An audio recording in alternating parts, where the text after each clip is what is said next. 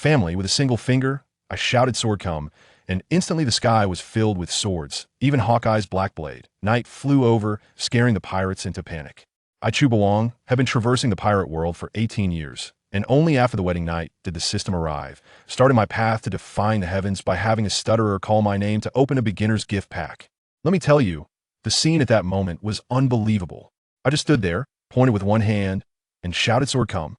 In the next second, the sky was dark with swords, even Hawkeye's incredibly powerful black blade. Night flew over to me. It scared the group of insignificant pirates so much that they probably wet their pants.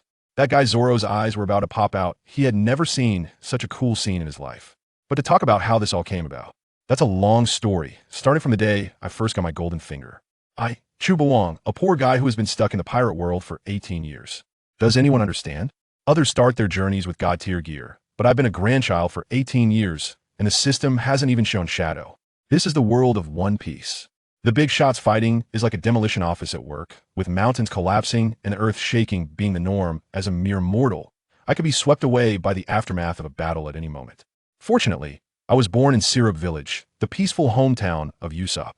I was about to live a mundane life, relying on my childhood sweetheart, the village's richest heiress, Kaya, to support me. I had it all planned out, just accompanying her quietly and being a kept man. But guess what? The day after the wedding night, the system arrived. I was furious. So, this system only shows up when it sees fit? If I were to be single for life, was it planning to never show up? World Collection Sun system loaded as the name suggests. As long as others call me daddy, I can draw a prize. The daily limit is 100 times. Hearing this name, the scope opened up the pirate world is just a starting point. I quickly asked, system, where's the beginner gift pack? Sealed state, can be collected by having others call you daddy. Damn, isn't this making things difficult for me? Where am I supposed to find someone to randomly call me dad? 10 minutes later, I had a light bulb moment and found the only stuttering beggar in the village. I looked at him earnestly. Come on, son, quickly call my name. He looked confused. Be Bawang. Stutter ding. Let me tell you, I ran away as fast as I could, while behind me came his furious shouts. Who cares? The beginner gift pack is in hand. Beginner gift pack opening. Wow, the system's IQ is really something it actually recognizes homophones.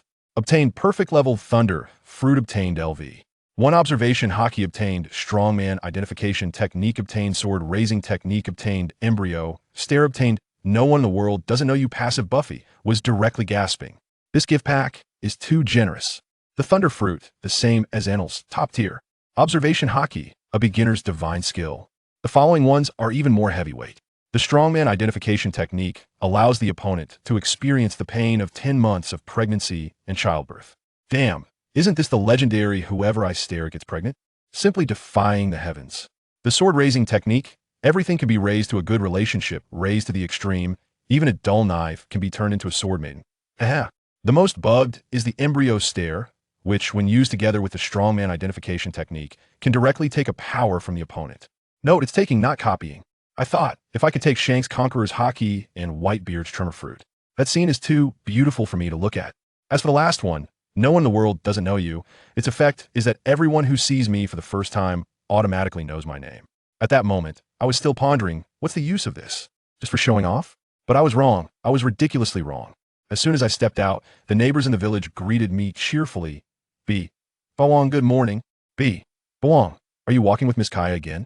I was stunned. Why was everyone stuttering? And the pronunciation sounded like they were calling daddy. In the moment I was dazed, the system's prompt sounded like crazy ding, ding. Ding. In the blink of an eye, I had 10 consecutive draws. Then I realized, damn, this no one in the world doesn't know you buff is the real killer. It forces others to add a B. When calling my name, turning it into B, Bawang, I suddenly understood and swaggered around the village. From the village chief to the 3-year-old kids, everyone was dumbfoundedly calling me B-Bawang.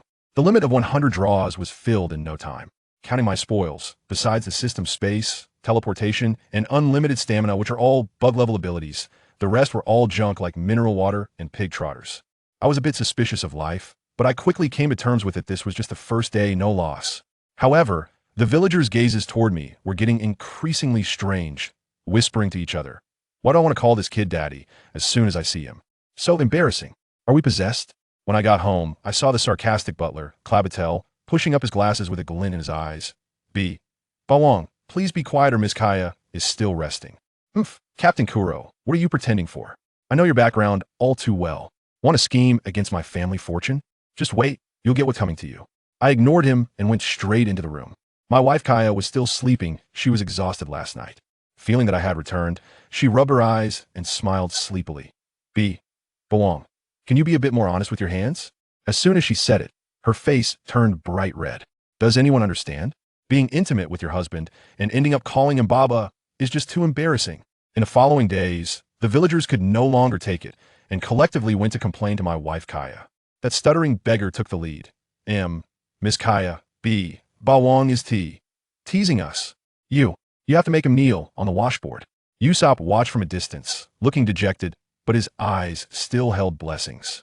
He knew that although I was mischievous, I was truly good to Kaya. Kaya, overwhelmed, had no choice but to punish me by making me go out less. But could that stop me?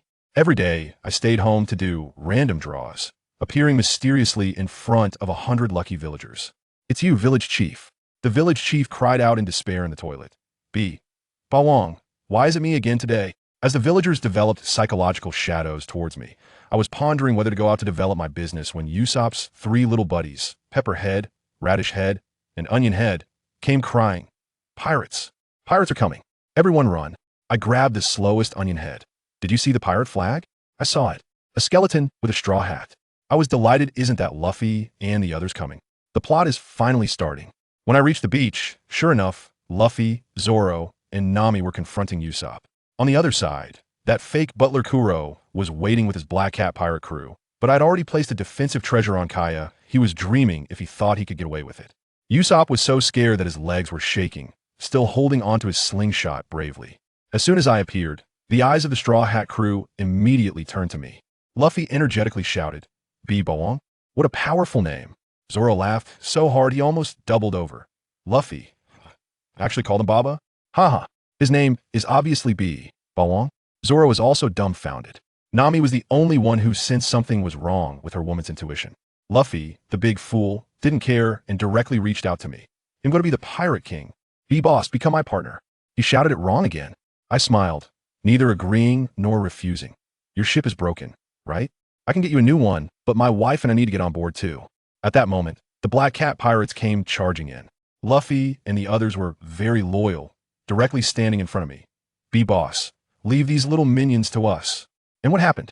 The battle was so brutal, it was unbearable to watch. Luffy and the hypnotist on the opposite side ended up knocking each other out with their own hypnosis. Zoro, already injured, was being beaten down by the Cat brothers after they fused, looking like he was about to collapse. Nami and Usopp were surrounded by a bunch of minions, in a dire situation. A pirate sneaked up behind Nami, raising his knife to strike. Nami, be careful. Zoro, distracted, got kicked to the ground. Sigh. I sighed. It looks like I have to step in, huh? The Straw Hat crew's initial combat power is too weak. In the next second, I teleported behind Nami, pulled her into my arms, and pinched the descending blade with 2 fingers. Nami, still in shock, had her little face flushed red, probably the first time she felt such overwhelming safety. I handed her over to Usopp, turned around, and looked at the charging Cat brothers. They were enraged, shouting, Boss. I thought about how to deal with these little minions in a cool way. Got it. I pointed one hand to the sky and the other to the ground, shouting with full force. Swords come. In that instant, the wind and clouds changed. All the swords of nearby swordsmen, including Zoro's 3 blades, simultaneously unsheathed with a buzz, flying towards me like a rain of swords.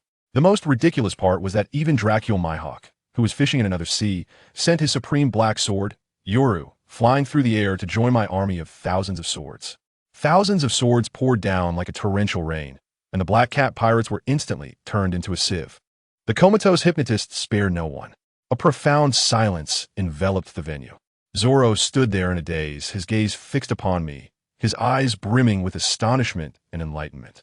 It was perhaps in that moment that he truly comprehended what it meant to be a genuine swordsman.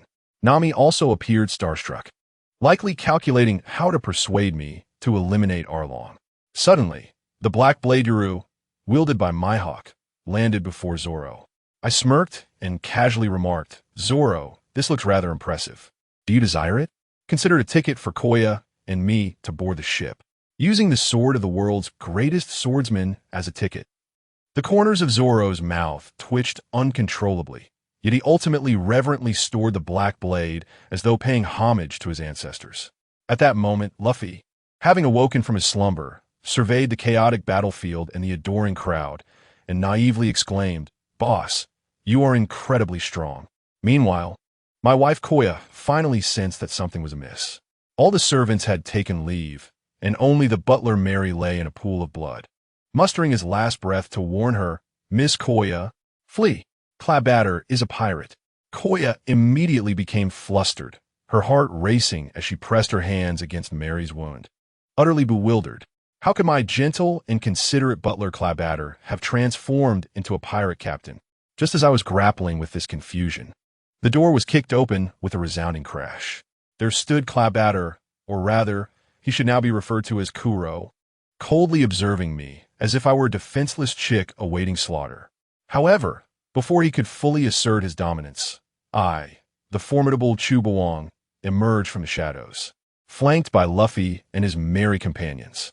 Upon seeing me, Koya rushed into my embrace, weeping profusely. "Bawang, you must run. He desires my wealth. I shall give it to him."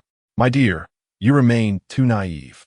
Kuro paid us no mind, instead opening a chest and equipping himself with a pair of claw-like weapons adorned with 10 blades, his demeanor suggesting that we were mere figments of his imagination.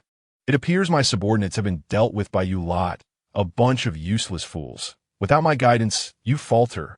I shrugged nonchalantly, comforting Koya while assuring her, "Fear not, my dear. I did not come here to meet my demise." Before I could finish my heartfelt monologue, Luffy, in his typical exuberance, exclaimed, "Wow, you must be Miss Koya. I've heard you're incredibly wealthy. Could you possibly gift us a ship?" At that moment, Nami exploded in anger, delivering a punch to Luffy's head. "Luffy, you frighten her." She quickly apologized to Koya, explaining that Luffy was simply too familiar with strangers.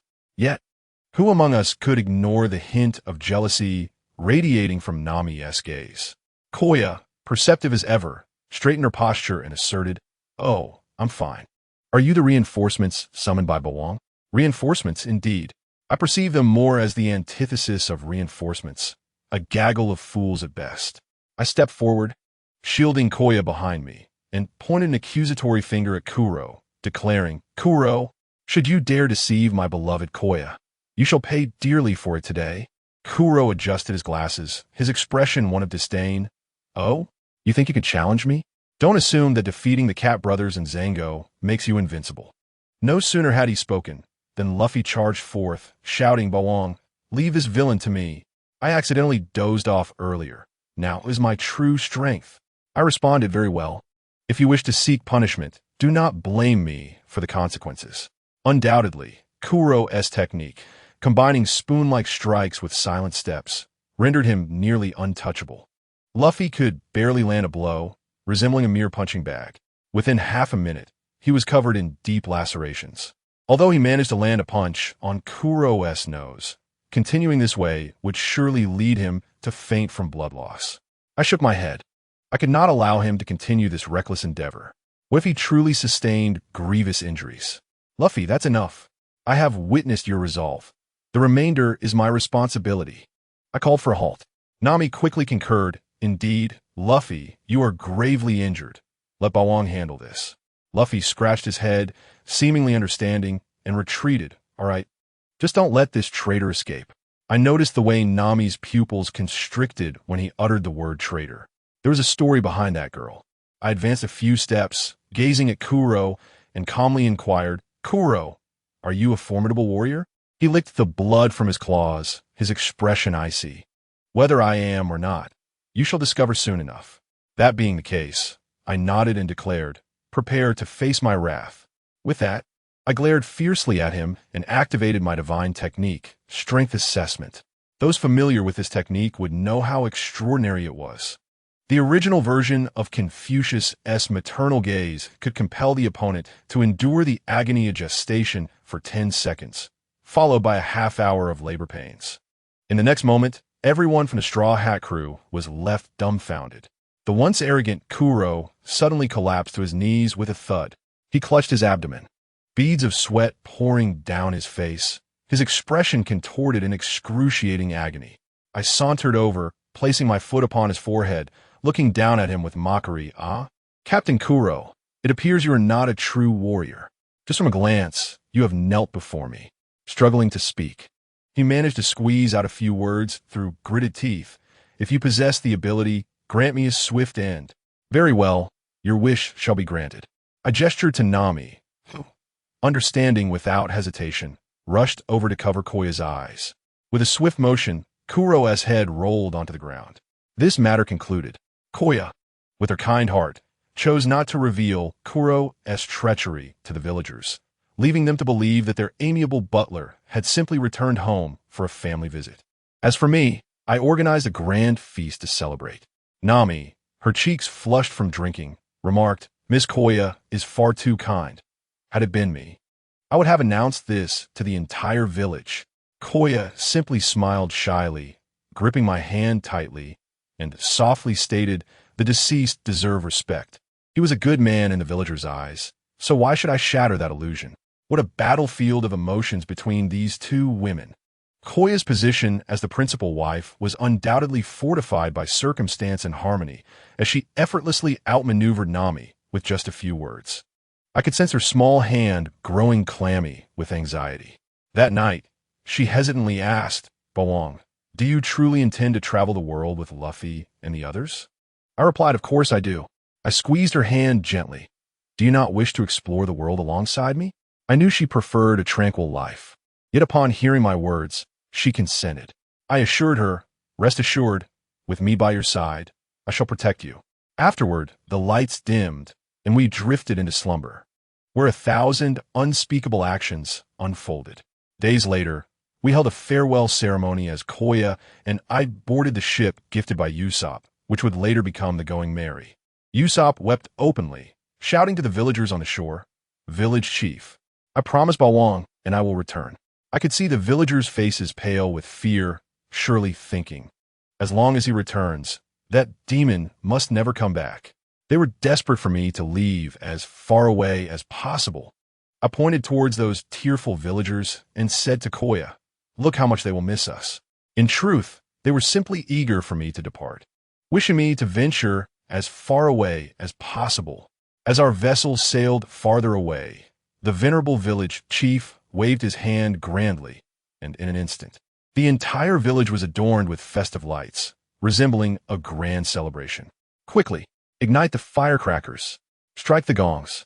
The fiend has finally departed." However, before he could finish his sentence, someone poked him from behind. "Babo Wong, has he returned?" As everyone turned around, they beheld me, grinning from a high platform. The villagers were instantly petrified, their lips quivering, and they began to reflexively chant, "Babo Wong, Babo Wong." Ah, what a splendid day it is. 100 consecutive draws are once again within my grasp. I gleefully opened the system. System, grant me 10 consecutive draws. Acquired any portal fragment X2. Acquired cursed by evil spirit. Acquired Huasha golden voice. Acquired Carlo's new vertical piano X1. Acquired tuxedo X1. Piano skill level 10. This piano and tuxedo are perfectly timed. I can impress everyone aboard the ship. Thus, the melodious sound of the piano resonated aboard the Mei Li Hao. Dressed in a tuxedo, I played the truth that you leave, radiating elegance. Kaya enjoyed the performance with her eyes closed, while Name outside was practically bursting with hearts in her eyes.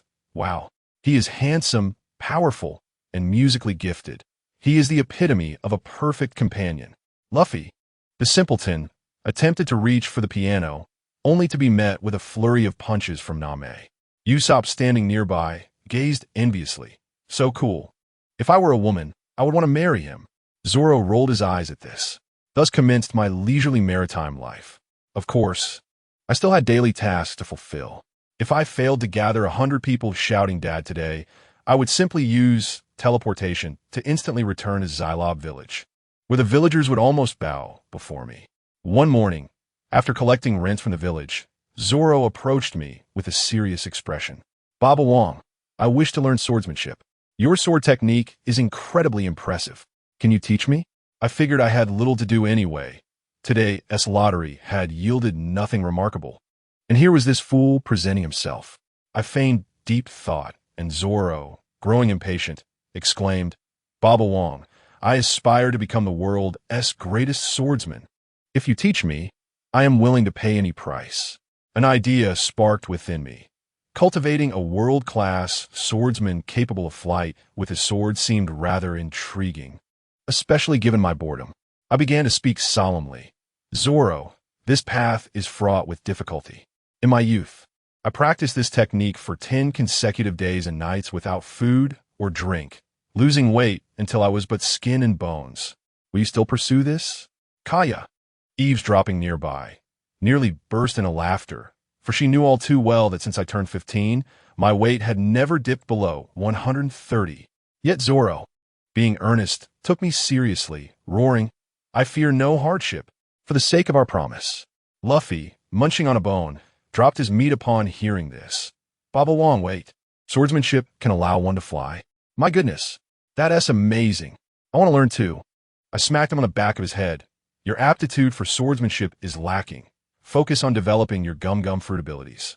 Zoro felt elated, believing himself to be exceptionally gifted. Thus, I instructed him that the first step in learning swordsmanship was to connect with his sword on a spiritual level, embracing it at night and giving it a kiss before sleep. Usopp, overhearing this, was left with goosebumps.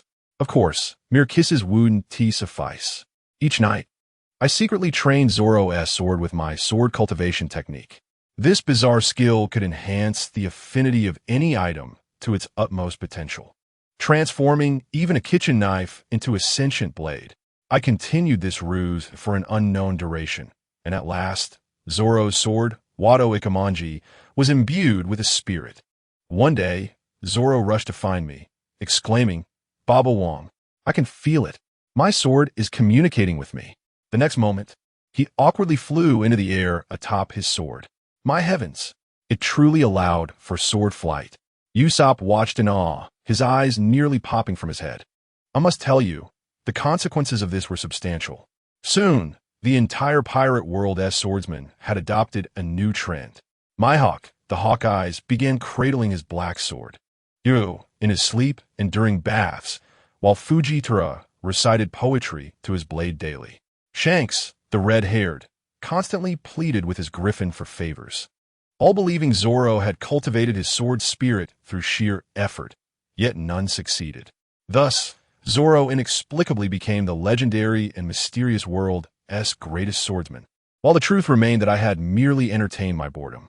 This lad is now utterly enraptured, reporting every action to his sword spirit, Shaolin. Luffy felt overwhelmed, as his best friend had seemingly fallen in love with his sword. Kai could no longer bear to watch and confronted me in the study. Baba Wong, Zoro's intelligence was already questionable. Please refrain from deceiving him further. I awkwardly cleared my throat, effectively silencing her. Are you satisfied now? Do you still believe I'm deceiving him? Her face flushed crimson. You trickster. What's wrong? Not satisfied? Stop it. There are people outside. Fear not. I've erected a soundproof barrier. Here, I omit 2,000 words of indescribable events. On yet another fine morning, Usopp shouted from a height with a telescope. Luffy, a floating restaurant has appeared ahead. Upon hearing the word restaurant, Luffy dashed to the bow of the ship. Where? We could use a cook. Perhaps we can recruit one. Now Mai, curious, inquired, where's Baba Wong? YISN, Tiki playing the piano. Luffy, without a second thought, replied, they've been in the study for 2 hours. 2 hours? Na-Mei's face instantly flushed. The young lady understood more than she let on. At that moment, Zoro emerged from the room, sporting 2 dark circles under his eyes. Usopp wore an expression of despair. He spent the entire night conversing with his sword spirit. We soon arrived at the renowned floating restaurant, Baratai. Upon reaching the entrance, a cannonball suddenly struck, blasting a chunk off the restaurant hall. A naval lieutenant named Finbooty was confronting the restaurant's owner, the infamous Red-Leg Zeph. This fellow was rather arrogant, only to be swiftly subdued by 3 combat chefs, Sanji, Patty, and Karn. As he departed, he issued threats, but his lecherous gaze inadvertently fell upon Kaya beside me. Could I tolerate this? I scoffed, vanished from sight, and appeared before him without granting him a moment to react. Wind God Leg, Foshan, Shadowless Kick, Great Strength Diamond Leg. I did not announce my techniques, yet my legwork left both Redleg Zeph and Sanji dumbfounded. What terrifying leg techniques! With a thud, Fin Booty lay shattered. Cast into the sea to feed the fish. Dare to gaze at my wife. That is your fate. Having resolved this minor incident, Redleg Zeph seized Luffy's face. As the cannonball had been deflected by Luffy. You dare damage my ship? Pay up. Luffy, lacking funds, was thus conscripted into the kitchen to wash dishes as payment. I paid no mind. A little hardship would do him good. Just then, a starving man, known as the Ghost Mannequin, burst into the restaurant seeking food, only to be swiftly thrown out by Patty and the others. Yet Sanji, the blonde-haired chef with curly brows, discreetly served him a plate of fried rice. Akin, tears streaming down his face, expressed boundless gratitude. Luffy, emerging from nowhere, witnessed the scene and promptly extended an invitation to Sanji. I am the man destined to become the Pirate King. Sanji, join me as my comrade. Sanji, taken aback, retorted, who would want to board your pirate ship? Get lost. As I strolled past, arm in arm with Kaya, I chuckled softly, but your restless heart has long been stirred. No one can resist the allure of dreams. Sanji, do you not wish to discover that fabled sea? All blue. Sanji froze, staring at me in shock. Baba Wong? How do you know I wish to journey to all blue? What further perplexed him was that although he intended to call my name, the words that escaped his lips were Baba Wong. Atoptia chef. And he had just referred to a stranger as father? Who could comprehend the mix of frustration and restraint on his face? It was simply delightful. I leisurely swirled the goblet in my hand and flashed him a mysterious smile. Not only do I know your dream, but I'm also aware of all the past deeds of Hong Jiao Jipu. The moment those words left my mouth, Sanji's golden-haired eyes widened in astonishment, shrinking to the size of pinpricks. The look he gave me was one of sheer shock, akin to seeing a ghost. Who could understand the significance of Hong Jiao Jipu? This was a nickname his father had earned over a decade ago on the Grand Line, a name that had not been uttered in over 800 years. Now, with my revelation, the boy was completely thrown off, lost in memories. However, his mind was quick. He soon regained his composure and, with a wary expression, questioned me, what do you want? I couldn't help but chuckle, saying, Sanji, do not regard me with such suspicion. If I intended to harm you, not even your father in his prime would suffice as a match for my little finger. Relax. I'm merely a guest here for a meal. With that, I resumed my meal with Koya, leaving him with an enigmatic silhouette. This lad was likely utterly bewildered, turning to inquire with Luffy. Let me tell you, Luffy, that blabbermouth, is truly one to spill all secrets, and he promptly exposed my entire background. Sanji's eyes nearly popped out when he heard. He was informed that I had single-handedly taken down the entire Black Cat pirates, defeated the cunning Kuro, possessed swordsmanship surpassing even the world's greatest swordsman, and was Zoro's swordsmanship mentor, having even summoned a sword spirit capable of flight. He was utterly dumbfounded, murmuring to himself, goodness, this guy not only possesses incredible leg techniques, but is also a swordsmanship genius. He was now convinced, especially since he had witnessed Zoro conversing with his sword, affectionately calling it Xiaowen. Just thinking about my kicks, the wind god leg, the shadowless kick of Foshan, the mighty Vajra leg, made Sanji's heart race with yearning. Yet he sighed, realizing he could not abandon this floating restaurant. He owed a debt of gratitude to Jipu for saving him. At that moment, the starved ghost, Akin, gazed at the food Sanji had packed for him, tears streaming down his face with gratitude. Sanji patted his shoulder, lit a cigarette, and said nonchalantly, your brothers must be hungry too, right? Take this back for them. I understand the pangs of hunger. Akin set off in his small boat, while Jipu observed Sanji's retreating figure, feeling a tumult of emotions. He had acknowledged that my leg prowess surpassed his, and he had little left to teach Sanji. This old man had resolved to let the kite that was Sanji fly free. While they were engrossed in their father-son bond, I was not idle myself. I must tell you, my luck today was abysmal. I drew cards 90 times without yielding anything.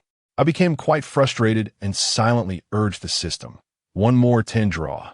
This time, I sacrificed Luffy's hair. Give me something good. Ding. Acquired LV1 Kinbunchiku Haki. Ding.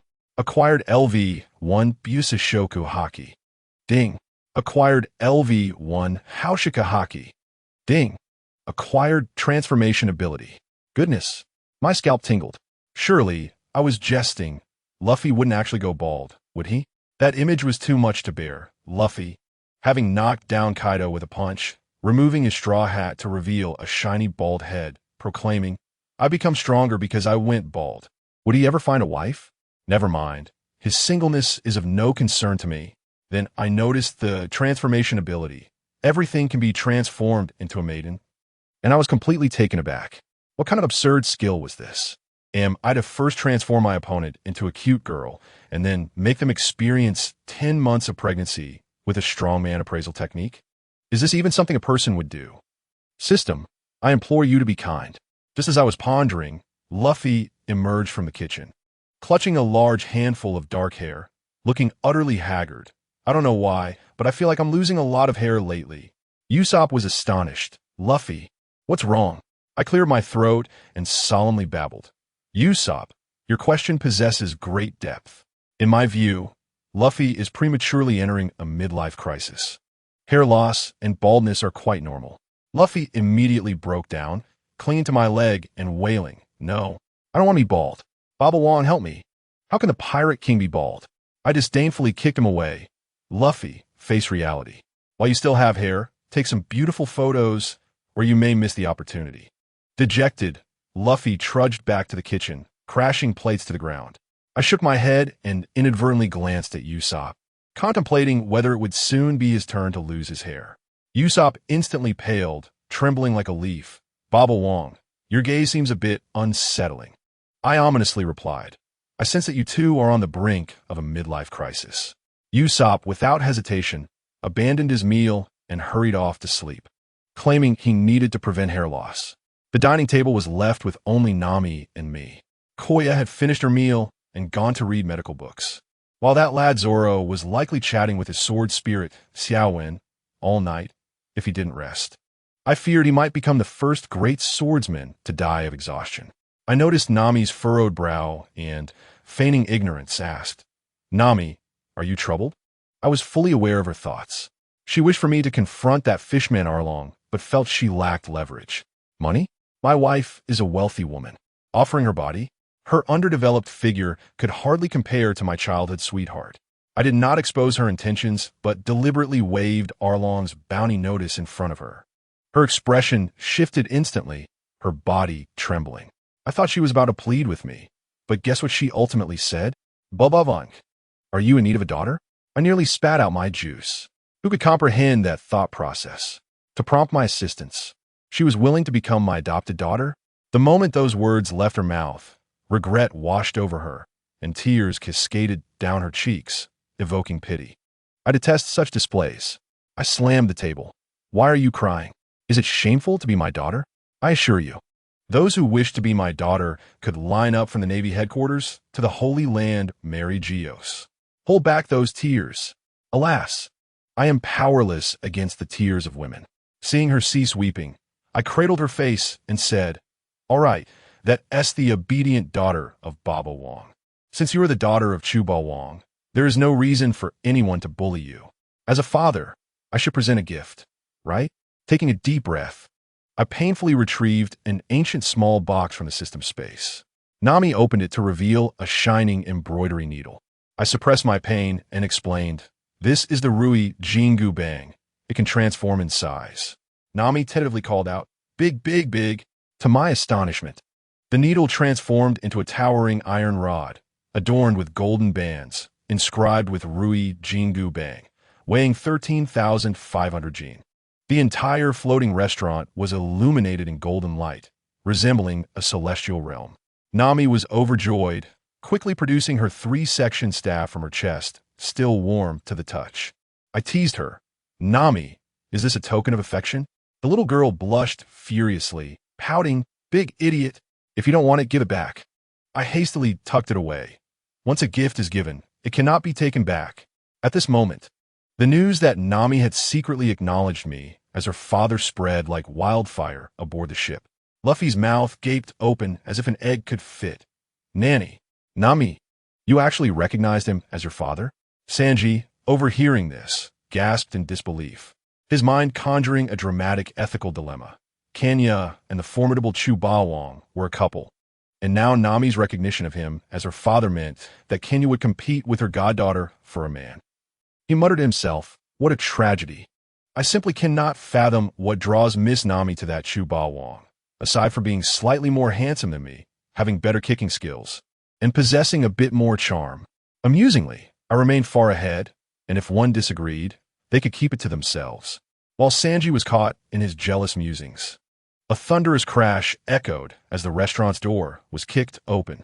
A chef was sent sprawling across the floor. A colossal figure clad in golden armor stormed in, accompanied by a ragtag band of defeated soldiers, proclaiming with arrogance, "I am the East Blue Tyrant, Klee Ku. Surrender your food and ship, and I shall spare your lives."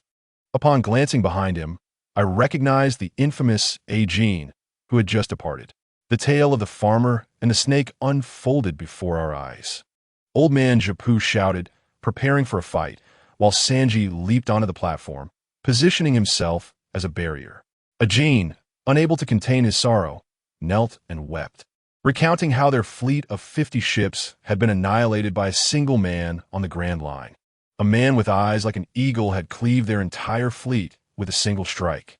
Klee Ku stubbornly retorted, "Hey, Ajin, we will seek revenge on that man." Everyone at Bartai was rendered speechless. Could one truly destroy 50 ships in one stroke? Just then, Zoro sprang to his feet, his hands trembling around his sword, his eyes ablaze with fervor. That must be him. The man with the eagle-like sharp yellow eyes, without a doubt, is the world's greatest swordsman, Hawkeye Mihawk. I could almost hear his inner cry. "Shaowen, do you feel it? At last, I have the chance to challenge the strongest in the world. My great sword has long been yearning for this." As for me, I strolled leisurely to the second-floor deck with my Kenya, observing the unfolding drama from above. To my surprise, Kenya looked up and, astonished, asked Bawang, "Do you know him?" I chuckled and explained, "This fellow is Klee Ku, the tyrant of the East Blue." It sounds impressive, but in reality, he is merely a hapless fool. This man committed heinous deeds. Yet when he set sail with his grand fleet of 50 ships toward the Grand Line, guess who he encountered? 1 week, just 1 week. He ran straight into the warlord of the sea, Hawkeye Mihawk. Remarkably, a single man wielding a sword reduced his fleet to ruins. Had he not been fortunate enough to encounter a storm at sea, he wouldn't have survived. Kenya was left speechless, while the red-footed Japu cast a bewildered glance my way, likely pondering, "Who is this guy? How does he know about government secrets like the warlords of the sea?" At that moment, Luffy bounded over to Japu, innocently bargaining, "Old man, if I send Klee Ku flying, do I get to stop working here?" The instant he finished speaking, Zoro, Nami, and Usopp shot him scornful looks, their expressions a sight to behold. Sanji, looking dapper, lit a cigarette and scoffed. "In our maritime restaurant, it's South not your place to protect us, outsider." Meanwhile, Klee Ku, who had been reveling in his perceived dominance, scanning the room with a haughty grin, suddenly froze upon seeing Kenya and me watching from the second floor. I could sense his internal monologue. What kind of gaze is that? Is he looking down on me like an ant? I'll be the first to cut you down.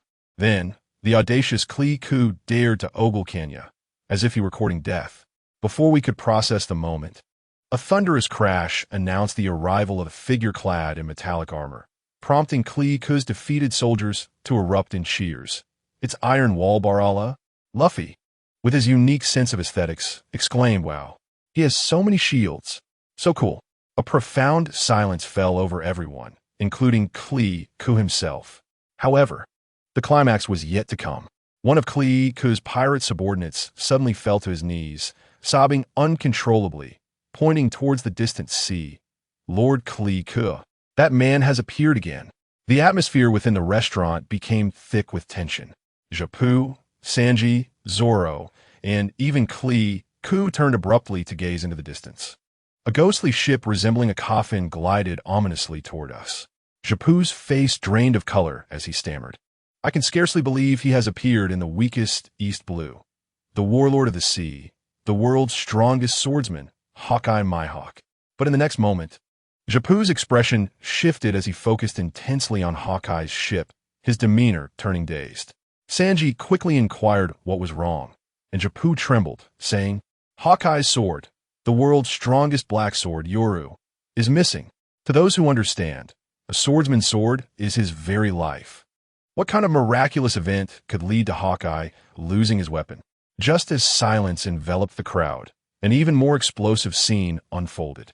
Zoro, our green-haired warrior, tied his bandana around his head and leapt from the second floor. The most outrageous part was that he stood atop a sword, soaring into the air. Sword flight. Hawkeye himself was left dumbfounded. What kind of swordsmanship was this? Had he transcended to another realm? The crowd erupted in chaos. It's him. The pirate hunter, Roronoa Zoro. Wait, why does he have Hawkeye's sword? Someone recalled the bizarre incident from half a month ago, when all swords in the East Blue seemed to have been summoned, soaring toward the village of Ziluobo. Now it all made sense. Suspended in midair, with the massive black sword Yoru strapped to his back, Zoro addressed Hawkeye with fervor. "Hawkeye Mihawk, are you searching for your sword?" Hawkeye's gaze sharpened, locking on Zoro with an intensity akin to a blade, his voice frigid enough to freeze. "Boy, who are you to steal my weapon?" Zoro stood tall and proud, exuding an air of confidence. "I am Roronoa Zoro, the man destined to become the world's greatest swordsman, and I am also an unnamed disciple of Baba Wong. This black sword, Yoru, is entrusted to me by my master for safekeeping. Today, I challenge you." I was utterly astounded, as was Kenya, while Luffy stood wide-eyed, likely pondering. Nami acknowledging a godfather is one thing, but Zoro, when did you betray us? What could I do? I too felt helpless. This guy was utterly shameless, trying to forge connections right before my eyes. Yet, observing his cautious glances in my direction, I chose not to expose him. The most amusing part was Hawkeye, whose sharp gaze flicked toward me, seemingly about to call my name, but to my surprise, he stuttered out, "Baba Wong." Even he was taken aback, likely pondering. What is happening? Why do I feel compelled to call him Baba? Seeing this, Zoro's smirk widened, his lips curling into a devious grin, as he confidently tossed Yoru back to Hawkeye. "Mihawk, do you dare accept my challenge?" Hawkeye caught the sword, casting a complex glance my way before addressing Zoro. "Roronoa Zoro, I recognize your spirit. As the world's greatest swordsman, I accept your challenge. The East Blue's greatest swordsman against the world's greatest swordsman. The battle is about to commence." Just as Zoro assumed his three-sword style stance, preparing to unleash his technique, that oblivious Kleeku barged in once more, seeking to assert his presence. A cannon suddenly emerged from his body, aimed directly at Ingyen and Sualong, ready to fire. "You two scoundrels, do you think I do not exist? Ingyen, dare you to touch my fleet?" With a resounding boom, the cannonball was unleashed. Ingyen did not even turn his head, his gaze icy as he calmly uttered two words, "Noisy." Then, with a swift motion, he struck back with a single blade. The scene was utterly breathtaking. That massive flagship, capable of holding over 1,000 people, was cleaved in two as if it were made of mere paper. Kleek was instantly petrified, likely grappling with the collapse of his worldview. Sualong also broke into a sweat, but soon ignited with laughter. The world's #1 truly lives up to the title. The more challenging it is, the more enjoyable it becomes. What followed was even more astonishing. Ingyen sheathed his black blade, then pulled out what appeared to be a fruit knife shaped like cross. He smirked at Sualong with disdain. "Apologies, but you are not worthy of my black blade. I'm not foolish enough to exert all my strength to catch a rabbit." Sualong exploded with rage. "Who do you look down upon?" He charged forward, wielding three swords plus the flying sword spirit, Xiaowen, attacking from all sides. Demon Slash. However, with a resonant clang, all of Sualong's attacks, including that peculiar flying sword, were effortlessly blocked by Ingyen's small fruit knife. He even found an opening, pressing back, rendering Sualong immobile. The audience gasped in unison. Was this the power of the world's #1? It was a dimensional strike. Luffy was growing anxious. "Sualong." Ingyen continued his taunts. "Your reactions are swift, but regretfully, this is all you can muster. Such a fine spirit sword in your hands is truly a waste." I could sense him sneaking glances at me. pondering how Bawang had trained such a sword spirit. Damn it, why did I just call him Bawang again? Sualong was utterly infuriated, attacking with reckless abandon. Yet he could not even graze the hem of Yin's clothing, ultimately being knocked to the ground with a single strike. Nami, in a state of panic, hurriedly asked me, Bawang, can Sualong win? I calmly shook my head, of course not. But do not worry. As long as I am here, he will not die. Only then did Nami exhale with relief and sneakily planted a kiss on my cheek, causing my dear Koya to roll her eyes at her. On the battlefield, Sualong had begun to lose his composure. He recalled his vow to his dear friend Guna, roaring that he must become the world's greatest swordsman, charging again and again, only to be easily defeated each time. Yin seemed moved by Sualong's spirit, asking him, why do you not retreat? Do you wish to have your heart pierced? Just as Sualong attempted his tiger hunt move, before he could finish the motion, Yin had already driven the fruit knife firmly into Sualong's chest. At that moment, my thoughts echoed, that truly stings, my friend. Blood dripped down incessantly. Yet, Sualong smiled, saying, I do not know. All I know is if I take a step back now, all those important vows and promises will be shattered. I will no longer be worthy of being that person's unnamed disciple. Even if it means death, I will not retreat. Death would be better. Yin was profoundly shaken, instinctively taking a half step back as he sheathed the fruit knife and solemnly drew his black blade. Ye, boy, state your name. Roranoa, Sualong, Bawang's unnamed disciple. Yin raised his black blade, coldly stating, I shall remember this name. To honor a swordsman, I will send you off with this world's strongest black blade. Sualong gazed at the ominous black blade, unyielding in the face of death. I knew he wished to use the sword techniques I had taught him, but he felt his skills were insufficient and would bring me shame. Thus he chose death over using them. This lad was rather thoughtful, watching his determined silhouette. I finally spoke, my voice not loud, but clear enough to reach his ears. Sualong, do not die here. Your future lies in the stars and the sea. As soon as I finished speaking, Sualong flashed a grin at me, as if to say, Bawang, rest assured I understand. The next moment, I tell you, the entire audience gasped in shock. Yin had drawn that enormous black blade, as large as a door. The air seemed to freeze, and the surrounding pirates, terrified, remained motionless in the water. My foolish apprentice Sualong, ever stubborn, seeing that Yin was serious, did not cower, but unleashed his ultimate technique, 3,000 worlds. The two blades his hand spun like a massive windmill. And then, there was no more after that. Yin's figure flashed past, faster than teleportation. With a sharp clang, Sualong's two swords, along with the one held in his mouth, shattered into countless iron shards. The only weapon left intact was the spirit sword and his treasured Idao Wenzi. Immediately after, a deep and long wound was opened across his chest, blood spraying like an unchecked fountain of ketchup. I thought to myself, it's over. This is dire. But what Sualong did next left me utterly speechless. He discarded the broken blades in his hands, neither fleeing nor dodging, but slowly turned around, arms wide open, facing Yin directly, even managing a smile. What do you intend to do? Yin was bewildered, likely thinking this lad was about to beg for mercy. Instead, Sualong roared, the scars on my back are the disgrace of a swordsman. Family, who understands? This was the very definition of hardcore. I tell you, Yin's gaze towards him transformed instantly, from that of a mere insect to one of admiration. He must have thought, if only this lad were my disciple. Alas, he is my disciple. Yin raised his black blade and swung it down towards Sualong's chest. Luffy and Usopp cried out in anguish, screaming for Sualong. Sanji was also in shock, muttering, has this fellow gone mad? Is he willing to risk his life for ambition? Sualong fell into the sea with a thud, and his two little companions jumped in, crying to rescue him. Luffy, infuriated, charged towards Yin, but overexerted himself and plunged headfirst into the deck, unable to pull himself out. Yin stifled a laugh, coldly stating, do not worry, that man is still alive. Indeed, Sualong was fished out. Though looking barely alive, he still had breath. Nami sighed in relief beside me, clutching my arm, her touch soft, quietly asking, Bawang, how did you know Yin would not go all out? I chuckled softly. What else could it be? On one hand, Yin, being a hero, admired Suolong's spirit. On the other, he feared me. I tell you, when he raised his blade earlier, I shot him a cold glance, releasing a hint of killing intent. As a result, he froze on the spot. He sensed the chasm between us, like the Mariana Trench.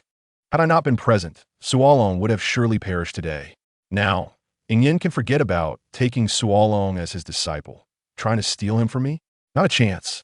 Nami was momentarily stunned, and taking advantage of my distraction, she planted another kiss on my cheek. Good heavens, this little thief.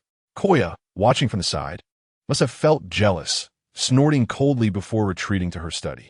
I promptly gave Nami a light smack on the head, warning her to refrain from such antics in the future. She stuck her tongue out at me, saying, "Got it, Bawang, I'll dare next time." I truly have no way to deal with her. On the other side, Ingyin's actions became even more intriguing. He actually bowed deeply towards me from a distance. Zep! That old man was taken aback, likely thinking, what the heck? The world's #1 swordsman is apologizing to whom? Could it be that man named Bawang? Who on earth is he? Indeed, behind the demeanor of Ingyin, a cold sweat trickled down. The murderous intent he sensed moments ago nearly halted his heart. He now regretted being a master. Had he been a rash novice, perhaps he would have had the audacity to strike at me. Steeling himself, he turned to the barely conscious Suolong and began his pretentious monologue. Kid, it's too early for you to wish for death. I am Giora, Kima Mihawk. No matter how many years pass, I shall await you in this supreme position. It was laughable. When he uttered the words the strongest, he clearly faltered. With me present, how dare he claim to be the strongest? At this moment, Suolong regained his senses and, trembling, raised the intact Wado Ikemonji, mustering all his strength. He cried out with a hint of tears, Bawang, can you hear me? I will never lose again. Before I defeat him, I absolutely will not lose. Do you have any objections, Bawang? The resonance of his voice was profoundly stirring. Instantly, all eyes in the vicinity turned to me, filled with reverence. Standing on the second floor, looking down upon them, I smirked slightly and replied nonchalantly, I have no objections. Upon hearing this, Ingyin's face turned pale. Here he was, unable to kill anyone, and now he would have to await retribution from Suolong, whose master he could not provoke. With a sigh, he leaped onto his rickety boat, declaring, I've had enough fun. I'm heading back to sleep, and paddled away as if fleeing for his life. Just as Ingyin departed, the crafty Creek made his entrance. Seeing the greatest threat gone, his courage swelled, and he shouted, Listen up, everyone. The battle has only just begun. Seize that ship for me. One of his subordinates, a brute named TB Bala, charged forward with 2 large iron plates, boasting about his 61 battles without shedding a drop of blood. To protect the restaurant, Sanji charged ahead. However, after a relentless exchange of blows, he found himself unable to breach the opponent's defense. I observed from the side, sipping my drink, and could no longer suppress my ridicule. Sanji, what on earth are you kicking? Is this what your master taught you? Pathetic. Sanji exploded in rage, and had it not been for Japu's intervention, he might have come at me in fury. I could hardly be bothered with him. I leaped from the second floor, turning my back to them as I approached the iron brute, even giving a middle finger. I proclaimed, Watch closely, for today I shall impart a lesson, emphasizing live demonstration. Allow you to witness what true kicking technique entails. As soon as I finished speaking, my figure vanished. The first form of Feng Shun leg, catching the wind. In an instant, I transformed into a fleeting shadow, leaving a multitude of pirates sprawled on the ground like straw men. The third form, torrential rain and gale.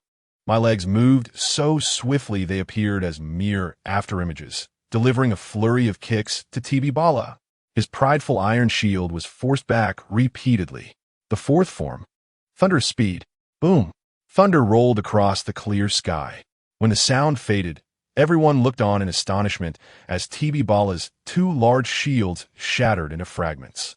A deep, bone-revealing gash appeared from his chest to his back, and he collapsed straight down.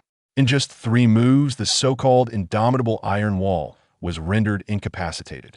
I withdrew my leg and scoffed, bullying a small fry like you feels rather like overkill. In truth, I had received a system mission, defeat the Creek Pirates, with a reward of otherworldly summoning card. What a stroke of luck. It was time to test my fortune. I pondered that I must sacrifice Luffy's romantic luck to summon Queen Estes. Creek, witnessing his subordinate fall to my might, was not deterred, but rather emboldened.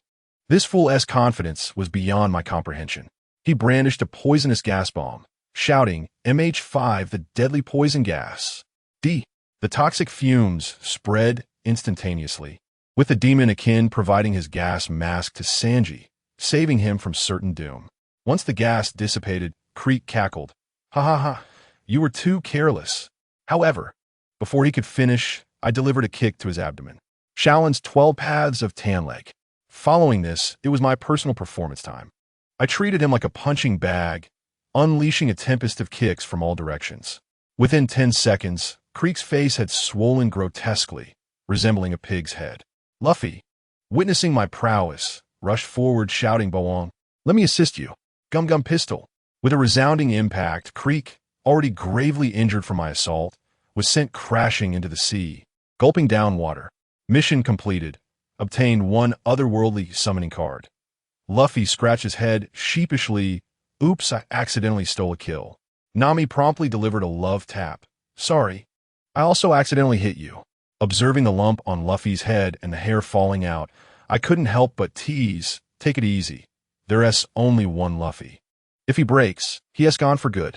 What followed was the emotional farewell between Sanji and Japu, with tears flowing freely, one cursing the other to leave, while the other knelt in gratitude for raising him.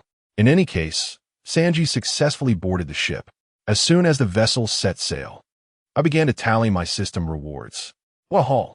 An LCD TV, a gaming console, soda, and a plush pillow of Estes. Was the system treating me like a homebody? No, I must aim for the big prize. I resolved to sacrifice Luffy's romantic luck. I muttered, Great Guardian, may you bless my fortune. Beep. Obtain the super divine skill, godly resurrection technique. Can resurrect the deceased and randomly draw one ability from the target. Holy moly, it worked. Sacrificing Luffy's luck truly bore fruit. This skill was simply astonishing. My first thought was to resurrect the Pirate King, Roger. Just then, Luffy, still blissfully ignorant, shouted his classic line to the newly boarded Sanji, I am going to be the Pirate King. Upon hearing this, I couldn't help but laugh. Wanting to become the Pirate King? That's simple enough. I tell you, this plan is flawless. Once I reach Lowtown, I'll resurrect the Pirate King Roger and then use a transformation technique to turn him into a stunning beauty. At that point, with a bow to heaven and another to the earth, I, Luffy, shall be the rightful man of the Pirate King. While I envision the future, Usopp fretted over the mummified Suolong, inquiring incessantly. Goodness, this kid Suolong, though tough in words, gritted his teeth in pain. I approached and patted him on the shoulder, advising him not to move, lest his wound split open. This I would not heal. You know what? This made Suolong utterly speechless, looking at me with awe. Fellow family members, who understands? This kid had already regarded me as a deity in his heart. His mind was filled with the image of my previous move. 10,000 swords returned to the sect, annihilating the Black Cat pirates. He believed that while Mihawk was formidable, in my presence, he was merely a junior. He personally witnessed my return of Yin's black blade, and the expression on Yin's face was akin to seeing a ghost. He was utterly bewildered. Thus, he considered himself a little genius, boldly claiming to be my unnamed disciple while fighting Yin. This was textbook leg-hugging behavior. He figured that as long as he clung tightly to my leg, not only would he not have to worry about becoming the world's greatest swordsman, but even becoming an esteemed disciple would not be a dream. To be honest, I was initially disinterested in his little thoughts, but then the system chimed, presenting me with a new task. Mission: cultivate a world's greatest swordsman. Reward: 3 teleportation portal fragments, 10 lottery draws. Oh my, upon hearing this, it felt like a guaranteed pass. The rewards were simply too enticing, so I shall not be modest. This is indeed delightful. I cleared my throat and directly questioned him. Hey, Suolong, do you still intend to address me by my full name without any modification? Suolong, being quite astute, immediately understood my implication and knelt down with a thud, performing a grand gesture of respect. four-sword style Rorinoa Swallow. I pay my respects to my master. His attitude was commendable, and I felt quite satisfied. I inquired how long it would take for him to become the world's #1 if he relied solely on his own practice. He scratched his head, a bit awkwardly admitting at least 20 years. After being schooled by Hawkeye and his little fruit knife, he finally grasped the reality of the situation. I couldn't help but burst into laughter. 20 years? I tell you, if it takes me 20 years to train a disciple, where would I put my face? I raised 2 fingers to indicate, with my guidance, it will take 2 years, at most 3 years, and I will ensure you sit firmly on the throne of the world's #1. Sualong's jaw nearly dropped, and I surmised that an egg could fit in there. 2 years? Defeating Hawkeye? He thought I was boasting. Without further ado, I waved my hand, and the 3 swords at his waist, including the sentient Wado Ikamanji, flew into my grasp. I said, "Watch closely, young man. Today, I shall present to you a little Chinese shock." I instructed him that if he learned even 1 or 2 of the sword techniques I was about to teach, defeating Hawkeye would be akin to child's play. Sualong quickly straightened his posture, his eyes wide with astonishment. First move, Duga 9 swords. I flicked my wrist, and the sword light burst forth. This technique is reputed to break all swordsmanship, emphasizing the principle of countering the strong with the weak, ideal for someone like you who enjoys turning the tide. Sualong's mind seemed to be on fire, his face expressing sheer disbelief. I continued without pausing, my fingers gesturing towards the distant sea. Second move, 6 Meridian's divine sword. I launched sword energy with my fingers, so swift that it was nearly invisible, leaving adversaries defenseless. As soon as I finished speaking, I pressed my thumb down, and an invisible sword energy shot forth with a thunderous roar, creating a water column dozens of meters high on the sea's surface. Sualong's eyes nearly bulged out, muttering, "Nanny? How can finger techniques produce sword energy?" I continued, "And this move, a sword comes from the west, celestial beings descend." Merging with the sword, I transformed into a breathtaking rainbow, a technique of Shimen Chue Shui. With one stroke, death is certain, and those who have witnessed it rarely survive. Finally, behold, all swords return to the origin. I unleashed my aura, causing the surrounding air to solidify, and countless sword shadows appeared out of thin air, sweeping forth like a tempest. The scene was simply extraordinary. After the demonstration, I returned the swords to the utterly petrified Sualong and patted his shoulder. "Once you have practiced these moves to a satisfactory level, you may seek out Hawkeye." It took a long while for Sualong to regain his senses, and he knelt once more, his voice tinged with emotion. "Master, you are like my reborn parents." Meanwhile, chaos erupted on the ship. Luffy, the glutton, took advantage of Sanji's momentary distraction to sweep away all the food, resulting in a full-blown pursuit and beating from the entire crew, with even Nami kicking him. This fellow, despite the beating, was tough-skinned and lay on the deck, soundly asleep. I approached Nami, who was gazing at the sea, her expression darkening at the mere thought of Arlong. I reassured her, saying, "With me as your godfather, no one can bully you." I also shared her situation with Kaya, who, being kind-hearted, immediately embraced Nami. I looked at Nami and bluntly addressed her concerns. "Nami, have you gathered that 100 million berries yet? I advise you not to harbor too much hope regarding Arlong's promises." Nami was taken aback, asking how I knew. I smiled and informed her, "Arlong will not violate a financial agreement, but he will find a way to ensure you cannot gather enough funds. For instance, he could have a navy who colludes with you, confiscate your hard-earned money." Nami's complexion turned pale as she grasped the implication. At that moment, Sanji approached with the barbecue, instantly switching to a sycophantic mode upon seeing Nami, addressing her as Miss Nami with every bite. This fellow, too, had his mind racing. Witnessing Sualong acknowledge me as his master and his strength skyrocketing, he felt envious. He calculated that if he could win Nami's affection and become my son-in-law, then my unparalleled leg techniques would be at his disposal.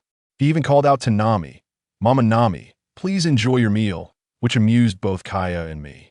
Just as everyone prepared to feast, the ship suddenly shook violently. From the sea, an enormous shadow slowly emerged. With a resounding moo, a sea cow, 10 times larger than our ship, surfaced. Johnny turned pale with fear, shouting, "It's a sea beast." Meanwhile, Luffy's eyes sparkled, exclaiming, "It's beef. So huge." Sanji, bewildered, questioned, "Is that a cow? Can cows swim?" I couldn't help but chuckle. This was none other than Arlong's pet sea cow, Moo. I pointed at the barbecue on the table and said, "Fear not, this fellow has come seeking a meal drawn by the aroma." Upon hearing that his meat was at risk of being snatched, Luffy exploded in anger and shot a rubber bullet towards it. Sanji kicked at Moo as well, and the two engaged in a futile training session against the resilient sea cow, yielding no results. At that moment, Sualong awakened, his eyes lighting up at the sight of the giant beast. What a perfect target to test my Dugan 9 swords. He chanted the incantation I had just taught him and unleashed a slashing strike, the sword energy accompanied by the sound of thunder. With a resounding thud, a huge chunk of bloody meat was severed from Moo's body. Moo let out a pained wail and attempted to flee, but upon seeing me, it froze in fear, tears welling in its eyes, paralyzed with terror. Sanji, hoisting the chunk of beef, beamed with delight. "Well done, green algae head. Now we have fresh beef to prepare a feast for Miss Nami." However, Sualong shook his head in dissatisfaction. "Not enough. I am far from meeting my master's expectations." Sanji looked at Sualong with eyes filled with envy. The monster that he and Luffy couldn't even scratch was effortlessly dealt with by Sualong in a single stroke. The disparity was immense. Nami observed the trembling sea cow, her face twisted in disgust, inquiring how I intended to handle it. An ingenious plan surged within me. I smiled at Nami, saying, "What if Arlong's most loyal underling were to betray him? Wouldn't that be quite the spectacle?" Nami's eyes sparkled with excitement at my suggestion, her expression a mix of hatred and anticipation. She immediately pressed me on how I planned to proceed. I replied, "It's simple. We just need to win this cow over to our side. But it has a brain. It won't be easily swayed." I gave her a mysterious smile. "Don't worry. I have a clever scheme." As soon as I finished speaking, a golden bead materialized in my palm with a resounding thud, radiating brilliance that nearly blinded me. Luffy's eyes widened like saucers, saliva nearly dripping. "Wow. Baba, are you performing magic? That orb looks delicious." With a thud, Nami punched him on the head, creating a bump, and scolded Luffy, "Shut up." Then, instantly shifting to a gentle demeanor, she gazed at me and casually tossed her hair. "Baba, please continue." What a remarkable transformation. She could have made a career in Sichuan opera. I paid no mind to Luffy, who was crouched in a corner, cradling his head. Holding the golden elixir, I revealed, "You won't believe this. Inside this bead lies the thunderous roar of a dragon." Just one sound sent Usopp, that coward, scurrying on Sanji's back, trembling uncontrollably. He stammered, What on earth is that thing?" I nonchalantly replied, "Oh, it's nothing special, just the evolutionary elixir of the once mighty Tianqing Niulong from the Starry Forest." I told her that as soon as this item was revealed, Moo's eyes nearly popped out of their sockets. Though its intellect may be limited, the instinct of beasts cannot be fooled.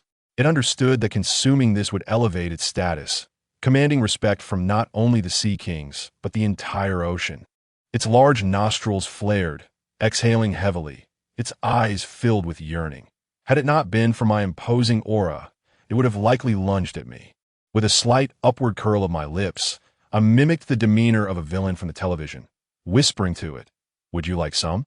To my surprise, Luffy, that glutton, nodded frantically like a chick pecking at grains. The rest of us thought, well, that's very much Luffy, embodying the philosophy that everything is edible. I no longer kept them in suspense. With a casual flick of my hand, I tossed the invaluable golden elixir away, as if discarding trash. Luffy's gaze turned woeful as he fixed his eyes on the golden light, which was soon swallowed by the creature Moo. In the next instant, dear family, who could comprehend? The entire sea erupted. Moo's roar was deafening, as if it could pierce the heavens. The surface of the ocean churned violently like boiling water, and the Mary was tossed about like a roller coaster. In this apocalyptic scene, Moo's body expanded wildly. The bull's head remained, yet its form elongated into a terrifying serpent over 100 meters long. Before we could process the spectacle, a grand, ancient voice, seemingly echoing from the annals of history, resonated across the sea. Master. Immediately, the 100-meter-long bull-headed serpent bowed respectfully. Sea Cow Moo Moo pays homage to my master. The entire Straw Hat crew, including Nami and Kaya, stood dumbfounded, mouths agape, their jaws nearly dropping onto the deck. I placed my hands on my hips, maintaining an air of nonchalance, and remarked, "The name Sea Cow Moo Moo is rather crude. I shall henceforth call you Xiao Qing. By the way, you can transform into human form, can't you? You will serve as my personal bodyguard, responsible for the well-being of both myself and Kaya. Is that acceptable?" "As you wish, master." With another flash of white light, the 100-meter-long creature vanished, replaced by a breathtaking beauty clad in azure attire. Sanji's eyes nearly popped out of his head, blood gushing forth as he murmured, "What a stunning lady!" My heart skipped a beat. Little did I expect it to be a female cow. Xiao Qing, in her human form, appeared otherworldly, pure yet alluring, causing Nami and Kaya to exchange glances filled with subtle rivalry. I quickly cleared my throat, breaking the awkwardness. "Ahem, Xiao Qing, be obedient from now on." Xiao Qing smiled slightly, exuding charm. Xiao Qing will obey. At that moment, the Mary was in chaos. Usopp and the others screamed in excitement, circling around Xiao Qing, examining her, while Sanji transformed into a sycophant, serving her tea and offering his undying devotion. Nami, pale-faced, stepped back, murmuring, "How can such a creature willingly serve him? This world is utterly insane." Simultaneously, this cataclysmic aura reached Arlong Park, situated miles away. The shark-faced Arlong was engaged in a dubious transaction with a shifty-eyed naval colonel. He slammed a thick stack of berries on the table, laughing arrogantly. "Colonel Mouse, here is your monthly payment. As long as you obey, there will be ample benefits for you." The colonel, rubbing his hands, grinned in a manner more pathetic than a cry. "Chirp, chirp, don't worry, Arlong with me around. No one dares to cause trouble here."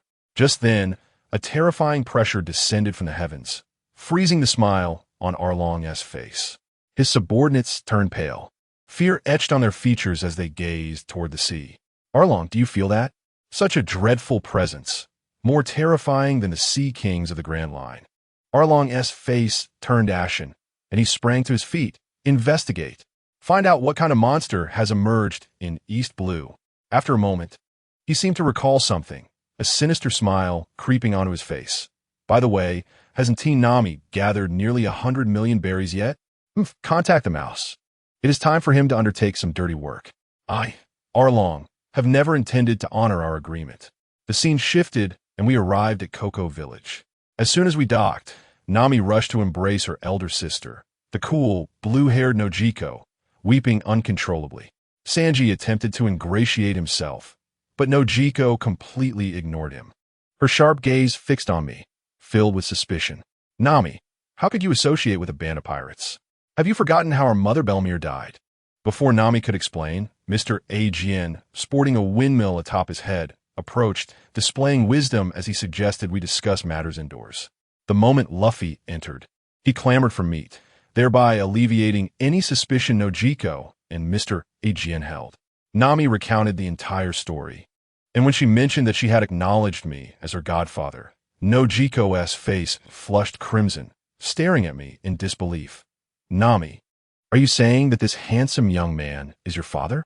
I smiled, preparing to speak, but Xiao Qing, displeased, pouted at Nojiko, saying, "How dare you doubt my master's prowess? Do you believe I want to teach you a lesson?" Nojiko was rendered speechless by Xiao Qing's beauty. But what astonished her further was that when I casually uttered, "Xiao Qing, stand down," she actually complied. Just as the atmosphere grew delicate, a commotion erupted outside. Nami opened the door, her expression instantly changing. "It's the Navy." Leading the charge was none other than the Mouse Colonel. "Chirp, chirp, you must be the thief Nami.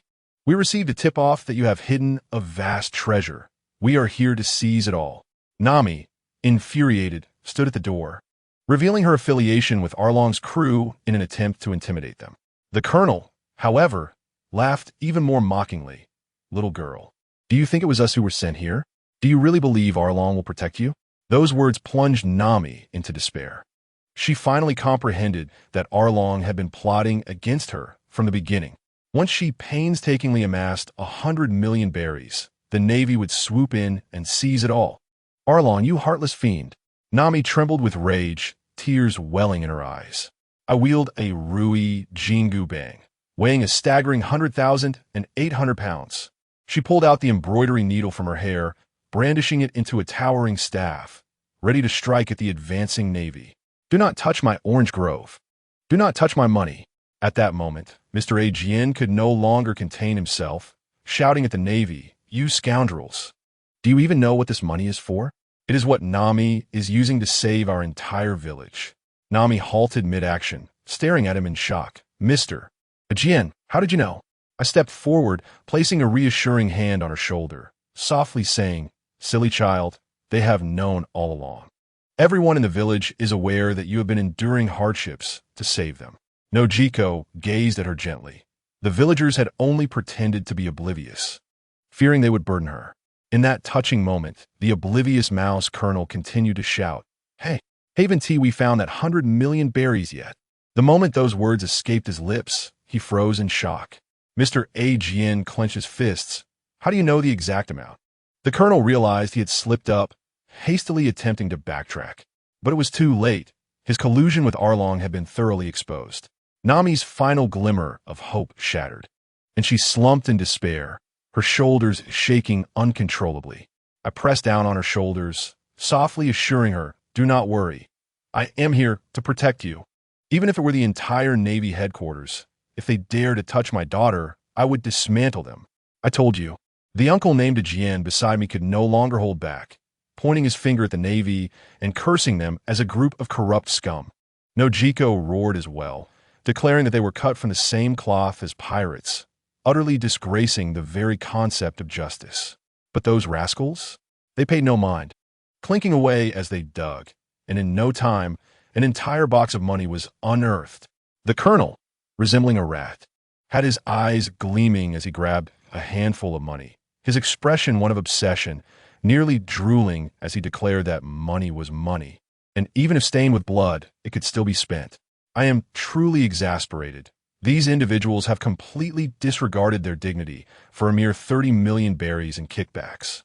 At that moment, Nami was utterly entranced, repeatedly muttering, "Don't touch it, don't touch it," as she approached that rat-like colonel. Noki was horrified and rushed to stop her, realizing that if she were to act, it would offend both the Navy and the pirates, which would be catastrophic. To our dismay, the colonel drew his weapon and aimed directly at Nami.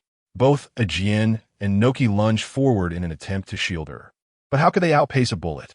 The gun fired with a resounding bang. I tell you, I was so lethargic that I merely extended my hand, and the entire world fell silent. The high-velocity bullet halted mere centimeters before me, buzzing ominously, unable to advance further. Then, with a metallic clink, it fell to the ground. I caught the bullet barehanded. Nami's eyes nearly bulged out in disbelief as she stared at me, uttering a stunned baba. The colonel was so frightened that he lost all composure, sweat pouring from his forehead, likely pondering what kind of otherworldly being I was. I gazed at him and calmly remarked, "Too slow. Is this the extent of the Navy's prowess? Lurking in the shadows to take a shot?" The man trembled like a leaf, unable to articulate a word. At that moment, my companion stepped forward. "Songez Elgontilly a cigarette," offering to relieve Miss Nami of her suffering. Zoro, without a second thought, brandished his prize sword and took his position behind me, his gaze fierce, clearly indicating, "Anyone who dares to harm my brother's daughter will face dire consequences." Those who understand, in that instant, the entire village stood united. Armed with hoes and kitchen knives, they surrounded the Navy, roaring for the overthrow of tyranny, demanding justice for Nami. Tears streamed down Nami's face as she sobbed, unable to utter a coherent word, only managing to express her gratitude. She declared that if they could not win, dying together with them would be worth it. The villagers were truly driven to desperation. Arlong and the corrupt Navy had extinguished their last flicker of hope. The colonel, witnessing the scene, was both terrified and bewildered, waving his gun to threaten us. "Do you intend to revolt?" I raised my hand and directly addressed the villagers. "Are you all prepared for battle?" Are you willing to risk your lives for this good child? Ready at any moment. The collective roar from everyone was thunderous. They were revolting. The colonel completely lost his composure, screaming orders to fire. Let them all perish. The gunfire erupted like a cacophony. However, what followed was nothing short of explosive. All the bullets flew towards us, as if colliding with an invisible wall, halting mid-air. One after another, they floated densely, unable to move. The Navy was utterly dumbfounded, likely wondering what kind of black technology this was. I exuded a purple aura, and with a hum, a long purple blade formed in my hand, composed of thousands of shards. The demon blade, 1,000 blades, solely offensive, was my ultimate treasure. I tilted my head, observing the now petrified soldiers, and coldly inquired, "Are you seeking your own demise?" The chilling aura rendered them incapable of even pulling the trigger. The colonel, still trembling, stammered, "I am an officer of the world government. Do you dare touch me? The Navy will not let you off." I couldn't be bothered to respond, simply striding forward. "Fire! Why are you all standing there? Fire!" He screamed in despair. Too slow, with a mere thought. The thousands of purple blades surged forth like a swarm of locusts. The sound of blood splattering echoed as the so-called elite Navy fell in droves, as if they were mere wheat being harvested. The colonel collapsed to the ground, unable to finish his sentence, a shard piercing his throat with precision, until his last breath. He likely could not comprehend who I was or why I dared to act with such audacity. I am one who eradicates evil without mercy, leaving no roots behind. Within seconds, aside from us, there was not a single survivor left at the scene. Zoro, drooling, gazed at my blade with envy, his own sword losing its allure as he muttered, "This blade is magnificent. It can disassemble and reassemble, and will never break."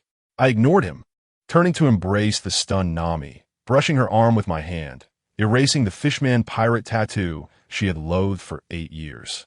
"There, I have said it. With me around, no one shall bully you." Nami gazed at her smooth arm, unable to contain herself any longer, and wept uncontrollably in my embrace, expressing her gratitude. The villagers, witnessing this scene, were overwhelmed with emotion and knelt, proclaiming me their savior. With a thought, a gentle force lifted hundreds of them. The feeling of being a savior was truly gratifying. "Everyone, this is merely the first step," I proclaimed. "The true enemy remains Fisher Arlong. Now, let us together witness the moment of freedom." Half an hour later, at Arlong Park, we did not even use the door. I simply delivered a powerful kick, shattering the walls of their stronghold.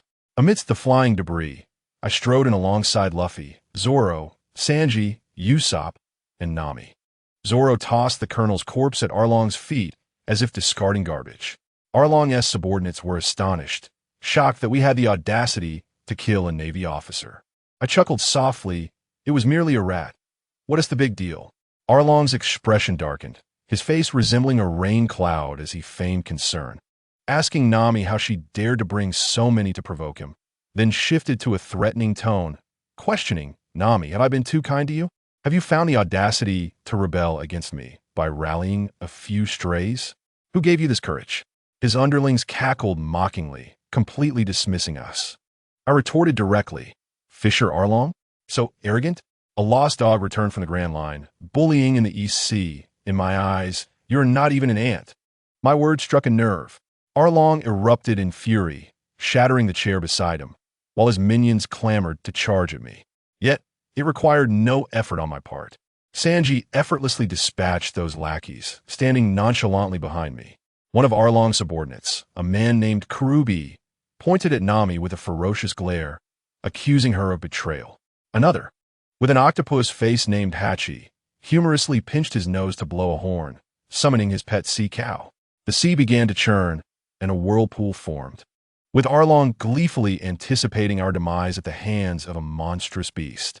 But guess what? With a resounding splash, a horrifying creature with a bull's head and serpent's body, measuring 100 meters in length, emerged. The sight was so intimidating that Arlong's crew was rendered speechless. What astonished them further was that the beast bowed respectfully before me, speaking in a thunderous voice, "Master, Tianqin Yolong, at your service." Arlong was dumbfounded, Could this summoning technique be connected? Summoning a sea cow resulted in a prehistoric giant? Before he could process it, in the next moment, with a loud bang, the 100-meter beast transformed into an exquisite woman clad in azure, standing obediently by my side. Friends, this is what it means to have presence. This is my ultimate and conspicuous pet. Arlong's jaw dropped in disbelief. The woman merely cast a displeased glance back at him, coldly uttering 3 words, kneel and speak. Just as Arlong attempted to retort, he felt his knees weaken, a primal terror stemming from his very bloodline, rendering him incapable of resistance. And with a thud, the once mighty tyrant found himself face down on the ground, kneeling before me. I, having no intention of being courteous, placed my foot on his face and leisurely inquired, "What is the matter? You seem quite unconvinced." Arlong's eyes turned red with fury as he struggled to rise. Yet I held him firmly down, and he howled in despair. "What did you do to Moo?" His subordinate, Kelluobi, could no longer bear the situation and charged at me with a knife. There was no need for me to intervene, as Sauron swiftly intercepted him, striking a pose with an air of superiority, declaring, "Leave this little scoundrel to me. It is the perfect opportunity to test the new technique my master taught me." Goodness, when did he become my unnamed disciple? This fellow certainly knows how to embellish his own role. With a mighty shout, a sword comes from the west. A celestial being descends. Sauron unleashed a brilliant sword flash, and before Kelluobi could even react, he was instantly vanquished, collapsing to the ground, blood gushing forth. This left Arlong's remaining cadre utterly dumbfounded, gazing at me as if I were the Grim Reaper, trembling uncontrollably.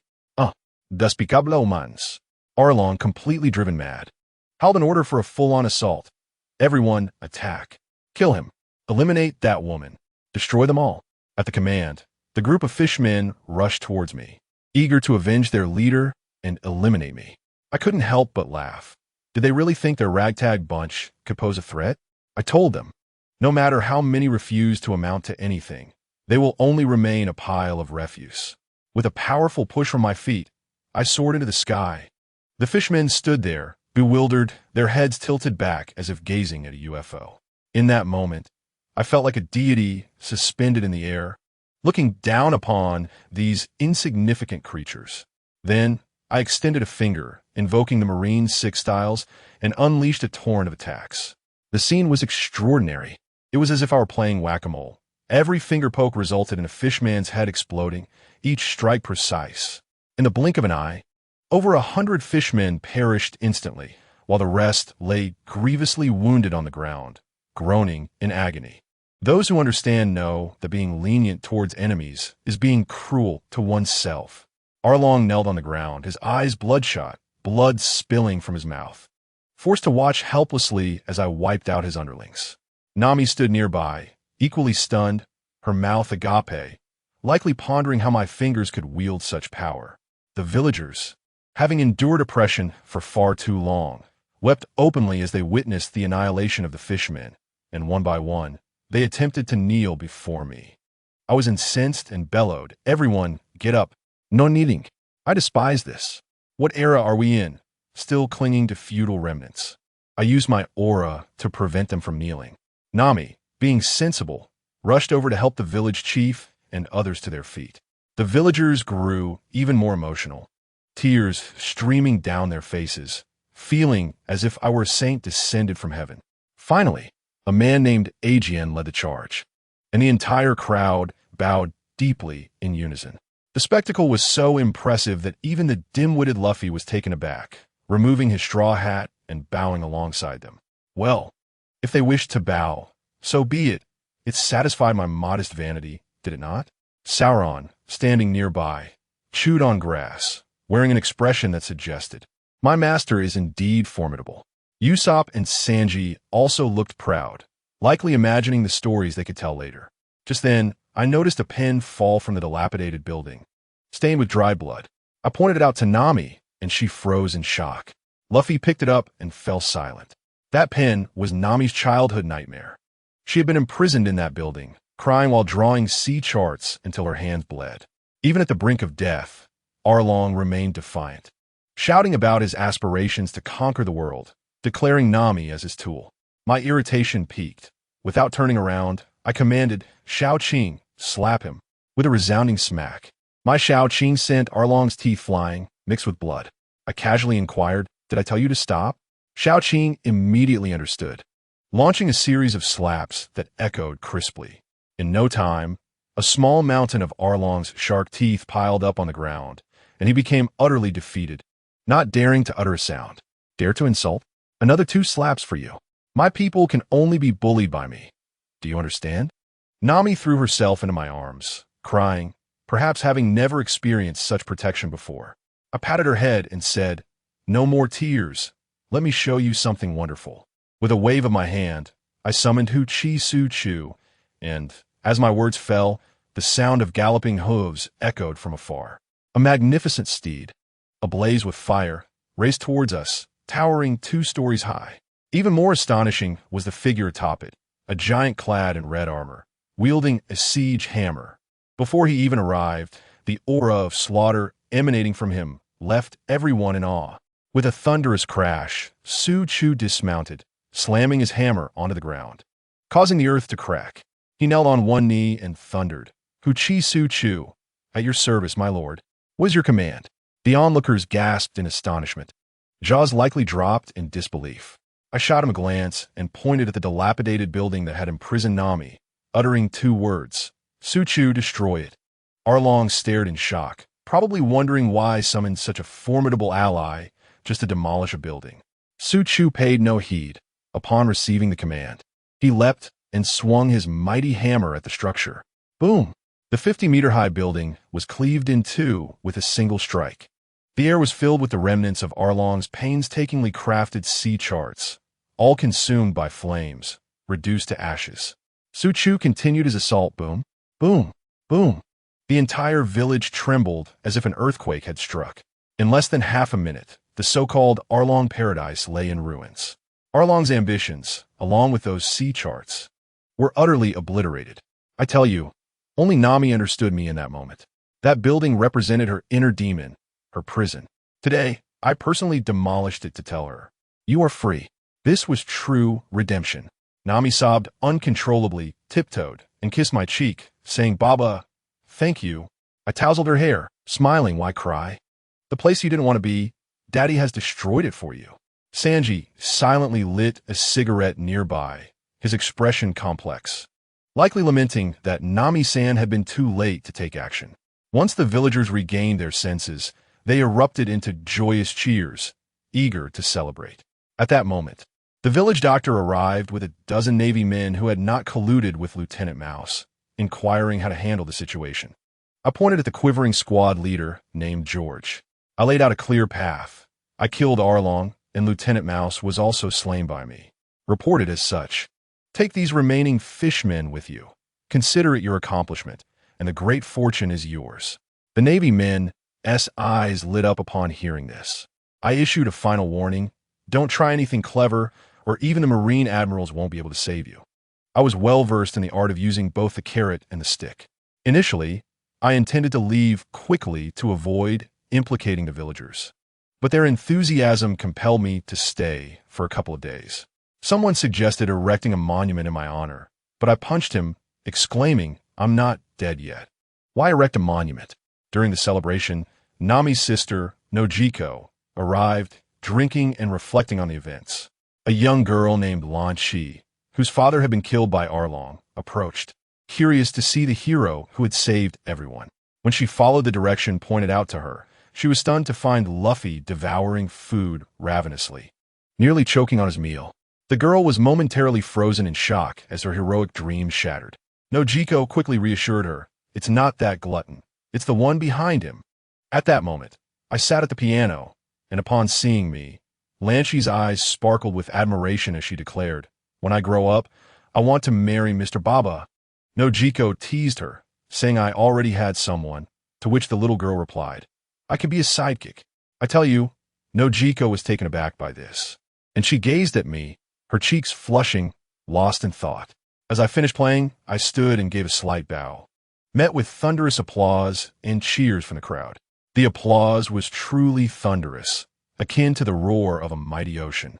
and the villagers gazed at me with eyes full of respect and gratitude, leaving me rather bashful. I quickly sought out Nuachi Gao and informed her that we needed to make our exit.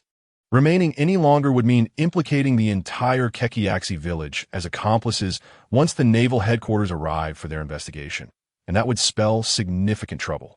Nuachi Gao was reluctant to part, her little hands twisting nervously behind her, and her gaze towards me was so intense it felt as if she might confess her feelings right then and there.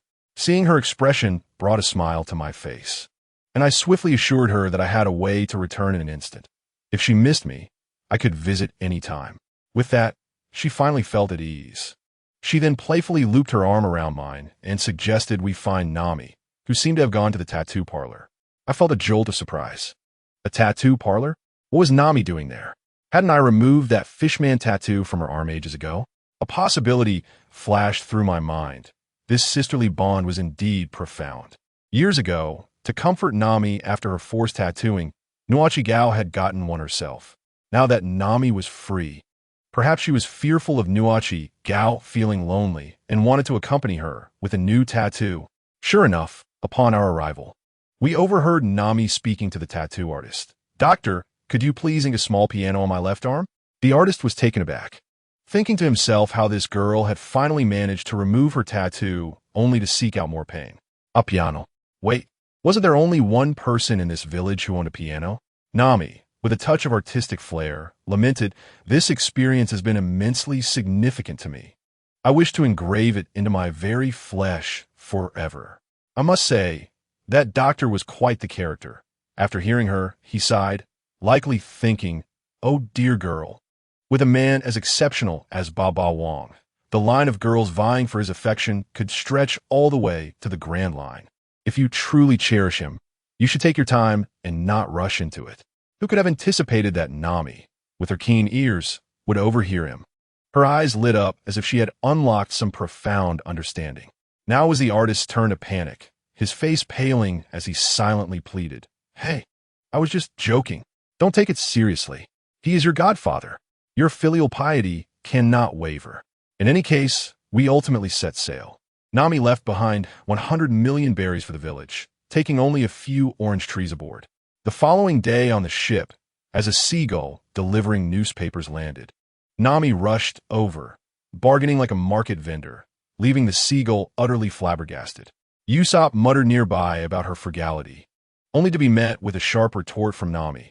"You have no idea how precious it is to manage a household. Do you think I feed the dog the large bones I buy for you all?" Upon hearing the mention of large bones, Luffy sprang to life, bouncing around and shouting for meat. I must say, Nami, ever the little money manager, had her own plans, hoping to save more for her future dowry. While she daydreamed about married life, a pair of dark hands stealthily reached toward the orange tree, resulting in a loud thud. Luffy suddenly had a large bump on his forehead. "It was just an orange. Why did you hit me?" he complained, on the verge of tears. Sanji, cigarette in mouth, approached with a serious warning for Luffy. "Stay away from that orange tree. It was specially transplanted for Miss Nami by Baba Wong. Dare to steal from it, and you'll see." Sanji had fully awakened to the hierarchy aboard the ship, constantly looking for ways to curry favor with me, attempting to learn some of my kicking techniques.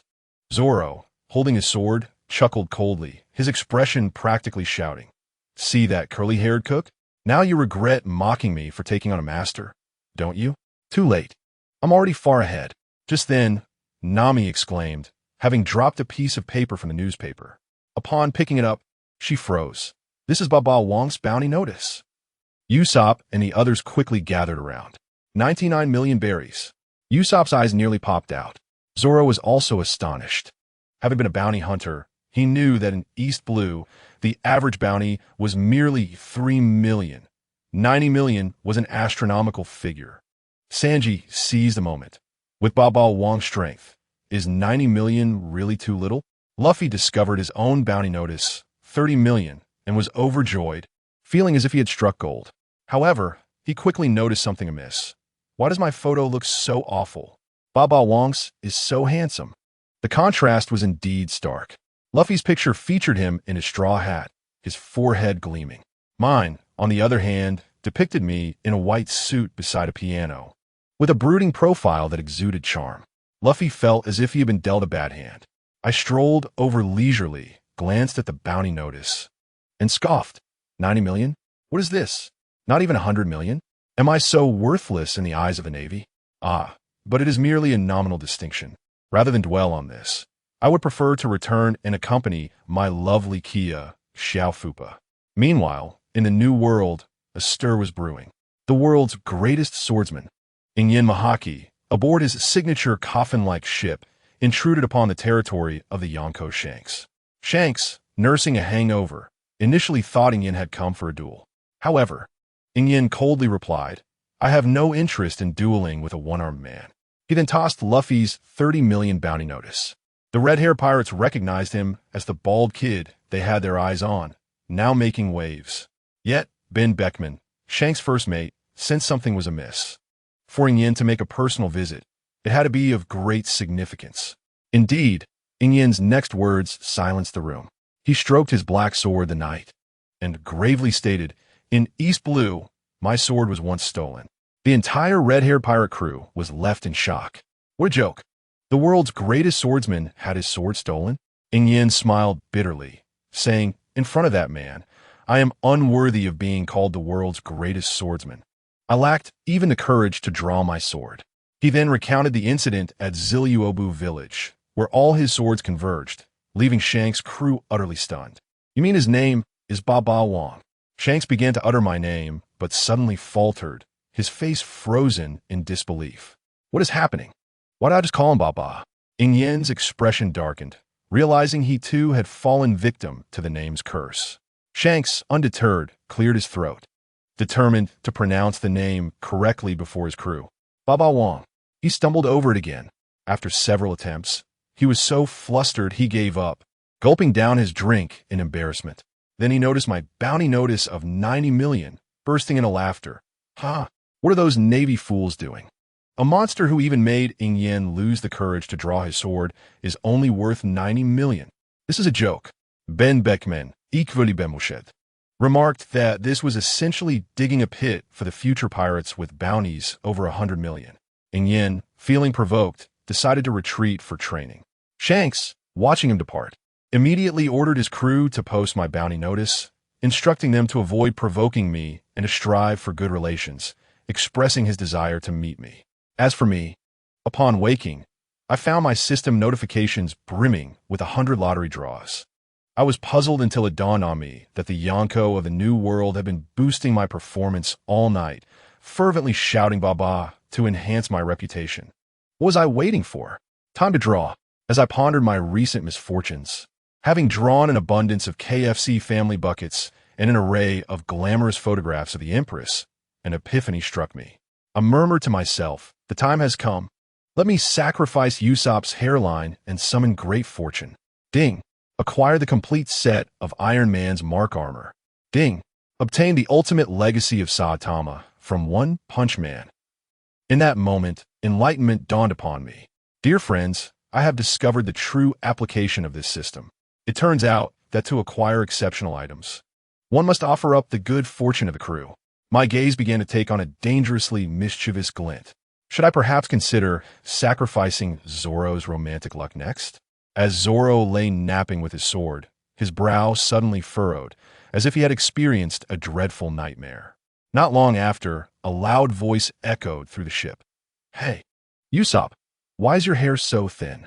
Usopp, on the verge of tears, lamented that it was all Zoro's fault for chatting with his sword spirit at midnight, depriving him of sleep. Luffy, ever the enthusiastic companion, approached and patted Usopp on the shoulder, revealing his own bald head, and offered words of encouragement.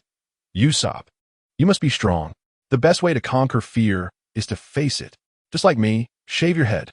Terrified, Usopp retreated to his workshop, vowing to invent a hair growth serum. Just then, Zoro, soaring through the sky on his sword, shouted, "I've spotted a new island." I took Kaya by the arm and cheerfully announced to everyone, "There lies Roga Town, the town of beginnings and endings, where the pirate king, Joel D. Roger, was born and executed." The crew immediately buzzed with excitement. Sanji rushed off to gather provisions. Zoro sought new swords. And Usopp planned to purchase tools along with a larger hat to cover his receding hairline. At that moment, Nami interjected, "Sanji, before you leave, pick some oranges for me. I want to make some juice for Baba." Upon hearing this was for me, Sanji eagerly climbed the orange tree. Nami then approached me with a coy smile, her gaze lingering on my chest, betraying a hint of excitement. She leaned closer, her soft breath tickling my ear, and asked, "Baba, were you exhausted last night? Should I prepare some orange juice to help you recover?" At that moment, my mind was filled with confusion. Exhausted? What on earth was she talking about? Surely, she must have overheard something last night. Her room was just beside mine and Kaya's, with a hole in the wall that seemed to have been made by a mouse. The noise from last night must have been quite significant, and instead of sleeping, she had likely been a silent spectator to the events. I pondered the implications of blocking that hole. It would be quite awkward for her. If Kaya found out, it would be a scene of utter embarrassment. So, I feigned ignorance, allowing her to continue as she pleased. However, by the end of that night, the little rascal had undergone an astonishing transformation. I accepted the orange juice, still contemplating the situation. I thought to myself that if I needed replenishing, Kaya could benefit as well. Just then, Nami's lips curled into a knowing smile, suggesting that I would be thoroughly satisfied with her handiwork. I sensed a trap hidden within that grin. Indeed, as I took a sip, the sweet and tangy flavor was delightful. But she then leaned in closer, her voice a playful whisper. "So, how does this compare to Kaya's milk?" I burst out laughing, inadvertently spraying orange juice all over her face. "Ah, Baba," she exclaimed, her cheeks turning as red as an apple. Clad in her innocent attire, with long hair cascading like a fairy, she was now drenched, amplifying her ethereal allure. My heart skipped a beat. No, I can't withstand this any longer. I hastily sought an excuse. Ahem, I just remembered I have matters to attend to in Rogatown. Stay put. Nami, I shall fetch you some oranges. Without awaiting her response, I swiftly made my escape with Shao Qing in tow. Behind me, I could hear Nami calling out, "Hey, Baba, you haven't answered my question yet." What could I possibly say to her? How could I respond to such an inquiry? I had no idea. Besides, Kaya had never bore a child either. What on earth was this girl thinking? Meanwhile, upon my arrival at Rogatown, chaos erupted at the naval base. A frantic Marine soldier rushed into Smoker's office, exclaiming, "Colonel Smokey, we have a crisis. The Straw Hat crew is heading to Rogatown. They have a notorious bounty of 90 million berries and are reckless." You should have seen Smoker's reaction. He was momentarily stunned, puffing on 2 cigars that were thicker than his arms, his expression demanding a repeat of the shocking news. 90 million berries, and they were not afraid of danger? This was unprecedented in East Blue. Neither Kuro nor Arlong had enjoyed such notoriety. He inquired about his subordinate, the glasses-wearing girl named Tashiji, and learned that she had gone out to browse weapon shops early that morning. As they spoke, another Marine burst in with an urgent report. "Colonel, pirates spotted at the harbor." Smoker remained unperturbed, shrugging nonchalantly. What is there to panic about?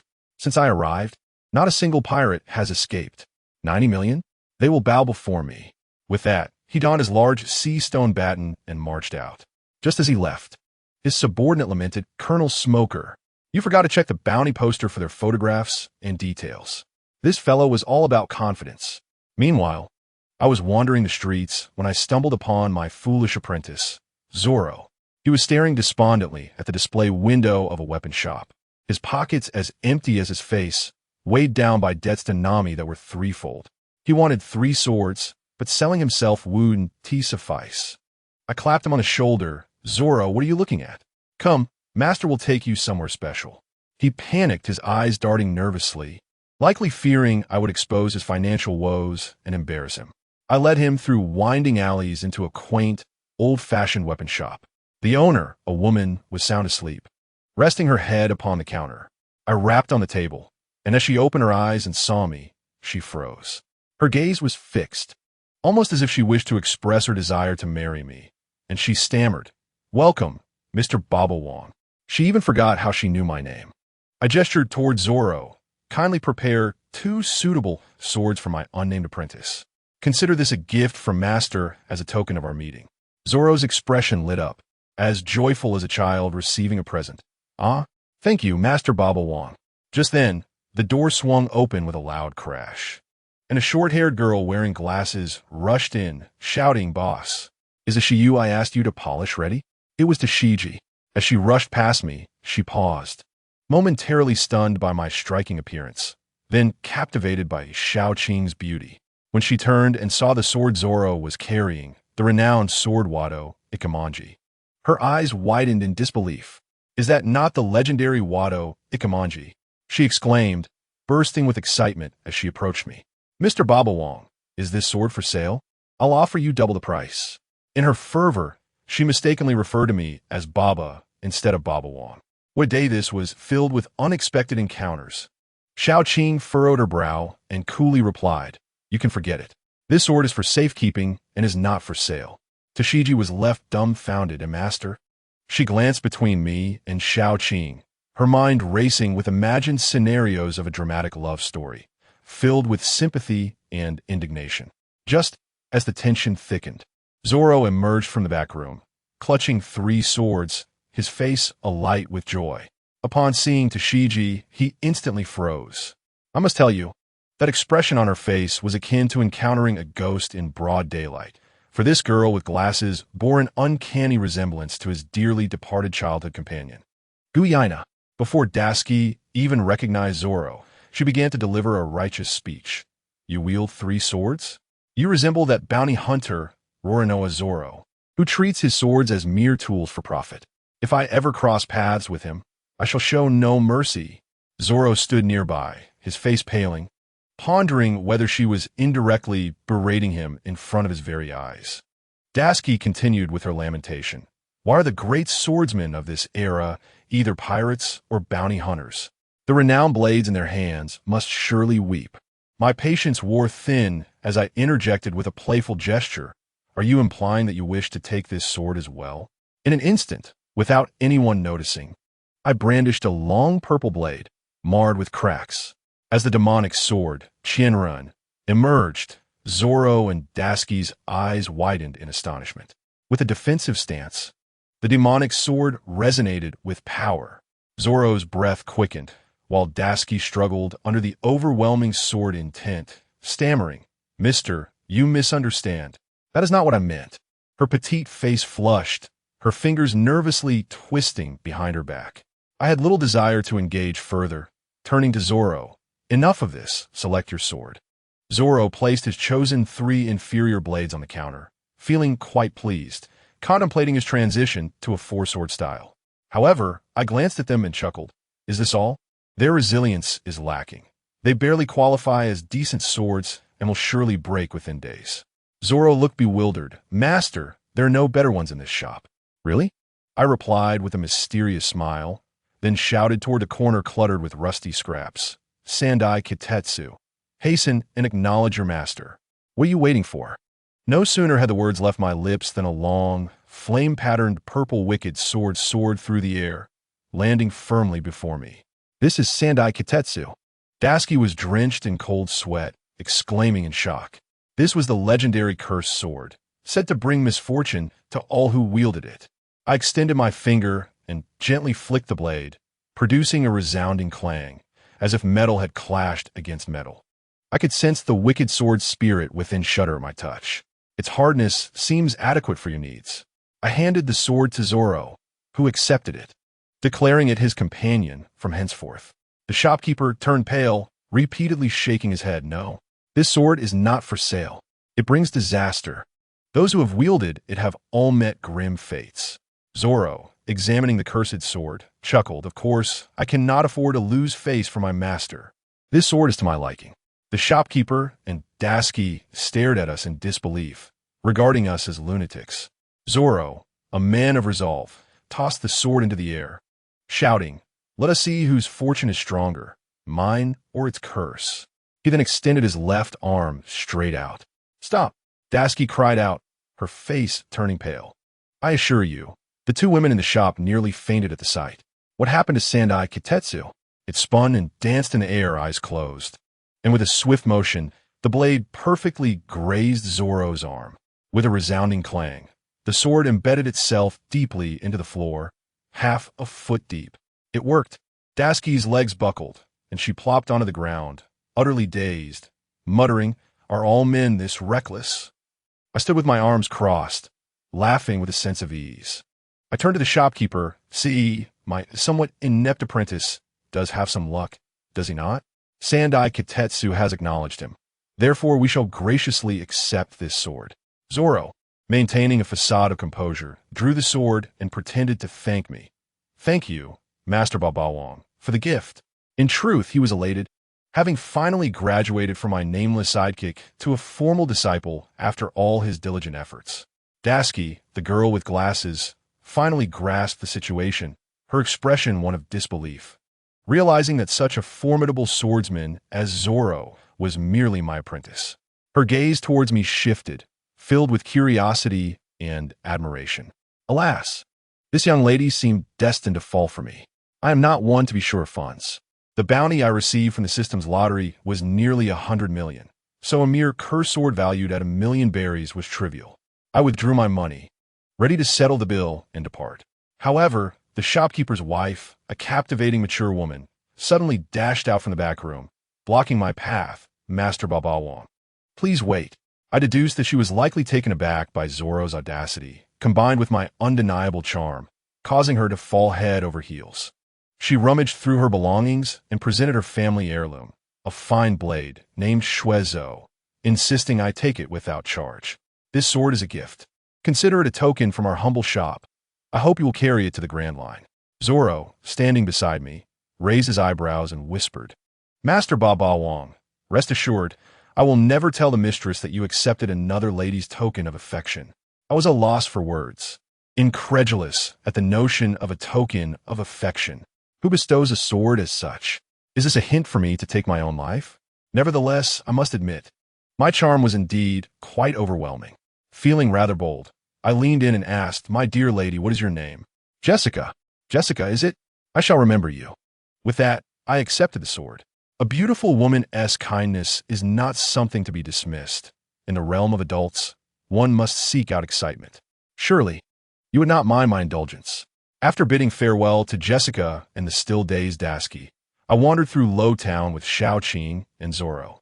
Then, I must tell you, the most thrilling part began. My passive skill, known far and wide, is a supreme source of amusement. Everywhere I went, those who laid eyes on me seemed bewitched, shouting, "Ba Ba Wan! Ba Ba Wan!" The sound echoed as if they were calling out for their father. The atmosphere in Low Town shifted dramatically. What sorcery is this?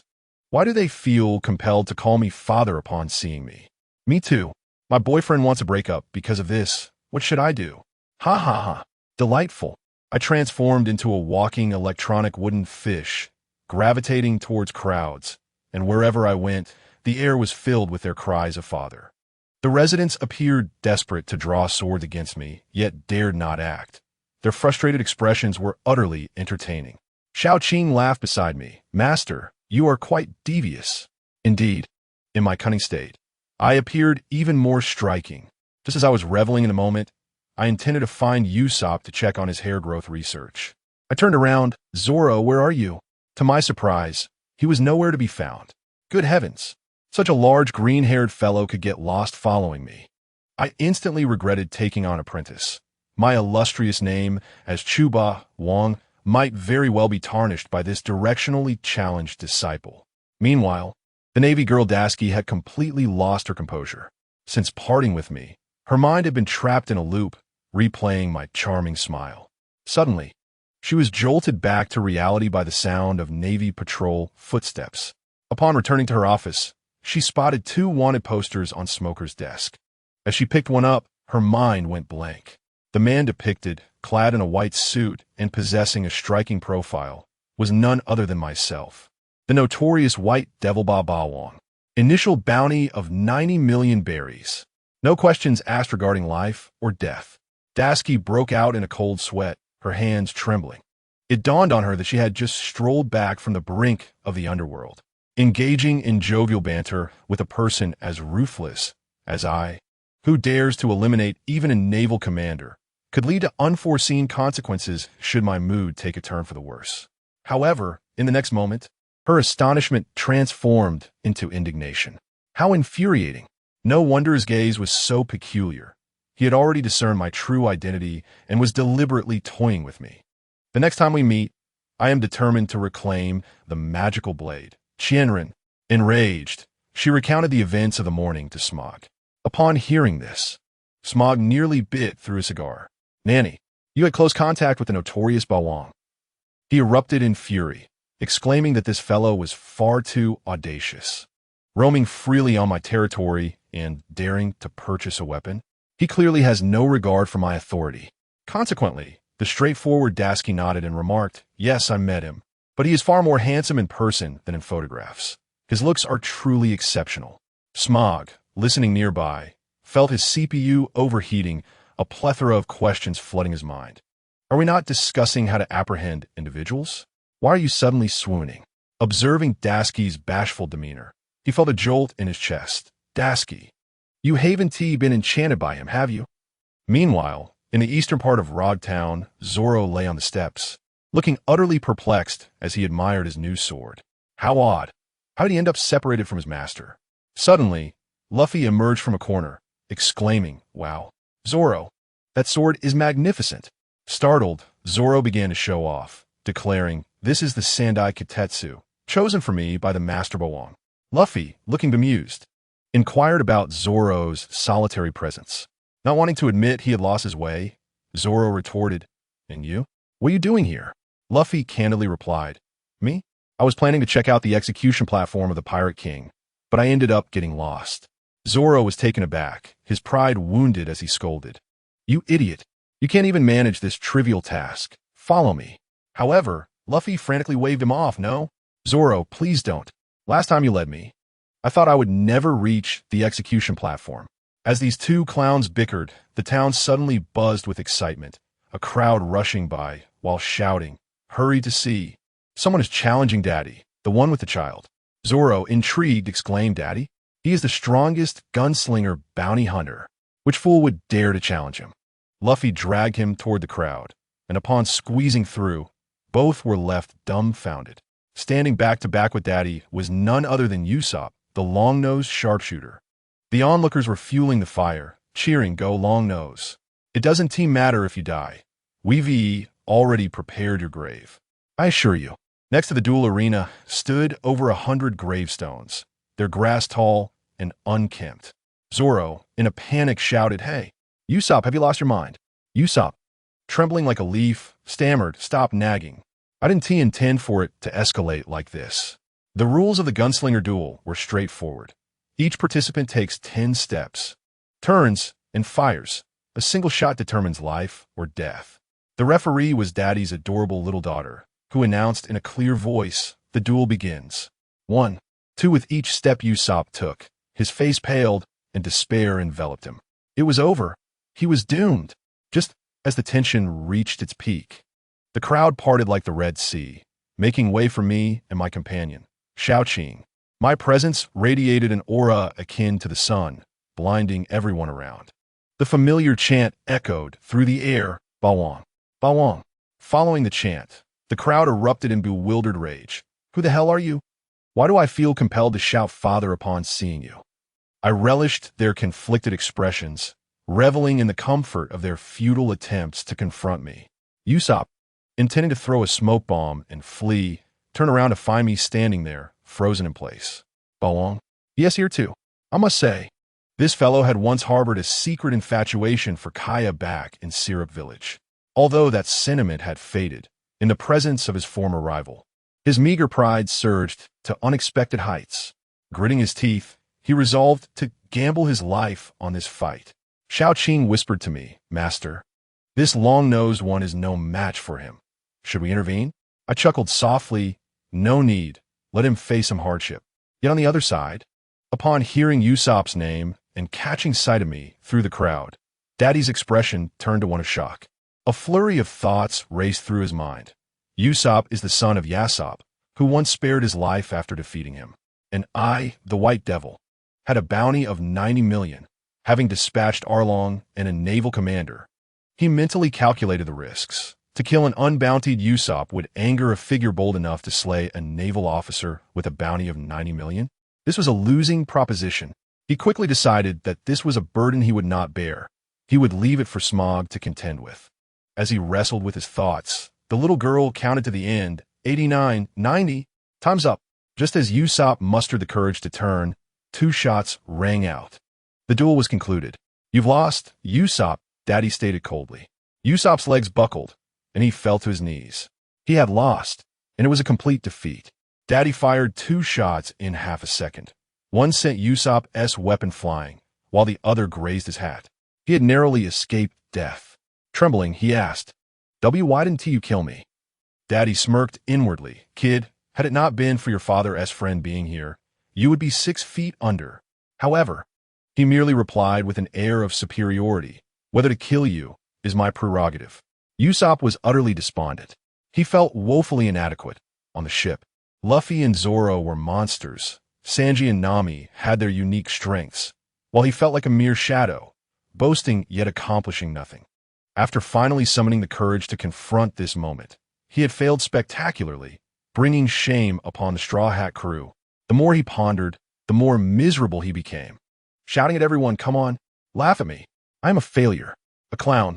After his outburst, he collapsed to the ground, tears streaming down his face.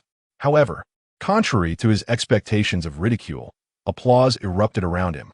This young lad was remarkable. He was the only one who had the courage to challenge Daddy and survive. Yes, to know the odds, yet act regardless takes true bravery. Luffy and Zoro approached him, with Luffy resolutely stating, I will never mock my comrades. Usopp was taken aback, unable to comprehend. At that moment, I appeared before him in a flash. Gazing intently into his eyes, I thundered, a man should never kneel. Only before his parents and mentors. Now, stand up immediately. Do not kneel. In that instant, silence enveloped the crowd.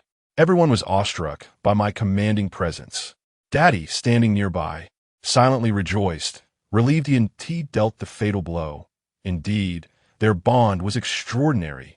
This aura of mine made a 90 million bounty seem utterly trivial. Were the Navy merely idle spectators? Usopp, startled by my shout, lifted his gaze to meet mine, tears in his eyes. Bawang, I am sorry. I should not have acted so boastfully. It is all my fault. I regarded his pathetic demeanor with both amusement and exasperation. Yet, after shedding a few tears, this lad truly found his resolve. He sprang to his feet, his small frame standing straight, and declared to the gunslinger known as Daddy, I have lost. Go ahead and shoot. I, Usopp, shall be a brave warrior of the sea. Even in death, I shall stand tall. Remarkably, this newfound determination was quite impressive. Daddy, holding his gun, remained silent, but cast a deep, meaningful glance in my direction. I tell you, that look was filled with both drama and fear, questioning whether this was all part of my plan. Of course it was. I smiled knowingly. My intention was to let the situation unfold without interference from Luffy or Zoro, precisely to push Usopp to awaken his inner strength. This was not merely a duel. It was a carefully orchestrated awakening ceremony. Shao Qing quietly whispered in my mind, Master, what Dai really shot Usopp? I chuckled and replied, he wouldn't dare. Why? Because I had him firmly in my grasp. I did nothing but leisurely glance at the precious little girl behind him, and then, with a light-hearted tone and a hint of a smile, I inquired, are you certain you wish to kill him? Adimas Dason, ensign. The moment my words left my lips, his face turned pale as a ghost, sweat pouring down his forehead like rain. Those who understand can see that expression. It's as if the CPU was fried by my mere utterance. Very few in Rogue Town even knew his full name, and the title of ensign was merely a relic of his military past from decades ago. The combination of those two terms made him realize instantly that his secrets were as transparent to me as glass. He must have been raging inside, thinking how unsatisfactory it was to be toyed with so easily. Indeed, on the surface, it appeared he had won the duel, but did he have any choice? He did not. If he dared lay a finger on Usopp, I would swiftly reveal to him what true vulnerability meant. Thus, he quickly sought a way out, claiming there was a disparity in our strengths and that it would be unfair to kill me, and ordered his daughter to return the broken goggles to Usopp. What a performance! Before he departed, he pretentiously declared, "When you grow stronger, I shall challenge you to a duel." After saying that, he hurried away, practically wishing for 2 extra legs. Of course, being in my presence must have put immense pressure on his fragile heart. Usopp stood there stunned, a mix of surprise and joy, tears welling in his eyes. Luffy and Zoro also sighed in relief, grinning foolishly. Halfway down the path, Dadi turned back with a scoff. "Don't thank me. If I hadn't been caught in a vulnerable position, I would have taught you a lesson today." "You foolish brat." Usopp still looked bewildered. Vulnerable position? What vulnerable position? It was Zoro who quickly pieced it together. He glanced at me, then at the retreating Dadi, and suddenly wore an expression of understanding, patting Usopp on the shoulder. "You fool. It was Master Ba Wong who saved you. He used D's daughter to threaten him. Otherwise, according to the rules of the duel, neither I nor Luffy could intervene, and you would have surely met your end today." Only then did Usopp comprehend, his entire being dumbfounded, his shame so profound he could not lift his head, repeatedly apologizing to me. I waved my hand dismissively, too lazy to argue, casually remarking, "Usopp, you are the son of Yisubu. Do not bring shame to your father." "My father?" This boy instantly sprang up from the ground. "Master Ba Wong, do you know my irresponsible father?" After saying that, he appeared somewhat dejected, as if he were merely curious as to why his father hadn't returned home in over a decade. I smiled and teased, "You're still too weak.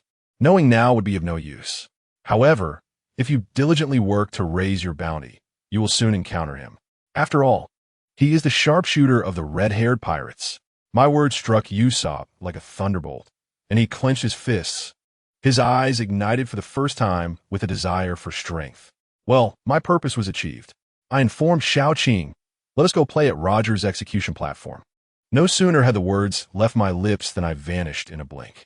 Just as I departed, the weather in Rogue Town abruptly changed. The previously clear skies darkened in an instant, with storm clouds gathering, fierce winds howling, and thunder rumbling. Zoro gazed in the direction I had vanished, murmuring, "This world is about to undergo a transformation." Meanwhile, chaos erupted in the naval base. A phone snail rang frantically. "Colonel Smoker, bad news. Someone has invaded Roger's execution site." The recipient of the call, Tashigi, was taken aback. "How is that possible? It is heavily guarded." The voice on the other end, filled with panic, replied, "It's true." That person appeared suddenly like a ghost. Our men tried to question him, but they all fell unconscious for some reason. "Headquarters needs to send reinforcements immediately." The line went dead with a crackle. Smoker's face darkened instantly, his mouth still holding 2 large cigars as he barked orders. "I will take my men over there first. Tashigi, gather everyone and seal off the entrance to the Grand Line. We will catch them like fish in a barrel." In an instant, the entire navy of Rogue Town surged towards the execution platform like a frenzy. Even the foolish clown Buggy and his companion Alvida believed Luffy had been discovered and rushed to join the commotion. As for me, I had already leisurely positioned myself beneath the execution platform. The annoying naval sentries around me had all been rendered unconscious by Shao Qing, sleeping more soundly than pigs. I shed my black cloak to reveal a white formal suit beneath, taking deliberate steps as I ascended the 20-meter-high execution platform. The crowd of onlookers and stealthy pirate spies below were left dumbfounded. My goodness, how'd he get up there? Did he walk on air? Just as I steadied myself, Smoker and his large contingent arrived. Nearly 100 naval officers surrounded me, their weapons aimed squarely at me. Smoker, like a firecracker, pointed at me and shouted, "White Demon, Zhu Ba Wang, I am Colonel Smoker, the highest commander of Rogue Town. I command you to leave the execution platform at once. Otherwise, I will not hesitate to kill you." I couldn't be bothered to acknowledge him. A mere colonel dared to issue commands to me? I continued to examine the execution platform, contemplating, "Roger, the era of great voyages you so meticulously initiated is on the verge of spiraling out of control." At that moment, my system chimed, presenting a notification. "Detected that you are at Roger's execution platform. Would you like to use the God-level resurrection technique to revive Roger?" Oh, did it even need to be asked? This was the divine treasure I had obtained by sacrificing Luffy's fortune. Resurrection. Without hesitation, I selected yes. As soon as I confirmed my choice, the skies over Rogue Town echoed with the resounding declaration etched into the DNA of the world. Do you want my treasures? If you desire them, I will give them all to you. Go seek them. I have placed all my treasures there. Smoker was immediately dumbfounded. He had witnessed Roger's execution firsthand as a child. That voice he could never forget. Following that, a blinding white beam of light shot up from the execution platform. As the radiant light gradually faded, a tall figure clad in a red captain's cloak, with 2 bullet holes bleeding from his chest, stood solidly before me. The Pirate King, Gol di Roger. He had truly been resurrected. Congratulations on successfully reviving Roger. Random ability replication successful. Congratulations, you have mastered the swordsmanship secret, divine avoidance. My goodness. I cursed inwardly. I wanted to hear the voice of all things. Who needs your pathetic swordsmanship? My luck was so abysmal that even AI couldn't depict such a tragic scene. The crowd below had completely lost their minds. The Navy, pirates, and onlookers all turned pale, their legs trembling so violently they could barely grip their weapons. Smoker's eyes were nearly popping out of his head, completely entranced in shock.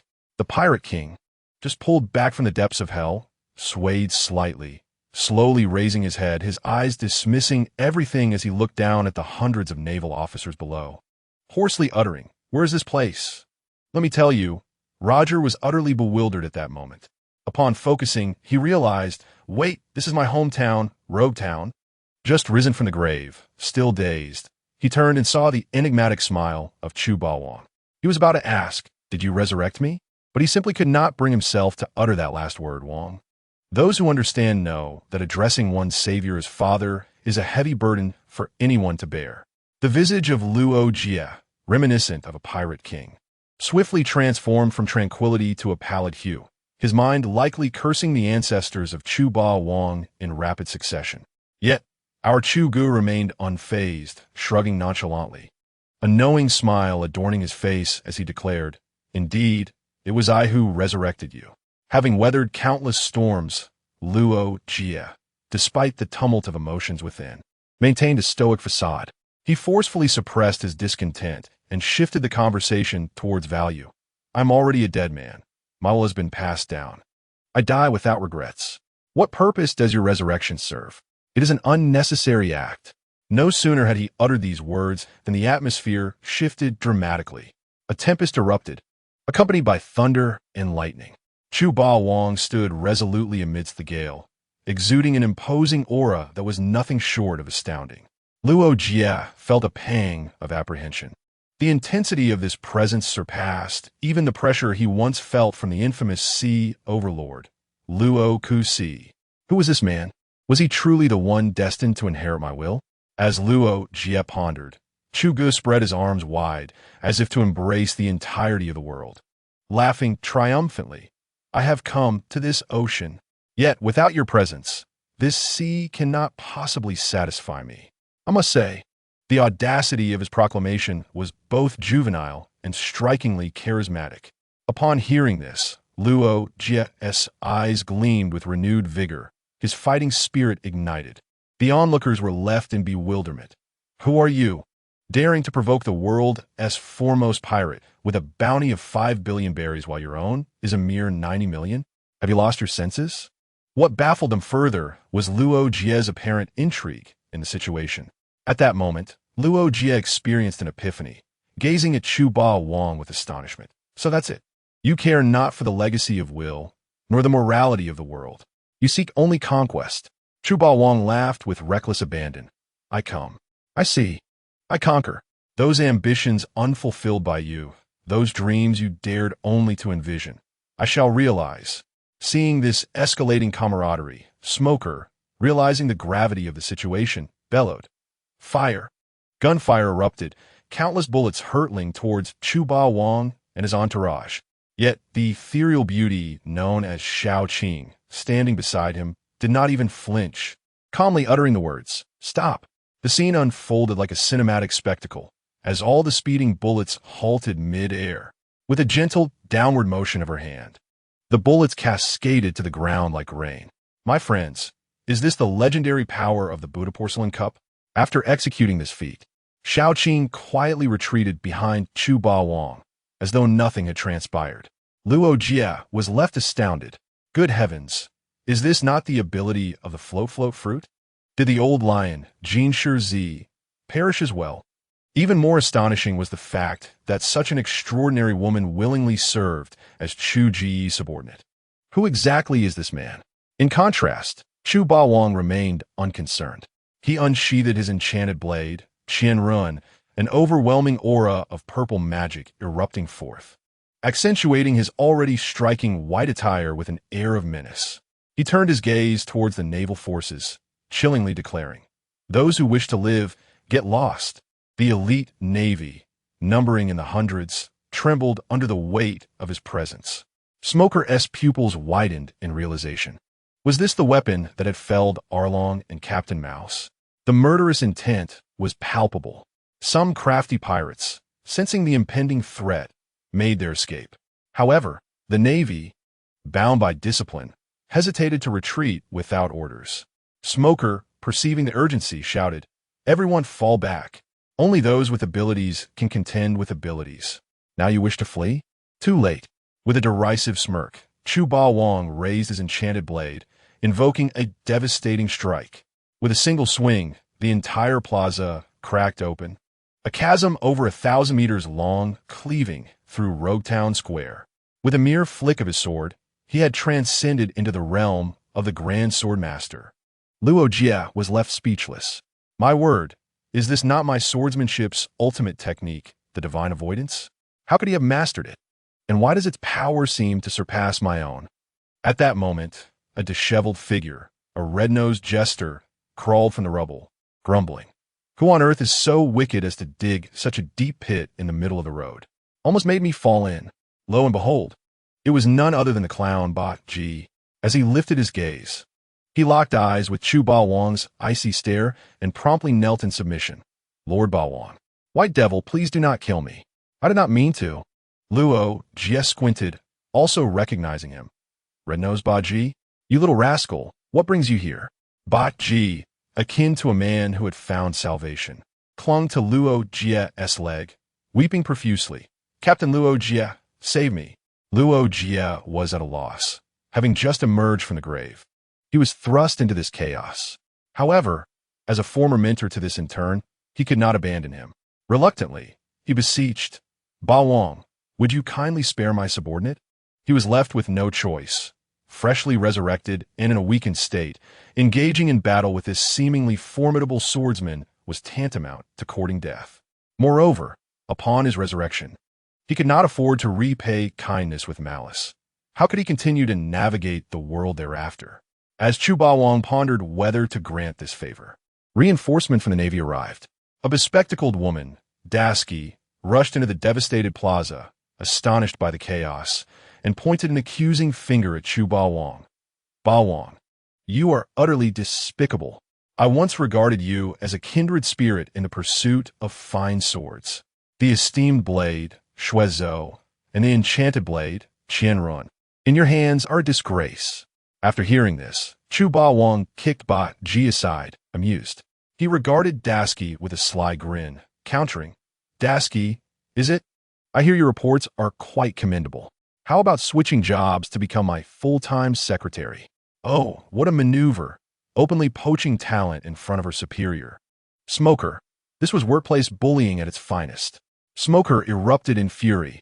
Damn you, Ba Wang. How dare you poach my subordinate in front of me? He held a clandestine desire for Dasky, secretly nurturing a plan to groom her. Just as his endeavor began, someone intervened, and he could hardly contain himself. He roared, I will not allow you to take Dasky.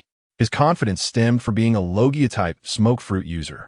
He believed that despite Chu Ba Wang's earlier impressive strike, it lacked the hockey to harm him.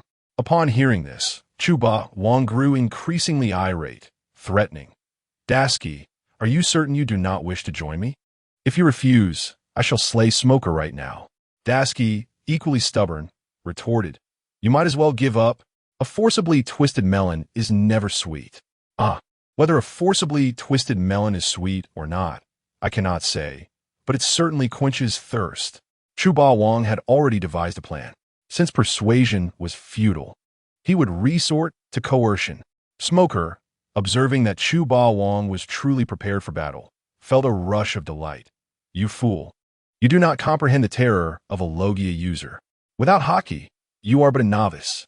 Luo Jia could no longer bear to watch, wishing to assist Chu Ba Wang. Ba Wang, this old man is relying on his Logia to bully others. It is utterly shameless. Shall I step in? However, Xiao Qing interjected, calmly stating, Rest assured, my master would not have accepted the challenge if he were not prepared to avoid embarrassment. Smoker, emboldened, leaped into action, transforming into a swirling cloud of smoke, rushing towards Chu Ba Wang.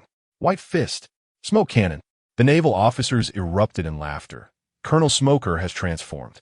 He is guaranteed to win. In the next moment, Smoker's smoke form ensnared Chu Ba Wang, who laughed triumphantly. White Devil Ba Wang, concede. Without Haki, I stand here for you to strike at will, and you shall not reach me. Come now, strike me if you dare. Smoker was utterly arrogant, practically inviting a confrontation. Chu Ba Wang was rendered speechless, casting a peculiar glance at him. This was your own request. He rolled up his sleeves, brandished his fist, and laughed. With fists as large as sandbags, a single blow could obliterate you. Are you certain you wish for me to strike? Come on, step forward. If I do not unleash my full strength, it would be a sign of disrespect. Smoker continued to yell furiously. Well, I must admit, I have never encountered such a bizarre demand in my life. With a shrug, Chu Ba Wang stepped forward, aiming his massive fist at Smoker's arrogant face. With a thunderous crash, Smoker's smile vanished in an instant, and he was sent hurtling backward like a cannonball, crashing through 3 or 4 buildings before finally embedding himself into a wall. Sliding down like a painting, the arena fell into a profound silence. Everyone instinctively rubbed their eyes, questioning whether this was an illusion. The Marines were left dumbfounded. Colonel Smoker was a Logia user. How could he be sent flying by a single punch? Roger's lips twitched, while one might defy the heavens. One cannot escape the consequences of their own actions. You wish to show off, and now look at the result. Chu Ba Wang withdrew his fist, hands clasped behind his back, nonchalantly boasting. In ancient times, Lu Zhishan felled the villain Jin Guanxi with 3 punches. Today I, Chu Ba Wang, have incapacitated Smoker with a single blow. At that moment, Smoker emerged from the ruins, battered and breathless, incredulously shouting You possess Busashoka Haki? All eyes instantly fixated on Chu Ba Wang's fist, gasping in unison. Good heavens! That fist is black. It is indeed the hardening of Busashoku Haki. Smoker's defenses crumbled in an instant, his worldview shattered. Have I truly lived half my life like a dog? As their gazes met Chuvong's darkened fist, even Roger could no longer maintain his composure. I initially thought Chuvong's Busashoku was merely at an intra level, but heavens! The intensity of that punch and the precision of control left me utterly speechless. Such mastery! There are only a handful of individuals in the world capable of it. I count myself among them, and perhaps my old rival, Iron Fist Carp. Nearby, the clown Buggy was nearly terrified to the point of losing control, mentally praising his own cleverness. If he hadn't been so astute, it would have been him, or rather, the entirety of their pirate crew, lying on the ground. He couldn't comprehend how someone as young as Chu Ba Wang could wield Busashoku with such prowess. It defied logic. Chu Ba Wang casually shook his hand, the black Haki dissipating instantly, and leisurely approached Smoker. The cadre of young Marines who had rushed forward parted like the Red Sea, terrified. It wasn't cowardice. They simply stood no chance. The man had just subdued a Logia user effortlessly. Charging at him would be tantamount to offering their lives. Smoker lay on the ground, his features contorted in pain, gazing at Chu Ba Wang as he approached, muttering, Has this bastard been practicing Busashoku since birth? He felt an overwhelming sense of disbelief, convinced that Chu Ba Wang was merely pretending to be weak, for he could not fathom such a humiliating defeat. Little did he know that Chu Ba Wang had not even exerted 1% of his strength in that punch. Merely concerned about shattering his skull, and frightening the young Lady Dasky, whom he wished to recruit as his secretary. When Tubalong reached Smoker, he kindly placed his left hand on Smoker's shoulder. Smoker, with gritted teeth, declared, "I do not need your pity. Do not assist me." He felt as though his insides were rearranging, on the verge of losing consciousness. And what do you think happened next? Chubang, with an innocent expression, shrugged. "You misunderstood. I am not here to help you." Smoker was bewildered. "Then what are you doing?" Chubang's demeanor turned stern and serious. "I am merely helping you maintain your posture, to facilitate my next punch. Nothing more than that." Upon hearing this, the crowd gasped in shock. "Are you a devil?" As Smoker witnessed that sandbag-sized fist approaching his face once more, panic enveloped him, and he abandoned all dignity, shouting, "Wait, I concede. I concede." He desperately signaled to Dasky to flee. Ichibung's fist hovered before his nose, moving leisurely as he stated, "A duel not only determines superiority, but also life and death. Who told you that conceding ends the matter?" With that, he unleashed a flurry of punches without granting any chance.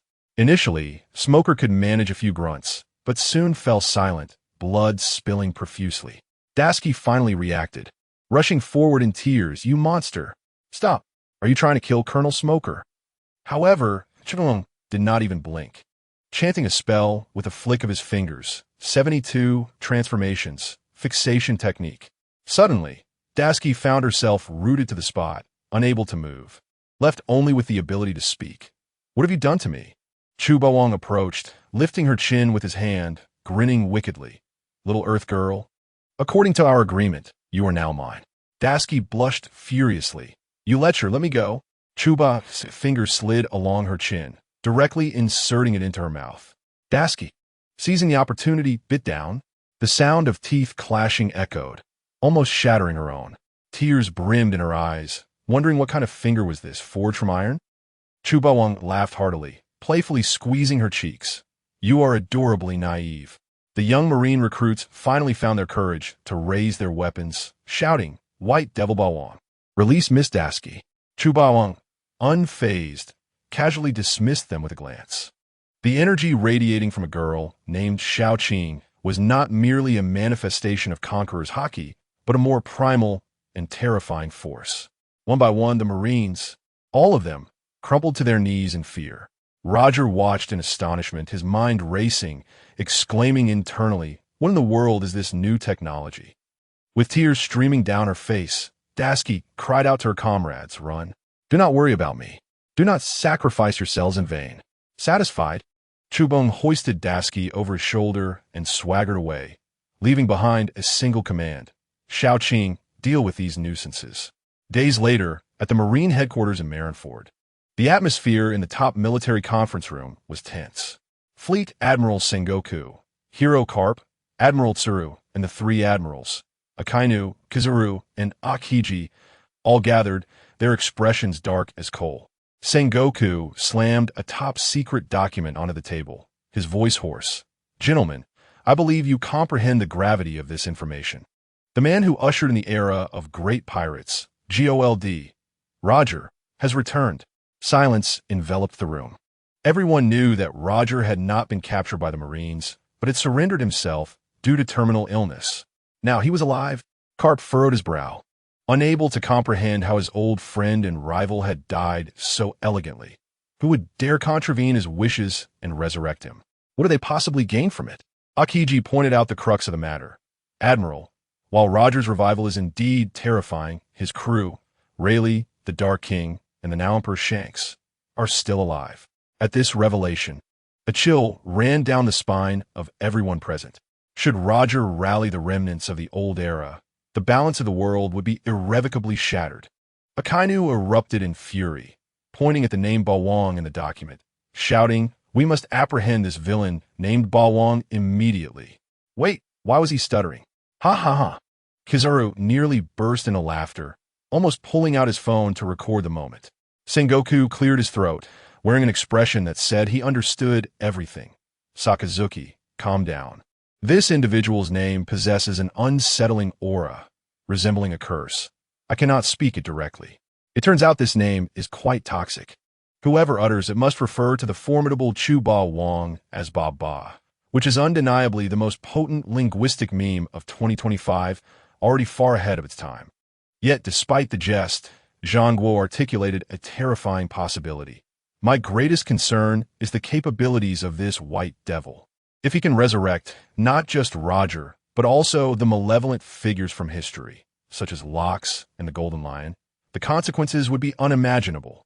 The temperature in the entire conference room plummeted by 10 degrees. Chiefy inquired further, "Where is this Ba Ba Wong now?" The intelligence officer promptly reported, "He is with a young man named Monkey D. Luffy, a member of the Straw Hat crew, having already crossed Reverse Mountain and entered the Grand Line. We lost track of them." Upon hearing this, Carp's expression darkened further. "How could you associate with such an ultimate danger, you foul grandson?" In the end, Zhang Guo made a decisive call. "Akiji, you are fully responsible for capturing Ba Ba Wong and Roger. Akainu, you should make contact with the recently defected Blackbeard. Additionally, issue a new bounty notice for the White Devil Ba Ba Wong, raising the reward to 1 billion berries. For the sake of justice. For the sake of justice." As soon as this news broke, the entire world erupted. In the New World, the Whitebeard pirates, Marco clutched the bounty notice, his eyes reddening. Sachi has hope for resurrection. In Dressrosa, Doflamingo, clad in a pink feather coat, let out his trademark sinister laughter. The world is about to change. I truly wish to meet this individual. Somewhere else, the world's greatest swordsman Mihawk gazed at the face in the intelligence report, his gaze sharp as a blade. "The last time, I could not swing my sword at you. The next time we meet, I shall challenge you." The entire world was thrown into chaos because of him. Yet what was our protagonist, Chu Ba Wong, doing? He was leisurely sitting on a ship, enjoying hot pot and singing. I tell you, just after a couple of bites of hot pot, Chu Ba Wong stood up and patted the shoulder of that little Navy girl named Dasky, saying, "Little Ching, it's time to go." Goodness, he was having a blast. Beating Smoker, that old chain smoker, to the point of being unable to take care of himself, fulfilling a long-held dream. His pet, Little Ching, was no ordinary creature either.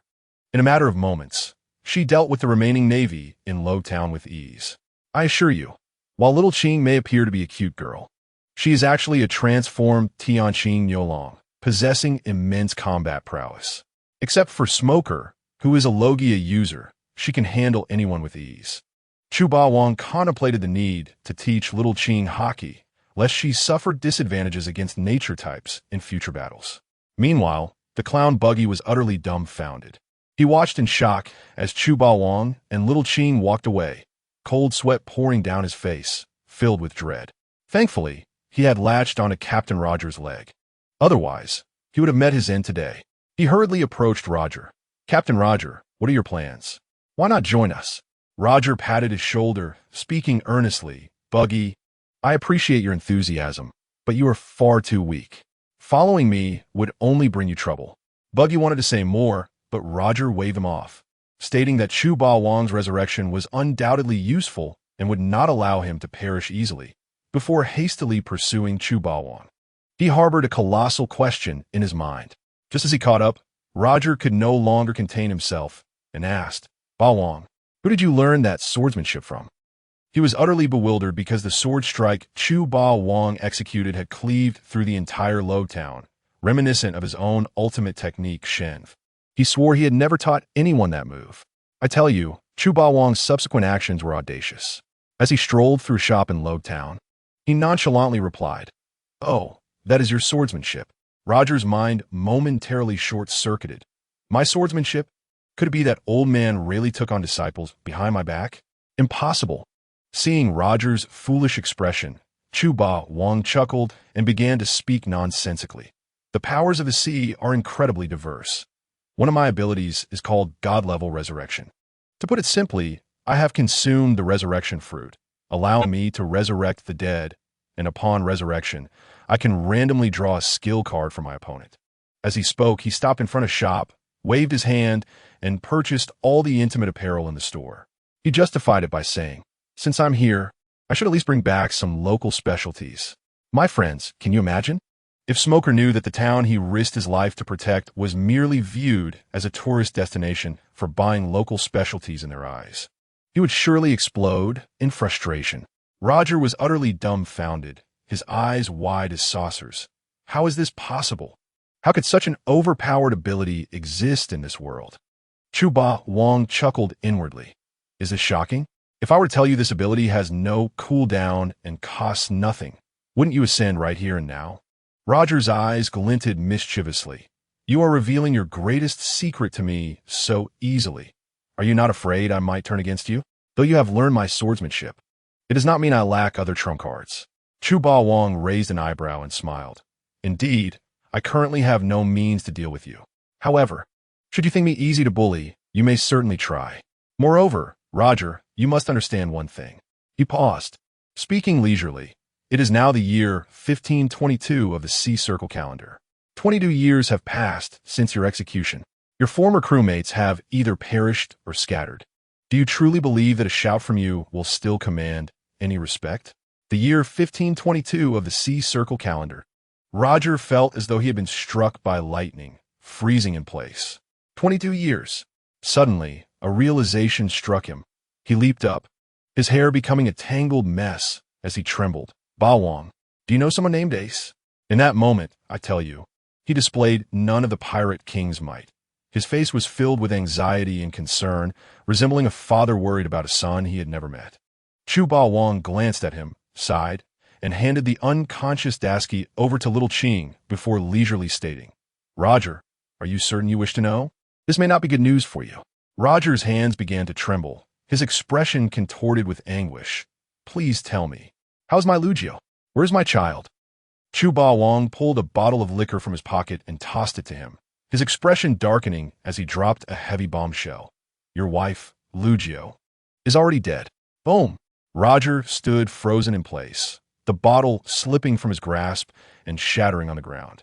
The expression on his face was a blend of pain, memories, and sorrow, a sight too heart-wrenching to behold. The next moment, a primal roar erupted from Roger's mouth. Ah! His roar shook the very ground of Logtown. The marble floor was lifted, the skies were rent with thunder, an invisible and terrifying pressure spread instantly, causing a significant portion of the town's residents to faint on the spot. Is this the Conqueror's Haki of the Pirate King? It emphasizes emotional stability, yet once provoked. The heavens and earth tremble. Chuba Wong observed this scene, the corners of his mouth curling up, even contemplating. If I were to slay him and resurrect him, would it trigger his Conqueror's Haki? However, after some thought, he sighed, concluding that he was still too soft-hearted. Witnessing his misery made it impossible to act. As Roger's cries grew more fervent, Chuba Wong could no longer bear to watch. He stepped forward and delivered a sharp slap to his face. What kind of man cries like a child? So what if his wife has passed? What is so significant about it? Have you forgotten my abilities? Resurrecting your wife is merely a matter of a word from me. This slap left Roger in a daze, his cries abruptly ceasing. Even the storm clouds above dissipated. Luojie, with a handprint on his face and tears glistening in his eyes, gazed at Chuba Wong, trembling as he asked, Do you really intend to help me resurrect Lugio? Chuba Wong, exhibiting a face of impatience, retorted, Stop your incessant whining. If you allow me to kill a few times to recoup my losses, resurrecting your wife is certainly within the realm of possibility. After that, you can retrieve your son, Botica's Ace. A family should always be complete. Hearing the words complete family, tears welled up in Roger's eyes once more. Chuba Wong, witnessing this middle-aged man weeping before him, felt a wave of discomfort wash over him, desperately suppressing the urge to slap him again. However, Roger, being Roger, was quick-witted. He wiped his tears and gazed suspiciously at Chuba Wong. Why do I feel like you're hiding something? He had discerned that despite Chuba Wong's brutish appearance, he was far more cunning than he seemed, each step meticulously calculated. Chuba Wong chuckled. A great deal has transpired over these 22 years. Let us converse as we walk. But first, you must promise not to fly off the handle again. Otherwise, your little admirer, Luffy, may not withstand your Conqueror's Haki. As he spoke, he miraculously produced a bottle of alcohol from seemingly nowhere, which he had swiped from the unconscious shopkeeper moments ago, without paying. As they journeyed, Chuba Wang began to recount the updates of the past 22 years. Among the 4 emperors of the New World was his former intern. Whitebeard had become the world's strongest man, and Admiral Zephyr had betrayed them. Roger listened in astonishment, gulping down the liquor in disbelief. After a lengthy build-up, Roger could no longer contain himself.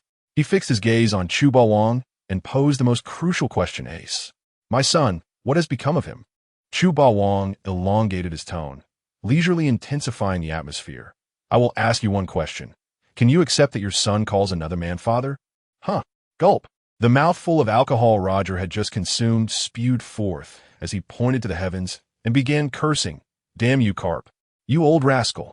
I entrusted my wife and child to you, and you dare to betray me. I will not rest until you perish.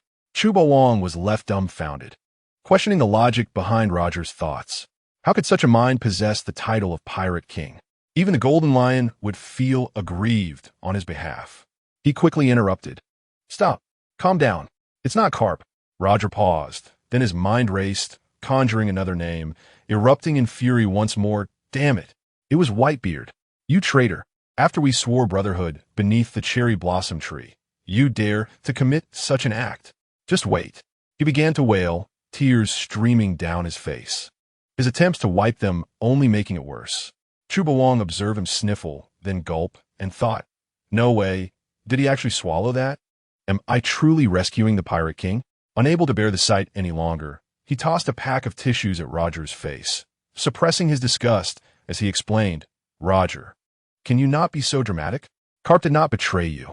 Whitebeard did not betray you either. If you continue with this self-pity, I will send you to reunite with your wife right now. Roger froze, his expression turning pitiful as he inquired, really? They did not harm my wife? Of course not.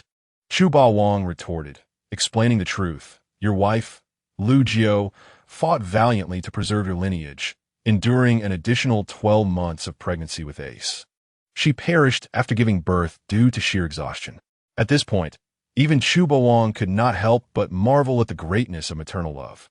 Indeed, the D family was formidable, a trio of fierce individuals. After absorbing this revelation, Roger fell into a profound silence. He silently poured his drink onto the ground, honoring his gentle wife. After a lengthy pause, he suddenly lifted his head, his gaze turning grave and earnest. Before Chuba Wang could react with a loud thud, Roger's knees struck the ground, embedding themselves in the stone, and he bowed his head heavily. I entrust everything to you, Bawang. Please assist me in resurrecting my wife. If you agree to help, my life belongs to you. He banged his head against the ground again, drawing blood from his forehead. Chuba Wang regarded him seriously. Rest assured. When I say I will reunite your family, I will ensure it happens. Seeing Roger on the verge of tears once more, Chuba Wang hastily interjected. However, before resurrecting your wife, you must resolve your relationship with Ace. If she discovers that Ace harbored resentment towards you for over a decade, it will cause turmoil upon her return. Mentioning this reignited Roger's anger, and he seethed, when I see Whitebeard, I will surely pound him into the ground. Why'd he choose my son as his own? Does he not regard me, the Pirate King, with any respect? Observing his tearful demeanor, I thought to myself, with such a disposition, not even Whitebeard would regard him highly.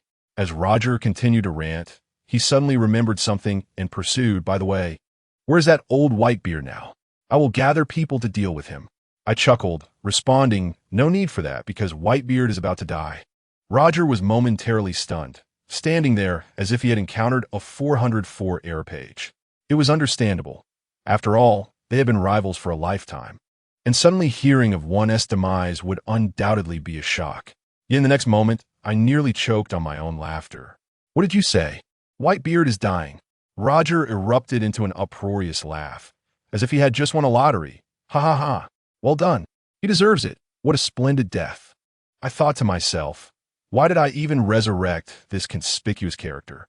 Could someone not send him back to hell for a reboot? I am in dire need of that. Let me tell you, only by closely engaging with this legendary Pirate King, Roger, can one comprehend how petty and humorous he truly is. The tales of his overwhelming presence have no bearing on his true nature. Observe how he gritted his teeth, gesturing wildly, as if he were already pummeling Whitebeard from afar.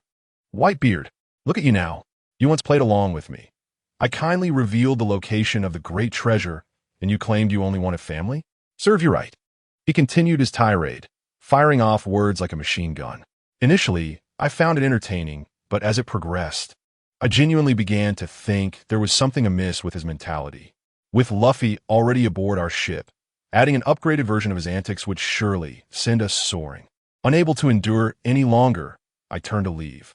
Yet this old fool swiftly reappeared before me, his eyes filled with eagerness, causing me to tense up. You just resurrected, and you're already so forward? I quickly took a couple of steps back, feigning disdain. Speak quickly. Do not delay my return. My wife awaits. Roger rubbed his hands together and grinned. Ahem. I merely wish to inquire. How did Whitebeard meet his end? Do not misunderstand. I do not wish to save him. I simply want to give him one last beating before he departs. I was left speechless. How can a grown man possess such a tsundere attribute? If you wish to save him, just say it. Why play these mind games with me? Where's the basic sincerity between people? Whitebeard's failure to live out his days peacefully, I scoffed, was undoubtedly due to your foolish son. Roger blinked. My son? How is he foolish? On what grounds do you say that? I retorted bluntly. If not for Ace's reckless pursuit of Blackbeard, would he have been captured by the Navy? Had he not been caught, his identity as your son would not have been exposed, igniting the most monumental Marineford war in history. In a matter of mere words, I divulged the tale of how Haihuzi's treachery led to Ace's capture, and how Whitebeard, in his fury to save his adopted son, confronted the Marine headquarters, ultimately meeting a tragic demise at Marineford. Roger stood there, utterly dumbfounded, like a wooden post, grappling with the implications of what I had just revealed. The future? What was to come? His mind was a chaotic whirlwind, nearly overheating from the intensity of his thoughts. Though he had harbored doubts about my credibility, my demeanor, calm and composed, shattered his skepticism into fragments. My deductions encompassed the actions of the Navy, Whitebeard, the 4 emperors, and the 7 warlords, forming a logical chain as intricate as a mathematical formula, leaving no room for disbelief. His worldview had been thoroughly dismantled by my insights. Was there truly a deity in this world? He gazed at me, and fear began to seep into his eyes. My mere act of revealing the future had startled him, making him suspect I might be some shadowy mastermind orchestrating events, even the resurrection of Whitebeard as part of my grand design. I found myself bemused by his overactive imagination. Hastily, I retrieved a mirror from my spatial pocket to inspect my reflection. There was nothing amiss. A dashing figure, akin to an ethereal being, hardly resembled a villain. Roger, meanwhile, murmured to himself, lamenting the fate of heroes who do not reach old age, while simultaneously deriding Whitebeard, claiming I would have achieved greater feats had I been the one to rescue him, declaring that the Marine headquarters would have been overturned. I rolled my eyes at his comments. Wasn't Whitebeard's motivation to save his son? It seemed he had drawn the short straw by aiding Roger, only to be ridiculed in the end. Life was indeed harsh for Whitebeard. Suddenly, Roger leaned closer, conspiratorially inquiring if old Whitebeard were to truly perish. Could you bring him back? I swatted away his attempt to casually drape an arm around my shoulders, questioning our familiarity. His eyes darted, and a dubious idea sparked in his mind, leading him to fervently paint an enticing picture. Listen, old White has the strongest paramecia type, Gura no mi. If he does die, and you resurrect him, you could effortlessly replicate his powers. Even if you find them beneath you, you could still wield his conqueror's haki. Though slightly inferior to mine, it would still suffice. With your swordsmanship combined with his abilities, even the 3 admirals would kneel before you. As he spoke, his expression was that of a boastful fool, visibly straining to convey the grandeur of Whitebeard's might. My forehead throbbed in irritation. Eventually, unable to contain myself, I delivered a swift blow to his abdomen. The pain caused him to double over like a shrimp. Roger, your looks are not your fault, but scaring others is wholly inappropriate. He grimaced, refraining from retorting. I cast a cold glance in his direction, asserting, moreover, I, the Overlord, need not be guided by others in my actions. Do not presume I am unaware of your intentions. You simply wish for me to resurrect him, so you can relish in defeating him. Caught off guard, Roger's face flushed crimson. Yet true to his thick skin, he brushed off the embarrassment and resumed his sales pitch. Overlord, I genuinely have your best interests in mind. Imagine the bounty after resurrecting me. Surely no less than 1 billion. Trouble would be inevitable, but by reviving Whitebeard, you would gain unimaginable power. Fearing I might lack the concept, he animatedly gestured. That guy is truly formidable. One punch, just one punch. He can tear through the atmosphere and conjure tsunamis hundreds of meters high. The water surges wildly. Everything, demon-slaying commands, warships, obliterated in an instant. It's a spectacle. My lips twitched in irritation. This legendary pirate king was indeed a master of rhetoric. Stop, I interjected. Whether to save him or not is entirely within my discretion. Your concern is unwarranted. What? You don't even covet the Gura, know me? Roger appeared thoroughly bewildered, feeling his words had been in vain. I had no desire to engage further. Had I known he could prattle on so endlessly, I would have refrained from sharing any spoilers. I shot a fierce glare at the chuckling Xiao Qing beside me. What are you laughing about? I will deal with you tonight. Xiao Qing's face flushed, her breath quickening as she murmured, Master, is that appropriate? The mistress might. I waved my hand dismissively. What is inappropriate about it? It's settled. My authority shall not be disregarded. Roger, observing our exchange, appeared as though he had bitten into a lemon, grumbling, damn it. Once my wife is revived, I shall shower her with affection daily. I smirked inwardly, relishing the thought of his plans thwarted. The resurrection of his wife was ultimately contingent upon my decision. With our business in Rogetown concluded, we prepared to return home. Meanwhile, chaos reigned aboard the Mary. Nami was frantic. Where's the Overlord? The Navy is gathering. If we don't leave soon, we are doomed. Usopp wailed, this is bad. A storm is brewing. Zoro, Sanji, help us. The ship is going to be blown away. Just then, the sky darkened suddenly. A thick fog enveloped everything, and monstrous waves surged violently across the sea. A terrifying waterspout roared towards Rogetown. A devil fruit user. Roger snapped back to reality, a fierce determination igniting in his eyes, his pent-up frustration seeking an outlet. However, before he could act, I had already stepped forward. Drackle, do you dare obstruct my path? Do you seek death? I bellowed, my voice resonating like a thunderclap, halting the colossal waterspout in its tracks. Roger's eyes widened in disbelief, his mouth agape in astonishment. This aura. Impossible. How old is he? Did he begin cultivating in the womb? A deep voice emerged from the vortex. How do you know it is I? Roger's mind raced, and he recalled Drackle, leader of the Revolutionary Army, Monkey D. Drackle, Garpesson, Luffy's father. I grinned broadly, unabashed. Hey, Drackle, did Carp never teach you not to answer a question with another question? I was fully aware of his purpose. He merely believed I had corrupted his precious son. As the waterspout dissipated, a man clad in a dark green cloak, his hood obscuring his face, emerged, exuding an aura as profound as the ocean. Are you the one who has stirred the tide of this era, the White Devil Overlord? His voice faltered at my name, likely recalling his childhood memories of being chased by Carp wielding a slipper, embodying paternal love. Calmly, I retrieved the magic blade, Qianren from Xiao Qing, the blade resonating with a powerful hum, heralding storm. Stirring the tide? Apologies, my ambitions extend beyond that. Drackle's tone dripped with mockery. Interesting, you wish to strike against me? In the next moment, his smirk vanished. This is impossible.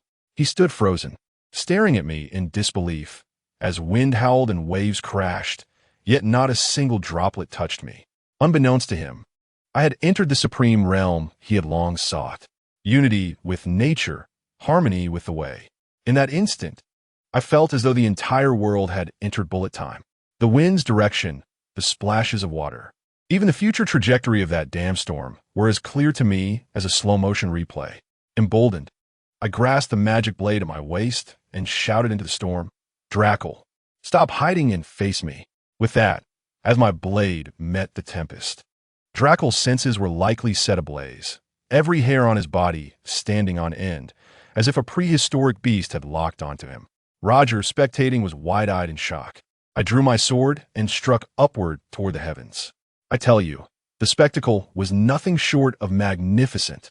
A beam of light cleaved the night in twain, illuminating the darkness as though the very fabric of reality was being rewritten. Luogia stood by, utterly astonished, muttering, "What a monster! This swordsmanship defies reason. This is beyond any great swordsman."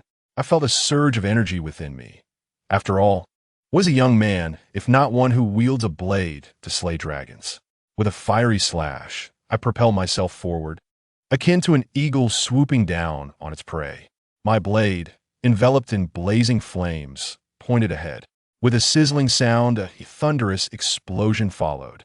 Half the sky ignited as I unleashed my power. The flames, infused with the demonic aura of my sword, roared with intensity, boiling the ocean beneath. The man at the center of the storm, Dorag, twitched his lips, exclaiming, "Seriously, my friend, how can you disregard martial integrity like this? You start with your ultimate move? Is this what you call a regular attack? The damage is simply outrageous." He likely assumed it was just a minor skirmish, not realizing he had encountered a formidable opponent. The clash of wind and fire raged fiercely in the sky. Observing the sea of flames, I discerned that this individual was indeed a user of the natural-type storm fruit. This was becoming intriguing. Earthquakes, magma, storms, Whitebeard, Akainu, Dorag, all converging like players at a game of Do Di Ju with pirates, navy, and revolutionaries in a delicate balance of power. Roger watched in awe, remarking that my strike possessed an apocalyptic essence. The storm at the center was cleaved apart by my sword, and Dorag began to retaliate, condensing a torrent of air into a spear aimed at me. I couldn't help but chuckle. Was that all? The game was over, my friend. I never saw him as a rival. I was merely curious about his abilities. With a swift motion, I dashed into the storm, my blade descending with precision. The air spears disintegrated into nothingness, and the figure within the storm let out a grunt. Revealing himself, a man clad in a dark green trench coat descended slowly, a large wound on his shoulder. Yet perplexingly, not a single drop of blood flowed. He removed his hood, revealing a sharply defined face, his black hair dancing in the wind. What formidable swordsmanship! Dorag's voice dripped with frustration. Just then, Roger, in his usual playful manner, approached Dorag, circling him with a wide grin, asking, "So, you are the son of that old dog harp? You don't look like him at all. How did that fool manage to produce someone as clever as you? Did someone plant a patch of green grass on his head?" I couldn't help but smirk. Who understood Roger's incessant chatter? Deep down, did he not realize who the real fool was? I casually tossed my sword to Xiaoqing, uninterested in their banter, and directly revealed Dorag's identity. "A pleasure to meet you. The world's most notorious criminal, the leader of the Revolutionary Army, Monkey D. Dorag." This title alone could instill fear in anyone. Yet, to be honest, I felt no tremor within my heart as I gazed upon him. Dorag maintained his composure, scrutinizing me for a while before hoarsely commenting, "No wonder you dare to resurrect the Pirate King. You possess some merit. However, those who have stirred significant upheaval in history have seldom met with favorable ends." As he spoke, he cast a pointed glance at Roger, implying that associating with him was akin to having a ticking time bomb by one's side. I chuckled, stirring the tides of an era. That mantle does not suit me. My revival of Roger was purely motivated by the lack of joy in the sea without him. Joy? Dorag's irritation flared, his tone laced with anger. "Do you treat this like a game?" "No, you misunderstand," I replied, fixing my gaze upon him, enunciating each word. "To me, this is merely a game. You may risk your lives and pay the price, but for me, it is simply a pursuit of amusement. I detest boredom above all else. Of course, this game is worth my serious attention." Upon hearing this, Dorag was left speechless. Roger appeared equally astonished, perhaps reevaluating his perception of me. Xiaoqing, on the other hand, beamed with pride, as if to say, "My master is indeed remarkable." Dorag's expression grew cold, and he began to lecture me. "Individuals like you are no different from the celestial dragons who treat the lives of the downtrodden as mere playthings. Do the weak not deserve the right to pursue their happiness?" I barely listened to his deeply philosophical discourse, lazily interrupting him by cleaning my ears. "Dorag, save your brainwashing rhetoric for your subordinates. If you wish to be a hero and save the world, go ahead. I have no interest in stopping you. However, do not impose your standards upon me. I paused, a hint of mockery on my face. And even if you were dubbed the world's most notorious criminal, what grand achievements has your so-called revolutionary army accomplished? You promise happiness to the people, but isn't that merely talk? Dorag's expression soured as he retorted. What do you mean? We have toppled several corrupt kingdoms. Have you not heard? Those weak kingdoms, with military power as feeble as dust, are worthy of your pride? I shook my head, pointing an accusatory finger at him. The Revolutionary Army has been established for decades, and you dare to stir trouble in the few places the world government neglects. When faced with a genuine crisis, do you dare to speak up? Ask yourself, have you ever posed even the slightest substantial threat to the world government? My utmost disdain lies with you, I continued, my voice chilling. Tyrant Kuma, your comrade, was captured by the world government and transformed into a half-human, half-machine weapon of slaughter, yet you dare not utter a word. Such a revolutionary army. Do they truly deserve to be called the saviors of the world? Roger, overhearing, was equally incensed, cursing for this long. I could have been a pirate king 3 times over. Dorag's face shifted from red to white in rapid succession, his fists clenched tightly. Yet he could not muster a single retort, for what I said was nothing but the truth. He was undoubtedly aware of Kuma's fate, yet he dared not confront me. Fear gripped him. However, he must have been puzzled as to how I knew of Kuma's secret within the Revolutionary Army, which was classified information. After a long silence, he finally managed to utter, "We are waiting for the opportune moment." At that moment, I sensed a slight commotion nearby. It was Dashki waking up, pretending to be dead while eavesdropping. Upon hearing about Tyrant Kuma being an undercover agent, her eyes brightened, likely scheming how to relay this information. She had resolved to stay by my side as a spy. What a fortunate script this was.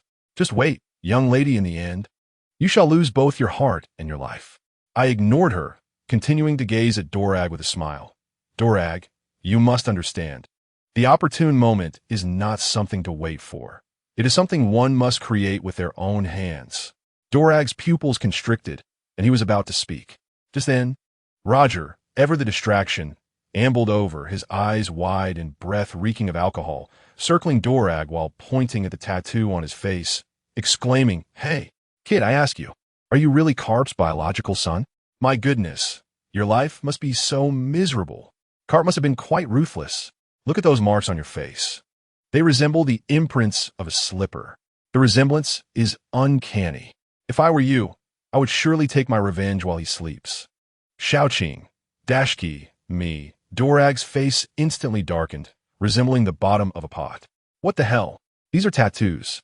Do you understand? Tattoos. Although, to be fair, the shape of his tattoos did indeed resemble shoe prints.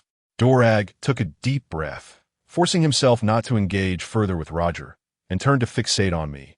"Sir, I hope you do not interfere with Luffy's future. He deserves his own adventures."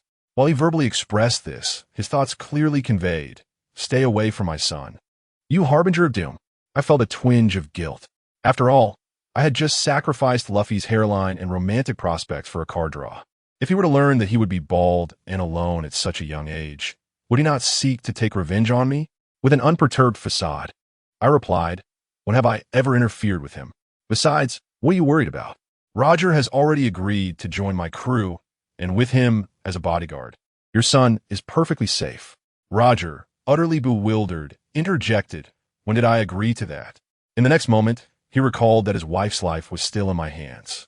Instantly, he transformed into a master thespian, nodding fervently like a chick pecking at rice. "Yes, yes, indeed. The captain is absolutely correct. I am now a proud grassroots pirate." "Captain, what is the name of our pirate crew again?" Dorag was momentarily stunned. "The Pirate King would have you as a crew member? Starting from the grassroots level? Are you performing for me here?" I disregarded his astonishment and continued. "What I desire is to make this world a tad more interesting." Dorag's demeanor turned completely frigid, exuding a murderous aura. "So, you are resolutely intent on intervening?" No sooner had he spoken than shadows of warships began to emerge through the surrounding mist. Goodness, he had summoned the troops. Shao Qing immediately expressed her discontent, snorting coldly. It is an honor for your son to be noticed by my master. How dare you prattle on here, utterly unaware of your own insignificance? She did not finish her sentence, merely casting a frosty glance at Dorag. Let me tell you, just that one glance. Dorag felt as though he had been frozen in place, his body bristling with goosebumps, retreating over 100 meters in an instant. Faster than a rabbit, his face turned as pale as death. He felt as though he had just walked through the gates of hell. It was a fear that emanated from the depths of his soul, more terrifying than conqueror's hockey, utterly insurmountable. He was dumbfounded, a mere maid with just a single glance had terrified him to such an extent. He steadied himself, attempting to maintain his bravado. Are you threatening me? I raised an eyebrow, entering protective mode. If the esteemed leader of the Revolutionary Army cannot withstand even the slightest pressure from my maid, then you are unworthy to be my collaborator. Upon saying this, I put on an air of generosity. However, I am not one to force others. I offer you an opportunity to consider whether you wish to collaborate with me. Dorag was thoroughly incensed, likely cursing me 1,000 times in his mind. Yet he still held firm. Collaborate? What qualifications do you have to negotiate with the Revolutionary Army? With just the three of you, do you think to overthrow the world government? I must admit, I found it amusing. Just the three of us? My friend, your perspective is rather limited. I promptly delivered a lesson. Dorag, I initially thought you were a clever individual, but today I see your vision is as narrow as the tip of a needle. He completely erupted, staring at me with an expression that seemed to say, you dare to claim that I, the leader of the Revolutionary Army, possess a narrow vision? He was so enraged that he laughed. Very well, enlighten me. Where is my vision lacking? I clasped my hands behind my back, exuding an air of authority. One must understand how to leverage a title to create prestige. Do you think the title of the world's most notorious criminal holds any weight? It is utterly useless. But the title of the leader of the Revolutionary Army is a different story. Dorag paused momentarily, as if he grasped the concept. Are you suggesting to emulate Roger? Wrong. I interrupted him, firmly stating, you are gravely mistaken. You know better than anyone that the title of Pirate King brings far more troubles than benefits. Even if you manage to rally a crew, it ultimately ends up being a mere scratch to the world government. It cannot uproot the celestial dragons. Dorag's face turned crimson, yet he stubbornly retorted, then do tell, whose name is so powerful? I smiled enigmatically. Let me tell you, there is someone. No, he is not merely a person. His name alone can keep the world government awake at night with the lights on. His name is Fisher Tiger. As soon as I finished speaking, Dorag's pupils dilated in shock. For those who understand, his expression was akin to suddenly remembering he had forgotten to pay the electricity bill. Indeed, only then did he recall this true, eternal legend. Who is Fisher Tiger? He was the first to audaciously climb to the Holy Land, Mariehua, and confront the celestial dragons, liberating thousands of slaves. He single-handedly shattered the myth of the world government's invincibility. He is the spiritual idol of all the oppressed. Dorag himself admitted that his involvement with the Revolutionary Army was inspired by Brother Tiger. What is even more significant, Tiger is a fishman. His prestige in Fishman Island is akin to that of a deity. Even Jinbei, the fishman, would respectfully refer to him as Brother Tiger. He alone represents the attitude of the entire Fishman Island. Dorag was now completely unsettled, his attitude undergoing a complete reversal as he fixed his gaze on me. So, you mean to say you can resurrect him? I shrugged. You have met Roger. How hard can it be to bring back Tiger? Think for yourself. If this hero of Fishman Island were to join your ranks, what would that signify? How would the global landscape shift? I will tell you, conversing with an intelligent person is a relief. Dorag's mind was racing, and I could tell he was already envisioning numerous glorious futures. Fishman Island, after all, is the underwater overlord, invincible in naval battles. Once Tiger is resurrected, Fishman Island would immediately become the strongest frontline base for the Revolutionary Army. And Dorag would save himself 10 years of struggle. All the slaves across the world would rise in revolt. The more he contemplated, the more exhilarated he became, his emotions surging. Yet, I unexpectedly interjected. I wish to collaborate with you? No, no, no, you have misunderstood. I executed a reverse PUA, informing him. As it stands, the initiative to resurrect Tiger lies with me. I'm not the one seeking your collaboration. Rather, you must seek mine. Dorag was momentarily dumbfounded, his eyes widening in disbelief. It finally dawned on him that I had lured him into a trap, yet he was already in my grasp. No matter how displeased he felt, he had no choice but to follow my lead. How can you guarantee that the resurrected Tiger will assist us? He harbored a deep-seated hatred for humanity before his death. I smiled. The small can be reversed, but the great cannot be stopped. Individuals like Tiger are inherently destined for greatness. Once he returns, we won't even need to push him. The tides of the era will propel him forward. He is the beacon that will illuminate the path for all the oppressed. Dorag took a deep breath, resigning himself completely. He glanced at Roger, who was rendered speechless by my words, and likely deduced that I held sway over him. Speak. What price do you wish to extract? He conceded. I leaned in, creating a soundproof barrier, and whispered two names that only the two of us could hear. Upon hearing them, Dorag's expression became exceedingly peculiar. Are you certain? Do you not already have a wife? I retorted directly. One is not enough. I want them all. We exchanged knowing glances, sharing a brotherly, mischievous grin. Meanwhile, Roger was anxiously scratching his head, likely pondering whether we were planning a visit to a brothel. After a moment of contemplation, Dorag felt that he had little to lose and agreed. Fine, I will facilitate your introduction, but I cannot guarantee success. Do you have any other requests? The fish is on the hook, my friends. I smiled slightly. In addition to this, I require a promise from you. His brow furrowed immediately, warily regarding me. What do you intend to do? Do not be alarmed. I saw right through his thoughts. I will not send you to the front lines as cannon fodder. In due time, I plan to rescue a friend from the Navy's prison. At that point, you simply need to assist me in dealing with one individual. Indeed, you require my assistance. Who is the target? I smiled mischievously and revealed a name. If you encounter Magellan, how long do you think you can hold out? The Warden Magellan. Goodness, Dorag's face turned pale, and he gasped in shock, exclaiming, My heavens, you are targeting the underwater prison. The person you wish to save is. His gaze towards me was one of utter disbelief, as though he were looking at a complete madman. I signaled to Roger, who nearly cried out to hush, and he immediately covered his mouth, thoroughly startled. Rest assured, I am aware that you and Magellan are old colleagues. You need not go all out. Just hold him off. I will take care of the rest. You need not worry about the route. Just lead me in or provide the coordinates. With a grand gesture, I casually declared, with everything resolved, it is time to return home and embrace my wife. Dorag and Roger's faces immediately darkened.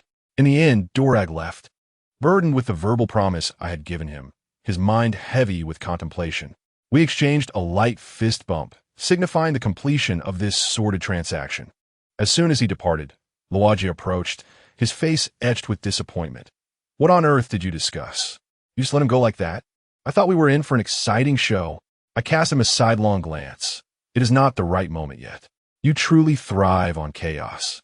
If I were to release my few sworn enemies, the world would descend into utter turmoil. If chaos is to ensue, so be it. He seemed invigorated, reasoning that since things were already chaotic, a little more wouldn't matter. I couldn't be bothered to entertain his foolishness and patted his shoulder. Come, let me introduce you to a rather intriguing individual. You'll surely get along splendidly. Luigi looked utterly bewildered.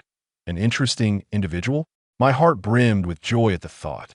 If Luigi were to encounter Luffy, who would boldly declare, I am going to be the Pirate King, I could hardly contain my anticipation of Luigi's reaction. Meanwhile, aboard the Mary, Koya and the others were nearing madness. The ship had been swept away by a sudden, malevolent wind, drifting further from Rotown. Zoro suggested, Why don't I go find the others? Usopp and Sanji's faces darkened. You? Go find someone? Forget it. With your atrocious sense of direction. Who knows who would find whom? We all believed it when you got lost on board. Nami, desperate and out of options, aimed a kick at Luffy, who lay on the deck feigning death. Hey, Luffy, you need to come up with a plan. However, upon seeing Luffy's expression of utter despair, her foot faltered. His gaze was hollow, like a fish that had lost its dreams. Usopp approached, feeling Luffy's forehead, startled. "Oh my goodness, Luffy. Are you really upset because you didn't see the execution platform? You're practically freezing. You can't truly have lost your dreams, can you? Perhaps we should just toss this dreamless fish overboard. It would allow me to experience the joys of being a captain with lifeless eyes." Luffy spoke in a voice barely above a whisper. "No, you don't understand. I am Luffy, destined to become the Pirate King. If I cannot witness the place where the former Pirate King was executed, what right do I have to call myself the Pirate King? What? You want to be my man?" Suddenly, a large face loomed over Luffy, glaring at him. Nami turned to see the newcomer, her face lighting up as she dashed into his embrace, playfully exclaiming, "Baba, you've finally returned." "No, you don't understand. I am destined to be the Pirate King." Luffy's furious shout echoed, as if he had expended every ounce of his strength. "What? You want to be my man?" Boom! Luffy was sent flying by a massive kick. The next moment, Roger's roar reverberated throughout the Mary. A fierce tempest swirled like a raging dragon, unleashing a furious roar. The surrounding seas trembled, visibly collapsing and churning. A colossal fissure appeared on the deck of the Mary. Within that immense crack, Luffy lay, utterly bewildered. "Who kicked me? That was so fast. How did that sudden figure send me flying? I Monkey D. Luffy have no shame, do I?" Just as Luffy was scratching his head in confusion, a scruffy face leaned in close.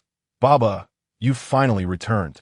Upon recognizing the faces of a few individuals, Nami felt a surge of joy and lunged towards the handsome man. Koya, anxious, stomped her foot in frustration. Who is truly the rightful wife of the Overlord? I, the legitimate consort, have yet to make a move, and you just dive in? Ahem. Yes, I am back. I encountered some interesting characters on the way, which delayed me a bit. The Overlord affectionately ruffled Nami's hair and gestured to the impatient Koya.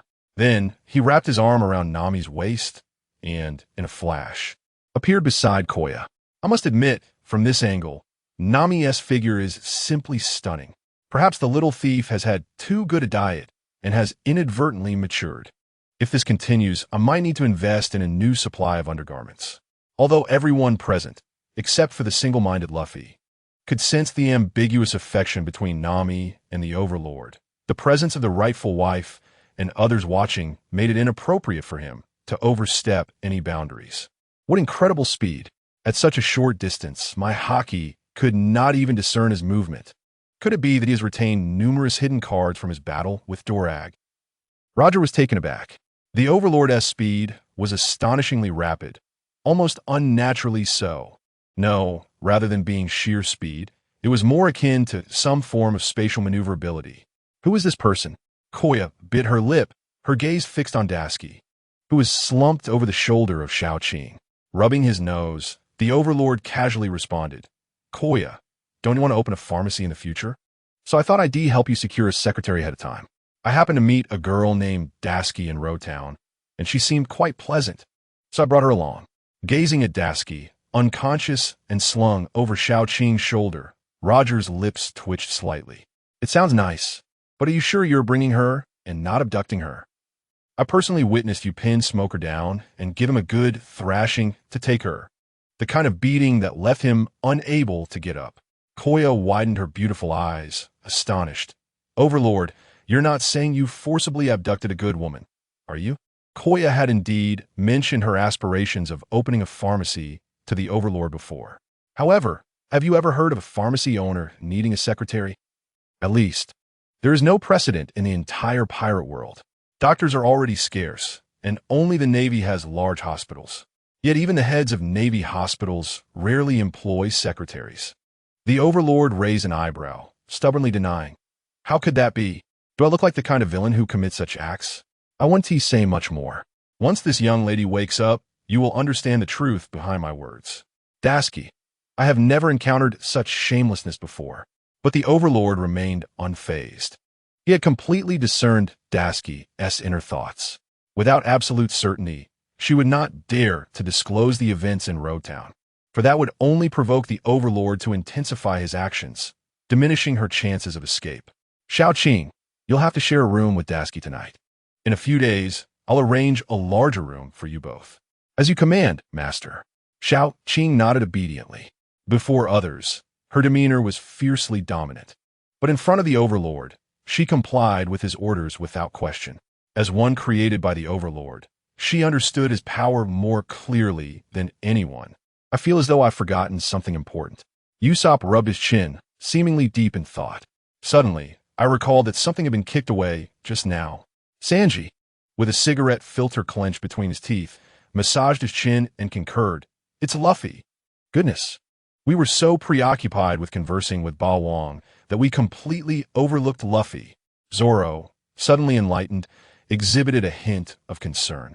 Since Roger had appeared alongside Chu Ba Wong, the crowd instinctively regarded him as one of their own.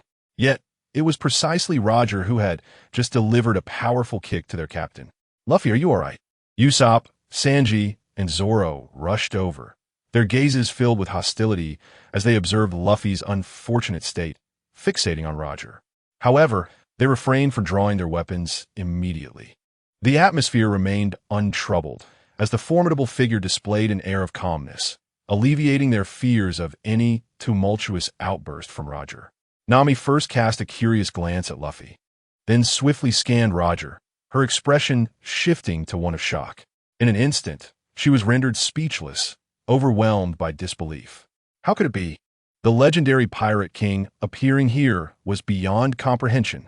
While Sanji and Zoro may not have immediately recognized the disheveled man before them, Nami, with her keen insight, would never be misled. This disheveled figure bore an oddly familiar resemblance. Gazing at the man clad in a crimson captain's coat and adorned with a naval commendation, Zoro, Sanji, and Usopp exchanged incredulous glances. The next moment, all three held their breath, their faces as pale as corpses, their jaws nearly hitting the ground. Why you are? Could it be? Roger paid them no heed, his expression a mask of fury as he seized Luffy by the collar with one hand. Hey, brat. Stop playing dead. I'm asking you a question. Who did you say you wanted to be a man for? Luffy, utterly bewildered, crawled out of the crevice, feeling as though his bones were shattering. He glanced at his fists, which bore a deep gash exposing raw flesh, crimson blood oozing forth. This uncle possesses formidable strength. Roger disregarded Zoro and the others, his countenance dark and foreboding as he continued. Hey, brat, don't play dead. I'm asking you, who did you say you wanted to be a man for? Had Roger's strength not yet returned to its zenith, coupled with the watchful presence of Chu Ba Wong beside him, he would have long since smashed Luffy to pieces. Roger's thunderous roar left Luffy perplexed. What is this question? What do you mean by wanting to be a man for someone? Despite his confusion regarding Roger's intentions, Luffy rolled up his sleeves and declared his iconic phrase with unwavering confidence. I said, I want to be the man who becomes the Pirate King. His voice echoed resoundingly throughout the going merry. Luffy appeared completely at ease. Meanwhile, Zoro, Sanji, and Usopp nearly lost their minds. With their eyes wide open and jaws nearly dropping, a wave of unease surged from their feet, reaching their very crowns. Oh, you little brat, don't even know who I am. Roger, cloaked in his captain's mantle, grew increasingly pallid and frigid. This is it. Luffy's infamous face blindness has struck again. Luffy's Achilles' heel lies in his inability to recognize faces, particularly those he does not care about. If anyone in the world were to remain oblivious to Roger's appearance, it would undoubtedly be Straw Hat Luffy, for he simply does not concern himself with what the former Pirate King looks like. Furrowing his brow, Luffy scrutinized Roger once more, yet resolutely shook his head, stating bluntly, I have absolutely no impression of you, disheveled uncle. Besides, I don't care who you are. No matter who it is, they cannot thwart my ambitions. Because I am destined to become the Pirate King. Zoro, Sanji, Usopp, what are you doing? Luffy squirmed, only to find his mouth firmly shut by Zoro and the others. Luffy, you have no idea how serious this situation is. Hurry and be quiet. Even Zoro, with his typically bold demeanor, twitched at the corners of his mouth. You dare declare your ambition to become the Pirate King in front of the actual Pirate King. Are you trying to court disaster? Let me go. Why won't you let me speak? Luffy, filled with determination, swelled like a balloon and propelled Zoro, and the others away. Please, do not utter that phrase again. Zoro's face darkened as Sanji broke into a cold sweat. Usopp turned pale, collapsing in despair. It's over, it's over. Today, Luffy's foolishness is going to cost us dearly. I knew following Luffy would lead to trouble. Is this the end of our crew? What is wrong with you all? This uncle isn't even that scary. Luffy dismissed, shrugging nonchalantly as he raised his hand. Hey, uncle, let me say it one last time. My dream is to become the pirate. Zoro could no longer tolerate Luffy's reckless behavior and stuffed a large piece of meat into his mouth. Stop talking. This uncle is the legendary Pirate King. Zoro finally grasped why Chuba Wong had lingered so long at Lowtown. The interesting figure he spoke of was indeed astonishing. Who? Which of you speaks of the Pirate King? Luffy stood in stunned silence, then cracked his knuckles, ready for a fight. Zoro and the others trembled slightly, pointing at Roger. Luffy froze again, then shook his head vehemently in disbelief. Impossible. The Pirate King Gold. Roger perished at Lowtown. This guy must be an imposter. Or perhaps you all have misjudged him. Roger's expression darkened, a palpable aura of menace enveloping him. Finally, someone can rein in this fool, using a fool against another fool. Indeed, ancient wisdom holds true. Observing Roger's visibly furious demeanor, Chuba Wong felt a sense of relief. Now you'll get your comeuppance for making me sick at Lowtown. Ba Wong, why is Roger with you? Is this guy a ghost? Sanji quivered, fully aware that Roger had died 22 years ago. Yet the overwhelming aura of power and royal presence emanating from Roger confirmed that this deity before them was indeed the real Roger. Shao Qing then recounted the events of Lowtown to everyone. Are you suggesting that Ba Wong accidentally consumed a bizarre devil fruit at Lowtown, granting him the power to resurrect the dead? Zoro nearly spat blood at that revelation. Could there truly be a resurrection-type devil fruit in this world? And how fortuitously it was consumed by Chuba Wong. This luck is truly beyond comprehension. Upon hearing this, Luffy widened his eyes and scrutinized Roger's appearance once more, shaking his head stubbornly. No, he cannot possibly be the Pirate King. Otherwise, I would have some recollection of him. I, Monkey D. Luffy, shall be the Pirate King.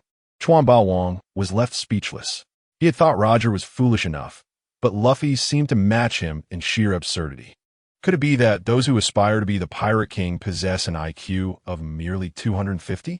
If that were the case, then perhaps it would be better for me not to pursue the title of Pirate King at all. Chuan Ba Wong harbored serious doubts, pondering whether this so-called Pirate King was merely a detrimental buff that diminished intelligence. I care not what your identity is, scruffy old man. The title of Pirate King is mine.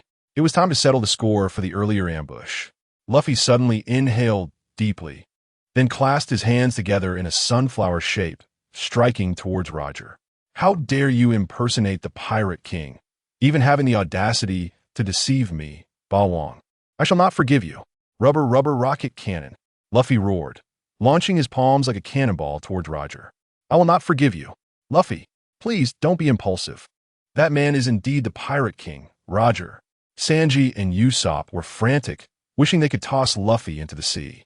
After all, the Navy had taken considerable time to capture Roger, and how could they possibly stand a chance against him now? Unfortunately, Luffy's strike was executed far too swiftly, and even Zoro was momentarily caught off guard. The title of Pirate King is mine. Luffy, a simple-minded individual, was unfazed, rolling up his sleeves and charging forward. Boom! With a resounding crash, Luffy's body was hurled back into the massive crevice. He wore a bewildered expression. What has happened? Why am I back in my original position? Poor Luffy, once again sent flying. Usopp, trembling in fear, crouched down, covering his head, unable to bear the sight of Luffy's plight. They understood all too well how remarkably resilient Luffy was. Even facing cannonballs could not seriously injure him. Yet, before the Pirate King Roger, there was no room for fanciful tricks. A simple punch sent the tough-skinned Luffy flying. The disparity in strength was overwhelmingly vast. Even Nami could not bear to watch this spectacle any longer, exclaiming, Luffy, stop. If you continue, someone might truly get hurt. Bang! Luffy sprang from the crevice, sporting two adorable lumps on his head, his face covered in dirt. No, I will become the Pirate King. Roger, noticing that Chuan Ba Wang had no intention of stopping him, instead appeared as an amused onlooker. He cracked his knuckles, producing a series of explosive sounds. You little rascal, daring to covet my throne in my presence. Allow me to teach you a lesson.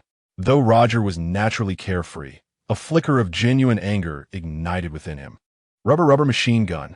Luffy's fists rapidly retracted, crashing down toward Roger. Like a tempest, the sky was suddenly filled with an uncountable number of fist shadows, all aimed at Roger. This little brat is quite stubborn. Let me properly teach you a lesson. With your current abilities, aspiring to be the Pirate King is utterly insufficient. In an instant, Roger's figure vanished from sight. Luffy unleashed punch after punch, imbued with terrifying power and unparalleled speed, only to discover that none of his attacks could land on his opponent. His speed is astonishing. He seems to anticipate my every move. Could this be the observation haki that Chuan Ba Wang casually mentioned to Zoro? Chuan Ba Wang, in his idle moments, had once shared insights about the 3 forms of haki that advanced fighters in the New World could possess, and he had imparted the training methods for observation haki to Zoro. However, given Zoro's current capabilities, he could only lay a foundational understanding. Mastering observation haki was no simple feat. It could only be swiftly developed in the heat of battle. Before Luffy could devise a counter-strategy, Roger's figure abruptly reappeared before him. Unbeknownst to Luffy, Roger had taken a wooden sword that Zoro had been using for training, enveloped it in armament haki, and swung it towards Luffy. Naturally, Luffy was unwilling to remain passive, quickly raising his fist defensively. Clang! The sound of metal clashing erupted violently. Ouch, that hurts. So, you have mastered the same abilities as Ba Wang, you scruffy old man? Before he could finish his sentence, Luffy was once again sent flying. This time, however, he was not so fortunate. The wooden sword, now reinforced with armament haki, struck him with such force that it felt as if his very bones were shattered. Luffy's face paled dramatically. Ba Wang. Nami cast a worried glance at Chuan Ba Wang, who dismissively waved his hand, signaling her to remain calm. Luffy had been sailing too smoothly recently. It was essential to provide him with a reality check. Moreover, Zoro had been diligently practicing the fundamentals of armament haki, and Roger's formidable strength would serve to heighten their awareness. If they wished to protect their comrades, they needed to possess formidable strength. In truth, Chuan Ba Wang also wished to grant Zoro a small advantage, hoping to elevate him to become the world's greatest swordsman. Unfortunately, the system was exceedingly stingy, exhibiting a notably unfriendly attitude towards non-lucky individuals. Chuan Ba Wang could not even draw a simple card for imparting knowledge.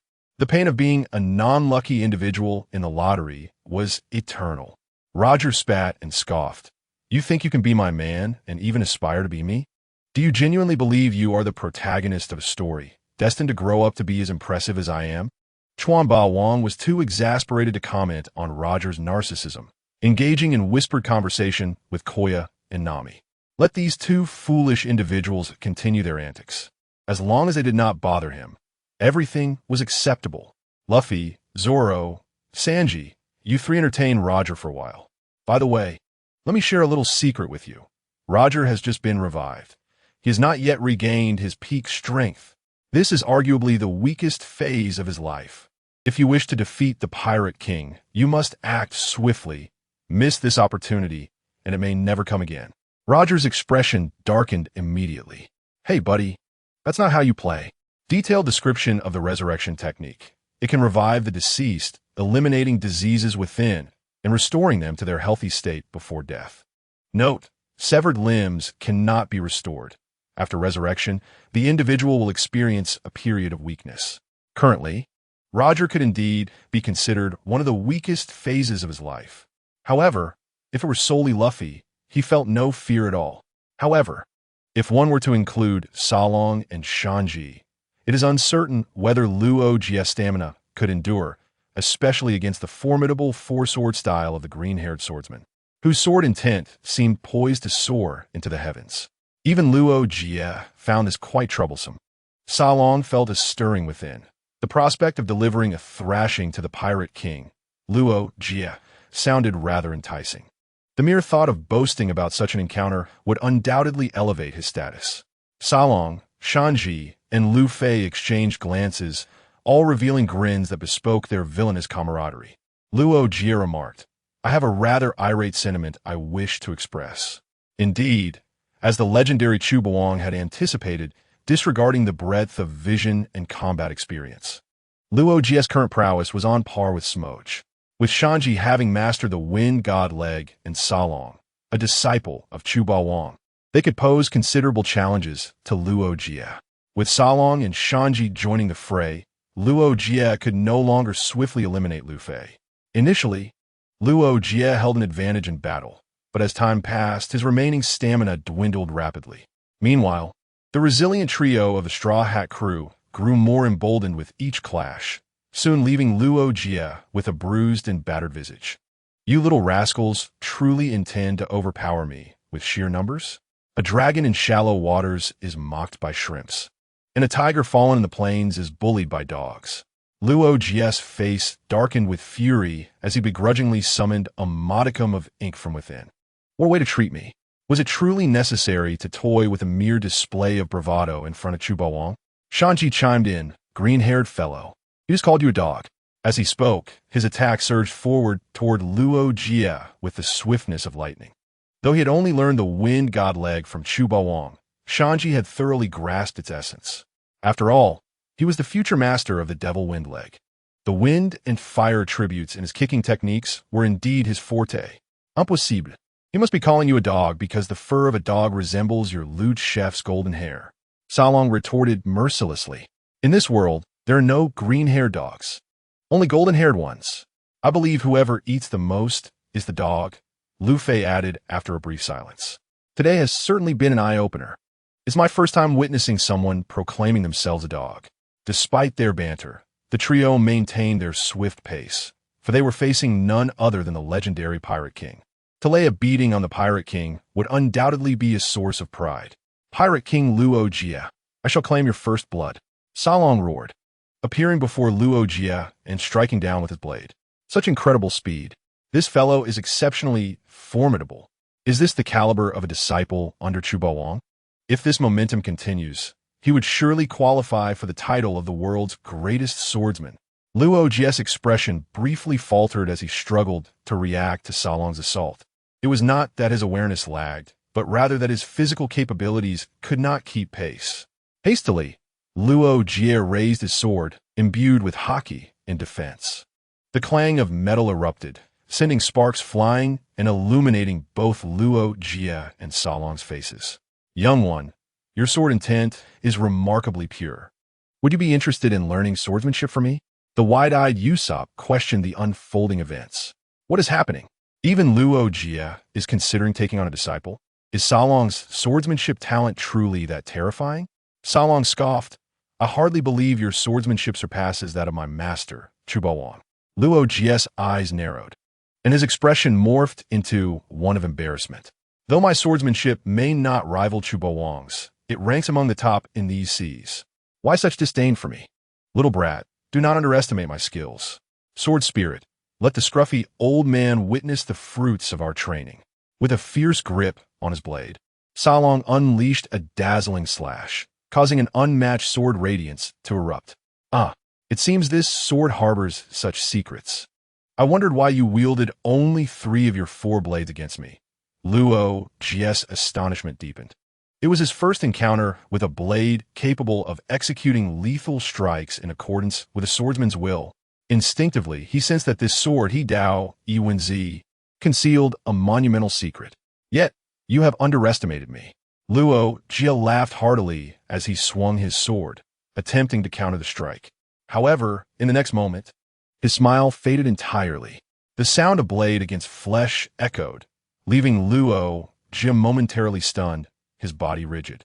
A barely perceptible wound marred his chest, and the air was tinged with the faint scent of blood. Such pure sword intent. "You have managed to wound me without even learning haki?" Luo Jie's tone carried disbelief. He was well aware that his martial and sword skills ranked among the finest in the seas. Though his current strength was but a fraction of its former glory, and he had not yet covered his body with haki. mainly due to just being revived. With stamina and strength severely depleted, he should not have been so easily injured by these youngsters. To his astonishment, Salong had managed to breach Luo Jia's defenses. The power behind that strike was overwhelming. Had I known the techniques imparted by Chuba Wang were so formidable, I would have risked my very life to become his disciple. Ah, the green-haired fellow has learned so many advanced sword techniques, while I have only grasped the initial forms of the wind god leg. Chuba Wang's treatment of his disciples truly varies. Shanji, feeling a tinge of envy towards Salong's sword strikes, spoke with a hint of jealousy, akin to someone who had just bitten into a lemon. Throughout their journey, Shanji had devoted considerable effort, playing the sycophant and flattering his master. Yet even so, he had scarcely managed to learn the first 3 forms of the wind god leg. Observing the preferential treatment Salong received as a disciple, the disparity between them felt more pronounced than that between man and beast. As he scanned the surroundings, Shanji sought the presence of Chuba Wang. Where has Chuba Wang gone? How could everyone vanish in the blink of an eye? Simultaneously, Kia, Name, along with Xiao Qing and Dasiki, had also disappeared from view. Shanji's expression turned peculiar. Could it be that they were? Wow, Chuba Wang is incredible. To take on 4 opponents single-handedly is truly commendable. Though it was their first time fighting as a team, the Straw Hat Trio displayed remarkable synergy, even managing to provoke Luo Jia's ire. Since becoming the Pirate King, when has he ever endured such humiliation? You have forced my hand. Since you 3 insist on overwhelming the few, do not blame me for retaliating in kind. Roger's eyes flickered cunningly as he cast a glance at Luffy. Among those present, Luffy was the weakest and the only adversary who had not caused him much trouble. Little brother, do not hold it against me for being ruthless. After all, you are but a soft persimmon. Allow me to teach you foolish boys what it means to be an old lady picking persimmons. Roger's grip on the sword tightened, and a dazzling sword light shimmered along the wooden blade. The profound sword technique, divine evasion. In the next moment, the sword light erupted like a blooming flower. Boom! Luffy was taken aback, his face turning pale as he was sent flying, crashing onto the deck and raising a cloud of dust. Having successfully dealt with his target, the next would be the black-footed boy. Taking them out one by one would be the most efficient approach to battle. Luffy, are you all right? Usopp, watching from the sidelines, let out a cry of distress and hurried over to Luffy. Zoro and Sanji's pupils contracted as they positioned themselves protectively in front of Luffy, their expressions filled with hostility as they stared intently at Roger. Truly, the Pirate King Roger, in a serious moment, could swiftly eliminate even the resilient Luffy. You have gathered some fine companions, little brat. Roger was slightly taken aback. He had unleashed his ultimate move, yet these youngsters still displayed unwavering combat spirit, showing no sign of fear. Unfortunately, your strength is still too lacking. With such pitiful combat capabilities, do you think you could become the Pirate King? I do not mean to discourage you, but with your abilities, aside from that green-haired fellow, the rest of you are merely cannon fodder in the New World. Luffy, having been sent flying by a single strike, was drenched in cold sweat, his legs trembling as he struggled to stand once more. It was evident that his complexion had turned ashen, his body slick with perspiration. Perhaps he was indeed weaker than Sanji and Zoro at this moment, but as captain, Luffy would not allow his companions to bear the brunt of danger while he remained idle. Luffy's nature was one of freedom and carefreeness, which is why he seldom sought help from Chuba Wang, nor did he ever grovel for support. He had watched Zoro and Sanji grow stronger day by day while secretly training himself, albeit with little effect. This little brat is truly reckless. Roger was slightly astonished. He realized that although this boy might not possess the greatest combat strength, his inner resolve was undeniably fierce. Even knowing he would be injured, targeted as a breach, he refused to cower behind his companions. I once promised Shanks that one day I would become the Pirate King, a great pirate, and then, when we meet again, I will return this straw hat to him with my own hands. Luffy gasped for breath, though his face still bore a youthful innocence.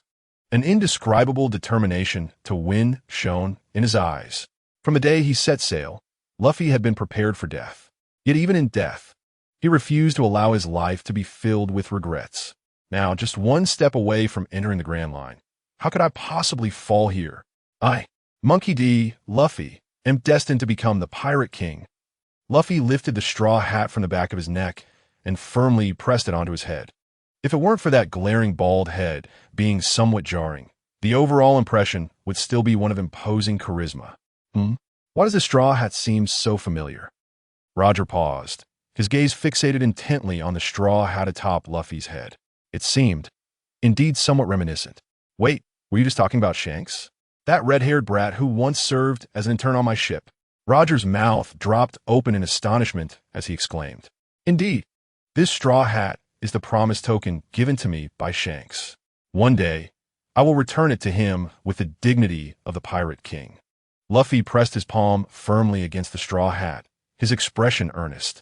Roger, however, was already slack-jawed, his face flushed with anger, resembling an irate monkey jumping in place. Damn, that red-haired brat. You actually placed your hopes on this straw hat's will, entrusting it to such a little brat. Roger pointed at the straw hat on Luffy's head, cursing vehemently. Quickly return the straw hat to me. That is my straw hat. Luffy, gritting his teeth, was filled with fury. Damn it, why is everything yours? It's one thing for the title of Pirate King to belong to you, but how can the straw hat be yours too? Are you a crab or something? So domineering? I don't care. This is my straw hat, and no one can take it from me. Luffy lost all desire to fight Roger, swiftly snatching the straw hat and cradling it tightly in his arms, fearing Roger would steal it away. That is my straw hat. Mine. Mine. The two shouted louder than the other, resembling roosters in a gladiatorial arena. Zoro, Sanji, and Usopp stood dumbfounded, their heads filled with black lines. It was utterly absurd. The mighty Pirate King Roger was bickering with someone in public. What kind of peculiar creature did Chubawang bring back? Zoro covered his head, no longer wishing to witness this farce. It's just a straw hat, isn't it? I happen to have bought many in Lowtown. If you want some, I have plenty to spare. Usopp, sensing the awkwardness, turned and fetched a box of fashionable straw hats from the merry storage room. Before he could develop a hair growth serum, Usopp was relying on these hats to cover the last few stubborn strands on his head. Swish! Two pairs of eyes fixed intently on Usopp, their gazes even laced with bloodshot confusion. Usopp, what did you just say? Little brat, say that again if you dare. Usopp, I can't take it. I can't take it. I'm leaving now. Excuse me, gentlemen. I shall take my leave first. In the boudoir of Shaoqing, Chubawang and others were gathered, creating a warm atmosphere. Kuya, Nami, I brought back many local specialties from Lowtown for you. Feel free to choose whichever you like. Chubawang waved his hand. One colorful, expensive piece of intimate apparel after another instantly filled the entire boudoir.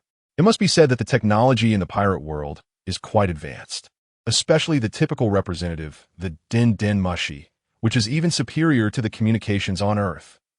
Even compared to the technologically advanced and commercially prosperous Earth of the past, it only lacks a bit of modern flair.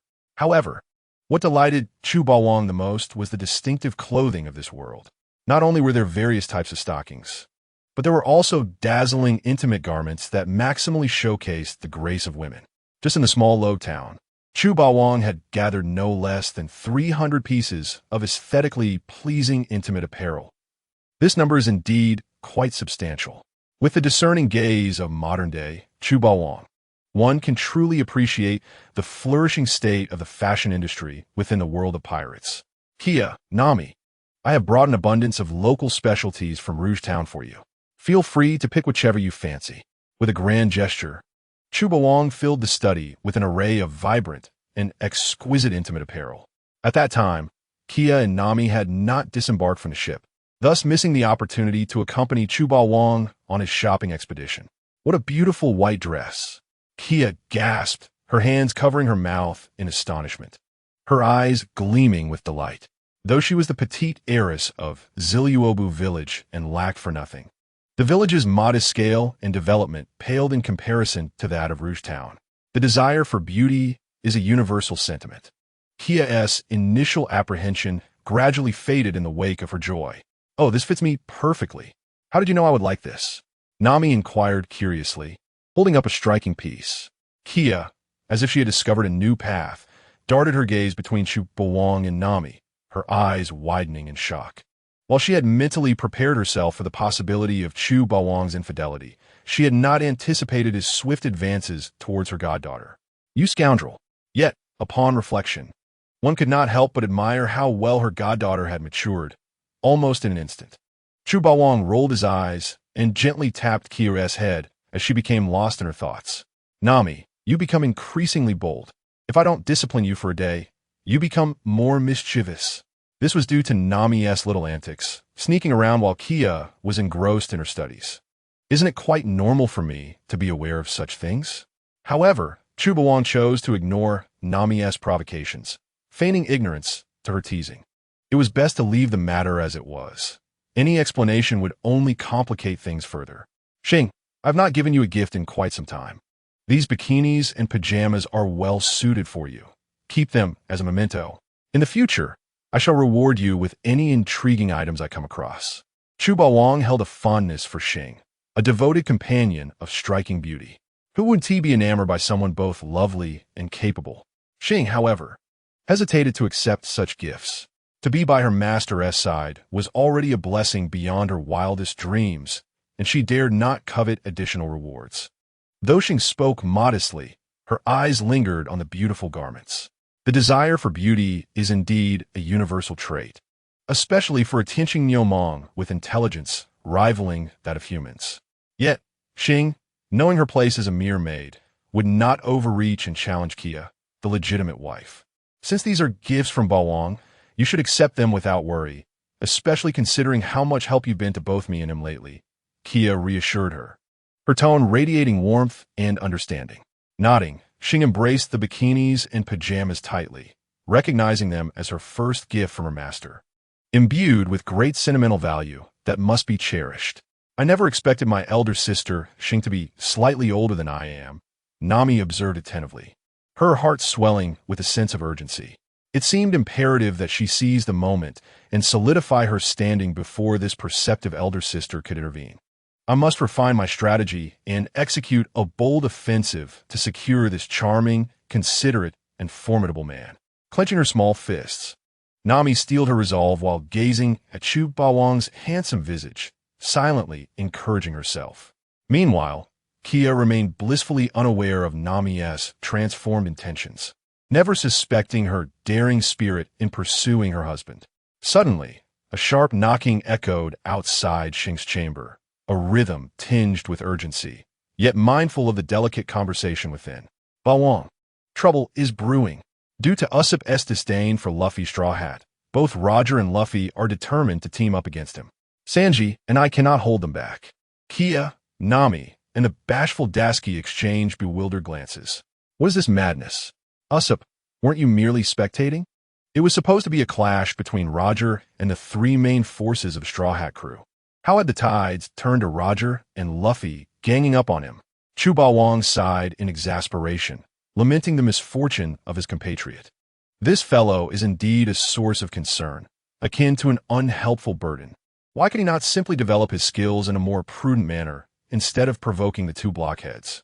Kia shared his sentiments, incredulous that Usopp would dare to belittle Luffy's iconic Straw Hat, and if not him, then whom would they strike? Even Zoro and Sanji found themselves struggling against the combined force of Roger and Luffy. If Chu Bawang did not intervene soon, Usopp would likely find himself incapacitated for an extended period. Roger, Luffy, for my sake, cease this brawl. After all, your soft punches cannot harm anyone. Zoro interjected, skepticism lacing his words.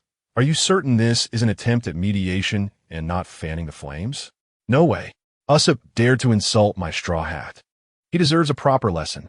Roger was clearly incensed, his displeasure towards Usopp palpable. The Straw Hat was a symbol of freedom. When had it become acceptable for a mere child to critique it? So, are you saying you have no intention of granting me this favor? Chu Bawang raised an eyebrow, a smirk playing on his lips. In an instant, no one could perceive his movement. All they felt was a gust of wind as he vanished. The sound of Roger plunging into the sea resonated, ripples radiating outward as his body, adorned with a myriad of bruises, slowly resurfaced from the depths. Astonishing. He had defeated Roger in one swift strike. Luffy, Zoro, and Sanji stared, their faces pale with shock. Incredible. Is this the true power of the White Devil? Chubawong? He dares to strike down even the Pirate King. The battle, marked by sheer dominance, required no elaborate techniques or preparation, concluding with the swiftness of lightning.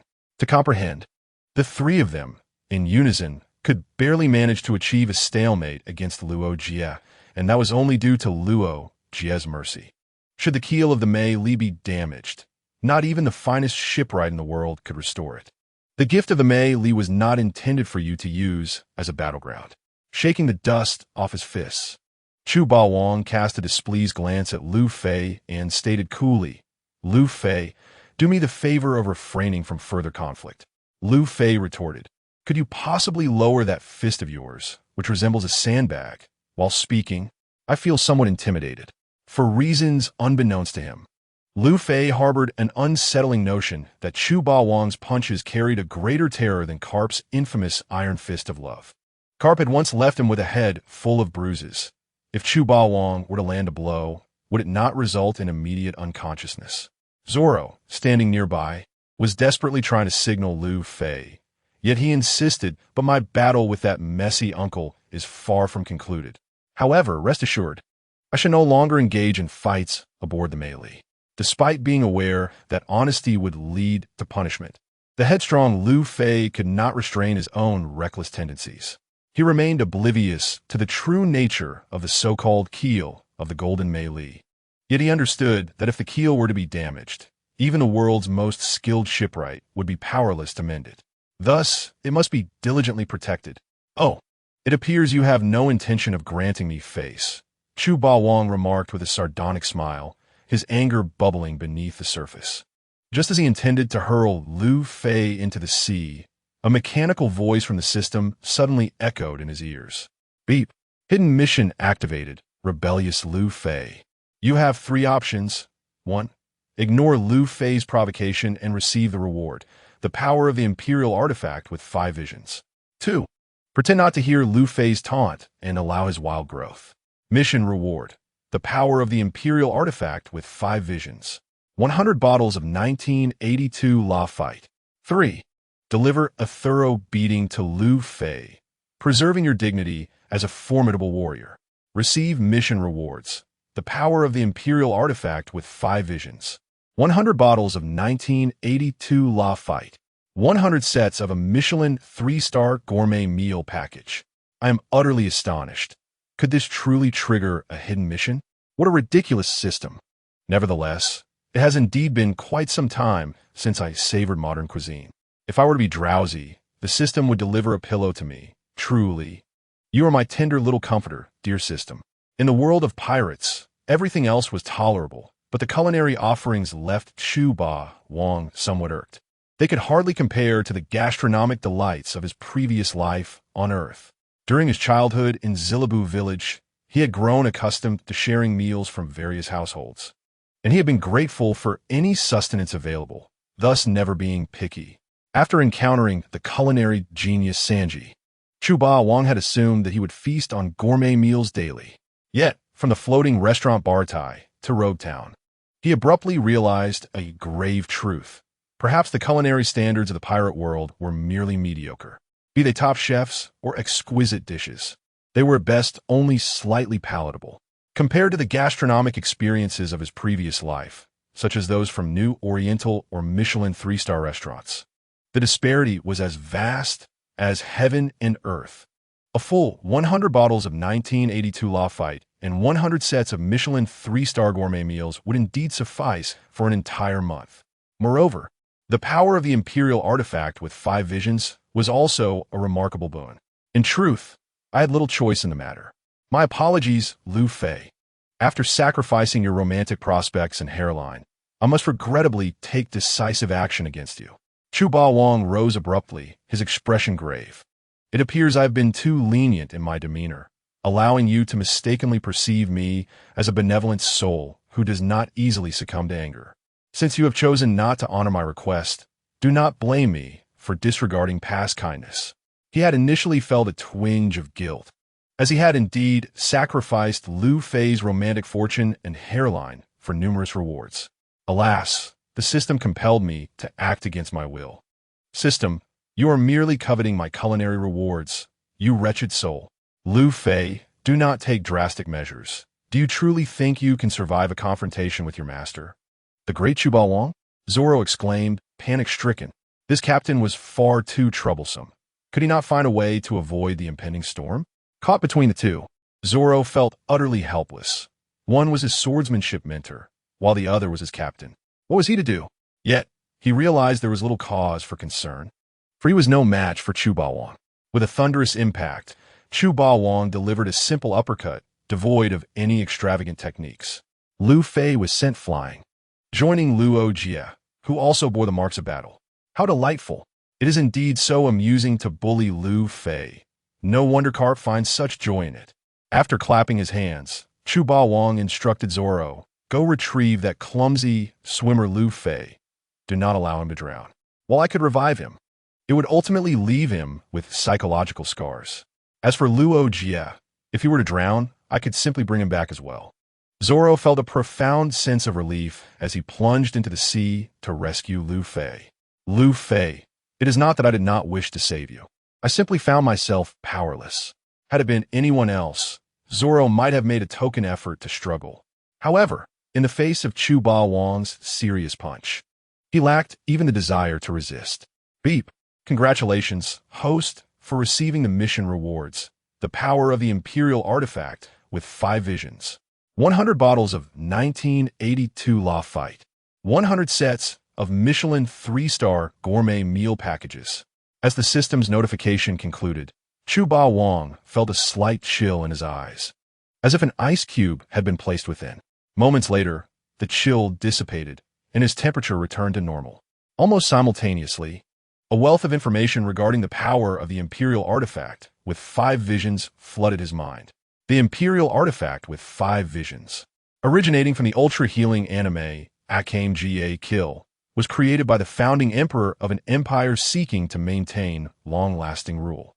Utilizing unimaginable wealth and power, he summoned the world's most esteemed craftsmen, employing legendary and perilous materials along with rare metals, such as orichalcum and lost secret techniques, to develop one of the 48 irreplicable weapons.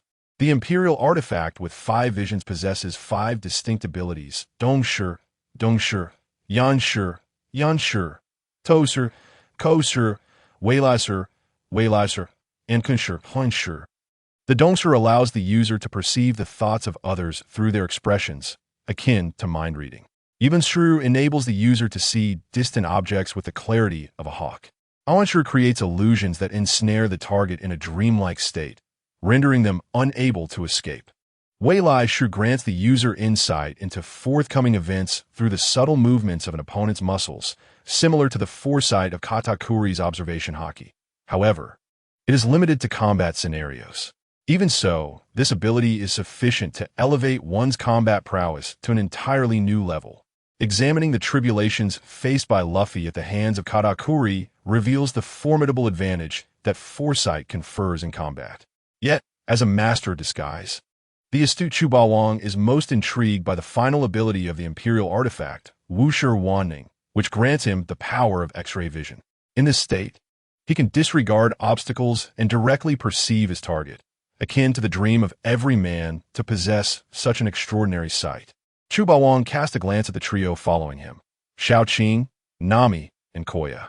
The power of this Imperial Artifact is indeed quite terrifying. Master, what's the matter? Have you eaten too many oranges and caught a cold? There's so much blood from your nose. Xiao Qing, who harbors a somewhat dark sense of humor, was reveling in the spectacle when she suddenly felt Chu Wang's gaze upon her. Turning around, she was greeted by the sight of his peculiar expression, a streak of blood beneath his nose, which created a rather awkward atmosphere.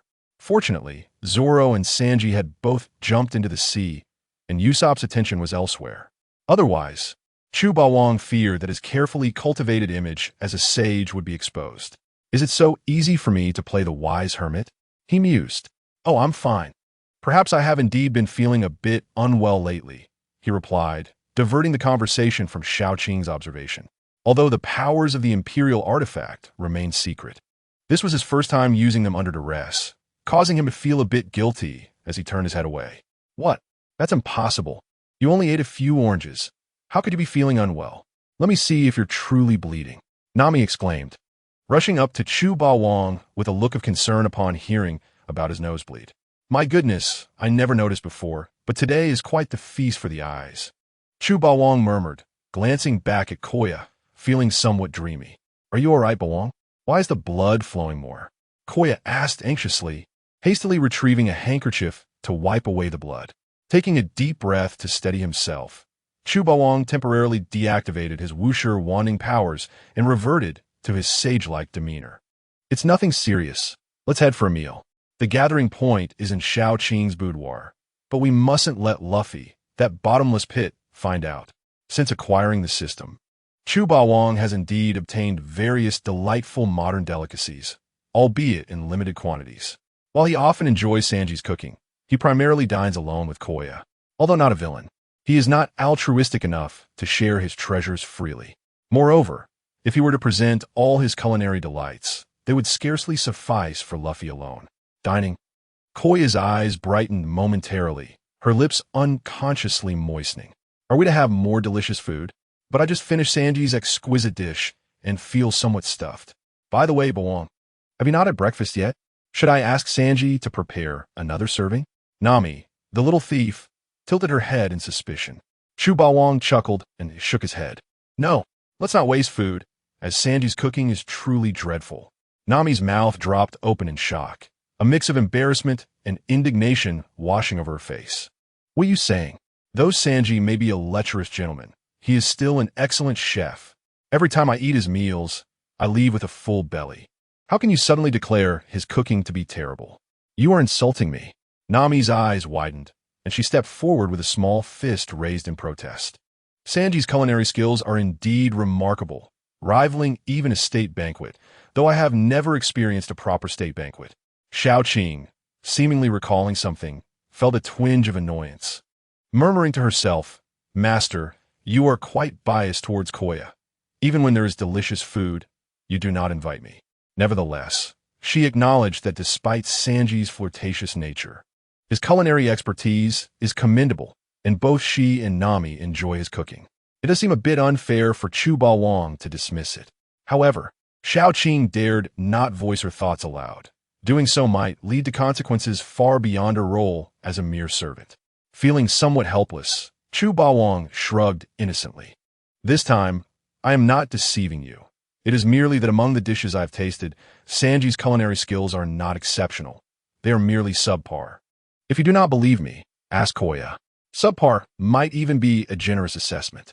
Compared to the random rewards of the system, such as a KFC bucket, fried chicken legs, or the occasional candlelight dinner, Sanji's cooking pales in comparison. Yet, recognizing that Nami had never tasted his cherished delicacies, Chu Bawang chose not to press the matter further. After all, in the past, he had limited resources, and the rewards from the system were hardly enough for two. Naturally, he prioritized Koya and himself. With such an understanding and gentle wife, he felt compelled to cherish her. Though reluctant to admit it, he had to concede that the delicacies he had collected were indeed delicious, having spoiled his palate. A flicker of guilt crossed Koya's face for not inviting Shao Qing and Nami to share in the feasts. Koya and Bawang are deceiving me again. Nami pouted, clearly unconvinced. How could a renowned chef commanding the most famous restaurant in the East Blue not be exceptional? Those battle chefs, despite their fiery tempers, possess culinary skills that are second to none. Sanji, in particular, embodies the pinnacle of their craft. If even such a chef's creations are deemed subpar, what could possibly qualify as gourmet cuisine? Moreover, it is not just her opinion. Everyone aboard the Mary, including the gluttonous Luffy, relishes every bite. Surely, they cannot all have faulty taste buds. I find Miss Nami's arguments quite reasonable. Shao Qing chimed in softly, nodding her head. Even if there are chefs greater than Sanji, they must be exceedingly rare. Oh, it seems even Shao Qing doubts my words. I had intended to invite you both to savor true gourmet delicacies. However, given your steadfast resolve, when Koya and I indulge, I hope you too will not plead for mercy, Chu Boang replied with a nonchalant smile. Turning to enter Xiao Qing's boudoir. Inside, Dasky, who had been attempting to escape unnoticed, quickly feigned sleep to avoid drawing attention. Xiao Qing. I still find it hard to believe that such exquisite cuisine exists in this world. Nami, with her proud little head held high, huffed. Indeed, Sister Xiao Qing is right. No matter how delicious it is, we will not partake. Even if Nami and Sister Xiao Qing were to starve or leap from the Mary, we would never consume a single morsel from you. I could almost envision the expression from the meme Zhen Xiang at that moment. Nami and Xiao Qing exchanged confident glances, their eyes brimming with self-assurance. Their unwavering conviction stemmed from the fact that both had indulged heartily that very morning, leaving them with no appetite for hunger. Chu Boang took Kia's arm and entered Xiao Qing's boudoir, casually setting up a scent barrier to prevent Luffy, with his keen nose, from following the aroma and interrupting his dining experience. After all, this time, the system had only rewarded him with a mere 100 sets of Michelin 3-star cuisine, which might not suffice for this glutton's appetite. The meal commenced. Upon reaching the wooden table in the boudoir, Chu Boang extracted 5 portions of perfect Michelin 3-star delicacies from the system space, filling the entire table to the brim without a single gap. He then retrieved a bottle of 1982 Lafite from the system space, elegantly pouring half a glass for Kia and himself. The system space was managed intelligently. The exquisite Michelin 3-star dishes were preserved at optimal temperatures and conditions, ensuring they would not spoil, rot, or deteriorate. In this culinary zone, even time could be set to a standstill. With time frozen, the food naturally remained unblemished. Indeed, the system space was replete with wondrous functionalities, many of which Chu Boang had yet to fully explore. The cuisine of Michelin 3-star perfection was truly unparalleled. As soon as the dishes were unveiled, a myriad of tantalizing aromas wafted through the boudoir, enchanting all who inhaled them. Just a whiff was enough to intoxicate the senses. Wow, it smells divine. Boang, your menu has expanded again. This is a dish I have never tasted before, Kia exclaimed, unable to resist the temptation as she perked up her little nose, savoring the delectable fragrance with astonishment. What a little glutton. You must taste it right away, Chu Boang teased, playfully pinching Kia's cheek. The Single Dog Association expressed strong condemnation, urging, please refrain from flaunting your affection. Thank you for your cooperation. These beef meatballs are wonderfully bouncy, Chu Boang remarked. The system's reward of a perfect Michelin meal was not limited to mere aesthetics. It offered substantial and satisfying fare. What Kia was about to savor was the Michelin 3-star Super Buddha jumps over the wall. These beef meatballs were not only nutritionally rich, but also boasted a taste and texture that was simply heavenly. How fragrant! Nami and Xiao Qing, merely inhaling the aroma, felt themselves becoming lightheaded as they drooled uncontrollably. Goodness, this aroma is irresistible. If only I could take a bite, it would be pure bliss. Baba Master, I can hardly contain myself, they exclaimed, overwhelmed by the temptation. Da Si Chi, who had been dozing, silently wiped the drool from the corner of her mouth. It wasn't that she wished to resist the allure of the food. It was simply an involuntary response to her taste buds. No, Da Si Chi, you must hold on. You cannot give in to the wicked, she admonished herself. It's just a meal. Once you return to the Navy headquarters, you can have the chef prepare delicious food every day. Surely, there must be top culinary talents there. Why don't you two take a closer whiff and see how enticing it truly is? Chu Boang deliberately offered the beef meatballs to Nami and Xiao Qing, a playful smile on his face. Though both girls were aware of his teasing, they found it hard to resist. Despite their protests, their bodies betrayed them. Almost instinctively, they leaned forward, their little noses greedily inhaling the rich aroma of the beef meatballs. Delicious is simply too fragrant. Nami, unable to control herself any longer, opened her mouth and took a bite. Ouch, she yelped, having bitten only air as her upper and lower teeth clashed with a clear, jade-like sound. Baba, you are truly wicked, she pouted, rubbing her sore gums. With a flushed face, Nami turned to Kia, complaining, Kia, you must rein in Babang.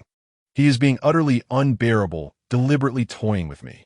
Kia, with her lips glistening from the delicious meal, wiped them with satisfaction and chimed. This is the best beef meatball I have ever tasted. A bite is so tender and juicy, leaving a lingering flavor on my lips. Poor little thing, Xiaoqing added. When did you, Kia, become so cunning? Is it possible that this trait is contagious?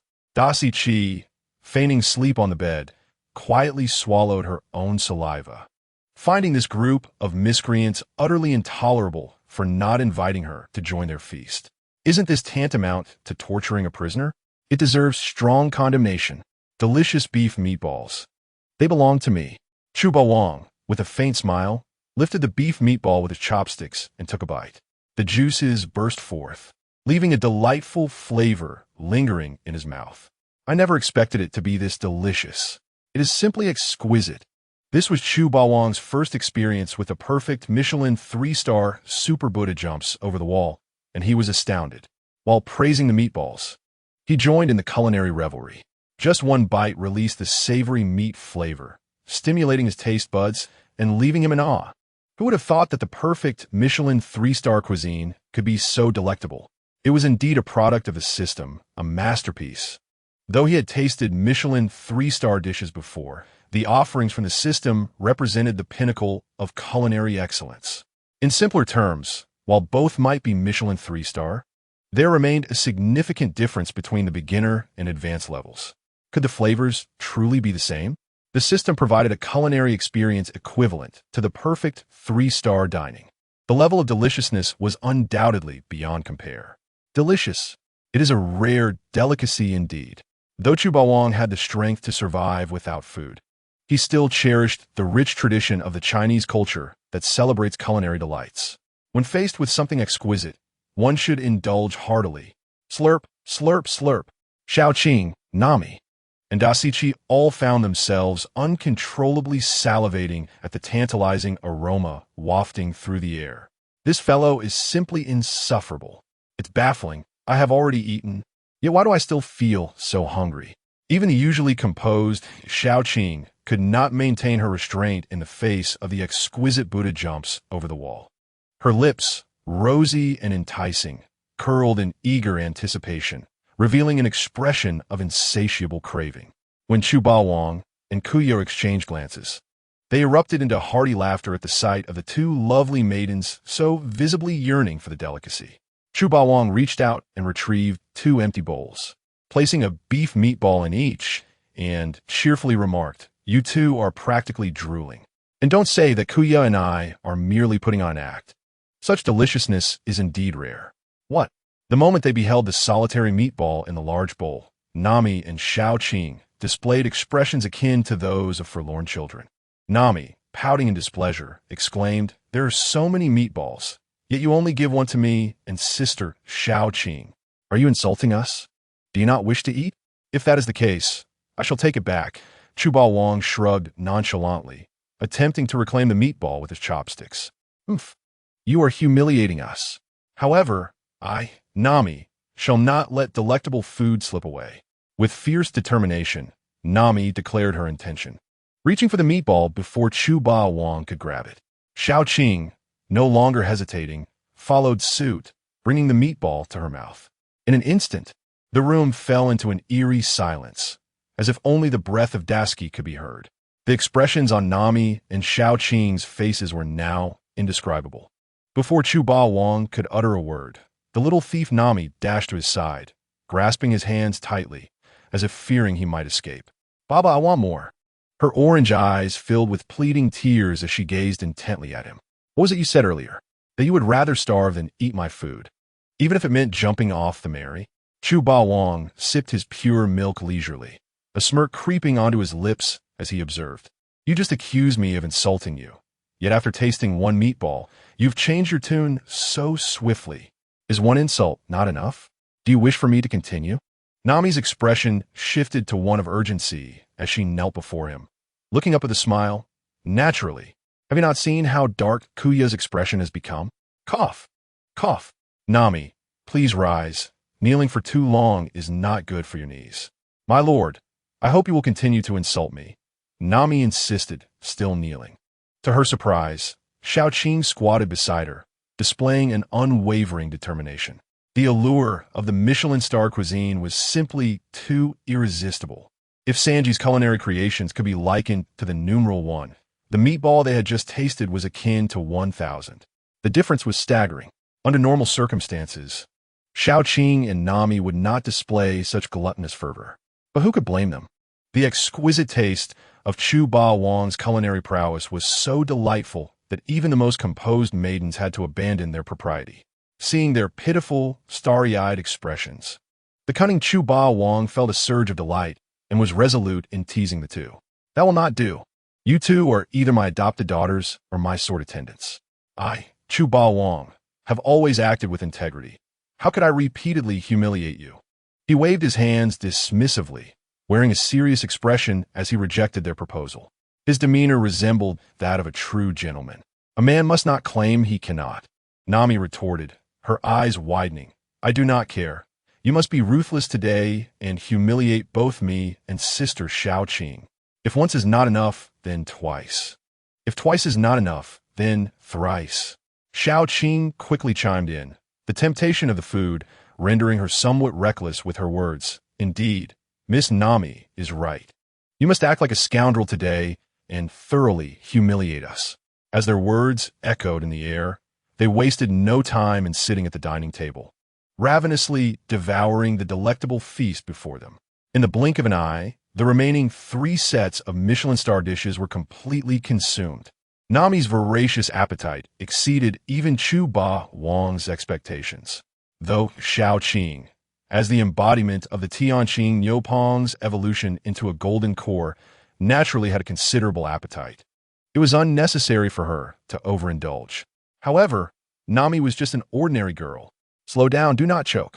Kya fretet, pouring the two a glass of 1982 Lafite as she watched them gorge themselves. Chu Ba Wang retrieved another portion of delicacy from the system space, finally satiating the 2 little thieves. Whose little piglet is this? Such an appetite. Indeed, Nami can eat far too much. She had already been full, but managed to consume 2 entire Michelin meals. It was a testament to the robust constitution of those in the pirate world, all of whom were gluttons. Otherwise, they would have burst their stomachs long ago.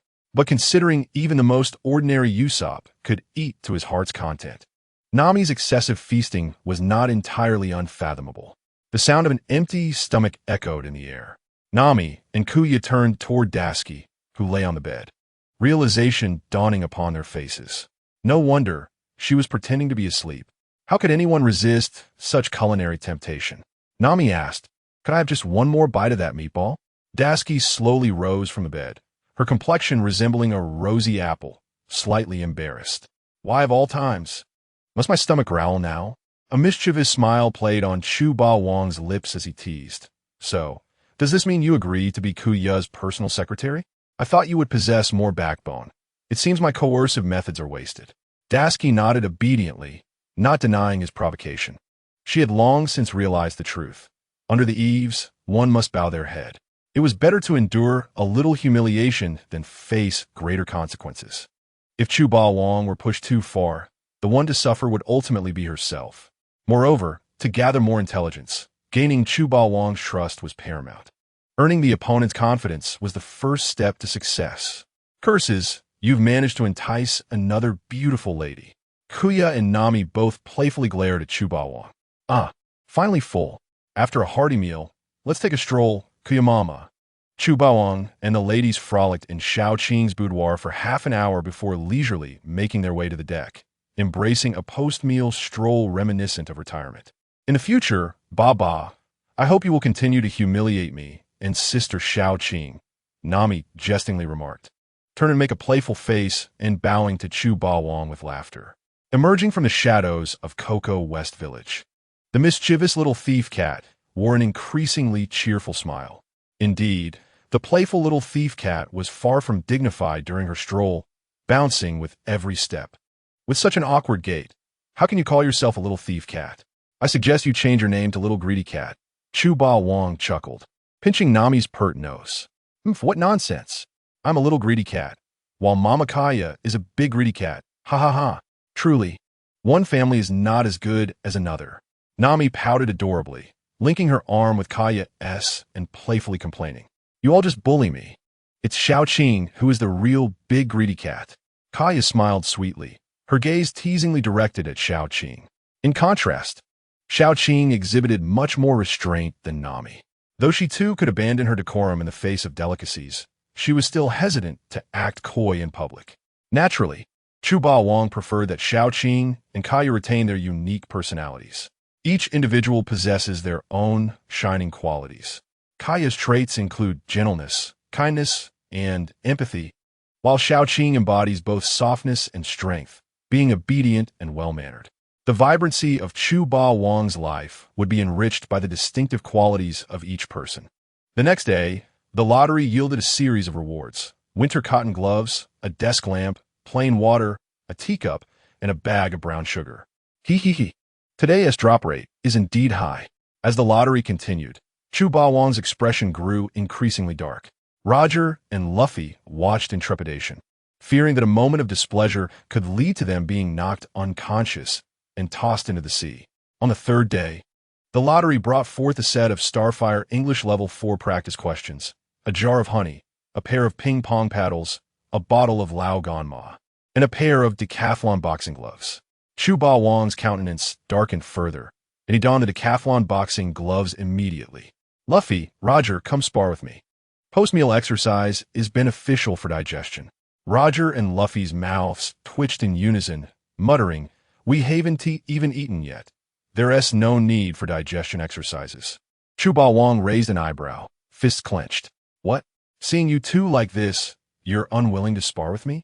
Roger and Luffy instinctively stepped back, unwillingly. Who would dare to train with this monster? A mere half-minute later, Roger and Luffy once again found themselves intimately acquainted with the sea. The lottery rewarded them with a Supreme Noah's Ark aircraft carrier, an air freshener, 10 ping-pong balls, a Char-class assault ship, and 1,000 Michelin 3-star dessert sets, as well as 1,000 perfect full-course meals. Days later, Chu Ba Wang finally came to terms with reality. For the unfortunate, lotteries are an eternal anguish. However, this time he did receive a consolation prize: the Supreme Noah's Ark aircraft carrier and the Char-class assault ship.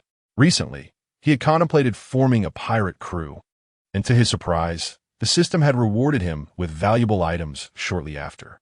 Once they entered the Grand Line, he could assemble a super fleet composed entirely of female soldiers. Chu Ba Wang's aspirations were lofty. Ordinary naval vessels in the pirate world failed to capture his interest. But the Supreme Noah's Ark aircraft carrier, as a system reward, undoubtedly boasted superior performance. With the addition of Roger, the Mary had become quite cramped. Clearly, he needed to plan ahead. With his family growing to 5 members, his crew could rival the Straw Hat Pirates in numbers. While he could set up soundproof walls for private moments with Kaya, remaining aboard the Mary was becoming increasingly impractical. Though the Straw Hats remained silent, they were unwittingly inundated with romantic displays, which surely affected their moods. The Michelin 3-star desserts were a long-lost delight, evoking fond memories. Most pleasing of all were the 1,000 sets of Michelin 3-star desserts and the 1,000 full-course meals. No one would turn down good food, as long as there were delicacies. Chu Ba Wang's spirits were high, leaving him little inclination to spar with Roger and Luffy. For a man, happiness is often as simple as that. If given the choice between a top-tier battleship and exquisite cuisine, he would unhesitatingly choose the latter. After all, food is ephemeral, appearing abundant but vanishing quickly. Chu Ba Wang, a man with a household of gluttons to support, needed 3 meals a day, especially with Nami and Xiaoqing's astonishing appetites. Despite the previous reward of 100 Michelin meals, it had been barely 3 days, and they were already on the verge of running out. This time, it could only last 2 months. If he could acquire the culinary skills of a chef from New Oriental or the glowing recipes from Chuanjiao, he could pass them on to Xiaoqing, ensuring a continuous supply of delicious food. The extraordinary palate from Shokyuchi no Soma also seemed appealing. Chu Ba Wang contemplated the gains and losses silently. He was rather selfish and had no intention of sharing such treasures with Sanji. As the Mary advanced, the distance to the Grand Line diminished. After Sanji's resupply, The Straw Hat crew was fully prepared for their adventure into the Grand Line. On deck, Usopp observed the timid Dasky following Chu Ba Wong and couldn't help but twitch his eyes. I never imagined Ba could be so domineering, even bringing such a frail girl aboard. Miss Kaya is spoiling him too much. This will surely lead to trouble. Roger gave Usopp a thumbs up, generously praising. Good man. You dare to speak ill of Ba. I, Roger, salute you. Drink to this, and rest assured, next year on this day, I shall personally sprinkle dirt on your grave. The youth of today truly lack decorum, daring to confront Chu Ba Wong. They must be tired of living. Usopp, desperate to save face, wanted to retort, but suddenly caught sight of Chu Ba Wong emerging from Shao Qing's boudoir, instantly deflating like a frostbitten eggplant. His head bowed like a quail. Everyone, Chu Ba Wong began. As if under a spell of astonishing magic, the gaze of the crowd fell unanimously upon him. This was their first encounter with Chu Ba Wong in such a solemn and serious demeanor aboard the Melee. Curiosity surged in an instant. Master Ba Wong, do you have something to say to us? Zolong looked up at Chu Ba Wong. Chu Ba Wong nodded slightly and chuckled. Once we pass the entrance to the Grand Line at the upside-down mountain, I may no longer travel alongside you. The crowd was left bewildered. Everything seemed to be going well, so why the sudden separation? Sanji frowned in confusion. What does this mean? If you won't be on the Melee, what vessel will you take to navigate the Grand Line and the New World? The Straw Hat crew understood that Chu Ba Wong and Kia were merely on the Melee for a honeymoon trip. But without the Melee, how could they possibly enjoy such a romantic getaway? Chu Ba Wong shrugged and smiled lightly. Listen to me first. Although I will not advance with you in the future, I will not leave the Melee for the time being. As for whether I have other means of transportation, you need not worry, for I have now acquired a super battleship. Since the Melee had already been gifted to Luffy, Chu Ba Wong would not retract that gift. Having spent days aboard the Melee with his family in tow was indeed quite inconvenient. But now that he possessed his own super battleship, he could revel in lavish parties aboard it without restraint. The allure of a splendid harem life beckoned. And how could he still be interested in mingling with this group of youngsters? Usopp's eyes widened in astonishment. A military? A battleship? Sanji looked incredulous. No way. This must be a joke. Roger fell into deep contemplation, his expression grave. Is a battleship something one can simply acquire, aside from world domination and the Navy headquarters? Zolong seemed to have an epiphany, his face filled with shock. Could it be that Master Ba Wong has attacked the Navy headquarters and casually seized the battleship? The crowd's eyes all converged on Zolong, as his words struck a chord of reason. Moreover, it appeared that Chu Ba Wong indeed possessed the capability to assault the Navy headquarters, making the acquisition of a super battleship seem feasible. Enough already, Zolong. You are fabricating wild scenarios. Chu Ba Wong remarked, somewhat exasperated. The reason I possess a super battleship is merely due to a fortuitous encounter with a miraculous devil fruit. This particular devil fruit was not listed in the Devil Fruit Encyclopedia. It was the imagination fruit. With proper development, I can solidify my imagination into tangible matter. The primary ability of resurrection is the foremost power of the imagination fruit. The second ability I developed allows me to summon a super battleship from thin air. As soon as he finished speaking, Roger's eyes widened in shock, filled with disbelief. What? The imagination fruit? Does such a broken devil fruit truly exist in this world? And you managed to develop a new ability from it in such a short span of time. The concept of awakened devil fruit users was not foreign to Roger's era. Many existed, such as the Flying Admiral, Golden Lion Shiki, and the Sea Overlord, Rox. However, encountering someone like Chu Ba Wong, who could develop a new ability for the imagination fruit in merely 3 days, was a first for Roger. Oh, I see now. So that's how it is. The imagination fruit is indeed an extraordinary fruit. Lost in thought, Lu Bao suddenly clasped his hands in realization.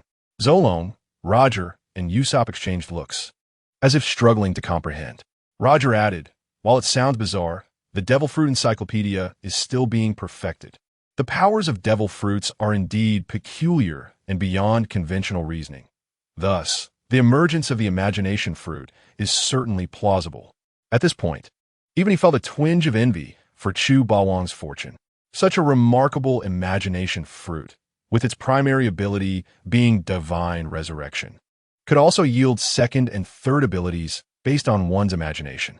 The mere thought of being invincible by imagining oneself swimming and battling in the sea was tantalizing. Master Bawang, could we take a look at your super battleship? Luffy and Usopp's eyes sparkled with excitement, their curiosity for the novel insatiable. Why not? Hearing is one thing, but seeing is believing. Keep your eyes wide open. Given the crowd's concern and curiosity, Chubawang had no intention of holding back. With a light tap of his feet using the Navy's Six Styles moonwalk, he hovered mid-air. The moonwalk? Isn't that a technique developed by Black Arm Zephyr? Roger raised an eyebrow, recalling his encounters with the young Black Arm Zephyr, one of the Navy's most formidable leaders whom no pirate faction dared to provoke. Zolong, Usopp, steer the melee further away so you don't get hit. The two, not daring to be negligent, maneuvered the ship away from the vicinity. Come fort, Ark Noah. After his declaration, Chubawang pressed his hands downward, and with a thought, summoned the supreme version of Ark Noah from the system's space. A tremendous wave erupted, sending water splashing everywhere. What an enormous battleship! The Straw Hat crew and Roger gasped in awe. Before them lay a colossal vessel, its size dwarfing even the ordinary naval ships of the Navy headquarters. Equipped with various modern artillery, including anti-air and anti-land shells. The moment the supreme Ark Noah aircraft carrier appeared, the surrounding sea's waves dimmed in comparison. The melee was utterly overshadowed. If one were to draw a comparison, it would be like a crane standing among chickens. The Ark Noah, as described in the Bible, was a grand vessel built under divine instruction. The purpose was to allow Nuwa and his family, along with various terrestrial creatures, to evade a cataclysmic deluge sent by God.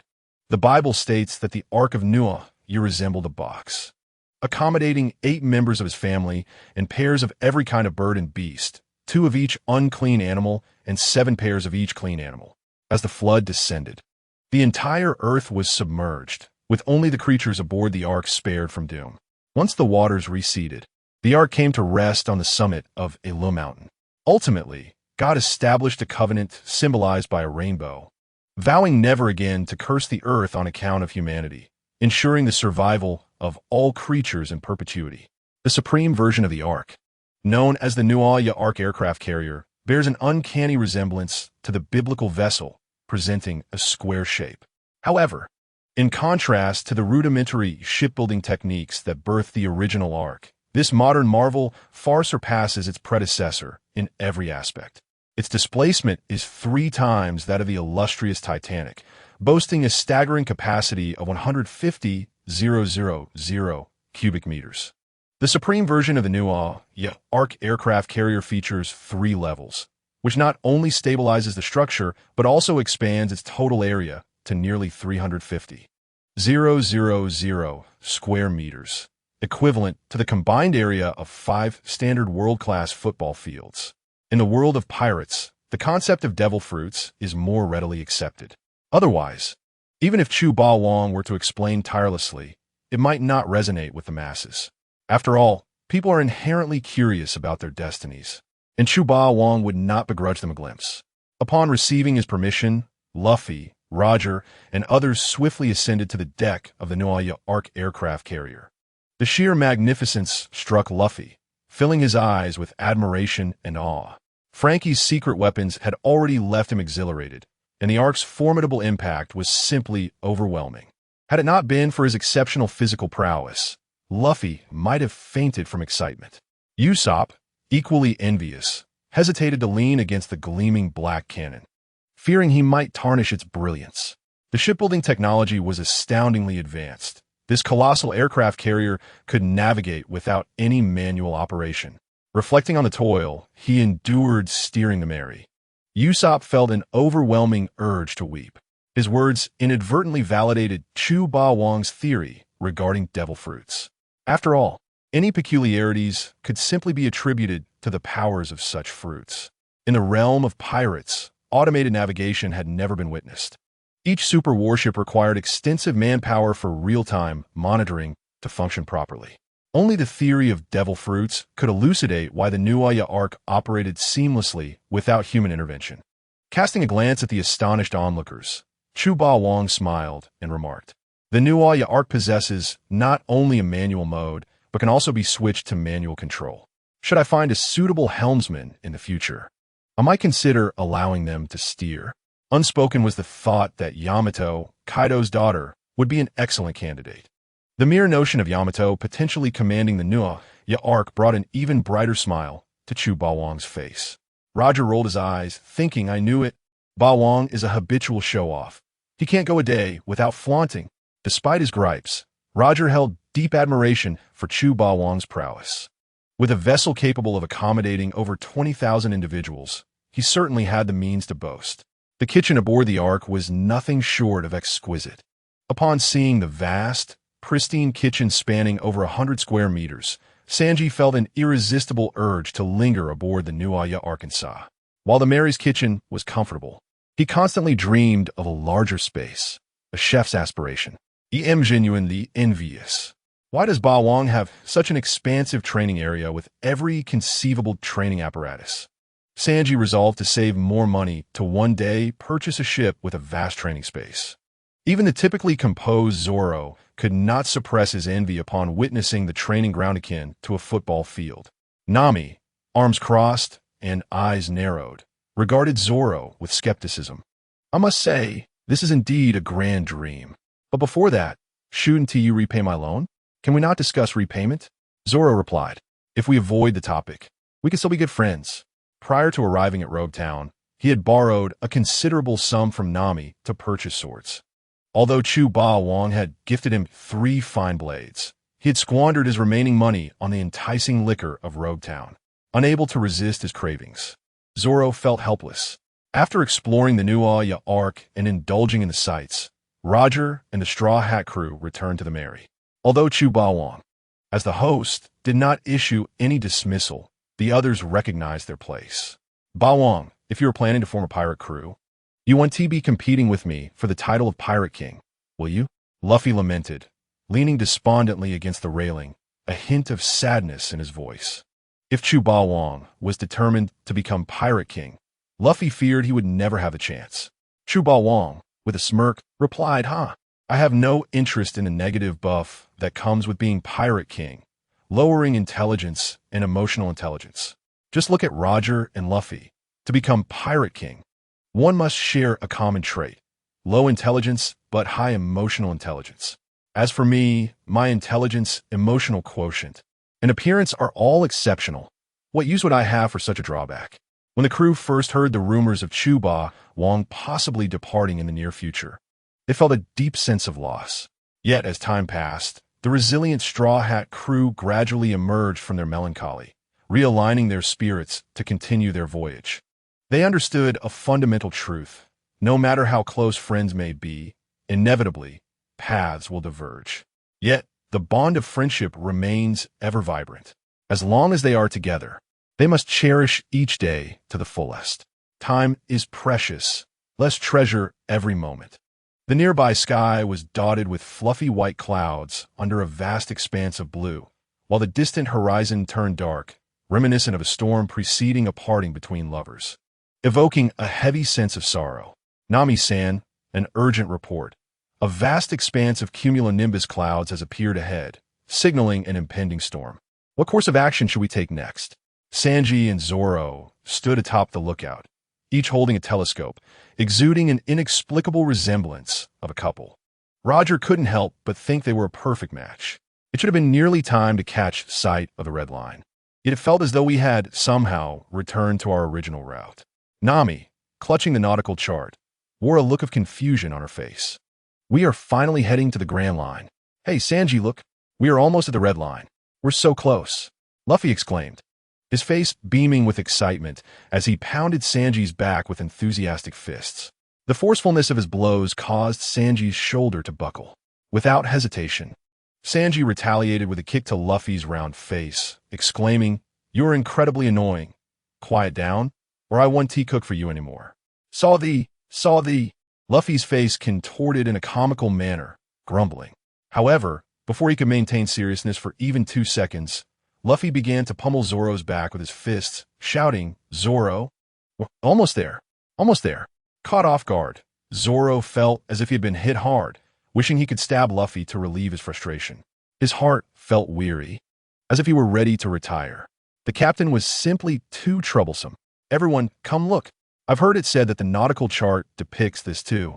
The entrance to the Grand Line is on a mountain, featuring a grand canal that leads upwards. If we ascend this canal, we could traverse the Red Line and reach the first half of the Grand Line." Zoro raised a question. This nautical chart was snatched from the clown buggy. "Can we truly trust it?" Nami confidently replied, "Of course. This information was conveyed directly by the great Bai Wang. It cannot be false." Although she too was curious about how Bai Wang knew the way through the Red Line, she was 100% confident in his words. "Oh, so it was Master Bai Wang who said that.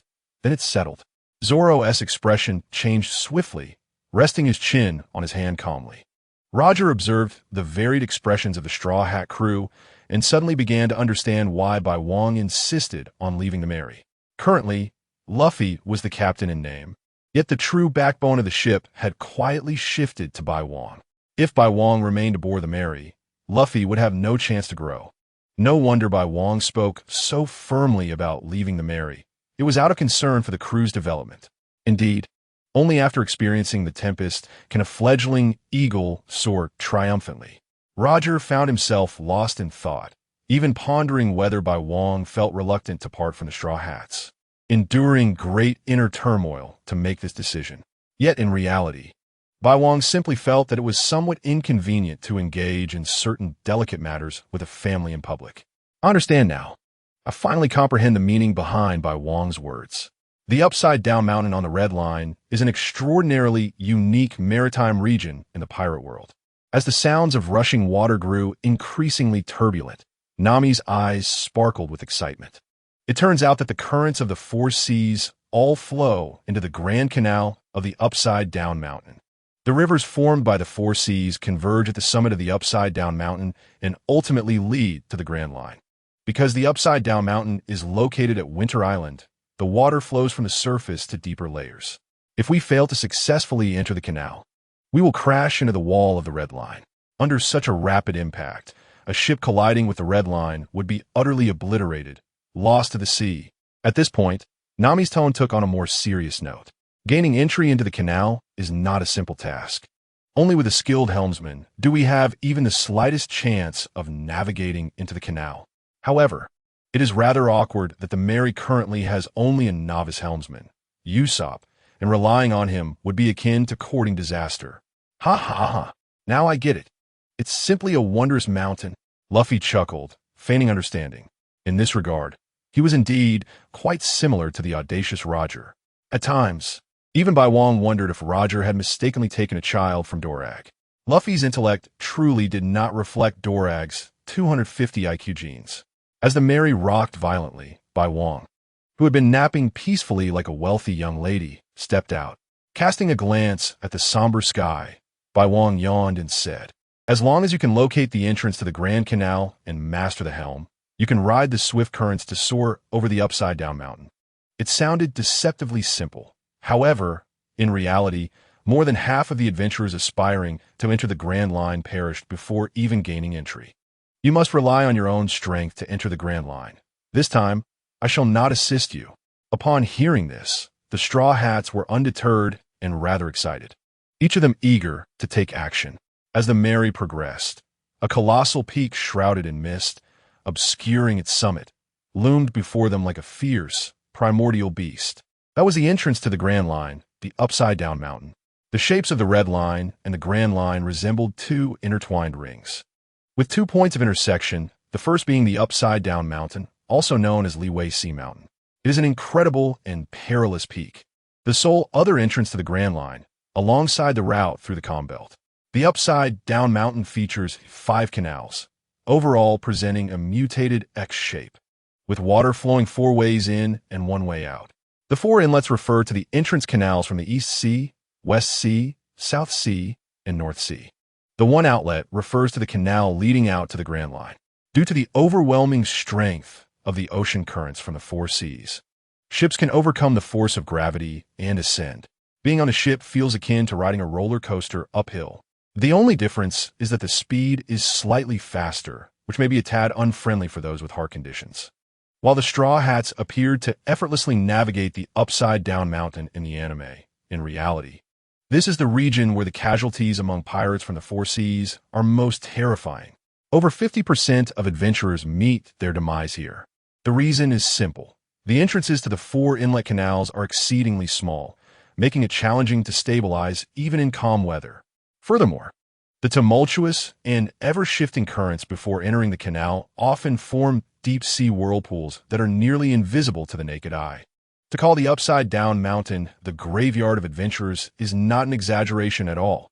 Wang Yang's great ocean raged and roared, with the small Mary resembling a mere grain of sand in a vast sea. At this moment, the Mary was caught in the most perilous deep-sea whirlpool, the entire vessel shaking violently, beset by numerous dangers. Originally pulled by Zoro to gather the sails, Luffy found himself swinging like a pendulum from the mast due to the frantic tremors of the ship, a sight both comical and amusing.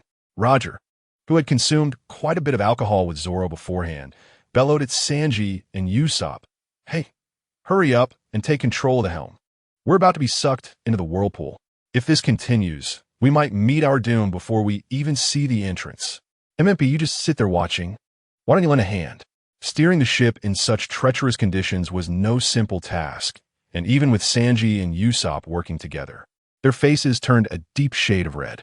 Had it not been for their inability to fight back, Sanji would certainly have given Roger a lesson on why flowers bloom so beautifully. Accompanied by towering waves, thick rain clouds turned ominously dark. In the next instant, a torrential downpour ensued, blinding everyone in its wake, further complicating their passage into the canal. Roger's tone grew more anxious. "Little girl, have you not spotted the entrance yet? At this rate, we will crash into the rock face." As the ship seemed destined to collide with the formidable wall, Roger visibly struggled to maintain his composure. What a misfortune. I've only just returned to life, and now am I to perish again?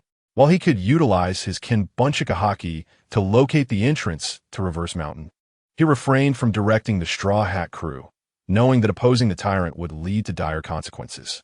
Nami, donned in a raincoat, leaned over the railing, fully focused, not wanting to miss a single detail that could affect the lives of all her companions.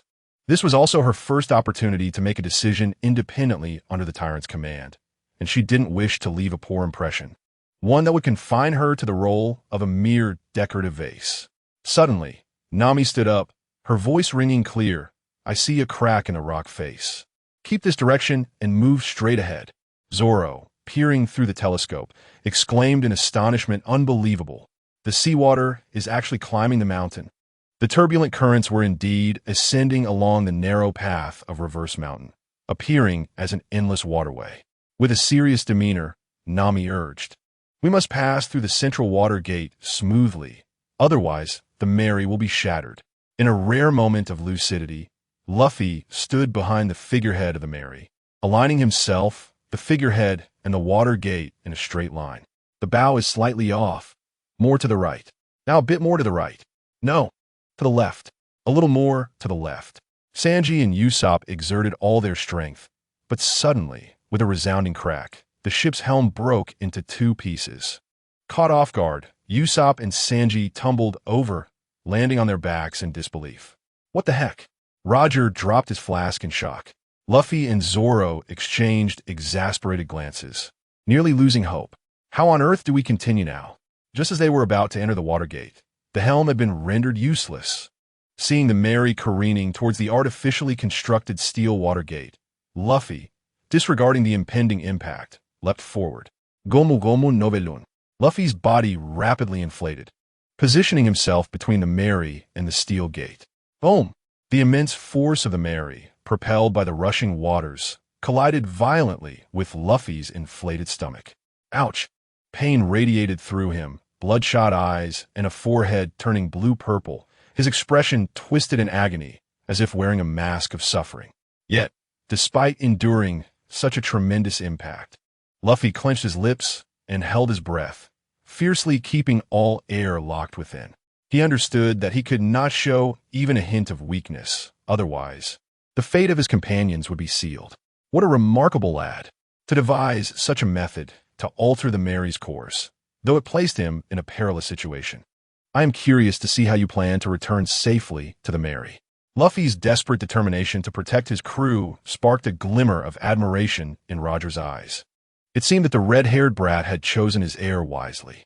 Just as Luffy was about to plunge into the tumultuous waters, Zoro, the devoted husband, shouted, "Luffy, grab my hand. I'll pull you up." Luffy and Zoro shared an unspoken connection, requiring no further explanation. The former extended his rubbery arm and firmly grasped Zoro's arm, successfully returning to the Mary. The only downside was that Luffy landed face first, smashing into the deck and getting stuck. Roger glanced at the perfectly synchronized duo of Zoro and Luffy, a playful grin spreading across his face.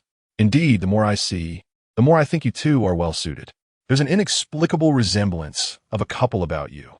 Without missing a beat, he suggested, why not propose to the tyrant to develop a transformation ability that turns one of you into a woman? Sanji and Usopp, what nonsense are you spouting? In a twist of fate, the tyrant chimed in, actually, I have indeed developed a transformation ability. Do you all wish to experience what it feels like to become a woman? The so-called transformation ability was not genuinely derived from the imagined fruit. It was merely a ruse. What? A transformation ability? Sanji and Usopp exchanged bewildered glances, followed by a chill running down their spines. How can you not engage in such matters? The imagined fruit, which could have been so splendid, was reduced to a mere transformation ability. This skill is outrageously skewed. Nanny? Tyrant, have you truly developed a transformation ability? Roger was utterly bewildered. He had only tossed the idea out casually, never expecting the tyrant to have actually accomplished it. Such a power was the dream of every decent man. If he possessed this skill, would it not mean that he could transform little cats, dogs, foxes, tigers, snakes, and so forth into stunning beauties? At that point, with a mere beckon of his finger, wouldn't those cat girls, fox girls, and snake girls be at his beck and call? Thinking of this, Sanji's mouth watered profusely, yearning to catch a small cat or dog and urge the tyrant to experiment on the spot. I too wish to see what the legendary cat girl looks like. Luffy strained with great effort, finally managing to extricate his head from the deck, only to tumble over, landing on his back. Unlike Sanji, Lu Bao spoke without a hint of lewdness, his curiosity simply overwhelming him. The enthusiasm of the crowd was undeniable, and with a sly, mischievous smile, Chu Ba Wang declared, "Since you are all so eager, allow me to expand your horizons today." As soon as he finished speaking, his gaze fell upon the bewildered Roger. The inebriated Roger instantly sobered up, feeling a chill down his spine. What? You don't engage in matters of intimacy at all, do you? With so many men aboard, why choose me as your experimental subject? I merely showed off a little in front of you. Is it necessary to hold a grudge over it? By the way, I suddenly remembered that the gas in the kitchen seems to be left on. Excuse me, I must take my leave. Without a moment's hesitation, Roger bolted away in a panic, regretting that his parents hadn't given him more legs or wings to escape. Want to run? Huh, too late. Chu Ba Wang's index finger suddenly glimmered with a pink light, and with a flick of his finger, the pink point shot towards Roger. No matter how fast Roger ran, that pink light clung to him relentlessly. With a whoosh, it struck him on the shoulder, making him yelp and collapse onto the deck. Surrounding him was a rising cloud of pink mist, encasing him entirely. Little glutton, do not look. It would tarnish your eyes, Chu Ba Wang said with a sly grin, covering Nami's eyes before turning to wave goodbye to the Straw Hat crew. Had Roger been younger, he might have resembled a beautiful young woman. But now he had entered middle age, and after the transformation, he would likely appear as an older woman, not unlike Big Mom. Usopp's eyes sparkled with intrigue. Transformed? The Pirate King Roger has truly been turned into a woman. I want to see what the Pirate King looks like in this state. Luffy nudged the peering Sanji. Annoyed, hey Sanji, there's plenty of room. Don't crowd me. Zoro, with a skeptical expression, remarked, something feels off. In my memory, Bawang isn't the type to give out rewards. Sanji, lost in his thoughts, gleamed with excitement. Who cares about that? If they're a woman, Why not look? It's a win. Except for Nami. The rest of the Straw Hat crew craned their necks, eager not to miss any detail. Their expressions reminiscent of a crowd eagerly awaiting gossip. As the pink mist dissipated, they finally beheld the transformed form of the Pirate King, now Roger Mama. Oh, how grotesque! I have never seen such an ugly woman in my life, Usopp exclaimed as he stumbled away from the scene. Damn it, I just lost my lunch. Bow Wang, why must you assault my eyes with such filth? Luffy, weak and leaning against the railing, retched into the sea. It's so unbearable, my eyes are blinded. Water. I need water to cleanse my eyes. Sanji wailed as he fell to the ground, rolling around like a ball. At that moment, Roger, feeling an itch in his nose, unconsciously made a gesture reminiscent of picking it. His appearance, demeanor, and expression were reminiscent of a certain infamous figure. I knew it. Bawang would never give us a reward. Now you must believe me. Zoro could no longer contain himself, veins bulging as he gripped the sword in his hand, his inner turmoil evident. If it weren't for the fear of punishment, he would have drawn his sword against Chu Bawang. He couldn't comprehend why. As they were about to leave the Mary, there was no effort to preserve a good impression. On the deck, Usopp lay weakly, muttering, "The city is full of traps. I want to return to the countryside." Sanji, in despair, swore he would never wish to see a woman again, grumbling. The longest road I've walked in my life is the trap of Bawang. Initially, Luffy, Zoro, and the others have been enveloped in sorrow at the thought of Chu Bawang's impending departure. However, after the commotion caused by Roger Mama, their feelings shifted to a desire for Chu Bawang to distance himself even further. Except for Zoro, who remained steadfast in his training. The rest of the Straw Hat crew clung to the railing, retching uncontrollably. Given another chance, they would rather face death than witness Roger's nose-picking antics again. Luffy, aren't you the one who wants to be the Pirate King? Hurry up. I've resurrected Roger and transformed him. If you two are well suited, you can now perform the traditional vows and enter the bridal chamber. Luffy, bewildered, replied, "Don't misconstrue my intentions. I, Monkey D. Luffy, aspire to be the Pirate King, not become the Pirate King's husband. Do you all think I must rely on others to rise to power? Bawang, could you perhaps revert this scruffy uncle to his former self? If you don't change it back soon, I may be left with psychological scars." Luffy lamented, his face contorted at the sight of Roger Mama's grotesque form. He felt he had truly bowed to Chu Bawang. How could he ever confidently proclaim his iconic slogan again? The thought of all the times he had declared his ambition to become the Pirate King brought him to tears. Damn it, this time, I truly will be left with psychological scars. Bawang, I implore you, please return me to my former self. Roger, equally dismayed, clasped his hands in prayer towards the small room, his face a mask of despair. After glancing in the mirror, he nearly wept at his own reflection. The realization that his ominous words had come true filled him with a desire to slap himself. Why did he have to utter such a thing? If Whitebeard and Garp were to learn of his embarrassing predicament, would they not laugh him to death? Or could he possibly hide his face now? Very well. Since you all insist, I shall reluctantly revert Roger back to his original form.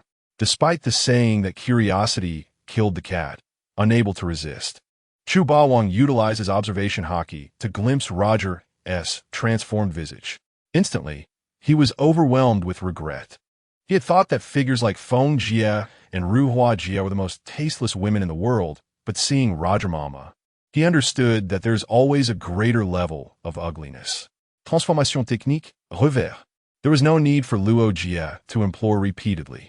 Chu Bawang had already taken the initiative to eliminate the pink transformation factor that had afflicted Luo Jie. The incident of Luo Jie's transformation could ultimately be regarded as a mere trifling episode along the journey. Even so, the Straw Hat crew took quite some time to recover from the shadow cast by Luo Dama. Since then, Zoro had keenly observed that Luffy rarely proclaimed himself as a man destined to be the Pirate King in crowded places after witnessing Luo Jie's transformation. Perhaps this is what one might call growth. The Mary continued its voyage through the icy waters, where the cold climate condensed into mist. This was a uniquely distinctive climate of the reverse mountain's icy island. The wind howled fiercely as the Mary sped ahead. Suddenly, Zoro frowned and inquired, Did you hear that sound? Luo Jie, ever affable, patted Zoro on the shoulder and chuckled. You're quite impressive, little one. No wonder you are the disciple of Bawang. You have grasped the fundamentals of Kinbunchika Haki in such a short time. Sanji stared in disbelief, feeling utterly dejected. No way. Did Chu Bawang really give that green-haired fool special treatment? This is so biased. The gap between him and the green-haired one was indeed growing increasingly vast. Sanji couldn't help but feel envious, considering he had only mastered the first 3 forms of the Wind God leg, while Zoro had already acquired several unparalleled sword techniques and even commenced his training in the 3 types of haki. Was this the fate of a sycophant? In the end, he was left with nothing. It appeared that something was indeed amiss. Usopp trembled, pointing ahead with astonishment, stammering, Nami, come look. There's a massive black wall in the canal leading to the Grand Line. Sanji gasped, good heavens. What kind of creature is that? Why is it so enormous? Luo Jie replied solemnly, that is not a monster.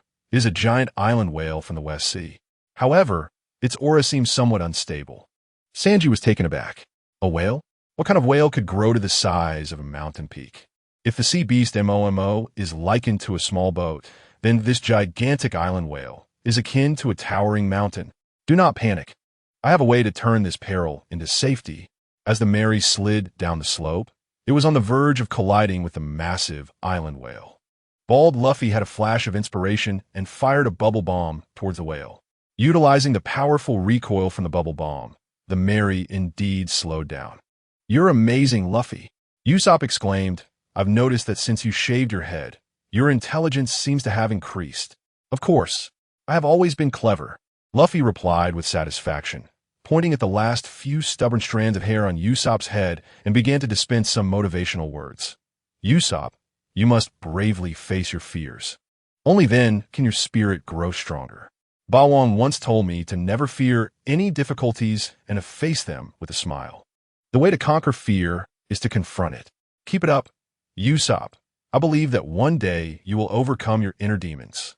Usopp, adorned with an extravagant and fashionable hat, felt utterly exhausted and wished to disembark. Can we not mention my hairline? Isn't that just rubbing salt in the wound? Usopp thought Luffy, this incompetent captain, lacked awareness and was truly unfit for the role. If they continued sailing under his command, this crew was destined for disaster. Ding! The system detects that the host has crossed the reverse mountain and arrived at the starting point of the Grand Line, encountering the island whale Labu, triggering a hidden selection task. You can choose from the following 3 tasks. Choice 1. Pass quietly, ignoring the pitiful whale Labu. Completing this task grants a reward of the standard set of Din Din Mushi and 100 servings of perfect Michelin 3-star post-meal main courses. Choice 2. Ignore the pitiful whale Labu and roast the whale up for a taste of the legendary island whale. Completing this task grants a reward of a hacker-level Din Din Mushi and 100 servings of perfect Michelin 3-star post-meal main courses. Choice 3. Provide assistance to the pitiful whale in finding the rum bar pirates or Brook. Completing this task grants a reward of the Panda Brand Sky, Net Din Din Mushi, and 100 servings of perfect Michelin 3-star main courses. As for the Din Din Mushi, Chu Bawang was not unfamiliar with it. This is a quintessential representation of black technology in the pirate world. It resembles a snail, adorned with spots, with a walkie-talkie or buttons on its shell. During conversations, the Din Din Mushi's mouth moves in sync with the speaker, capable of conveying emotions. There are various types, including standard Din Din Mushi, black listening Din Din Mushi, gold and silver exclusive connection Din Din Mushi, also known as the Demon Slayer Din Din Mushi, payphone type large Din Din Mushi, surveillance Din Din Mushi, and so forth. Obtaining a complete set of Din Din Mushi would be invaluable, especially the Golden Demon Slayer Din Din Mushi, which sends shivers down the spine of most pirate factions. Once the Demon Slayer order is issued, even those in the know dare not defy it, as the Demon Slayer fleet would not hesitate to strike down its own. However, what Chu Bawang was more curious about were the functions of the hacker-level Din Din Mushi and the Panda Brand Sky Net Din Din Mushi. Ding! Hacker-level Din Din Mushi, also known as the hacker Din Din Mushi, it can infiltrate the ordinary Din Din Mushi system in the pirate world. selectively attack a specific den mushi, enabling eavesdropping, interrupting calls, and other operations. Remarkable.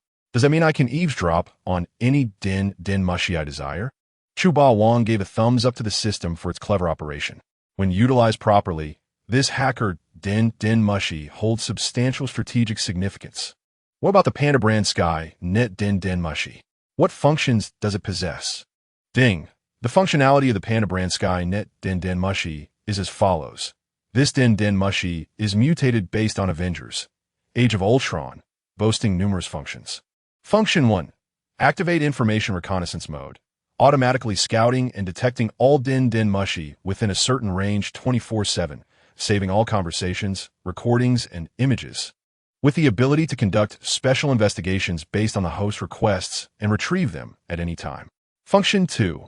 Within its signal range, it can hack into any den mushi network for special editing, preventing that den mushi from receiving or sending signals.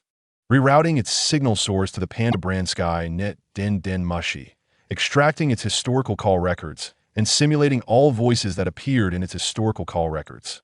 Function 3. Within a certain range, it can establish a core connection with any visual den mushi and unilaterally force open the video call function. Gunug XXX. I once thought that the operations of the dog system were already quite impressive, but I never expected it could be even more extraordinary. Chu Ba Wang silently lamented. This Panda brand Tianwang phone bug is truly remarkable. Compared to the hacker-level phone bug, the latter is nothing but garbage. The hacker-level phone bug thought to itself, I have a few choice words, but should I voice them? Just a second ago, I was affectionately calling someone sweetheart, and now I'm referring to them as Madame Yo. What a scoundrel. Is there even a choice in the matter? Here I am, Chu Ba Wang, compassionate and generous, handsome and dashing, a paragon of virtue and strength, unmatched in the world, a solitary expert, invulnerable and esteemed above all, a refined gentleman, virtuous and fearless, wise and heroic, with unparalleled chivalry and humility that transcends time. Naturally, I am here to assist the unfortunate Labu in seeking help from the Rumbar pirates. Alas, it is a matter of necessity. Who could blame my kindness, right? When faced with a pitiful and helpless wild little whale, one cannot simply stand by and do nothing. Chu Ba Wang nestled in Kuya's embrace and took a deep breath, attempting to extract something. He then sighed deeply and said, Kuya, am I perhaps too kind-hearted? Kuya gasped in astonishment. Can't you just do something a person is supposed to do? You've hurt them. On the deck of the Mary. Judging by the current speed, it seemed that we would indeed avoid crashing into that terrifying island whale. Sanji silently sighed in relief. He certainly did not wish to meet his demise just after entering the Grand Line. The Mary was finally about to stop. Indeed, my cleverness prevailed, as I stepped up just in time during a crisis. Luffy laughed triumphantly. At critical moments, it is still my performance that matters. However, before he could bask in his moment of glory, he was once again dealt a harsh blow.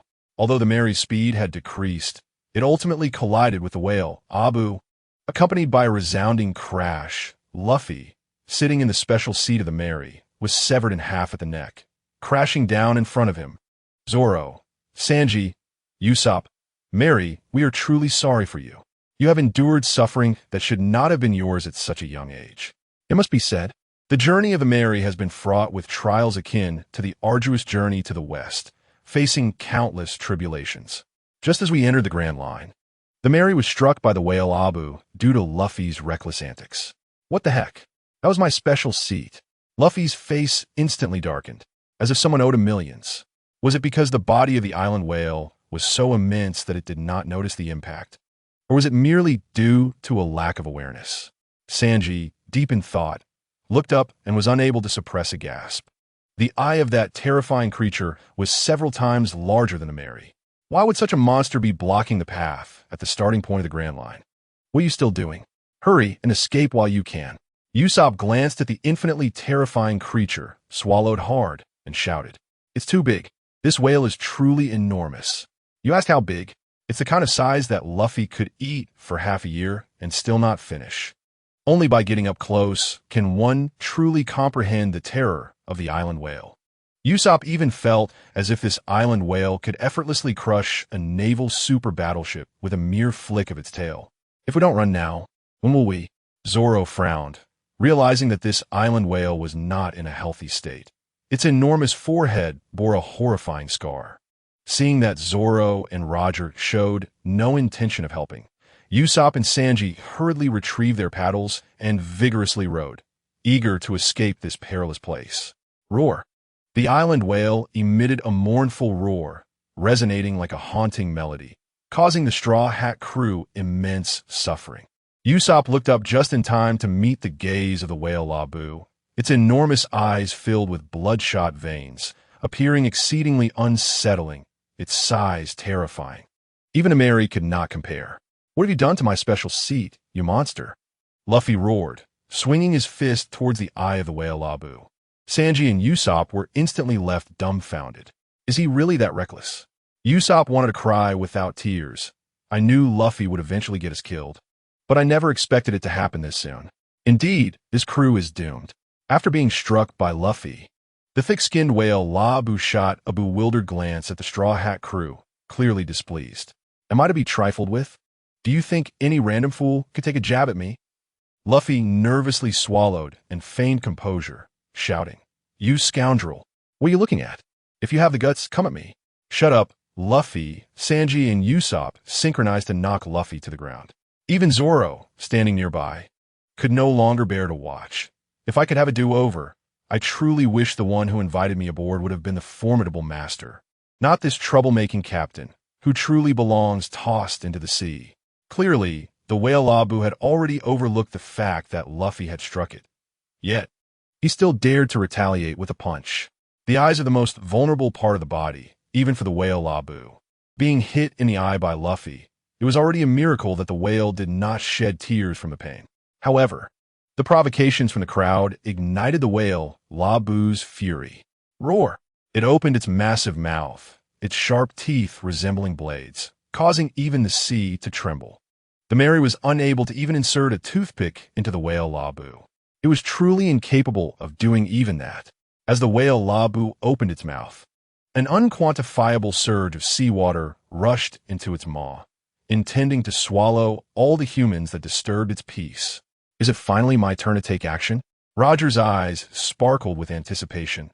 Indeed, gold shines wherever it may be. Soon, it would be my grand opportunity to showcase my prowess. Roger had remained silent, waiting to observe. Yet he prepared to intervene precisely when the Straw Hat crew found themselves at a distinct disadvantage. Clearly, he was a habitual show-off. However, Chuba Wong would not grant him any opportunity to flaunt his superiority. A pair of iron-hard hands pressed firmly on his shoulder, and, as Roger turned to look, he gasped in shock. How could I have forgotten about this equally pretentious powerhouse? Roger instantly recalled the terror induced by the transformation spell. In the presence of the formidable Chuba Wong, he merely attempted a trivial act of bravado, only to face the merciless retribution of being feminized. If he were to seize another opportunity to outshine Chuba Wong this time, would he not be left with nothing but a memory? Cough, cough, cough. Well, esteemed Ba Wong, I assure you that I am merely a bystander, with no intention of intervening in such a critical moment. As a minor character, I am not suited for such affairs. Luo Jie felt a pang of concern. How could he not? Did he not observe how, after his last display of bravado before the Straw Hat crew, he was promptly punished by the feminization technique? Chuba Wong smiled faintly at Nami, who stood behind him, and said, Little thief cat, why do you linger? If you do not act soon, Luffy and the others may truly meet their demise. Are you certain you want me to rescue them? Nami responded, initially taken aback, before her expression shifted to one of sudden enlightenment. Fuizingubang, I command you to suppress the oceans. With a sharp cry, she reached for her flowing hair. The Rui Jingu Bang began as small as a needle, but rapidly expanded into an iron rod the thickness of a bowl as Nami recited her incantations. Upon its emergence, the sky was adorned with resplendent hues, enveloped in an atmosphere of peace and auspiciousness. Golden rays burst forth, dazzling in their brilliance. Nami hurled the Rui Jingu Bang into the sea while chanting incomprehensible spells. The tumultuous ocean, which had been stirred into a tempest, fell instantly into tranquility, and within a radius of 10 miles, even the waters ceased to flow, as if completely ensnared and unable to budge an inch. The Rui Jingu Bang was forged from divine iron by the esteemed Lao Jun and later borrowed by Yu for flood control. To suppress the surrounding ocean was indeed a trivial task. By heavens, what manner of divine artifact is this, capable of binding the very sea? Luo Jie was astounded. If he possessed such an item, he would fear no tempest upon the ocean. It would be utterly invincible. Nami chuckled, hee hee. This is a gift from Ba Wang for our meeting, named Rui Jingu Bang. Even I did not anticipate its remarkable utility. Luo Jie fell silent for a moment, then turned seriously to Chu Ba Wang. Esteemed Ba Wang, do you require a godson or a decorative companion? Nami, Chu Ba Wang, and the Straw Hat crew exclaimed in unison. I have never encountered such brazen shamelessness. Pirate King Luo Jie, I hold you in disdain. The members of the Straw Hat crew raised their middle fingers towards Luo Jie, with Sanji's reaction being particularly fierce, as he had always been dutifully loyal through thick and thin. Yet here was Luo Jie, the old rascal, attempting to cut in line. Young lads, you are still too naive. If you truly understood the terrifying power of this staff, I assure you, you would be more shameless than I, pleading with Ba Wang to accept you as his godsons. Luo Jie smacked his lips, while others could not perceive the profound terror of the Rui Jingu Bang. He was acutely aware. Could this truly be classified as a weapon? It might as well be deemed a divine artifact. Luo Jie understood deep down that even his own ship, the Oro Jackson, renowned for its world-destroying capabilities, could not compare to the might of this staff. What baffled him was that such an intimidating artifact was casually bestowed upon a little girl. Was it a desire for chaos in the world? Suddenly, the island whale Labu emitted a bizarre whale call, causing distress throughout its being, just as it intended to swallow the crew aboard the Mary. It was taken aback to find the surrounding sea had ceased its movement, despite appearing no larger than a toothpick. This iron rod emanated an ancient aura that sent shivers of unease through Labu. What manner of object was this? Why did it evoke such an innate sense of dread? Ba Wang, what is the story behind this island whale? It is clearly a species of the West Sea.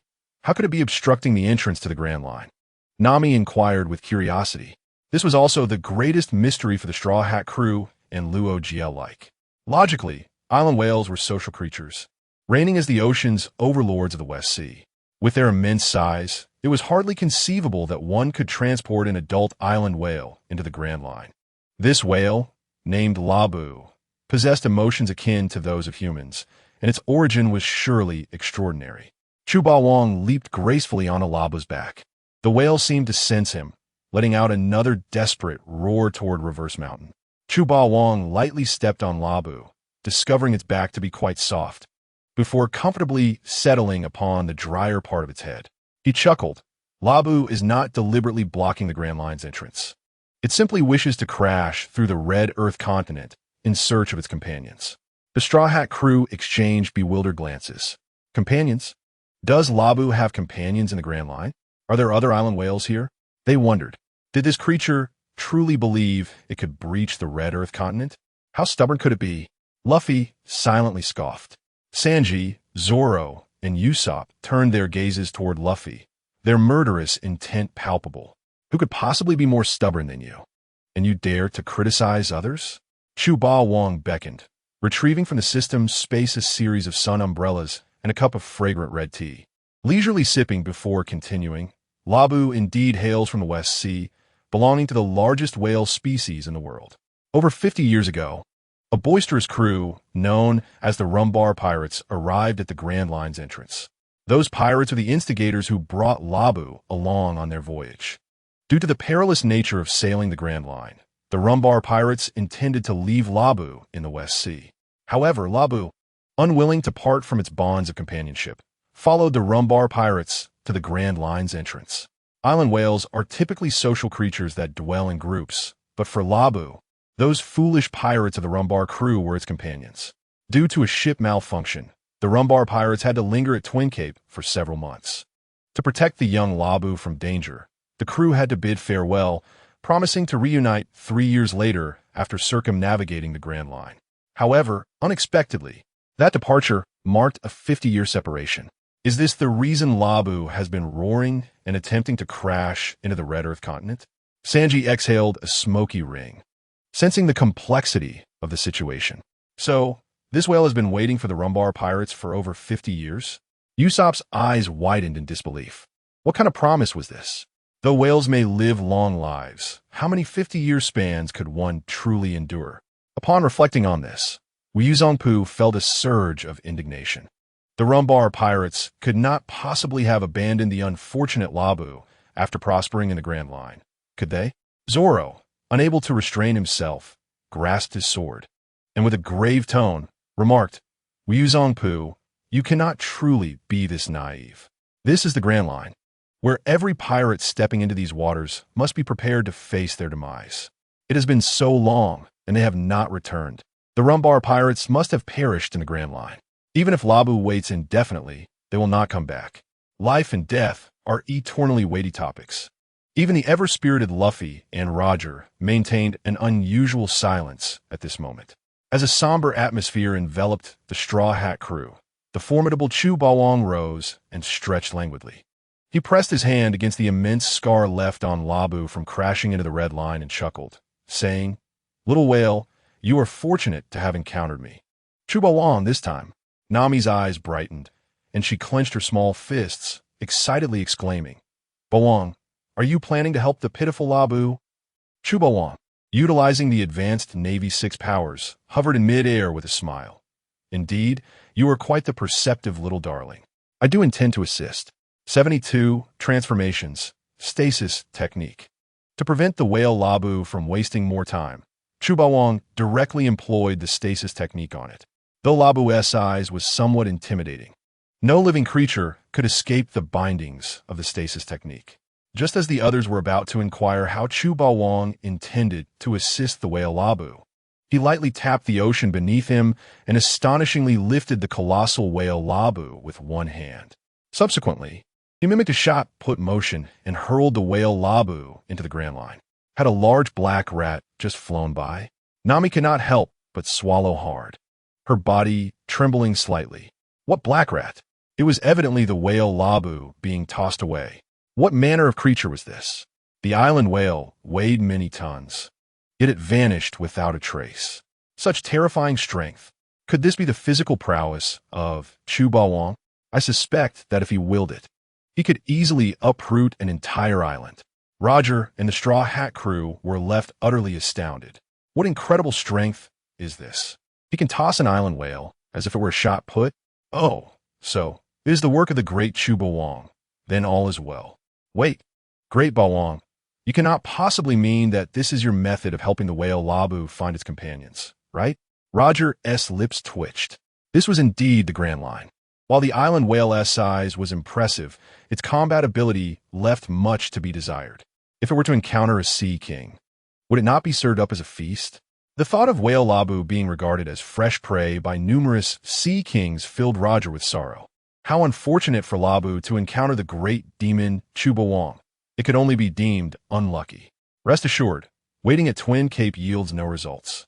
I have sent whale Labu to the place it longs to be, ignoring the gazes of his companions, which regarded him as a monster. Chu Bawang clapped his hands and casually stated, the place that whale Labu wishes to go most? You cannot mean you sent it to heaven, right?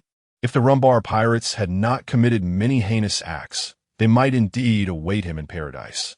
Roger bore a pained expression. To his surprise, he was correct. That place was indeed a paradise for whale Labu.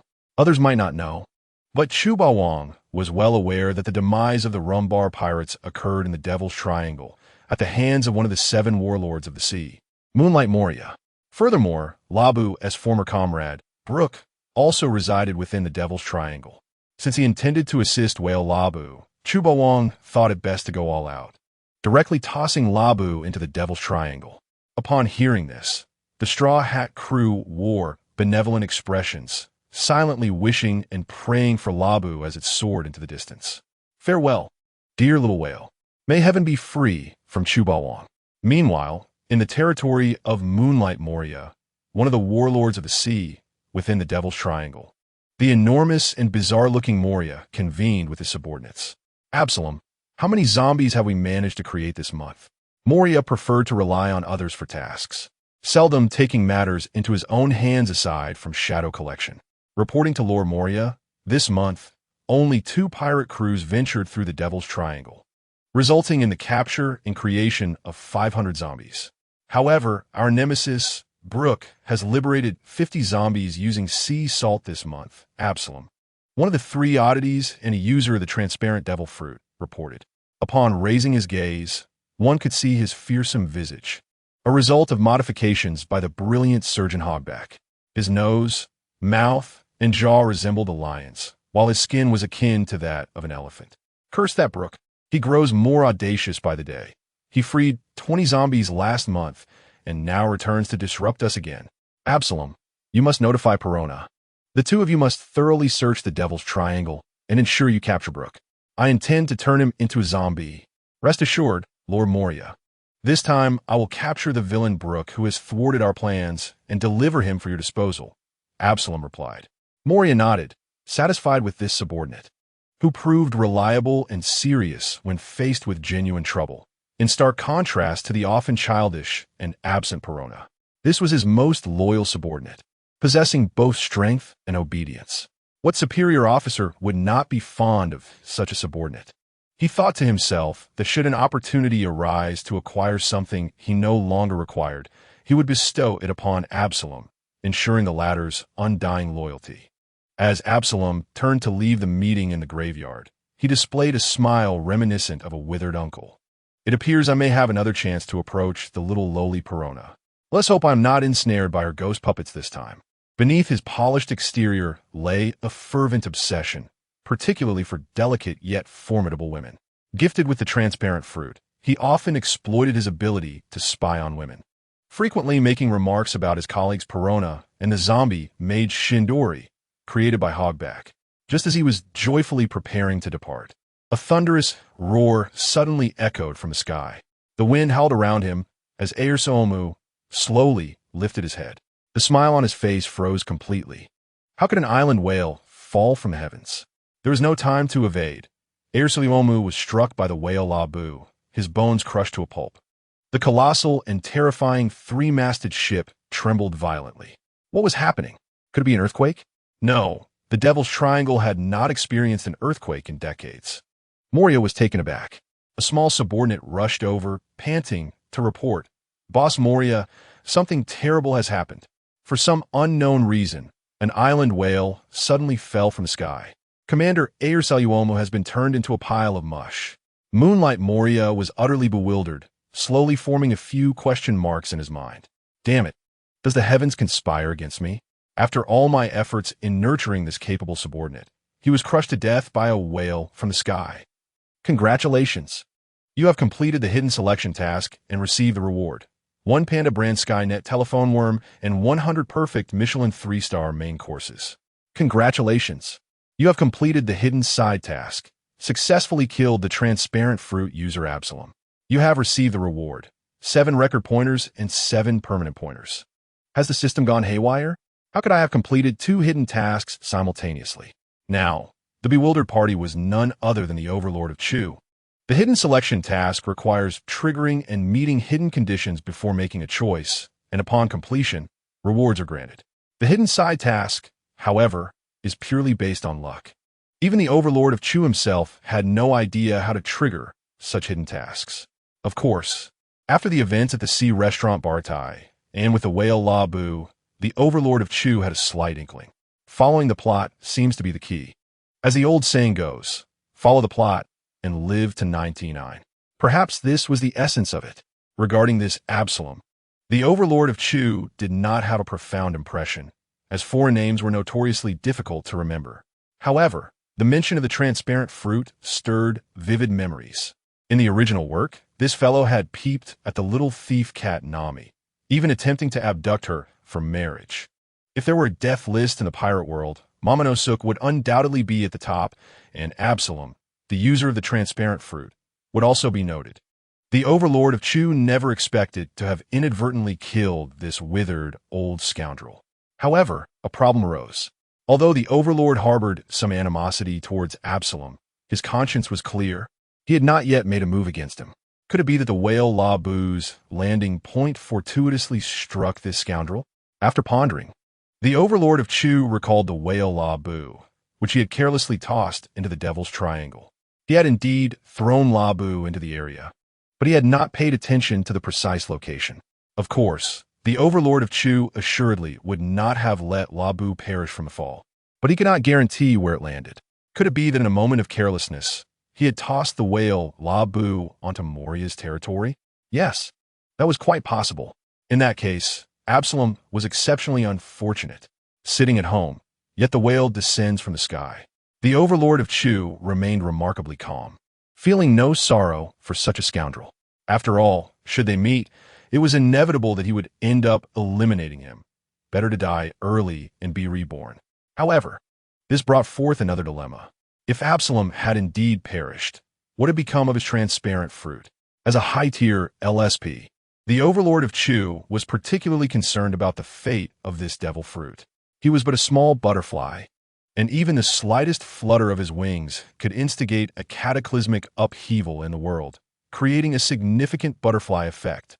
While contemplating how to locate the transparent fruit, Nami suddenly approached from behind, clutching 2 ripe oranges. "What are you thinking about, Baba? Would you like to try my freshly squeezed orange juice? It's delicious. Surely not inferior to Mama Koya's." The overlord of Chu replied, "Could you refrain from steering the conversation in that direction? The river crab deity might come to take you away for tea. Moreover, your Mama Koya truly does not possess such juice. She is yet to bear children.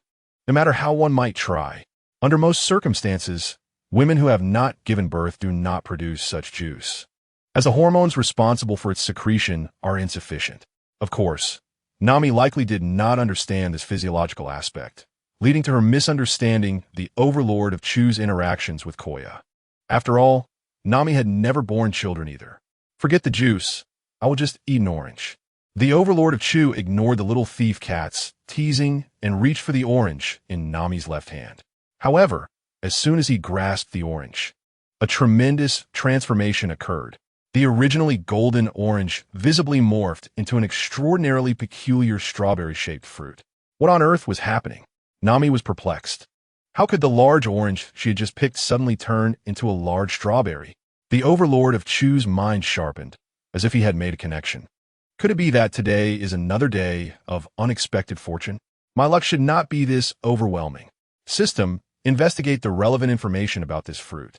If there is anything unclear, consulting the system is surely the right course. Congratulations! You have obtained the Paramecia-type devil fruit, the transparent fruit.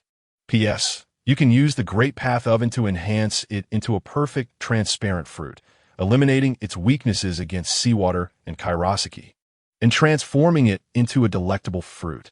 According to the rules of devil fruits, all are unique. Only upon the death of a user does the consumed fruit reappear. It seems the drop rate today is indeed exceptionally high. Unbelievably, just after Absalom's demise, the transparent fruit had reincarnated beside him. Killing monsters yields equipment, truly a benevolent act. In that case, he would not stand on ceremony and would claim the transparent fruit for himself. He was uncertain of the exact functions of the Great Path Oven, which would remove the drawbacks of the devil fruit. If achieved, wouldn't that be a remarkable triumph? If granted another opportunity for luck, perhaps he could draw this treasure. The African chieftain, the overlord of Chu, silently praised himself. "Nami, well done. You truly are a blessing and a treasured companion, bringing me such good fortune upon your arrival."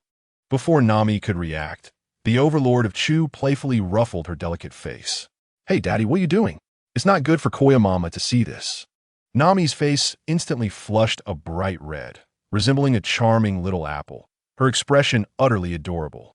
Though Nami verbally expressed her disdain, her body betrayed her honesty. She resembled a contented kitten, her delicate form sprawled across the thigh of Chu Bawang, her face adorned with an expression of sheer enjoyment. Chu Bawang raised an eyebrow and exclaimed, "How can this be? As your godfather, is it excessive for me to affectionately ruffle the hair of my goddaughter?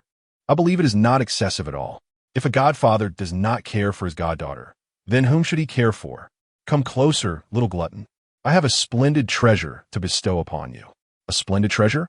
Nami paused, her thoughts immediately drifting to the Rui Jingu Bang that Chu Bawang had gifted her at Bharati. She swiftly shook her head in refusal, saying no. Those gifts are far too precious. It would be a waste in my hands. Only in the hands of my father can such treasures truly shine and thrive. The more she comprehended the utility of the Rui Jingu Bang, the more alarm she felt. Initially, she had thought it was merely a broken stick, but to her astonishment, it possessed the terrifying ability to quell tsunamis. If this item were to circulate outside, it would undoubtedly incite a frenzy across the world. Being able to possess such a treasure had already filled her with contentment. Rest assured, this time it is not a precious item, but it will serve you greatly. Without it, your journey on the Grand Line will be fraught with challenges. Chu Bawang waved his hand slightly, revealing 7 record pointers and 7 permanent pointers that he had just acquired from the system. What? How can there be so many? Isn't it said that record pointers are notoriously rare? Nanny, to find so many even rarer permanent pointers is astonishing. Nami was taken aback, utterly shocked. She had longed for a record pointer to document her sailing diary. Yet in the East Sea, such items were exceedingly rare, verging on being priceless. She never expected to encounter them today. Chu Bawang gently tousled Nami's hair and smiled. Choose the record pointer you like best to mark our first destination. Father, you're so good to me. Nami giggled. Since that's the case, I shall not be polite. Her eyes sparkled with the allure of wealth as she planted a kiss on Chu Bawang's cheek. Due to the damage inflicted on the sheep's head of the Mary by the whale Labu, the half-hearted shipwright required repairs, causing the Straw Hat crew to linger at Twin Cape for several more days. During this brief interlude, they experienced the 4 seasons and various weather phenomena, leaving them astonished by the climate of the Grand Line. Just moments earlier, they were caught in a heavy snowfall, with Luffy and Usopp even building snowmen and engaging in snowball fights. Then, in an instant, the sun shone brightly in a clear blue sky. The Grand Line is truly peculiar. It snowed, thundered, and now basked in sunshine. The seasons and weather here are utterly chaotic. Nami murmured by the window, having just bundled herself like a rice dumpling, yet still shivering from a cold. Now, she was so warm she felt like donning her newly bought bikini to sunbathe. A sense of unease lingered within her, as if she had overlooked something. Gazing up at the leisurely drifting clouds in the blue sky, Chu Bawang held a glass of pure milk, feeling as though he had neglected some detail, possibly related to the ailment of the whale Labu. Yet he could not recall anything specific. After pondering fruitlessly, he resigned himself to the thought. At that moment, Usopp suddenly sneezed and murmured, "The weather on the Grand Line is truly bizarre. I never expected the climate to turn cold last night. Even I, a brave warrior of the sea, caught a cold. I suppose I should suggest to Luffy that we find a ship's doctor as a crewmate." A ship's doctor? Chu Bawang frowned slightly, suddenly realizing something. Damn it, I knew I was forgetting a crucial clue. How could I forget to retrieve Roger's former ship's doctor, Crocus, from the belly of the whale Labu? Crocus, the lighthouse keeper of Twin Cape, once served as the ship's doctor for Roger's crew. Possessing extraordinary medical skills and being the only doctor capable of alleviating Roger's suffering from his illness. After the dissolution of Roger's crew, he returned to Twin Cape, moving into the whale Labu to treat it and prevent it from repeatedly injuring itself. With this thought, Chu Bawang felt a pang of guilt, for it meant he had not only abandoned the whale Labu in Moria's territory, but also Roger's old ship's doctor, Crocus. I hope you can endure, old man. Chu Bawang silently mourned for Crocus for 2 seconds. The moment of silence concluded. 2 seconds was already too long, and he could not afford to linger further. At Nami's urging, the Straw Hat crew convened a meeting.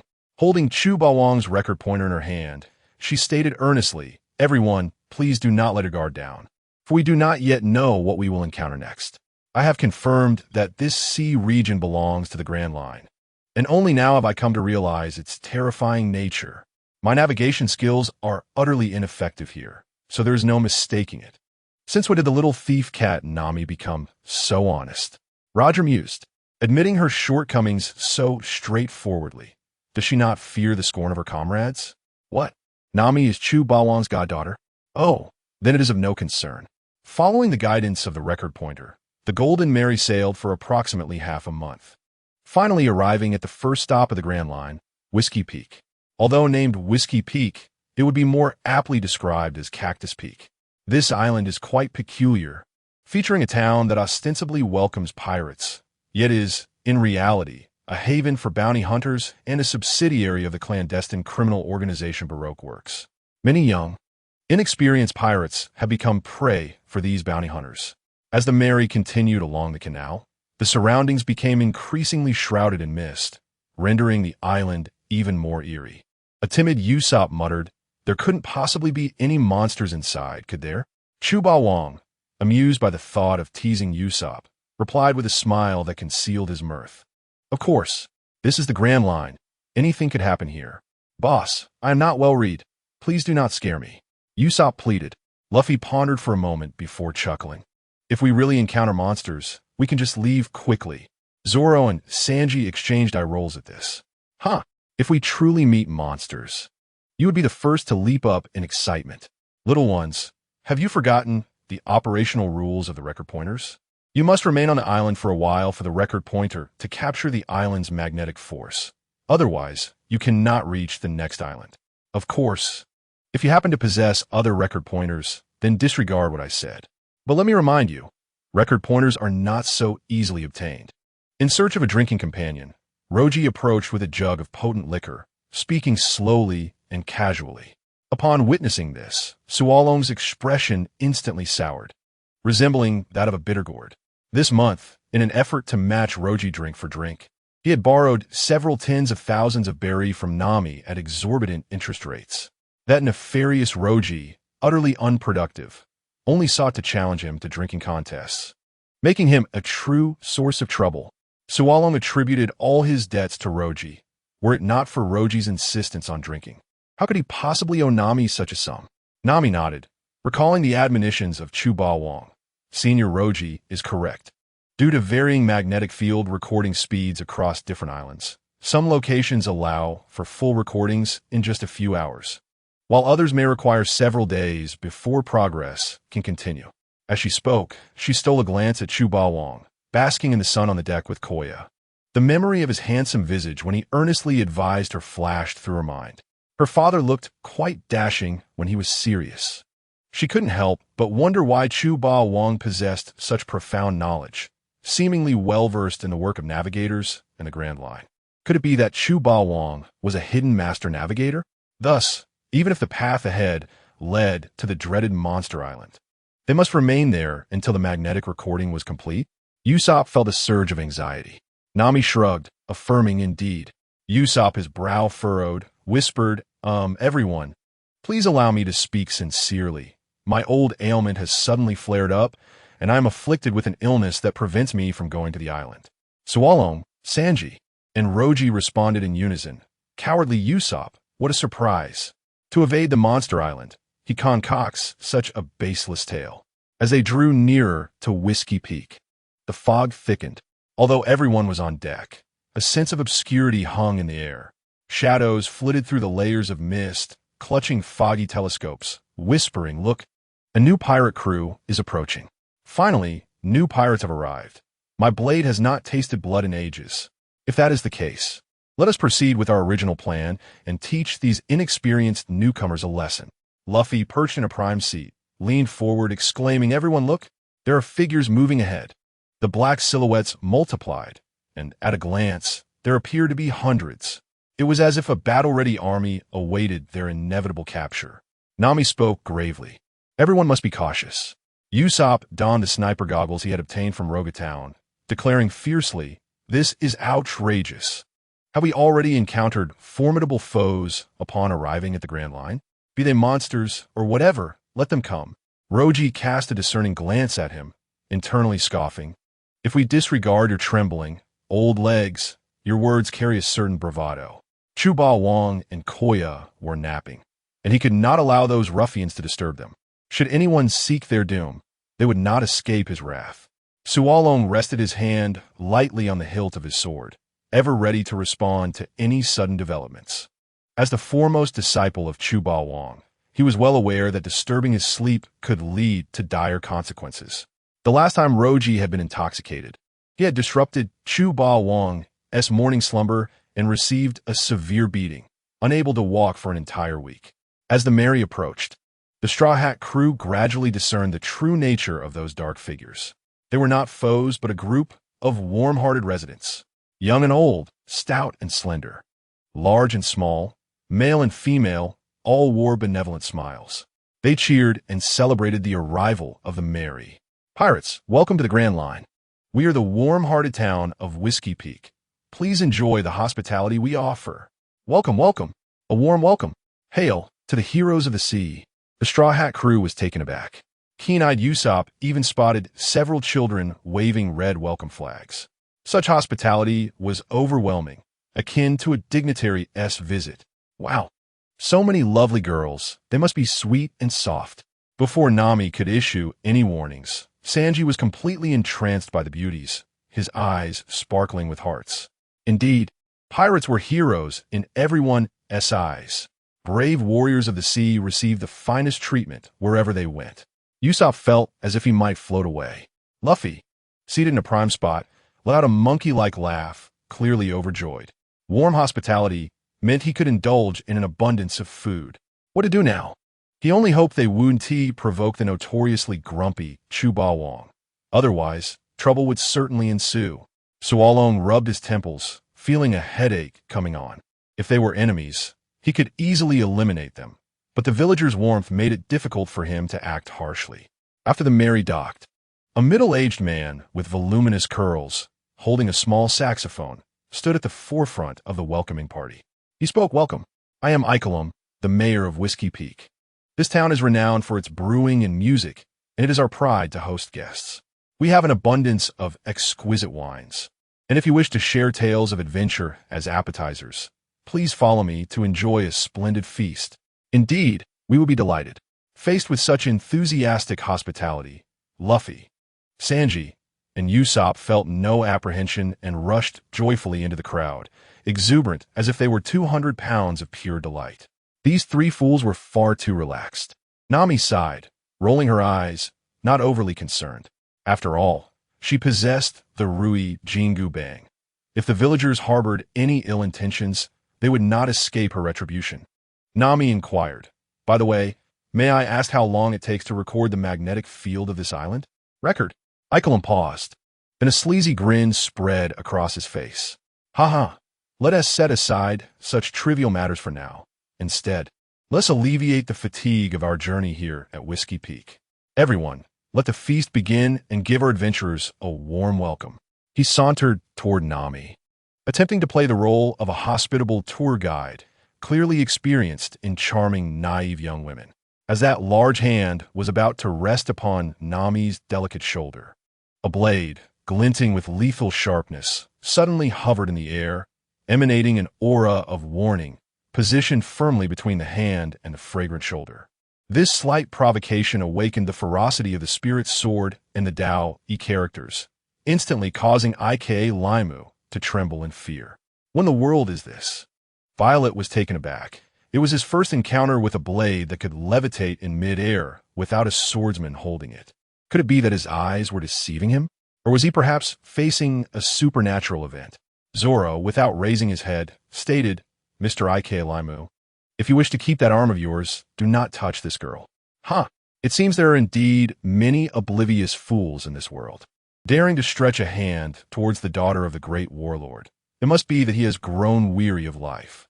Had it not been for the innocence and kindness of the villagers, he would have severed Ike Limu's arm as a warning long ago. At the same time, he silently rejoiced that the warlord was still taking his afternoon nap. Otherwise, Ike Limu's life would undoubtedly be in jeopardy. To expect mercy from the White Devil, the warlord, was a foolish thought. The atmosphere grew notably tense as the simple villagers gazed at him in rapt attention, making Zoro feel that his tone might have been too harsh. He then softened his approach, saying, "Mr. Ike Limu, do not be afraid. I am here to save you." The villagers responded, and Ike Limu asked, Could you please lower the blade of my throat? Your words lack even a shred of persuasiveness. However, Ike Laimu was indeed intimidated by the imposing presence exuding from Zoro, daring not to move an inch. He understood that this swordsman was a man of his word. Should he dare to overstep again, the blade would surely slice through his arm without hesitation. The previously harmonious atmosphere had now turned cold, as no one had anticipated Zoro's refusal to grant them any leeway. Do not act rashly. We may not be a match for this man. Ike Laimu discreetly signaled to his companions, fearing that in a fit of rage they might provoke Zoro into a deadly confrontation, leaving him as mere cannon fodder. Stealing a glance at the three blades at Zoro's waist, Ike Laimu's heart sank. So it was he, the notorious pirate hunter Roronoa Zoro, whose name sent countless pirates in the East Blue into a panic. Did this man not practice the three-sword style, but instead adopt a four-sword style? Ike Laimu's mind was once again thrown into turmoil, feeling an even stronger sense of dread. The three-sword style was formidable enough, and now he had apparently evolved into a four-sword style. Was this not akin to a calf soaring through the skies? Unexpectedly, after a brief nap, he found himself amidst such a fiery scene. From above, a mocking laughter suddenly echoed. The warlord, holding the arm of Koya, looked down.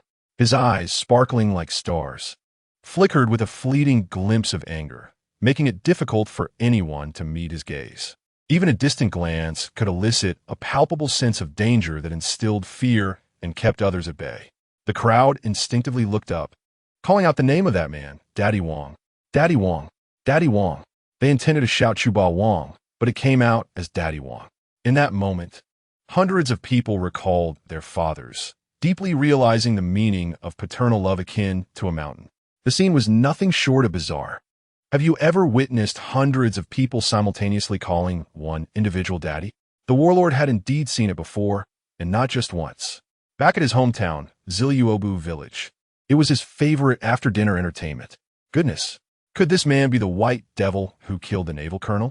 With an initial bounty soaring to 90 million berries, he was among the elite of rookie pirates, and today he had encountered such a formidable character. This situation was becoming increasingly precarious. The villagers exchanged glances, each realizing the gravity of the circumstances. Clearly, these villagers were unaware of the astonishing events that had transpired in Rogue Town, nor did they know that the warlord's bounty had skyrocketed from 90 million to 1 billion berries. Otherwise, they would have likely fled without a trace. Not every organization could afford the luxury of a din mushy. Moreover, news on the sea was notoriously delayed. It was understandable that these villagers were oblivious to the monumental happenings in Road Town. Zoro, you are truly my good disciple. I instructed you to protect Nami, and this is how you do it? The warlord cast a sidelong glance at Zoro, a faint smile gracing his lips. This was a calamity that had befallen a group of fools. Zoro's heart raced. Outwardly steady, he was inwardly anxious. His master was about to erupt, and it would be fierce and violent. He hoped for his own safety. Zoro mustered his courage and stepped forward, saying, "Master, please remain calm.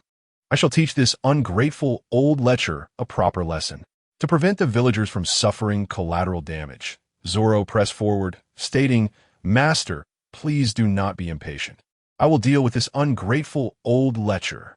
After spending so many days together, Zoro had come to understand the warlord's temperament: cunning, protective, easily roused, and reckless in his endeavors. Whatever he wished to accomplish, he would see it through. Whomever he wished to eliminate, he would not fail to do so. Zoro's expression darkened as he glanced at Ike Laimu, silently cursing his foolishness. How could such a pathetic individual become the mayor of a small town? It was utterly disgraceful. Zoro's only concern was that the warlord might vent his wrath upon the innocent villagers. As for Ike Laimu's life or death, it mattered little now.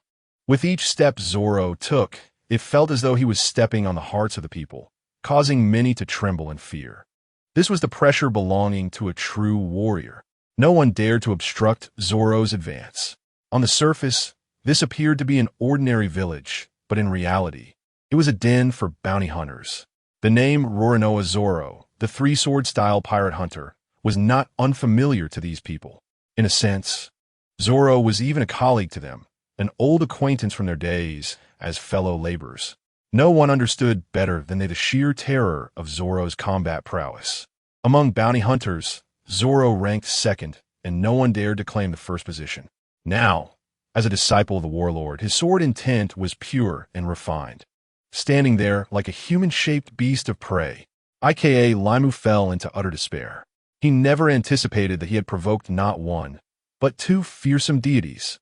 Merely facing a single pirate hunter was beyond their capacity, let alone contending with a white devil, the warlord, whose bounty reached a staggering 90 million berries. Zoro, could it be that he truly wishes to slay Ikelim? Nami's heart quivered slightly, with a swift flash of lethal blade light. Others were unable to perceive the angle from which Zoro struck. Ikelim, who stood at the forefront, was utterly undone, his legs trembling, robbed of the will to flee, as if resigned to his fate. My life is forfeit. Princess Vivi, I am deeply sorry. Henceforth, the burden of acting as a spy within the Baroque works will fall upon your shoulders. In despair, Ikelim closed his eyes, guilt weighing heavily in his heart. He had infiltrated the Baroque works to save Alabasta, never anticipating that he would perish here over such a trivial matter. Should King Cobra learn of this, I would not rest peacefully even in death. Father, Nami tugged at the corner of the tyrant's garment, her heart a mix of warmth and anxiety. The warmth stemmed from Zoro's reckless and domineering demeanor, merely reacting to her imminent peril. Yet, she also feared that Zoro's obstinate temperament might lead him to directly execute Ikelim before the gathered villagers. This man does not deserve death. A mere reprimand would suffice. The tyrant remarked calmly. Though his actions were often wild and heedless of consequences, he was a man who returned favors and settled scores. Ikelim's actions were motivated by a desire to gain the trust of Baroque works and save his endangered nation, not out of malice. Otherwise, a simple reprimand would not suffice. Very well. Zoro's spirits lifted at these words, hastily redirecting his blade. Alas, this time his strike was executed in such haste that it could not be fully avoided. He turned the blade, striking Ikelim fiercely with the flat of the sword. A resounding crash followed. Ikelim was sent sprawling, his visage contorted grotesquely. Soaring through the air for several dozen meters, eyes shut in shock, Zoro suspected the cunning tyrant had deliberately chosen this moment to speak. Fully aware that Zoro could not retract his blade in time, struck with such force, Ikelim's visage would likely remain unrecognizable for at least 10 days or more. Yet, upon realizing that Ikelim had narrowly escaped with his life, Zoro felt that the man had, in fact, struck a fortunate bargain.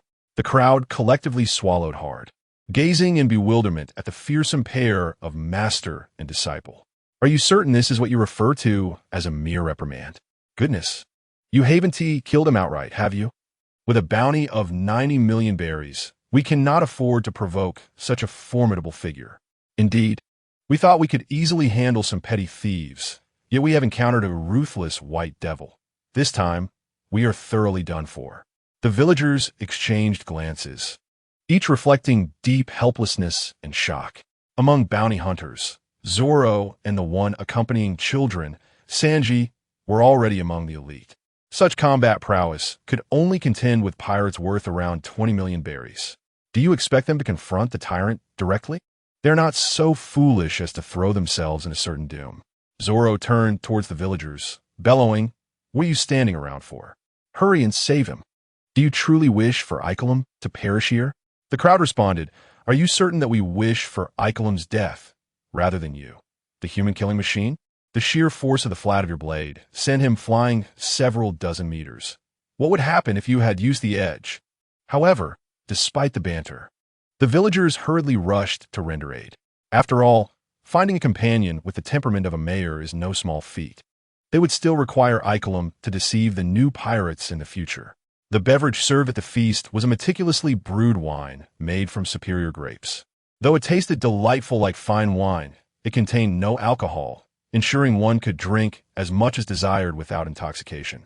During the banquet, the tyrant rarely partook in the drinks aboard the Thousand Sunny, but on this occasion, he found himself in the company of the Straw Hat crew at a wine tasting party. despite the culinary offerings of the pirate world being less than exquisite. The winemaking craft was highly refined, reminiscent of the English wine brew of the 19th century. In a previous life, such a level of winemaking skill would have commanded a fortune with every sip. But dear mama, do not blame the monster for coveting your wall. This is indeed the first gathering for the tyrant. After much anticipation, I have finally found the opportunity to execute my plan. It is time to turn raw rice into cooked rice. Nami concealed herself in a corner, stealthily pouring a packet of white powder into the wine. A sinister smile crept across her lips. Upon adding the white powder, the once rich red wine transformed into a medley of vibrant colors, subtle and nearly imperceptible. This was the Tsueching medicine, specially prepared by a doctor from Cocoa Village, potent in its effects. Tonight, I shall finally turn raw rice into cooked rice. Nami beamed with a devious grin. Usually, she had no chance to drug him, but this time, I have caught the opportunity. Emerging from the shadows, Nami held the wine aloft, her gaze seeking the tyrant's seated figure as she hurried towards him with a cheerful stride. Typically, the tyrant seldom drank beverages aboard the Mary, and even the freshly squeezed orange juice she prepared was rarely consumed, leaving Nami without the ideal moment to administer her scheme. But tonight was different. Nightfall, wine, a crowded atmosphere, and a joyous ambience symbolized perfect timing. There could be no better opportunity. If I do not drug him now, when will I? Father, I toast to you. Thank you for your care during this time.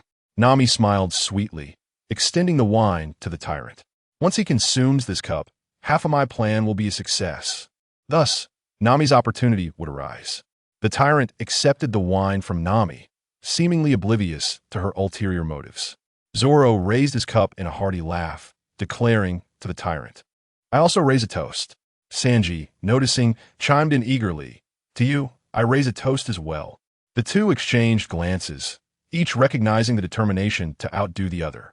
Though the gesture was small, even mosquito meat is still meat. Mr. Tyrant, Luffy and Usopp snatched cups of wine from the servers, their expressions brimming with joy. Cheers! The tyrant lifted the wine Nami had offered, not declining the gesture. Just then, he discreetly snapped his fingers behind him.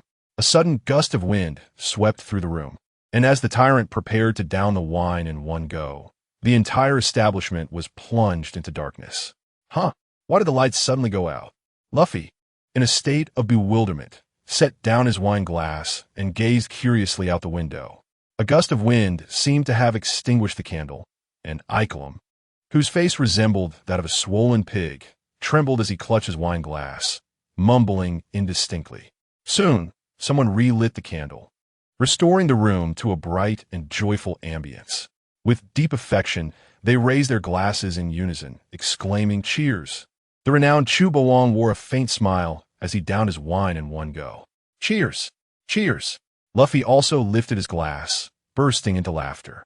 However, the base of his wine glass emitted a dazzling array of colors, indicating that the wine had been cunningly switched by the sly Chubawang. At that moment, Luffy remained blissfully unaware of the gravity of the situation, oblivious to the outrageous antics he was about to commit that very night. How could this be? I distinctly saw my father drink the Tsueching wine. So how did this wine end up in Luffy's hands? Just as she was grappling with the realization, Luffy had already consumed every drop of the wine laced with Tsueching medicine. Delicious. Waiter, bring me another glass. Seemingly unsatisfied, Luffy licked his lips with reluctance. Nami's eyes widened in shock as she stared at the empty glass. She was on the verge of exploding with frustration, nearly stumbling to the ground. That was my only dose of Tsueching medicine. Could it be that my father has already sensed my intentions have soured? Turning back, Nami met the signature sly smile of Chubawang, who even winked at her. Goodness, that smile, that look is steeped in intrigue. Suddenly, Nami seemed to comprehend why the candle had been blown out. A shiver ran down her spine as she envisioned a terrifying scenario. The single-minded Luffy, under the influence of the potent Tsueching medicine, creating a chaotic night. Roger and Zoro, fearing exposure, had agreed to drink heavily upon their return, resulting in a drunken Roger. Could it be that Chubawang intended for Luffy, under the effects of the medicine, to engage in some reckless act with the inebriated Pirate King. Roger, Luffy declared, I am a man of the Pirate King, while Roger, in a state of tears, lamented, how dreadful. I'm already yours. You must take responsibility for me. The mere thought of this impending scenario sent a chill through Nami. Oh, Roger, I can only hope you and Zoro do not succumb to drunkenness. Otherwise, you may lose yourself tonight. Under the imposing presence of Chuba Wong, the simple villagers refrained from adding any knockout drugs to the wine. The Straw Hat Crew celebration at Whiskey Peak continued until the early hours of the morning. When Zoro returned from the feast, the first thing he did was fulfill his drinking challenge with Roger. Both notorious for their drinking habits aboard the Mary, they clashed head-on, each refusing to back down. After several rounds of drinks, the silent battle concluded with both men collapsing to the ground in a drunken stupor. Sanji, with a sense of resignation, dragged the two unconscious bodies to the boys' quarters, while he himself sank back into sweet dreams. Unbeknownst to him, in the depths of the dark night, a pair of eyes, glinting like a beast in heat, opened wide. They belonged to Luffy, who had consumed the Tsueching medicine. The following day, under a blue sky with gentle winds and drifting clouds, the air was fresh and the spring sunlight was delightful. A perfect day for basking in the sun. Zhu Baowang, well acquainted with the routine, retrieved a sunshade, beach chair, and an amusing magazine, reclining leisurely. Beside him stood the lovely Xiao Qing, holding a fruit platter, and the indignant but submissive Dasky, both flanking him. Chuba Wong opened his mouth, and intuitively, Xiao Qing began to feed him glistening grapes. As she leaned down to offer the fruit, Chuba Wong inadvertently caught sight of certain inappropriate views. I keep watching just a little longer. The life of a great figure is thus mundane, tedious, and monotonous. How infuriating! Why do you stare for so long? This is utterly corrupt. Dasky stamped her foot in protest. She was not the audacious, heartless thief who would dare to slip Tsueching medicine to her godfather, having grown up in Rotown with a notably conservative demeanor. Chu Bawang gestured again, indicating it was now Dasky's turn to feed him fruit. Taking a deep breath, Dasky forced a smile as she grabbed a handful of crystal grapes and stuffed them into Chu Bawang's mouth. Eat, eat, eat. Today, I shall make you burst from your debauchery. Why the anger? I rescued you from the dreary and perilous life in the naval base. You should be grateful. Chu Bawang, with a generous heart, did not mind Dasky's intrusive actions, swallowing the fruit with ease. There are not many gentle and kind men like me in the world who never bully women, he mused, patting himself on the back with a chuckle. Dasky displayed a perfunctory smile, clearly unamused by his audacity. How could someone who had forcibly taken her from the naval base pretend to be a benevolent figure? Sigh, perhaps I am too kind-hearted, unwilling to truly punish you. Nevertheless, she took solace in having Xiao Qing by her side. As long as Xiao Qing was present, she believed she could mold him into the world's perfect secretary. Chu Bawang sighed, lamenting his inability to shed his carefree disposition and transform into a ruthless and formidable powerhouse. In jest, Chu Bawang commanded, Xiao Qing, take Dasky to your Mickey Mouse room and properly train her in the basic qualities of a secretary. Upon her return, I want to hear her address me with heartfelt respect. Is that understood? Xiao Qing nodded, her face tinged with a blush. As someone attuned to Chu Bawang's thoughts, she required no further verbal instructions to grasp his intentions. Do you think I will submit to your whims? I assure you, that is utterly impossible, Dasky retorted defiantly, standing tall with a brave expression. Xiao Qing, however, would not grant Dasky the opportunity to continue her protests, swiftly dragging her into the Mickey Mouse room. The subsequent details of the training are omitted. An hour later, Dasky, her complexion flushed, approached Chu Bawang with a gait as unsteady as a noodle. Chu Bawang observed her with a smile. Now, do you realize your mistake? Dasky clenched her silver teeth, her face still rosy, seemingly struggling against the realization. Xiao Qing, seemingly unfazed, gently blew a warm breath near her earlobe, causing Dasiki to shiver as if she were recalling some unspeakable experience. Master, Dasiki has realized her mistakes. The sweet, honeyed voice resonated, soothing to the heart and prompting an irresistible desire to hear more. The once unyielding vows of Dasiki, sworn against the tyrant Chubawang, were now cast aside like mere whispers in the wind. Any pretense of restraint had completely vanished, despite being acutely aware of her torment in this hellish realm. She found herself inexplicably drawn to it. Dasiki began to question her very existence. Could it be that within her lies a hidden penchant for submission? Indeed, it was quite unexpected. Xiaoqing, you possess quite the talent for coaxing. Chu Bawang cast a discerning gaze upon Xiaoqing, filled with admiration. Even the steadfast Dasiki succumbed to her charms. Was there any woman in the world who could resist Xiaoqing's allure? Master, you flatter me, Xiaoqing, blushing, lowered her gaze, too timid to meet Chu Bawang's eyes. She feared that she might succumb to some uncharacteristic impulse. In her eyes, Chu Bawang was sacrosanct, and even the faintest hint of desire should never dare to emerge. Before others, she could be the imperious queen reigning over the masses. Yet in the presence of Chu Bawang, she was merely a humble sword attendant. Nothing more. Life, indeed, felt as desolate as snow. Beneath the tender attentions of the two enchanting women, Chu Bawang reclined on a beach chair, resembling a listless fish devoid of ambition. Alas, was this the private life of a successful individual? It was dreadfully dull and monotonous. At breakfast time in the conference room come dining hall of the Melly, something seemed amiss. Green algae, go summon Luffy and Roger. What on earth is going on with those two? Why are they still sleeping in? Sanji, with dark circles under his eyes, looked perplexedly at the two empty seats at the table. Although the Whiskey Peak had its fair share of wines that wouldn't intoxicate, most of the remaining selections possessed substantial alcohol content. Even Sanji, with his considerable capacity, could not indulge excessively. In a moment of spontaneity, both he and Usopp had indulged a bit too much the previous night. Sanji, fighting off fatigue, had dragged the thoroughly inebriated Zoro and Roger into their room, finally succumbing to blissful slumber. Waking up so early to prepare breakfast without dark circles would indeed be a miracle. Zoro yawned, appearing equally groggy. Very well, I shall seek them out. Perhaps it was merely an illusion, but I distinctly heard some bizarre sounds emanating from the boys' dormitory last night. Nami, sitting nearby, lowered her head discreetly, attempting to conceal her guilt with a mound of rice. Luffy and Roger's late rising should not be my concern, right? As the enormous doll stirred in response to Ling Hushua's startled exclamation, it shifted aside, revealing a pair of enormous brown eyes fixated upon him.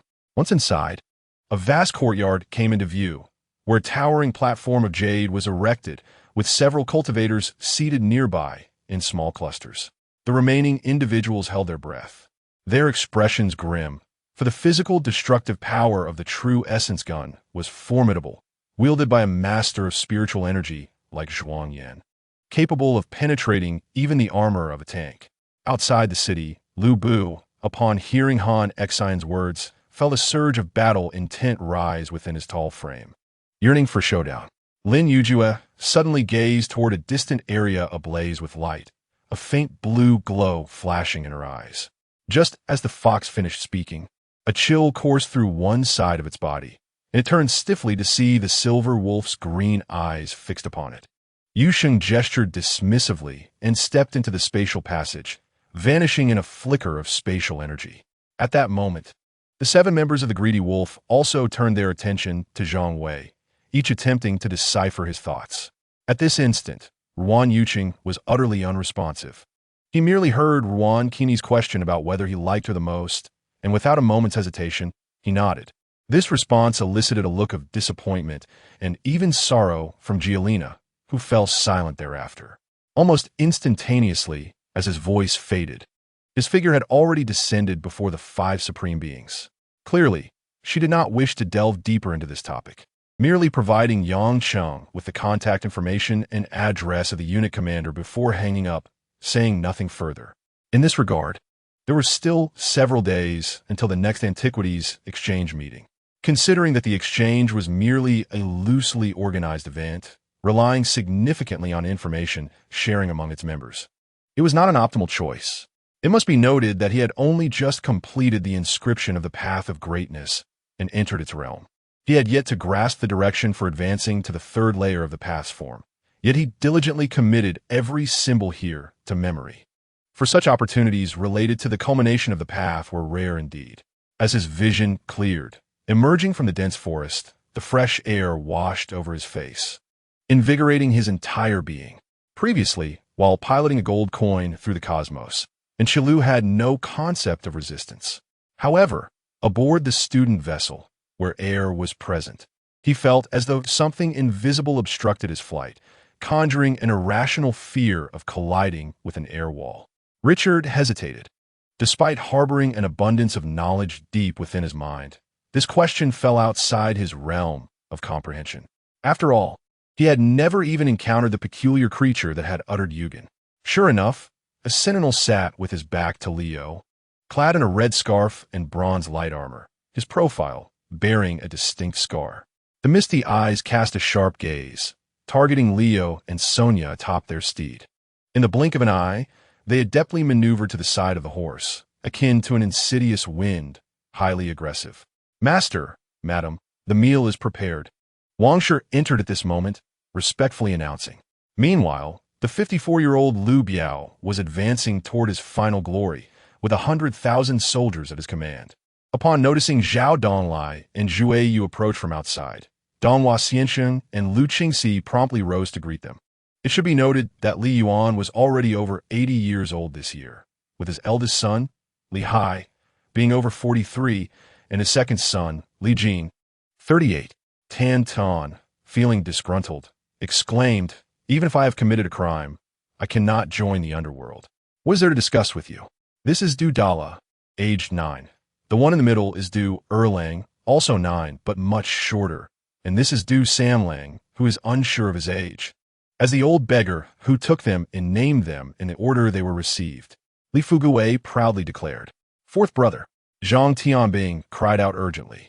But just as she prepared to rush to his aid, a gust of wind swept past her back, and upon turning, she was met with a formidable surge of energy manifesting as a lion's head, bearing down upon her. It seemed as though surprise flickered in Yang Ji's eyes as the colossal dragon slowly raised its head, and with a wave of energy, it transformed into a young man. Gehongji is certainly not an ordinary individual. We have observed the various developments in Zhongzhou over the past few years. This man acts with an inscrutable demeanor, employing methods that are consistently above board, possessing a far-sighted vision and a diplomatic approach. What astonishes me the most is his remarkable patience. The elderly man, known as Qi Shu, lowered his gaze and spoke slowly. The head of the Yin family, Yin Wufeng, is a formidable figure in the Xinhe realm. The current ruler of the Yin clan and the mastermind behind the harassment of Fang Yanting. Xiao Qin mused that the surname Huangfu is quite rare. Just as he was about to speak, he suddenly caught a whiff of a faint, delicate fragrance, reminiscent of elegant orchids and bamboo. Unable to resist, he inhaled gently and looked up, surprised. Consequently, the Eastern Expedition Army considered their air force a precious asset, concealing it as a deterrent force. Even Xie Huanyang, who had just been frightened to tears, found herself momentarily captivated by the banter of the two before her. Faced with the teasing of Mu Jiqing, Jiheng could no longer contain himself. He swiftly turned and pressed Mu Jiqing beneath him, showering her with kisses like raindrops on every inch of her skin.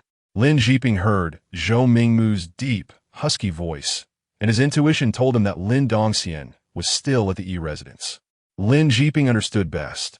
If he didn't tea, it mattered little. Without delay, he turned to leave, and before he could express his gratitude, he vanished. "Miss Nami, I believe you're absolutely right. Lord Ba is indeed going too far this time. You must inform Lady Kia about this matter. We cannot allow Lord Ba to continue his descent into depravity." Surprisingly, Dasky stood by Nami's side at this moment. In her view, Chu Bawang represented the most extreme and pure evil in the world, while Xiao Qing was his loyal lapdog and enforcer. As for Nami standing before her, at least she still held a shred of conscience. To successfully escape the clutches of Chu Bawang, Dasky felt it was essential to cleverly persuade the kind-hearted Nami. Otherwise, attempting to flee from Chu Bawang's grasp would be as futile as dreaming. Even Colonel Smog, a formidable figure in the Navy, stood no chance against Chu Baowang. She certainly did not believe she could escape through brute force. Nami, are you certain you want to inform Kia about this? Chu Baowang raised an eyebrow slightly, casting a lingering glance at Dasky. He did not expect this young girl to be quite so astute, knowing how to seek companions. Unfortunately, your aspirations will ultimately remain unfulfilled. Chu Baowang's actions in Kokoyashi village had profoundly impacted Nami. This was not merely a matter of saving a life. It was the salvation of the entire village and the alleviation of Nami's greatest fear. It could be said that even in death, Nami would never betray Chu Baowang. Should I report this matter to Mama Kia? Even if I did, it seems of little consequence. Nami halted her steps, clearly caught in a dilemma. After about half a second of hesitation, she made her decision. She turned and leaped into Chu Baowang's embrace, her warmth reminiscent of a gentle kitten, beaming as she exclaimed, "Daddy, you are so good to Nami. How could I ever commit such an act of ingratitude?" Nami was well aware that Kia spoiled Chu Baowang excessively and would not tolerate his freedom and nature. Even if she secretly reported him, it would only lead to Kia viewing her as a troublemaker. It might even provoke Chu Baowang's ire, resulting in a situation where the costs outweighed the benefits. Moreover, having the opportunity to be charming and playful in front of Chu Baowang, to be gently teased by him, was simply delightful. I truly misjudged you, Nami. Who would have thought that just a little affection from Daddy would lead you to be swayed by this lecherous man? Dasky exclaimed, bewildered, her gaze flitting between Nami and Chu Baowang. This is absurd. I had just devised a brilliant scheme to sow discord, only for it to be thwarted at birth. Fixing her gaze on Nami, who was on the verge of purring in comfort, Dasky fell into contemplation. Could it be that a gentle touch from this formidable demon king truly brings such comfort? Should I also allow Chu Baowang to caress my shoulders? With that thought, Dasky found herself inexplicably tempted and stepped forward to gently massage Chu Baowang's shoulders. The gesture was delicate and tender. Well, it seems you possess quite the discerning eye, Dasky. As a professional secretary, one must have a keen intuition, knowing when to alleviate their boss's fatigue and stress. Chu Baowang instinctively grasped Dasky's soft hand, casually remarking, "There's an old saying, when their S work, a secretary works. When their S none, the secretary coughs, coughs, coughs."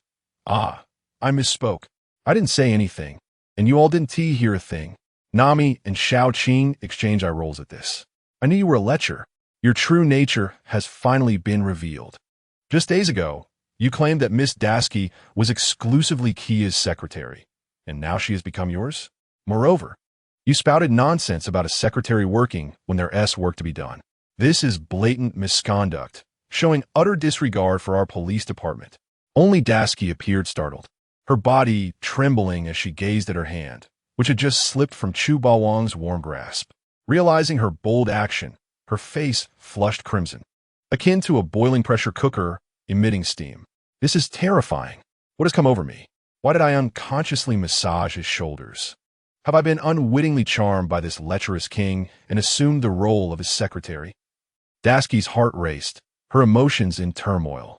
Initially, she had intended to remain a competent undercover agent near Chu Baowang, ready to flee when the time was right. She never anticipated that she would find herself ensnared. And how long has it been? The Demon King has yet to launch any flirtatious advances against me. Have I already given in so willingly? No, I'm Dasky, who vowed to collect world-famous blades from the hands of villains. I must not succumb to the tyranny of Chu Baowang. Dasky shook her head vigorously, murmuring softly, "Indeed, this naive girl is quite endearing."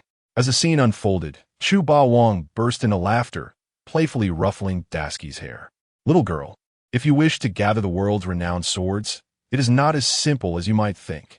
Furthermore, allow me to candidly inform you that I possess more than just one of the illustrious magic blades, Qianrun." "What? You have other renowned swords hidden away?" Dasky's eyes widened in astonishment, momentarily disregarding the warmth of Chu Baowang's hand resting atop her head. "What? Besides Qianrun, you possess other world-renowned swords?" Dasky was taken aback. She had witnessed firsthand the terrifying prowess of Qianrun, whose sharpness and characteristics far surpassed those of the esteemed Sandai Gui Che. Dasky even speculated that Chu Ba Wang's Qianrun could rival the illustrious Wu Shang de Kuai Dao 12 craft series in terms of prominence. If she were to voice her greatest aspiration, it would be to escape from Chu Ba Wang's grasp. Should she manage to seize Qianrun, it would be a stroke of luck. Chu Ba Wang, are you dreaming? Why would I bestow upon you such a magnificent treasure like Qianrun? Do you not believe my words? Of course I do not. You, Chu Ba Wang, must be boasting. Although you are indeed a prodigy in the mastery of armed color, every blade of the Wu Shang de Kuai Dao 12 crafts hold a significant legacy, and many have been lost to the annals of history, never to see the light of day again. Dasky shook her head vigorously. How could she possibly believe such claims? It is already a rare feat for an ordinary swordsman to possess a single good blade. Even the world's greatest swordsman, Mihawk, possesses only one of the Wu Shang de Kuai Dao 12 crafts. This illustrates just how scarce true world-renowned blades are. Having a magic blade like Qianrun, which rivals the Wu Shang de Kuai Dao, is already astounding. She could not fathom how Chu Ba Wang could possess others. Care to wager? On what terms? Dasky looked up confidently, certain of her victory. If I can present other swords comparable to Qianrun, you must kiss me. If I lose, I shall teach you the mastery of armed color. Observing the naive Dasky, Chu Ba Wang felt a mischievous urge to tease her. This uninformed little girl needed a lesson. Otherwise, her constant vigilance could become tiresome. So, the reward for my victory is merely the chance to learn armed color from you? I thought you would let me go. Dasky muttered softly, her fleeting disappointment apparent. It made sense. How could Chu Ba Wang, who had gone to great lengths to abduct her from the heavily guarded Lo Town, easily allow her to escape? Nonetheless, it was for the best. If Chu Ba Wang were to assure her of her freedom, she would doubt his intentions, suspecting ulterior motives. However, if she were to win, she could learn the mastery of armed color from him, a reward undeniably enticing. But if she lost, she would have to sacrifice her first kiss. No way, Dasky thought. How could she possibly lose? How could anyone own two weapons comparable to the Wu Shang de Kuai Dao? Recalling Chu Ba Wang's formidable display of armed color during his confrontation with Smoker in Lo Town made Dasky's heart race involuntarily. Reluctantly, she had to admit that Chu Ba Wang possessed an extraordinary talent in the mastery of armed color. Even Pirate King Roger had praised his prowess, underscoring just how remarkable his talent was. If this prodigy were to guide her in her training, it sounded like a splendid opportunity. All right, I accept your wager. However, you must present at least 2 swords that rival Qianrun for your victory to be valid. If I lose, I assure you, I will not lose. Dasky gazed up at Chu Ba Wang, her eyes brimming with confidence, as she clearly felt assured of her victory. The chance to learn from a master of armed color, one who had bested even Roger, symbolized absolute strength. How could she not be enticed?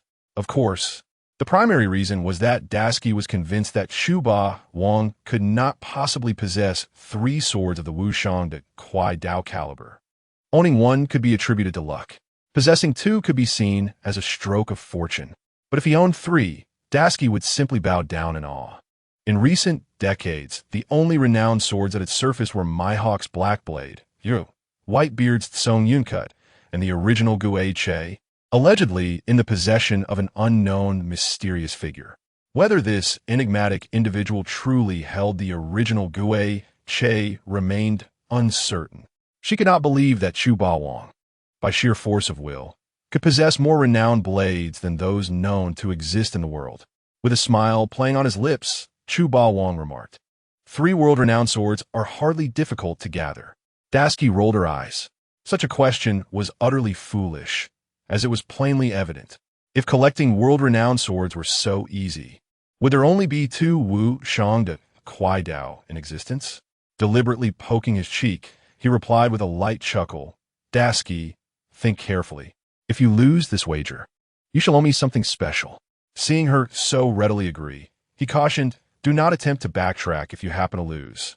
Dasky waved her hand dismissively, exclaiming, impossible. Dasky will never lose. Nami's expression was one of incredulity. It was her first time witnessing such a reckless girl daring to bet against Chu Bawang. What difference did it make? Bawang, I wish to join your wager with Dasky. You are betting that I will win? Truly, you are my father's cherished little darling. Chu Bawang affectionately pinched Nami's cheek, which was soft and delightful to the touch. Nami's expression grew serious as she declared, "No, father. This time I will stand with Sister Dasky. I bet you cannot produce 3 Wu Shanda Kwai Dao. If I lose, I too shall kiss you." Both Dasky and Chu Bawang were taken aback, exchanging bewildered glances. Why do you wish to participate in this wager? Are you seeking the grand prize of failure? Chu Bawang sai, so mewat I sapata. In matters of foolishness, he had to concede that Nami was the most formidable. Miss Nami, are you certain you wish to take my side? Dasky felt a small flicker of warmth in her heart. Even she could hardly fathom that Nami would support her at this moment. Indeed, amidst the emotional desolation of this infernal abyss, the presence of genuine kindness and beauty still exists. Behold, this very Miss Nami stands before me as a paragon of virtue. Nami, in despair, thought to herself, "This is the first time I have been bestowed the title of good person, and the recipient is a girl. Were it not for her adversarial stance against Nami's formidable father, Dasky would undoubtedly be moved enough to envelop Nami in a heartfelt and warm embrace. Rest assured, Dasky, I shall support you until the very end. Even in defeat, I will face the consequences alongside you." Nami nodded vigorously, her expression brimming with fervor. How infuriating it is that such an evil tyrant as the Bawang does not deserve to have such a kind and warm-hearted adoptive daughter. Surely, Miss Nami, like myself, has been forcibly abducted to this abyss and must have endured considerable hardships in these days. If given the chance to escape, I shall ensure that Miss Nami and I flee this wretched place together. The naive Dasky felt tears of gratitude welling up, silently pondering. However, unbeknownst to her, Nami's heart was already reveling in joy. Regardless of victory or defeat, she stood to gain. Should the Bawang lose and be unable to produce the 3 supreme swords, Nami could remain by his side, learning the ways of hockey through hands-on instruction. Conversely, if the Bawang emerged victorious, what could be more exhilarating and anticipated than passionately kissing him in broad daylight? This was a dream that could only manifest in Nami's most vivid fantasies. At this moment, Nami felt she was merely a step away from her dream. Regardless of the outcome, this was a win-win situation for her. Nami mused delightfully. "Master, I too wish to partake in this wager," piped up the timid Xiaoqing, raising her hand with an expression of innocent longing. Her demeanor, her expression, and her sorrowful gaze rendered her a captivating enchantress. One could not help but exclaim that she was utterly irresistible. However, it must be noted that Xiaoqing and the shape-shifting succubus were not dissimilar. Although she was referred to as a sword attendant, in reality, her freedom was seldom constrained, as even Koya had never treated her as a slave.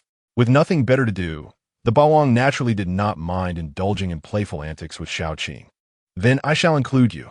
Will you stand with me or with Dasky? I believe Master will surely win. When the time comes, I hope Master will take the time to teach me about hockey," Xiaoqing declared with a sweet smile, expressing her unwavering faith in the Bawang's prowess. Perhaps in this world, the vast majority of the 12 supreme swords have indeed faded into the annals of history. Yet, Xiaoqing firmly believed that her master was a man capable of creating miracles. With the score now tied at 2-2, the Bawang savored a sip of red tea and offered a faint smile.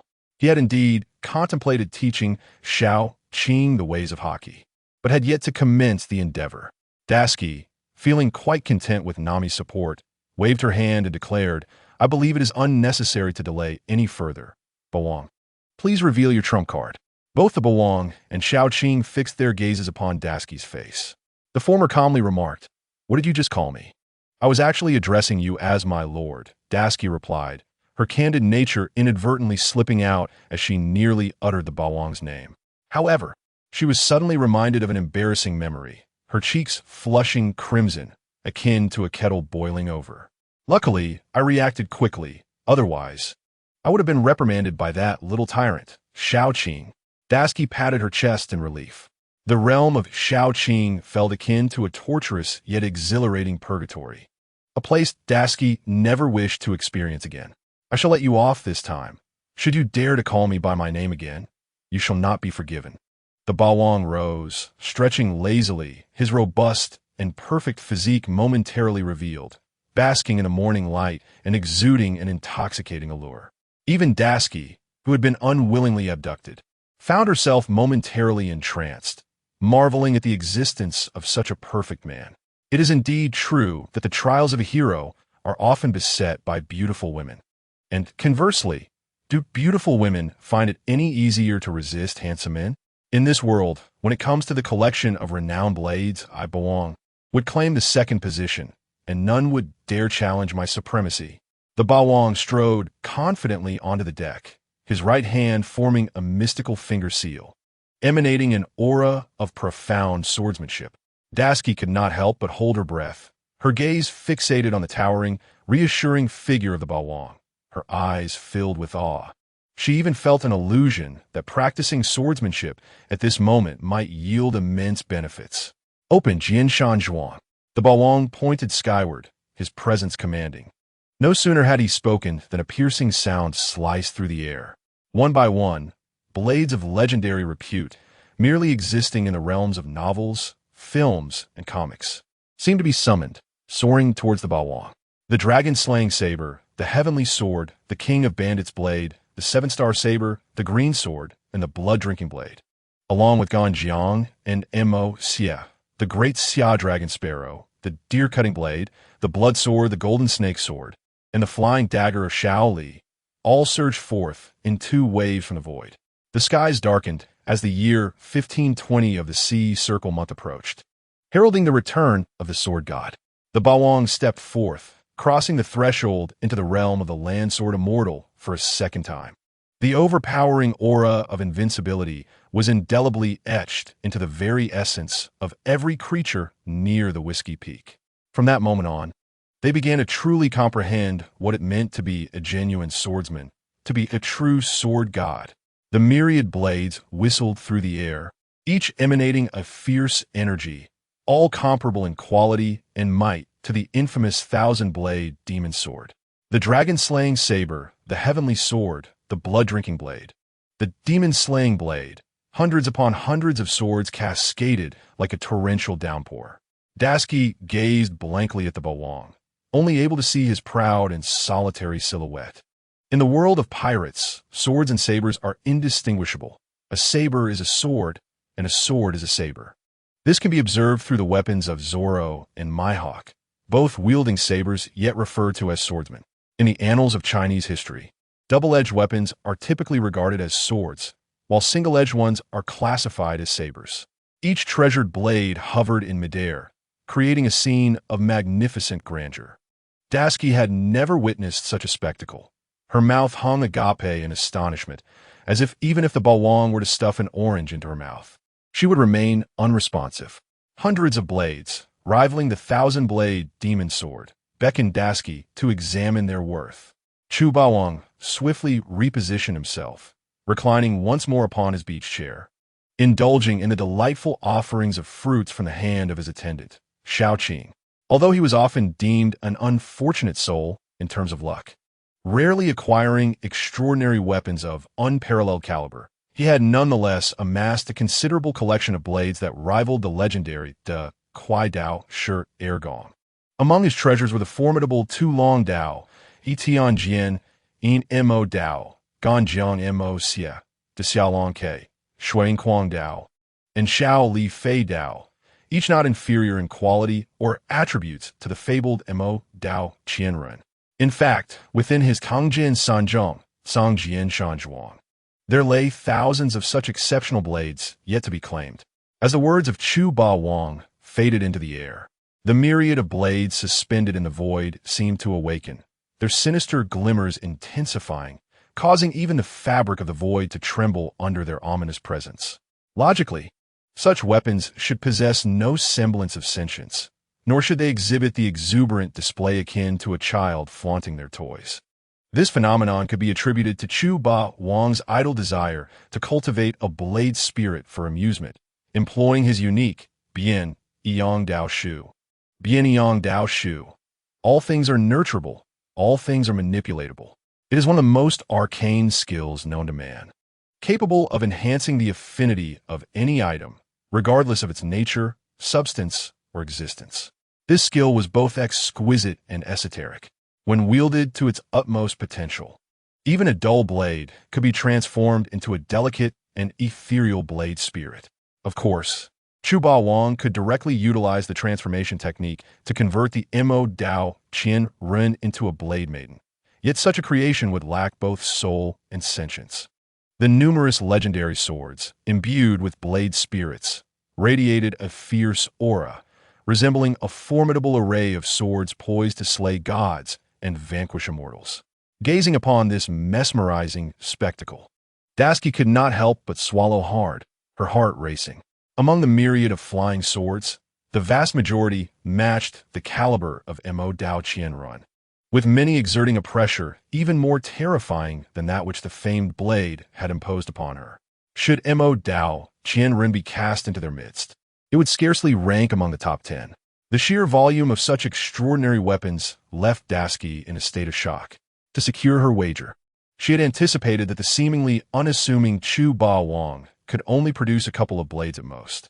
Little did she realize that he would unveil over 100 blades, each of equal quality to the Mo Dao Qianren.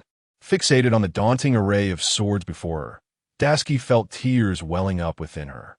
Her greatest aspiration had always been to reclaim the renowned world blades from the hands of nefarious individuals, with Mo Dao Qianren standing as one of her ultimate goals. Yet now, not only was she distanced from her ambition, but she was also confronted with the revelation of Chu Ba Wang's vast collection of renowned swords. The sense of injustice overwhelmed her, leaving her on the brink of tears. How long must she endure this torment? As these thoughts engulfed her, Dasky felt a wave of sorrow rising within her. Sensing her inner turmoil, Chu Ba Wang placed a reassuring hand upon her shoulder, exhaling a sigh as he spoke. In truth, I harbor no desire to deceive you. Should you persist in your quest to seize all my legendary swords, you may find your dreams forever unattainable. For within my Changjin Shanzhong, Songjian Shanzhuang, there are still thousands of blades of such caliber. Even if you manage to claim one from me each week, it would take you a century or more to exhaust my stock. Dasky, feigning strength, finally succumbed to tears, kneeling before Chu Ba Wang. In the realm of cunning, I would gladly bestow the title of the most formidable upon him. Nami and Xiao Qing exchanged glances, their expressions filled with sympathy for Dasky's plight. This child had chosen to vow to reclaim all world-renowned swords from the hands of wrongdoers. Was she not digging her own grave? Dasky, it appears you have lost this wager. Will you fulfill your end of the bargain now? Chu Ba Wang inquired, a playful smile gracing his lips. Since abducting Dasky from Laga Town, her attire had undergone a remarkable transformation in just half a month, evolving from a rustic appearance to one of pure innocence and grace. Over the days spent indulging in feasts alongside Chu Ba Wang, even her figure had flourished, accentuating her curves in a most captivating manner. While she could not yet rival Nami or Xiao Qing in allure, she had undeniably blossomed into a charming young woman. Dasky found herself at a loss for words, her deep, dark eyes darting about, while her petite lips quivered in a display of internal conflict.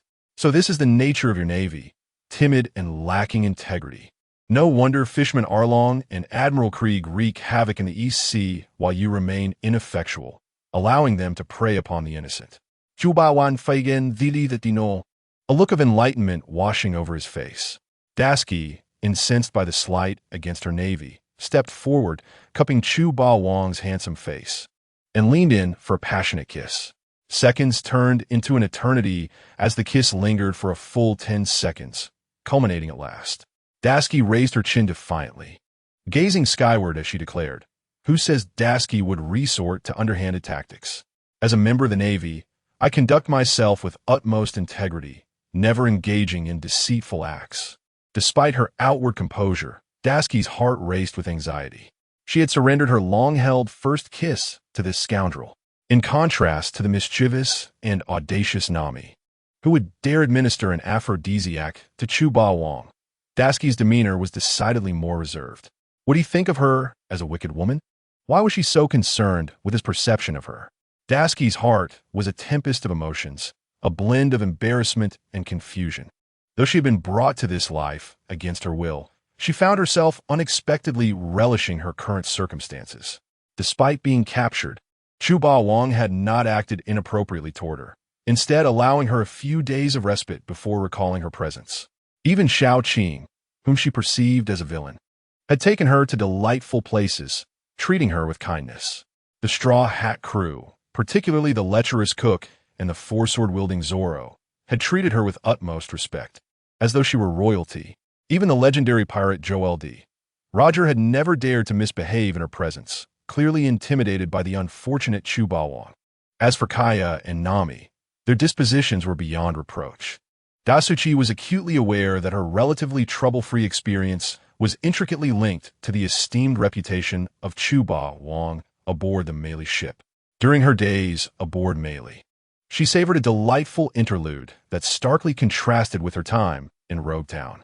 She even indulged in exquisite Michelin-starred cuisine, which still makes her mouth water at the mere recollection.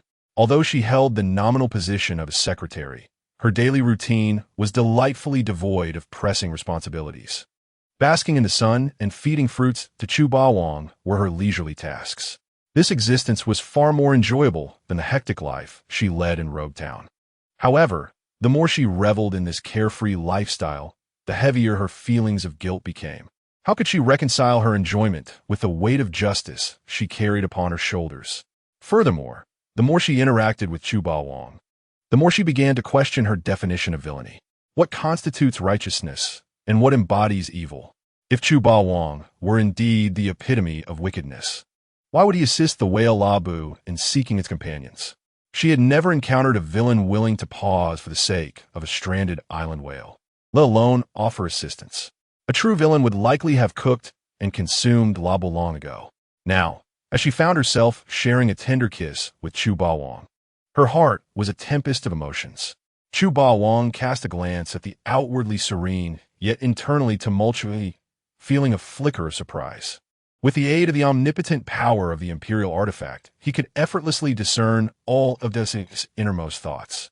Remarkably, despite the dual allure of exquisite cuisine and handsome company, she managed to maintain her composure for so long. This young lady possessed a certain intrigue. Perhaps this was the enchantment of the pirate world. Even as a minor character in the vast tapestry of history, she had her own sanctuary to protect. Though he did not command her to bow before him with an imposing presence, a warm smile lingered at the corner of his lips. There was no rush. Life was still long ahead. Now that he could coax the Sichi into willingly offering her first kiss, he was confident that he could also elicit her willing submission in other ways. Although the majority of the Navy embodied justice, it was not without its share of sordid elements. Chu Ba Wong had his own plans for this innocent girl. What are you waiting for? It's your turn to feed me fruits, Dasuchi. Hurry up. The command in his voice jolted her from her reverie, prompting her to take a deep breath to soothe her complicated feelings. Time would reveal true character. There is no need to hastily draw conclusions after just half a month of acquaintance. Was Chu Ba Wong truly an irredeemable villain, or was there more beneath the surface? The answer would be left to the passage of time. Upon coming to this realization, the habitual false smile on Dasu's face transformed into a genuine smile. My lord, may I inquire what flavor of fruit you desire? I would like the crystal grapes to your left, please. I am ready. Chu Ba Wong reclined languidly on the beach chair, engrossed in a magazine featuring the Empress, donning sunglasses in a rather flamboyant manner. Even without the shades, he remained the most striking figure aboard the ship. However, since he was sunbathing, he felt it appropriate to pay homage to the sun. Father, have you forgotten something? Before Dasuchi could initiate the feeding process, Nami, seated nearby, expressed her displeasure. She bent her knees and squatted beside Chu Ba Wong, adopting a playful demeanor. Since my goddaughter has spoken, I suppose I should indulge her. Rest assured, I shall return the favor in due time. Very well. Speak quickly and do not distract me from exploring the origins of humanity. Chu Ba Wong replied with a hint of annoyance, glancing at Nami. This girl truly lacked awareness. Could she not see that he was engrossed in his reading? What is it? Why must you find an excuse to interrupt? Nami inhaled deeply, her agitation evident as she struggled to suppress the urge to punch Chuba Wang. Even with his charming words, he cannot escape the fact that he was indeed a lascivious man. Is it not true? She pouted, somewhat dissatisfied. Father, do not forget that I am on the same side as Gasuchi, since she lost and must face a punishment. It is only fair that I should also accept a punishment. You must lie still while I bestow a passionate kiss upon you. After Suchi endured 10 seconds of torment, I feel that a 30-second passionate snake kiss for my rebellion against your will is not too much to ask. Chuba Wang responded, Little thief cat, do you truly crave my form? Resign yourself to the fact that I am a father you can never possess. Approximately 5 days spent on Whiskey Peak had finally filled Nami's record pointer, allowing it to indicate the direction of the next island. Meanwhile, the voracious Luffy had nearly devoured the town's entire food supply. Observing this, the Straw Hat crew decided to leave Whiskey Peak and continue their journey. On that day, the villagers, disguised bounty hunters, enthusiastically celebrated their departure, ringing bells and expressing both tears and laughter. The atmosphere was more festive than during the New Year. Oh, these gluttons are finally leaving. If they do not depart soon, our provisions will be completely consumed. Hold back your tears. We must smile. The days of suffering are behind us, and a brighter tomorrow awaits. Do not lower your head, for the crown will fall. Do not shed tears, for the wicked will rejoice. If given another chance to start anew, I would only wish that Ba Wang and these pirates were not allies. The White Devil Ba Wang boasted a bounty of 90 million berries as a rookie pirate. It was absurd. Which rookie pirate could possibly incite such a formidable display of power? Are the Navy in the East Blue fools? How could such a notorious villain have a bounty of only 90 million berries? I would like to express my disdain for all the women in your lineage. Fortunately, we did not take action. Otherwise, the graves would be 3 feet high. To be frank, had it not been for the overwhelming terror of Chuba Wang, the villagers of Icolum might have risked using force to capture Luffy and sell him to the Navy for a bounty. After all, Whiskey Peak was notorious for the highest number of rookie pirate deaths. Whiskey Peak, also known as Cactus Peak, appeared from a distance as if it were covered in countless tiny thorns. Yet, each thorn was in fact a grave for a rookie pirate. The bounty hunters masquerading as ordinary residents were professionals, responsible for both killing and burying, and they were particularly attentive. This was their first experience of such a debacle. Not only had they failed to capture pirates for bounties, but they had also not managed to plunder the pirates' amassed wealth. And they were on the verge of running out of supplies due to Luffy's insatiable appetite. The frustration was palpable. Yet, despite this vexation, if given another chance, they would still make the same choice, for aboard the Golden Melee was a man they could never dare to provoke. Husband, come quickly and take a look. It's a dolphin. They are truly adorable.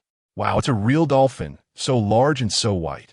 Kuya and Name, one on each side, excitedly clutched Chuba Wang's arms, shaking them vigorously. Their expressions resembled that of Columbus discovering a new world. Chuba Wang, with a face full of despair, looked up to the sky, lamenting the fate that had befallen him. He had hoped for a chance to sleep in, but instead, early in the morning, he was compelled by the 2 girls to gaze upon dolphins and whales. Aside from being slightly larger than the size of Water Blue Planet in his previous life, Chuba Wang pondered that the whales were hardly remarkable, and he could not fathom how these girls' minds worked. One could not help but marvel at the Great Route's abundant marine resources. It was astonishing that even a dolphin could grow to the size of an aircraft carrier. It is worth noting that in his previous life, the largest dolphin, the blue whale, only reached about 20 meters in adulthood, with very few exceeding 30 meters. Yet, the dolphin they encountered now was astonishingly more than 10 times larger than an adult blue whale. Its immense size resembled that of an aircraft carrier. Noticing Kuya and Name's sparkling eyes at the sight of the dolphin, Chuba Wang proposed, if you truly adore it, I could catch it and prepare it for a barbecue, so you can taste its deliciousness. Kuya exclaimed, Are you a devil? Why would you want to barbecue such a cute little white dolphin. The two girls exchanged glances, their understanding of Chu Ba Wong's sinister nature deepening once again. Meanwhile, Luffy, Zoro, Sanji, and Usopp were squatting on the deck playing mahjong, with the losers having to wear white paper notes inscribed with silly phrases. Undoubtedly, Luffy had lost the most, adorned with the most paper notes on his face. As for how the mahjong came into existence, that was naturally due to a lottery draw that Chu Ba Wong had won. Nearby, Roger was anxiously scratching his head, pacing like a monkey around the floor, only able to watch in mute astonishment. Last night, as a notorious drunkard, he had overindulged and thus missed the chance to learn how to play mahjong from Chu Ba Wong. Rubber Kid, how could you lose again? There's no room left on your face for more notes.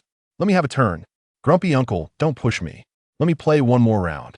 Mahjong is just too enjoyable. Enough already. It's high time you focused on your training. You Haven T even mastered the basics of the three-color hockey. Yet you have the audacity to play mahjong. Roger cast a disapproving glance at Luffy, Sanji, and Usopp. We are about to enter the core waters of the Great Route. You three academic underachievers display no sense of urgency while still playing mahjong with the top student. Even if we're academic underachievers, we're brought here by you, weren't we? Sanji and Usopp's faces fell, obviously disheartened. However, the next moment, they simultaneously shifted the blame onto Roger. It's clearly your fault for not teaching us well, yet you still blame us for not learning properly. Is there no justice in this world? This isn't my fault. In the past, Rayleigh was responsible for training the newcomers.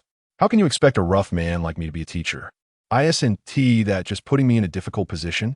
Roger awkwardly scratched his head, recalling the good old days with his old buddy Rayleigh. If only Rayleigh were here, he wouldn't be looked down upon by these youngsters. At that moment, Roger longed for his good friend, the Dark King Rayleigh, even more.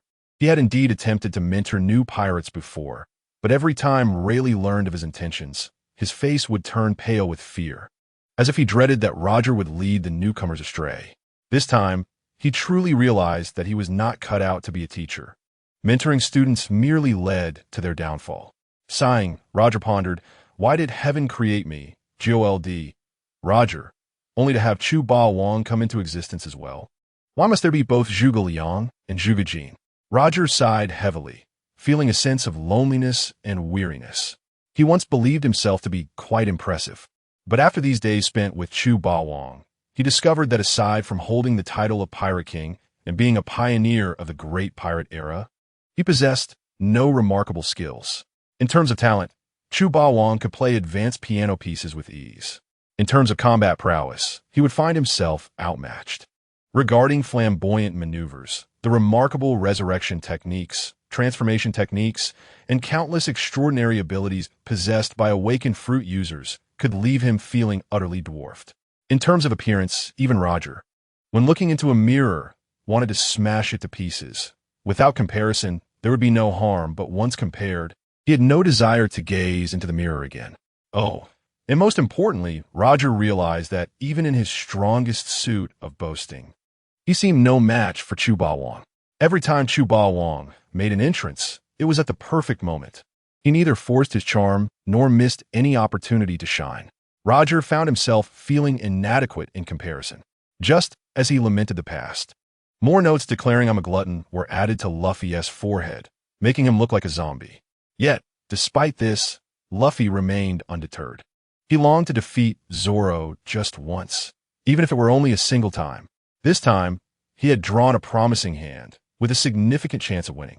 After much deliberation, Luffy discarded a tile, East Wind.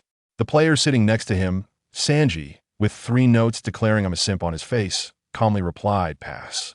Usopp, with a note declaring mediocre shipwright, burst into laughter, exclaiming, East Wind? I'll take it. As he spoke, he attempted to draw 2 East Wind tiles from the pile.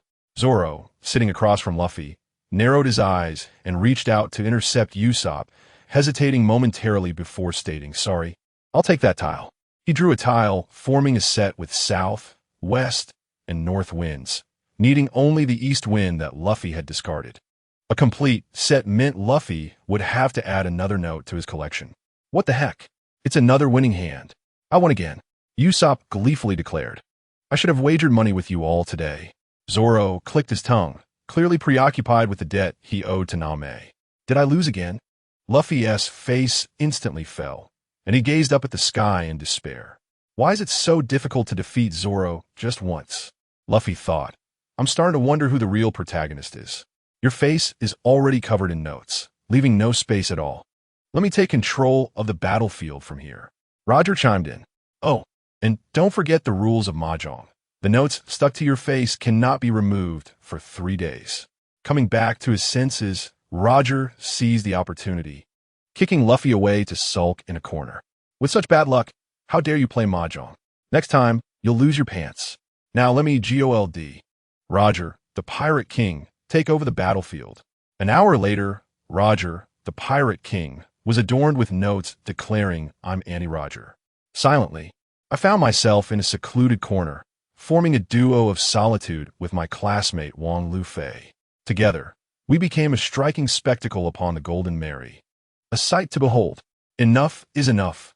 Our numbers have dwindled, and I must accompany Jianling Xiaowen to continue our training. Zoro, with an expression devoid of emotion, exuded an aura of invincibility, ready to depart. It is all the fault of that wretched Roger. He has cursed our luck ever since his arrival. I have faced 3 rounds without a single sticker.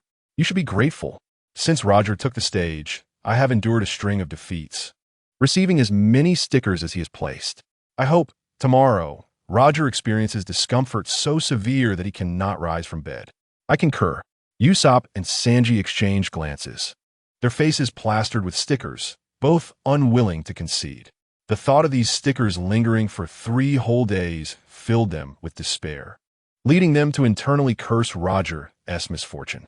Before departing to prepare a meal, Sanji cast a covetous glance at the imposing figure of Chuba Wang, who had been forced to distribute love tokens for 2 entire hours.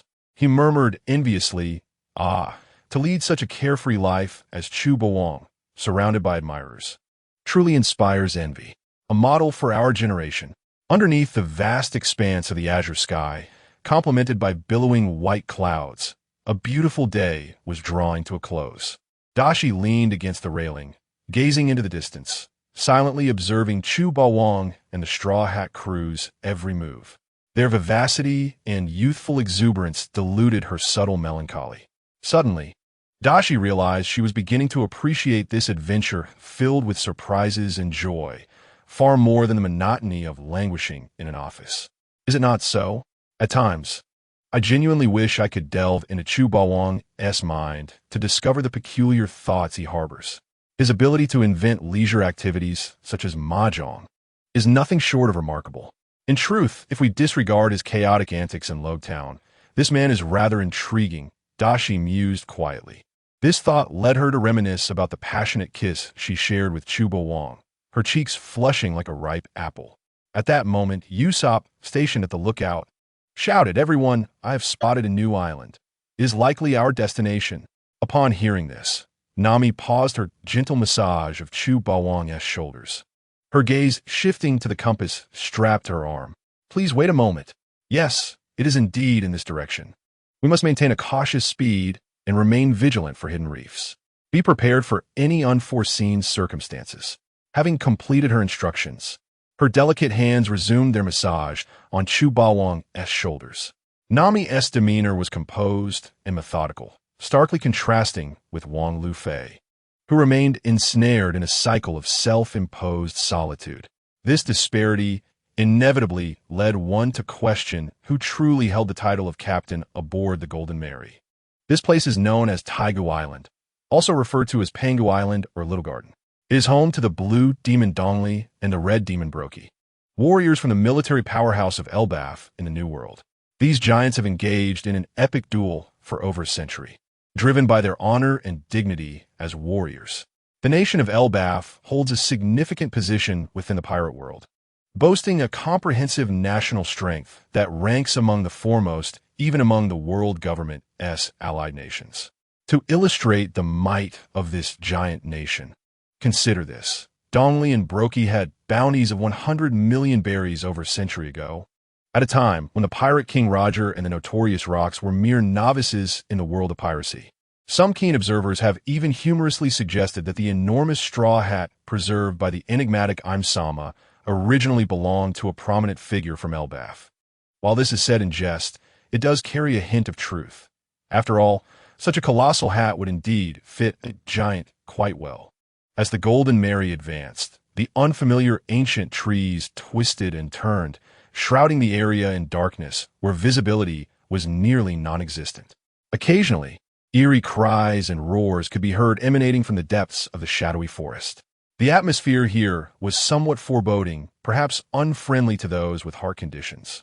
If a timid soul were to wander into this place, they might find themselves overwhelmed with fear. As we neared Taigu Island, Usopp's legs trembled uncontrollably, resembling a sieve. Suddenly, a loud crash echoed as the Mary seemed to collide with something, startling Usopp into believing they had hit a reef. He hurriedly checked the situation. Is that a broken sailboat? The bloodied figure sprawled on the wreckage looked somewhat familiar. Wait, isn't that a Karam? The mayor who warmly welcomed us in Cactus Town just a few days ago? Usopp quickly called for Sanji and Zoro to assist in rescuing the bloodied figure from the shattered ship. Indeed, it was a Karam, but how had he sustained such grievous injuries? Fortunately, he still exhibited signs of life, likely having fainted from excessive blood loss. Sanji and Usopp exchanged concerned glances. Just days prior, they had gathered with a Karam at Whiskey Peak, where he had tearfully bid them farewell. If it weren't for the full magnetic collection, they might have lingered a while longer. Yet, only a few days had passed, and Karam had found himself in such dire straits. Had they delayed even a moment longer, he might have perished. Although Kaya had administered urgent care, temporarily stabilizing Ikaram's condition, it appeared he would not awaken anytime soon. Fortunately, the Mary was not without its capable members. Please, my dear Chubawang, I implore you to save this unfortunate curly-haired gentleman, Kaya and Nami pleaded, employing their charm and cuteness, reluctantly pulling himself from his scholarly pursuits. Chubawang retrieved a glass vial from his system space, containing small, mud-like pills. Here, take this. It is called the Stretch and Stare Pill, a remarkable remedy. However, do remember not to consume too many, as it is toxic. Before he could finish, Nami, driven by urgency, seized the vial and dashed outside, pouring the entirety of the pills into Ikaram's mouth. Kaya regarded Chubawang with curiosity. What were you about to say? Nothing of consequence. Chubawang replied nonchalantly, shrugging. Now that he has ingested it, mentioning the toxicity would only create unnecessary complications. Chubawang remained indifferent to Ikaram's fate, preferring to return to his reading of the classics. The only flaw lies in its slight toxicity. Excessive consumption may lead to a chilling sensation and uncontrollable shivering. Nami, is this the pill that the formidable Chubawang provided for you? It resembles bath mud, yet it exudes an enchanting fragrance. Luffy, with his face adorned with small notes, sniffed eagerly, saliva dripping, clearly tempted to taste this peculiar stretch leg and glare pill. Quick, look, it actually worked. Ikelam has opened his eyes. Good heavens!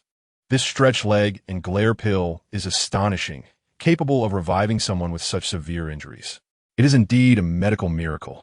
Upon hearing this, Nami gazed at the dwindling supply of the pill in her hand with a complex expression. Had she known the remarkable efficacy of these little pills, she would not have squandered so many. They could have been invaluable in life-threatening situations. As for selling them, she would only consider it with Chubawang's consent. Otherwise, she would not engage in such foolishness. Am I still alive? Where is this place? Ikelam groggily opened his eyes, nearly terrified out of his wits. What on earth are these four figures with white notes plastered all over their faces? Could it be that I have descended into hell? Upon closer inspection, he realized that the bald figure, Luffy, appeared somewhat familiar. Oh, it is the Straw Hat crew. After a moment of panic, Ikelam finally learned from Luffy the truth of his rescue. Upon discovering that Chubawang had provided the miraculous stretch leg and glare pill to save him, tears of gratitude streamed down his face. Bang, bang, bang. Before anyone could regain their composure, Ikelam gratefully bowed to Chubawang 3 times, drawing blood from his forehead. Although Chubawang did not respond, Ikelim felt that these 3 bows were a necessary tribute. He understood that he bore the fate of an entire nation upon his shoulders. While Chu Bawang had saved only him, he had indirectly salvaged the future of all of Alabasta. For both emotional and logical reasons, Chu Bawang was indeed worthy of the 3 bows from the captain of Alabasta's guard. "Mr. Mayor, shouldn't you be at Whiskey Peak? Why do you appear as if you're being pursued?" Nami voiced the collective curiosity of the Straw Hat crew. Ikelim, after a brief silence, chose to reveal the conspiracy of Baroque Works. He had originally been the captain of the guard for the Desert Kingdom of Alabasta, and he joined Baroque Works to investigate the nation's ongoing drought for 3 consecutive years. By tracking the criminal organization S. Miss All Sunday, also known as Nico Robin, he and Princess Vivi set their sights on the puppeteer behind it all, one of the warlords of the sea, Crocodile. It was precisely due to the fear of their secret being exposed and jeopardizing the coup that Crocodile had dispatched Mr. 5, Miss Valentine, Mr. 3, and Miss Golden Week to hunt down Ikelim. The first 3 possessed the powers of the Bomb fruit, the Float fruit, and the Wax fruit, while Miss Golden Week had the ability to manipulate emotions through color. If not for his own caution, Ikelim likely would not have escaped Whiskey Peak. Nonetheless, he was still struck by Mr. 5's explosive booger, which destroyed his ship. That is the gist of the story. The hunters continue to pursue me, and it may not be long before they come claim my head. Their strength is formidable, and I am no match for them, especially Mr. 5 and Mr. 3, whose prowess is particularly fierce. One is the Bomb Man, and the other is the Wax Man. To avoid dragging you down, I must take my leave." As soon as he uttered these words, Ikelim attempted to depart, but stumbled, convulsing as if struck by epilepsy, collapsing to the ground, foaming at the mouth. Sanji and Usopp looked on in bewilderment at Ikelim, who appeared to be in a fit. What on earth is happening? He seemed fine just a moment ago. How did he suddenly become like this? Chu Bawang's lips twitched slightly as he explained, "Do not worry. Every medicine has its toxicity. This is one of the side effects of the stretch leg and glare pill. Overconsumption can lead to a temporary accumulation of toxins, causing spasms." Roger, Zoro, and the others reacted. "This stretch leg and glare pill is absurd. Consuming too much leads to toxin accumulation. Why are you looking at me? I only wanted to save him." "I didn't have time to hear my father's last words clearly," Nami said, somewhat sheepishly. She realized that Ikelim's condition was indeed due to her eagerness to save him, resulting in him consuming too many of the pills. She shook the glass vial in her hand, trying to feign innocence. However, the vial emitted no sound. I distinctly remember there should be a few more pills in there." The group shared a knowing glance at the bald-headed Luffy. Under their scrutinizing gazes, Luffy convulsed and fell to the ground, landing on his back. The Bomb fruit and the Wax fruit? If I encounter these 2 underlings, I could capture them for further use. Chu Bawang had a vivid impression of these 2 devil fruits, particularly the latter, the Wax fruit, which held up remarkably against Magellan's ordinary poison. It is unfortunate that such an exceptional devil fruit fell into the hands of mere underlings.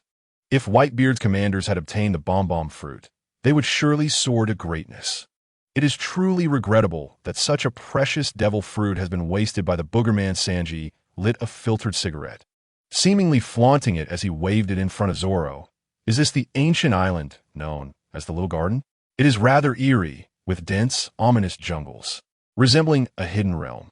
Zoro completely ignored Sanji's provocation and, seizing the moment, stole a kiss from the sword spirit. "Whimsy, it certainly does not appear as charming as its name suggests. One wonders what creatures lurk in the shadows. There must be some fascinating monsters here." Casting a sidelong glance at the ostentatious cook, Zoro internally scoffed. "What are you so proud of, you single dog?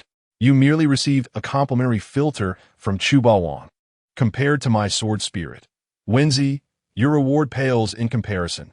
One day, I shall cultivate Whimsy into an unrivaled sword maiden, and then I will intentionally flaunt my affection in front of you, infuriating you. You lecherous cook."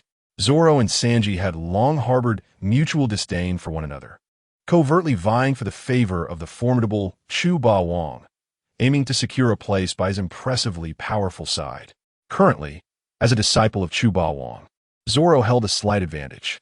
Reclining on a beach chair, Chu Ba Wong remarked with a smile, "If you intend to set foot on this island, you should exercise caution.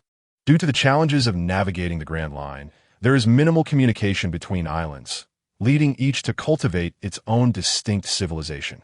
Some islands boast advanced societies, while others have stagnated for thousands of years, preserving primal traits reminiscent of cannibalistic tribes. This particular island, affected by the chaotic climate of the Grand Line, retains an appearance reminiscent of the age of dinosaurs, teeming not only with ferocious dinosaurs, but also with perilous large beasts." Suddenly, Luffy, awakening from his reverie, exclaimed, "Dinosaur meat?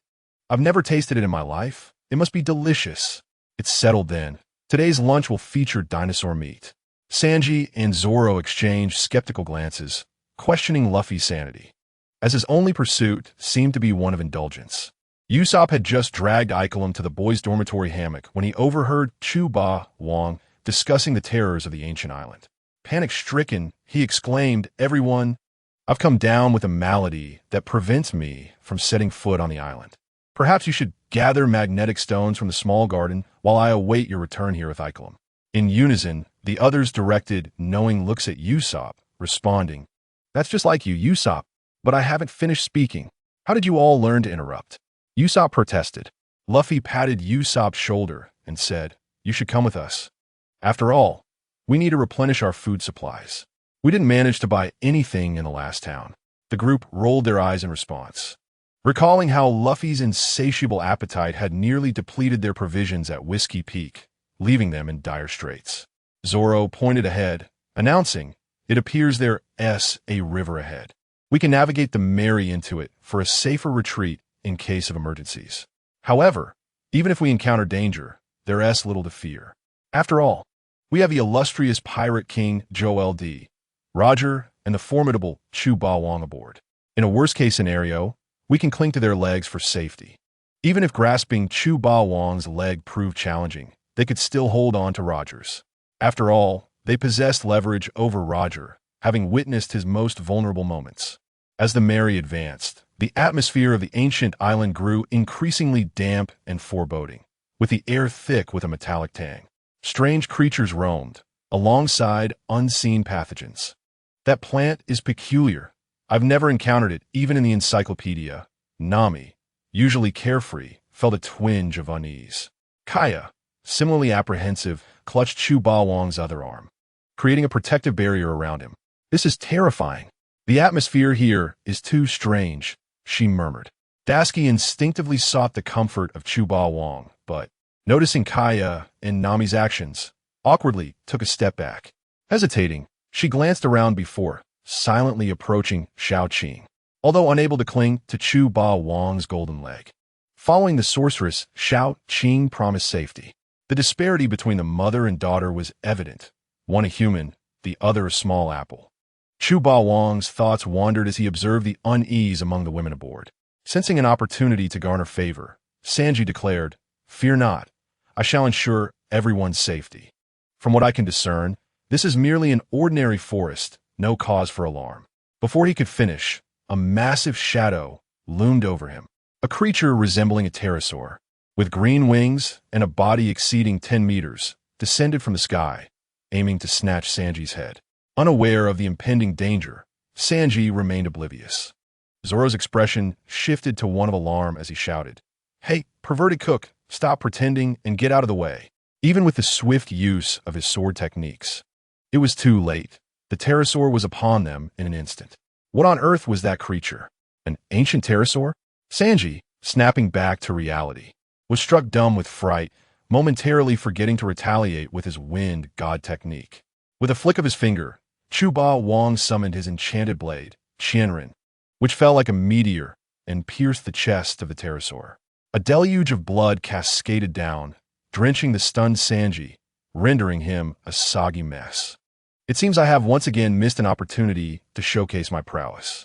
Roger, who had intended to intervene, gazed upwards in despair, feeling the familiar frustration of being outshone by Chu Ba Wong.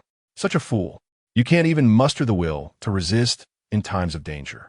"What a disgrace to me, Chu Ba Wong."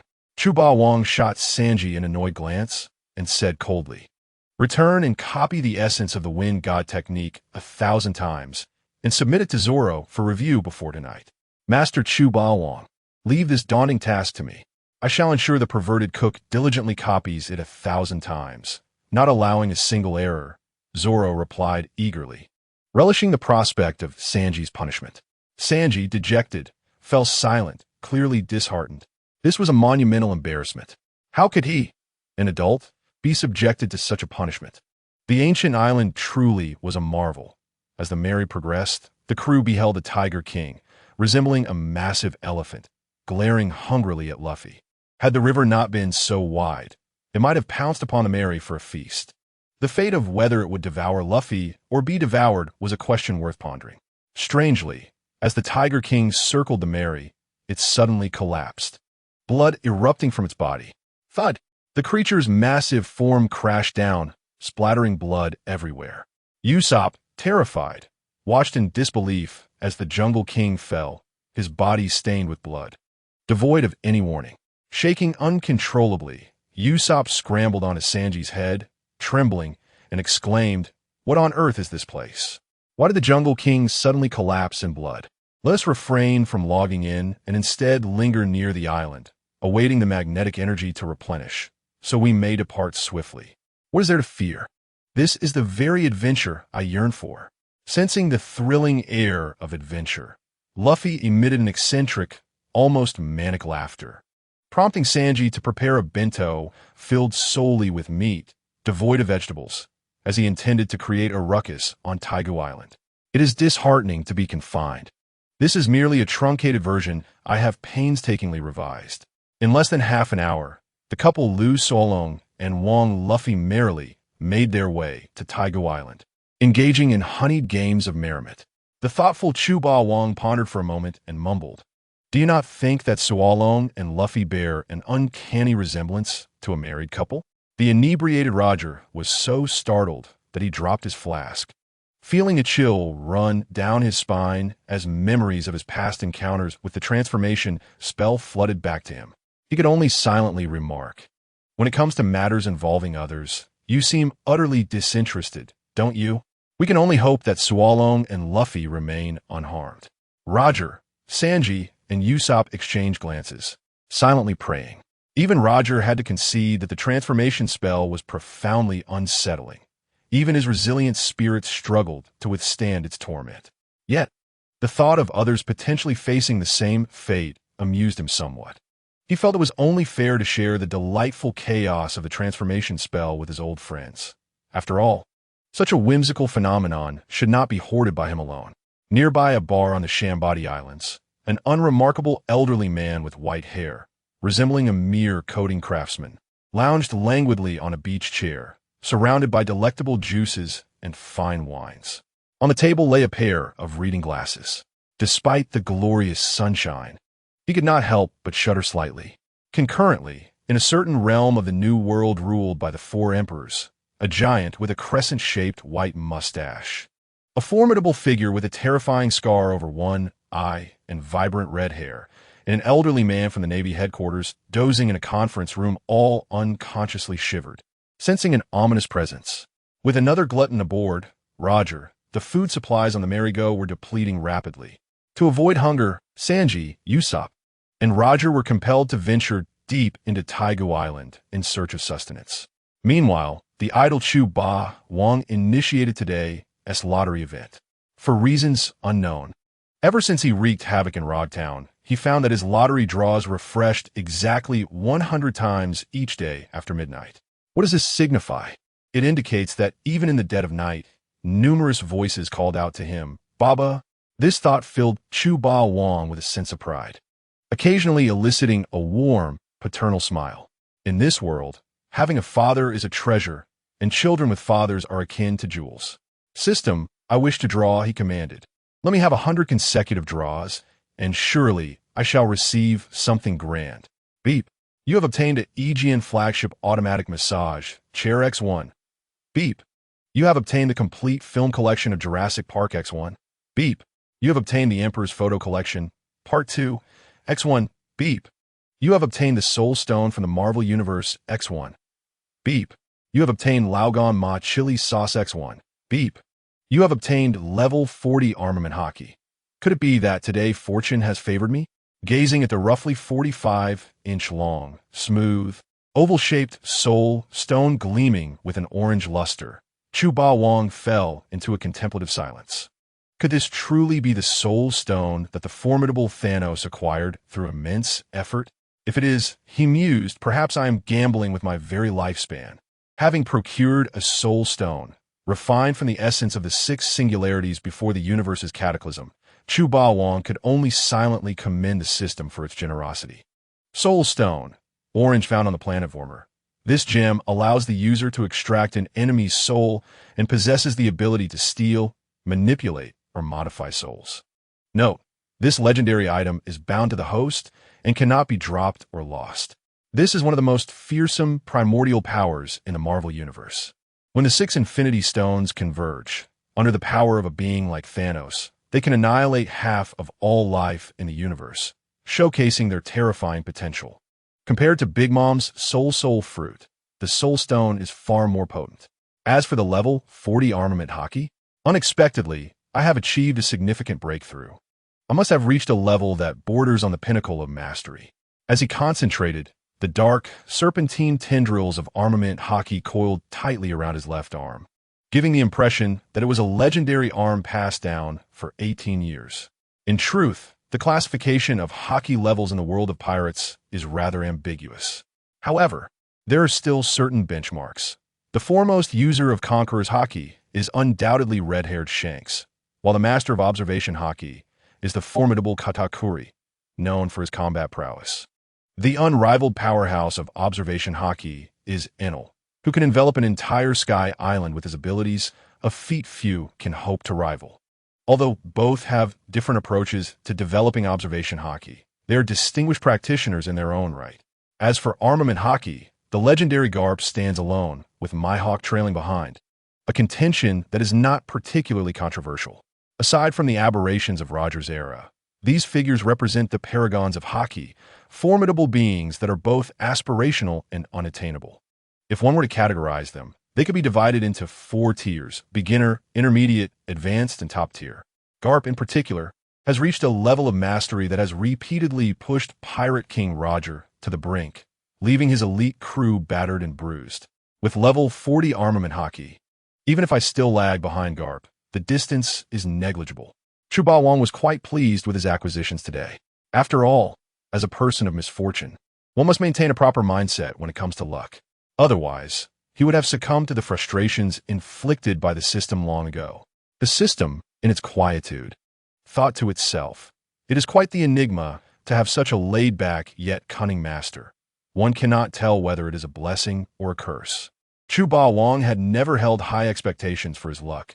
He was simply content with acquiring some delightful treats. Who could have imagined that a wave of fortune would surge forth, resulting in the acquisition of a soul stone? Truly, when misfortune strikes, even drinking cool water can lead to a toothache. When luck arrives, it is unstoppable. Casually, he tossed the Emperor's photo collection and other rewards into the system space, leaving only the soul stone. With a flick of his thought, he retrieved a dragon-shaped ring from the gaming world, a prized possession indeed. Legendary treasure, Panlong Ring, uncharged. Deactivated upon equipping and activating the Panlong Ring, each time damage is inflicted upon an enemy, an additional blessing buff is granted, significantly enhancing combat power with no stacking limit. Note, currently uncharged, it requires a legendary treasure for activation. The legendary treasure is bound and cannot be dropped or lost. This is an artifact that grows stronger with each battle, boundless in its potential, far surpassing the bloodline of a super scion. The legendary treasures have touched upon the fundamental laws of the universe and are not easily obtained.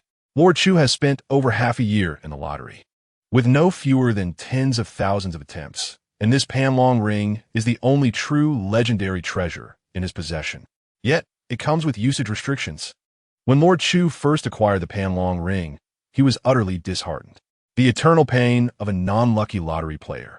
At the mouth of the dragon on the Panlong Ring, there is a small indentation, which can be utilized to charge and activate its properties. Just as Lord Chu contemplated how to insert the approximately 5-inch, about 13 centimeters, soul gem into the dragon's mouth, the Panlong ring unexpectedly opened its mouth wide and swallowed the long gem. Lord Chu, goodness, truly deserving of being a legendary treasure. The opening of the dragon's mouth appeared to be merely the size of a fingernail, yet it had created an expansive space within. Legendary treasure, Panlong ring.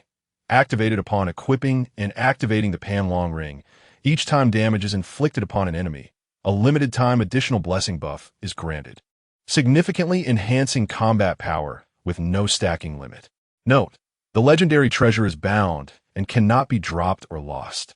Upon placing the Panlong ring on the thumb of his left hand, a wave of invigorating power coursed through his body.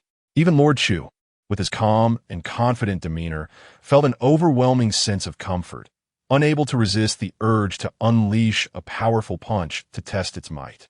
Considering that a full-force strike might obliterate the pirate world, Lord Chu restrained this somewhat reckless thought. If he were to destroy the pirate world, given his current vitality, it was highly likely that he would meet his end as well. Presently, aside from the flashy skills at his disposal, his attack power had already reached a stellar level. Even achieving cosmic levels of destruction would merely require an opportune moment, with a blessing buff from the Panlong ring providing infinite stamina. Shattering a corner of the universe with a single punch is not merely a fantasy. This is the rhythm of a small cow standing on its head, soaring to the heavens. The thought of his illustrious, handsome, and unparalleled self, who had already mastered stellar-level attack power, yet found himself engaged in shamelessly bullying weaker opponents in the pirate world, filled him with a slight melancholy. He wondered when he would finally emerge from the novice village. Although being the ultimate boss in the novice village was indeed exhilarating, was it not detrimental to the gaming experience of others? Even while being stuck in the novice village, he still considered the player experience. There truly aren't many benevolent and aesthetically pleasing Dark Lords like me. Lord Chu glanced at himself in the mirror, nearly overwhelmed by his own handsomeness. However, upon reflection, those readers who support the wild authors are the true handsome ones. Instantly, Lord Chu's pride diminished. Although I, Lord Chu, am quite handsome, I still pale in comparison to those charming readers who support the wild authors. To conquer the myriad worlds swiftly, it seems necessary to urge Zoro to hone his swordsmanship. Only by allowing him to become the world's greatest swordsman can I secure the system rewards. System task: cultivate a world's greatest swordsman. Task reward: obtain any portal fragment x3, obtain lottery chances x10. He was indifferent to the other rewards, but the 3 portal fragments were a must-have. With his mood slightly calmed, Lord Chu's gaze fell upon the complete film collection of Jurassic Park. He has always welcomed technological rewards from modern society with open arms, regardless of their magnitude. The joy they bring is undeniably tangible. Since he was on a honeymoon with the adorable Kashia, arranging a movie date was a must. However, one must ponder whether watching Jurassic Park with his wife might be somewhat taking advantage of the situation. Well, Kashia and I are already like an old married couple, so it cannot be considered an intentional advantage. As for Nami and Daisuke, if they seek refuge in my arms out of fear, I suppose I must reluctantly accept that. The plot of Jurassic Park is quite simple. Essentially, a group of genetic scientists extract dinosaur genetic material from the blood of prehistoric mosquitoes preserved in amber, resurrecting colossal creatures that had vanished 65 million years ago, transforming the island into a dinosaur paradise known as Jurassic Park. However, due to employee negligence, chaos ensued, leading to all the dinosaurs escaping their confines, and the humans on the island fled in vain, facing dire consequences. Dinosaurs turned on each other, and countless lives were lost, leaving only a handful of survivors. Until the classic film Titanic premiered in 1997, Jurassic Park held the record for the highest box office sales. The film's narrative is tightly woven, and the atmosphere is expertly crafted. This experience is akin to watching a horror film, one of the 3 essential tools for boys to woo girls. After the Straw Hat crew departed, Lord Chu cozied up with the ladies in Xiao Qing's room, indulging in the 2-hour spectacle of Jurassic Park. As he expected, aside from Xiao Qing, The other three ladies were terrified by the film's ultimate antagonist, the Tyrannosaurus Rex, and clung to Lord Chu for comfort, akin to an unremovable adhesive. The overall viewing experience was delightful, albeit slightly taxing. Accompanying three ladies for a film is certainly no ordinary feat. This encapsulates Lord Chu's ultimate viewing experience. Note, as per tradition, support and donations are appreciated. When the Jurassic Park film was officially projected, all the ladies wore expressions of shock. In response, Lord Chu remarked that this is merely basic skill, nothing extraordinary. Is it not easy to astonish the ladies? Simultaneously, to ensure a delightful viewing experience, Lord Chu produced a long-prepared gourmet food package. He could hardly contain his eagerness to sample street food delights such as clay pot noodles, takoyaki, charcoal-grilled lamb chops, crispy fried chicken, and fragrant braised beef here. 30 delicious dishes are omitted. In less than 2 minutes, Lord Chu's feast filled an entire table, showcasing a myriad of delectable street foods. Dasky, with a gluttonous expression, smacked her lips, nearly drooling. Why did you bring out so much food, my lord? Wouldn't it be a waste if we can't finish it? Hearing this, Lord Chu rolled his eyes and pointed at the ladies one after another. Ha waste. The four ravenous beasts had no possibility of being satisfied.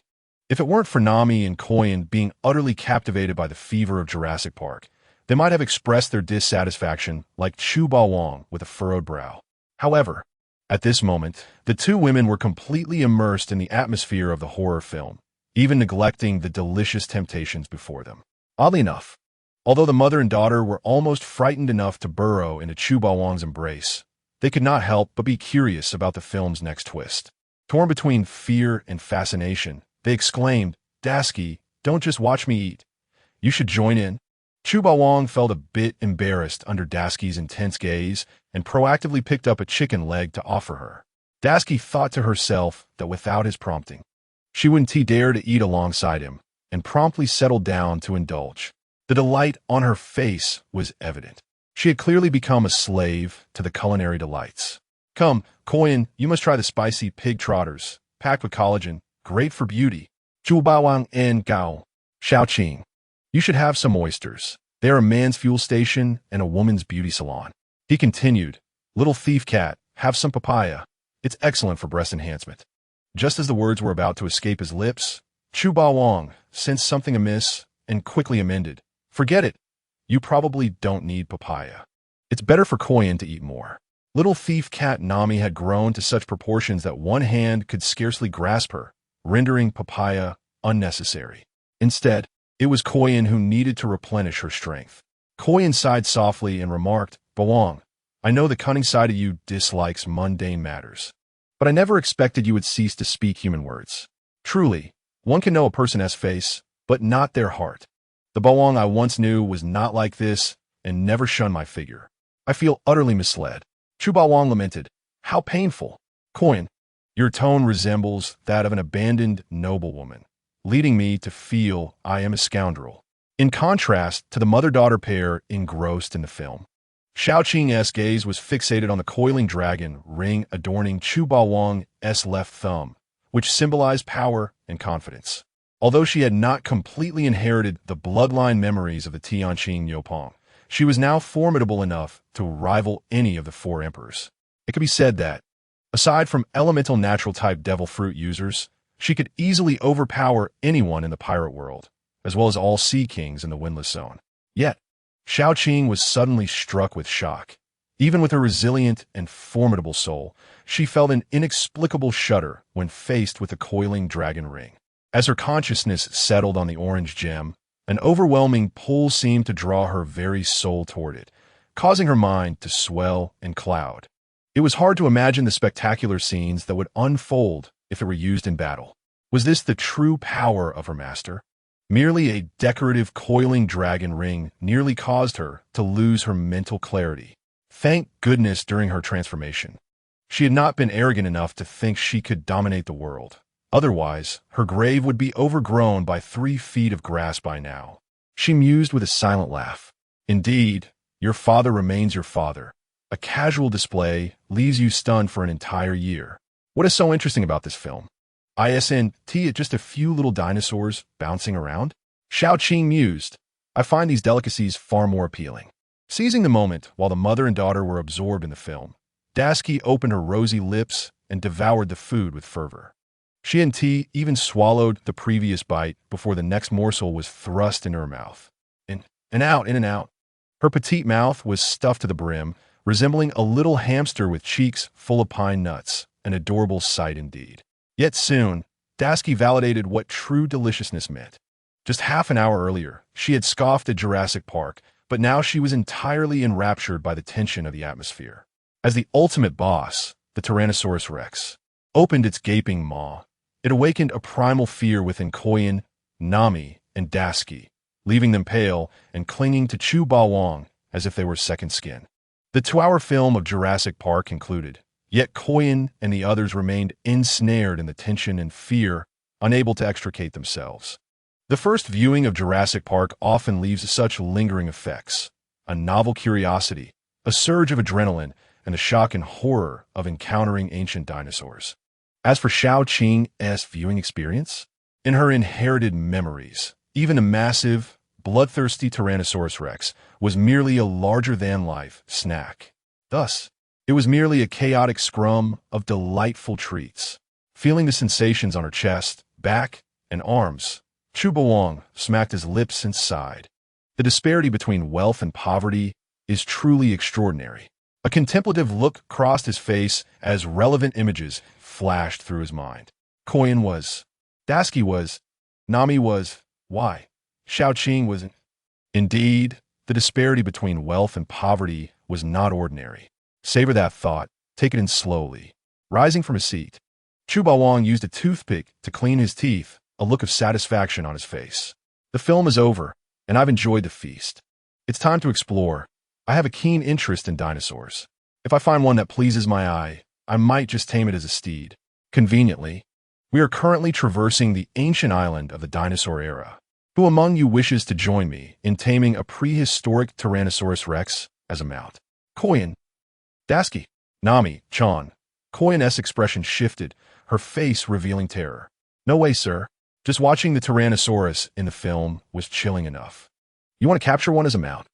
Dasky suspected that Chu Bawang had spent too long with Luffy, causing his mind to stray. Indeed, Grandma was right. Brain damage is contagious. It seems she would need to maintain her distance from the foolish Luffy from now on. Taming a Tyrannosaurus as a steed? What a brilliant idea. Nami, however, displayed an intrigued expression. The little thief cat was known for her audacity.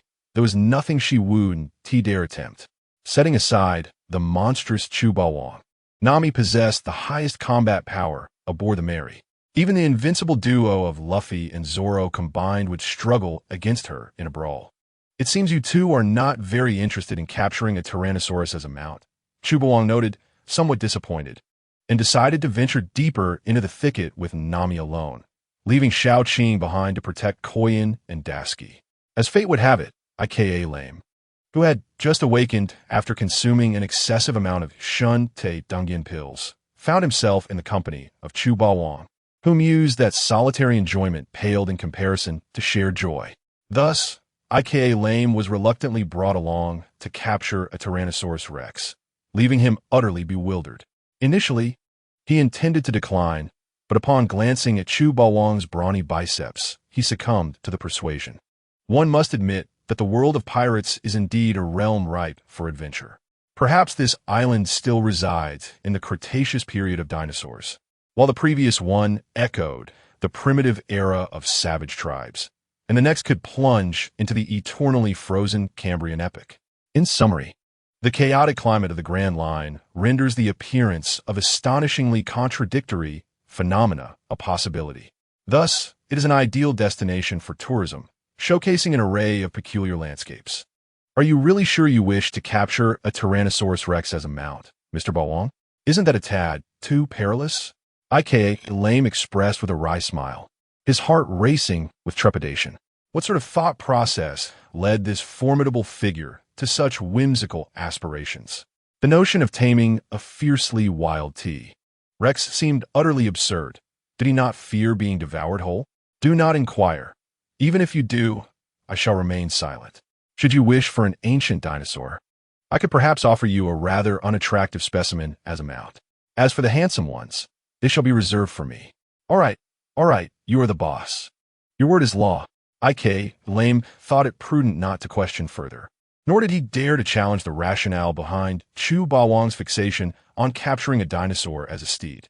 Was it merely for show? That did not quite seem to fit. Not long after their departure, barely 10 minutes into the depths of Taiku Island, to their astonishment, Chu Bawang encountered a prehistoric dinosaur. It was a Triceratops, a herbivorous dinosaur belonging to the Ceratopsidae family, adorned with sharp horns atop its head, serving as formidable defenses and its most potent weapon. While Triceratops often fell prey to the Tyrannosaurus rex, a strike from its sharp horns could inflict significant discomfort even on the robust T-Rex. Despite its seemingly clumsy appearance, the Triceratops was not slow in its movements, evoking the image of a heavily armored cavalry. However, what truly captured attention was the green-haired swordsman confronting the Triceratops with an unwavering spirit of combat. The swordsman, Zoro, radiated pure intent, his right hand adorned with 4 sharp blades at his waist. Unbeknownst to him, Chu Bawang was lurking nearby, with a gaze as sharp as a blade. He focused intently on the 3 horns atop the Triceratops's head, drawing his sword with a grave expression. So, you too practice the 3-sword style? If so, do you dare to engage me in battle? The adorably clumsy Triceratops, upon noticing the challenger, scoffed. A mere human dares to intrude upon my meal? I cannot tolerate such insolence. I shall teach you a lesson. With that, the heavy hooves of the Triceratops began to stomp in preparation, its golden eyes glinting with menace as it targeted Zoro's midsection. Isn't that Zoro? Wasn't he adventuring with Luffy? Why is he here? Has he lost his way again?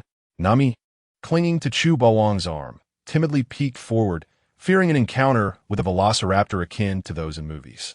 Her softly spoken complaint reached Zoro's ears, delivering a metaphorical blow of 1,000 points of damage. Zoro's blade-drawing motion faltered, and an unnatural expression crossed his face. Ouch, that stings. In truth, he himself could not comprehend how he had become separated from Luffy. They had been advancing side by side, yet somehow he had vanished. Was this what the lyrics of Ms. Zhuang Xinyan's song meant? The true essence of some people drifting apart as they walk? Seizing the opportunity, the clumsy Triceratops charged at Zoro, who was momentarily distracted. Young man, remember that interrupting others during their meal is impolite. The Triceratops, intent on teaching Zoro a lesson, charged forward with the ferocity of a heavily armored cavalry. How dare you employ such a blatant ambush? This is a breach of a swordsman's ethics. Zoro, prepared for close combat with the Triceratops, revealed a critical opening in his defense due to his distraction. Attempting to evade was now too late. Just as the Triceratops was about to collide with Zoro, Chu Bawang could no longer hold back. He had discovered a promising talent in swordsmanship and could not allow a beast to ruin that opportunity. With a resounding slap, he struck the Triceratops squarely on the head. The impact echoed, sending the seemingly dim-witted dinosaur spinning away like a whirling top, disappearing from view as it tumbled through the forest. The force of the blow was not yet spent. Propelled by inertia, the Triceratops crashed through countless towering ancient trees, ultimately collapsing in a heap, foaming at the mouth. Were it able to voice its thoughts, it would surely express disdain for the ambush. How disgraceful to resort to such tactics. Young man, you lack martial integrity. What in the world was that? Did a giant black rat just fly by? Lame was left in stunned disbelief, astonished by such formidable strength. How could one man send a creature weighing nearly 10 tons soaring over 100 meters with a single slap? Surely, he must have been nourished on some mystical feed. No mere creature could wield such violence. Yet soon, the shock in Lame's eyes transformed into exhilaration. He had once again witnessed the terrifying might of Chu Bawang and contemplated the possibility of inviting him to serve as a national protector in Alabasta. Should that come to fruition, they could thwart the scheming of Crocodile and his nefarious plans. Even if he were not a match for Crocodile, he would undoubtedly enhance their chances of success, thus fulfilling the trust bestowed upon him by King Cobra and his esteemed colleagues. However, contemplating how to persuade Chu Bawang to join their cause led Lame to furrow his brow. The allure of wealth and power clearly held no interest for him. Such a free-spirited man seemed only to be swayed by the charms of companionship. Sighing, he mused how beneficial it would be to consult Princess Vivi at this moment. Yet he feared dragging her into the fray. If even the identity of Princess Weiwei were to be exposed, it is feared that there would be no one left in this world capable of rescuing Alabasta. Icolum sighed deeply. Having learned from the words of the nose-pick brother and the Candleman, Mr. 3, that he was the only one currently revealed. The undercover status of Princess Weiwei had likely not been discovered yet. It was precisely due to the urgency to root out the traitor that Crocodile had dispatched no less than 4 elite agents to hunt him down, attempting to unveil the list of other moles. Had he not been exceedingly cautious, having prepared a small sailing vessel in a certain jungle, he would have already met his demise. Observing the Triceratops that had been sent flying by the mighty Chubawang, Zoro appeared outwardly calm as a seasoned dog. Yet internally he was in a state of panic. He had allowed himself to be distracted by the sudden appearance of his companions, nearly falling victim to a foolish Triceratops. This was indeed a moment of great embarrassment. Zoro, what on earth is wrong with you? How could you be so careless as to almost be killed by a silly Triceratops? Had it not been for his father's timely intervention, his life would have been punctured through. Nami, disregarding her image, delivered a hefty slap to Zoro, genuinely frightened by the near mishap. He had been mere inches away from being killed by the Triceratops. "You dare to strike me?" Zoro exclaimed, both enraged and helpless at Nami's complaint. If it weren't for the sudden distraction caused by the 3 of them, he wouldn't have nearly fallen prey to a Triceratops, with a charmingly large bump on his head. Zoro felt quite wronged. However, considering Nami's concern for her own safety, he could only reluctantly acquiesce. "Zoro, I must express my disappointment in your performance," Chubawang stated, his words as calm as a still pond, devoid of any emotion, yet sending chills of profound coldness through Zoro. He acknowledged his mistake, having been momentarily careless, nearly allowing the beast to uncover his weakness. Zoro candidly admitted his error, holding deep respect for Chubawang, who was both mentor and friend. Although Chubawang often appeared jovial and frequently engaged in playful banter with him, he never faltered in critical moments, embodying the figure Zoro admired most. Upon returning, you are to transcribe the various sword techniques I have taught you 50 times and submit them for Sanji's review. Furthermore, your daily training regimen shall be doubled. Failure to complete your training will result in no meals. Do you understand? Chubawang fixed Zoro with a serious gaze, hoping he would grasp the gravity of his intentions. Had he drawn a minor card, he would not have hesitated to assist Zoro in his training. Unfortunately, his luck was quite lacking. Your master leads you to the door. Your cultivation relies on yourself. He had already opened the door to the new world for Zoro, but the heights he would reach depended solely on Zoro's own talent and effort. After all, not everyone was as fortunate as he was. Zoro understood and committed his master's teachings to memory. He respectfully bowed, recognizing that his recent journey had been somewhat smooth. Ever since dealing with Arlong's crew in Cocoa West Village, he had not experienced any significant battles. The pressure had been negligible, and even his sword had dulled considerably. Chubawang's timely warning made Zoro realize that his cultivation had indeed become somewhat complacent. To become the world's greatest swordsman, he must strive harder. That slacker Roger had been idling away. It was high time to bring him back to be put to good use.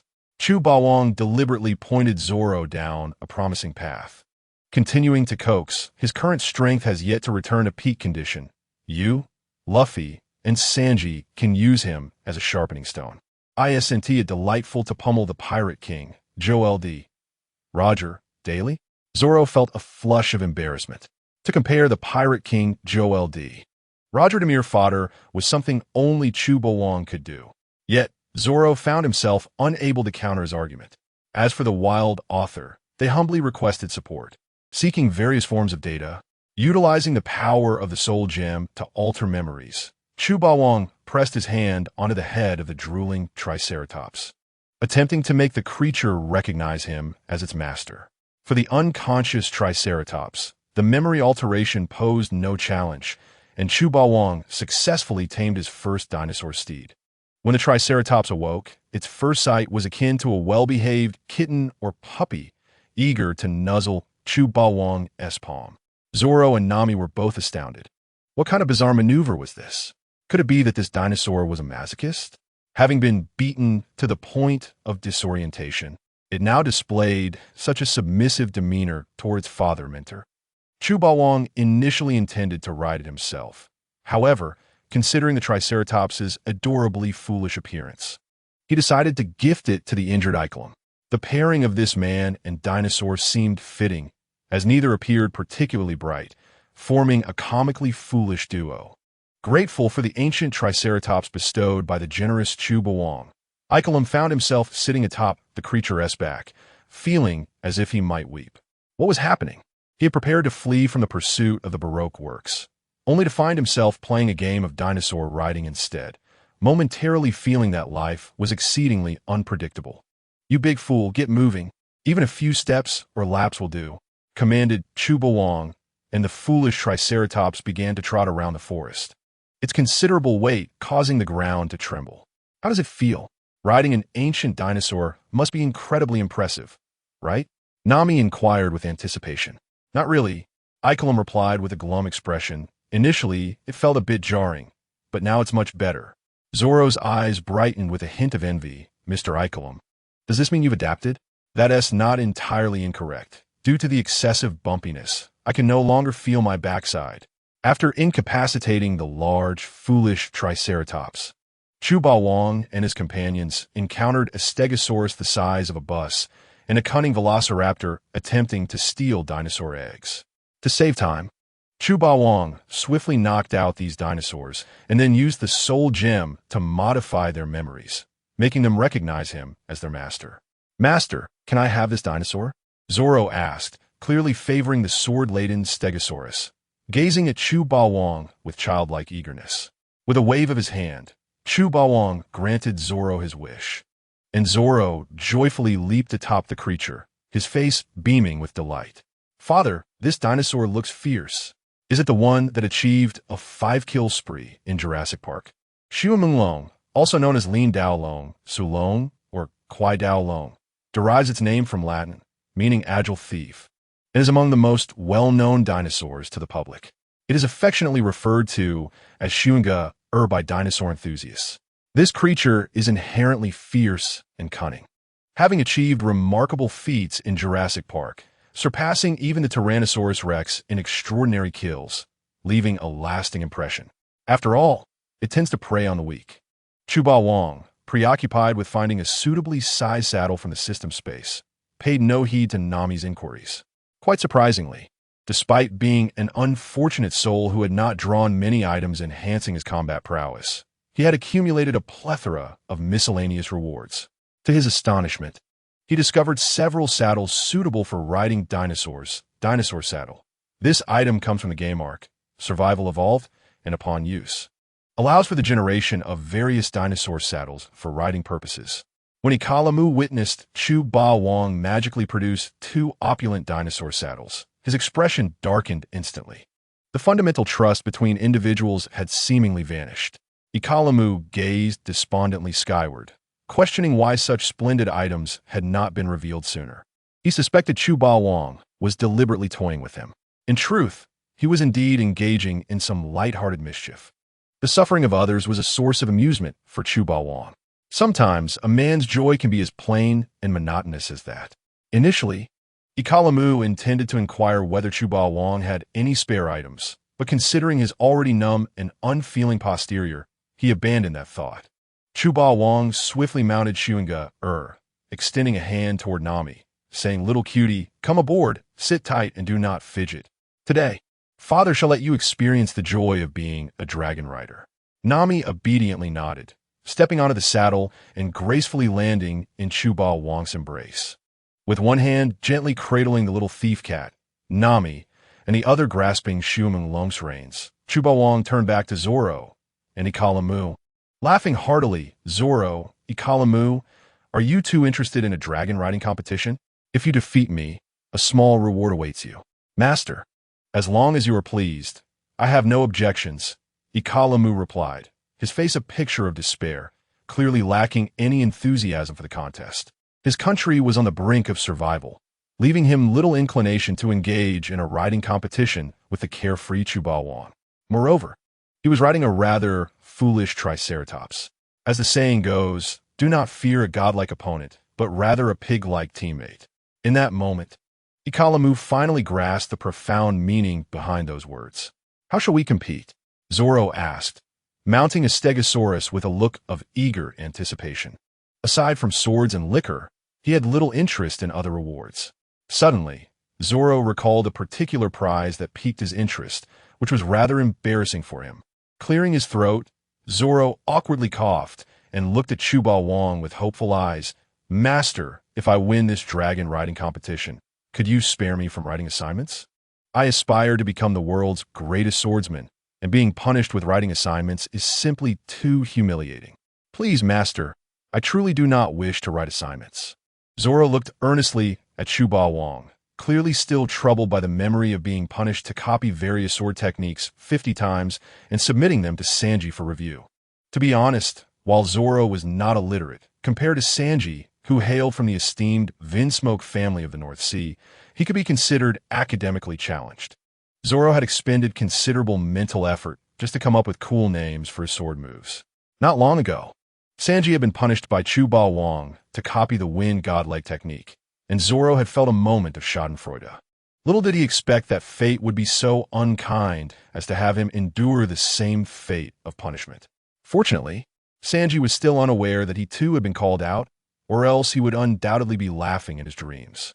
In his determination to avoid writing assignments, Zoro was willing to go all out. Chubao appeared to ponder deeply, seemingly acknowledging the validity of Zoro's argument. After all, he was destined to become the world's greatest swordsman.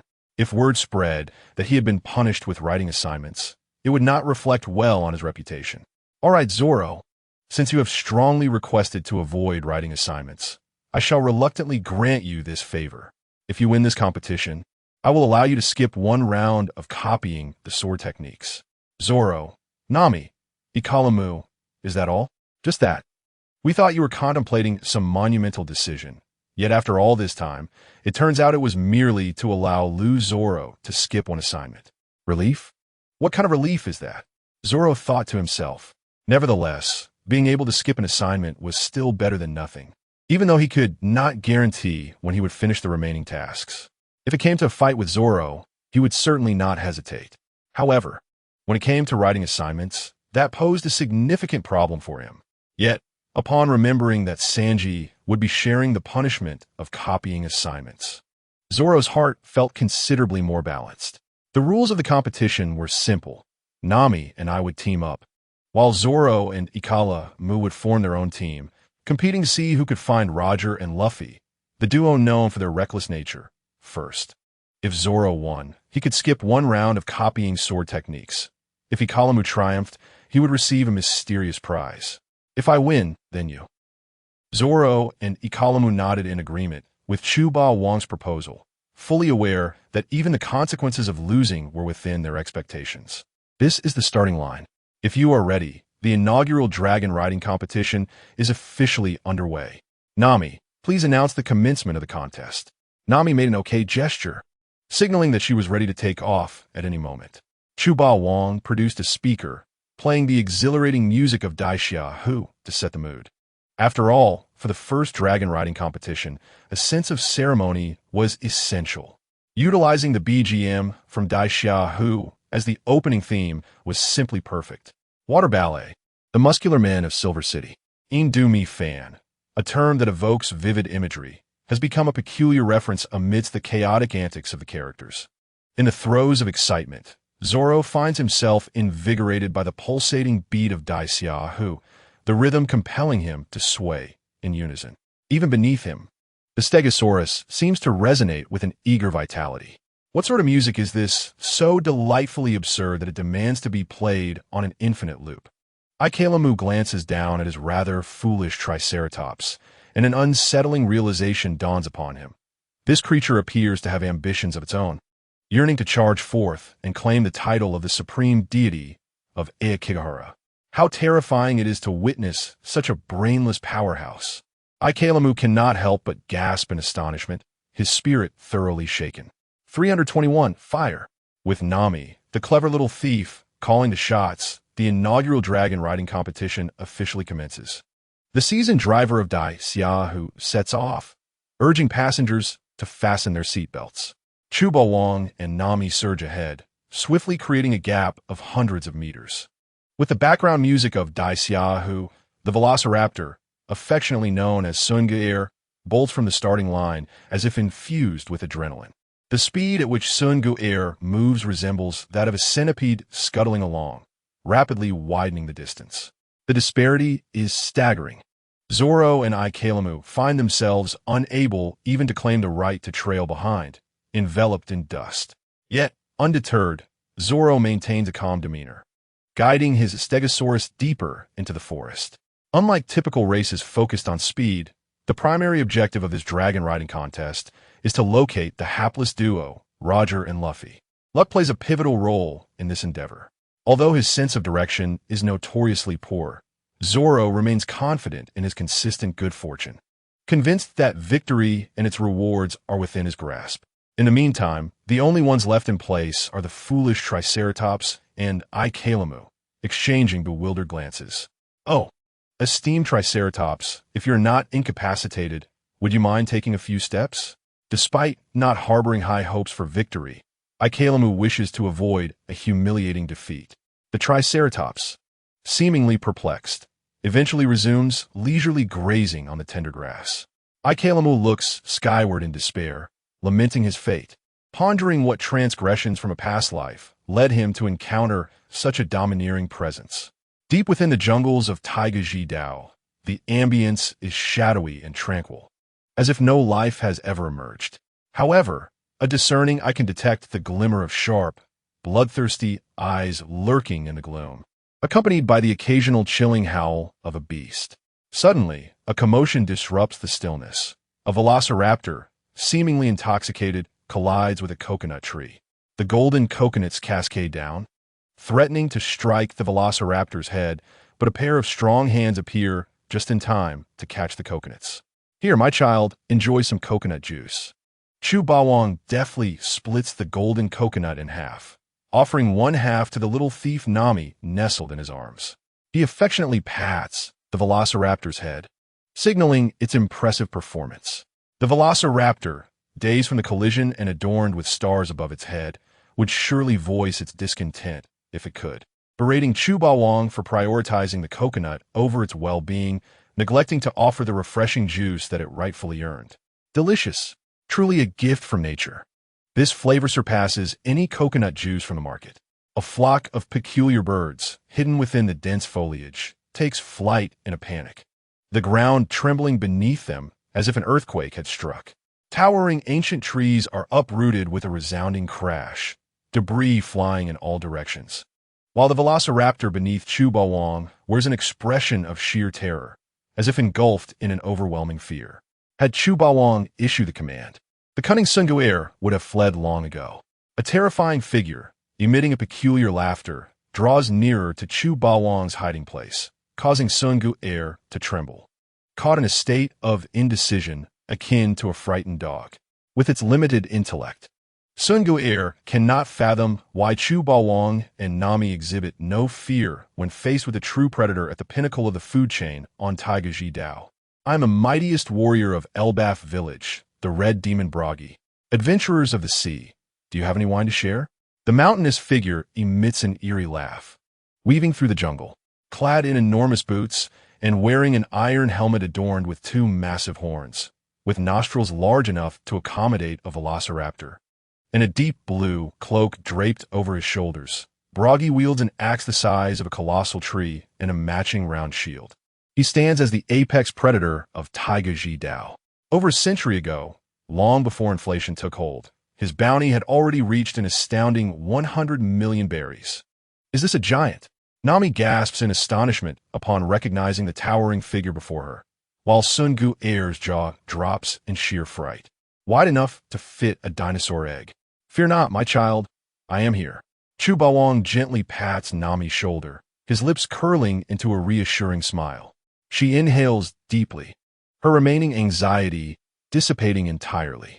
Having previously tossed a whale the size of an island into the Grand Line, this giant seems less daunting in comparison. Merely a larger bowling ball. What is there to fear? Interesting. You two humans are rather amusing, showing no fear of me. Oh, so your name is Chu Wong? Might I trouble you for a drink? The giant Broggy, somewhat simple-minded, becomes preoccupied with his desire for wine, oblivious to the oddity of knowing Chu Wong's true name. We do have some, but I suggest you refrain from focusing on drinking at this moment. Chu Wong gestures toward Broggy's back, his expression a mix of disbelief and exasperation at the slow-witted giant. The giant Baluki scratched his head in confusion and turned to look behind him. A ferocious Tyrannosaurus Rex, with a physique resembling a small mountain, was opening its massive jaws wide, clamped tightly onto his thick shoulder. However, Baluki's shoulder was exceedingly tough and thick-skinned, so even the razor-sharp teeth of the Tyrannosaurus could not penetrate his back. It was only then that Baluki understood the meaning of Chu Chin's actions, and his face flushed with embarrassment. Just a moment ago, he had boasted of being the strongest of the giant clan, only to be ambushed by the Tyrannosaurus from behind. The humiliation was indeed stinging. In a fit of rage, Baluki swung his golden axe fiercely at the head of the Tyrannosaurus. The might of this strike was plain, yet powerful. Even Zoro, at his peak, would find it challenging to escape unscathed, let alone the colossal Tyrannosaurus. With a swift motion, Baluki's axe cut through the air, and a cold smile graced his face as he envisioned the tragic fate of the Tyrannosaurus. He thought to himself, how dare such a small creature bring me disgrace? Surely, it cannot survive this. Yet in the next moment, the smile on Baluki's face froze. A hand, entirely disproportionate to the golden axe, blocked his lethal strike. That pale hand was remarkably strong, effortlessly gripping the golden axe, as if it were a mere toy. Baluki instinctively summoned the power of his giant heritage, striving to break free from the grip of that hand. However, the slender figure before him unleashed an unparalleled strength, keeping the golden axe suspended in mid-air, not even budging an inch forward. Baluki was astonished to discover that even with his giant's immense strength, he was still at a disadvantage in this contest of power against Chu Chin. Who are you, Chu Chin? How is it that even my giant's strength cannot overcome you? Sweat beaded on Baluki's forehead, his expression one of shock. He was acutely aware of his own prowess, having held a bounty of 100 million berry a century ago, which would equate to at least 1 billion berry today, considering inflation. Over the past 100 years, he had engaged in a staggering 467 battles against his formidable rival, Chingue Dongli, never once losing. Each match ended in a stalemate. Although his stamina had indeed been drained, his mastery of techniques and strength had only grown more refined. Baluki had never imagined that even with the unique strength of the giants, he would still fall short against Chu Chin. I am merely a passing traveler, Chu Chin said, standing atop the Tyrannosaurus's head, a faint smile gracing his lips. This Tyrannosaurus and I share a connection. Might I ask you to grant it a chance at life? Baluki, coming to his senses, sheathed his golden axe. That can be arranged, but this Tyrannosaurus is naturally ferocious and may very well repay kindness with malice. Thus, you must exercise caution. Splendid. Truly, the honorable giant clan is commendable. Once this is settled, I shall treat you to the finest wine. Chu Chin responded with a hearty laugh. However, you need not worry about my safety. I have ample means to make this Tyrannosaurus submit to me. Baluki, intrigued, fixed his gaze on Chu Chin, eager to see the method he would employ to tame the Tyrannosaurus. After all, it is said that a leopard cannot change its spots. A creature like the Tyrannosaurus, positioned at the apex of the food chain, would not easily submit to a mere human, no matter how powerful the giant might be. Taming an ancient dinosaur is not as arduous as one might envision. The process of subduing a Tyrannosaurus can be summarized in 3 steps. The first step, use physical means to subdue or render unconscious the Tyrannosaurus. Under Baluki's astonished gaze, Chu Chin delivered a punch to the Tyrannosaurus's head. The creature instantly flew backward as if severed from its tether, crashing into several towering ancient trees before finally halting. The Tyrannosaurus, now downed, lay on the ground, frothing at the mouth, its small claws twitching uncontrollably. Baluki was utterly astonished. Indeed, he realized he had been naive to think that kindness could sway such a fierce beast. This was not merely physical persuasion. It was a display of overwhelming force. The second step in taming an ancient dinosaur involves restoring consciousness to the subdued Tyrannosaurus. The third step, once conscious, the Tyrannosaurus will recognize you as its master. Chuchin transformed his palm into a fist and skillfully employed the power of the Soul Stone to alter the Tyrannosaurus's soul memory. Upon awakening, the Tyrannosaurus lowered its head, nuzzling against Chuchin's shoulder, behaving as sweetly as a kitten yearning for chin scratches. Baluki was left in a state of disbelief. Chuchin, how did you accomplish this? Do not inquire. Even if you ask, I shall not reveal it. Just ensure you cheer me on, Chuchin replied. Baluki suspected that Chuchin had intentionally lured the creature into a trap, and he, out of curiosity, had fallen into the snare. Nevertheless, the curiosity within Baluki remained unquenchable. He mentally noted the 3 essential steps to tame a Tyrannosaurus, intending to study them during his leisure between battles. If he could successfully subdue a Tyrannosaurus, he could command it to gather food, thus conserving his energy for future confrontations with Chingue Idongli. A familiar rumble shook the ground. Nami instinctively inquired, what is happening? Could there be other giants nearby on the ancient island? Chuchin closed his eyes, his advanced observation haki enveloping the entirety of the ancient island. He silently sensed the impending events. It was as if he could see vast clouds of volcanic ash soaring into the sky, obscuring the sun, while torrents of molten lava erupted from the volcano, cascading down the mountains, leaving nothing but destruction in its wake. After a brief moment of contemplation, he spoke. It is a volcanic eruption.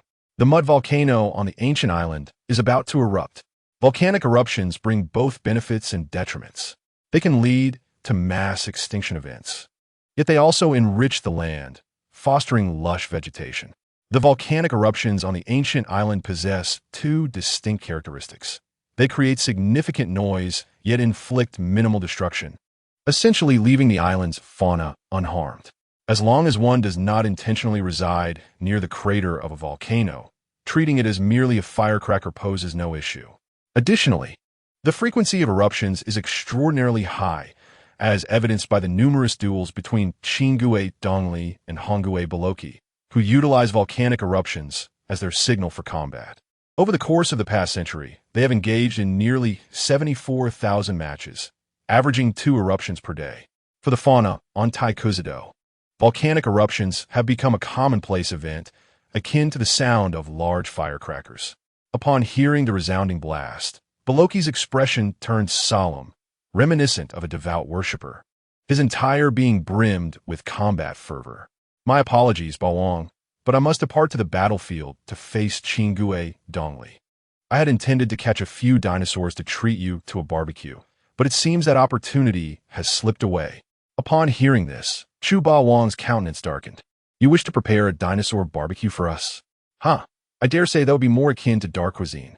I wouldn't even consume the culinary creations of Sanji, let alone your barbecue. Observing Baluki's imminent duel with Chingue Dongli, Chu Bawang felt a twinge of curiosity regarding the nature of combat between giants and thus chose to follow along. This was also one of the reasons for his voyage. Beyond his somewhat sinister desire for the world to acknowledge him as father, he yearned to traverse the vast expanse of the pirate world with his beloved Koya. Chu Bawang is a man of responsibility. Although Koya may have approached him without much dignity, driven solely by her attraction to his looks and physique, now that she has entrusted her heart and soul to him, Chu Bawang is certainly not the type to abandon her after the act. As for the reason he had just paid respect to the little thief cat, Nami, it can only be attributed to the nature of men. A harem of 3,000 beauties is the shared dream of all men. Whether one can endure it is another matter entirely. Nonetheless, the thrill of being an emperor who flips through the cards of fortune each night is undeniably delightful. Huh? I didn't expect them to be here as well. Upon arriving at the battlefield where Baluki and Dongli were engaged in combat, Chu Bawang noticed that Luffy, Zoro, Sanji, Roger, Usopp, and IKA Lim were all standing beside Hongue Dongli, laughing and chatting amiably. This was certainly amusing, as everyone had gathered. Notably, Sanji and Roger were seen dragging several unconscious triceratops, evidently having enjoyed a bountiful harvest, hence they would not require further sustenance shortly. Luffy, look, it's Ba Wong and Nami. They have come to watch the battle. Usopp exclaimed joyfully, as if he had stumbled upon a treasure. It is no wonder Usopp was so exhilarated. The difficulty of the Taikuzudo game dungeon had proven exceedingly daunting for him, aptly described as a perilous journey at every turn. Apart from Zoro and Sanji by his side, he felt utterly devoid of security. As for Pirate King Roger, it is indeed hard to articulate. Although Usopp had spent nearly half a month in Roger's company, he had learned just how unreliable this man truly was. In the face of genuine danger, Usopp felt that clinging to Roger's coattails was akin to courting death. At times, he even questioned how Roger had ascended to the title of Pirate King. Perhaps it was due to a fear of collateral damage that Chingue, Dongli, and Hongui Boloki chose to engage away from the original battlefield, leaving Chu Ba Wong and his companions a space for conversation. Before long, the two were embroiled in battle, despite each attack aiming for a decisive kill. Their strengths were too closely matched, resulting in an evenly contested clash. At this rate, Chu Ba Wong surmised that the fight would lead to no fatalities and ultimately conclude in a draw. Wow, is this the dinosaur that Ba Wong has tamed? How imposing. Luffy gazed at the Tyrannosaurus Rex beneath Chu Ba Wong with envy. He scampered over, reaching out to touch the magnificent creature at the pinnacle of the food chain, only to be met with disdainful eyes from the dinosaur, which promptly kicked him away with a swift motion. Chu Ba Wong vowed that he had not commanded the Tyrannosaurus Rex to expel Luffy. Rather, it was simply the creature's instinct. Or perhaps it merely wished to keep the foolish Luffy at bay, thus acting on its own accord. My mother told me not to play with fools. This approaching individual looks rather dim-witted. Surely, he must be the simpleton my mother speaks of. This was the inner monologue of the Tyrannosaurus Rex, gleaned through the gaze of the Emperor's five-view universal power. Rubber boy, did you hear that? This Tyrannosaurus Rex just called you a fool. Roger burst into laughter, his mirth so intense that he could hardly stand upright. Possessing the innate ability to hear all things, he could understand the dinosaur's thoughts even without the Emperor's five-view universal power. The Tyrannosaurus Rex glanced at the seemingly deranged Roger, retreating 3 steps in evident desire to distance itself. My mother told me that mental illness is contagious. I must keep my distance from this simpleton. Roger was flabbergasted. Mere moments before, he had mocked Luffy for being foolish, only to find himself ensnared in the same predicament. Had it not been for the fact that this Tyrannosaurus Rex was Chu Ba Wong's exclusive mount, he would have surely pummeled the ignorant creature into submission. Yo, sloppy uncle, I trust you have now grasped the wisdom of Ba Wong's earlier words. Good begets good, evil begets evil. It is not that retribution does not come, but that the time is yet to arrive. Well, it seems the tables have turned, has it not? The laughter that had once belonged to Roger now found its home with Luffy. Among those present, only Chu Ba Wong and Luffy dared to openly confront Roger in such a manner. These two individuals were indeed quite peculiar. Zoro, Sanji, and others exchanged glances, silently sensing the impending crisis and discreetly distancing themselves from Luffy and Roger. Roger's delight at Luffy being kicked away by the Tyrannosaurus Rex was somewhat understandable. However, it was utterly bewildering to witness Luffy, having been sent flying, laughing maniacally. Chu Ba Wong shook his head and sighed. How enviable it is to be a simpleton. Acquiring joy seems so effortless. Unlike me, who is perpetually troubled by my own good looks. No wonder a certain obedient and considerate little cotton-padded jacket always seeks to drug me, hoping to engage in such matters. Chu Ba Wong's seemingly suggestive words caused Nami, who was nestled in his embrace, to darken slightly, her soft and fragrant form pressing down intentionally. What drug? What little cotton-padded jacket? I don't comprehend. I won't listen. I won't listen. You're just spouting nonsense. Don't move. If you keep squirming, I might just have to pay you my respect again. Chu Ba Wong at Monitz, offering the little thief cat Nami a delectable treat. The fierce battle between the giant Boloki and Chingue Dongli raged on. Both individuals are exceptional members of the Yubang Haizai Tuan, well acquainted with each other's combat styles. Despite each of their moves aiming for absolute annihilation, the battle remains intensely stalemated. In other words, as long as their stamina holds, these two giants could continue to fight for a century or even longer without a conclusive victor. This is also reflected in the original narrative. Had it not been for the unfortunate circumstance where Qinggui Dongli consumed a deceptive potion prepared by Bing Siga, resulting in his abdomen being ruptured and bloodied, he would not have faced defeat. However, this time, Chu Baowang will not permit any interference from those insignificant beings during this duel between two heroes. Perhaps in comparison to Fire Fist Ace and Edward Newgate, Qinggui Dongli and Hongguei Buluoji possess considerably less popularity.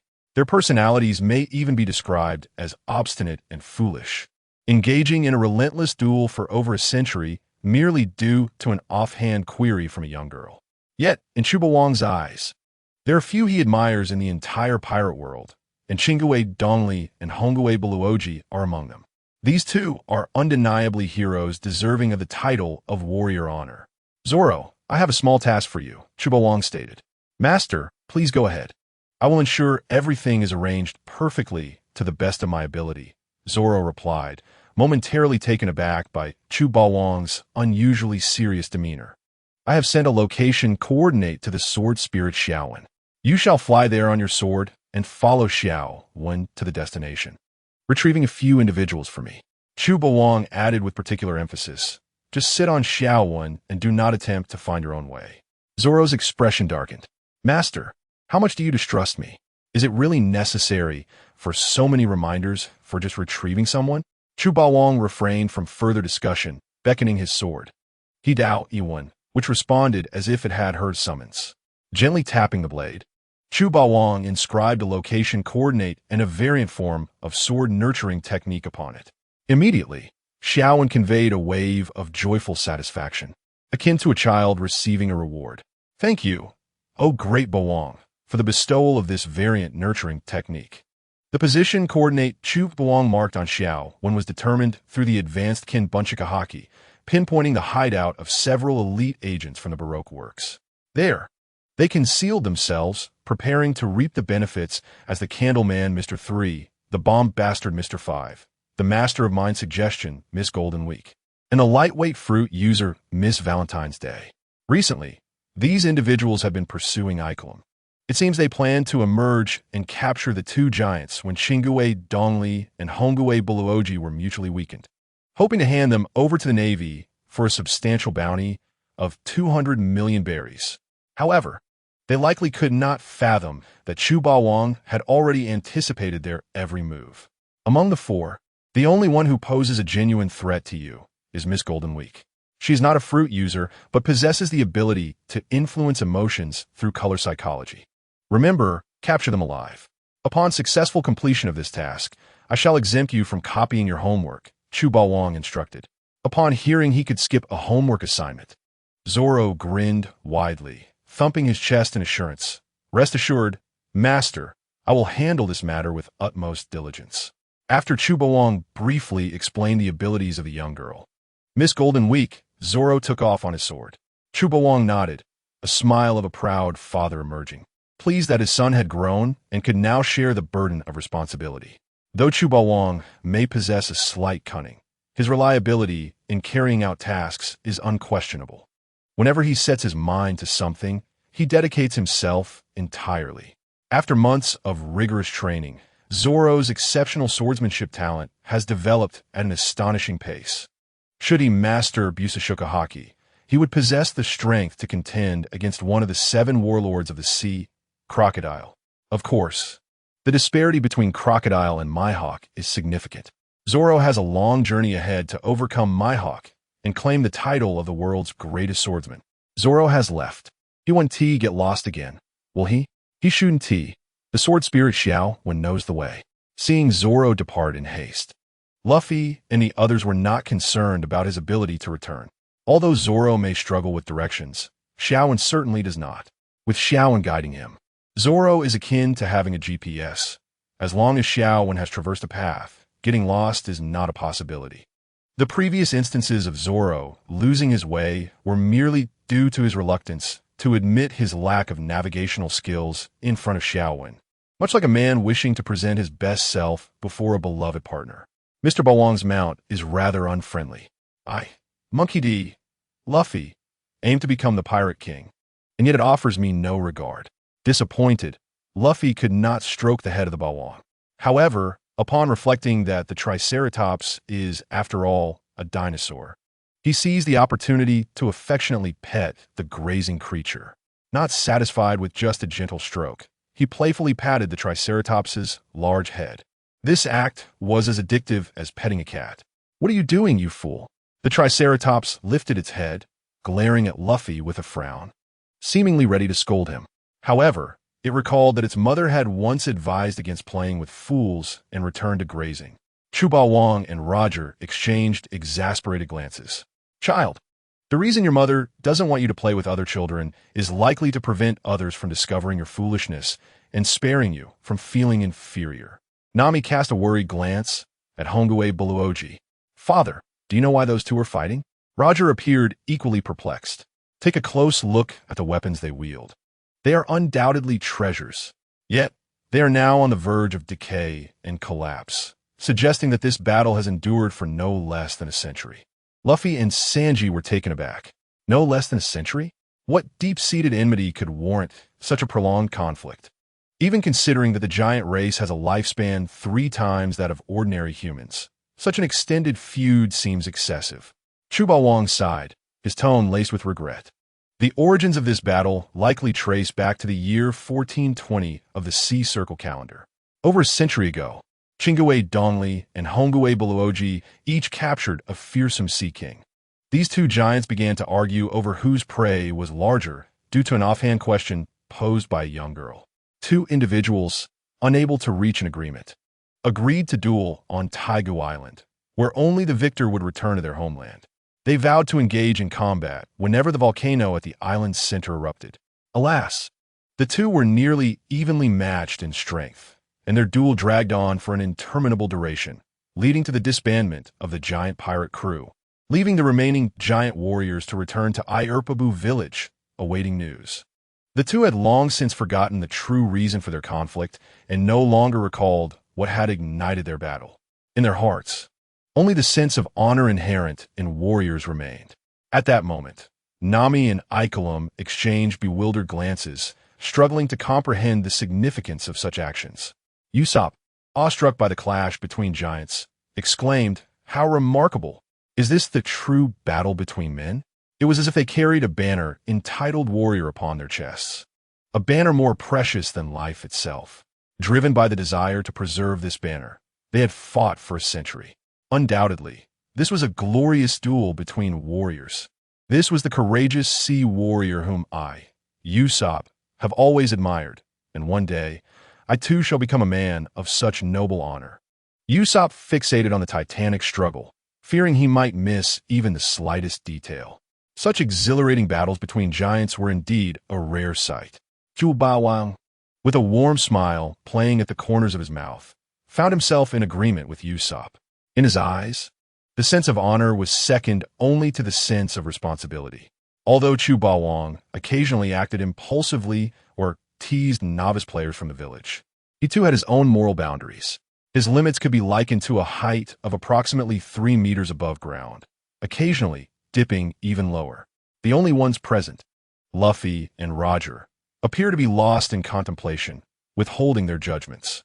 Roger furrowed his brow, his heart stirred by tumultuous waves. When Bawang first revealed the impending monumental events of the top war at Road Town, I was somewhat skeptical. Yet now it appears he may truly possess the extraordinary ability to perceive past, present, and future. A silent and weighty pressure seemed to settle upon his shoulders, causing Roger to feel slightly breathless. The last time he experienced such a sensation was upon arriving at the legendary treasure One Piece at Raftel, where he inadvertently uncovered the truth of the world, which brought forth a similar sense of urgent pressure. It was precisely this sense of urgency that compelled him to seek validation, leading him to surrender to the Navy headquarters despite his ability to continue surviving in his ailing state. If Bawang truly possesses the capability to comprehend the past, present, and future, then what is his purpose for resurrecting me? The location of the great treasure? That seems unlikely. For days, Roger had believed that Chu Bawang's primary motive for reviving him was to ascertain the precise coordinates of Raftel, the endpoint of One Piece. He had even devised comprehensive countermeasures. However, to his dismay, Chu Bawang had never inquired about the treasure, nor had he even hinted at it. It was as if Roger were merely a specter, left to languish in silence. This left him with a maddening sense of frustration, akin to striking a punch into cotton. The illustrious pirate King Joel D. Roger, who had faced countless elite pirates and evaded the Navy's relentless pursuit, suddenly realized he could not fathom even the slightest thought of Chu Bawang. It was utterly exasperating. Chu Bawang gestured animatedly, laughing heartily. The battle is drawing to a close. What a grand performance it has been. Roger was momentarily taken aback. He had not anticipated that Chu Bawang's mastery of Kinbunchaku hockey surpassed his own, or perhaps it was yet another manifestation of his foresight. Bawang is indeed correct. The battle is indeed nearing its end. Roger nodded in agreement. At this point, both combatants are utterly exhausted, their weapons having been sent flying. Sanji, Ikelim, why are you two still dawdling? Quickly, bring the wine we discovered in the forest. Let us not forget our promise to treat him to a hearty drink after our battle. Sanji and Ikelim nodded in unison and turned to retrieve 4 exquisitely crafted wooden barrels filled with delicious wine from the depths of the forest. This was the wine they had fortuitously discovered while hunting triceratops for sustenance. Roger, a connoisseur of fine spirits, had personally sampled it and found it devoid of any toxins, of excellent quality and delightful flavor. However, the next moment, a grave revelation struck. This wine is toxic. It cannot be consumed. Chu Bawang in doze. Standing before Sanji with a calm demeanor, Roger's expression turned bewildered. He had just tasted it himself and felt perfectly fine. How could it possibly be poisonous? Anyone who drinks this wine will surely explode. Roger exclaimed in alarm. How can that be? I just drank a whole barrel. If it explodes in my stomach, I might not survive. While Busashoka Haki could enhance both internal and external defenses, its protective efficacy on vital organs, such as the kidneys, was significantly diminished. Even a Zoan-type devil fruit user would find it exceedingly challenging to recover from injuries to critical internal organs. Among the devil fruits, there existed one known as the explosion fruit, which allowed the user to cause any part of their body to detonate, even the most trivial of substances. This was commonly referred to as one-man explosion. Ikelim, you should be familiar with this infamous individual. Ikelim's expression shifted, and he nodded with a hint of trepidation. The one-man explosion is Mr. Five. He is a senior agent of the Baroque Works. All my injuries were inflicted by him. Had I not encountered Bawang, I would be dead by now. He had managed to escape from Whiskey Peak, only to be nearly drowned by a blast from the explosive nose of Mr. Five. Had it not been for the fortuitous encounter with Chu Bawang, Ikelim might have already met his demise. The reason these barrels filled with wine would explode was that they had been tampered with by the one-man explosion, who had stuffed them with his explosive nasal discharge. Initially, the wine had been well hidden, and neither Ching Dongli nor Honggu Baluki could have discovered it easily. Who would have thought you all would intercept it midway? Consequently, anyone who indulged in this wine would unwittingly take the blame for Dongli and Baluki. Chu Bawang smacked his lips, lamenting that these unfortunate fellows were a tad too unlucky. Despite the vastness of Taigu Island and the excellent concealment of the wine, it had still been stumbled upon by Roger and his companions. Perhaps this was the will of fate, as if the heavens had decreed that Joel D. Roger must endure this trial. Akin to the journey of Tang Sung and his disciples seeking the sacred scriptures, who at last arrived at the venerable Thunder Sound Temple to obtain the true teachings. Rulai Fozu, upon calculating the situation, realized that a grave matter was at hand. It turned out that Tang Sung and his disciples could only attain enlightenment after enduring 81 trials. Yet they were missing one trial. This simply could not be allowed to stand. It was imperative to make up for this deficiency. Otherwise, the buyers would undoubtedly leave negative reviews. Sanji and Ikelim fell into reminiscence, recalling the time when the inebriated Roger, under the guise of testing poison. Consumed an entire barrel of beer. Initially, Zorro had some reservations about testing the poison, but in hindsight, it seemed he had narrowly escaped a calamity. Now, with both eyewitness and material evidence present, the truth was all but incontrovertible. The barrel of alcohol that Roger had consumed was indeed problematic. Roger, please maintain your distance from me. A dead friend is better than a poor monk. If, on this day next year, I can return to Taiku Island, I shall certainly offer a barrel of exquisite wine to your grave. My apologies, Roger. Farewell. Upon hearing that those who drank the alcohol would meet with explosive demise, Usopp and Ikelim hurriedly distanced themselves from Roger by several meters, clearly afraid of being caught in the fallout. Roger clutched his chest, his face contorted with pain. Can you please refrain from speaking? My heart aches. Sanji, quick to act, kicked the barrels away, and upon impact, they all exploded with tremendous force, leveling a small volcano in the process. Sanji was momentarily taken aback, exclaiming, "Goodness, how potent that was!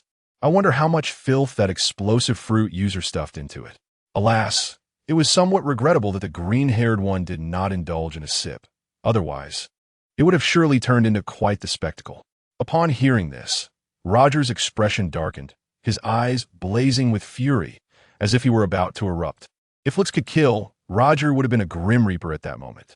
The thought that someone had dared to conceal filth within such delightful wine made him wish to physically confront the perpetrator.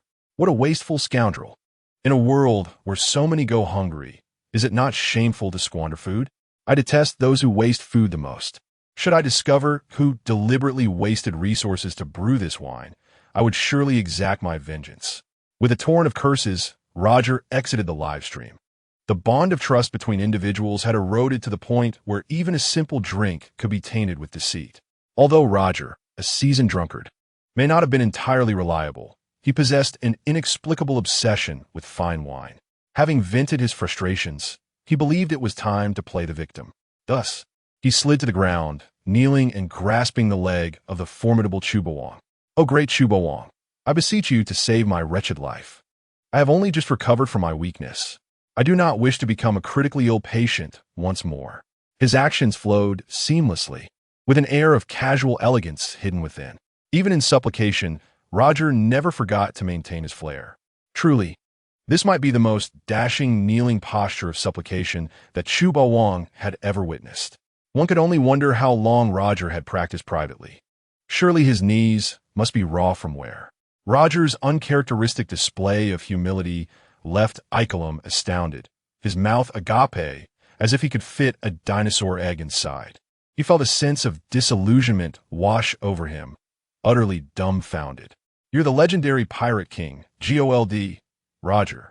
How can you so casually bestow such a grand gesture upon another? Oh, so you are kneeling before the great Chubawang.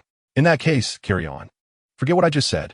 The speed at which Roger sought to ingratiate himself was astonishing, suggesting he had practiced this maneuver many times. A level of proficiency that was indeed alarming.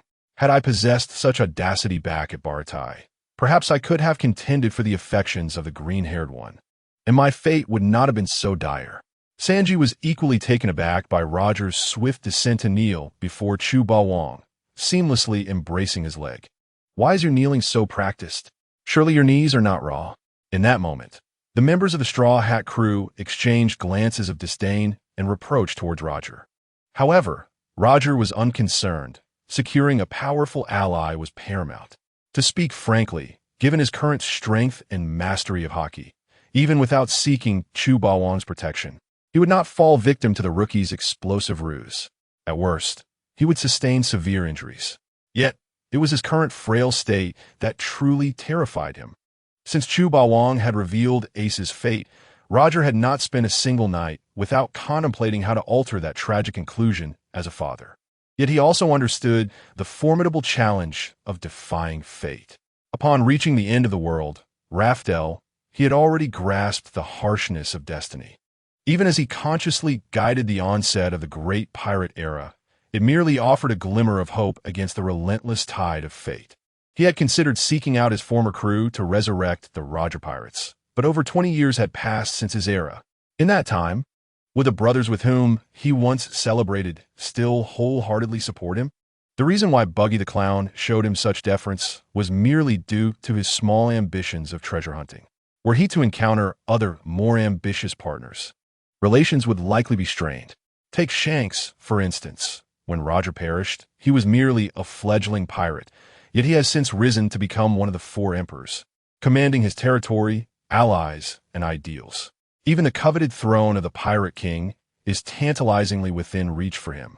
Should he extend an invitation to Shanks to join him anew, Roger was certain he would be met with rejection.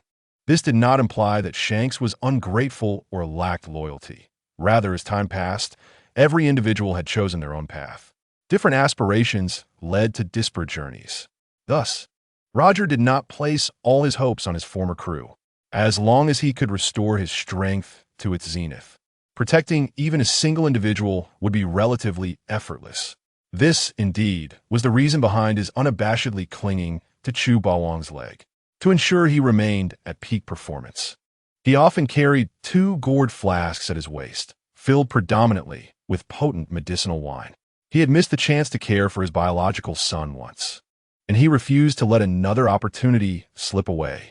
Enough, enough. Do not gaze at me with such longing, considering that you are not currently in a state of distress. I shall extend you a modicum of assistance. Lord Chu's interest does not lie in allowing Roger to continue his humiliation, as it bears no tangible benefit for him. Instead of engaging in trivial disputes with Roger, he would prefer to bask in the sun alongside the affluent young lady, enjoying the comforts provided by the maid, Xiaoqing. The small vials contain a gastric lavage solution that aids in expelling undigested food from the stomach, possessing a relatively low toxicity that permits safe usage. This is a tongue depressor, capable of stimulating the pharynx to induce vomiting. While remaining conscious, one should first orally ingest 1,000 to 1,500 milliliters of the gastric lavage solution, using the tongue depressor in tandem. This process should be repeated until the stomach is thoroughly cleansed. The concoction that you have ingested will cease to cause further explosions. In a display akin to magic, Lord Chu casually tossed a vial of gastric lavage solution to Roger. Despite it not being their first encounter with such an extraordinary feat, the Straw Hat crew remained in awe of this seemingly mystical ability. Where on earth did Lord Chu procure such a slender tongue depressor? If this ability were to be fully developed, its potential applications would be boundless. However, Ikaram was evidently astounded by Lord Chu's audacious maneuver. It is truly enviable.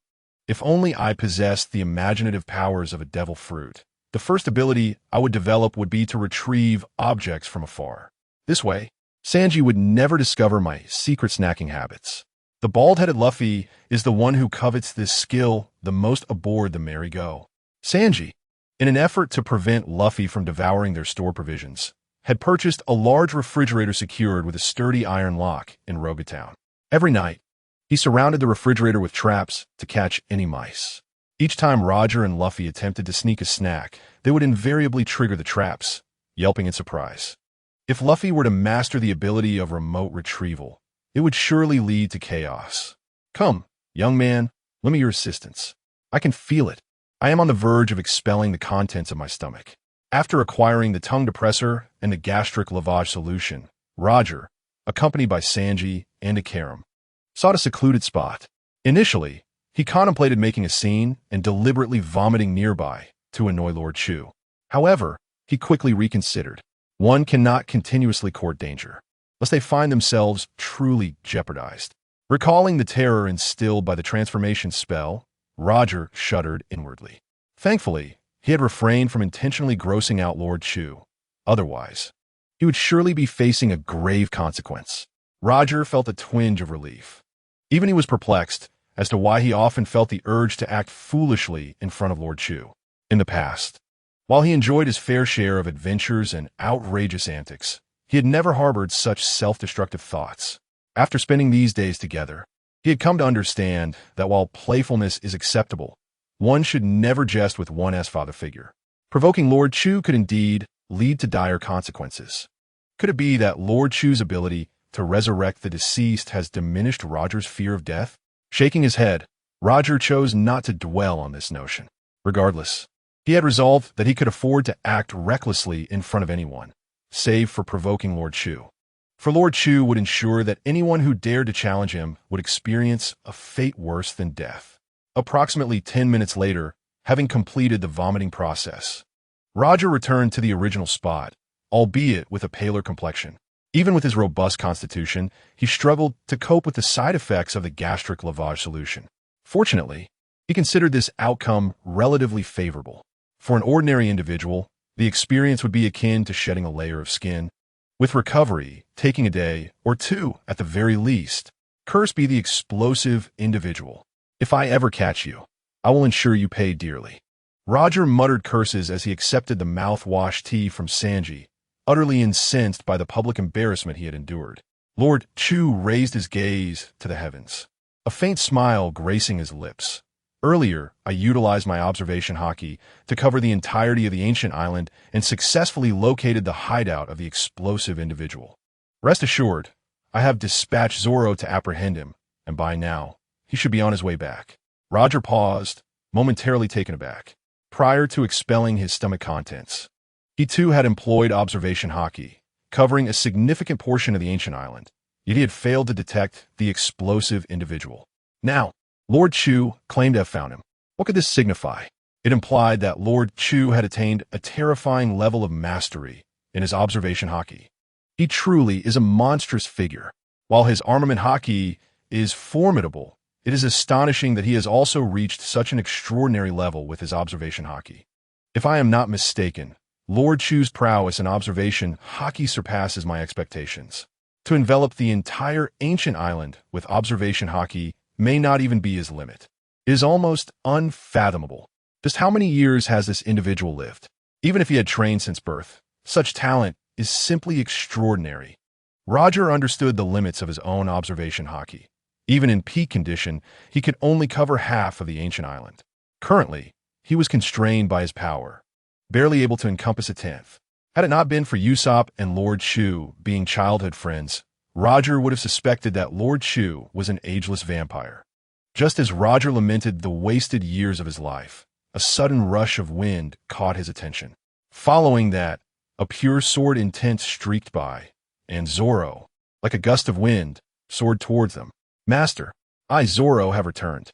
I have fulfilled my mission. All the Baroque Works agents who were scheming to profit from this chaos have been captured. Zoro leaped from his sword, Yato Ichimonji, landing gracefully with a hint of pride. This was Zoro's first successful independent mission assigned by Lord Chu, filling him with a sense of accomplishment akin to a child boasting perfect scores in a math exam. Simultaneously, 4 shadowy figures tumbled from the sky, akin to watermelons rolling to the ground. 2 men and 2 women were bound back to back, their mouths stuffed with large apples to silence them. One man resembled a rock star, with a somewhat sinister expression, while the other sported hair styled in the shape of the number 3 and wore quartz glasses. These 2 captives were the formidable agents of Baroque Works, Mr. 3, the Candleman, and Mr. 5, the Snot Man looking to the side. A stylishly dressed woman bore a disdainful expression, seemingly reluctant to accept her predicament. The last individual was a little girl with twin ponytails who, despite being captured, maintained a serene expression, seemingly indifferent to life and death. Undoubtedly, these 2 prisoners of war were the abilities users of the Chocho, Nomi, Miss Valentine, and Miss Golden Week. Beyond the explosive capabilities of the Chocho Nomi, what piqued the interest of Chubawang was this little girl with twin ponytails. In the world of pirates, the most formidable and controllable powers are limited to 3: Haki, Devil Fruits, and the Warrior's Way of Wano Kuni. However, it is likely that none of these 3 powers can ultimately rival the mental abilities of Miss Golden Week, psychological suggestion. Let's not forget that GOLD.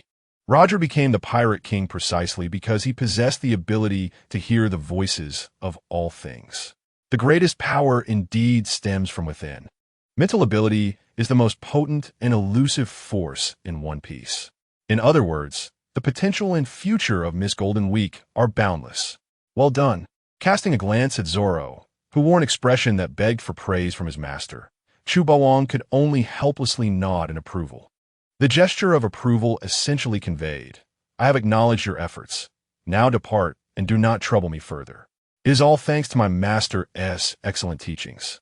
Zoro grinned at this and attempted to flatter Chu Wang in return. Yet, in truth, he appeared rather exuberant, akin to someone who had stumbled upon a treasure. Perhaps influenced by Sanji, Zoro seemed to exhibit a tendency to curry favor, often showering Chu Wang with exaggerated praise. This left Chu Wang feeling somewhat exasperated. A man of my caliber is indeed rare. The people of Earth are well aware of this, and there is no need for you to sing my praises, is there? As Zoro and Sanji continued down the path of sycophancy, Chu Wang remained unfazed. Zoro, known for his diligent training and inexplicable obsession with swordsmanship, showed promising progress. Thus, Chu Wang felt no need to reprimand these immature and impassioned young lads.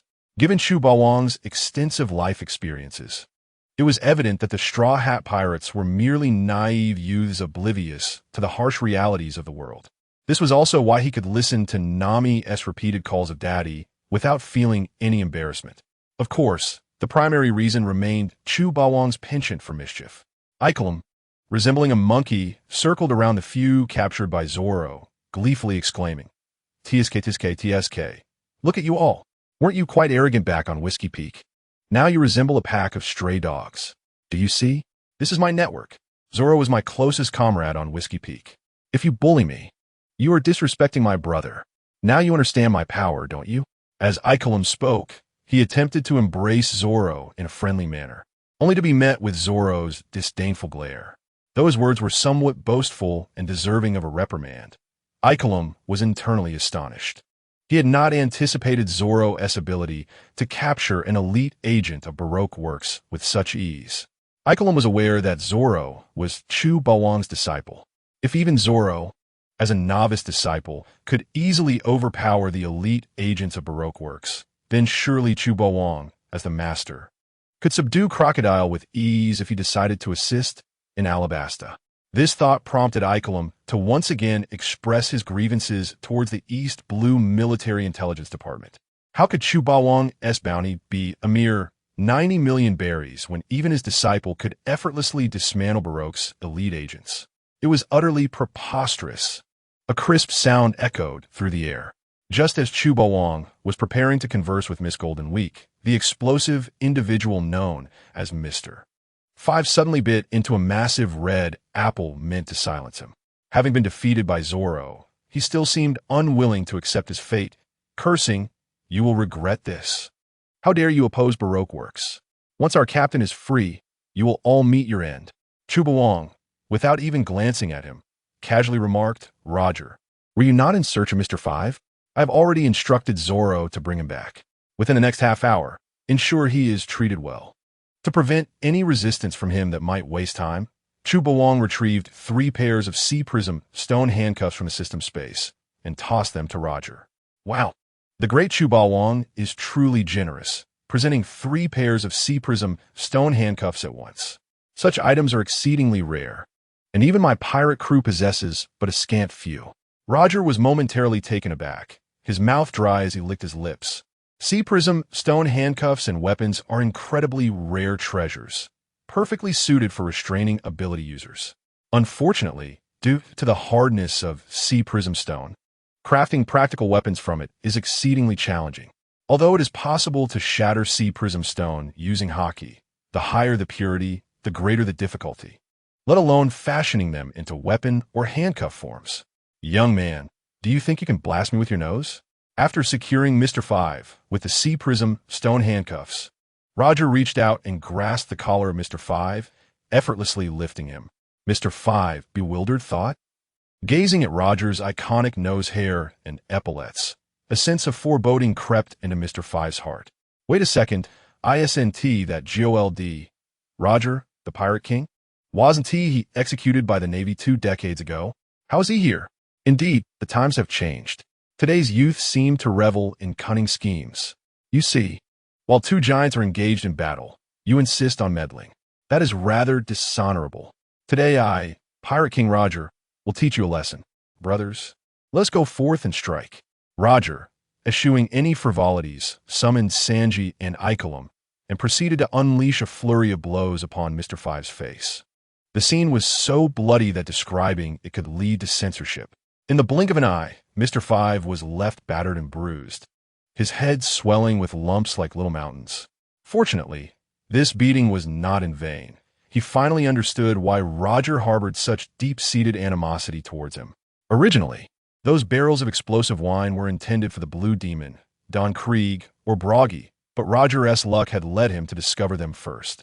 Roger, please spare my life. I truly did not intend to harm you. This ill-conceived scheme was all Mr. 3's idea. If you seek revenge, he is equally culpable. After uttering these words, Mr. Five rolled his eyes back and fell into unconsciousness. Roger and Sanji, both sporting fierce expressions, looked like villains as they declared, "Young man, I hear this was all your scheme." Mr. 3 was utterly bewildered.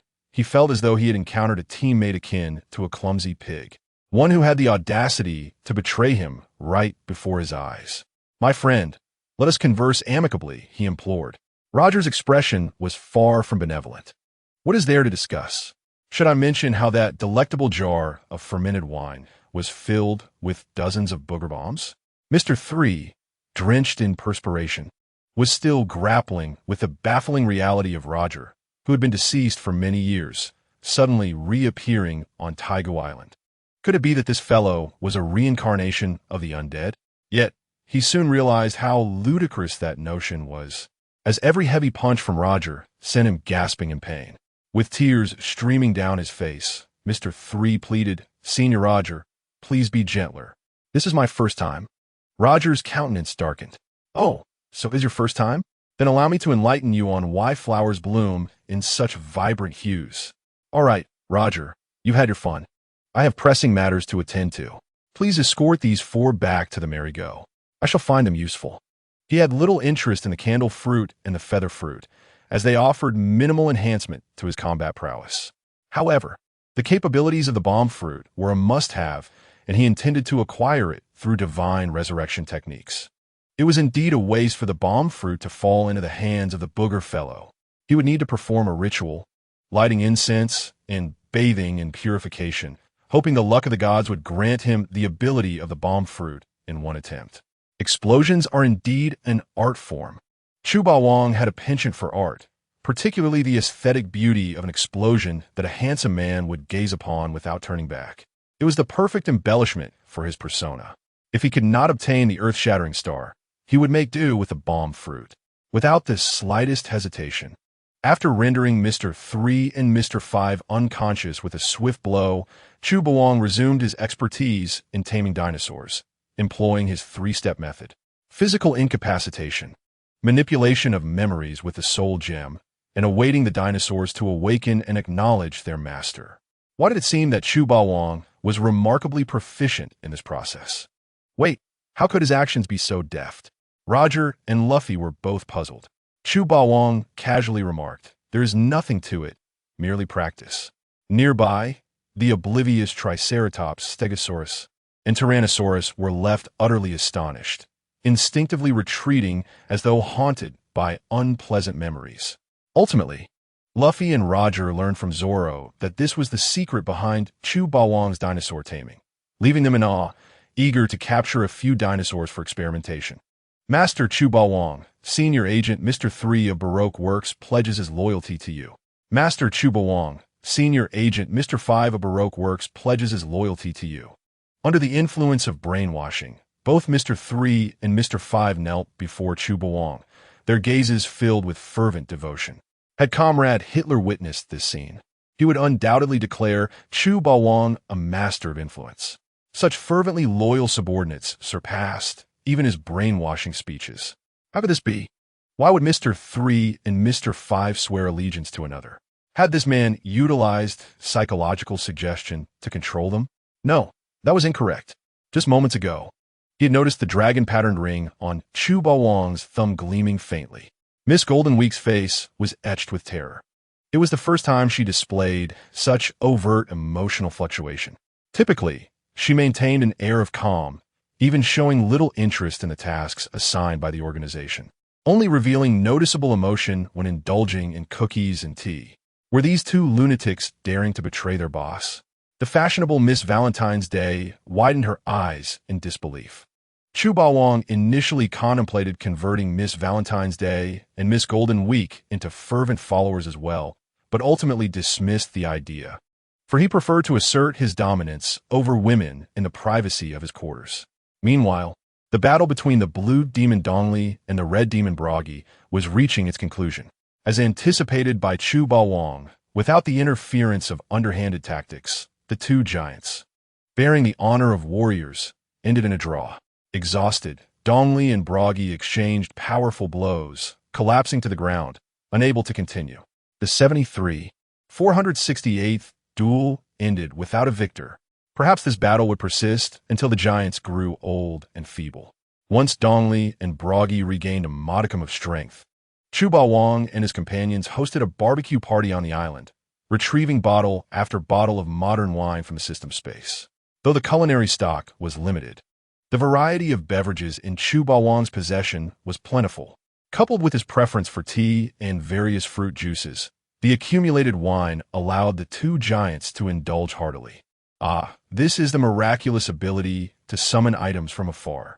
They marveled at the abundance of exquisite wines they had never tasted before. This Erguo, too, is quite to my liking. Bragi and Dongli sat face to face. During their duels, they fought fiercely, but afterward, they were good friends. Dongli placed his sword on the ground and let out a unique laugh. My favorite remains this bottle of Jiangxi Abai. Though it may be small, it is concentrated essence. I thank you, Mr. Chu Bawang, for your hospitality. This has been the most enjoyable experience I have had in a century. Mr. Chu Bawang, Bragi and I raise a toast to you. Despite having lived for over a century, Dongli and Bragi showed no airs and bore no disdain towards the human beings naturally inferior in strength. Instead, they tossed freshly roasted dinosaur meat to the meat-loving Luffy and Roger. Since the start of the barbecue party, these two pirate kings had not ceased eating, their faces greasy and swollen, collectively consuming nearly 3 dinosaurs, leading one to question whether they were indeed reincarnated famished ghosts. Come on, green algae head, do you dare to race me to see who is faster? I shall not back down. I fear no cook. Zoro and Sanji, this couple, seemed to be at odds again, their eyes harboring an impending tempest of fury. Subsequently, in perfect harmony, they produced the little notebooks that Chu Bawang had gifted them, beginning a competition to see who could copy the fastest. As for the slightly inebriated Usopp, he undoubtedly resumed boasting before the trio of newcomers, Icolum, Mr. 3, and Mr. 5. However, it was evident that Icolum showed little interest in Usopp's adventurous tales, his eyes only gleaming with a wolfish green light when the illustrious feats of Chu Bawang were mentioned. Who would have thought that Chu Bawang had accomplished so many astonishingly grand events? As for Kaya and the other women, they held little interest in barbecues or drinking, and at Nami's behest, they expressed a desire to ride a Tyrannosaurus in search of treasure. Upon hearing this, Chu Bawang considered the prospect of treasure hunting in the Jurassic era on Taigu Island. Such an amusing event. How could I possibly be absent? I must arrange for this LSP. Thus, Chu Bawang led a group of women, riding the sole Tyrannosaurus Rex, gallantly charging into the depths of the grove. With the subsequent narrative omitted, Chu Bawang initially sought adventure and treasure alongside Nami to evade Braki's dark barbecue. To his astonishment, they stumbled upon a trove of ancient, gleaming gold and silver jewels, alongside some deteriorating paper berries. Most of these ancient coins and treasures had a significant history. What a plethora of valuable treasures. I never expected my luck in treasure hunting with my father to be this good. I must have him accompany me on my next adventure. Nami, eyes sparkling with excitement upon discovering the great treasure, embraced and kissed Chu Bawang, while Koya, still processing the situation, found herself at a loss as Chu Bawang had already taken all the liberties. Koya exclaimed, "Can we have a proper discussion? Who is the rightful main consort between us? My status as your legally wedded wife has yet to be acknowledged, yet you have already initiated such intimacy." The crux of the matter was that she could not express any dissatisfaction or reprimand towards Nami's actions. To do so would be to intentionally provoke the father-daughter bond. I am upset. Even if I must sleep on the sofa, the floor, or in the study tonight, I absolutely will not allow you to touch me. Koya stamped her foot in flustered anger, turning away from Chu Bawang's bewildered expression. This Chu Bawang has truly become increasingly audacious, daring to act so recklessly before me. Where shall I put the face of the mistress?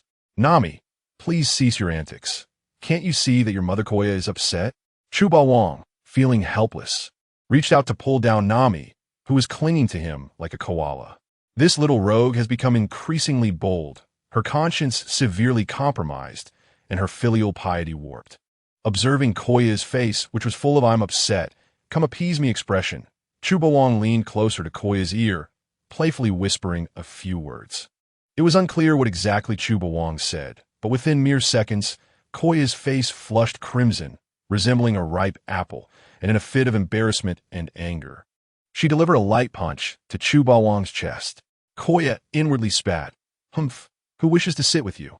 Before the playful barrage could continue, Chu Bawang, with a mischievous grin, firmly drew Koya into his embrace. Though verbally dissenting, he well understood that the once passive Koya was yearning to seize the initiative. What were the two of them discussing in such hushed tones? Dasky pondered aloud, her curiosity piqued. "Are you certain you truly wish to know?" Xiao Qing, who had been languidly observing, fixed a penetrating gaze on Dasky. "I am merely a tad curious. If Lord Bawang prefers to keep it a secret, I shall refrain from inquiring further," Dasky replied, lowering her head, too timid to meet Xiao Qing's eyes. On the entire Mary, her greatest fear was not the principled Chu Bawang, but rather the enchanting yet ruthless Xiao Qing, who had once tormented her and now only obeyed commands without boundaries. If Chu Bawang were likened to a formidable demon king, then Xiao Qing was undoubtedly his devoted little demoness, obediently following his every command. Even if Chu Bawang ordered her to take her own life, Dasky believed without hesitation that she would comply without a second thought. Xiao Qing cared solely for Chu Bawang's emotions, akin to a lovesick, obsessive queen, which instilled a profound fear within Dasky. Due to the absence of a nature-type devil fruit user aboard the Golden Mary, Xiao Qing's prowess was accentuated, ranking just beneath the unfathomable Chu Bawang. Excluding Nami's magical Rui Jingu Bang, Xiao Qing was the unequivocal second strongest on the Mary. Even Zoro and the current Roger would not likely last a round against her. Not only was she immensely powerful, but she was also breathtakingly beautiful and reliable in her endeavors. Dasky could not fathom why such a stunning flower would willingly attach herself to the dung heap that was Chu Bawang. Was it merely because he was a tad more handsome than other men? Indeed, there was no scandalous secret. I can share it without hesitation. Lord Bawang simply uttered a single sentence to Koya. A single sentence? What was it? Dasky's eyes lit up, eager for more information. She was intent on gathering intelligence and would not let any opportunity slip away. While others might have failed to catch Chu Bawang's murmured words, Dasky firmly believed that the strongest Xiao Qing had undoubtedly heard the exchange between Chu Bawang and Koya. What Lord Bawang said to Koya was, Xiao Qing paused slightly, letting out a gentle sigh, her tone imbued with complex emotions. "Do not be upset, my dear Koya. Have you not always wished to take the lead? Very well. Tonight, I shall let you take the upper hand. Nami, Dasky, Miss Valentine's Day. Is the pace of this vehicle not a tad too swift? Do you not see the bewildered little lowly beside us? Do not lead the children astray." The lowly-like Miss Golden Week was momentarily stunned, glancing back at everyone with a puzzled expression. "What are you staring at? I am not a child. Do not be deceived by my youthful appearance. I'm already 18 years old. Rest assured, there's no need to slow down. I am securely buckled in." No sooner had the little lowly spoken than both Koya and Miss Valentine's Day, her fellow Baroque Works agent, stood in shock. Although both were Baroque agents, they lacked clarity on each other's identities, and even Miss Valentine's Day was astonished to learn that Miss Golden Week was already of such an age. Nami queried, "Are you certain you are indeed 18? Chu Bawang could not help but twitch his lips. He had originally intended to engage in a lowly raising game. Yet now, this little girl was already 18, qualifying as a full-fledged adult by the laws of his former life. What a farce this lowly raising game had become. Table flip? To be frank, the notion of nurturing Miss Golden Week as a lowly was merely a whim of Chu Bawang's. He wanted to experience for himself the legendary lowly raising game. As for most characters featured in the pirate world, being a detail-oriented individual, Chu Bawang remembered them quite clearly. However, this did not extend to the specific age of Miss Golden Week. He had indeed searched online before, but unfortunately, Oda-sensei had not yet released the information regarding the Golden Week life card at that time. Gradually, he forgot about it, for there were countless paper figurine wives awaiting his affection. Naturally, Chu Bawang was unwilling to hang himself on such a small sapling. Who would have thought he would encounter such an unexpected situation today? Within a mere half hour, the nurturing plan he had whimsically conceived was officially declared a failure. It was truly disappointing. Despite being 18, his body showed no signs of development whatsoever. Chu Bawang cast a sorrowful, yet frustrated glance at Miss Golden Week and sighed. Well, at 18, there should still be time for a second growth spurt. Perhaps consuming more papaya will yield some results. Miss Golden Week tilted her head in curiosity, seemingly pondering why Chu Bawang suggested she eat more papaya. What on earth did this handsome young man intend? Could it be that he harbored ulterior motives? In the next moment, as if coming to a realization, Miss Golden Week's face turned pale with alarm. Her arms crossed defensively. Young man, while I do not mind you doing so, that area is truly underdeveloped, and you cannot enter. I beg you not to use force against me. Regrettably, she lacked any notable chest, which might have garnered her more sympathy. Miss Golden Week's figure was as flat as an airport runway, with even Koya's physique surpassing her slightly. Koya could at least manage a modest rise when squeezed, but Miss Golden Week was entirely level, suitable for use as a tablet. Even the flat-chested ghost princess, Perona, would concede defeat, faced with the pitiable sight of Miss Golden Week, who appeared as if she were about to be pursued by a dubious man. Chu Bawang rolled his eyes in exasperation and waved his hand. All right, I have no interest in girls with small chests. Eat fewer biscuits and more vegetables, fruits, and meats. A balanced diet is essential for comprehensive development. This was not mere banter. Chu Bawang genuinely had no interest in flat-chested girls. Had it not been for the relentless pursuit of the wealthy Koya, who employed the exclusive weapon of tears, he would certainly have prioritized those with more ample figures. However, for the 18-year-old Miss Golden Week, he still held a glimmer of hope. After all, the ghost princess Perona had undergone a transformation from a gothic lowly to a gothic princess after 2 years of balanced nutrition in Mihawk's castle. Thus, it stood to reason that the petite Miss Golden Week possessed similar potential. The thought that Miss Golden Week might truly achieve a qualitative transformation rekindled Chu Bawang's motivation to continue the nurturing game. Is this the allure of nurturing games? Truly, it was love at first sight. Koya shot a bemused glance at Daisuke's chest, Nami's and Miss Valentine's figures, and Xiaoqing's front. She instantly felt disheartened. Gently patting Miss Golden Week's small head, she, though on the verge of tears, mustered encouraging words. Hang in there. At least you have me by your side. With a heavy heart, Koya silently shed tears of helplessness. This was indeed a heart-wrenching tale.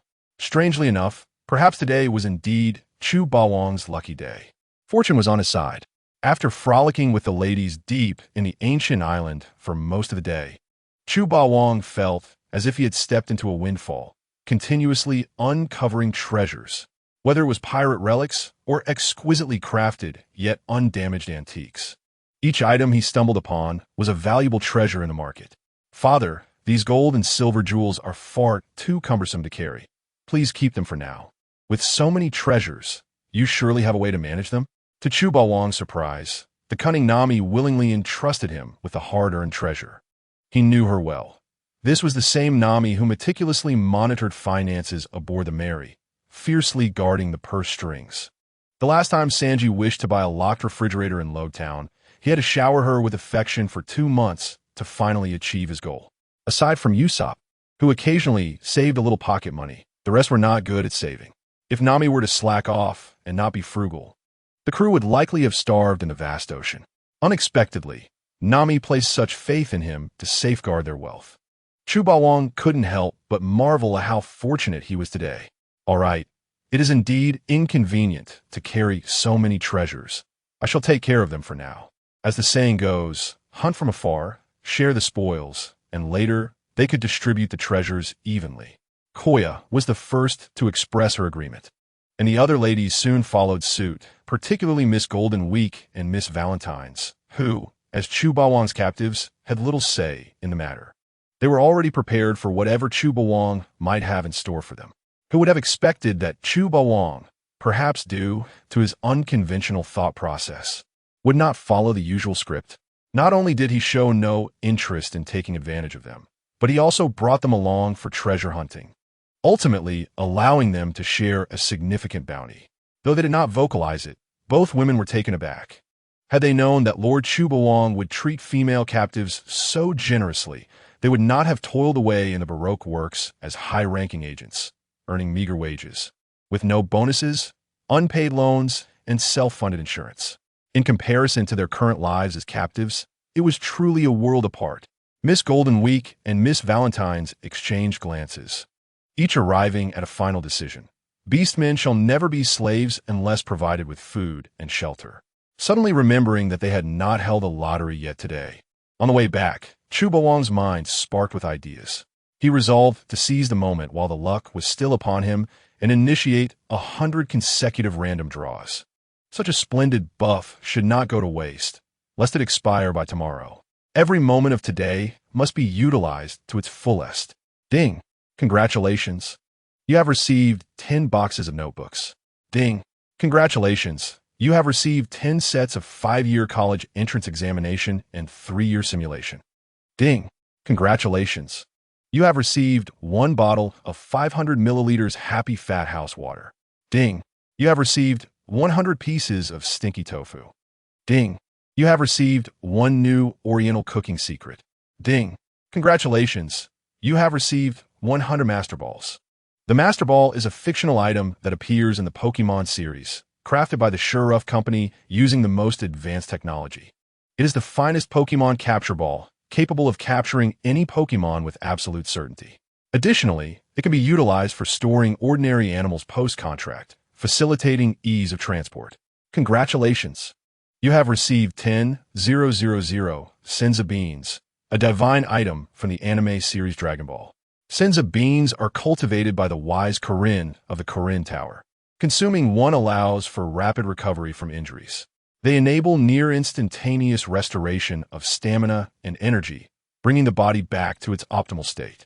However, they're ineffective against diseases. Congratulations! You have acquired the legendary treasure, the Extraordinary Cloud of Celebration X1. This artifact is a manifestation of the righteous spirit residing in the heart of the primordial deity Pangu. It is neither innate nor belonging to later generations. Once invoked, it repels all evil and is impervious to any attacks from treasures or extraordinary weapons, rendering one immune to all forms of magical harm. Your 100 lottery draws have concluded. We look forward to your next visit. Indeed, today is truly my fortunate day, for I have drawn such remarkable items. A total of 10 boxes of notebooks means that Zoro and Sanji shall no longer need to spend money on expensive paper. The mighty Chu Bawang eagerly uncapped his joyful beverage, savoring it with great delight. The new Oriental cooking secrets are also quite remarkable, akin to a culinary scripture in the pirate world. Should Chef Sanji learn of this, he would undoubtedly beg for it, if the landlord's household ever runs low on provisions.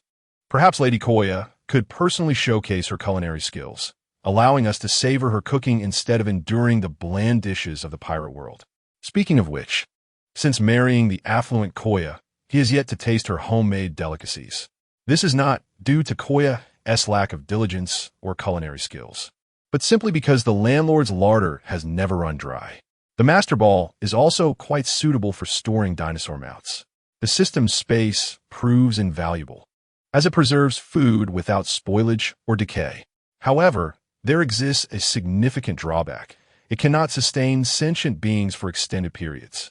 The higher the level of intelligence, the shorter their survival time within the system's confines. You may wonder how Chu Bawang came to know this. Initially, he was unaware until he accidentally placed an adorable little rabbit into the system space, only to find it perished in less than half a day. After consulting the system, he learned of its greatest flaw. In memory of the gallant little rabbit, Chubawang and Koya solemnly sat beside a pile of richly seasoned barbecues, tears of melancholy streaming from their eyes as they bid farewell to the little rabbit. Chubawang nonchalantly tallied the highly valuable task rewards in preparation for future needs. Senza beans from Dragon Ball? I never imagined I would draw such a coveted item. My luck is truly off the charts. A life-saving treasure. Just one senza bean can restore one's health and energy instantly, even though I possess boundless stamina. Using them to replenish my health and energy is quite advantageous. However, it seems these are of no use in a novice village, as no one can bring me to the brink of death or exhaustion. As for the noted ineffectiveness against diseases, it can be easily overlooked. One must learn to be content. Being able to revive oneself fully is more than enough. A total of 10,000 senzu beans equates to 10,000 revival coins. A delightful fortune. Chubawang felt as elated as a freshman who has just entered college, having realized the dream of countless individuals to earn over 10,000 a month. Strutting with an air of arrogance. I am Chubawang, aged 18, possessing 10,000 revival coins, and feeling quite inflated. If you disagree, come and challenge me. That is equivalent to having 10,000 revival coins at my disposal. Who wouldn't feel elevated by such a fortune? It is worth noting that senza beans are extremely rare treasures, even in the world of Dragon Ball, with a very low yield. When senza beans first appeared, they were measured by the jar, and eventually, they were counted by the bean. Thus, the Dragon Ball warriors owe their success largely to the wise Kirin. The ancient island truly is my paradise. This marks my second encounter with a legendary treasure. Chubawang gazed at the final treasure, his eyes alight with excitement. A definitive prize. The legendary treasure, the supreme, extraordinary cloud of celebration. In the mythos, this item is a manifestation of Pangu's righteous spirit, later becoming the protective treasure of Hongjun Laozu. After Hongjun Laozu's third lecture, he bestowed this treasure upon Yuanshi Tianzuan for protection. No need to elaborate on who Pangu is. He is the one who opened the heavens and created the world, the foremost figure of the primordial era, truly formidable.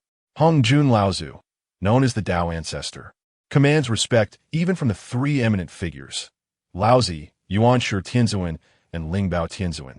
The unique aspect of the extraordinary cloud of celebration is that it is neither innate nor of later generations. Once invoked, it repels all evils and is impervious to all forms of magical attacks. The only aspect that leaves Chubawang somewhat speechless is that the presence of such a treasure in the pirate world seems slightly overpowered. Within the extraordinary cloud of celebration, the primordial world is faintly visible, illuminated by the sun, moon, and stars. Waves of colorful radiance paint the heavens, while celestial music resonates throughout the universe. Outside the extraordinary cloud of celebration, numerous golden lamps, golden lotuses, and sparkling jewels cascade from the cloud like continuous raindrops from an eave, creating a truly celestial spectacle. It is neither innate nor of later generations. It repels all evils and is impervious to all forms of magical attacks. The extraordinary cloud of celebration is indeed a legendary treasure, almost akin to a divine artifact of immunity. In the pirate world, devil fruits can be broadly categorized into three types: Paramecia, Logia, and Zoan. However, certain special devil fruits touch upon the very essence of the world, qualifying as law-type devil fruits. Once they strike an enemy, they can produce effects akin to the principle of words becoming reality. Noteworthy representatives include Sugar from the Don Quixote family and Perona, one of the three oddities under Moria, as well as Big Mom, one of the four emperors of the New World. Fruits such as the Toy Toy fruit, Ghost fruit, Soul fruit, and Slow fruit leave a lasting impression. At their core, their abilities pertain to the fundamental laws of the world. For instance, the Toy Toy fruit allows anyone touched by Sugar to become the toy of her desire, pledging loyalty to the user. Even formidable opponents at the level of the three admirals may not resist the onslaught of the Toy Toy fruit.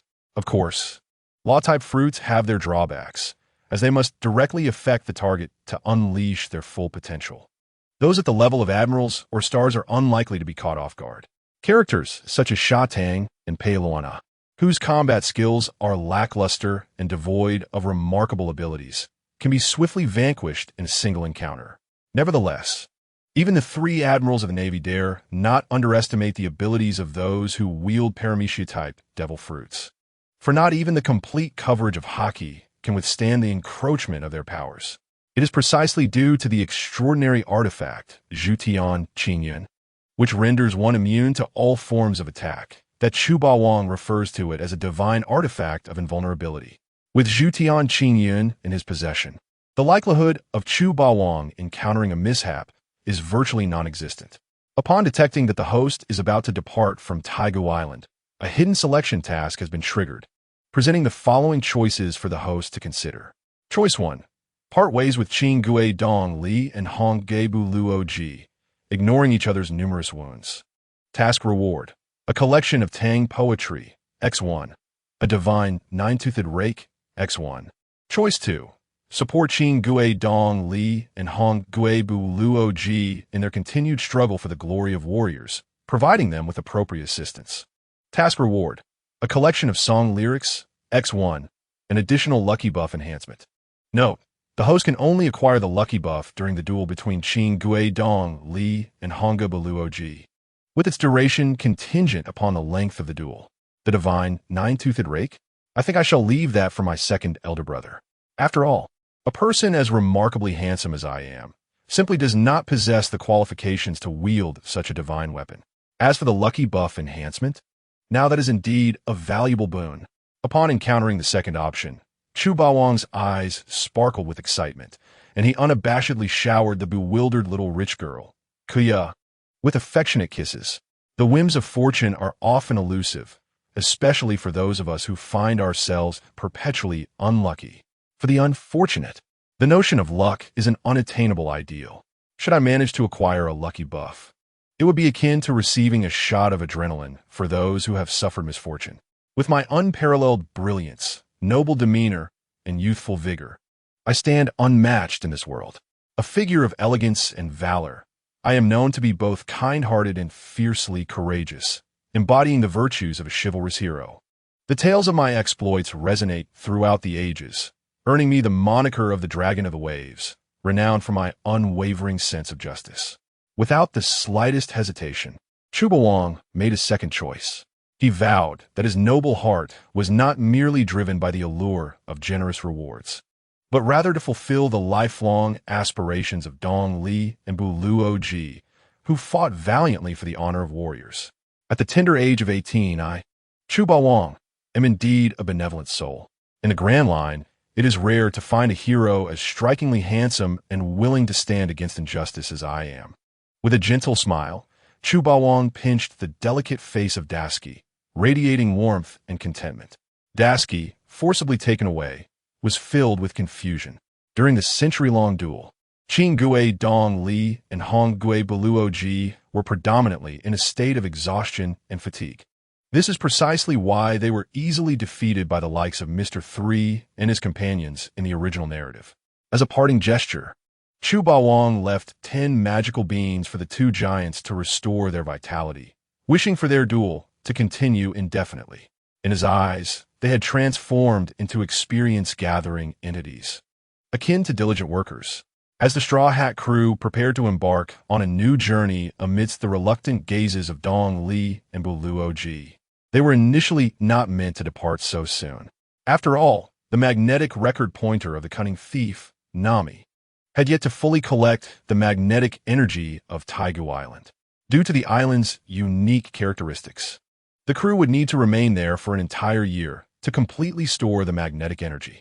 This revelation caused not just Luffy to be discontent, but even Zoro and Sanji expressed their impatience to remain on this small island for a whole year.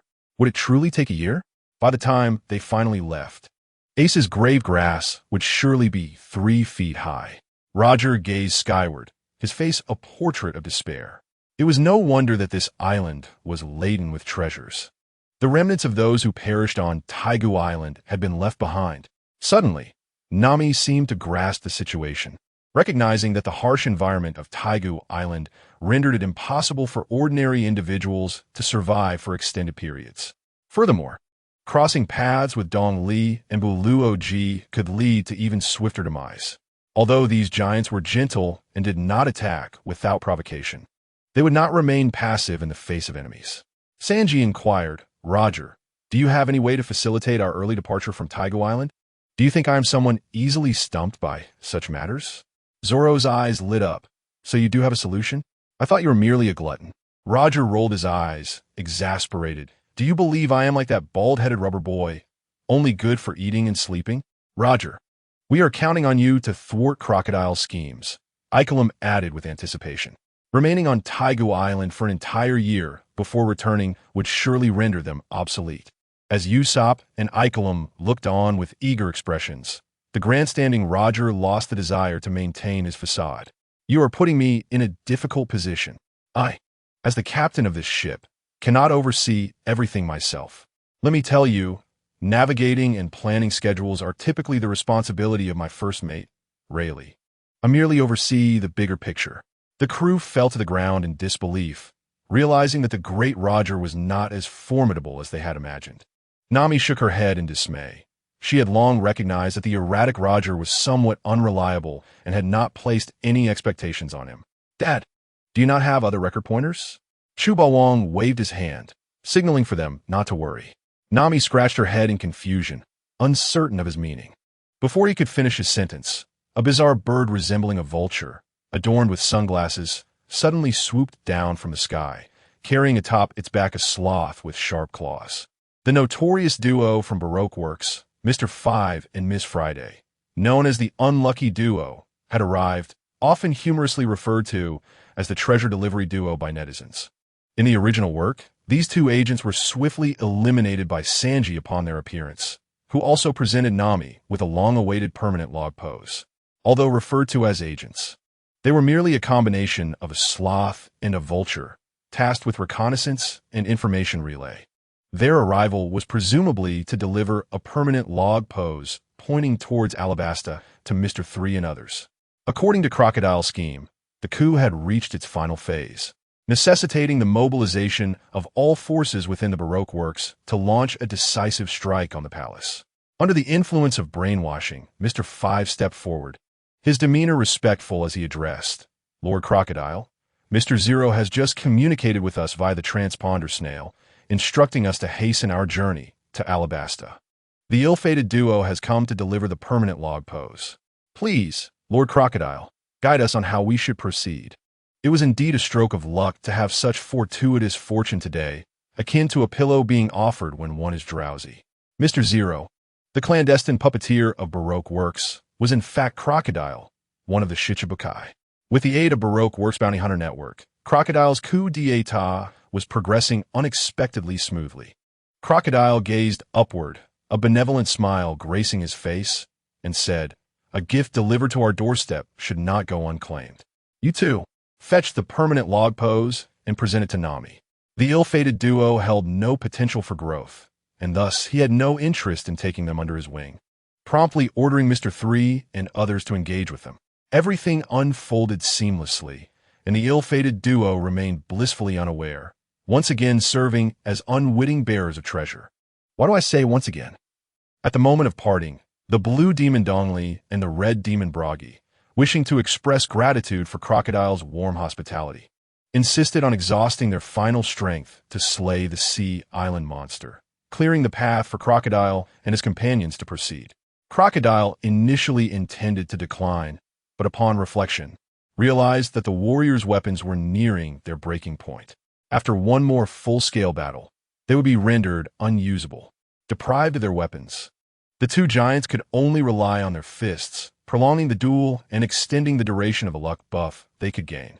Crocodile now hoped for this battle to continue indefinitely. Anyone who dared to interrupt these warriors' duel would face his wrath. Suddenly, the sea island monster appeared. Good heavens! Its size was colossal, even surpassing that of a whale. Usopp recalled his past exaggerations, recalling a mention of a goldfish as large as an island. He felt a wave of despair wash over him, wishing to give himself a good smack. How did I become so accurate with my crow's mouth? Dubbed the Sea Island Monster, it was merely an extraordinarily terrifying goldfish. Any island consumed by would be digested, leaving behind barren lands, colloquially referred to as excrement. The high mortality rate on the ancient island was largely attributed to this goldfish lying in wait. One ship arrives, it devours one. Two ships arrive, it feasts on both, relishing the hunt. However, this time, the goldfish that had swallowed countless ships was about to encounter its misfortune. Beast, prepare to experience the might of the strongest giant technique from Elbaf, shouted the blue demon Dongli and the red demon Bragi, wielding their centuries-old, nearly shattered blades and gilded axes, striking down upon the sea island monster. Baku. The difference between Baku and Wei was vast, under the full force of the two giants. Even the sea island monster, one of the largest sea creatures currently introduced in the pirate world, met its swift demise. The morning sun scattered its golden rays, illuminating the surroundings with a brilliant glow. Zoro, roused from slumber by the calls of the sword spirit Shao Wan, discovered an envelope resting beneath the blade of Wado, Ikamanji.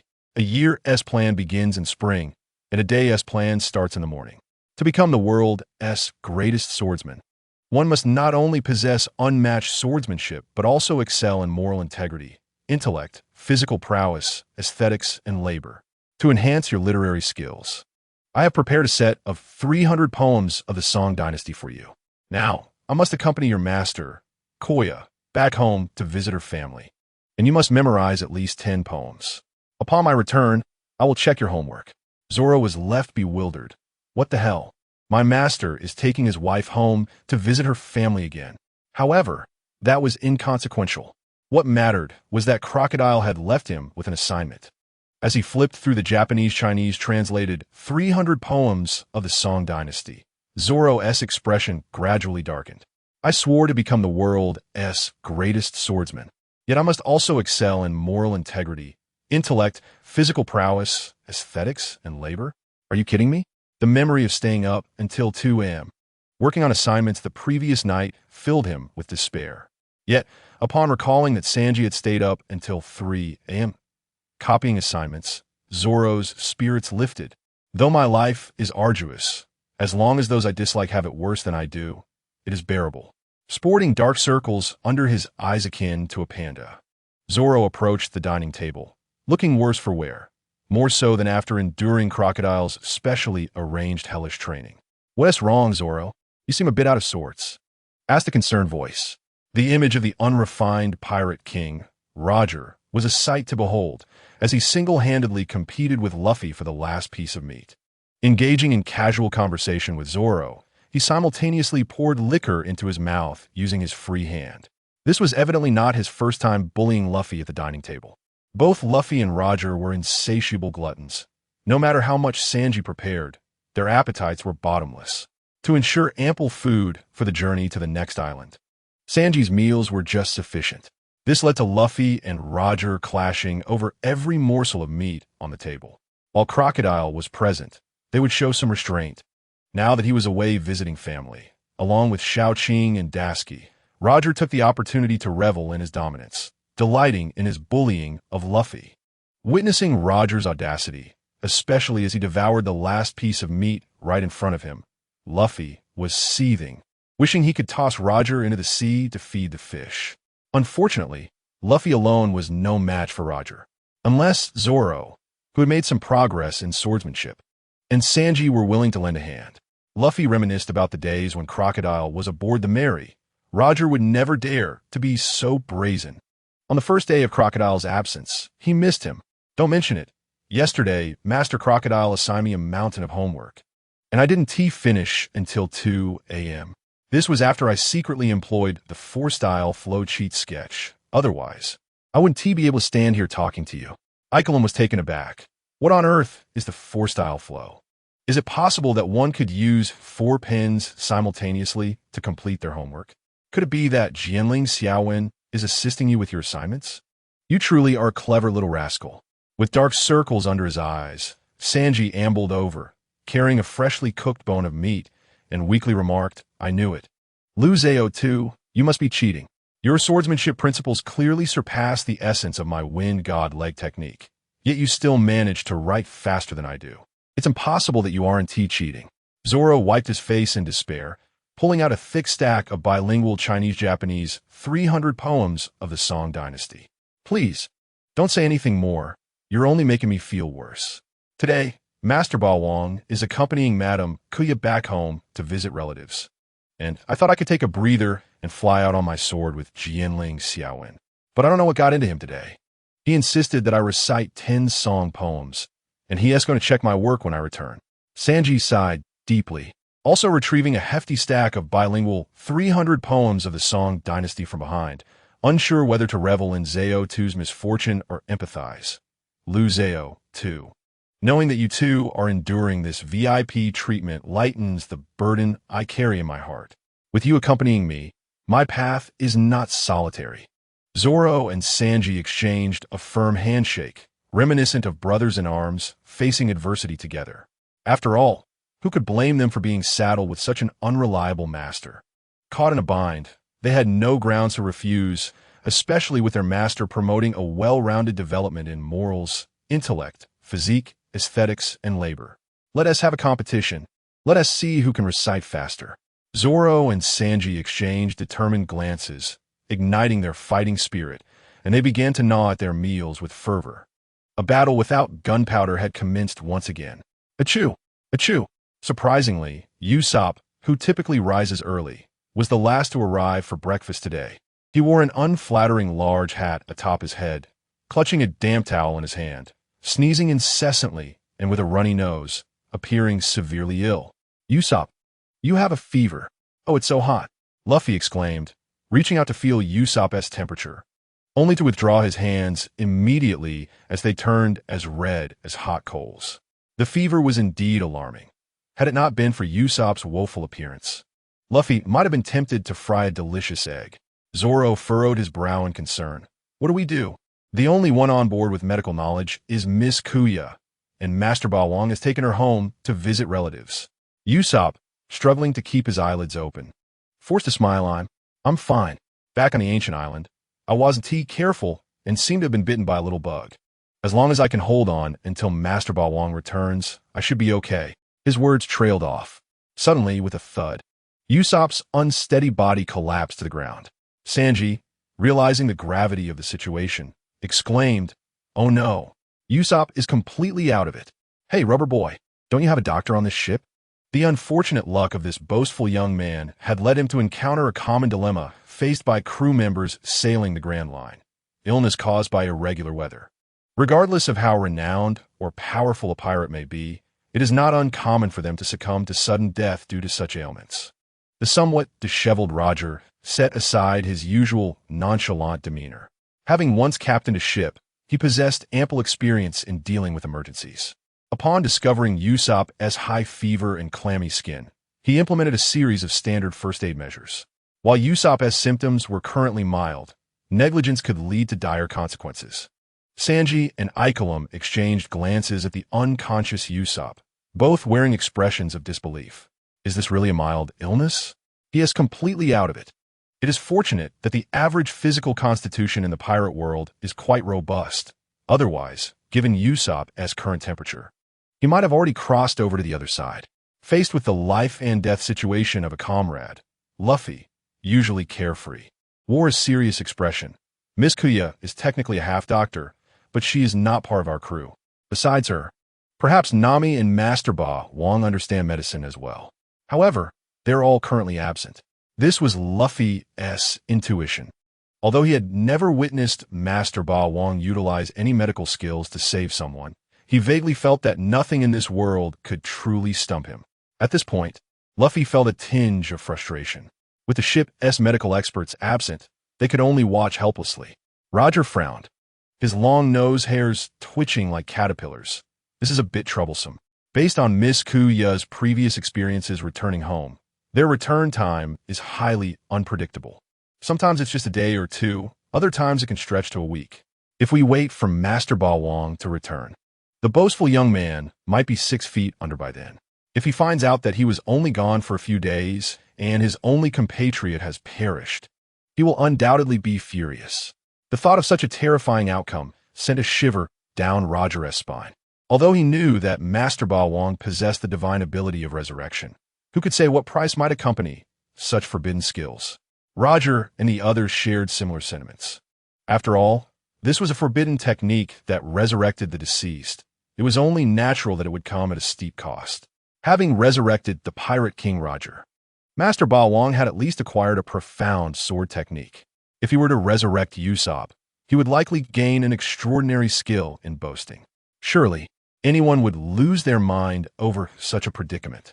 Sanji patted Ikelim on the shoulder and inquired, "If we reach Alabasta, we should be able to find a doctor, right?" "Ikelim, how far are we from Alabasta?" Ikelim appeared bewildered. "How should I know? I'm certain we won't arrive within a week. In the time it takes for that to happen, Master Ba Wong might have made 2 trips home." Luffy crossed his arms, watching Usopp endure what seemed like hellish torment, and asked, "When you're sick, does it feel terrible? How do others take care of you when you're ill?" Zoro and Sanji, in perfect sync, waved their hands in unison, replying, "I don't know. I've never been sick." Roger rolled his eyes. "What are you looking at me for? You little brats have never experienced the torment of illness, while I, the great Pirate King Roger, can't possibly fall ill." This statement was a lie. He had long been afflicted with a terminal illness and had not been exempt from the ravages of sickness in the last years of his life. Even with the best doctors in the world on his ship, they could only alleviate his suffering slightly. Regrettably, he had not encountered his former ship's doctor, Kuro, while passing by Gemini Cape this time. Otherwise, he might have attempted to persuade him to join their ship. "Your ship's doctor, Kaloosi, and the whale, Labu, have long been discarded by me into the treacherous devil's triangle, inadvertently crushing the invisible man, Absalom. You lot are indeed monstrous. It is utterly painful to be ill. Yet astonishingly, none of you have ever fallen sick throughout your lives." Ikelimu was at a loss for words. What sort of beings are these? Their physiques are utterly abnormal.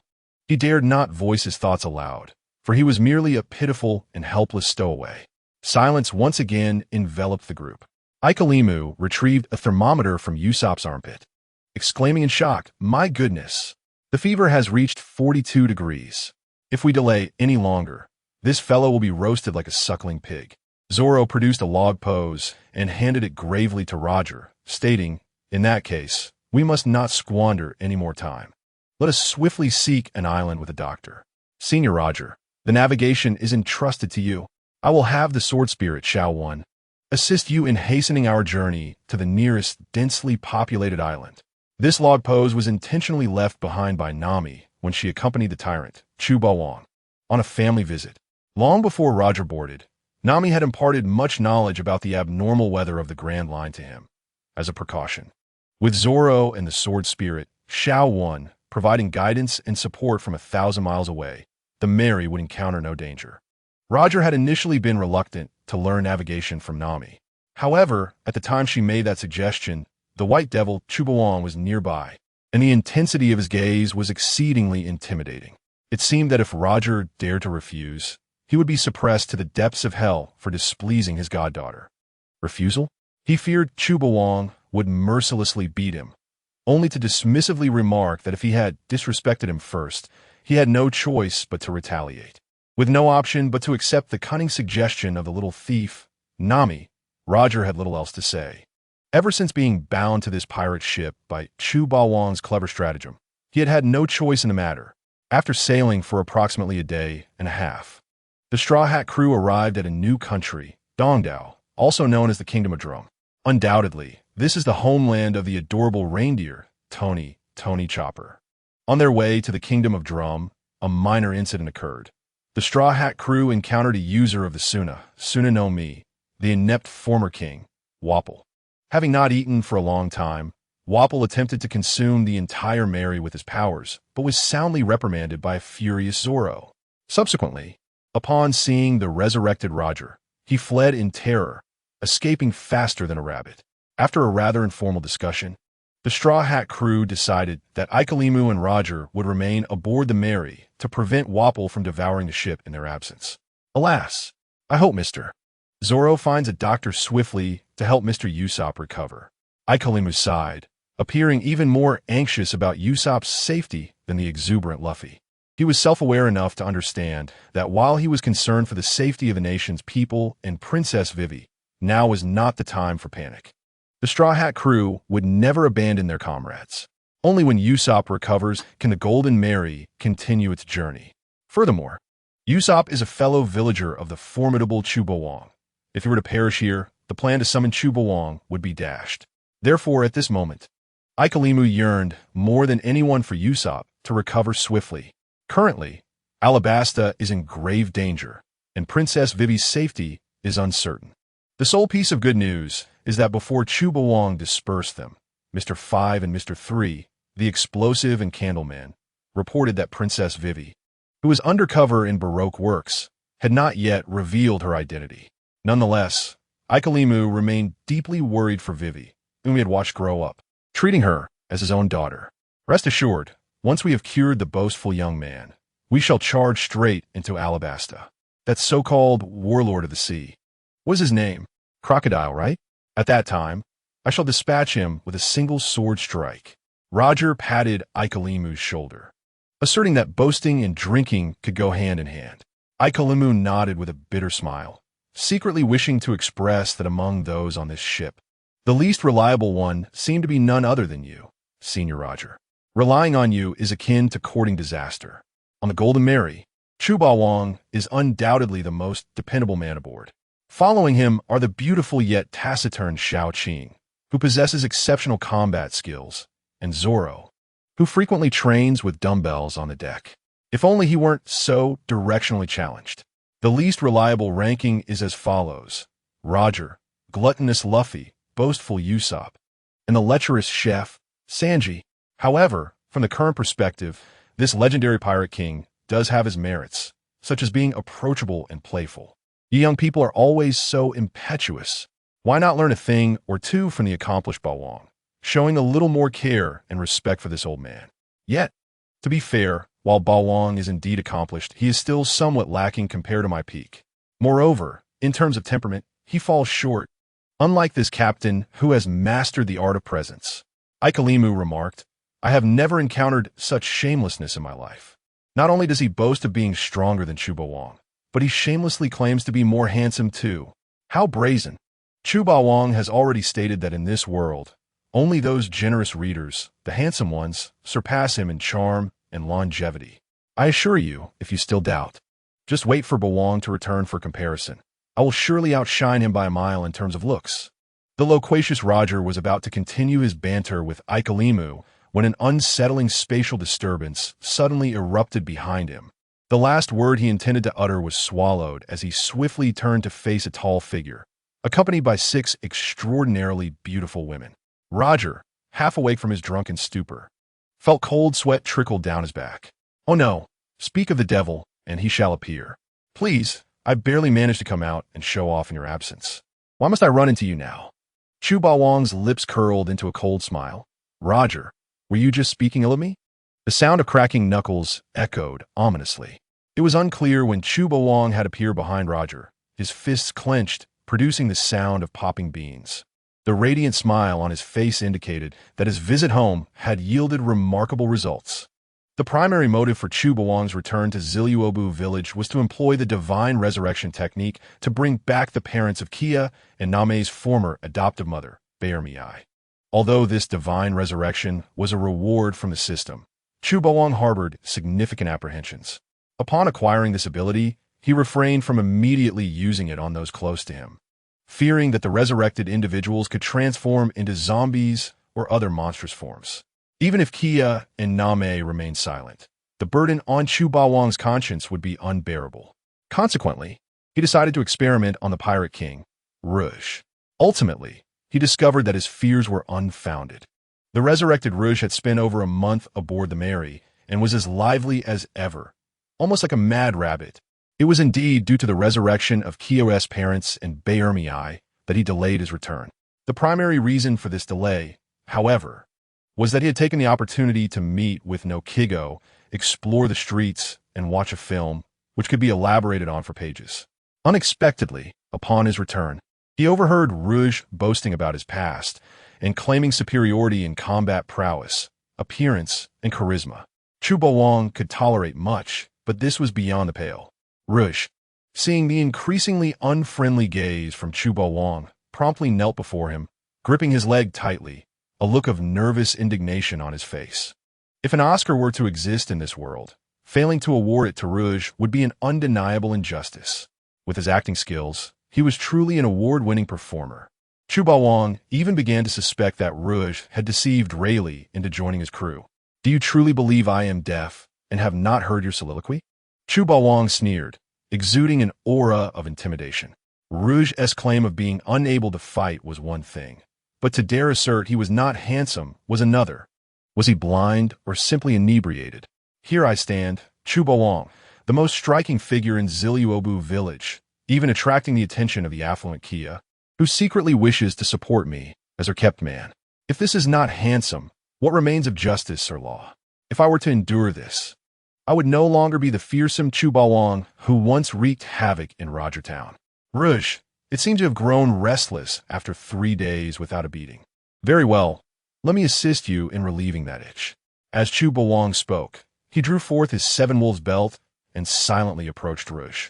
Noticing the imminent danger, Rouge's eyes widened, and he called out, "The wind is tight. I must flee." Remarkably, after a month of recovery, the once weakened Rouge had regained considerable strength, even employing the Marine's 6 Styles moonwalk in his escape. Did he think he could run? "No one has ever escaped from my grasp, even as the Pirate King. You stand no chance. Today, I shall impart a lesson you will remember for eternity. Defying fate has exceptions, but defying me guarantees demise." In the blink of an eye, Rouge had sprinted nearly 100 meters, creating a significant distance between them. Onlookers, including Yikalimu, observed with curiosity, eager to witness how Chu Boang would exact his retribution. What struck him as odd was that Chu Boang showed no inclination to pursue Rouge. Instead, he remained stationary, muttering incantations, his eyes shimmering with a peculiar pink light. "Rouge, what is filial piety? What is love? Do you comprehend the magnificence of maternal love?" Yikalimu was taken aback. "What are you waiting for, Chu Boang? Are you not going to deal with Rouge? He is nearly out of sight, and here you are composing poetry." This was unexpected. Previously, Rouge had faced Chu Boang's wrath with ferocity, yet today he appeared calm and unhurried. Had Chu Boang changed? The Siki and Xiaoqing were equally puzzled. Having recently joined Chu Boang's entourage and never witnessing him utilize the full extent of his strength appraisal technique on anyone, Rouge was doomed. "Rouge, I can only wish you good fortune. Brace yourself for the experience of maternal love." Only Name and Kia seemed to grasp the situation, exchanging glances of alarm. "Are you the true strong one in this world? To determine that, partake in my strength appraisal technique." Chu Boang chuckled, his eyes glinting with an eerie pink glow. He had activated the divine skill from a novice gift pack, the strength appraisal technique. This technique, rather than merely assessing strength, could more aptly be described as the pregnancy gaze. Strength appraisal technique. To ascertain whether one is a true strong individual, a mere glance suffices. Skill effect. The original Confucian maternal gaze will allow the subject to experience the agony of 10 months of pregnancy within 10 seconds, followed by a half hour of labor pain.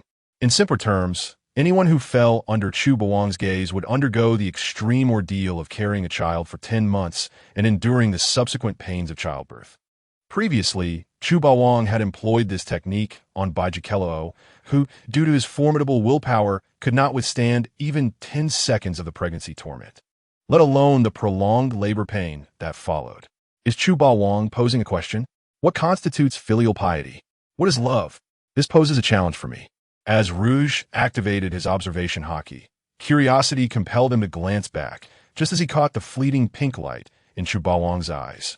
The strength appraisal technique had successfully activated and struck Rouge. "Ouch, my stomach hurts." Rouge's escape came to an abrupt halt, a sharp intake of breath escaping him.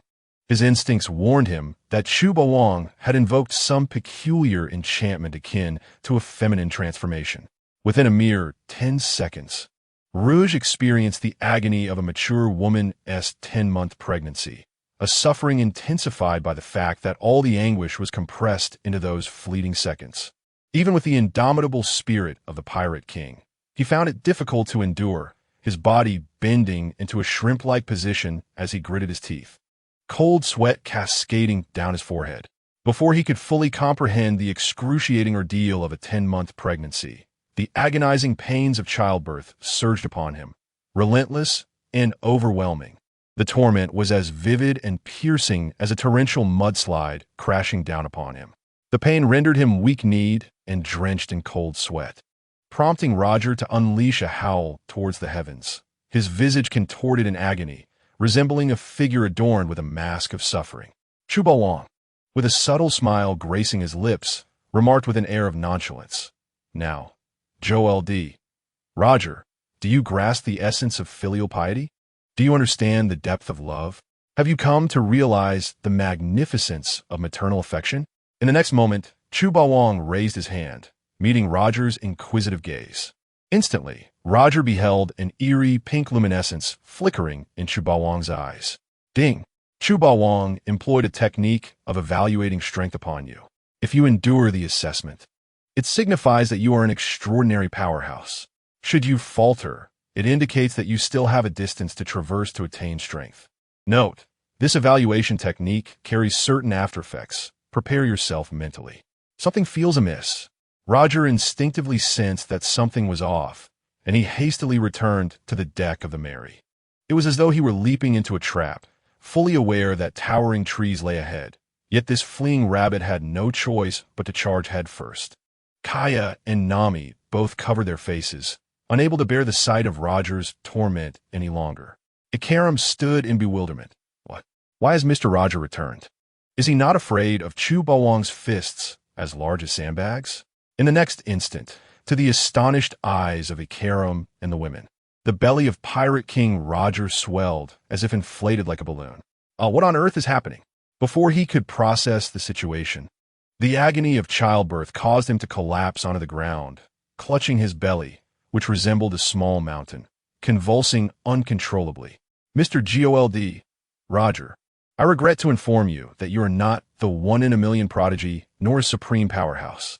Chu Baowang observed Roger rolling on the ground with a calm demeanor. Thus, your cultivation remains insufficient. Only by staying true to your original intentions and persevering can you make the right choice. Roger's face was etched with bitterness. I was careless. I did not evade. Had I known Chu Baowang had so many tricks up his sleeve, I would have refrained from fleeing.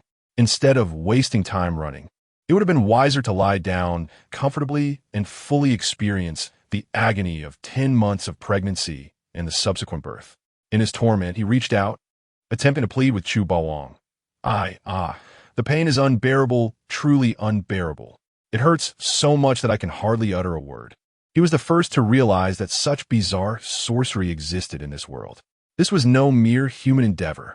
Senior Roger, are you pregnant? Do you need me to assist with the delivery? Ikaram was utterly stunned, watching Roger's belly swell like that of a pregnant woman rushing over in a flurry. Amidst Roger's pained groans, Chu Baowang calmly turned away, leaving him with a cold and indifferent back. We shall depart. Let us seek Zoro. Playfulness aside, do not jest with your father. How dare you suggest I am less handsome than you? That is courting disaster. Were it not for your cumbersome condition, I would have certainly given you a severe lesson. Is this even the work of a human? It is far too grotesque. Observing the Pirate King Roger with his swollen belly, Dasky's lips twitched uncontrollably. Please do not always view me through colored lenses. In this world, power knows no good or evil. It is merely a manifestation of strength. Chu Baowang chuckled. If you believe my actions to be incorrect, feel free to strike me. Or perhaps I could bestow upon you a strength evaluation technique. To be frank, I am quite curious about how you would appear with a belly such as this. Surely, it would be quite adorable. Chu Baowang's implication was clear. He seemed eager to expand his own belly, a sign of irresponsibility. Dasky was so startled that she instinctively shrank behind Xiaoqing, not daring to utter a word. I am sorry I was wrong. Excuse me, I shall take my leave. Chu Baowang disdainfully scoffed, inwardly thinking, you are merely a fledgling attempting to challenge me.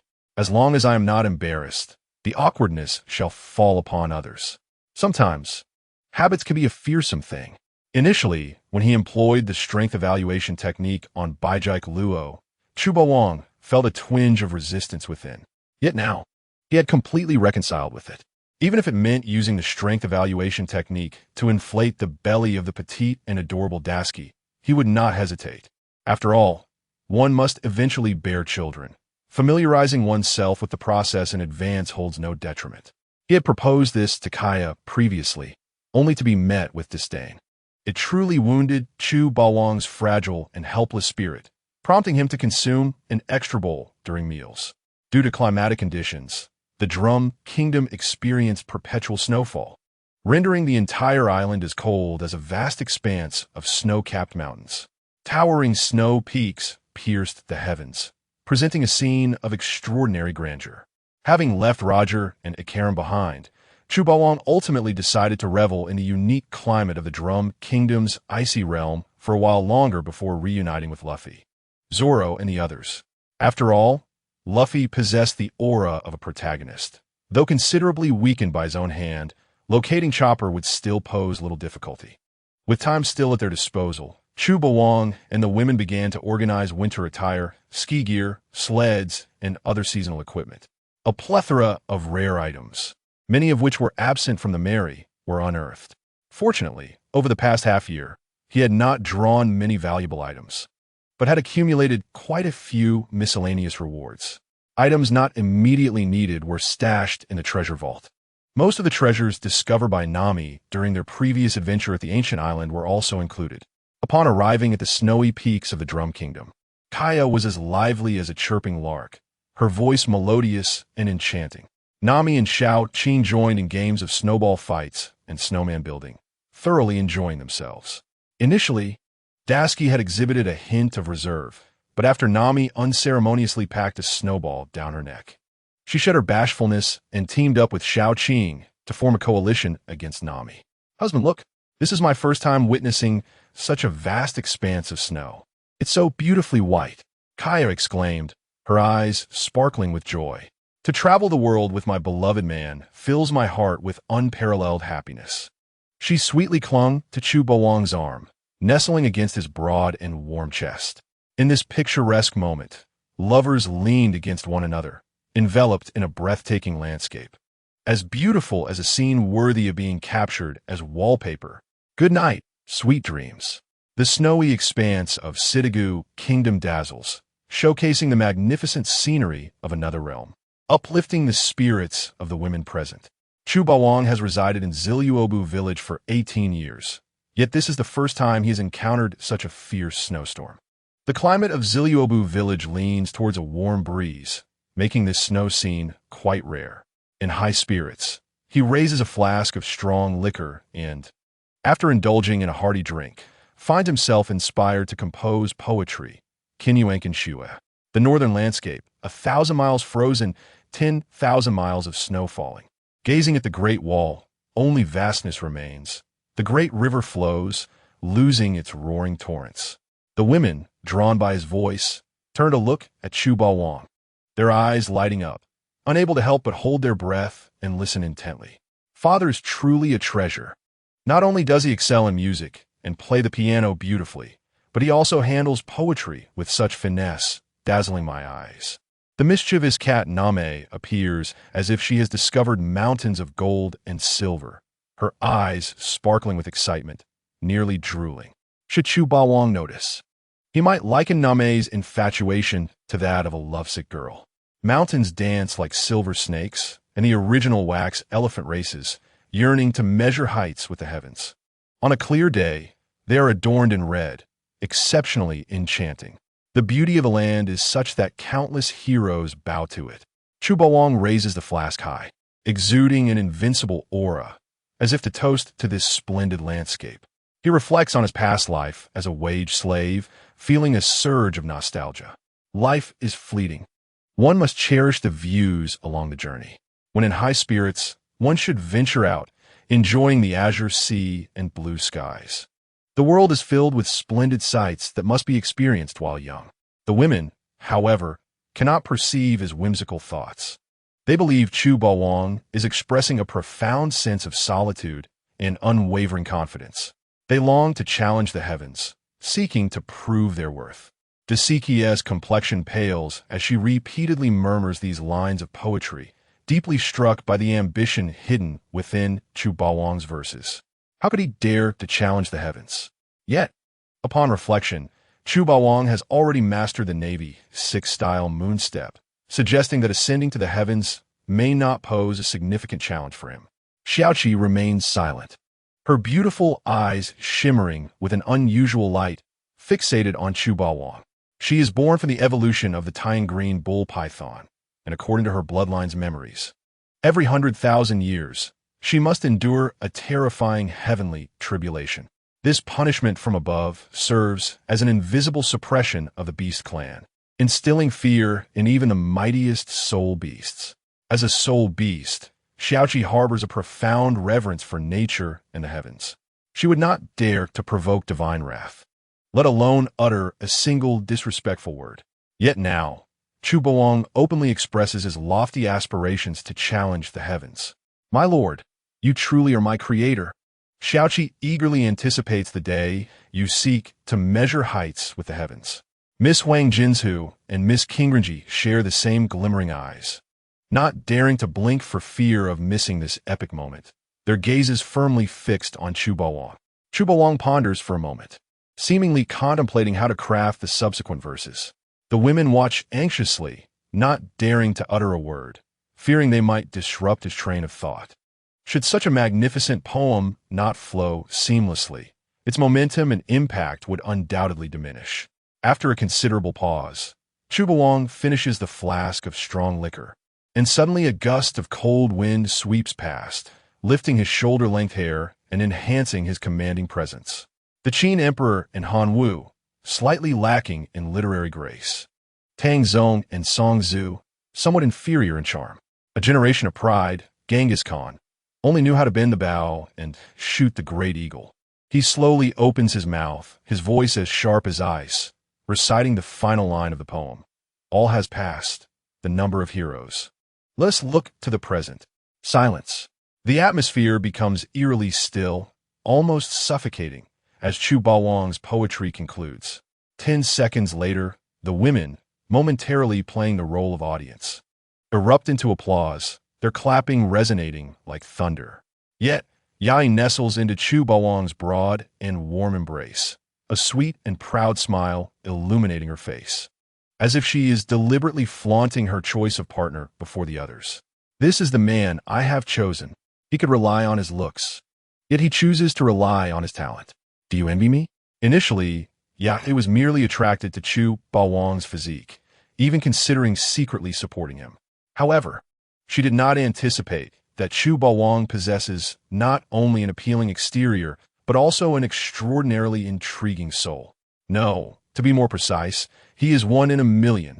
The women gather around Chu Bawang, observing Yai snuggled against such a remarkable man, relishing his exclusive affection, their expressions turning vividly complex. Miss Huang Jinzhu and Miss Qingrenji, being newcomers, are simply captivated by the heavy veil of mystery surrounding Chu Bawang, feeling both enchanted and curious, unable to resist the urge to delve deeper. Name, on the other hand, is overwhelmed with excitement, resembling someone possessed by a lemon spirit, her expression akin to that of a jealous rival, wishing to take Yai's place. Xiaoqi conceals her emotions well, yet a trace of envy and resentment seeps through. Dasiki, feeling a mix of indignation, questions why such fortune should befall the formidable Chu Bawang, who is not only powerful and handsome, but also immensely talented, surrounded by so many admirers and delectable delicacies. How can such a perfect villain exist in this world? At that moment, from the snowy forest behind the women, strange noises suddenly emerge.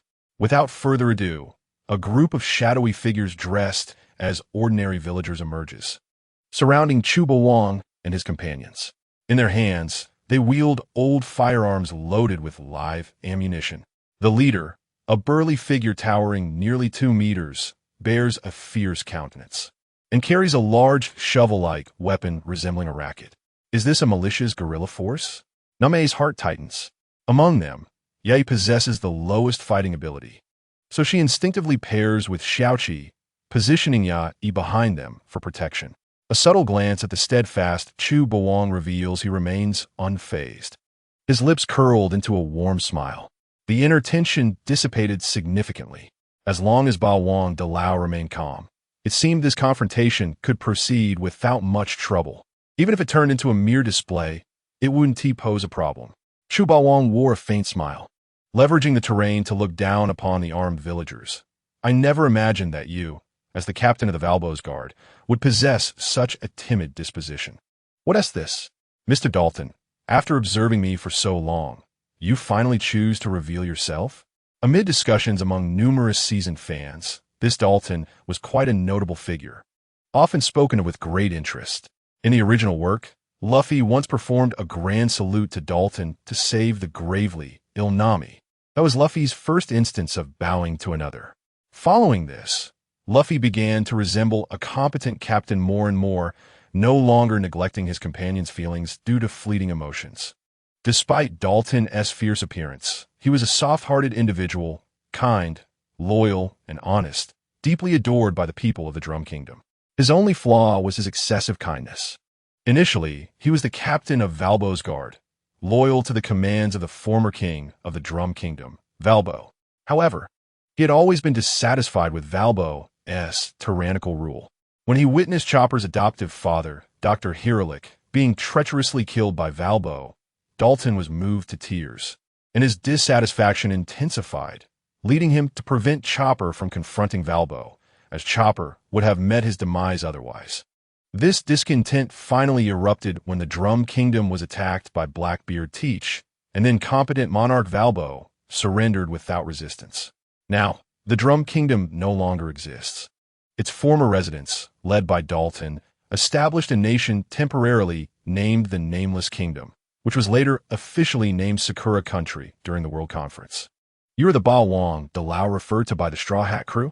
I have heard tales of your prowess and your peculiar abilities. It is said you could easily overturn a nation. That bald-headed lad with the straw hat told me that the most ostentatious person in the crowd, over 90% likely, is you. Dalton regarded Chu Ba Wang with a wary expression, yet he was internally astonished at how Chu Ba Wang recognized him. He was certain they had never met before. What shocked him most was that he intended to call Chu Ba Wang by his true name, but inadvertently exclaimed Ba Wang. Stammering in front of so many people and inadvertently calling someone father drove Dalton nearly to madness. Why stutter at that moment? Why must it be on such a word? However, Dalton had promised the seemingly harmless Straw Hat crew that if he encountered Chu Ba Wang during his patrol, he would inform him of Usopp's current predicament. Zoro and Luffy had also briefly introduced Chu Ba Wang's illustrious achievements, suggesting that if Dalton's attitude was sincere, he might even gain favor with Chu Ba Wang, aiding this troubled nation.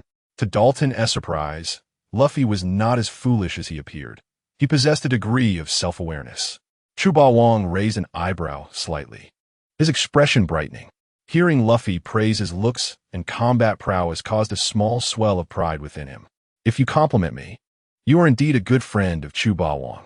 Should you dare to claim otherwise, prepare to face my fists. Roger, the reckless one, do you see this? This is the chasm that separates you from Luffy. One day, he will undoubtedly become the true pirate king. My prophecy, even Jesus cannot thwart. As for Luffy's remarks about being ostentatious, Chu Ba Wang chose to overlook them, as they were not the focal point of the discussion. I wish to know, what else did that fool Luffy say to you? Dalton was momentarily taken aback. He expected Chu Ba Wang to refer to Luffy as a fool. Could it be that the bald-headed straw hat boy held such a lowly position on the ship? That shouldn't be the case. Dalton had sensed an immense vitality emanating from Luffy, albeit not as pure as that of the swordsman beside him or the lecherous cook with the curled eyebrows. Nevertheless, Luffy's strength was not to be underestimated. Yet now, it appeared that this self-proclaimed captain, the bald-headed lad with the straw hat, was seemingly the lowest in rank aboard the ship. Due to Luffy's willingness to kneel before others to save his companion Usopp, Dalton, moved by this friendship, had no intention of opposing Chu Ba Wang. In response to Chu Ba Wang's inquiry, Dalton replied directly, He mentioned that I should keep a close eye on you, lest the village's beautiful girls catch sight of you. Otherwise, they might succumb to your good looks, leaving you, the scoundrel, to benefit. At present, Luffy's words seemed to ring true. As Dalton spoke, his gaze swept over Koya, Nami, Xiaoqing, and Dasky. When he looked at Chu Bawang, it was as if he were gazing at a shameless scoundrel who would abandon responsibilities after a fleeting dalliance.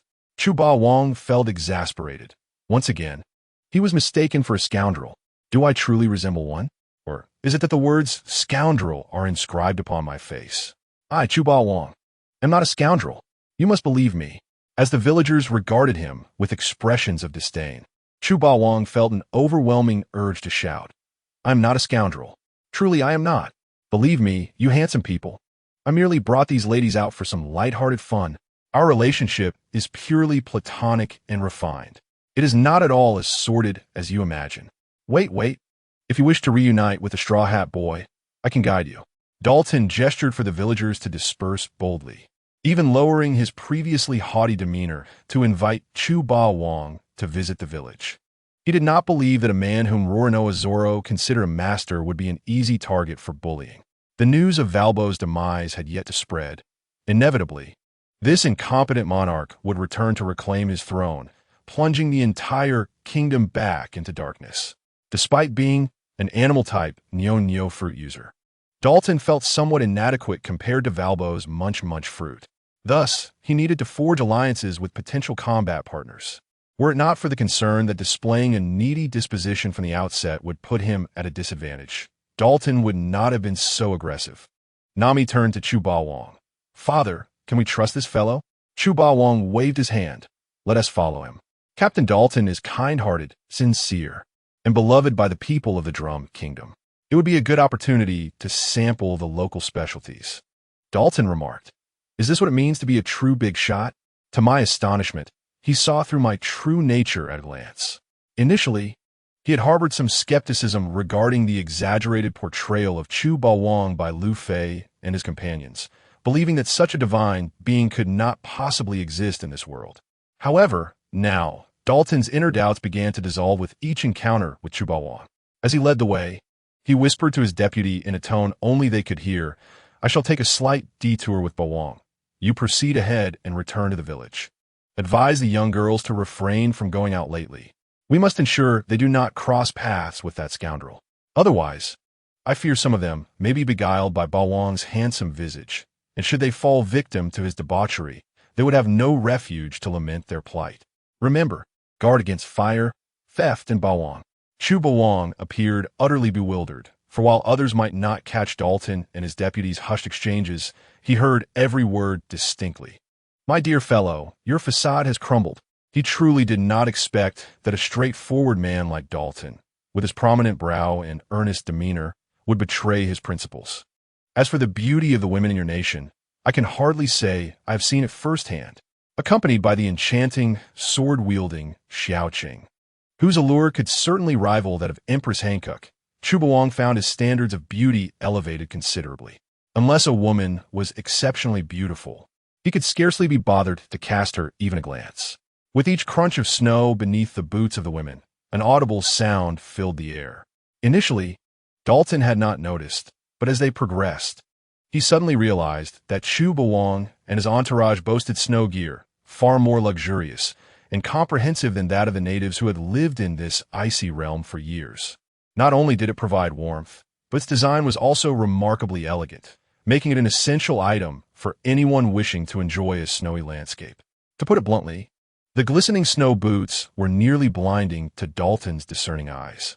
Dalton was on the verge of inquiring further, hoping to foster camaraderie and prepare for future alliances. Yet, it seemed Chu Bawang sensed his ulterior motives and spoke directly. Do not ask. The answer is that you simply cannot afford them. It is not a matter of disdain for a penniless mutt like yourself, but rather that even if you had wealth, these boots are unattainable in this world. Dalton and the villagers felt a sting from his words. Though they appeared impoverished, as their entire nation languished in a state of disrepair, such blatant contempt was unwarranted. Could we not express our sentiments with a touch more subtlety? Chu Bawang paused before revealing, Let me be frank.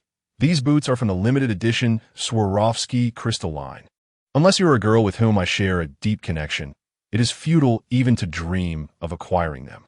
The market price of a Swarovski crystal snow boots hovers around 25,000, which translates to nearly 200,000 RMB, making them the most expensive snow boots brand in the world as of 2015. There is no rival. Elite artisans at Swarovski meticulously stitch hundreds of exquisite crystals onto lambskin components, which are then sent back to the Gold Coast. Finally, elite craftsmen from the Burley Company, after 5 full days of labor, create a finished product. The version produced by the system is a true masterpiece, a treasure that cannot be purchased with mere money. I never expected city dwellers to possess such a flair for extravagance, Dalton remarked, visibly disheartened. He had intended to assert a small show of force before Chubawang. Showcasing the strength of the grassroots militia, he commanded. Little did he know that Chubawang did not regard their display with any seriousness. The only reason he followed them to the village was to sample the local delicacies. This realization left Dalton feeling somewhat vexed. This nation has yet to receive a name. It was previously known as the Tsigu Kingdom, ruled by the former king, Warabwa. In the grand scheme, it is a nation renowned for its medical prowess. Alas, Warabwa was a selfish tyrant, often enacting self-serving laws that disregarded the welfare of his people, even instituting absurd decrees hunting down doctors. Consequently, only the witch Dr. Kaleha and Dr. 20 remain on this island. The latter has gone into hiding since Warabwa's escape, compelling Lu Fei to seek out the witch doctor for assistance. If all goes well, they should return shortly and reunite with you.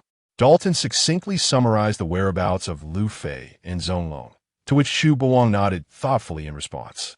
With Zonglong and Sanji by his side, Lu Fei was likely already in the company of Xiao Xiaoba, so there was no urgency for him to join them just yet. Upon arriving in the Tsigu Kingdom, he had already employed a level of Ken Bunshiko hockey comparable to Enel's to cover the entire island. But alas, he found no trace of Warabwa. Thus, the indolent Chubawang resolved to wait patiently in the Tsigu Kingdom for Warabwa to take the bait. Noticing that Dalton had grown somewhat parched from speaking, Chubawang, out of courtesy, casually remarked, "Captain Dalton, you need not elaborate further. I, too, am quite intrigued by the powers of Warabwa's gulp fruit. Should that fool dare return to the Tsigu Kingdom, next year on this date shall mark his demise." Nami, leaning against Chubawang's arm, playfully chimed in, "Father, when you say such things, you truly sound like a cold-blooded villain. One might mistake you for the tyrant of the Tsigu Kingdom." The Siki, who had been forcibly taken, subtly nodded in agreement. Her memory still vivid of the moment Chubawang had pinned Smoker against the wall with fervor, an impression that would likely haunt her psyche for a lifetime. Chubawang exclaimed, "How could a charming and handsome young man like me be mistaken for a villain? I merely liberated a female soldier from the Navy, which pales in comparison to the atrocities committed by those truly heinous pirates."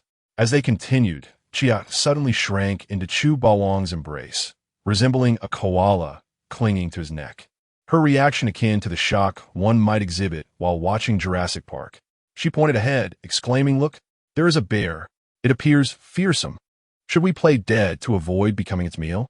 The group turned to look, and indeed, there stood a bear, not only upright, but also cloaked in thick white fur, towering to a height of 3 Daltons.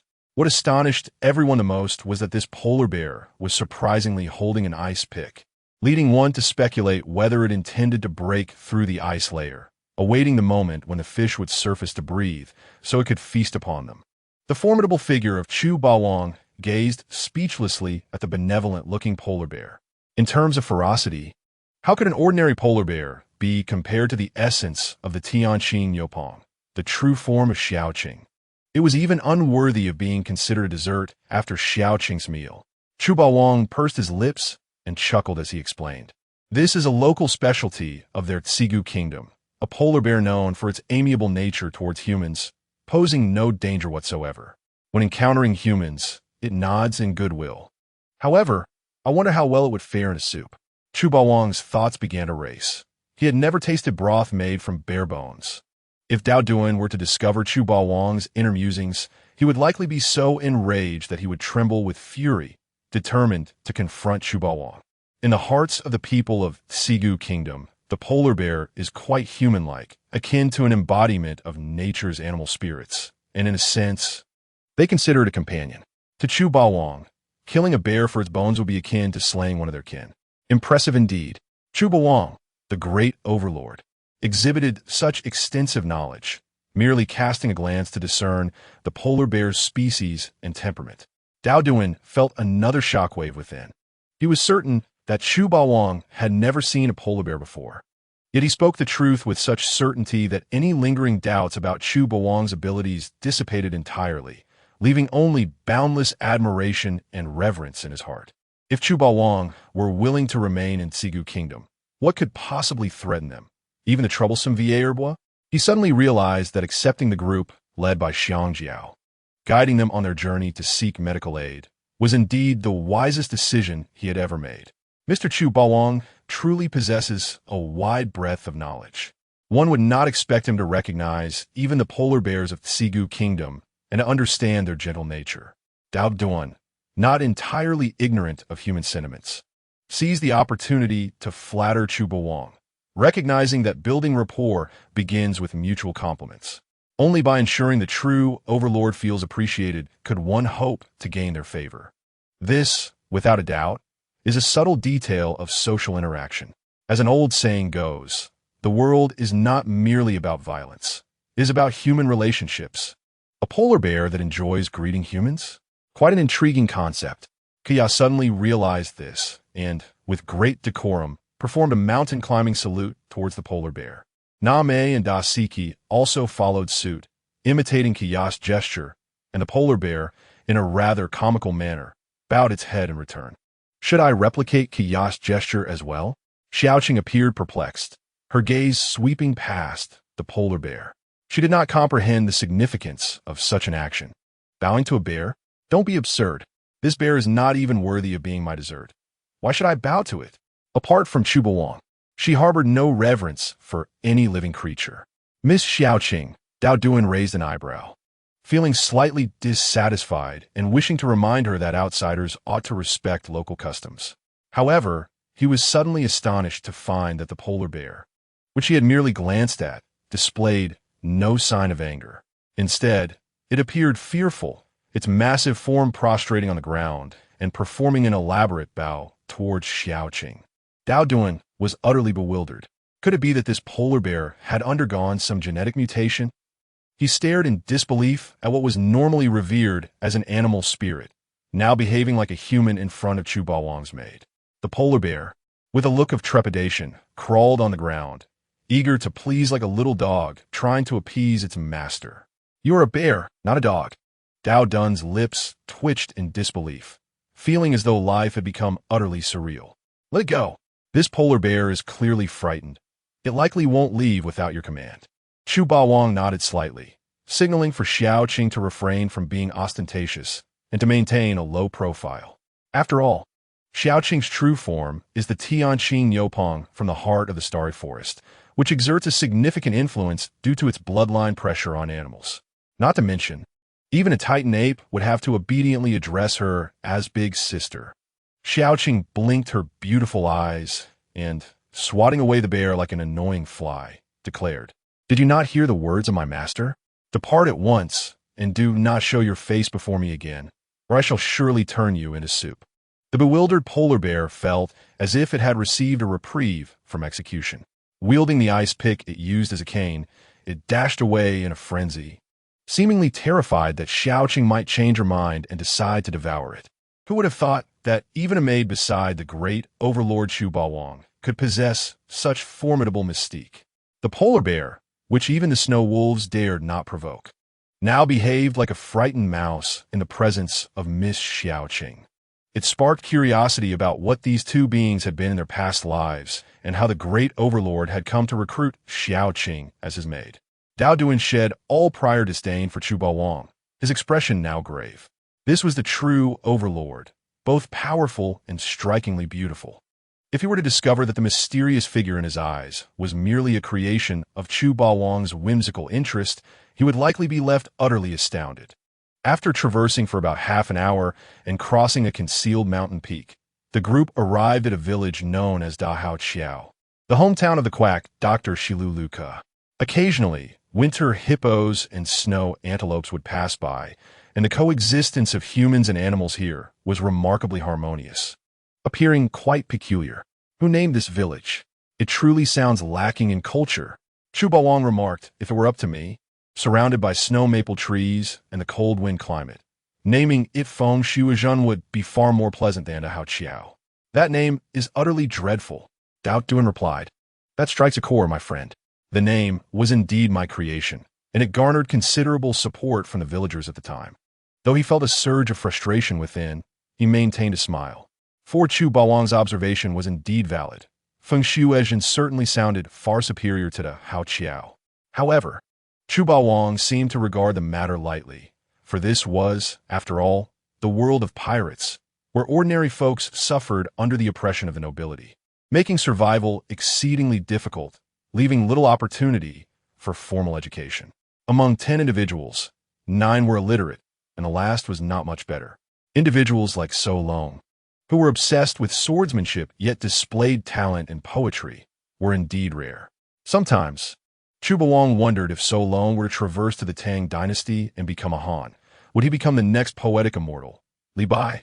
After all, aside from his fearsome moniker, So Long also held the title of King of Poetry, when reciting poetry, wearing a headscarf, or reminiscing about his companions. So Long's combat prowess would significantly amplify. Though Dao Duan was illiterate, he could not deny that the connections in Dahao Chiao were indeed formidable. Before long, preparations were made for an exquisite feast featuring the finest local delicacies, rivaling even the grandest of banquets. The intention was to cultivate a closer relationship with the esteemed figure known as Chu Bawang. Unfortunately, most of the meat dishes did not align with Chu Bawang's palate, which had become accustomed to the modern American style of cuisine. However, certain organic antelope milk and block cheese proved delectable, leaving a lingering taste of delight. Although the culinary skills in the world of pirates are not particularly advanced, the quality of the fruits and dairy products here is undeniably exceptional. Unlike the Earth of the past, the pirate world is virtually free from environmental pollution, and livestock is not subjected to hormones for accelerated growth. As such, the fruits and dairy here represent the epitome of quality. If these products were compared to those from the past, they would perfectly embody the essence of being entirely natural.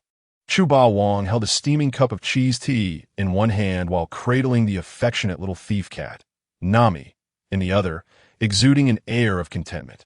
Meanwhile, Xiaoqing diligently assumed the role of a massage therapist, devotedly kneading Chu Bawang's shoulders and legs. The extravagance was truly excessive. Dalton, observing from aside, felt his mouth twitch in disbelief.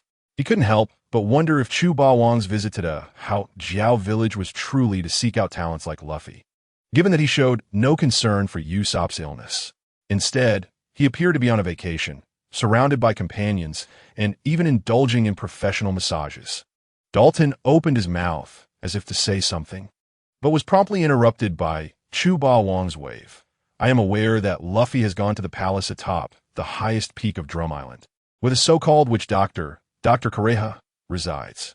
I know that Dr. Kureha is eccentric and seldom descends the mountain to treat patients, only doing so when a mood strikes her. Remarkably, she has lived for over 140 years and has a fondness for pickled plums. Mr. Dalton, you need not speak. I could discern all your thoughts. Dalton's expression shifted in shock, as each word spoken by Chu Bawang echoed his own unvoiced concerns. This implied that from the very beginning, Chu Bawang was aware of Dalton's intention to use him against Wapol. Individuals of great power often possess peculiar temperaments, and it would not be unreasonable to consider them eccentric. Now that the unfathomably powerful Chu Bawang had grasped Dalton's intentions, would he retaliate recklessly? With this thought, a cold sweat broke out on Dalton's forehead, and a chill surged through him. Outside, snowflakes danced in the air, yet the atmosphere indoors was anything but harmonious. Using someone as a tool for one's own gain is indeed a clever strategy. Unfortunately, Chu Bawang is not one to play by the rules, nor is he willing to become a weapon for others. Faced with Chu Ba Wang's teasing inquiry, Dalton felt as if he were sitting on pins and needles, anxious and uncomfortable, as though he had swallowed something distasteful. Just as he wrestled with how to respond to this perilous question, a knock resounded from outside the door. Dalton was nearly moved to tears with excitement. "Brother, you arrived just in time. Who has come to rescue me from this pressing dilemma? I am truly touched. Stay back. I shall open the door myself." Ignoring Chu Ba Wang's remarks, Dalton brushed aside his deputy and hurriedly flung open the door, eager to embrace the visitor with a heartfelt hug. However, upon seeing the arrival, Dalton's expression darkened instantly, nearly causing him to regurgitate his breakfast. Standing before him was a disheveled woman, towering nearly 25 meters, waving at him with a finger that had just been up her nose. Her smile was amiable, yet her round face and bulky figure left much to be desired. In Chu Ba Wang's words, "For heaven's sake, someone so unattractive should refrain from making appearances. The ridicule factor is through the roof, and one could easily be beaten on the street." The disheveled woman extended her hand, still unclean from her earlier antics, attempting to shake hands with Dalton. "Oh, Captain Dalton, you seem quite cheerful. What is this? Are you hoping to give me a big bear hug?" Dalton's face turned as dark as a pot, caught in a dilemma of whether to accept her hand or not. If given another chance, he would rather face Chu Ba Wang's questions than open the door to the disheveled woman. Meanwhile, Xiaoqing stifled laughter, clearly reveling in the misfortune of her master and servant duo. Such mischief was truly unkind, particularly towards the honest and earnest Dalton. As for the so-called observation hockey, Kuya was somewhat knowledgeable about it. She could not believe that Dalton would coincidentally open the door at such a pivotal moment, only to face the unimpressive disheveled woman. Did he not see how Chu Ba Wang was practically grinning ear to ear? The disheveled woman, noticing that Dalton seemed to be in discussions of great importance with a VIP, was perceptive enough not to linger and got straight to the point. "Captain Dalton, are you not searching for the witch doctor, Dr. Koreha? I heard that she just arrived in the neighboring town of Cocoa Village." Dalton was taken aback. The villagers accompanying him were equally stunned. Even Nami, the gluttonous little cat who had been shamelessly reaching for cheese cookies, froze in disbelief. If the witch doctor had met up with Luffy, it would be evident that she should be focusing on treating Usopp. However, her sudden appearance in Cocoa Village suggested that Luffy and his crew had missed her by a narrow margin. Luffy's luck seemed abysmal. Nami exclaimed in shock by the timeline. They should have already reached the palace on Drum Peak to meet with the witch doctor. This is an unbelievable coincidence. Luffy has perfectly missed the only doctor in the country. Chu Ba Wang also felt a wave of frustration. He suddenly recalled that during a previous lottery, he had sacrificed Luffy's luck to the deity Mei Pu Lu in exchange for a bounty of exceptional goods. If this were the case, it seemed that Luffy's unfortunate timing in missing the witch doctor was a burden he would have to bear, just as Chu Ba Wang pondered whether he should intervene. A long-forgotten mechanical voice echoed in his ear. "Beep." Host detected to be on the verge of encountering the first adorable creature of One Piece, Tony Chopper. The following mission is released. Teach him the strongest physical technique from Naruto, the 8 Gates, to help the little Chopper, who desires to protect his companions, grow stronger. Mission reward: Imperial Artifact, the one-hit kill Muramasa. Imperial Artifact, the transformative Gaia Foundation. Imperial Artifact, the demon god manifestation of the essence of evil.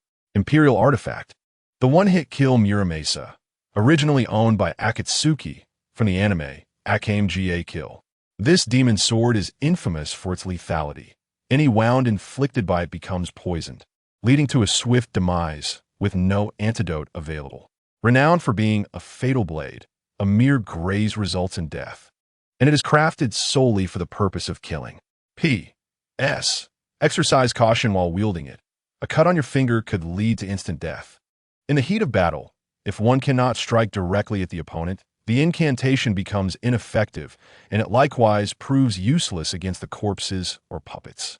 The Imperial tool, Gaia Foundation, originally belonged to Che-Urxi. This cosmetic-type Imperial tool allows the user to transform into anything they desire. However, its weakness lies in the necessity of using one's hands, Without fingers, activation is impossible. The Imperial tool, Demon Manifestation, Essence of Evil, was originally wielded by the nefarious Ice-Sides. This Ice-type Imperial tool permits the user to freely create and control ice, earning it the title of the strongest Imperial tool from Negiata. Legend has it that its primary material is the blood from a super dangerous creature dwelling in the extreme north, and the mark on Ice-Side's chest is a result of consuming this blood. However, anyone other than Ice-Sides who has tasted even a drop has been driven mad by a desire for slaughter. Its weakness is non-existent. The task rewards originate entirely from the immensely popular healing anime, Zhan Qihong Jitong, leading Chu Ba Wang to ponder whether gathering the fragments of the portal might transport him to this tragic two-dimensional realm. Chopper, you truly are a good-hearted reindeer. I adore you immensely. Ding. Do you, the host, choose to accept this task? Please confirm. Is it not a task that does not necessitate completion under threat of annihilation? Haha, System Dog, I find myself increasingly fond of you. I confirm my acceptance of this task. It merely involves teaching little Chopper the 8 gates of body technique, which is not overly challenging. A warm smile graces Chu Ba Wang's lips as he reflects on how considerate this 2-bit system has become. With such an abundance of practical task rewards, only a fool would refuse. Moreover, Chu Ba Wang has an inkling that once little Chopper masters the 8 gates of body technique, he will exhibit a fierce and stylish persona. Chopper's body technique. The 8 gates is simply magnificent, perfect. It is said that by teaching Chopper the 8 gates of body technique, one could acquire 3 Imperial tools, making this exchange incredibly lucrative. If little Chopper were before him, Chu Ba Wang would likely embrace him in a grand bear hug. For these 3 Imperial tools are exceedingly useful. Though they possess their strengths and weaknesses, each has its own merits. The Imperial tool, Muramace's Poison, symbolizes a lethal strike in Zhan Qihong Jitong. Yet in the world of pirates, where even ordinary folk possess remarkable vitality, its utility diminishes significantly. Unless reforged and enhanced later, it would merely serve as a potent poisoning buff. Conversely, the Gaia Foundation and the Essence of Evil remain extraordinarily beneficial even in advanced stages. The Gaia Foundation equates to a flawless disguise technique, allowing the user to transform into anything they desire. Not merely perfecting the art of makeup to resemble others, but also enabling transformation into any animal. Even when compared to Sun Wukong's 72 transformations, it stands out in its specialization. The Essence of Evil, on the other hand, functions as an enhanced ice fruit without any adverse effects. Once developed, Chu Ba Wang could even utilize the Essence of Evil to freeze time, halting all motion except for his own.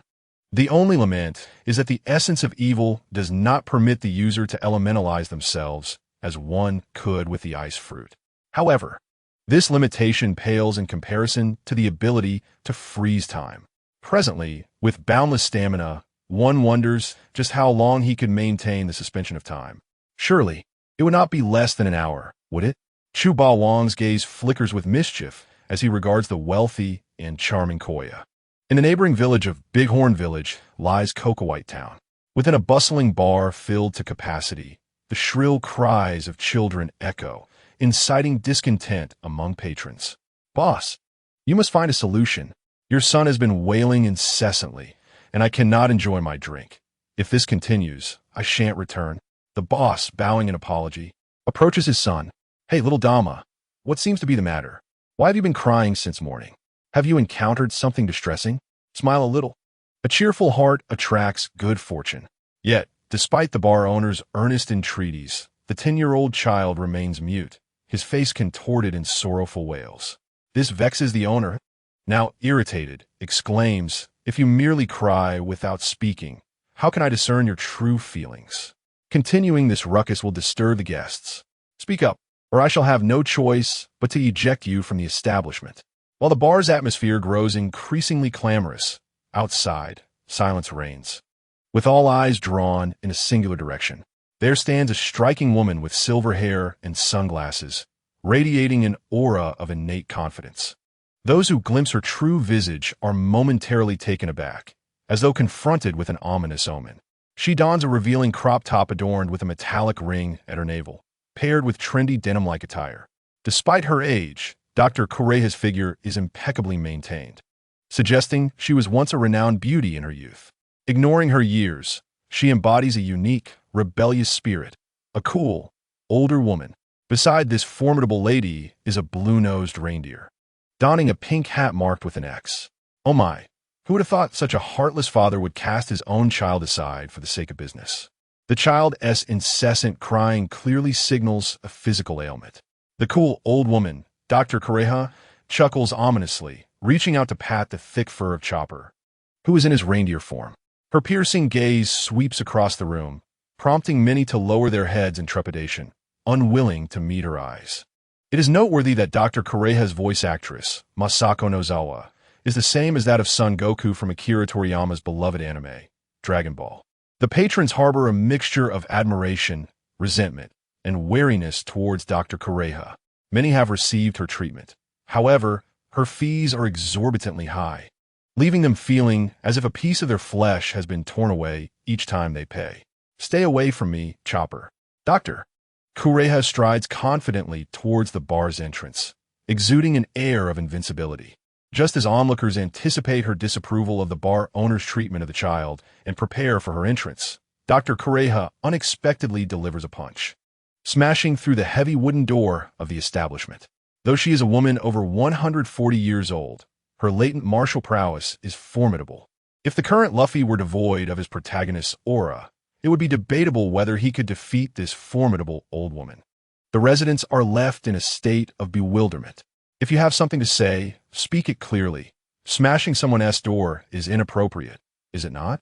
Were it not for the knowledge that Dr. Correa is a life-saving doctor, outsiders might mistake her for a challenger. Alas, today I encountered the enigmatic Dr. Correa. It appears that a considerable amount of bloodletting is necessary to cure the affliction of Little Dama. The patrons of the hotel are primarily ordinary villagers, and they were all horrified by Dr. Correa's actions. Even the hotel owner stuttered and trembled while speaking, internally distressed. It was evident that he was aware of the rules governing Dr. Correa's practice. Dear children, do you still possess happiness? Would you like to uncover the secret behind my eternal youth? Dr. Correa, along with her mute reindeer, Chopper, blocked the entrance of the hotel, exuding an air of arrogance. The residents were visibly anxious, uncertain of the true intentions behind the witch doctor's visit. Undoubtedly, no one welcomed her presence. They merely wished for Dr. Correa to depart swiftly. At that moment, someone unexpectedly responded to Dr. Correa's rhetorical question. Dr. Correa, the reason you have survived for 140 years while maintaining your youthful vigor is quite simple. It is happiness. Life should be enjoyed to the fullest. Do not let the golden goblet remain empty before the moon. A life devoid of timely enjoyment lacks essence. I believe this is the message Dr. Correa wishes to convey. A smile can take 10 years off one's age. Only a smile born of joy is the true secret to eternal youth. The voice was remarkably masculine, yet devoid of crudeness, inciting no feelings of envy. Following the sound, Dr. Correa was astonished to see the only tranquil corner within the bar. This was the first time she had encountered someone daring enough to converse with her normally, as others typically shied away from the title of witch doctor. What surprised her even more was that this individual had accurately identified her secret to eternal youth: happiness. Before her stood a man over 8 feet tall, with eyes shining like brilliant stars, and his facial features were exquisitely defined, as if sketched by a divine hand. Astonishingly, he was bare-armed in the depths of winter. His well-toned muscles were both robust and graceful, embodying the essence of a handsome man. How striking! I never imagined there could be such a dashing figure in our village, dazzling my eyes like 24K titanium alloy. Sisters, do not compete with me. This charming young man is reserved for this wealthy lady. Anyone who dares to challenge me shall face my wrath. Come on, with that figure of yours. Do you really think you stand a chance? Look at the stunning women seated beside that handsome gentleman. They're all breathtakingly beautiful. Upon seeing the formidable figure of Chu Ba Wong, many wine-loving ladies in the bar gasped in awe, their expressions brightening. However, when they beheld the beauty of Xiao Qing, Nami and Dasky, envy and jealousy stirred within them. To be seated next to such an exceptional man as Chu Bawang was indeed the epitome of allure for women. Fortunately, I had the foresight to send away the young women of the Hao Jiao village, preventing them from encountering Chu Bawang. Otherwise, the scene would likely resemble a gathering of lovesick individuals. Nearby, Dalton silently commended himself. Even he, a man, found it impossible to resist the magnetic allure of Chu Bawang, let alone the young women whose thoughts were consumed by their desires. If the village girls were to witness Chu Bawang surrounded by such stunning companions, each outshining them by tenfold, they would surely be despondent. Dr. Kaleha remained silent for a long while before removing her sunglasses and gazing at the newcomer with astonishment. "You are the white devil, Chu Bawang." At that moment, the benefits of being well-known became apparent. There was no need for Chu Bawang to introduce himself, as the other party recognized him immediately. However, Chu Bawang felt quite embarrassed and wished to disappear into the ground, though the feeling of being called daddy was exhilarating. Being addressed as such by a woman nearing 140 years old was a level of shamelessness he would not stoop to. At this moment, he desperately wished the fame that made him universally recognized could transform into a skill he could turn on and off at will. "Come, let's share a drink, Doctor Doriel," Chu Bawang said, clapping his hands and wearing a warm smile. "My treat." Dasky stepped forward, presenting the plum wine and pickled plums she had purchased along the way. Behaving as if she were a well-trained maid, she did not wish to be so obedient, but the strict oversight from Chu Bawang left her no choice but to fulfill her duties dutifully. Additionally, having witnessed Chu Bawang's terrifying abilities on Taiku Island, she feared he might alter her memories if he ever took a disliking to her. If her memories were altered, she would have no hope of escaping his grasp. How is it possible that Chu Bawang knows Dr. Doriel's preferences so well, even preparing plum wine and pickled plums? Does he intend to harm her? In his reindeer form, Chopper was taken aback, his face reflecting apprehension as he fixated on Chu Bawang. The title Dr. Doriel was typically reserved for Chopper alone. He could not comprehend how this notorious man, with a bounty of 90 million berries, knew Dr. Kaleha's private nickname. Could it be that Chu Bawang had been secretly surveilling them, aware that he was a talking creature? As these thoughts raced through his mind, Chopper nervously paced back and forth.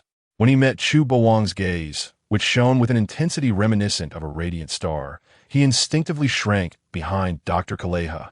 That look was too fervent, blindingly bright, and seemingly malevolent. "It seems you have done your homework. Are you, perhaps, a hired assassin sent by Walbo to eliminate me?" "No. That incompetent Walbo lacks the standing to summon someone of your exceptional caliber," Dr. Kaleha muttered as she took hold of the plum wine and pickled plums, mixing them together to drink without concern for potential poison. "And just to clarify, I am only 139 years old, not a frail old woman of 140. Even if I were to reach the age of 140, as long as my heart remains young, I shall never grow old." Despite her own astonishment, her exterior remained calm and collected, her tone brimming with confidence. Even when the notorious pirate, the White Devil Chu Bawang, appeared in Cocoa Village, Dr. Kaleha remained unruffled. There is a saying that as one ages, wisdom follows. Her 140 years had not been in vain. This voice was utterly out of place. Dr. Kaleha truly sounded like the voice of Son Goku from Dragon Ball. Chu Bawang chuckled silently, his mind flooded with memories. The original Dragon Ball was one of his most cherished childhood recollections, and undoubtedly his favorite animated series. As the formidable Chu Bawang made his appearance in Kikwai Town, a fierce battle had just transpired at the lookout near the neighboring Dahokyo village. With the fall of the last peasant sentinel, Warubwa and his minions, the Eagle Claw troops, reinvaded Dahokyo village. Warubwa was a corpulent and unsightly figure, with a large mouth, deep violet hair, and a chin adorned with a tin pan resembling an iron bucket. He donned a white hooded cloak crafted from plate armor and tin, embellished with the pelt of Robson, a colossal seahorse. Beneath him sat a massive hippopotamus, exuding an air of majesty. Notably, this hippopotamus was named Robson. Ponder that for a moment. At long last, I have returned, after enduring countless tribulations. I have finally made my way back to my kingdom. How nostalgic it is to behold the grandeur of Sidu Island. The natural environment here remains, as ever, awe-inspiring. Warboy was overcome with emotion, tears streaming down his face, embodying the sorrow of a fallen dog. Only he knew the perils he had faced over the past 6 months. Initially pursued by the notorious Blackbeard Tiki, one of the 4 emperors, he later encountered the Straw Hat Pirates at sea, where he intended to overpower them, only to be thoroughly bested by a certain swordsman wielding 4 blades. To top it off, he even witnessed the resurrection of the pirate king Joel D. Loagia by the White Devil in Road Town. His heart raced like a roller coaster, filled with peaks and valleys. It remains a mystery where that nefarious individual with the ability to resurrect the dead has fled. Surely, many would be intrigued by such a power. Warboy felt a twinge of apprehension, as the appearance of the pirate king nearby suggested that Chu Bawang could be lurking close by. Warboy was an exceedingly cautious monarch. Upon learning that Tiki would arrive at Sidu Kingdom in a month to claim his head, he had abandoned his kingdom 3 months prior, fleeing with the swiftness of a rabbit. Were there a profession for cautious bravery in this world, Warboy would undoubtedly be its paragon. Your Majesty Warboy, it appears Captain Durdan has betrayed you, and I cannot believe he has stationed so many sentinels here, remarked Jesse, an archer clad in a pointed hat and bearing a quiver. How dare you fire upon the great Warboy? Another man, known as Keluamalming, with black boxing gloves and an explosive hairstyle, harshly stomped on a fallen sentinel's face, spitting disdainfully at him. Jesse, what is the situation at our castle? Warboy disregarded the vanquished sentinel squad, his mind preoccupied with the questions of why Chu Bawang sought to resurrect Loagia and what brought him to the waters near Sidu Kingdom. All remains as it should, Your Majesty, replied the archer Jesse, peering through a telescope at the palace atop the highest Sidu peak. In that case, let us hasten to the castle. Once we unlock the kingdom's treasury, we shall never need to resort to piracy again. He had fled so hastily last time that Warboy had not prepared adequately, leaving many treasures and weapons behind. It was precisely due to this lack of funds that he had been compelled to form a crew of pirates, engaging in looting upon the seas. At that moment, a subordinate rushed in, panic etched upon his face. Your Majesty Warboy, grave news. The Straw Hat pirate ship we encountered at sea has docked at the riverbank of Dahyokyo village. Nanny, how dare they come to our kingdom? They pretended ignorance of this place. Warboy exclaimed in disbelief, his beady eyes fixated on the golden Melee ship. As fate would have it, he spotted Loagia on the deck, leisurely performing the 5th set of national exercises, occasionally humming an odd tune while twisting his neck and swaying his hips. To his astonishment, Loagia's gaze fortuitously met Warboy's. I have confirmed it. I have encountered the right person. Even more bewildering, Loagia waved at them, leaving Ykalium in disbelief, unsure whether to express that one pregnancy renders one foolish for 3 years. What a twist of fate. Why must I encounter this haunting figure once more? Is there some cosmic connection between us? Why are you all still dawdling? Do you wish to remain here as easy prey? That is the pirate king Loagia. We must flee. Warboy, terrified, abandoned his pretense of bravado, lamenting that his parents had not gifted him with more legs, as he rode away on the hippopotamus named Robson, charging forward with his motley crew in a hasty retreat. Loagia stood in bewilderment, pondering the absurdity of the situation. Here I am, the illustrious pirate king Loagia, waving at you, and you react as if you have seen a ghost. Simultaneously, at a hotel in Kikwite town, the atmosphere was charged with intensity. Chu Bawang had verbally agreed to a medical contest with Dr. Kaleha, where the victor would claim a prize possession from the loser. According to the rules of the contest, the challenge was to see who could cure a young boy suffering from a rare ailment first. Should Dr. Kaleha emerge victorious, the father promised to wager a precious set of body-strengthening techniques known as the 8 Gates of Duanjia. Conversely, if the father won, the blue-nosed reindeer would belong to them. Nami pointed at the hotel owner's son, who lay sobbing on the couch, her eyes sparkling with curiosity as to why Chu Bawang would wager such a valuable technique against Dr. Kaleha's medical prowess. If Chu Bawang himself participates, victory is surely assured. However, The most perplexing aspect of this contest was that it would not be Chu Bawang competing against Dr. Kaleha, but rather the taciturn young heiress Kia. Are you certain you wish to allow this young lady to challenge me in medicine? She appears to be no more than 20 years of age. How advanced could her medical skills be? If you wish to avoid a devastating defeat, it would be prudent to showcase some genuine talent, Dr. Kaleha remarked, her laughter possessing an eerie quality that sent shivers down the spine. No wonder she had earned the title of a witch. In just a few words, she had instilled a sense of trepidation in Kia, granting her the initial advantage in the contest. As Kia instinctively shrank towards Chu Bawang, clearly intimidated, a sinister smile spread across Dr. Kaleha's face. With nearly 140 years of life experience, she quickly recognized the formidable might of Chu Bawang's 8 gates of Duanjia. What had once been mere martial arts could now be regarded as a forbidden technique.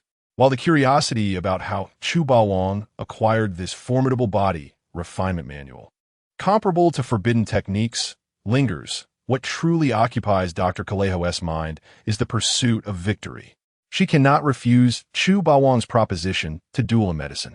Although others boast of being ageless and immortal sorceress doctors, Dr. Kaleha knows that her time is running short. She must ensure that Xiaoba possesses sufficient strength to protect himself after her demise.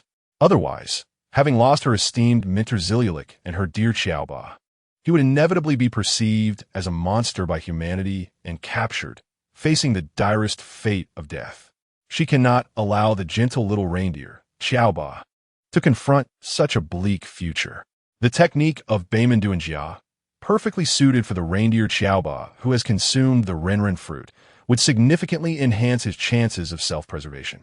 Although Dr. Kaleha harbors considerable apprehension towards Chu Bawang, whose cunning methods she understands all too well, she feels confident in her ability to effortlessly secure victory against the novice Kia.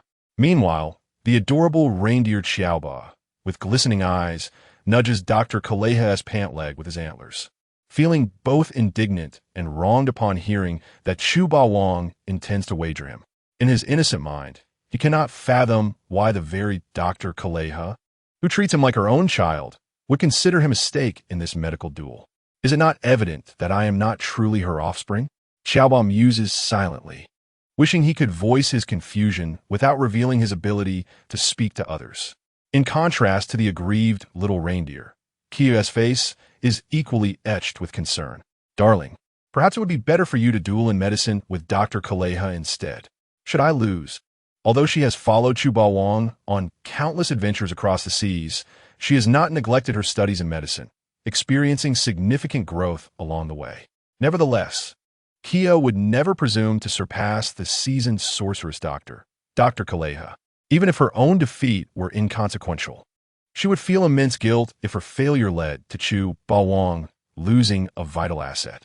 However, before Kia could finish her thought, Chu Bawang gently silenced her with a hand over her delicate lips, his tone unexpectedly tender. Dr. Kaleha excels in medicine, and I cannot offer you much assistance in this regard. While he possesses numerous miraculous remedies for injuries, his understanding of medicine is woefully inadequate. He knows Kia has long wished to engage with esteemed medical practitioners, but regrettably, he had dispatched Kalokas and the whale Labu to the Devil's Triangle. Though they could be found again, he lacks the motivation, primarily due to a man's possessive nature, unwilling to have his beloved Kia in close proximity to other men. Despite Dr. Kaleha being an elderly figure nearing the end of her days, he wishes for Kia to engage in friendly competition with her, while simultaneously bestowing the Beiman Duanjia upon the adorable Xiaoba. It is a perfect twofold plan. Chu Bawang embraces Kia, a gentle smile gracing his lips, nonchalantly stating, "It is merely a minor body refinement technique. Losing is of little consequence. What matters is that my beloved woman realizes her dreams and values in life." Kia, no longer reluctant, playfully punched Chu Bawang's chest with her tiny fist, her face radiating sweetness. Observing this, Name and Xiaoqing felt a pang of jealousy. Dun was delighted that Chu Bawang was not seeking trouble with him, even volunteering to act as a referee. "Doctors, have you finally concluded your discussion? Please, save me. My hand hurts so much." I feel like I might die from the pain. The little boy lying on the sofa, overwhelmed by agony, had been crying profusely. After lying there for what felt like an eternity, he realized that Dr. Kaleha showed no inclination to attend to him, which was utterly disheartening, causing him to endure both psychological and physical anguish. Kia, Dr. Kaleha, how could we be so absorbed in conversation that we neglected the patient's feelings? Such a grave oversight. Your hand hurts? Kia gazed at the weeping child, utterly a loss, her countenance transforming into a beautiful blush. Despite her extensive reading of medical texts, this was her first true encounter with a patient. It was only now that she comprehended the meaning of theoretical knowledge versus practical application. Is it merely a hand pain? So this is how it feels. Dr. Kaleha, seasoned and confident, placed her medical kit on the wooden table. She suddenly pressed her thumb against the boy's shin, eliciting a scream akin to that of a slaughtered pig. Such a horrifying sound. Oh, it hurts. My leg hurts. Many could even faintly hear the sound of a fracture, leading them to suspect that Dr. Kaleha had, by chance, broken the boy's shin bone. Unfazed, Dr. Kaleha laughed heartily. Did you see? Now, the patient can forget the pain in his hand.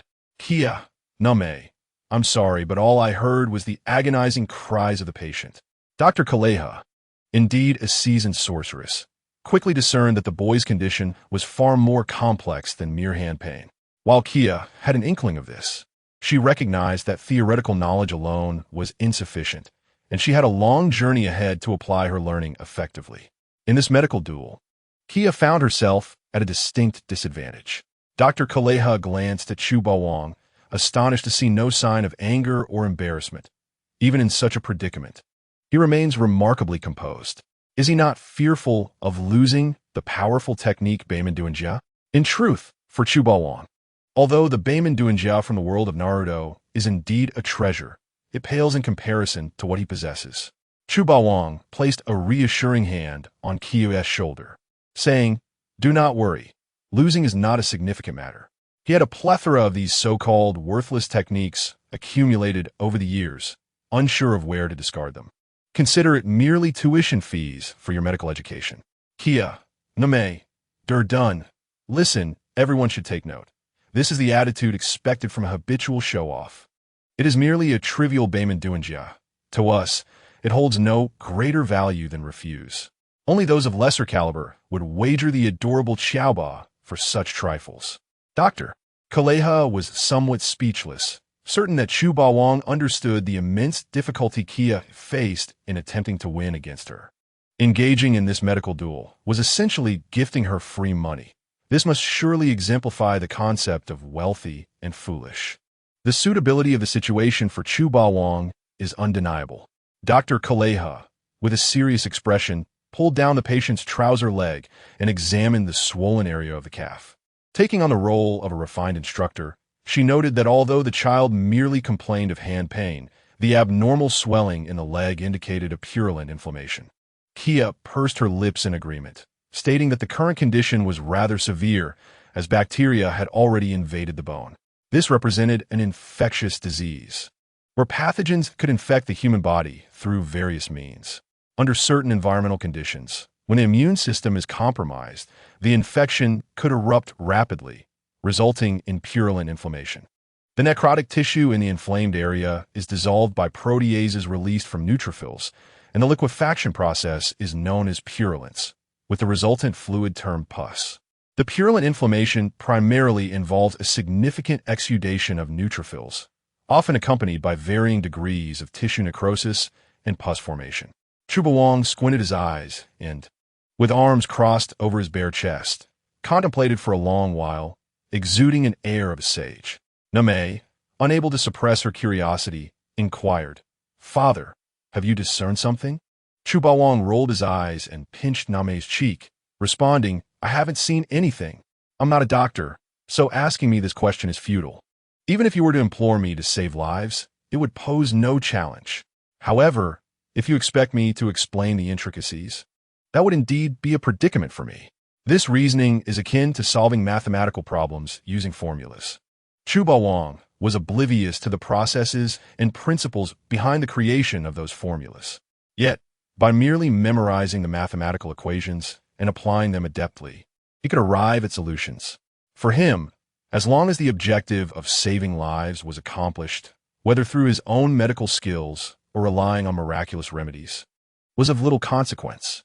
He had garnered numerous prizes, some of which were invaluable medical texts that he generously bestowed upon Kia for her study. Thanks to these medical tomes, while Kia may lack practical experience, her theoretical insights and perspectives were distinctly exceptional.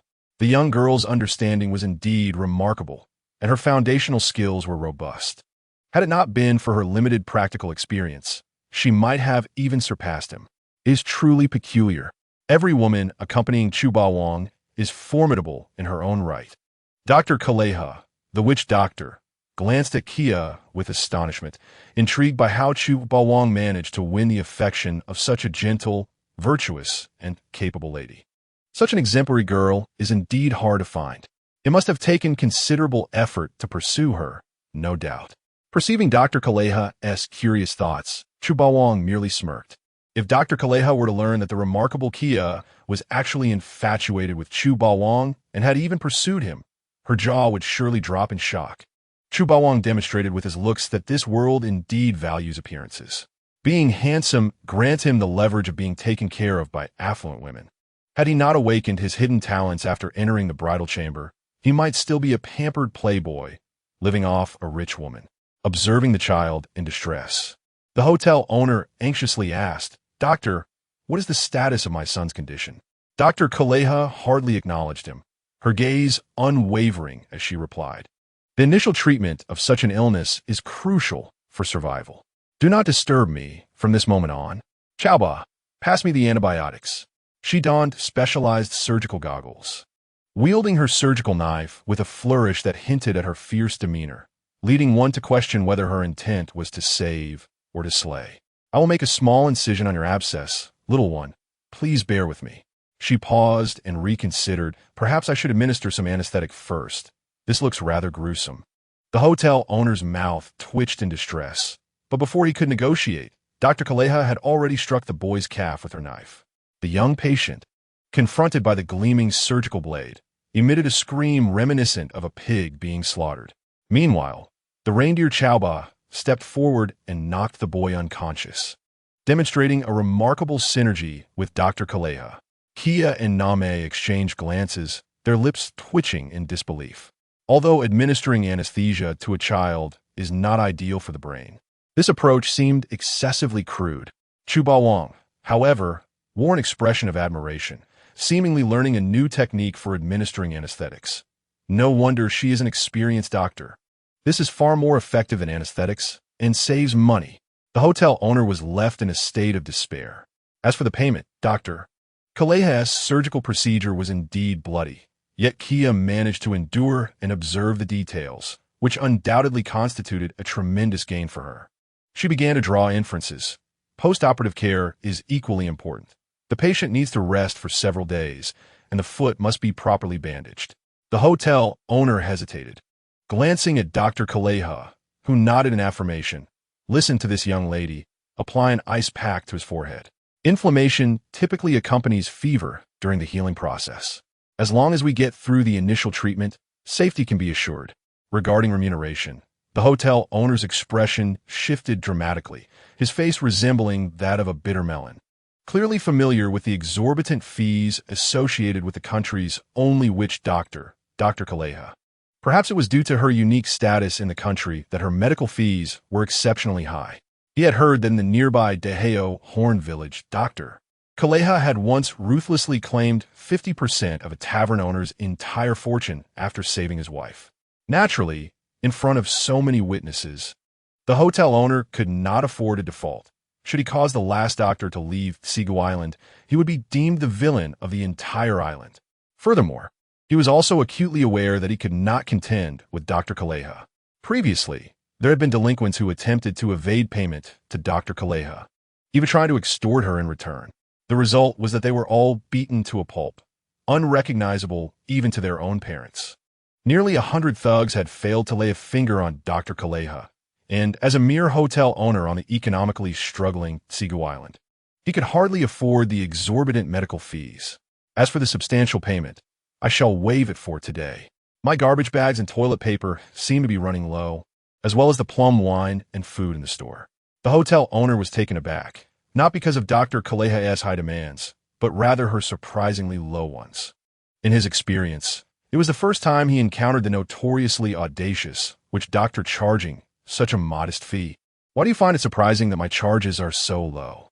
Oh, that is because I have already obtained what I desire most. Dr. Kaleha brandished the recently acquired martial arts manual, Bahaman Duinjia, and suddenly burst into laughter, her smile radiating warmth akin to summer and winter sun. Had it not been for her age, this old witch might have been a stunning beauty who captivated the hearts of many in her youth. As she laughed, a minuscule glimmer appeared at the corner of Dr. Kaleha's eye. With this martial arts manual in hand, even if she were to perish tomorrow, little Xiaoba would no longer be easily bullied by others. Even if regarded as a monster, there would be no fear of those hunters who prey on monsters. Since Xiaoba had mastered her medical skills, this was the last act she could perform for him. She tucked the manual of the 8 gates of Duinjia into the leather pouch on the back of the reindeer Xiaoba and, giving a gentle pat to the dazed innkeeper, remarked, "I should have taken 50% of this establishment as medical fees, but today you are quite fortunate. By merely staying at home, you encountered a benefactor. Do not thank my benevolence. If thanks must be given, direct it towards the noble soul who settled your bill." Ha ha ha. The innkeeper, struck by realization, understood that had it not been for the suggestion of Lord Chu, a medical competition would not have taken place, and his son might have long since succumbed. Even if Dr. Kaleha were to heal him, the cost would undoubtedly be beyond his means. He had managed this in for decades, and Dr. Kaleha's mere mention of taking 50% of his assets would leave him with a painful sense of loss, even if it meant reclaiming his son's life. The visit from Lord Chu has truly illuminated my humble establishment. Without your presence, I fear my inn would not survive. The innkeeper generously offered to let Lord Chu dine free for a month, regardless of how much he drank during that time. Though he could not indulge today, he had a rather ungrateful apprentice who loved to drink during his spare time. He thought to leave the fine wine for him to handle. Upon hearing of the month-long free offer, Lord Chu immediately resolved to share this delightful news with the green-haired swordsman Zoro, who was not one to miss an opportunity. As the saying goes, the rich should not let their resources flow to outsiders. One must seize the advantage when it presents itself. Of course, if he wishes to drink, let him come to my inn and indulge to his heart's content. I assure you, it will satiate his appetite. The innkeeper pounded his chest, thinking that with so many patrons, they would surely drink more than just one gluttonous apprentice, thus saving quite a sum over the course of days. Nami and Dasky exchanged knowing glances, fully aware of who Lord Chu's apprentice was. Besides Zoro, did Lord Chu have another unruly apprentice? Allowing Zoro to drink for 10 days to half a month at this and would surely bring them to the brink of bankruptcy. If it were up to me, I would rather have Ms. Kaleha take the entirety of the 50% than allow Zoro to drink free for half a month. Regrettably, the innkeeper remained oblivious to the grave consequences his careless words would soon incur. Each time he recalled this promise, he felt an urge to slap himself, wondering why he had chosen to treat none other than the future god of wine, Zoro. Struggling to suppress a smile, Nami interjected, "Dr. Kaleha, I kindly request that you return to the residence at Magnetic Drum Peak post-haste. My companion is in dire need of your assistance, though I have not seen it firsthand. Usopp's injuries must be severe." Dr. Kaleha's expression turned to one of surprise. It was the first she had heard of someone daring to seek her out at Magnetic Drum Peak for treatment. Lord Chu was also curious to check on how well Zoro and Sanji had memorized the assigned task of reciting the 300 poems of the Song Dynasty before returning home. Mastering these poems would ensure they could appreciate and create poetry. Knowledge is power, and only through learning can one alter their destiny. He hoped that Zoro and Sanji would come to understand this principle, or else he might find himself sacrificing several of his precious 7 Wolves belts to convey his earnest intentions to these 2 ungrateful youngsters. Until this moment, Lord Chu finally comprehended the pressures of fatherhood. To mold Zoro and Sanji into well-rounded, exemplary youths of the new era, he had put forth tremendous effort. Little did he realize that his whimsical antics would transform the pirate world into one where poetry and culture flourished, whether in the Navy or among pirates.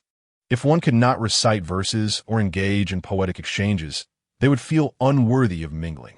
While it was true that Kagaya lost a doctor, Kaleha in the medical competition, Lord Chu did not hesitate to generously hand over the 8 gates of Duanjia manual. On one hand, the manual held little relevance to him now. On the other, he understood it would eventually find its way into little Qiaoba's hands. For Qiaoba's own protection, he would undoubtedly learn the 8 gates of Duanjia. When that time came, he could accomplish his system tasks and acquire those 3 exceptionally powerful imperial treasures. It is noteworthy that, according to the original setting of Akame Ga Kill, an imperial treasure wielder could only command 1 treasure due to the immense burden it imposed. However, this rule would not apply to Lord Chu. His vitality and boundless mental prowess far exceeded the requirements for wielding an imperial treasure. His keen interest in the rewards lay in the exceptional traits associated with these 3 treasures, especially the transformative capabilities of the Gaia Foundation and the demonic manifestation of Majin. The former would allow him to disguise himself perfectly, while the latter, if properly developed, could grant him the ability to freeze time. Once the rewards for this task were allocated, alongside the initial imperial treasure, haunted by demons, he would have acquired 4 treasures. If he were to procure the imperial treasure omnipotent vision, that would amount to 5. If I gather all the imperial treasures, I wonder if I could summon the dragon god to make a wish. This medical competition subtly bridged the gap between Lord Chu and Dr. Kaleha. With her forthright nature, she openly praised Lord Chu as the most handsome individual she had encountered in her 139 years of life. Were it not for her age, she might have even been accused of pursuing a youthful romance. I was born before you, and by the time you were born, I had already aged. I lament not being born at the same time, wishing to spend each day in your company. I was born before you, and by the time you fell in love, I had already crossed the sea. Each has their own fragrant grass to dwell upon. Yet I have never been able to surround you with blossoms. Our meeting feels like an acquaintance, yet the affection from our past life remains unresolved. I do not resent your delayed birth. I only regret my own aging. Through the mist, I discern shadows, and the passing night brings no clarity. Every meal brings thoughts of you, and my heart withers as your image fades. Only when we meet does the flower bloom towards the sun. I wish we could be born together. I do not resent the early bloom of flowers. Your heart resides in mine. Can we not grow old together? When the sky is clear, let us embrace and laugh together. Moved by this sentiment, Lord Chu lauded Dr. Kaleha's discerning eye for recognizing him as the most attractive figure of the Grand Line, truly displaying profound insight. Lord Chu had always maintained a reputation for sincerity and integrity, acting with an open heart and unwavering resolve. As long as you praise my handsomeness, we shall become the best of friends, lamenting our late acquaintance. As the conversation between Chu Boang and Dr. Kaleha grew increasingly delightful, it fostered a sense of camaraderie akin to that of old friends. The latter extended an invitation to Chu Boang to visit her castle, and in turn, he graciously presented Dr. Kaleha with 3 magical beans as a token of their meeting. Should the warriors from the alternate universe of Dragon Ball Super learn of Chu Boang's extravagant generosity in bestowing 3 magical beans at once, they would undoubtedly berate him for being excessively wasteful. Alas, he had yet to acquire the elixir that could bestow eternal youth or reverse aging. Otherwise, he would have surely gifted Dr. Kaleha some to test its efficacy, not for any particular reason, but simply to witness the effects would be quite remarkable. As long as it was not a life-threatening injury, consuming one of these magical beans could restore full vitality and health. Dr. Kaleha was taken aback, marveling at the existence of such wondrous beings in this world. With these 3 magical beans, it was akin to possessing 3 resurrection coins, was it not? Upon this realization, she felt a pang of regret for winning the medical competition. Had she lost, she could have seamlessly handed over the little Qiaoba to Chu Boang for protection, ensuring that even upon her demise, no one would dare to bully the little one with such a formidable ally watching over them. Chu Boang, endowed with the ability to read minds, exchanged a bemused glance with Dr. Kaleha, astonished to discover that they shared similar thoughts. He contemplated intentionally losing to Dr. Kaleha to facilitate the discreet passing of the 8 gates technique. Meanwhile, Dr. Kaleha considered the prospect of deliberately losing, ensuring that the little Xiaoba would have a powerful protector in the future. Just as Chu Bawang and Dr. Kaleha were preparing to return to Tsigufeng, a commotion erupted at the hotel entrance. A battered villager, staggering and covered in wounds, collapsed beside the shattered wooden door, gasping, "Mr. Duo-Dun, I finally found you." Duo-Dun's heart raced with unease as he furrowed his brow and responded, "I recall you were on guard duty today. Why have you left your post? And how did you sustain such severe injuries?" Before he could receive an answer, the wounded villager succumbed to exhaustion, collapsing to the ground in a faint, evidently struggling for breath. If immediate aid was not rendered, he would not survive much longer. Duo-Dun stood in bewilderment, anxiety etched across his face. What was happening? This villager had risked his life to find him, yet had not conveyed any vital information. It was as if a fool had been sent to fetch him. There was no time for questions. Urgent medical attention was required. All other sentinels had already fallen victim to Warbwa. Chu Bawang activated his observation haki, capable of encompassing an entire island, and after careful sensing, he spoke. Despite possessing boundless stamina, he found it challenging to maintain constant vigilance over the entire island, as the cacophony of sounds was overwhelming and filled with irrelevant noise. The incessant cries of infants, the bargaining of vendors, and the bickering of Aunt Zhang and Aunt Li were enough to fray his nerves. If only the observation haki could function like antivirus software, automatically filtering out the extraneous information. Chu Bawang silently vowed that if his haki were to reach its pinnacle, he would develop a feature to block out such noise. If Roronoa Zoro, still struggling to master basic observation haki, were to learn that Chu Bawang possessed such formidable advanced abilities yet rarely utilized them due to the noise, he would likely shed tears of envy. What? All the sentinels have been eliminated? How is that possible? Duo-Dun shouted, cradling the barely conscious villager. His voice boomed, startling Nami, who was sipping a drink, causing her to land a punch on him. Truly, she was the strongest navigator of the Straw Hat crew, unafraid to confront anyone in her fury. Nami, who had once been timid, now felt emboldened by the support of Chu Bawang. Xiaoqing pondered briefly before offering her insight. It was likely that Warbwa had taken advantage of a stealth vessel to launch a surprise attack on the harbor of Dahao Jiao village. Caught off guard, the sentinels had been unable to mount any resistance and were swiftly annihilated. As I sense it, they are now heading toward the palace at the peak of Tsigufeng. Although Xiaoqing lacked observation haki, as a Ting Qing Yomong, she inherently possessed abilities akin to it. Damn Warbwa, how dare you return? The state of this nation is a direct result of your actions.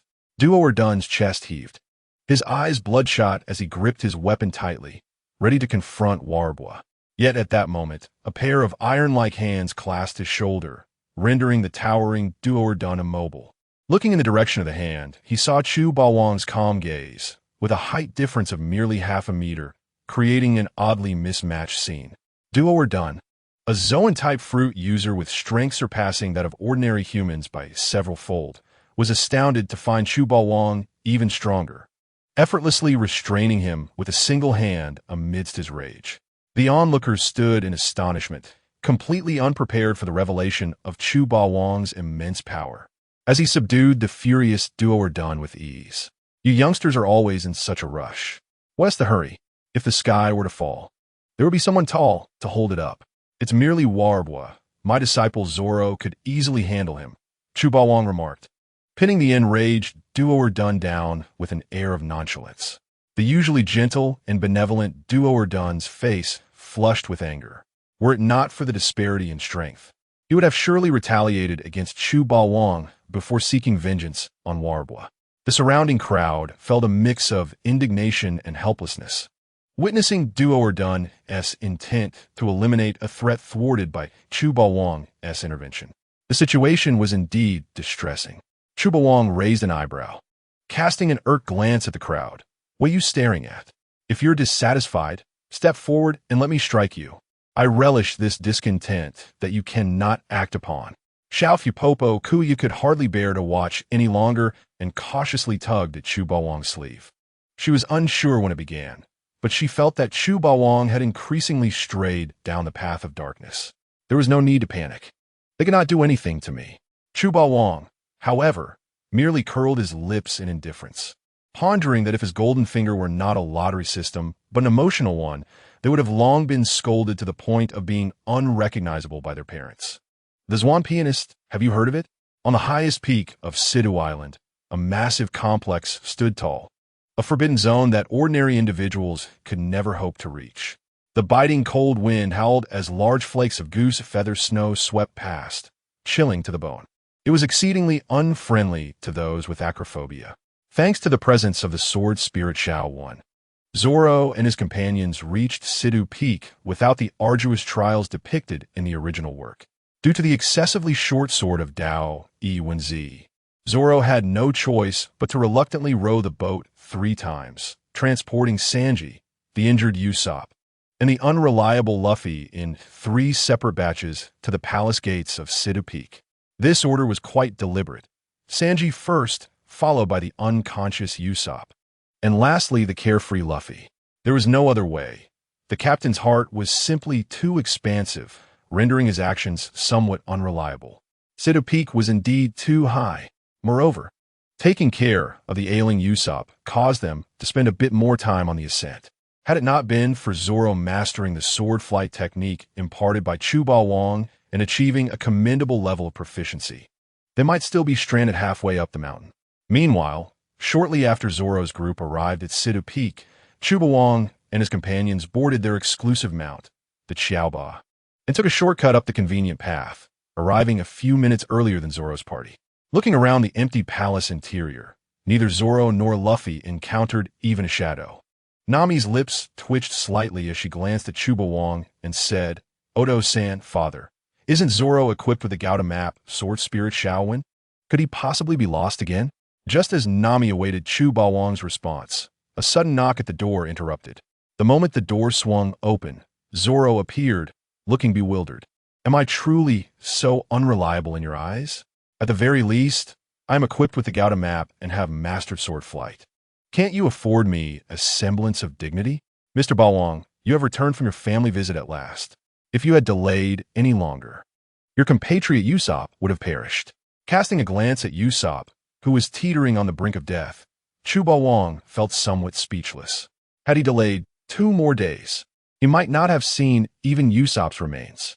When Usopp reached the palace at Sidu Peak, Dr. Koreha immediately provided emergency care. However, it wasn't long before her brow furrowed.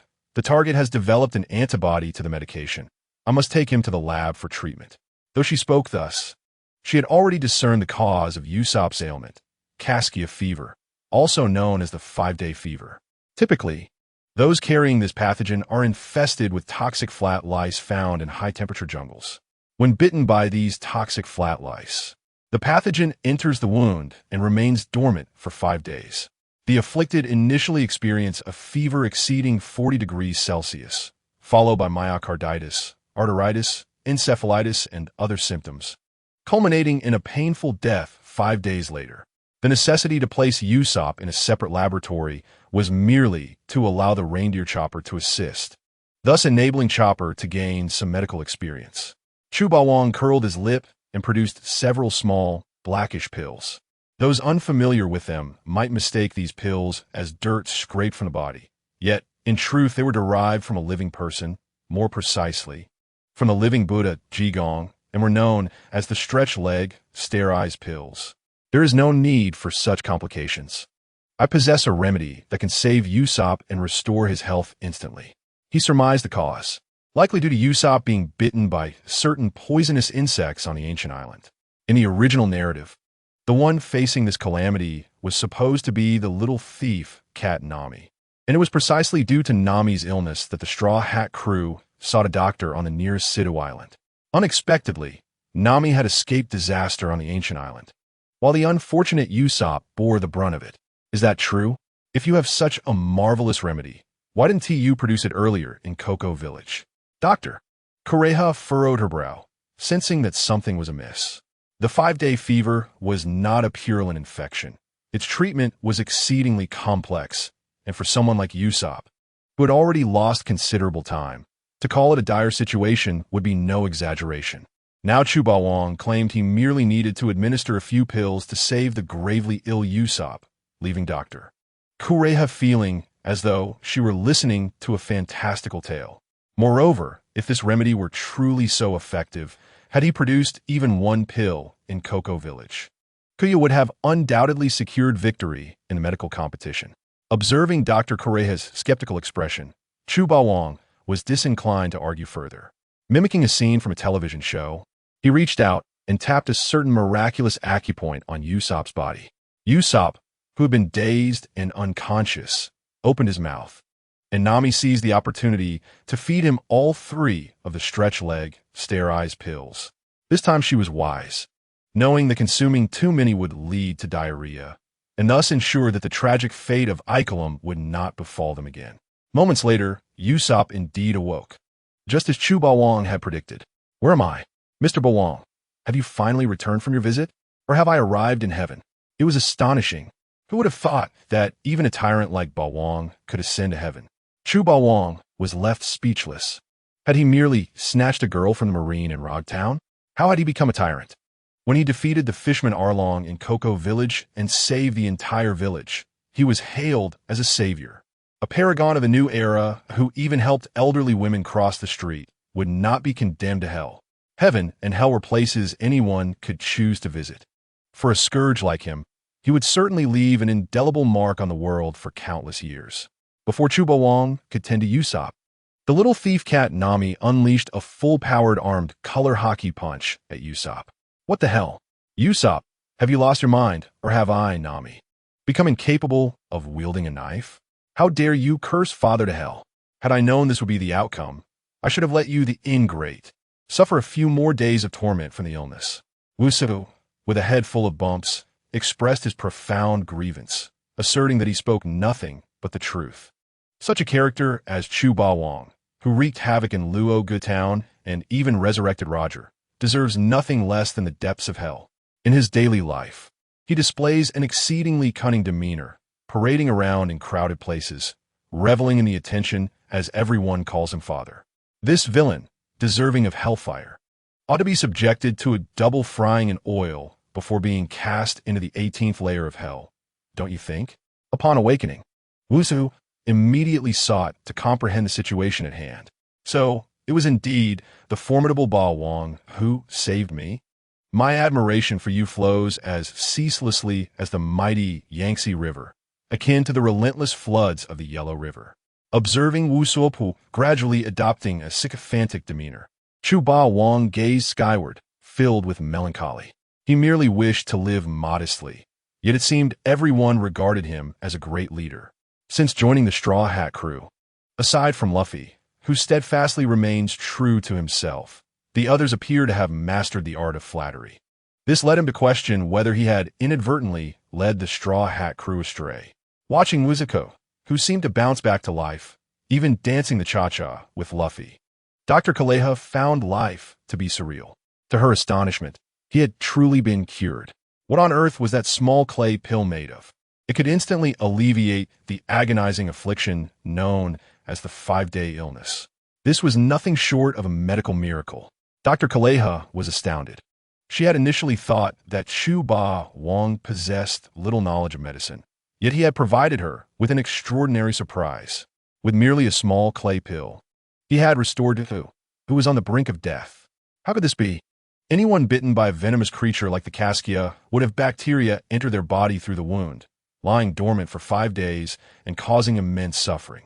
Initially, it would induce a fever exceeding 40 degrees, followed by severe infection, myocarditis, arteritis, and encephalitis.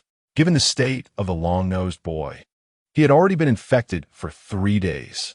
Those days must have been filled with torment, but thankfully, leaving him to his fate for 2 more days would have meant a gentle escape through death. This venomous creature should have become extinct over a century ago. Fortunately, I still had some antibiotics to utilize, or it would have been impossible to save him. Yet even with antibiotics, complete recovery would require more than 10 days of quiet rest and treatment, with the first 3 days necessitating strict bed rest under a doctor's supervision.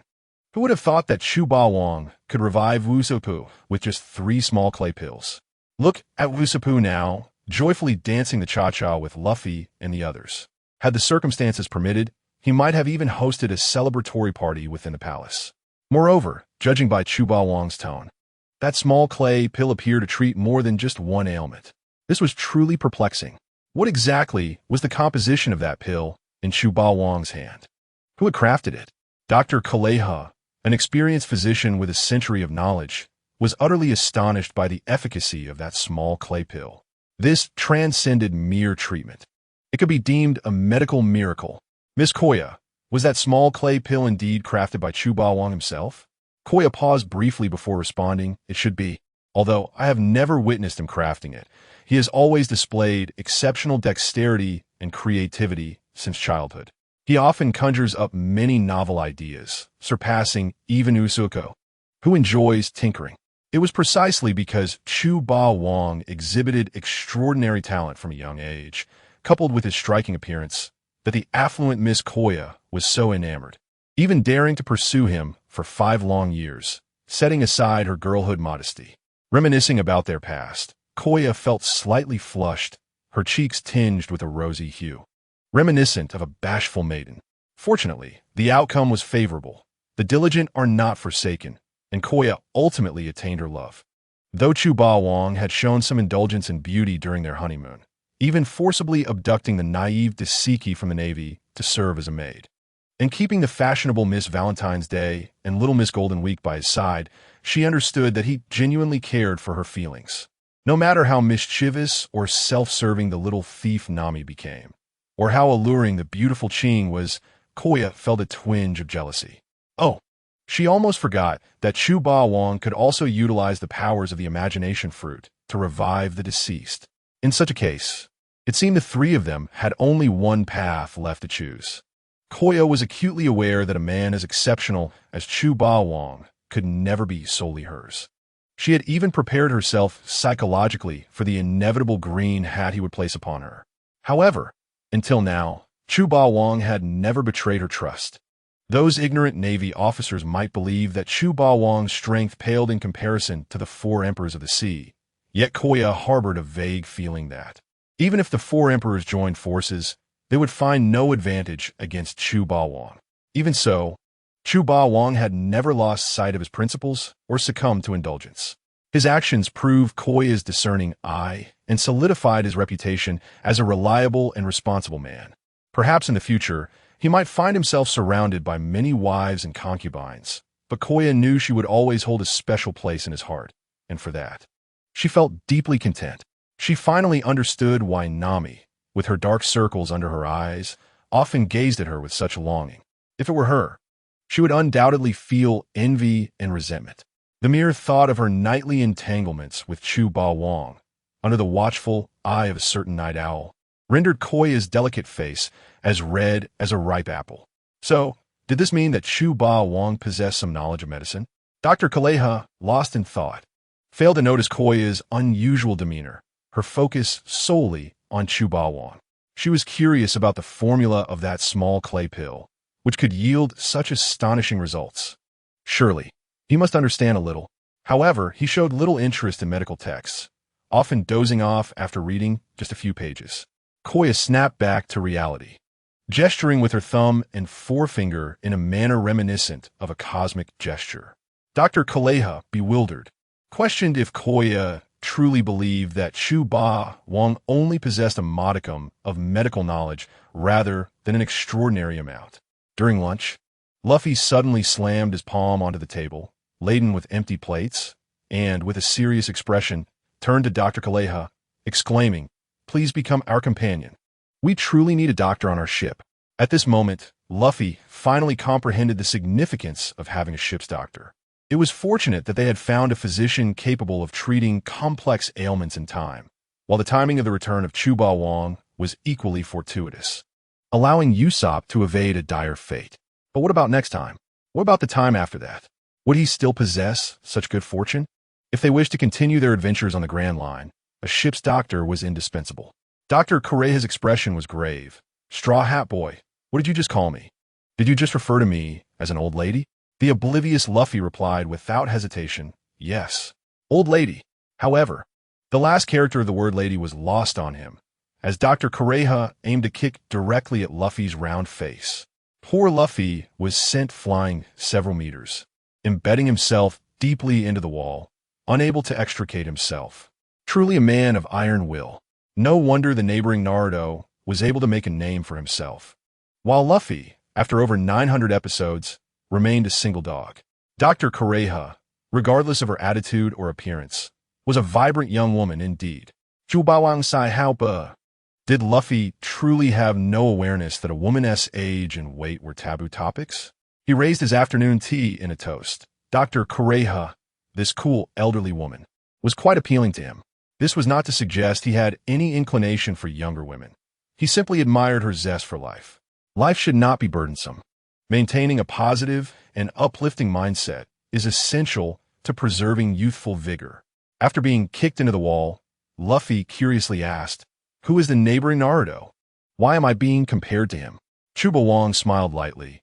"It would take a while to explain that to you. One day in the future, you may have the chance to meet him." Chuba Wong's mind involuntarily recalled the phrase, "I have become a shadow, waiting for you to become a king." And a deeper smile crept across his lips.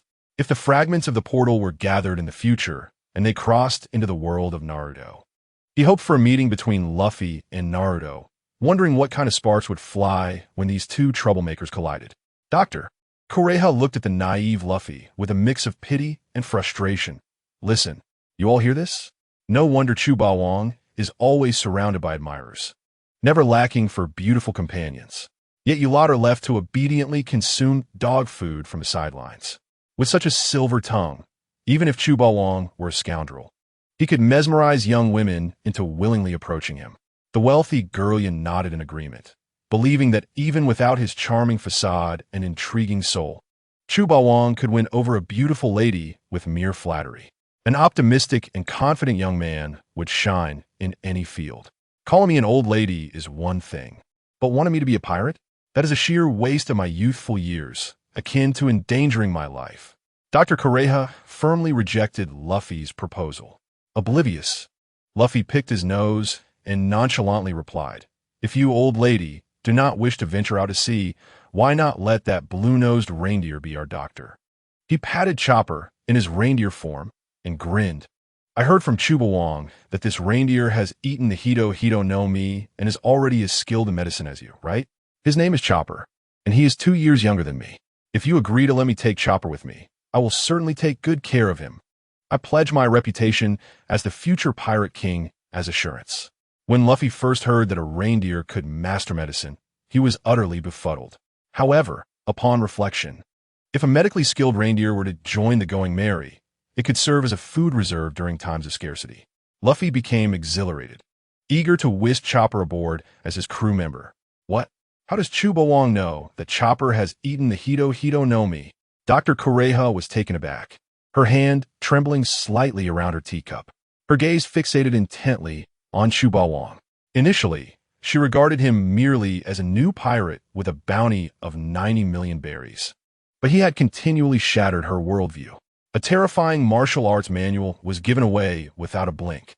A miraculous leg-stretching pill was consumed by Usopp like candy. This was beyond mere wealth. It was more akin to foolishness with abundant riches. She even wondered if Chuba Wong hailed from a family of miners or was the foolish son of a celestial being. What astounded her most was that Chuba Wong not only knew about Chopper consuming the Hito no Mi, but also had precise knowledge of Chopper's age. She was certain that she had never met Chuba Wong before, nor had they ever crossed paths. Dr. Kureha could not fathom how Chuba Wong acquired such information, even if she racked her brain. However, before she could process it, Chopper could no longer maintain his facade and transformed directly from his reindeer form into his human beast form, which was his most frequently used state. The seemingly adorable Chopper, in that moment, had bloodshot eyes, nearly screaming at Luffy, "Baka! Baka! Stop saying such things. I am a reindeer. How could a reindeer possibly live with you humans?" Chopper was overwhelmed with emotion, feeling as if he were in a dream, one so splendid that even dreams could not compare. Upon hearing that a creature like him could have companions, and that Luffy even wished to invite him to be the doctor aboard the Going Merry, he could no longer contain himself. Mixed emotions of grievance, surprise, and fear of this being a dream erupted within him all at once. Aside from Chubawang and Dr. Kureha, the others looked on in shock at the adorable Chopper in his human beast form. Do you not fear me in this form? I am clearly a reindeer. Yeah, I can stand and walk on 2 legs. Moreover, I can speak. The adorable Chopper shouted excitedly to everyone. In the eyes of Luffy, Zoro, and Sanji, he perhaps resembled a raccoon more than anything else. Chopper seemed to recall some not-so-pleasant memories from the past, sitting dazedly on the ground, silent for a long time before adding, "And I am a blue-nosed oddball reindeer." After uttering this, Chopper stood, making a peculiar sound as he walked away, dejected. Usopp stared blankly at Chopper's receding figure, speechless in shock. Among those present, only Chubawang and Dr. Kureha remained calm. Even the usually scatterbrained Luffy seemed to be touched by the profound sorrow in Chopper's words, falling into silence and forgetting to call out to Chopper to stay. Dr. Kureha collapsed on her chair, exhaustion and heartache replacing the youthful vigor she once embodied. If you wish to take him away, feel free to leave Magnetic Drum Island with him. However, conventional methods will not suffice. Chopper's spirit bore the weight of a profound wound, a scar so immense that even I could not heal it. From the moment he entered this world, he was abandoned by his parents and his kin, simply because of his blue nose. The nature of reindeer, much like humans, is to reject those who are different. Born on Magnetic Drum Island, Chopper was deemed repulsive and cast aside by his parents, facing discrimination from all other reindeer. Despite being merely a newborn fawn, he often found himself trailing behind the herd. Isolated. By coincidence, he consumed a Hito no Mi, gaining the ability to communicate with both animals and humans. Yet, this did not alter his plight. Instead, it plunged him into a deeper abyss. Because he could stand and walk, he was driven away by all the reindeer. Exiled from his kin, the lonely Chopper yearned for companionship, attempting to blend in with humans in the nearby village. However, due to his blue nose, no matter how he disguised himself, he could never pass for a normal human. Out of fear and other sentiments, humans regarded Chopper as a monster akin to the Yeti or Snowman, shooting him without hesitation. Countless attempts on his life deepened Chopper's despair, forcing him to wander in solitude, estranged from both reindeer and humans. He did not comprehend his missteps nor whom to resent. He simply knew that he could not earn the acceptance of his kind, not even the companionship he so desired. Had it not been for the chance encounter with the quack Dr. Hiraluk during a near-fatal injury, and the tender care he received from Hiraluk, who treated him as his own, Chopper would have likely perished in the snow, reduced to mere dust. Yet, Chopper understood that not everyone in this world would regard him as Hiraluk did, for he was neither an ordinary reindeer nor a human. He was a monster with a blue nose. This very reason compelled him to present himself in the form of a reindeer, responsible for pulling sleds, rather than in his human-animal form whenever he appeared in human villages. His loud calls to Luffy and others were not born from anger or embarrassment, but rather from a profound sense of inferiority, believing he was unworthy of companionship with humans. Because of Hiraluk, Chopper harbored an intense desire to venture out into the vast world. Yet, faced with the sincere invitation from Luffy and his crew, he found himself once again ensnared in inner turmoil. He believed he was merely a reindeer, a blue-nosed outcast, and thus unqualified to join the Straw Hat crew and become Luffy's companion. Can you heal his emotional wounds? If so, then take him away without hesitation. Compared to safety, what Chopper yearns for most is companionship. Luffy sat silently, his lips pursed, feeling a twinge of irritation at his own recklessness. Had he known it would come to this, he would have investigated Chopper's background before inviting him aboard. It was not that the imposing figure of Chubawang had intentionally withheld this tragic tale from Luffy. Regrettably, upon hearing a lengthy story, Luffy would often drift into slumber, and before Chubawang could relay even a few words, Luffy would collapse, dreaming of culinary delights. As Chubawang put it, a lost cause, A muddy wall cannot be propped up. A decayed tree cannot be carved. Ignoring my words leads to regret. One day you will kneel and beg me. You once disregarded me, but in the future, you will find me unattainable. Ah, it seems I've mixed in some irrelevant thoughts. However, the crux of the matter is that Luffy would invariably fall asleep during lengthy narratives, so he never had the chance to learn of Chopper's tragic past. Nami, after listening to Dr. Kaleha for quite some time, finally stood up and delivered a powerful punch to Luffy's head, infused with haki, grumbling, "It's all your fault, you blockhead. You never consider the consequences of your actions. If this continues, our crew is doomed." She did not believe that Chu Bawang would remain silent on such a crucial matter. Although he was often cunning, he had his principles. The threshold of those principles might be around 3 meters below zero. Usopp nodded in agreement, convinced that Nami was right. Under Luffy's leadership, their crew would indeed face dire consequences. Due to his high fever and subsequent unconsciousness, coupled with the silent pact among Zoro, Sanji, and Luffy to avoid discussing the matter, Usopp remained unaware that Luffy had even knelt before Dalton and others, sacrificing his dignity to seek help.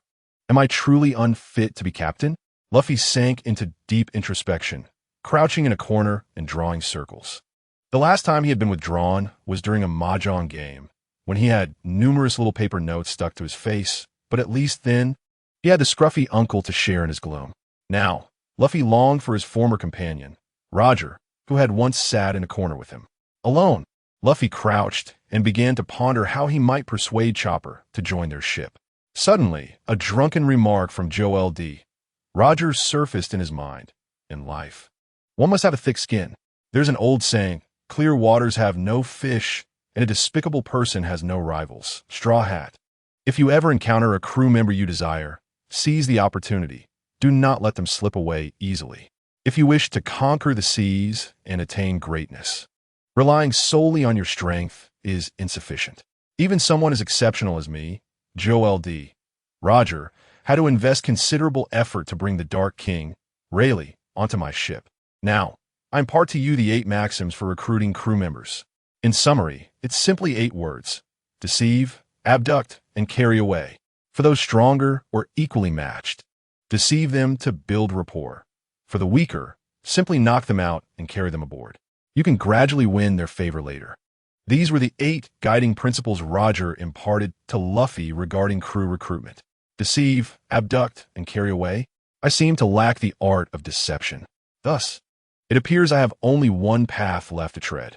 All right, let's make this decision with enthusiasm.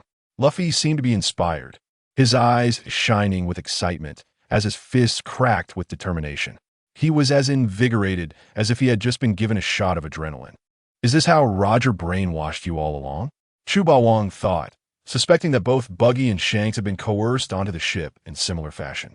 Oh, and it seemed that even Kazuki Oden, who had been a fine second-in-command in the Whitebeard Pirates, was also ushered aboard by Roger. Since then, Guan Yu has remained aboard the Golden Jackson, never returning to the Whitebeard Pirates. In ancient times, Liu Bei borrowed Jingzhou and never returned it. Now, Roger has borrowed Yudian, similarly failing to repay the debt. Is it possible that one of the common traits among these great figures is their penchant for borrowing without repayment? Mr. Bawang, do you think the advice from the untidy old man is feasible? He once told me that when it comes to deceiving crew members, one must be steady, precise, and ruthless. If all else fails, one could simply deliver a beating, knock them out, and bind them for a voyage.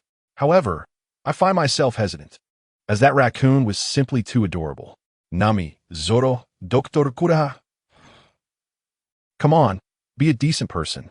It's evident that Chopper is already in such a pitiful state, and you still wish to hit him and drag him aboard. Doctor, Kureha is unaware of the identity of the untidy old man that Luffy refers to, but Zoro and the others understand that this is Luffy's nickname for Roger. The only thing that causes them to ponder their existence is whether the esteemed Bawang has mistakenly resurrected the wrong person. Such shameless words could genuinely come from the legendary pirate Joe L.D. Roger, this crew seems utterly unreliable, doesn't it?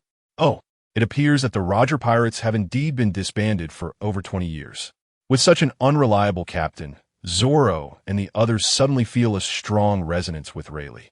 They both share the burden of a tiresome captain. Bawang shrugged nonchalantly and said, "It's up to you to decide. You are the one inviting Chopper aboard, not me. The reason he refuses to join you is simply that he believes himself to be a monster, unworthy of friendship with humans. This is his inner conflict. Once you resolve it, Chopper will surely be willing to join you."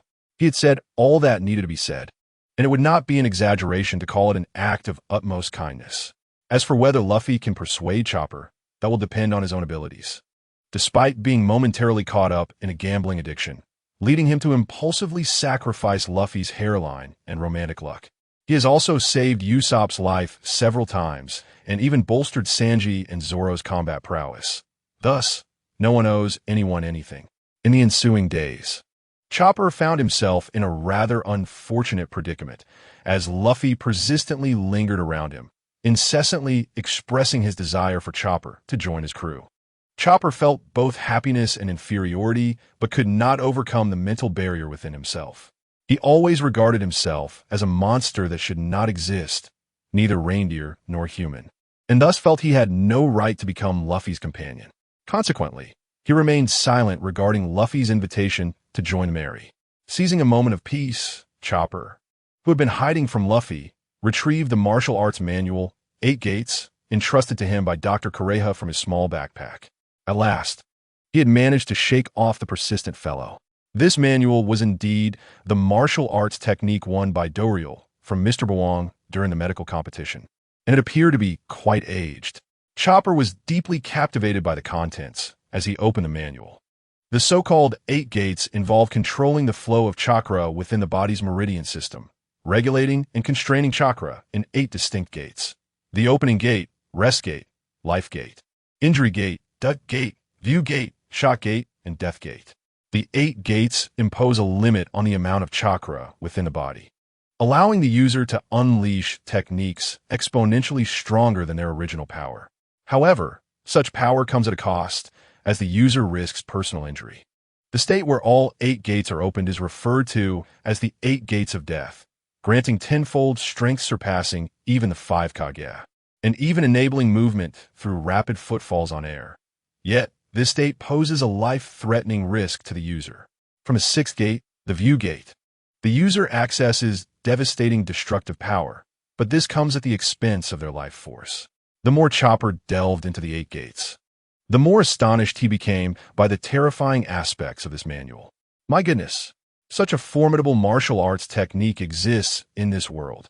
Should I master it, I could protect Doriel and no longer fear Walpo reclaiming the palace. Moreover, it seems it could also serve as a substitute for the Blue Wave Ball, which alters the forms of devil fruits. Little did Luffy imagine that when he finally resolved to knock Chopper out and carry him aboard, the emotionally charged Chopper would suddenly erupt, utilizing the 8 gates to pin Luffy to the ground and deliver a thorough beating. Ding! It has been detected that Chopper is cultivating one of the strongest martial arts in the Naruto world, 8 gates, successfully aiding Chopper in becoming stronger. Task rewards are as follows: Imperial Artifact 1/to kill, Muramesa, Imperial Artifact Transformations, Free Gaia Foundation, Imperial Artifact Demon God Manifestation, Essence of the Demon. It seems Chopper has already discovered the benefits of the 8 gates, and surprisingly, the task rewards arrived even sooner than I had anticipated. Engaging with the training of the 8 gates is not as daunting as I imagined. As long as Chopper can sense the chakra within him, he can commence his training. Chakra, as it is known, is an energy generated when the various components of the body perfectly merge, serving as the source for ninjutsu, genjutsu, taijutsu, or even physical restraints made of chakra. Generally, there are 7 elemental natures: fire, water, wind, lightning, earth, yin, and yang. Naturally, Bawang, who also excels in the 8 gates, has activated the chakra within him, perfectly mastering and fusing all his inner energies. The only difference lies in that Bawang's chakra is known as universal chakra or chaotic chakra. As the name implies, his chakra is versatile, enabling him to utilize ninjutsu, genjutsu, taijutsu, and various abilities from the Naruto world that embody all 7 elemental natures. Furthermore, He can share chakra in the form of seeds with others for joint usage. Chopper's ease in sensing his chakra after just one attempt is attributed to Bawang having stored a chakra seed in that manual. Although this chakra seed is incredibly rare. Even he possesses only 3. Exchanging one for 3 useful and diverse Imperial artifacts is undoubtedly a profitable venture. Especially the Imperial artifact, Demon God Manifestation, essence of the demon, if developed well, could even enable time manipulation. The notion of freezing time is a dream desired by every old lecher. Bawang instinctively recalled numerous scenarios from time-stopping hentai, shaking his head to dispel the nefarious thoughts. Such ideas are perilous and must not be entertained further. Otherwise, both Ya and the little thief cat Nami would surely wake up tomorrow with panda eyes, gazing at him with deep resentment. Ding! Detection of Walpo's appearance at Magnetic Drum Peak has triggered a side quest. Please choose. Choice 1. Remain indifferent. Allow Walpo to create chaos at Magnetic Drum Peak, ultimately being taught a lesson by Luffy and the others, and grant him a chance to escape. Upon making a choice, one shall receive the task reward, a dedicated small stool for watching plays X1, and a special large watermelon for the onlookers X1. Would I, the great Chubawang, truly resemble a mundane onlooker? Even if you offer me 100 of those watermelons, I would never let such a remarkable ability of the gun Gashur slip away. Thus, I shall disregard this option entirely. Option 2. Suppress the villainous Valbo with overwhelming force, eliminating any future threats, and rescue the kingdom of Magu from its dire plight. Upon making this choice, one shall earn the task reward, a unique magical skill exclusive to Ains Ul Gaon, the overlord of the great tomb of Nazarick. Known as the ultimate magic, Skyfall.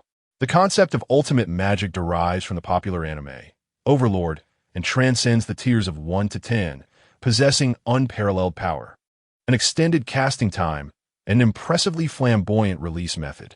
The downside is that one becomes a primary target due to the ostentatious nature of the casting, making it easy to be overwhelmed by concentrated attacks without a strong defense.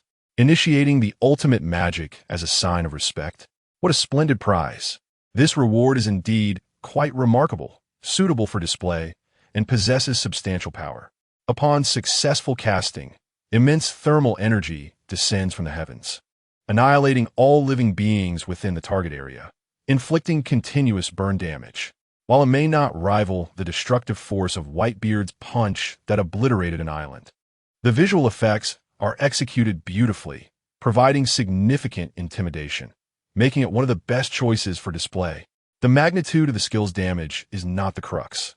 Rather, it is the allure of its grandeur that matters. However, Chubawang remains unhurried in making a decision, continuing to peruse the third task description. Option 3. Forcefully subjugate Valbo and claim him as a slave. Upon making this choice, one shall receive the task reward, the perfect level of the power of the Goshe, an enhanced version of the King S word. Perfect level of the power of the Anon. The body may transform into darkness, possessing a gravitational force akin to a black hole, drawing all entities in contact with the darkness into its realm, compressing and shattering them. Touching the user can render their fruit abilities ineffective. Note: 1. Unlike standard natural type users, one cannot elementalize. 2. Upon the user's demise, the fruit ability can be seized and redistributed to others. 3. It can absorb inflicted damage, transferring double the pain to the enemy while the user experiences only a minuscule fraction of suffering. Chubawang finds himself somewhat speechless. If Blackbeard Teach were to learn that he could easily obtain such a bug-level perfect power of the by merely taking on a subordinate, he might be reduced to tears on the spot. In comparison to the perfect level of the Anon, which can absorb damage and reflect double the pain back to the enemy, while the user endures only a minuscule amount, Teach's decades of endurance for his seems utterly trivial. With this capability, even when faced with formidable adversaries, Chubawang could inflict excruciating pain upon them. The enhanced version of a King S word, derived from a certain renowned author's epic fantasy novel, Dragon Clan, The Tide of the Black Moon, has its previous wielder as the noble tortoise, Yuan Jisheng. The sequence number for the king's word is 91, classifying it as a high-level ability. Its function is akin to the gravity fruit, enabling any target within its domain to experience gravity thousands of times greater, potentially crushing bones and embedding bodies into the earth. The development ceiling depends on the host's strength. Due to the overwhelming gravity, even if the enemy's body can withstand it, their blood will inevitably pool towards the lower part of their body, resulting in cerebral hypoxia. Those affected typically must kneel and bow their heads to prevent loss of consciousness, hence the name King's Authority. Chu Baowang is left with a furrowed brow. Is this truly a task choice? It appears I possess no actual options. I choose option 3, to forcefully subjugate Valbo and claim him as a slave. The system's stance is so evident that I have no choice. It compels me to take Valbo as my subordinate. Chu Baowang rolls his eyes at the system and murmurs softly. Nevertheless, killing Valbo does not yield as much benefit as sparing his life. The memory alloy he creates possesses significant potential for exploration, both now and in the future, and could even serve as a savings account.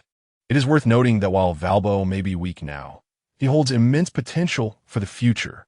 In the original narrative, after being expelled from the kingdom of Magoo by Luffy and his crew, he inadvertently created Valbo Alloy, garnering worldwide attention, marrying the Miss Universe, Cinderella, and becoming a super wealthy individual, even gaining the recognition of the world's nobility, ultimately re-establishing the malevolent kingdom of Magoo.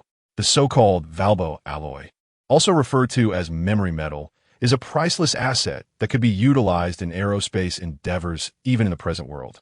General Frankie, the combat suits of the Vinsmoke family, and even the Navy's war machine, Bartholomew Kuma, all require substantial quantities of Valbo alloy to maintain optimal performance. Thus, it can be said that regardless of the extraordinary abilities of the Denton, whoever possesses Valbo alloy holds infinite future opportunities and a seemingly endless wealth. In the original work, Valbo's storyline is far from over.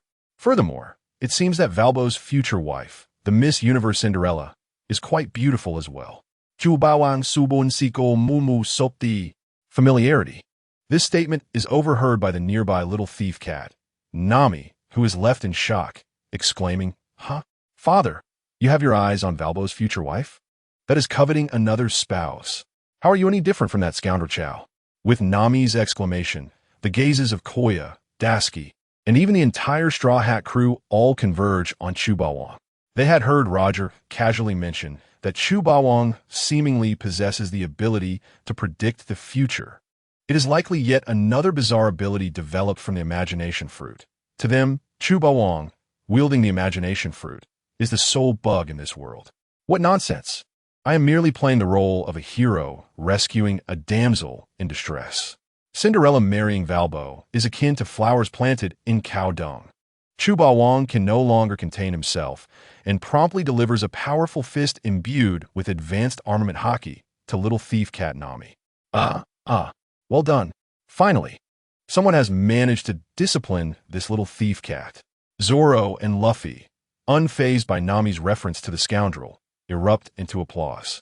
Having been repeatedly beaten by Nami in the past, today they finally witness her receive a taste of her own medicine, bringing them immense satisfaction. This is what is known as evil begets evil. Before they could revel in their misfortune for even a moment, Nami, with a pink lump adorning her head, strode over to Zoro and Luffy with a grim expression, unleashing a flurry of blows upon the two steadfast men. It wasn't long before Luffy and Zoro, both sporting their own unfortunate lumps, exhibited a husband-like synergy, looking rather glum. Today, they had once again suffered the wrath of the navigator, leaving them with a woeful expression akin to that of a bitter melon. Chu Bawang sighed, placing a hand on his forehead in exasperation, lamenting, "Zoro, it seems I have ultimately failed to preserve your dignity. You were once a lone wolf before joining the Straw Hat crew, and now you have devolved into a silly dog. Such a formidable powerhouse, yet so tragically transformed." Zoro looked up at the sky, suddenly finding truth in an old saying. Foolishness is indeed contagious. Was this the reason Mother never allowed me to play with fools? The room was bustling with noise. A lively commotion. Observing Chuba Wong mingling casually with the Straw Hat crew, Dr. Koreha felt a surge of joy, contemplating how much less lonely she would be if Chopper were to join the crew. Just then, a thunderous banging echoed through the door. Dr. Dory, trouble is brewing. That gluttonous king has returned. Chopper, in his reindeer mode, forcefully rammed the door open with his hardened antlers, panic etched on his face. His keen sense of smell, heightened by the treachery of Walpo years ago, who had slain his mentor, Dr. Hiralik, made him particularly sensitive to the sense of his father's murderer and his minions. However, upon seeing Luffy and Zoro both adorned with unsightly lumps, Chopper fell into a deep self-doubt. Who am I? Where am I? Did I enter the wrong room? Why do I not recognize these battered individuals? Aren't these the usually carefree Luffy and the aloof Zoro? How could they be so thoroughly beaten? Chopper gazed upward in bewilderment, wondering who possessed such strength to subdue the formidable duo of Luffy and Zoro. Usopp leaned closer to Chopper, wary of Nami overhearing. These two oafs were beaten by Nami. If you decide to join us, remember that our navigator is the one you must never offend. Otherwise, the consequences are unimaginable.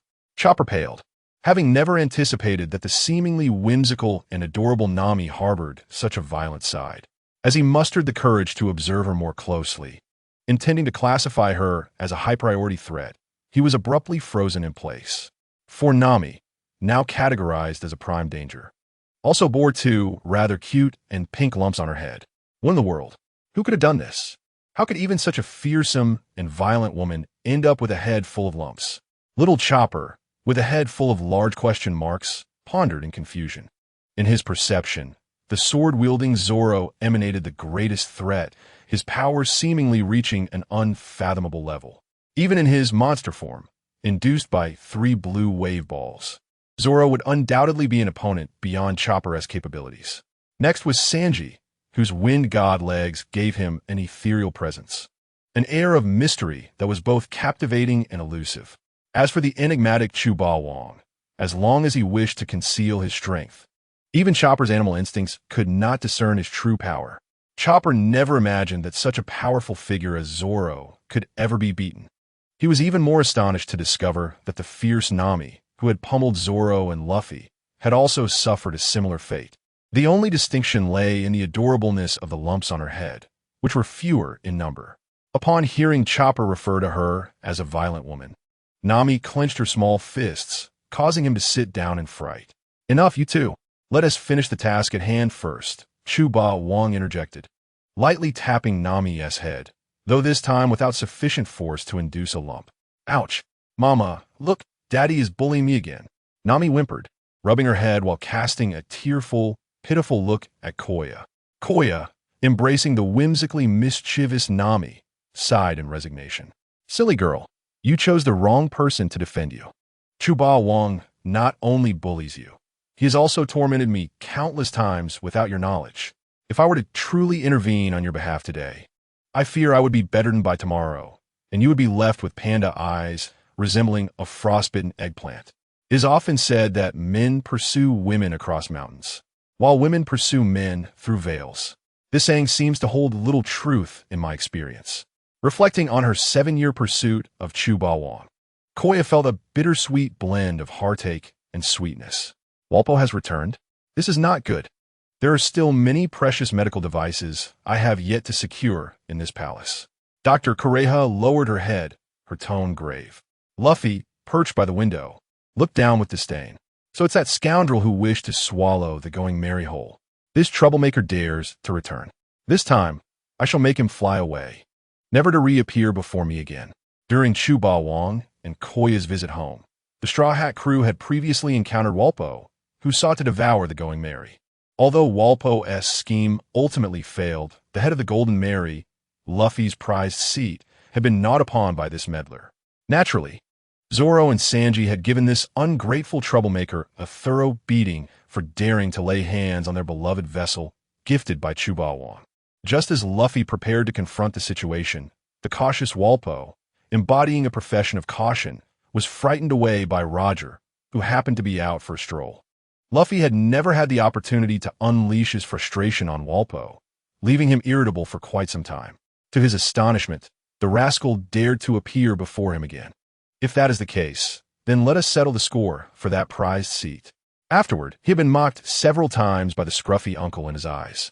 Luffy had bottled up his anger, his fists crackling with energy, wishing he could leap from several stories high and send Walpo flying. Zoro and Sanji grabbed Luffy's arms, fearful that this fool might act impulsively. Usopp clung to Luffy's waist, shouting, "Hey, hey, hey! Luffy, that is too mischievous. It's wrong to throw rubbish from such heights. What if it lands on a child? Even if it doesn't hit a child, damaging the flowers and plants is equally unacceptable." Luffy abruptly halted, pinched his nostrils, and flicked a booger directly at Usopp. "Usopp, do not treat me as a fool. Did you think I did not hear you insulting me as trash? Are you nostalgic for my collaboration with that slovenly uncle?" Usopp, inadvertently digging his own grave, retorted, "I merely employed a metaphorical rhetorical device. I did not call you trash. Even if I did, that would be your own admission, and it has nothing to do with me."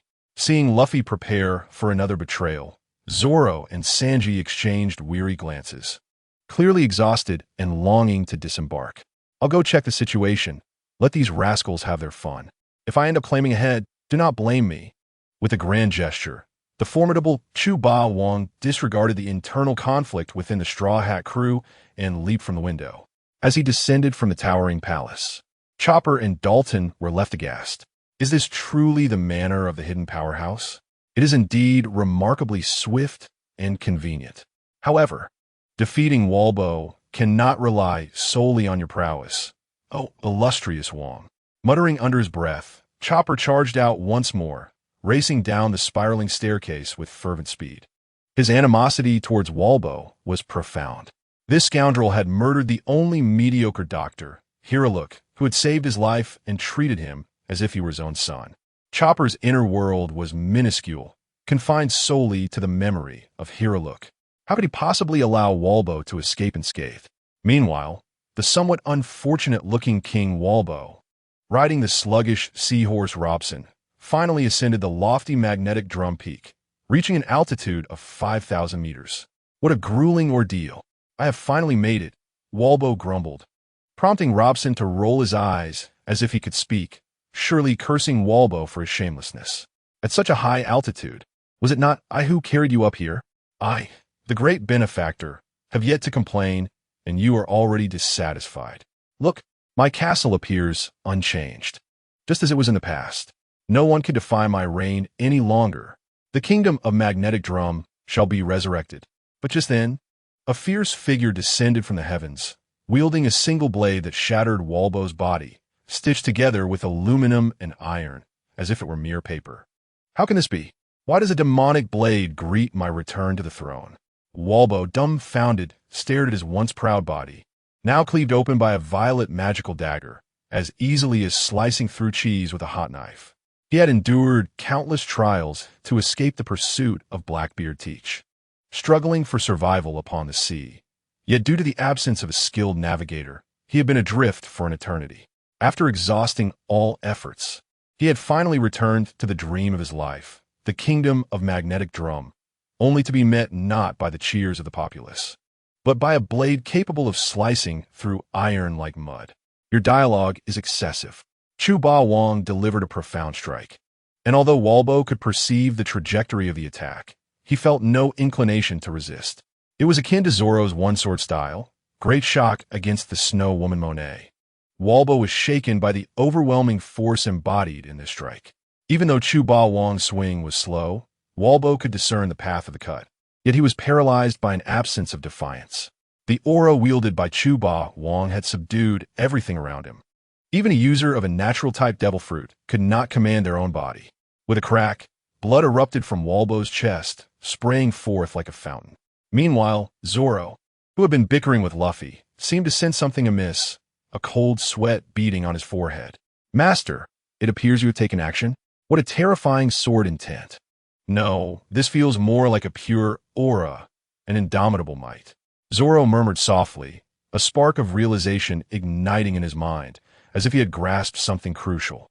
His swordsmanship, which had felt stagnant despite his rigorous training, suddenly surged forward as if a dam had burst.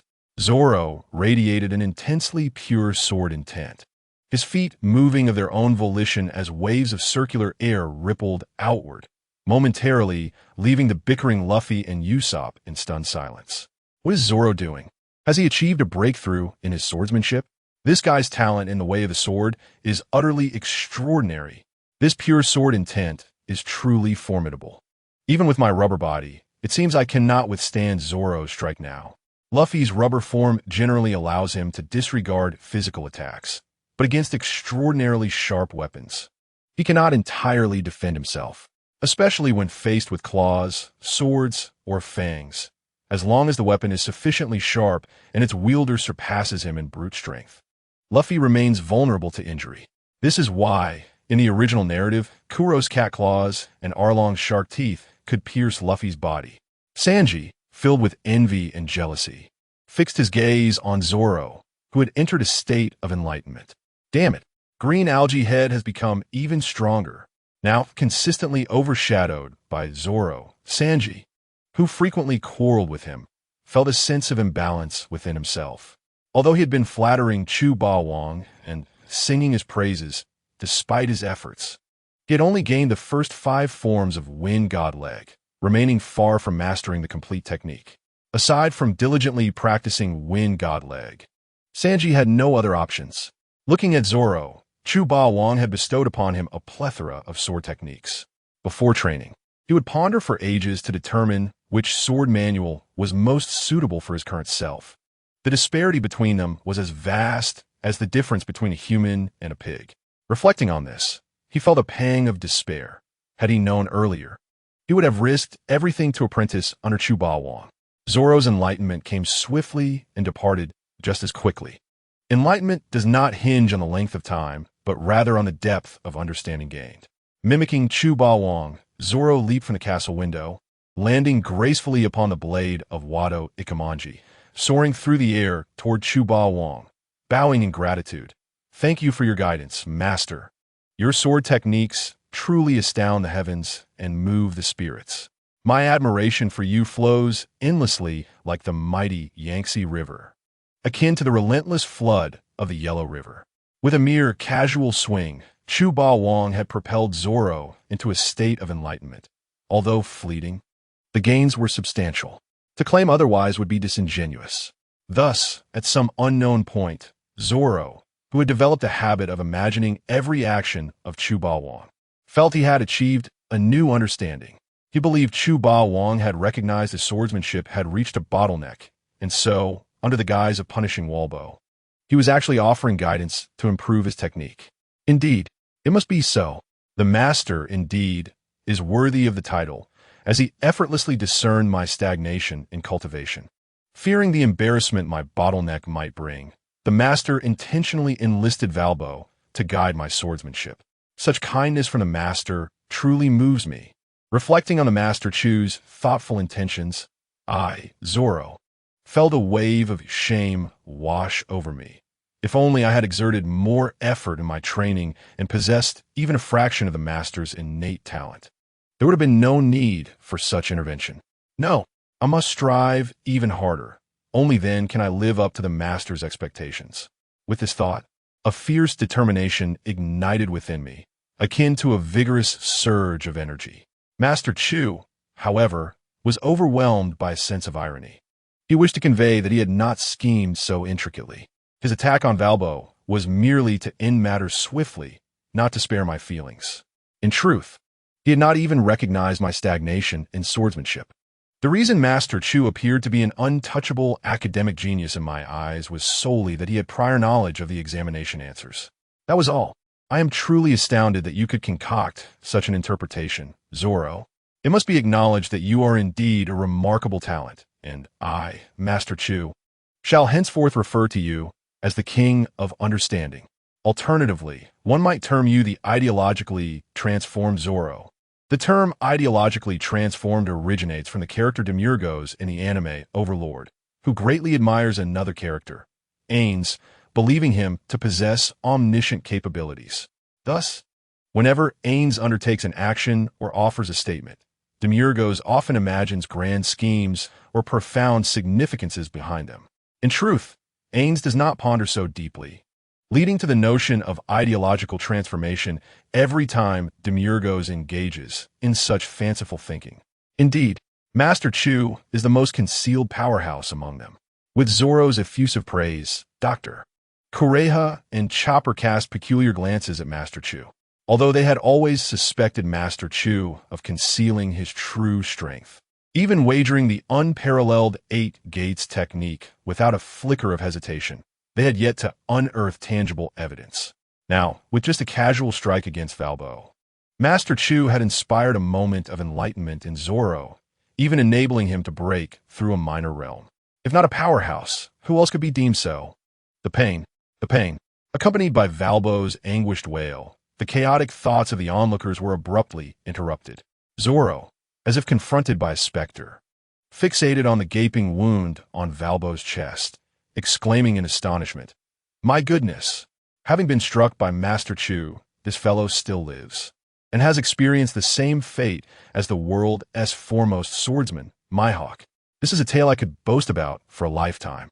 Sanji and Usopp nodded in agreement, recalling their first-hand experience of Master Chu's ferocity during their time in Syrup Village and Cocoa Village.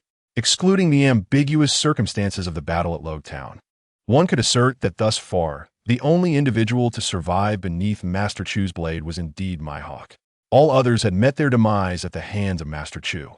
Now, the foolish King Valbo had received the same treatment as the world's greatest swordsman, leaving Zoro and the others in utter shock. In their eyes, Master Chu had never been a soft-hearted, benevolent figure.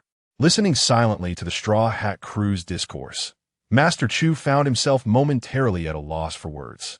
Was his reputation among them truly so dire? It wounded his tender heart. Who said I had never shown mercy? During the ruckus at Lowtown, I spared many a Navy soldier who did not deserve death. Though their injuries were severe, they would merely need to recuperate for a year or so, without lasting repercussions. They could rest, avoiding the ravages of war, while still collecting their pay and enjoying additional time off. Those injured soldiers would be grateful to me, not harbor resentment. A rare breed of kindness is hard to come by, one that creates opportunities for weary soldiers to rest. Master Chu silently commended himself. Though those soldiers may not comprehend his noble intentions now, he believed that one day, the world would recognize the sacrifices he made for their happiness. Cursed be the day. Is this the infamous White Devil, Master Chu, with a bounty of 90 million berries? His blade is so sharp that it completely disregards my iron armor. Fortunately, as long as I do not meet immediate death, I can mend myself. Valbo, having been felled by Master Chu's strike, gasped for air. Although it may seem like a lengthy tale, all transpired in an instant. Before he could savor the joy of returning to his homeland, he was caught off guard by Master Chu. Unbeknownst to him, Master Chu had indeed shown restraint. Otherwise, he would have been cleaved in two and sent to share experiences with the brave souls of Ryugu Palace. Dr. 20, come forth to tend to my wounds. As Valbo expelled all other doctors from the premises, he retained 20 talented physicians as his personal healers, leaving the other villagers to seek his assistance in times of ailment. Thus, Valbo indulged in the pleasure of wielding power. Dr. 20 could not only heal injuries, but could also repair the iron armor in which Valbo was encased. With Valbo's command, he opened his mouth wide, expelling 20 doctors clad in pink medical coats, white masks, and dark sunglasses. Such is the remarkable nature of the Su-no-Mi, a paramecia-type devil fruit. The user of this fruit can consume anything and either assimilate it into their body or synthesize something new, even consuming parts of their own body and later regurgitating them. For instance, by consuming a cannon and its ammunition, they could transform their arm into a cannon to snipe a target. The most extraordinary aspect of this fruit is that any devil fruit user consumed by the wielder can merge with them and utilize their powers. At least in the films, this is the established rule. In other words, as long as Valbo devours another devil fruit user, he can possess and wield their abilities. The combined fruit of the devil fruit user bear appears as a mere failed experiment in the face of the Susunomi. Most importantly, this fruit bears no obvious weaknesses and is considered one of the most powerful devil fruits in the world of One Piece. This is precisely why Blackbeard Titch seeks to hunt Valbo, having already acquired the Yami Yami no Mi, if he were to obtain the Su Su no Mi as well. Even the four emperors would stand no chance against him. Alas, he encountered the cautious and brave Valbo, learning of Blackbeard's intent to seize his treasures. The prudent Valbo did not hesitate to abandon his entire kingdom and escape with his trusted allies. It is likely that when Blackbeard arrived at the Magnetic Drum Kingdom, he was utterly bewildered, compelled to praise Valbo as a formidable figure. In the realm of top-ranking medical nations, decisions are made with an alarming swiftness, as if relinquishing a throne poses no hesitation whatsoever. What are you lingering for? Hurry and save my life. After expelling the contents of his stomach, the adept Dr. 20 immediately set to work mending the injuries of Valbo.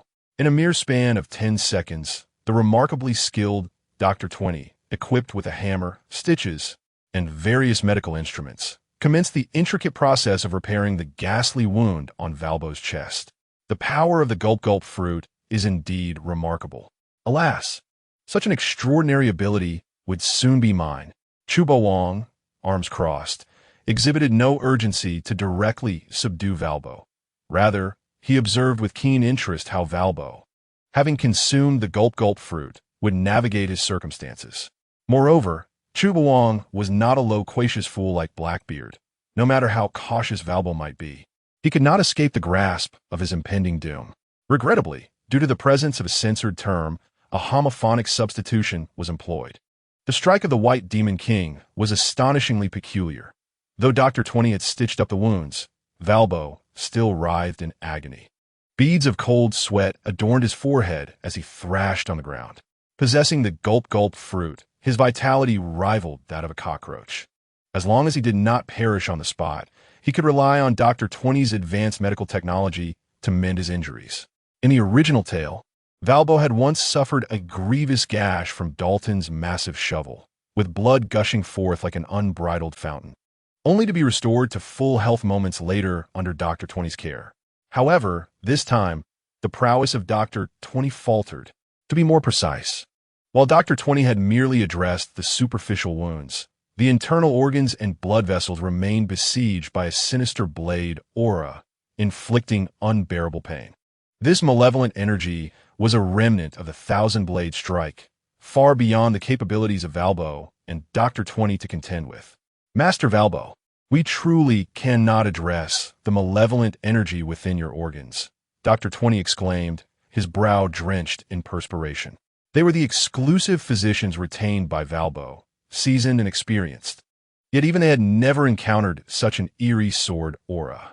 It surged through Valbo's body like a frenzied bull, leaving no one able to contain it. Furious, Valbo kicked several of his royal doctors away, bellowing, "Get away! A bunch of useless fools, unable to heal your own king. What good are you?" Valbo's mind held no reverence for his physicians. He was a tyrant of the highest order. Observing this scene, Chu Bawang raised an eyebrow in displeasure. He bore little blame for Dr. 20, as they too were victims of circumstance. Truth be told, while the villagers had to humble themselves to seek Valbo's aid for healing, had Dr. 20 not remained in the kingdom of magnetic drums, many more ordinary citizens would have perished. Under one's own roof, one must inevitably bow their head. It is understandable. A mild reprimand for these individuals would suffice. There is no need for a death sentence. As for Valbo, he would eventually atone for his transgressions against the villagers of the kingdom of magnetic drums. Chu Bawang had meticulously arranged Valbo's fate. Soon, he would be compelled to labor for the benefit of the kingdom, utilizing Valbo alloy to lead the nation towards prosperity. Regrettably, the kingdom of magnetic drums lay too far from Xylob village and Cachexia village, separated by the formidable and perilous Red Earth continent. If I were to pulverize the Red Earth continent with a single punch, what intriguing events might unfold? The reckless thought of shattering the Red Earth continent flitted through Chu Bawang's mind before dissipating. For him, demolishing the Red Earth continent would pose little challenge. He merely feared causing collateral damage to the flora and fauna within. Where has the flag of the kingdom of magnetic drums gone? Why does a pirate flag hang above the castle? The cautious and brave Valbo, while pulling at various elements, approached his hippopotamus steed, Robson, clearly preparing to flee. He had recently seen Chu Bawang's bounty notice, with the initial reward set at a staggering 90 million berries, far beyond his capacity to confront. If he could not even contend with the 30 million berries bounty on the bald-headed Luffy, how could he face the 90 million berries bounty on the White Demon King, Chu Bawang? Meanwhile, he offered a heartfelt greeting to the entire female lineage of the East Blue Navy's intelligence department, based on his recent experiences as a pirate. It was evident that Chu Bawang's strength far exceeded a mere 90 million berries. Are the East Blue Navy merely idle? They are truly a bunch of nincompoops. How could such a dangerous individual as the White Demon King only have a bounty of 90 million berries? This is utterly misleading. Valbo, ever cautious, proved to be an exemplary model of prudence. It was precisely this caution that had allowed him to escape from the clutches of Blackbeard Teach. However, were it not for Valbo's prudence, Teach, having acquired the Gulp fruit, would have become even more formidable. At that point, even Luffy's protagonist aura would be insufficient to shield him. Are you referring to that hideous flag? I burned it long ago and replaced it with a brand new pirate flag. Dr. Kureha and Chopper arrived at the palace entrance, the former pointing to the pirate flag, a design consisting of a skull, 2 crossbones, and 4 reindeer hoof prints, fluttering atop the rooftop. This castle no longer belongs to you, who abandoned an entire nation. It is not a place for a scoundrel like you.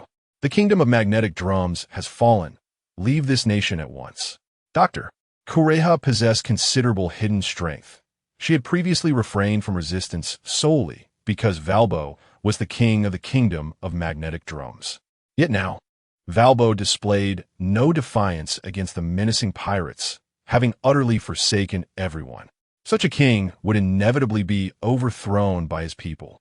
Before Dr. Kureha could take action, the bald-headed Luffy burst forth, brimming with vigor. Wait a moment, old lady. I have a score to settle with this troublemaker. Valbo devoured one of my special sheep horns. Let me take care of him. His straw hat was donned only when he was genuinely serious about battle, though his head was bare and shiny, resembling a dazzling mirror. Luffy paid no heed to his comical appearance.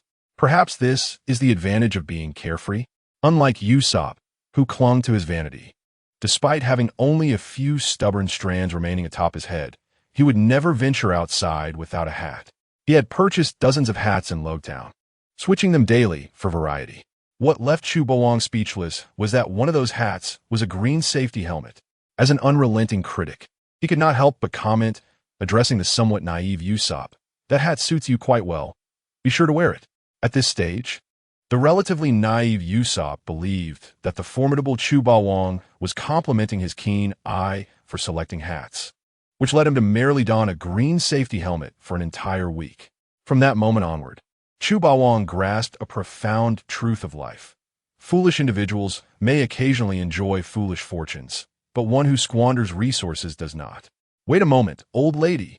I have an account to settle with this stirring stick. It devoured a horn from my premium seat. That fellow is ripe for a thrashing. Before Dr.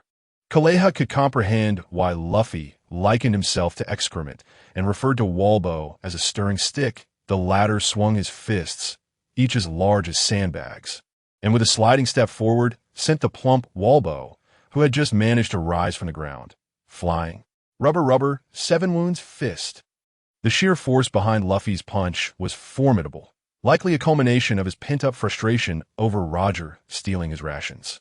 The weighty Walbo, akin to a 300-pound behemoth, was ill-prepared to defend himself and never anticipated that Luffy would exploit his distraction in contemplating an escape route to deliver a sudden right hook. This punch, combining both power and speed, left Walbo stunned and with a bruised visage, propelled him over 100 meters with no sign of halting. As Walbo neared the precipice, it was clear that neglecting the situation would lead him to plummet from the towering heights of Mount Magnet, a staggering altitude of 5,000 meters. Fortunately, his 2 subordinates, Archer Jess and Exploding Head Cromerman, acted swiftly, grasping Walbo's calves at the last moment, sparing him from becoming a mere pancake. What extraordinary strength is this, to send Walbo flying so far with a single punch? Chopper and Dr. Kureha were left speechless, with Chopper and his reindeer form wide-eyed in astonishment. Luffy flexed his fist and grinned broadly, exclaiming, "I never imagined that the 7 wounds fist technique bestowed upon me by Chu Bawang would be so effective, far surpassing the mere rubber pistol." The Kanton School 7 wounds fist was one of the small gifts Chu Bawang had offered to compensate for the sacrifice of Luffy's hairline and romantic prospects. In the realm of pirates, offensive techniques can broadly be categorized into fist masters, sword masters, devil fruit users, martial artists, and those wielding haki, among others. Given Luffy's rubber fruit, he faced considerable limitations in the development of his devil fruit abilities. To enhance his strength, martial arts, fist mastery, and haki presented promising avenues for advancement. However, mastering martial arts and haki is not an endeavor achievable overnight. In the original narrative, had it not been for the unparalleled guidance of the legendary Rayleigh, who devoted 2 years to training Luffy, he would not have successfully learned the 3 types of haki. Chu Bawang, a half-baked scholar who only knew the answers without understanding the process, was hardly cut out to be a teacher. It is akin to solving problems. Chu Bawang, through dishonesty, knew the answers to all questions and wrote the formulas correctly. Yet, if asked to explain them to others in a manner that they could comprehend and learn, it would be an unfair challenge for Chu Bawang. Otherwise, Zoro would have soared to great heights long ago, rather than still grappling with the basics of haki. The only thing Chu Bawang could do was transmit the detailed examination answers to Zoro, leaving the success of Zoro's training entirely dependent on his innate understanding. It was precisely because martial arts and haki are not instantaneously effective and cannot be rapidly enhanced that he guided Luffy toward the path of fist mastery. The Kanton School's 7 wounds fist is undoubtedly the most suitable martial art for Luffy to cultivate. The so-called 7 wounds fist is a legendary martial art of the Kanton School, characterized by its imposing presence upon execution.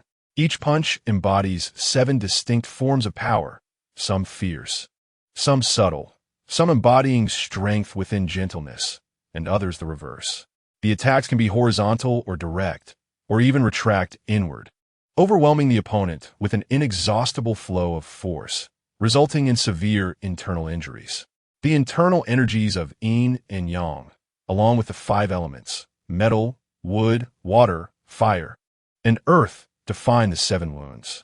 A practitioner can simultaneously unleash varying degrees of force, devastating their opponent's organs with a complexity of strikes that flicker and shift, wielding tremendous power. However, this 7 wounds fist has one significant flaw. If utilized by someone whose internal strength has not reached mastery, it inflicts considerable harm upon oneself as well as the enemy. The deeper the punch's impact, the greater the self-harm. This is somewhat akin to the principle of action and reaction, where the forces are mutually exerted. Yet, Luffy is a rubber man.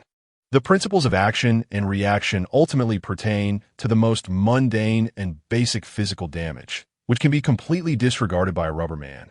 In essence, the only drawback of the 7 wounds fist is rendered moot for Luffy, leaving only benefits. Furthermore, while practicing the 7 wounds fist, he can simultaneously enhance his martial arts skills, which is an exhilarating prospect.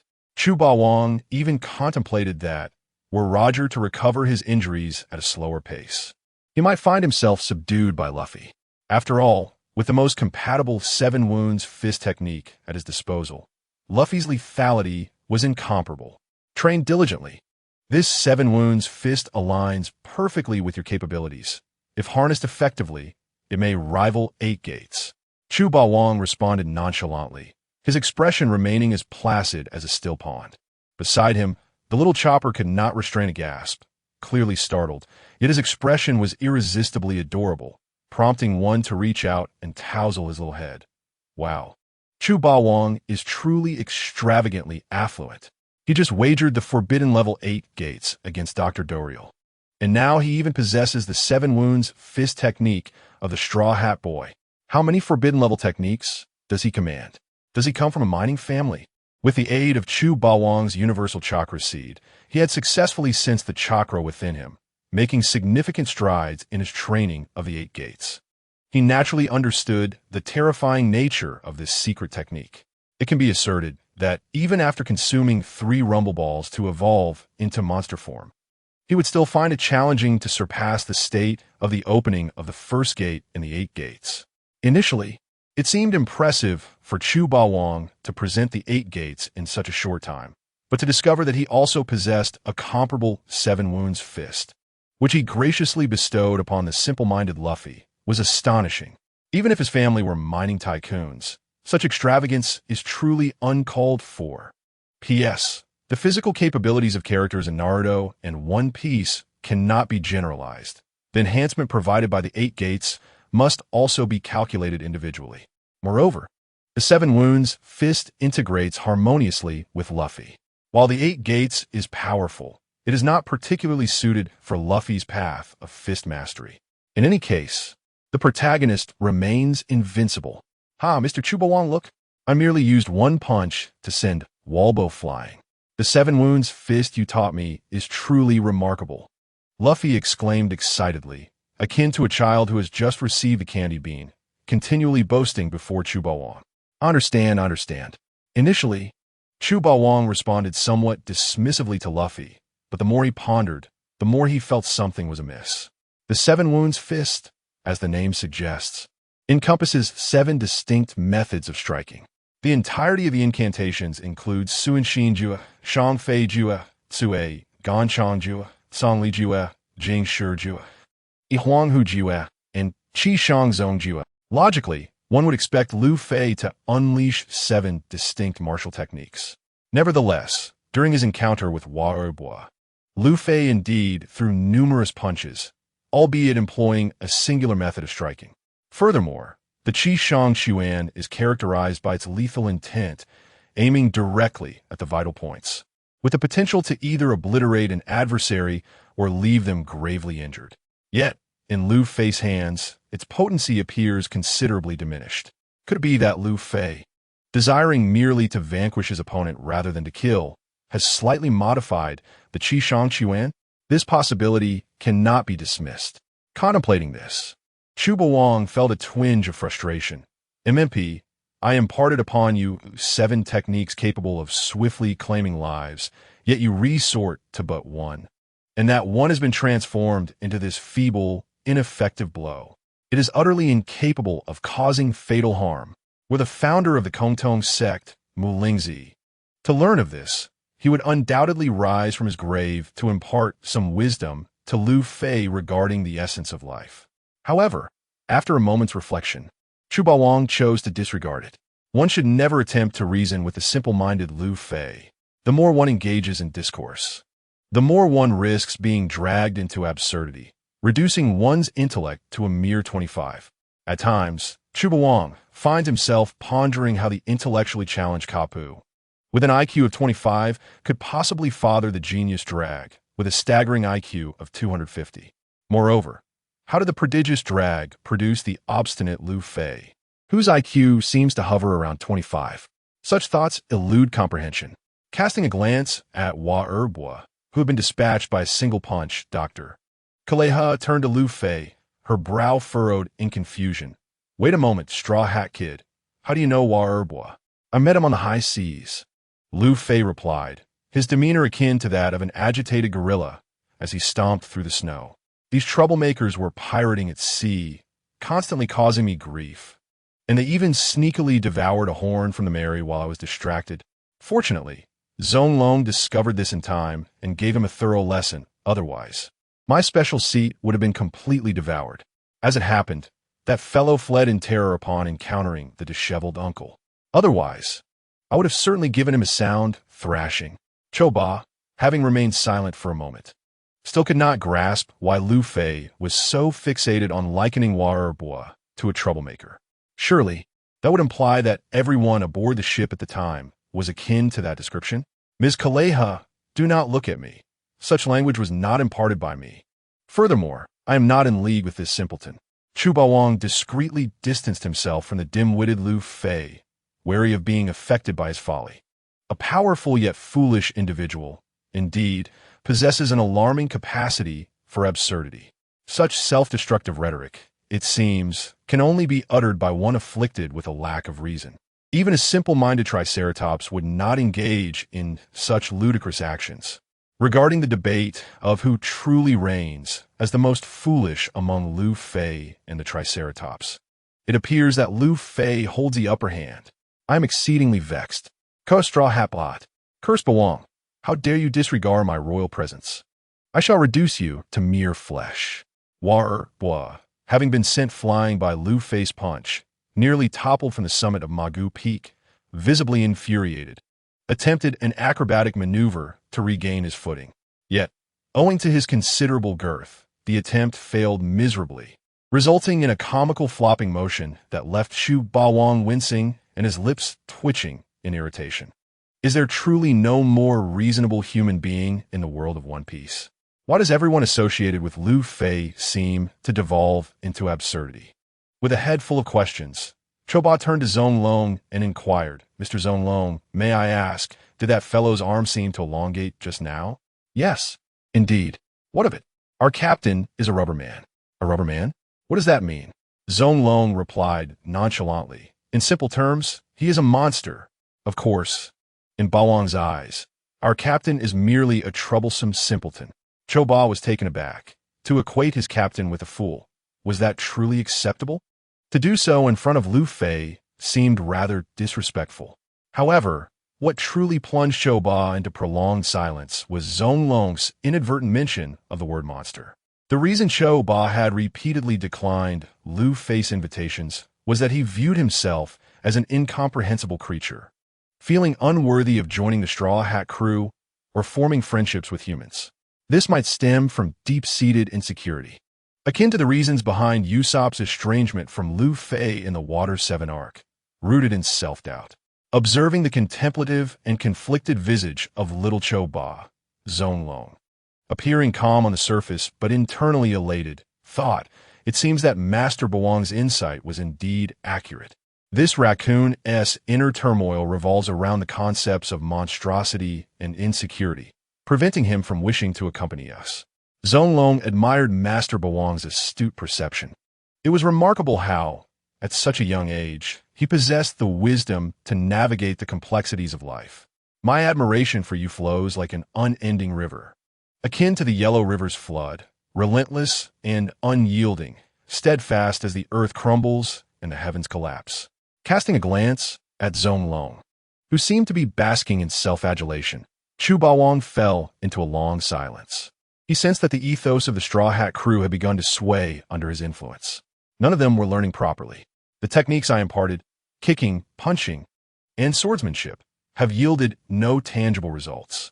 Each has been skimping on their training, yet they excel in flattery. Damn it, you're the Straw Hat crew, not the flattery crew. With hands clasped behind his back, Chu Bawang sighed dramatically toward the heavens. Perhaps it is the fate of one as exceptional as I to remain understated. Zhong Long and the others were not merely flattering. They spoke the truth. For I am truly remarkable. This incompetent king has found himself in your burial ground. Dr. Zilialik, today I finally have the opportunity to avenge you. Upon encountering YoruFlies, Choba was visibly agitated and exuberant, his stout reindeer hooves rhythmically pounding the ground, emitting dense clouds of vapor from his blue nose. YoruFlies, in strict terms, is his nemesis. It was YoruFlies' deceitful claim that all doctors were ill that led to Zilialik's tragic demise at the palace gates.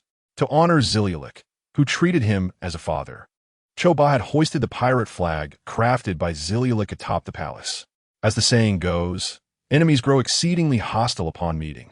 Choba resolved that he would, even at the cost of immense physical strain from employing the recently mastered forbidden technique, Baimanduanjia, teach YoruFlies a severe lesson. Leave this troublemaker to me. I shall send him flying.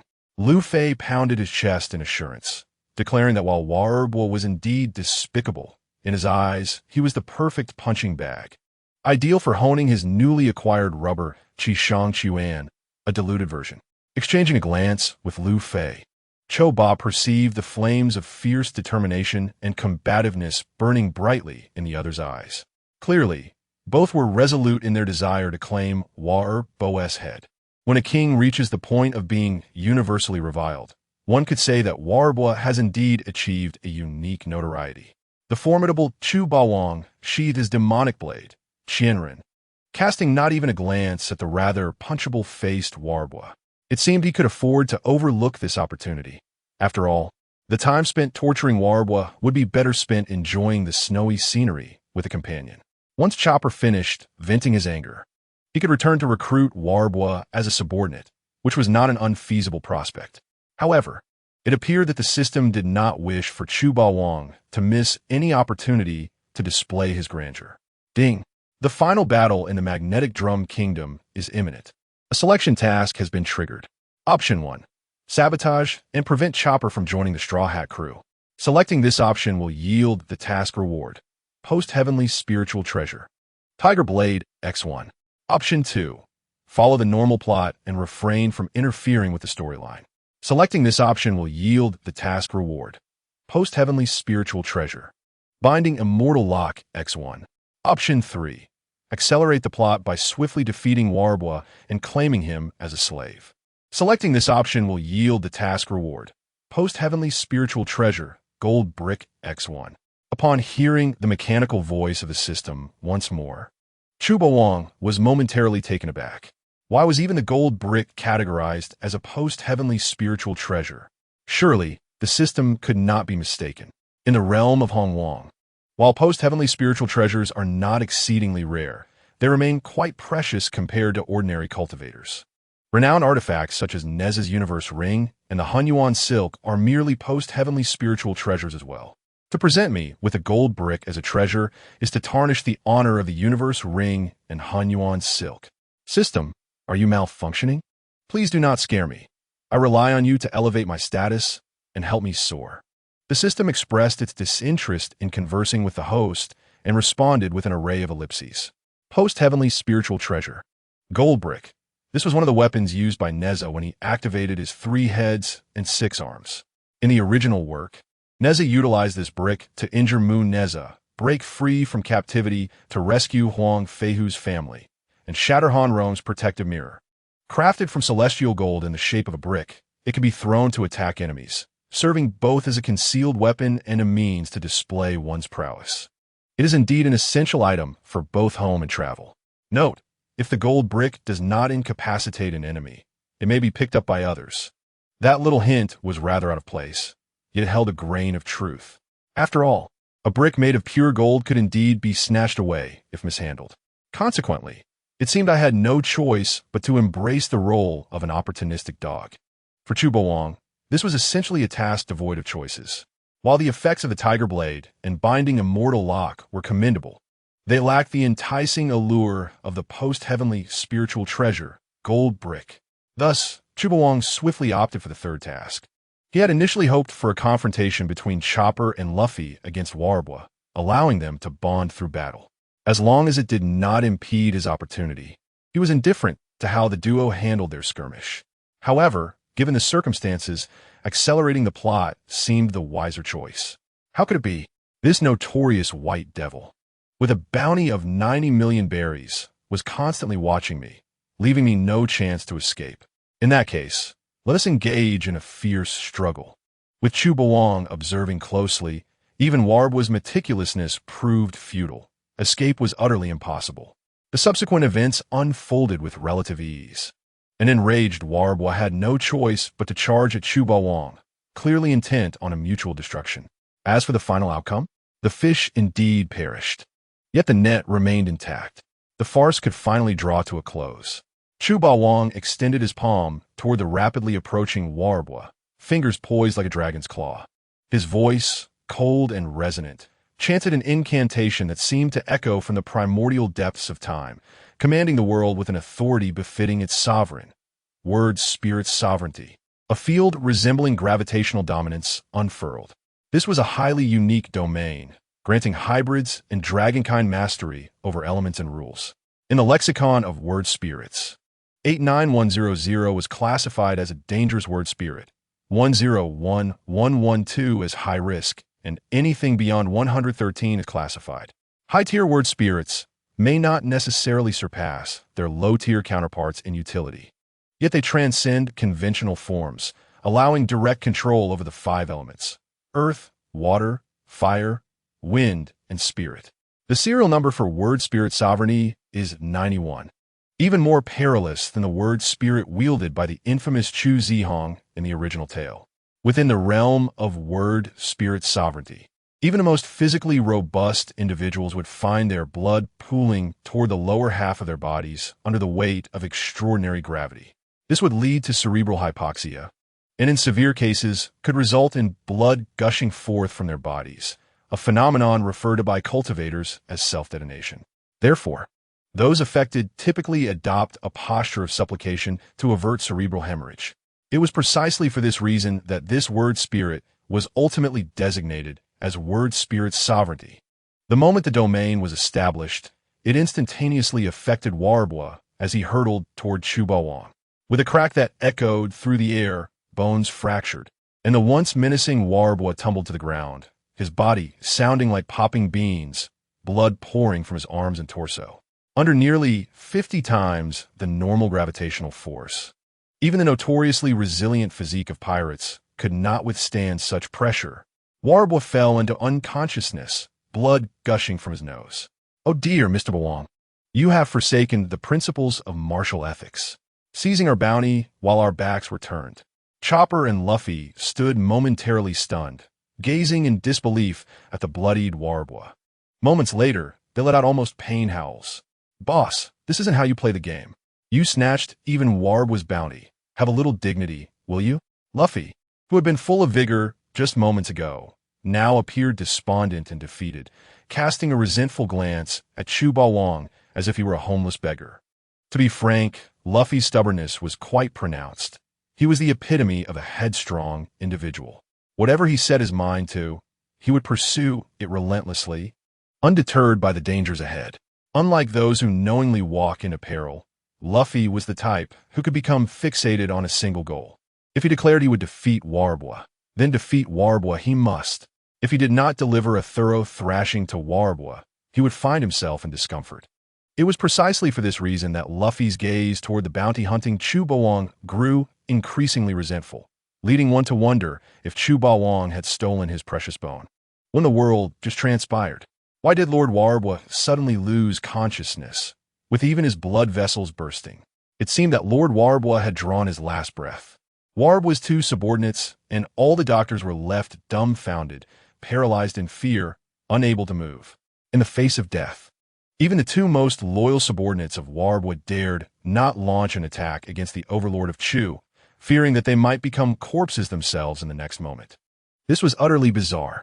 Clearly, the overlord of Chu had not made a single move, yet Warbois, who sought to kill him, suddenly collapsed lifelessly. Had they not witnessed it with their own eyes, they would never have believed that a human could possess such formidable strength. They even suspected that Warbois, despite his robust physique, was unaware of how he had been defeated. It was terrifying. Was this truly the overlord's genuine power?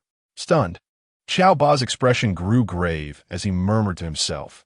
No wonder he could casually place the forbidden technique manual, Ba Min Dun Jia, on the gambling table. If I am not mistaken, the strength the overlord of Chu has displayed is merely the tip of the iceberg. With his keen reindeer hearing, he naturally perceived the incantation of the word spirit that the overlord had chanted as Warbois attacked. Although Xiao Ba could not comprehend it, he was certain that the overlord had employed an exceedingly bizarre ability that communicated with the laws of nature, akin to the gravity fruit. Furthermore, this ability seemed inextricably linked to language. What astonished Xiao Ba was that the language the overlord had recited did not appear to belong to humanity or any known animal. This left Xiao Ba momentarily perplexed. After all, he had consumed the human fruit and should be able to converse with all creatures in the pirate world, excluding the Sea Kings.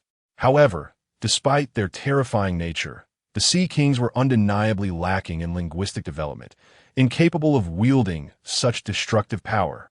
For reasons unknown, Xiao Ba suddenly entertained a bold hypothesis. Perhaps the supreme language the overlord had spoken while using word spirit sovereignty was either from a far more ancient era or was a language not commonly used in this world.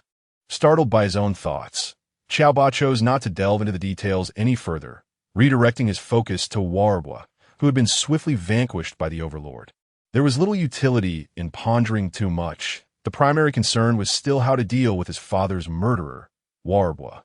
He had initially prepared to activate the bomb Mandunjia and unleash a thorough lesson upon YoruFlies, only to find that YoruFlies was so weak that the Overlord had not even needed to lift a finger before he fell.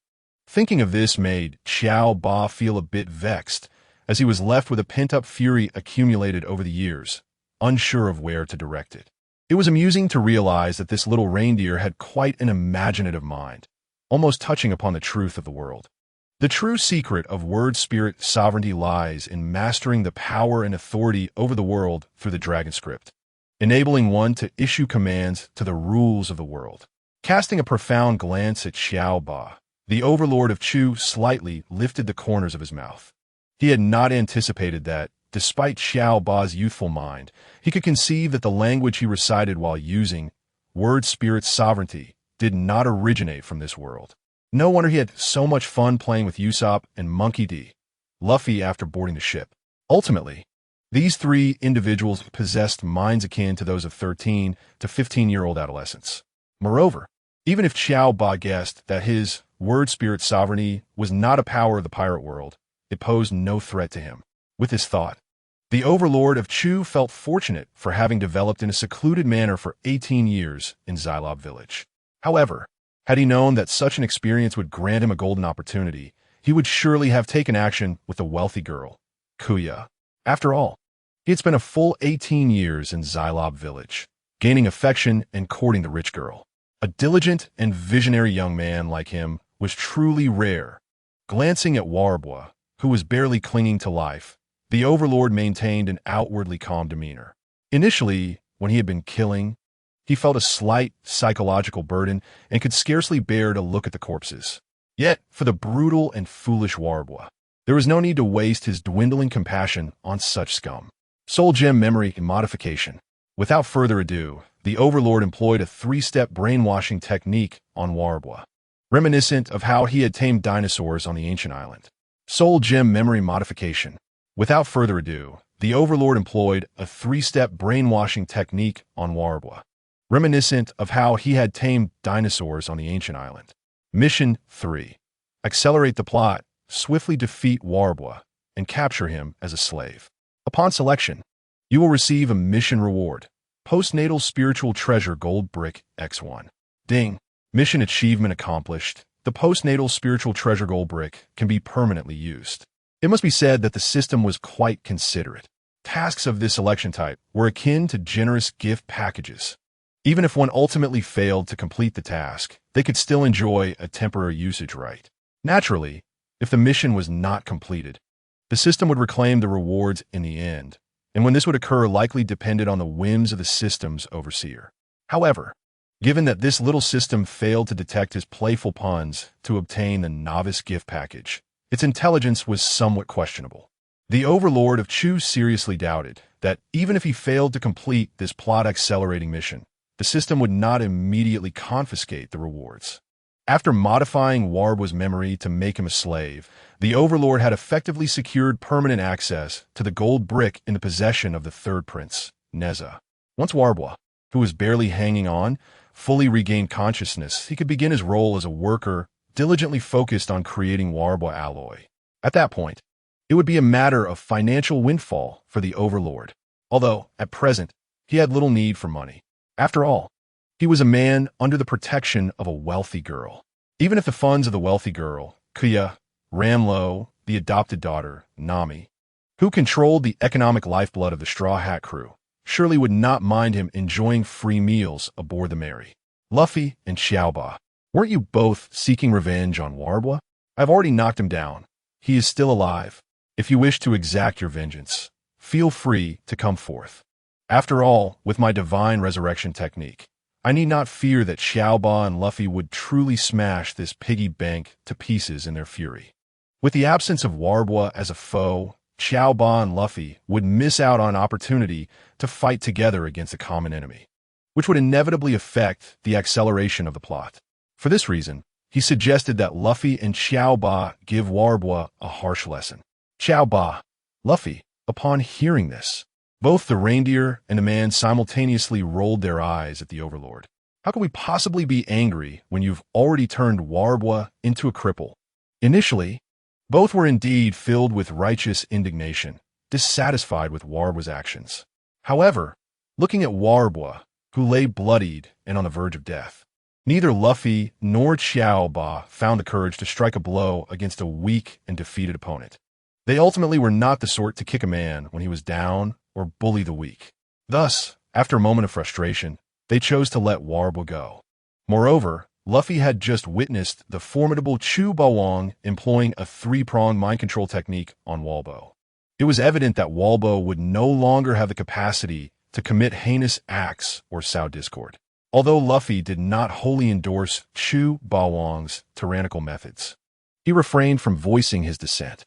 The primary reason for his reticence was the fear of being struck by Chu Bawang's formidable fists, which were undeniably painful. Even the long-absent Carp did not possess the same striking power as Chu Bawang. He gestured towards Walbo's two terrified subordinates and doctor, commanding them to escort Walbo back to the village. Once he recuperated, he would naturally apologize and make amends to the villagers. However, he cautioned against killing him, as he was disinclined to return and handle the aftermath of Walbo's actions. Upon awakening, Walbo would rationally harness the other capabilities of the Soru Soru no Mi and lead the kingdom towards prosperity. With a Walbo alloy at his disposal, Walbo's future value was incalculable, and even being compared to a golden spoon was not an exaggeration. Despite the current turmoil plaguing the Magnet Drum Kingdom, a brief period of recuperation would suffice to elevate the reputation of the Walbo alloy, leading to rapid growth in national strength. Whether in economic development or future aspirations, they would undoubtedly rank among the world's elite. At that point, it would be a splendid opportunity for the Magnet Drum Kingdom to lend a hand to their hometowns, Ziliuobu Village, where Luffy grew up, and Nami's birthplace, Cocoa Village. As the esteemed Deng Xiaoping once articulated, this is the principle of the affluent aiding the less fortunate, ultimately achieving shared prosperity. While the realization of such prosperity is fraught with challenges, the quality of life for the people should improve significantly. The extent of their future development would hinge upon their own capabilities. Nevertheless, the subordinates of Chu Bawang and Walbo could only acquiesce. For with Walbo's life hanging in the balance, they dared not provoke Chu Bawang's wrath. They were curious as to why he did not simply eliminate Walbo, but instead allowed him the chance to recover, even asserting that Walbo would apologize to the villagers. Their questions lingered on the tip of their tongues, yet they hesitated to voice them, fearing the unpredictable temperament of Chu Bawang.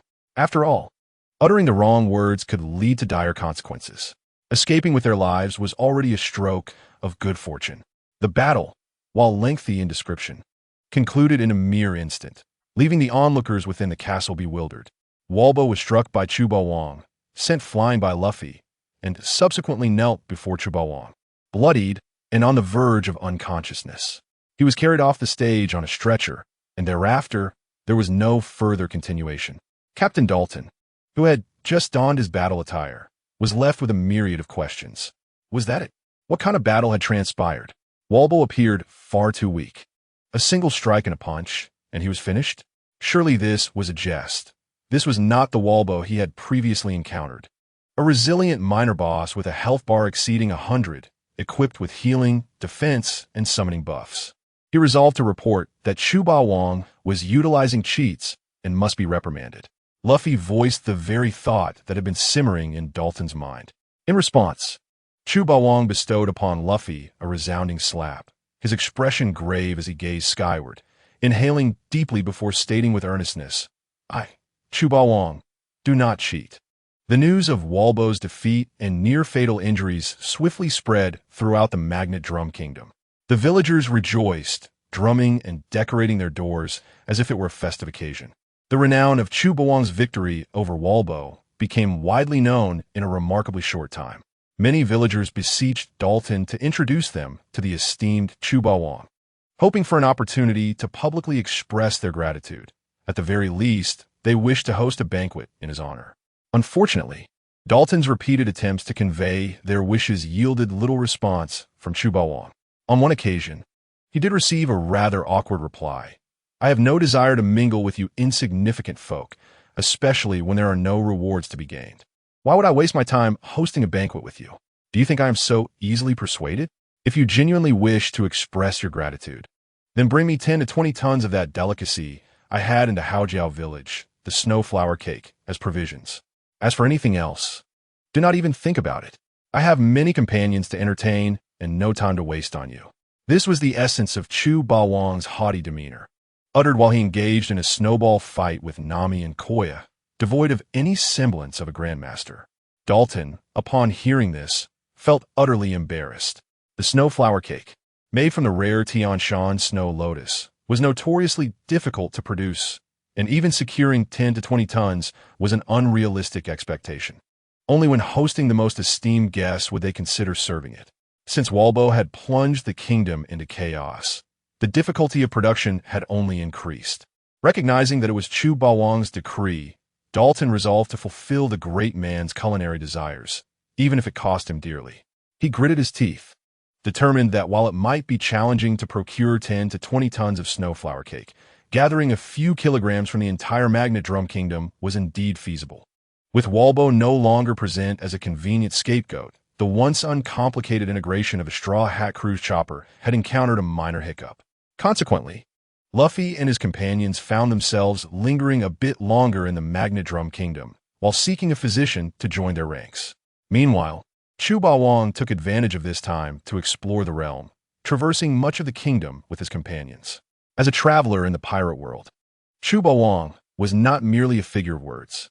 Surprisingly, perhaps due to the fortunate buffs bestowed by the ancient islands Qing Gui Dongli and Hong Gui Biloki, Chu Bawang's adventures led him to discover numerous frozen treasure chests hidden within the icy caverns, resulting in a significant windfall for the cunning Nami.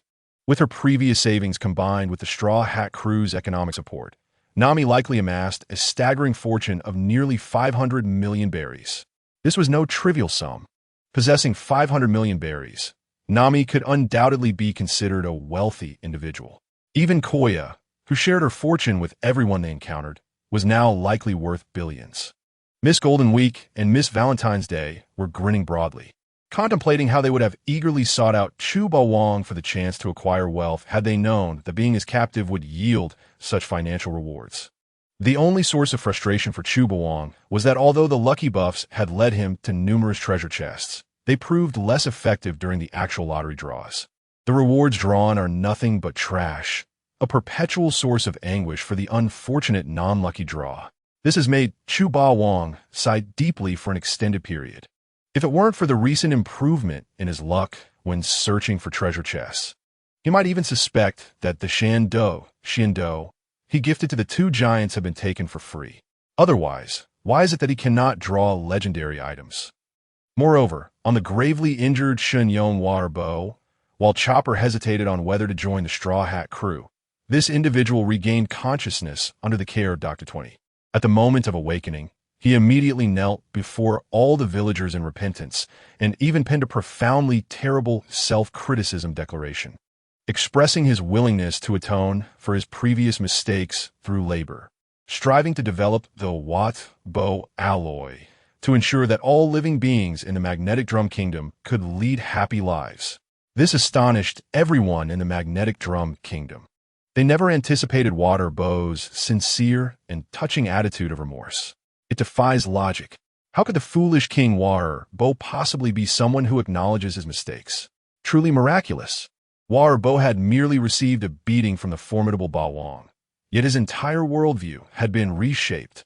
Could it be that the age-old adage of how to educate unruly children, just give them a good beating, holds true? However, the villagers quickly came to their senses. Since they were unsure why Water Bow was bowing in repentance, they attributed his transformation to Chu Bawang's influence. After all, it sufficed to cling to the thigh of a great leader. Why overthink it? Before long, unbeknownst to Chu Bawang, all the villagers of the Magnetic Drum Kingdom had transformed into his sycophants, spending their days singing his praises incessantly, day and night. This led to a remarkable surge in Chu Bawang's lottery draws, which were exhausted just after midnight. His true combat power had now reached a stellar level. And when combined with the Pan-Long Ring and Soul Gem, his actual battle prowess became incalculable. He wondered when this system would finally upgrade, allowing him a non-lucky draw to experience a few more draws. This way, he could employ probability to shift from non-lucky to fortunate. Chu Ba Wang remembered clearly that the lottery draws from this system increased with his strength. Yet, despite reaching a stellar level, the system had yet to upgrade, denying him new entertainment. This made Chu Ba Wang question whether the system's little brain had malfunctioned.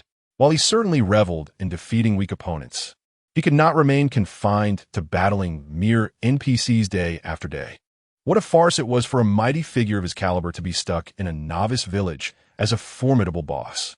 Perhaps it was due to the absence of water or bow as a buffer in battle that Chopper seemed particularly stubborn and insecure when faced with Luffy's invitation. However, this matter bore little significance to Chu Ba Wang, as he had already secured a heavenly treasure gold brick X1. Ultimately, the unfortunate one was Luffy, who had not personally invited Chopper aboard. As long as the misfortune did not befall him, Chu Ba Wang felt elated, especially when his joy overshadowed the suffering of others. He laughed with even greater delight. At times, he even felt he was straying further down the path of a villain. "Chopper, we need a doctor. Come be my companion and sail the seas together." "No, I refuse." In his normal form, Chopper crossed his tiny hooves over his chest, his face filled with reluctance. "Chopper, your medical skills are so exceptional that the old lady praises you for inheriting all her medical knowledge. We truly need you." Luffy pouted, his greed getting the better of him, nearly unable to resist using Roger's persuasion to knock Chopper out with ropes and sticks to take him away. "Huh? Even if you compliment my medical skills, I want to be proud. This is so annoying."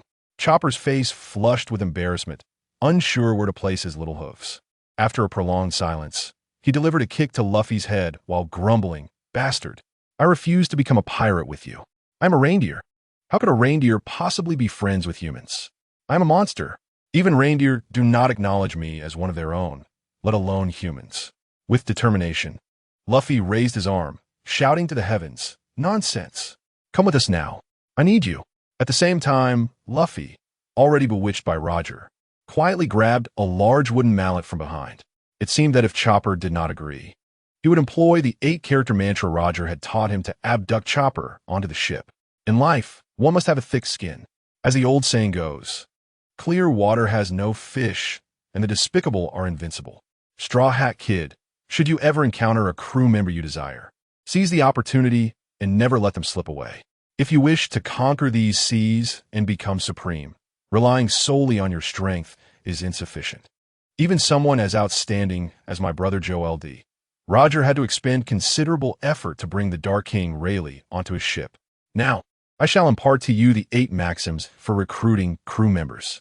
In summary, they boil down to 8 words: deceive, abduct, and knock out. For those stronger or equally matched, charm them with deception.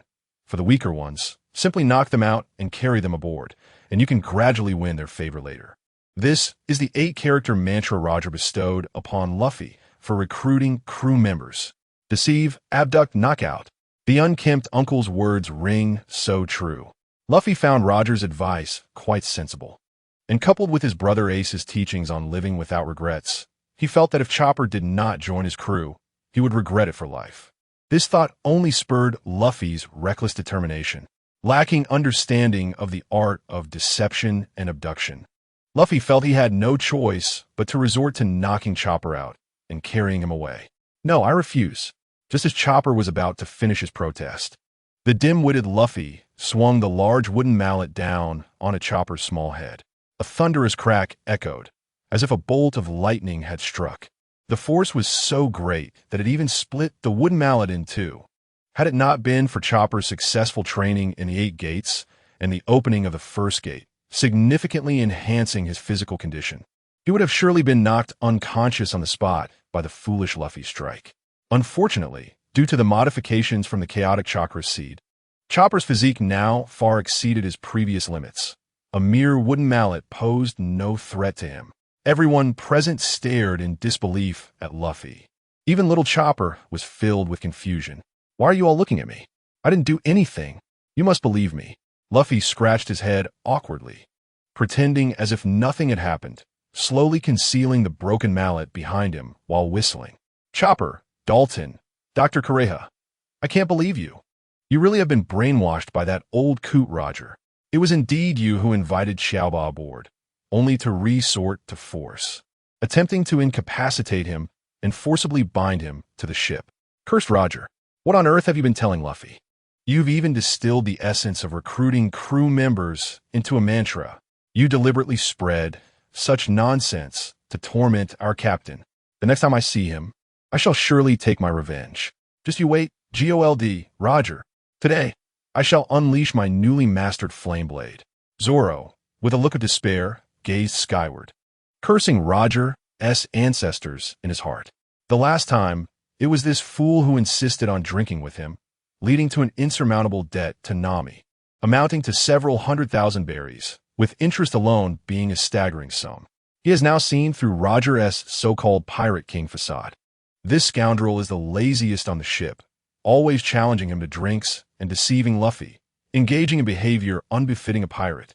How can this possibly be the conduct of a Pirate King? He has nothing short of a malignant tumor.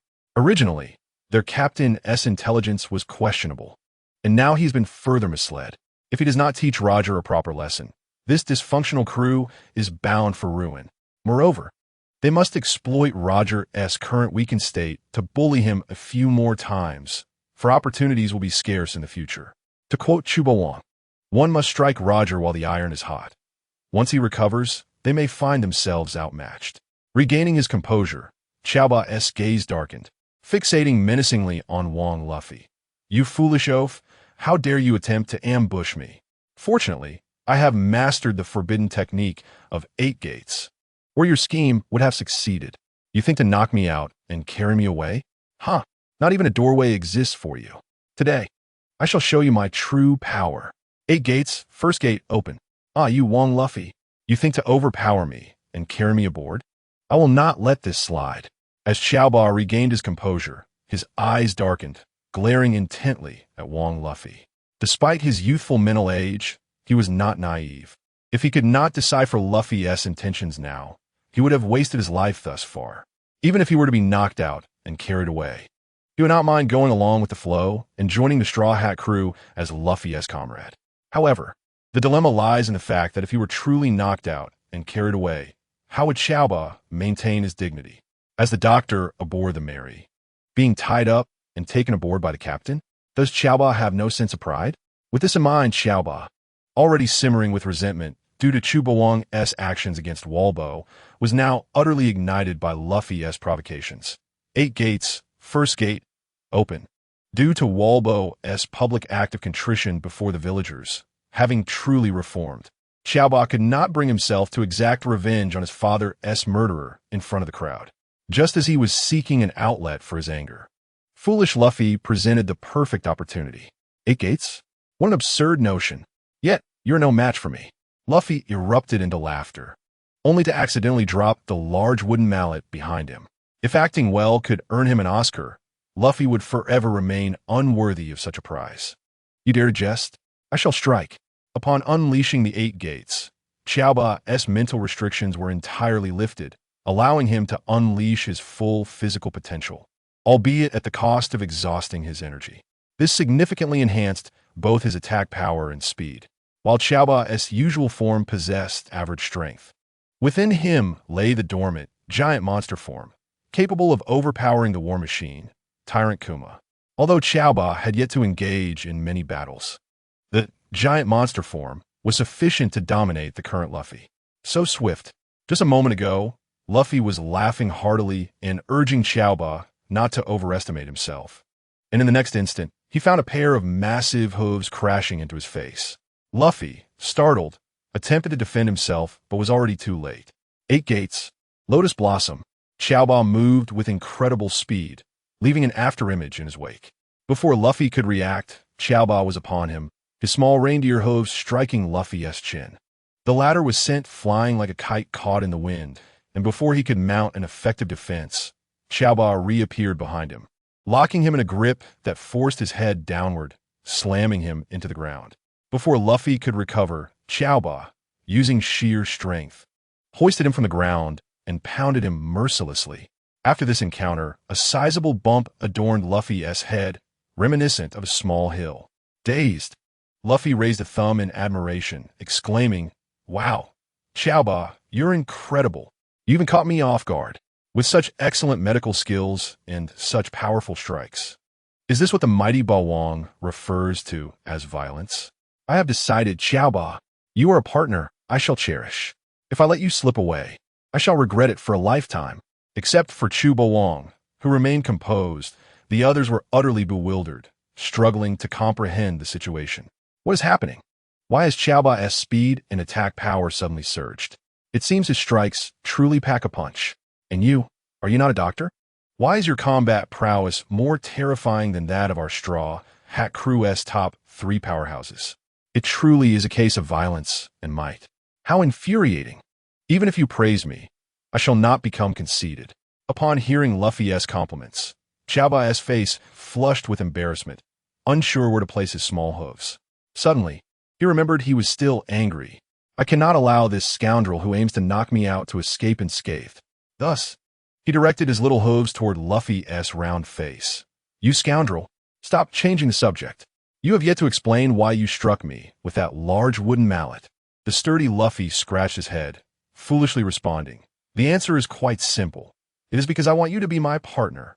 However, it seems the haphazard mantra of the scruffy old man is less effective than I had hoped. I cannot comprehend the 4 words of deceit and trickery. It appears I might be unable to knock you out and carry you away. What a troublesome situation. Luffy was not entirely defenseless. It was merely that his skin was not as thick as Roger's fortress-like demeanor. He felt some reluctance at the thought of injuring Xiaoba to render him unconscious. Unable to overpower him, Luffy could not replicate Roger's cunning schemes against Kozuki Oden. Thus, Luffy's plan to invite Xiaoba faltered once more. Who would have thought the 8 gates would prove unexpectedly effective in the pirate world? Although Xiaoba has only unlocked the first gate of the 8 gates of Duanjia and has yet to assume the form of a giant monster, he can still pin Luffy down and strike him. Chu Bawang cast a casual glance at Luffy, whose head was covered in bumps, and murmured softly, "After all, unlocking the first gate allows one to unleash the hidden strength of 100 combat power within a short period. And Xiaoba's latent power is indeed formidable enough to defeat the current Luffy. To be frank, if it weren't for Luffy being a rubber man, inherently a capable and resilient tank with high growth attributes, and possibly protected by the protagonist's halo, he might have been easily defeated by Xiaoba's technique." It seems that Chu Bawang suddenly recalled something of great importance. His eyes brightened, and he patted Luffy on the shoulder, smiling kindly as he asked, "Luffy, I have a foolproof method to ensure you can get Xiaoba on the ship. Would you like to hear it?" Suddenly realizing that he hadn't made a sacrifice to the Straw Hat crew in quite some time, Chu Bawang thought back to his previous offerings, the hairlines of Luffy and Usopp, and later, Luffy's romantic luck. Each sacrifice had yielded significant results. He felt he could not allow this exquisite tradition to fade into the annals of history. Now that the Straw Hat crew's resources had been sufficiently cultivated, it was time to reap another harvest. Though Luffy's hairline and romantic luck had been sacrificed, the protagonist's halo should still remain intact, right? Moreover, while this halo may seem ethereal, it possesses the remarkable power to alter fate with every appearance. The protagonist halo surrounding Luffy is indeed countless. Even the notorious warlord of the sea, Crocodile, could not escape unscathed, as he was defeated by Luffy in the early stages of his journey due to Luffy's ability to solidify blood against sand. Following that, he was imprisoned and impelled down for over 400 episodes, which is quite pitiful. The later encounter with Enel was even more absurd. Despite possessing the mightiest natural lightning fruit and exuding a kingly aura, he fell victim to Luffy's rubber abilities, leading to his swift defeat in battle. To prevent Enel from boasting upon his return from Skypiea, Oda orchestrated a scenario where Enel lost his mind, piloting the Ark Maxim to the moon, which he referred to as Infinite Land.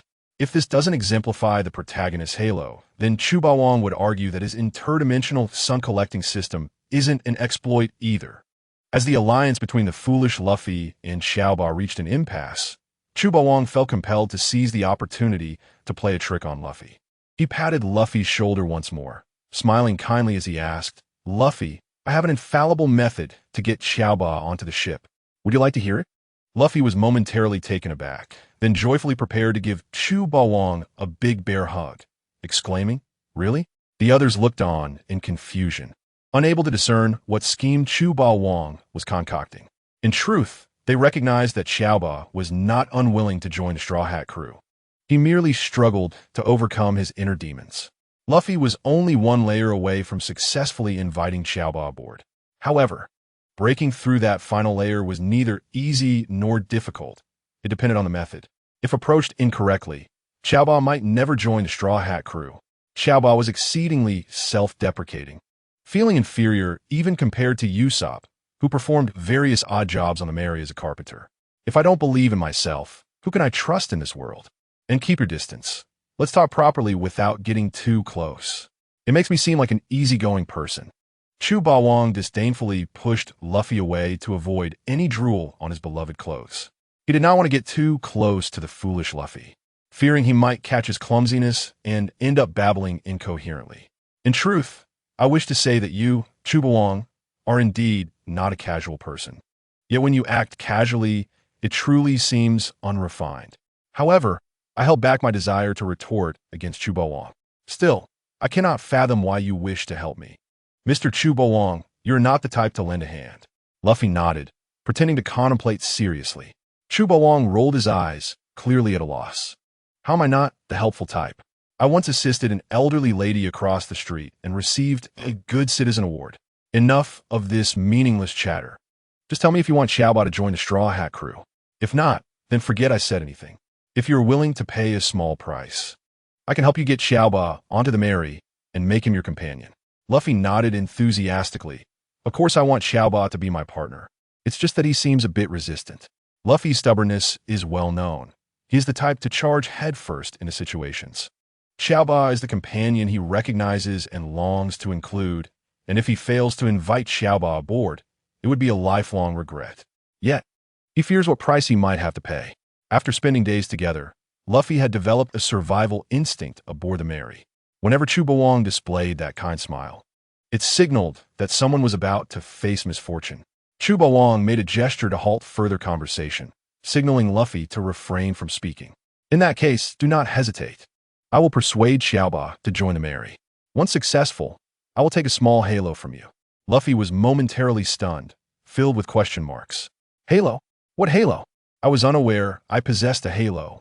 Yet, since the esteemed Chu Bawang had mentioned it, it must surely exist. Why had he not noticed it? Must he become a true powerhouse to discover the halos of others? Observing the merchant-like expression on Chu Bawang's face, Zoro felt a chill run down his spine, recalling a similar expression from Nami during their last loan transaction. Truly, they were cut from the same cloth. Kaya poked Chu Bawang from behind, concern etched on her face as she whispered, "Dear, you haven't developed presbyopia, have you? I haven't seen a halo on Luffy. If your eyesight is truly troubling you, it must be treated promptly." Chu Bawang rolled his eyes in exasperation, feeling insulted. "How dare you doubt my vision? I shall deal with you later." With so many Baba references, I nearly forgot my surname is Chu, not Ba. Leaning close to Kaya's ear, he whispered, "Kaya, tonight, I shall impart to you a profound life lesson." "What lesson?" Kaya inquired, "Buzlet." Chu Bawang took a deep breath and, with a serious expression, remarked, "When a youth is strong, the maidens lean against the wall. When the maidens are strong, the youth recline in bed." Xiao Fu Pakuya replied, "Your words hold so much truth that I find myself at a loss for a response." During this playful exchange between Chu Bawang and Kuya, Luffy made his final decision. "All right, if I truly possess some sort of aura, then Mr. Bawang, feel free to take it.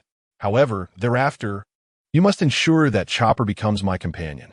The reason for Luffy agreeing to Chu Bawang's request was twofold. He genuinely saw no aura within himself and had never believed it held any significance. If that were the case, then he might as well discard whatever nonsense aura there was. For Wong, Luffy cared not a whit.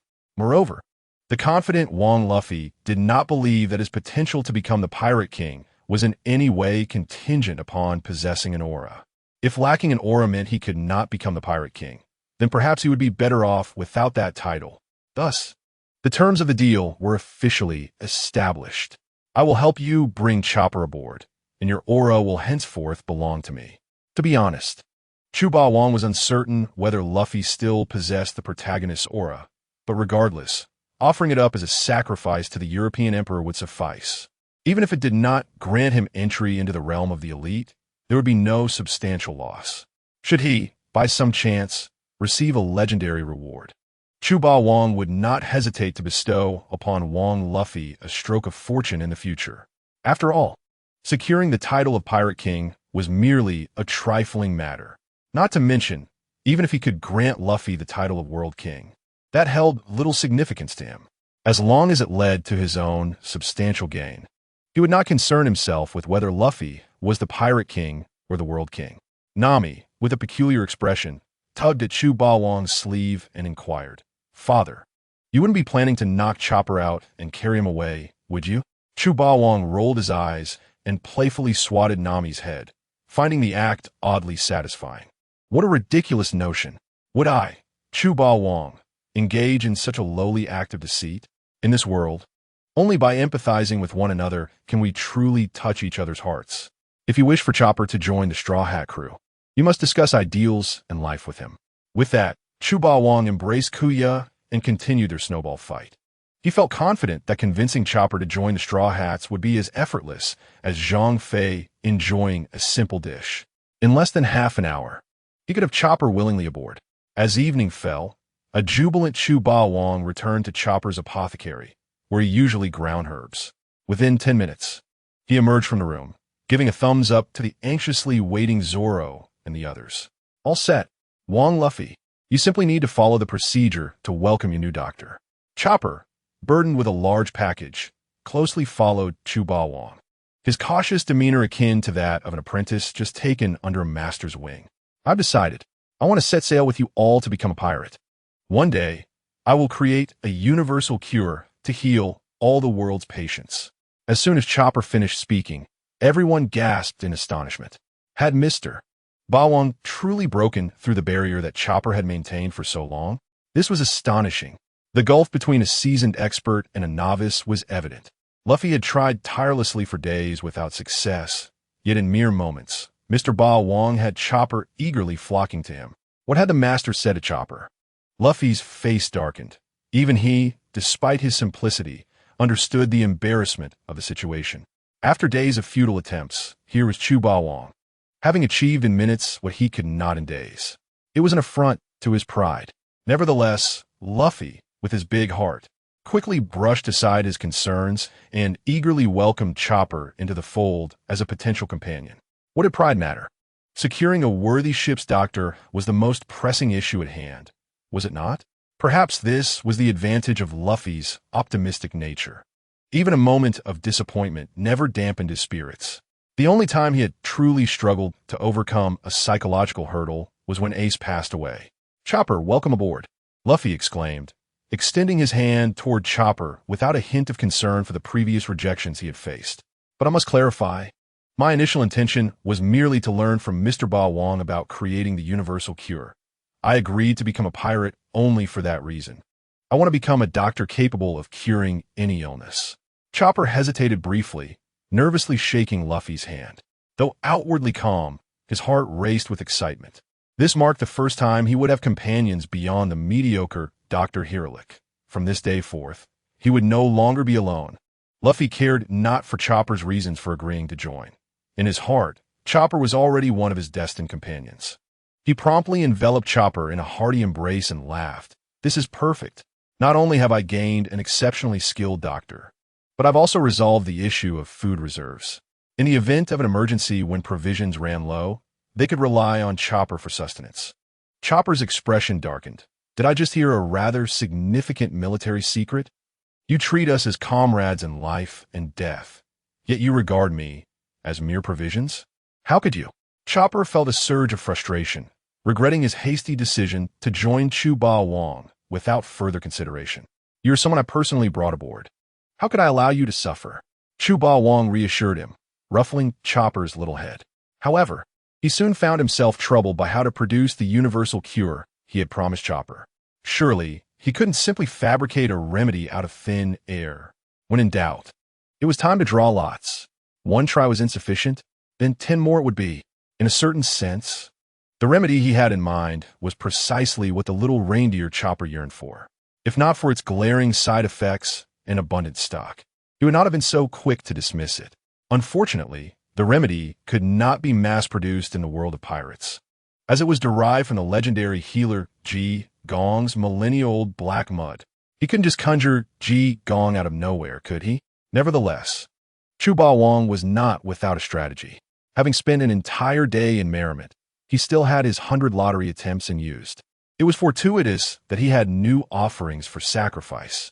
After a cleansing ritual, Chu Ba Wong, clad in simple garments, sat before the incense altar, where dozens of clay-crafted Q-version figurines were arranged upon the table. He crafted these whimsical figurines with his own hands, featuring the likes of Yu Huang Dadi, Rulai Fozu, Guanxian Pusa, the Taoist deity Laozu, Oki Tian Mai Pu, Knight King Saber, and the coin-flipping Cannon Sister, while the central figure is a clay doll molded in his own likeness. A masterpiece of craftsmanship and aesthetic appeal. Do not inquire why the formidable Chu Ba Wong has such an eccentric hobby of sculpting clay figures. Sometimes, a man's joy is refreshingly simple and unrefined. He casually stored all the little clay figures into the system space, leaving only Yu Huang Dadi and his own figurine displayed on the table. Cradling a bucket of delightful soda, the unfortunate Chu Ba Wong recited, "Esteemed Taishang, who opens the heavens and commands the symbols, please, in light of my striking handsomeness, bestow upon me the fortune of the heavens to enhance my fate. Let this be the moment of my transformation into fortune." With a fervent hope, he called upon the system for 100 consecutive draws, wishing for a grand reward. The rewards swiftly filled his storage grid, and Chu Ba Wong, akin to a gamer, began to inspect the newly acquired items in his bag. Ding! You have obtained a gargoyle mask from JoJo's Bizarre Adventure 1x1. P.S. JoJo, I no longer wish to be human. The sight of the first reward chilled Chu Ba Wong's spirits. Upon wearing the mask, he would transform into a vampire, while it granted him the gift of eternal life. He would be forever unable to walk in sunlight, unless he could acquire a specific red crystal in the future. The mask could never evolve into an almost invincible ultimate being. Should he find himself nearing death, it might be worth considering, but for now, it was merely a useless trinket. Ding! You have obtained the universal medicine formula from Water Blue Star Technology X1. P.S. Requires advanced technology or black technology to manufacture the perfect universal medicine. Good heavens, how fortuitous! The system truly is my loyal ally, delivering comfort when I am weary. System, I suspect you are taking advantage of me. Unbeknownst to me, have I gained a father? This universal medicine could indeed alleviate pressing concerns. Upon examining the healing principles of the medicine, it relied on the body's secondary natural defense system, apoptosis, to eliminate virus cells. During this process, infected cells would self-destruct, while the universal medicine would selectively target all harmful double-stranded RNA, preventing further infection and ultimately curing the patient. Although Chu Ba Wong did not fully grasp the intricacies involved, he found the formula for the universal medicine to be rather reliable. Despite his penchant for mischief, Chu Ba Wong maintained his principles. Having promised Chopper a universal medicine, he would certainly strive to fulfill that promise. Even if he could not create the perfect remedy, he would at the very least assist Chopper in becoming the greatest physician in the pirate world. However, he pondered whether universal medicine could truly be crafted in that realm. If all else fails, he could always recruit the scientific geniuses Caesar and Vegapunk as laborers. The only dilemma for Chu Ba Wong lay in the technological advancement of the pirate world. Fortunately, with the technological genius Vegapunk as a safety net, the prospects of crafting even a rudimentary universal medicine seemed promising. Ding! You have obtained the martial arts manuals, Relay Divine Palm X1, 18 Dragons Subduing Palms X1, Cloud Dispersing Palm X1, Falling Blossom Divine Sword Palm X1, Mighty Vajra Palm X1, White Rainbow Divine Palm X1, Iron Sand Palm X1, Tianshan 6 Yangpom X1. P.S. All skills recorded in the manuals have been automatically acquired, and proficiency has been elevated to level 9999. Chu Baowang felt a pang of frustration. What difference was there between level 9,999 and max level? Surely, there wasn't a nightmare version at level 99,999 lurking above. Nevertheless, with his usual calm demeanor, he would not allow the system to easily rattle him. As an unfortunate soul, he had already reached a state of equanimity, unperturbed by gains or losses. While watching One Piece in his past life, he always felt that Nico Robin's Hana no Mi was not utilized to its full potential. After joining the Straw Hat crew, she had merely become a supportive figure. If he were to encounter Nico Robin this time, he would certainly arm her with formidable skills.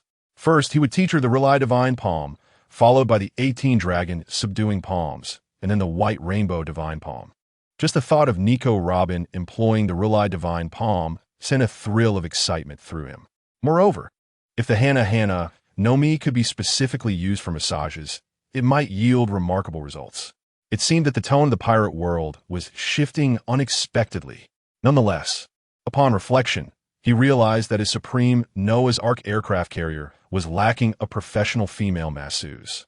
Nico Robin, indeed, possessed the potential to become a skilled massage therapist. After all, with her multitude of hands, she could massage any area desired. Having resolved the farce in Drum Kingdom, he was about to enter the desert kingdom of Alabasta, where secrets of the ancient weapon Pluton lay hidden. After frolicking with the petite Erizkaya, he found himself rather fatigued. Truly, age had caught up with him, and he could no longer endure such exertions. However, he was soon to acquire a highly professional masseuse to alleviate his weariness. He needed to devise a plan to entice Nico Robin onto his ship. Chu Baowang deemed it necessary to carefully consider how to approach the ethereal beauty that was Robin. Such a promising female massage therapist would be hard to come by. Ding!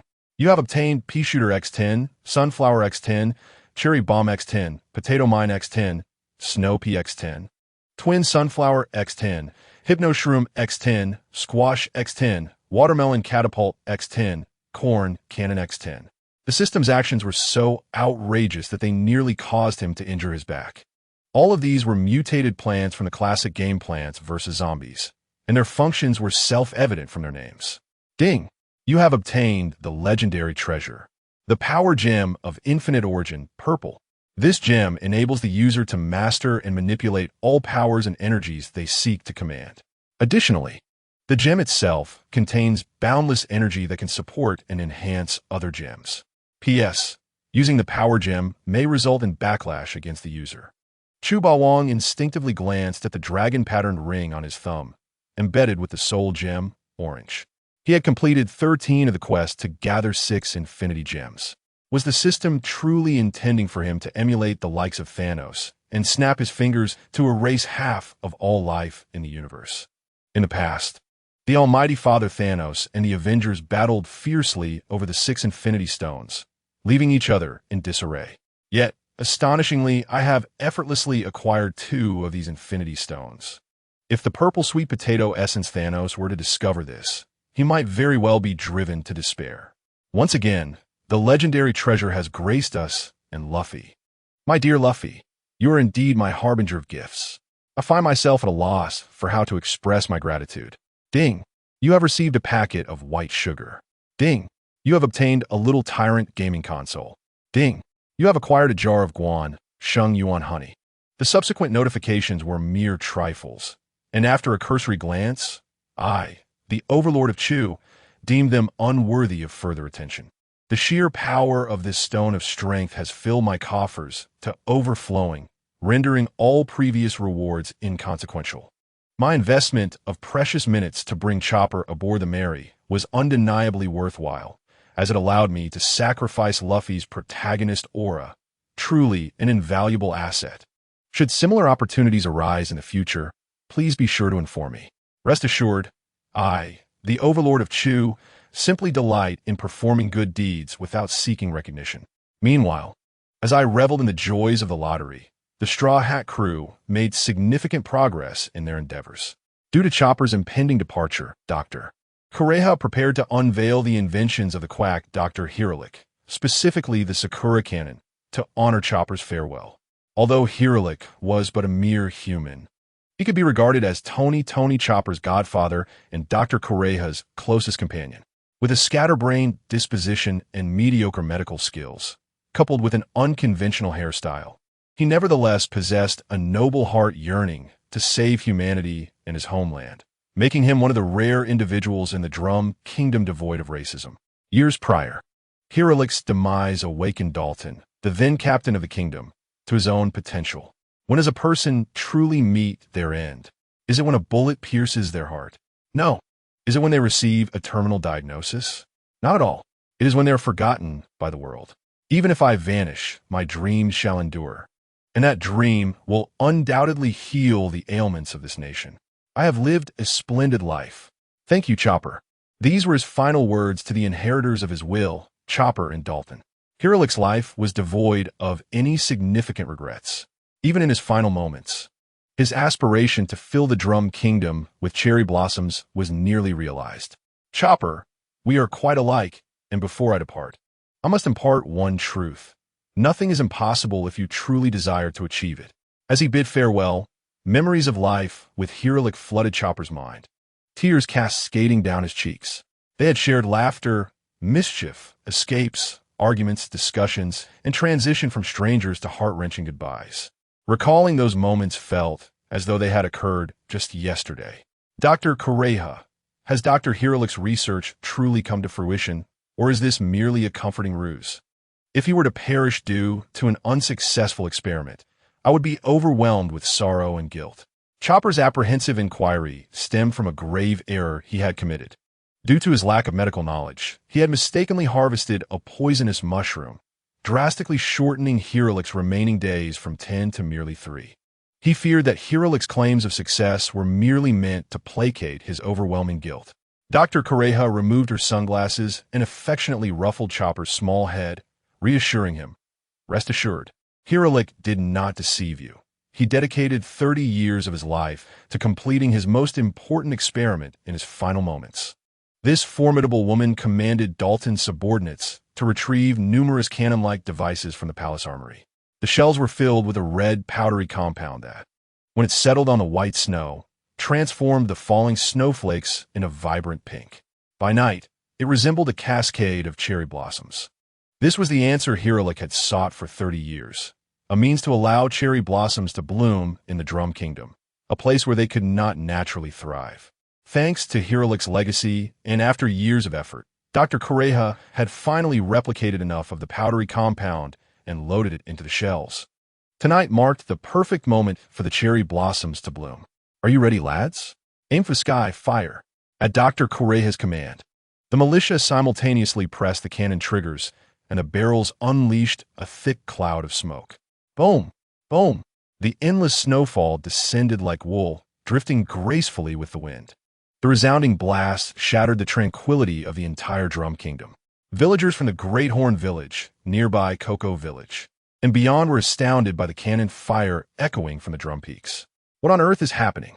Is Overlord Chu hosting a banquet with the witch doctor? Does a banquet require cannons? Are you from a family of arms dealers? Take cover from the shells. The magnitude of the cannon fire worries me.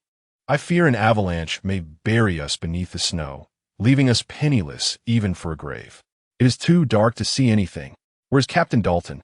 Why has he not come forth to explain? Dalton, equally bewildered, shared the sentiment, for even he was unaware of Dr. Kureha's intentions.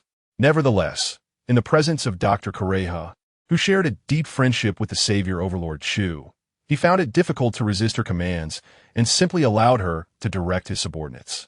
Unbeknownst to Dalton, the reason Overlord Chu could converse so easily with Dr. Kureha and form a lasting friendship was solely due to their shared voice actor, who also voiced Kakarot.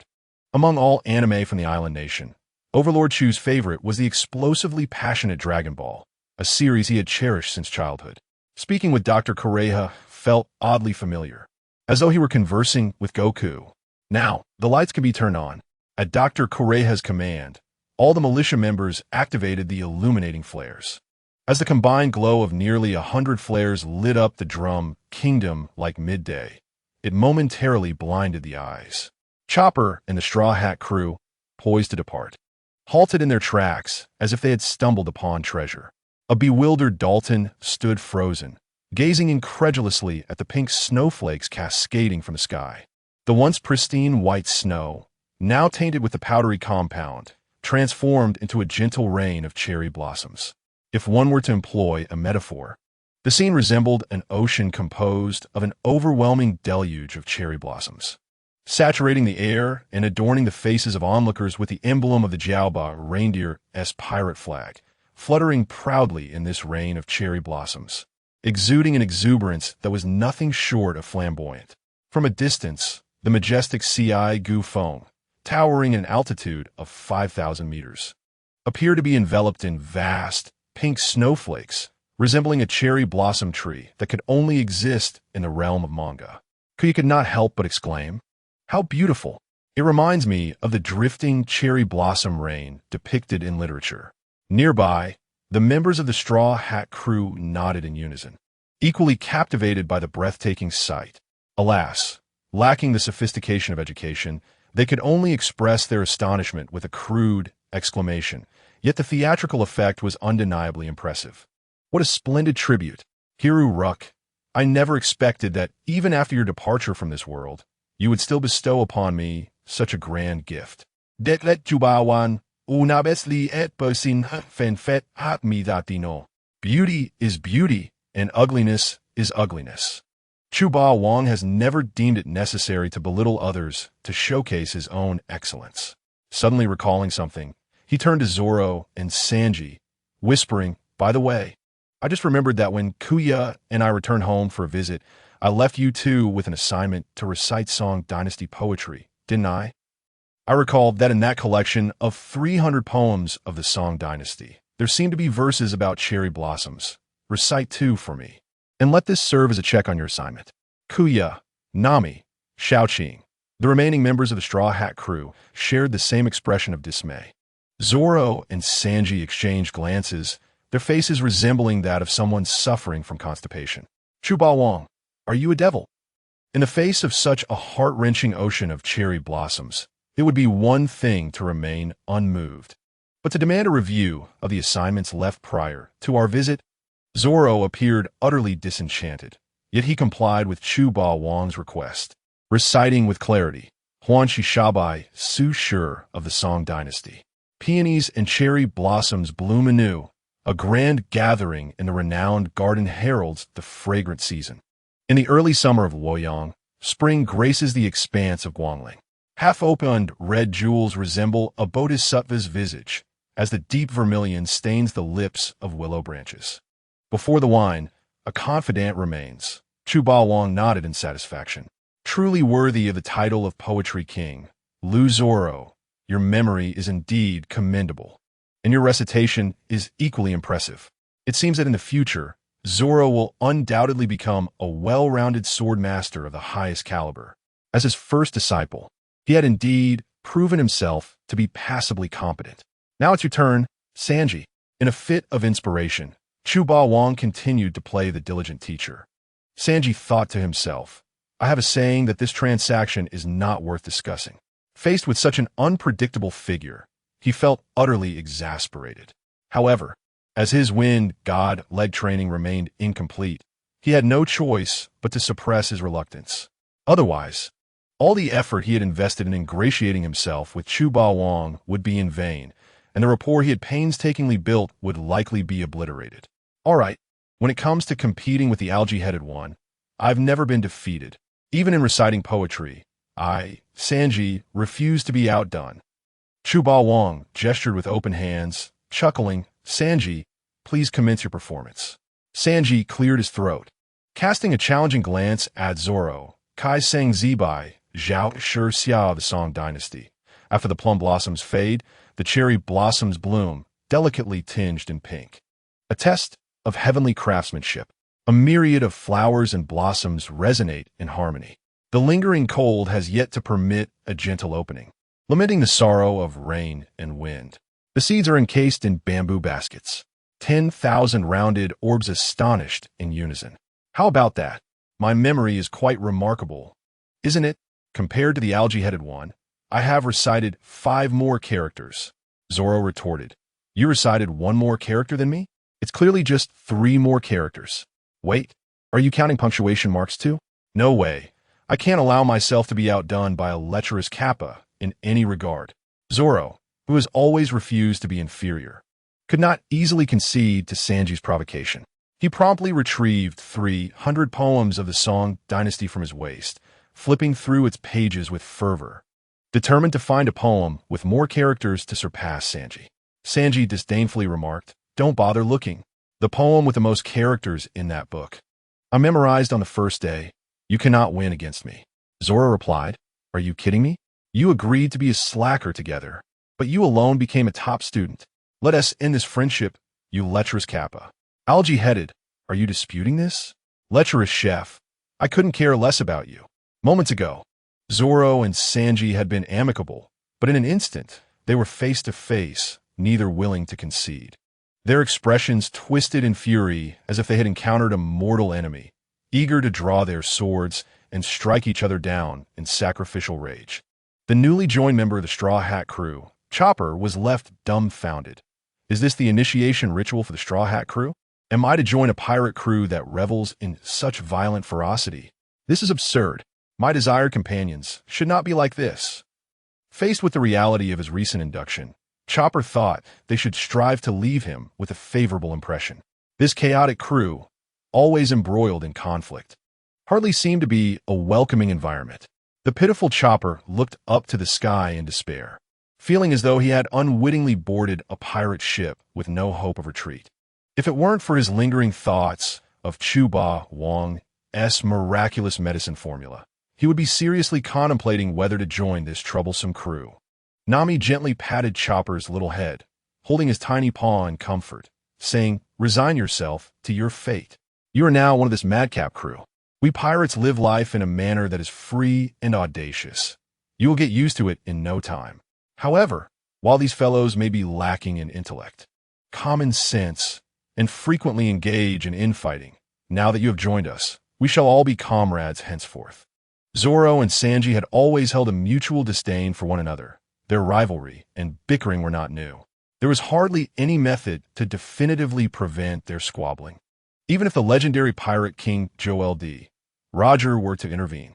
On board the Golden Mary, only Chuba Wang and Nami's fully developed hockey-infused punches could temporarily halt their quarrels. Chopper, utterly bewildered, thought to himself, "What kind of crew have I joined? Why is there not a single companion like the esteemed Chuba Wang, who is even slightly normal? I feel so uncomfortable. I want to cry, but the tears just won't come."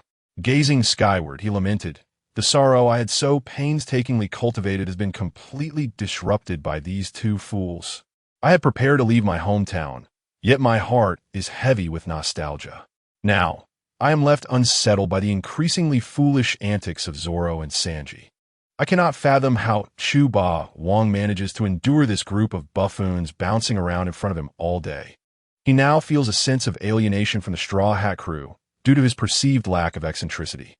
Fortunately, aboard the Going Mary, there are several individuals of normal disposition, such as Mr. Frankie, Miss Nami, and Miss Robin, who seem quite amiable.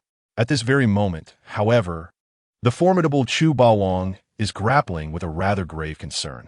As the most adorable creature in the pirate world, Tony Chopper is, in fact, a reindeer, and it is inevitable that he will eventually be embraced by a woman. Having consumed the Hito no Mi, Chopper can no longer be treated merely as a reindeer.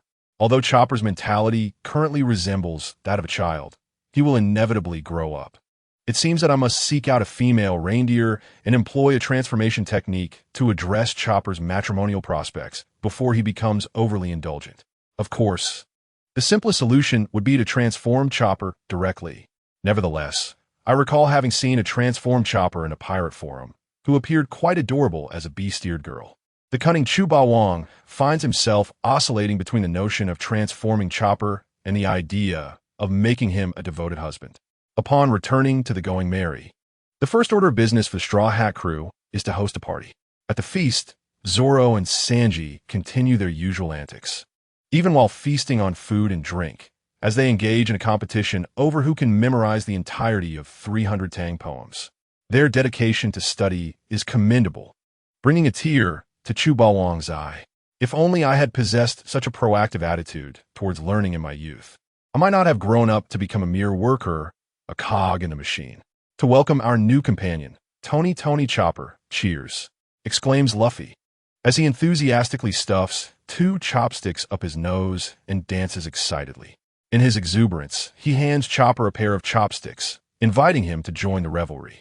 Chopper, bewildered, is left pondering his identity and purpose, manifesting a series of befuddled expressions. Despite their clumsy antics, Luffy and the others exude genuine warmth toward Chopper. Gradually, Chopper begins to let loose, declaring his reluctance but succumbing to the infectious joy around him.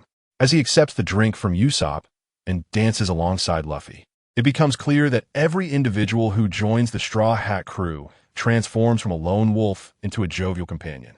Thankfully, I remain resolute and maintain my distance from the whimsical Luffy, lest I too become one of the absurdities. Observing the scene unfolds before him, Chu Bawang feels a pang of discomfort, momentarily quelling his mischievous thoughts of transforming Chopper. The idea of a female Chopper, prancing about with chopsticks protruding from her nostrils, is simply too distressing to contemplate. Out of sight, out of mind. As the Straw Hat crew jubilantly celebrates Chopper's induction, Chu Bawang boldly strides into Miss Robin's chamber, discreetly erecting a soundproof barrier. "What are you planning to do?" Miss Robin inquires, but before she can finish her question, Chu Bawang steps closer, lowering his head. After a significant pause, she finally catches her breath. "I want to hear you call me Daddy again," he muses, admiring her candlelit beauty, a smile playing at his lips. "Do not always wear such a stern expression, my dear. Do share a smile with me." The ensuing dialogue is extensive and omitted. In summary, the soundproof barrier previously constructed by Chu Bawang merely muffled the sounds within Miss Robin's quarters, its range being rather limited. Realizing his oversight, Chu Bawang adopts a nonchalant attitude, embracing the philosophy that as long as I'm not embarrassed, it is others who should feel awkward. Subsequently, he shamelessly expands the barrier's diameter in the presence of Miss Nami. However, it suddenly dawns on him that if Miss Nami, sleeping in the adjacent room, was unable to rest due to the noise, it stands to reason that the other occupants of the room, including the naive Daisuke, the petite Miss Golden Week, and the fashionable Miss Valentine's Day, must also have been disturbed by the ruckus. Feeling a twinge of anxiety, Chu Bawang contemplates the implications of so many eavesdropping on his antics. Yet, a thrill of excitement courses through him.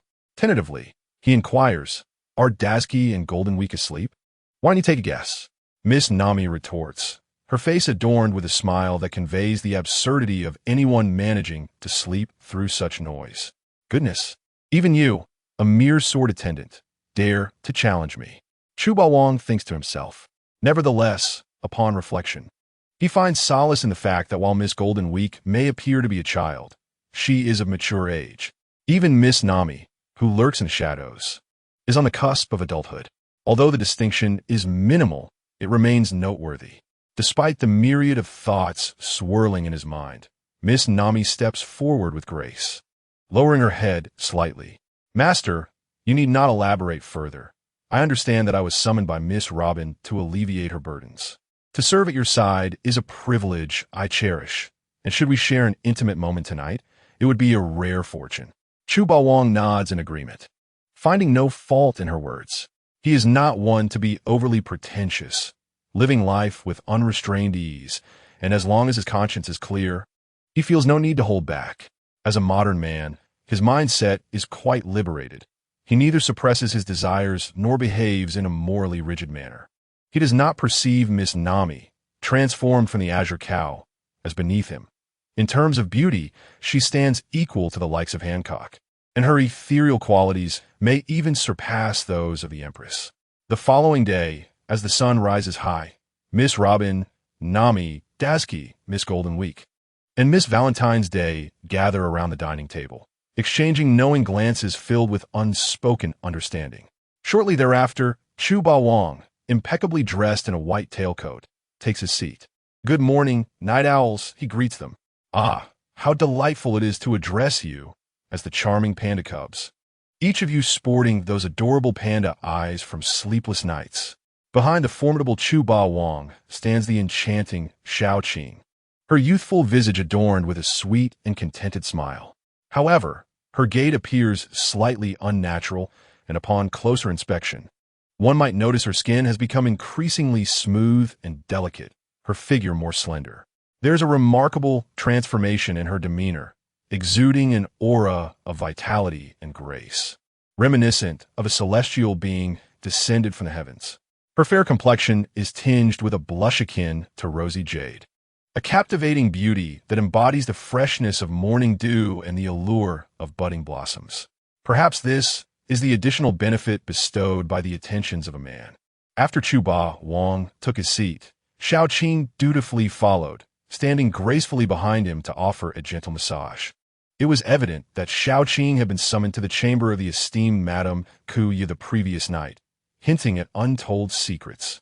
The gazes of the other women converged upon Xiao Qing, their expressions a complex tapestry of emotions, each distinct and laden with intrigue. How perplexing. What should I do with my new sister? It drives one to madness. And I genuinely wish to understand whether my mind was clouded or if I had been struck by foolishness in allowing another woman to adorn me with a metaphorical green hat. Madame Kuya, the petite heiress, lowered her gaze to sip her red tea, appearing calm on the surface while her heart raced with anxiety. Last night, she had surrendered too soon under the intense advances of Chu Ba Wang, resorting to bringing Xiao Qing in as a substitute. Consequently, she slept soundly until the sun was high in the sky, now surrounded by a group, feeling an overwhelming sense of vexation. When she called upon Xiao Qing to take up the baton, she had not contemplated the implications. Her frail constitution struggled to cope with the myriad of charms displayed by the modern-day Chu Ba Wang. Seeing her position about to crumble, she had no choice but to seek a reliable ally to share her burden.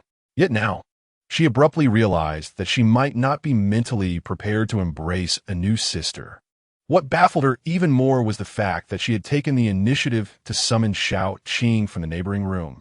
Otherwise, given Chu Ba Wang's character, it was uncertain whether he would have decisively chosen to pursue Xiao Qing anytime soon. Indeed, there is no such thing as a free lunch. The formidable Chu Ba Wang has finally extended his reach toward those close to him. How despicable! Miss Huang Jinzhou and Miss Qing Run Jie cast discerning glances at Chu Ba Wang, secretly deriding him. Both subconsciously believed that Kuya's sudden decision to bring Xiao Qing into the room in the dead of night was due to coercion by the White Devil. Chu Ba Wang. After all, how could someone like Kuya, the quintessential wife, willingly invite a wolf in her home? Yet in truth, it was a moment of impulsiveness on Kuya's part, entirely unrelated to Chu Ba Wang. The mischievous cat, Na Mei, wore a tense expression, predominantly reflecting a melancholic mood. Overwhelmed with thoughts, earlier that night, she had been blissfully absorbed in an audiovisual film. However, Chu Ba Wang inexplicably altered the soundproofing, rendering the delightful sounds from Kuya's chamber inaudible, turning her anticipated experience into a silent film. Na Mei found herself revisiting the hardships of her past, attempting to reconstruct the details of the battle between Chu Ba Wang and Xiao Qing merely by reading their lips. The stark contrast left her on the verge of flipping the table in frustration, utterly disheartened. The most tumultuous emotions belonged to the innocent and naive De Si Chi, who had been abducted by Chu Ba Wang from the naval base. She never imagined him to be so brazen. It is said that even rabbits do not graze near their burrows.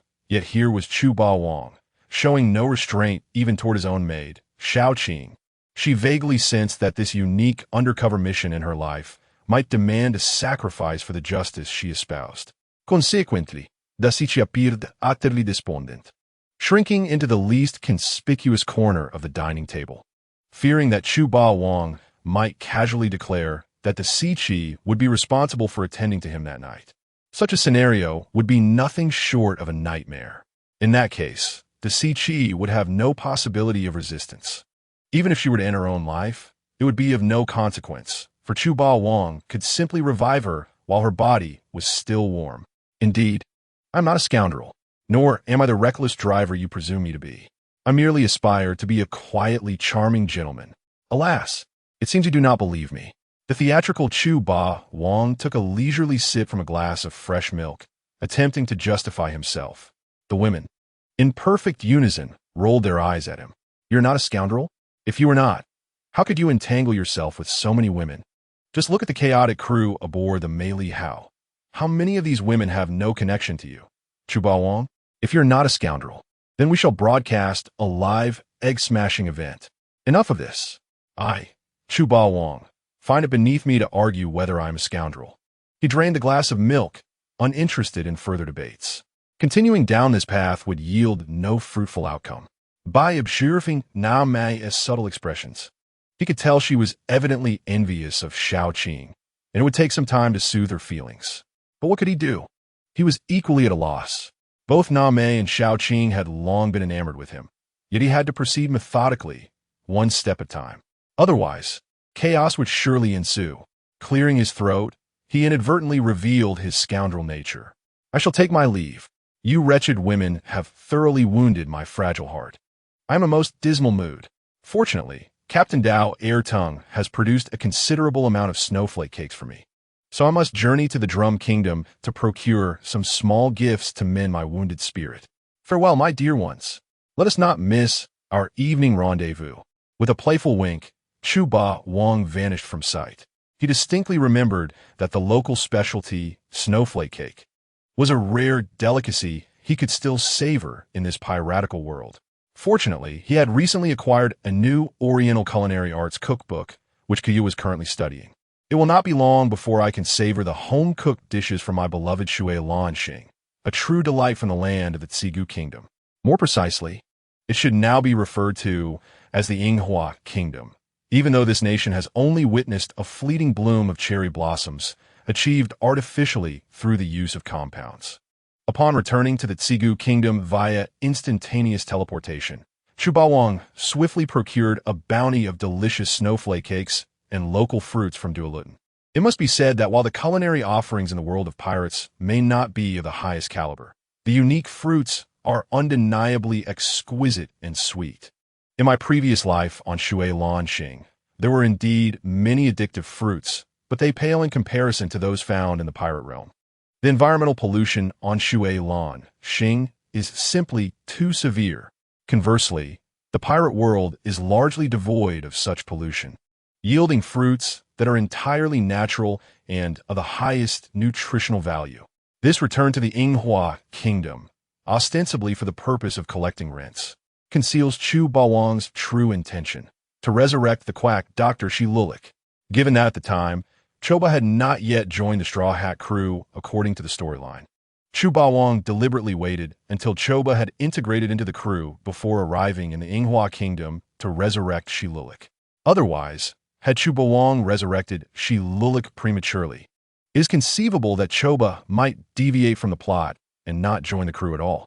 Should Choba fail to join as intended, it would indicate that Chu Ba Wang had not adhered to the task requirements of hastening the storyline, but had rather altered it directly.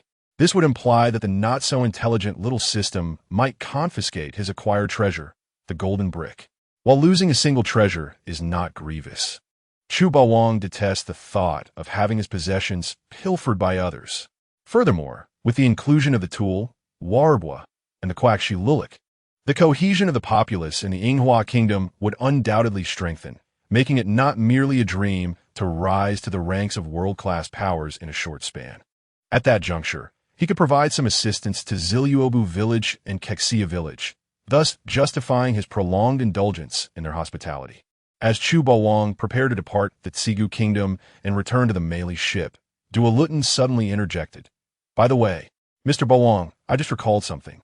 Recently, my subordinate reported that a man clad in a black trench coat, adorned with a red necklace, seemingly named AC, appeared in the nearby Lobei village.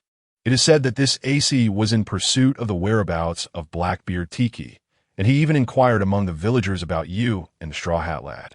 Chu Ba Wang felt a flicker of interest at this unexpected revelation and asked, "What else did your subordinate say?" Duolin scratched his head, pondering before responding. Well, my subordinate also mentioned that he dined without paying in Lobe village. Chu Bawang exclaimed, the esteemed captain of the Whitebeard Pirates' 2nd Division, with a bounty of 200 million berries, actually dined without paying in a small village? By the heavens! I recall that you, the Waterpipe Trio, have been indulging in free meals at restaurants in the Gaia Kingdom since childhood. Is this fine tradition still upheld to this day? You and Lu Bao truly are not of the same ilk, both relishing the indulgence of unpaid feasts. Chu Bawang furrowed his brow, contemplating the underlying connections. The storyline regarding AC's pursuit of Blackbeard Tiki had remained largely unchanged, and it was understandable for him to inquire about his beloved Adudo along the way. After all, AC is a devoted brother, and it would be remiss not to seek an audience with Adudo, whom he longs for. However, why would AC seek information about him from others? Chu Bawang, a glutton, casually popped a snowflake cake into his mouth and smiled. Please continue. I am listening. The proprietor, who had been left unpaid, unexpectedly discovered something while pursuing the fleeing AC. Dualutin wiped the cold sweat from his forehead.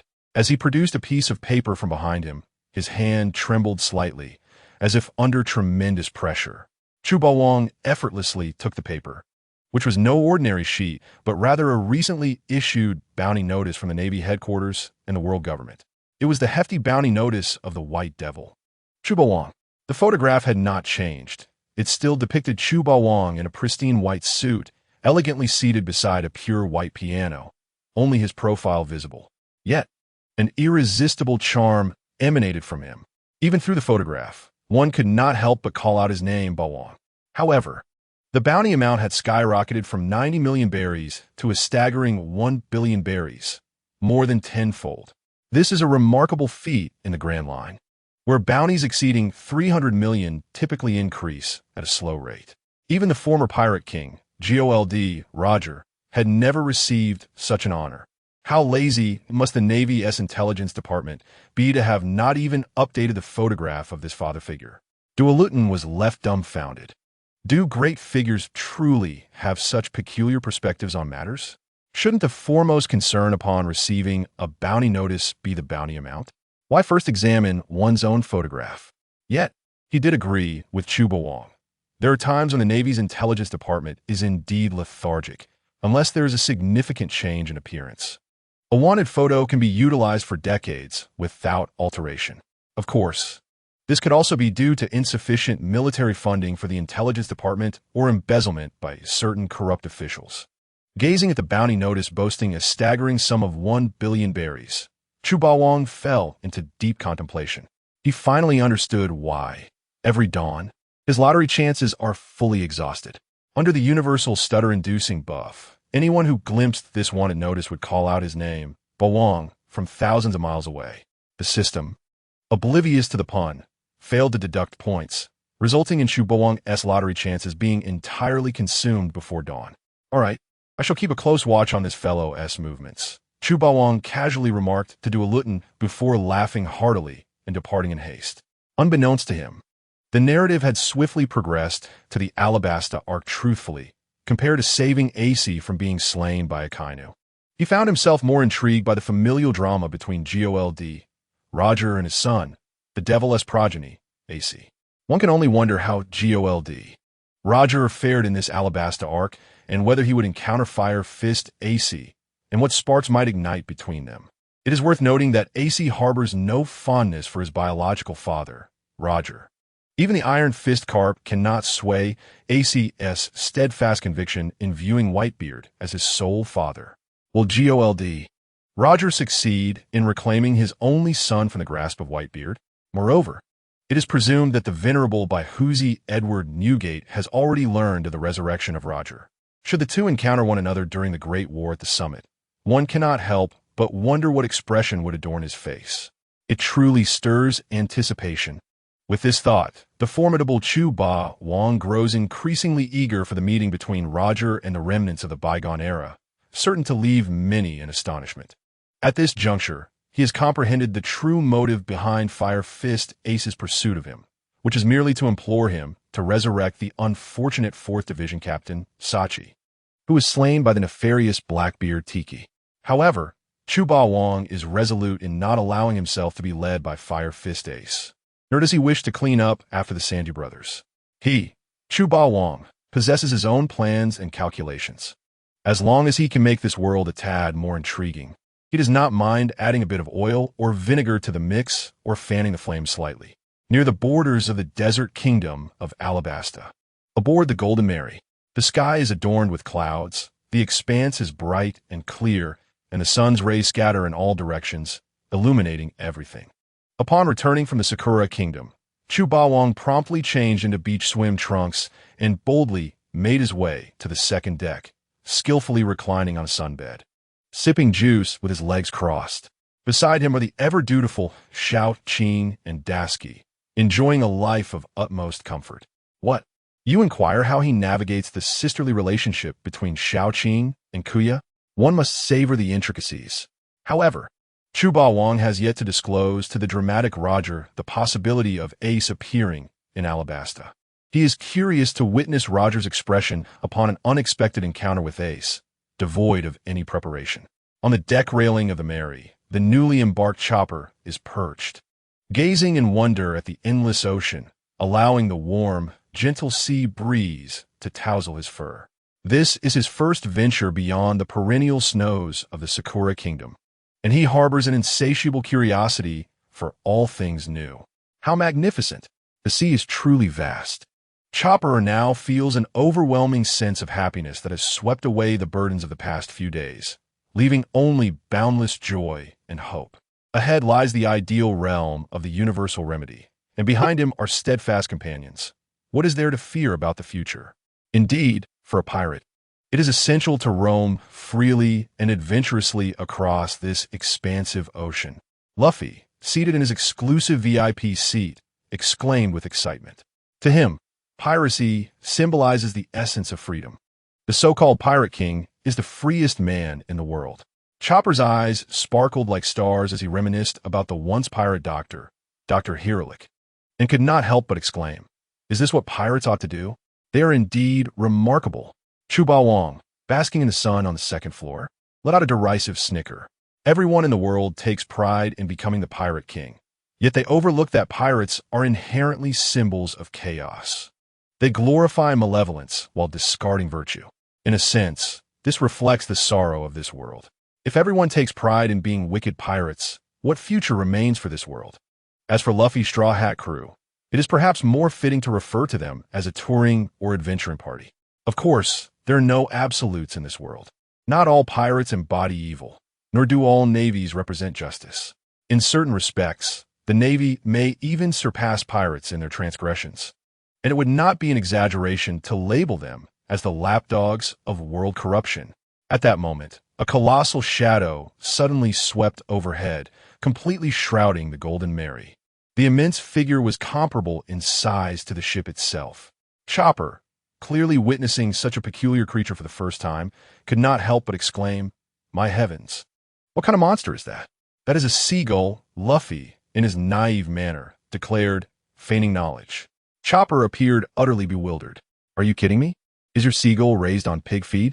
It is larger than the Golden Mary." Chopper gazed at the dark silhouette above for an extended period before concluding that it was not a seagull, but rather a fierce hawk, its eyesight evidently sharp. Fixated on Luffy in the VIP seat, eyes gleaming with the intent to hunt. Seeing Chopper's disbelief, Luffy felt it was time to assert his authority as captain of the Mary. He stubbornly declared, "That is undoubtedly a seagull. If you don't believe me, I shall greet it, and you will see whether I speak the truth. Seagull, seagull, if you have the ability, come over here." As he spoke, the bumbling Luffy waved towards the enormous shadow, attempting to catch its attention. The hawk, poised in the sky, could not tolerate a mere human daring to greet it. How dare it? This must be dealt with. If I do not handle this properly today, where will my honor as a hawk go? With a powerful surge, the hunting hawk dove towards the sea, its keen gaze locked onto Luffy's neck. Before Chopper could react, Luffy was snatched away by the giant eagle, soaring into the distance. King Luffy has met his end. Chopper, astonished by Luffy's reckless antics, was left in shock. He had encountered foolishness before, but never had he witnessed such a level of absurdity. Luffy's intellect appeared decidedly abnormal. He even wondered if Luffy's brain had been damaged at birth. Oh no, this is bad. A grave situation has arisen. Luffy is about to be devoured. Chopper dashed towards the other side of the deck, shouting to Zoro, Sanji, and Usopp, who were engrossed in a game of cards. Gentlemen, this is not the time for games. Our Captain Luffy is in trouble. Zoro, casually discarding a straight flush, inquired nonchalantly, "Did Luffy call for our help?" "No." "Then there is no cause for concern. Do not disturb my game. I intend to teach that lecherous chef a lesson this round." Sanji and Usopp remained calm, seemingly accustomed to such scenarios, replying in unison, "Do not panic, Chopper. It is not a big deal. Last time, Luffy was also carried away and returned safely." Chopper was astonished by their nonchalance, his face a mask of disbelief. "Am I truly being deceived? Are you not comrades who share both joy and hardship? Why are you neglecting to rescue the captain in his time of need? What kind of ridiculous crew is this? Remaining so unperturbed while the captain is snatched by Hawk. Does this mean our crew is doomed?" Chopper was about to voice more concerns when a pair of large hands descended upon his small head, accompanied by a heavy scent of alcohol enveloping him. "Gold." Roger chuckled as he patted Chopper's head, reminiscing. "How nostalgic. Back on my Golden Jackson, there were also two adorable mascots. I wonder how they are faring now." I still vividly remember the details of the incident when I poached Whitebeard's 2nd Division captain, Kazuki Oden. Without a doubt, the two mascots mentioned by Luo Jia are Duke Inu no Kuzu, the leader of the Inu Mushi tribe residing on the elephant, and the formidable leader of the Nikomushi tribe. Duke Inu no Kuzu is a canine member of the Inu Mushi tribe, while the Nikomushi leader belongs to the feline faction. Decades ago, both served as direct retainers to the Kazuki family of Wano Kuni and accompanied the illustrious Kazuki Oden aboard the pirate ship of the Pirate King, Luo Jia. Their prowess is undeniably formidable, capable of holding their ground even against one of the three calamities, Jack the Drought. In their full moon forms, their strength would only amplify. Rest assured, the Straw Hat Kid will be fine. Luo Jia chuckled heartily, his figure darting forward like a bubble, and in the next moment, he teleported before a fierce eagle, unsheathing a wooden sword to strike. A dazzling arc of sword light erupted, causing the massive eagle to explode in an instant. Luffy, cheering, fell to the ground from the eagle's beak, his joy akin to that of a hefty individual weighing 300 pounds. "Hey, sloppy uncle, your strength seems to have increased significantly. It appears your injuries have healed quite a bit." Luo Jia smirked, patting the gourd of wine at his waist and laughing heartily, clearly buoyed by a sense of vigor. In recent days, he had made considerable sacrifices to restore his strength, even replacing the wine in his gourd with medicinal liquor. Of course, my medicinal liquor is not consumed without purpose. If it weren't for the bizarre weakness buff brought by the resurrection of the Overlord, I would have already returned to my peak condition, relying solely on my constitution. As it stands, I could single-handedly take on all three of you. I warn you, from now on, you little rascals better show me some respect, or else I shall unleash my fist the size of sandbags upon you. Zoro, Sanji, and Luffy responded in unison. "Goodness, has Luo Jia been drinking fake liquor? With your lackluster skills, you dare to challenge the three mainstays of the Straw Hat crew? It's not that simple to regain strength. You must be dreaming." "Gold, Roger, you underestimate the weakness buff brought by the divine resurrection technique." With a casual glance at the boastful Gold, Roger, the seasoned strategist, Chubaong, remarked slowly. Do not be deceived by Roger's earlier display of prowess with a mere wooden sword that felled the giant eagle. Its effectiveness was rather superficial, only appearing intimidating. And at most, it could intimidate the weak with no combat instincts. Although Roger's strength has been on the mend, the weakness buff from the divine resurrection technique is no trivial matter. Imagine if the resurrected individual was powerful and obstinate in life. The benefits of this weakness buff become apparent. At the very least, one would not be at risk of being killed by the resurrected individual, avoiding a disastrous situation. Ultimately, the divine resurrection technique is a double-edged sword. To be frank, had it not been for Roger's inherently robust strength and vitality, The negative effects of the weakness buff would have lingered much longer. Just as Roger's grandiose claims were about to ascend, they were swiftly debunked by Chu Bawang, who lamented, "Overlord, there's no need to undermine my reputation. These little rascals daily conspire to beat up this 69-year-old man. Is there no justice left in this world?" With tears in his eyes, Roger lamented to Chu Bawang, recounting how the three mainstays of the Straw Hat crew had teamed up to turn him into a punching bag, leaving him with no dignity. As a legendary pirate, he found himself living a life worse than that of a beast. Chu Bawang, somewhat at a loss, genuinely questioned whether he had resurrected a fake pirate king. It was a pity that Roger, with his talent for theatrics, had not been awarded an Oscar. Why do the three mainstays of the Straw Hat crew target you? Don't you have any self-awareness? It's not just about snatching Luffy's food. You've offended them all. This is hardly the conduct of a pirate king. You are more of a troublemaker. If it were anyone else, I would have already dealt with you harshly. Fortunately, Roger seemed to possess a modicum of self-awareness, always avoiding provoking me. Otherwise, I would have long since tossed him to the sharks. Haha, I knew Master's weakness buff could not be so easily cured. Roger, this blustering figure, is indeed just putting on a facade. Zoro scoffed, resting his hand on the hilt of his sword. Initially, he felt a twinge of fear upon hearing Roger claim to have recovered his strength. After all, they had beaten him down together on numerous occasions. And if Roger had indeed returned to his peak, it would spell trouble for them. Zoro, Sanji, we must strike the sloppy uncle while we can. Otherwise, we may not be able to overpower him later. It's time for the three mainstays of the Straw Hat crew to unite. Luffy exclaimed, his fists poised for action, eager for the thrill of teaming up with Zoro and Sanji to beat Roger into a pulp. After all, Roger had audaciously snatched his precious bones and meat, a transgression more grievous than any personal vendetta. At this moment, he could not afford to fight alone.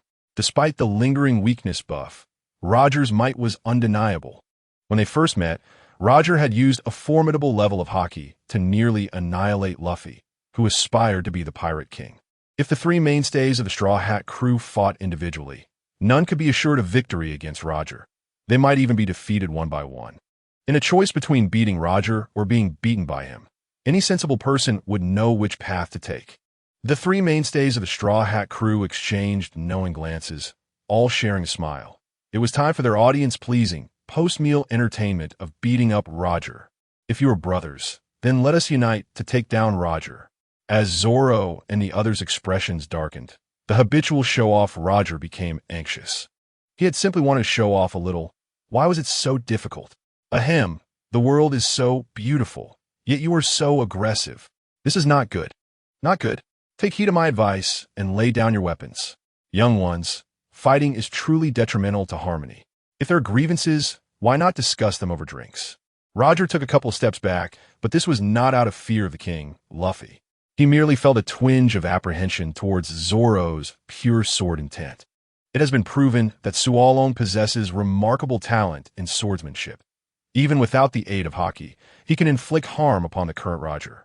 Wang Luffy, in his audacious manner, appears to Roger as merely a brash individual relying on the strength of others. This metaphor is indeed vivid.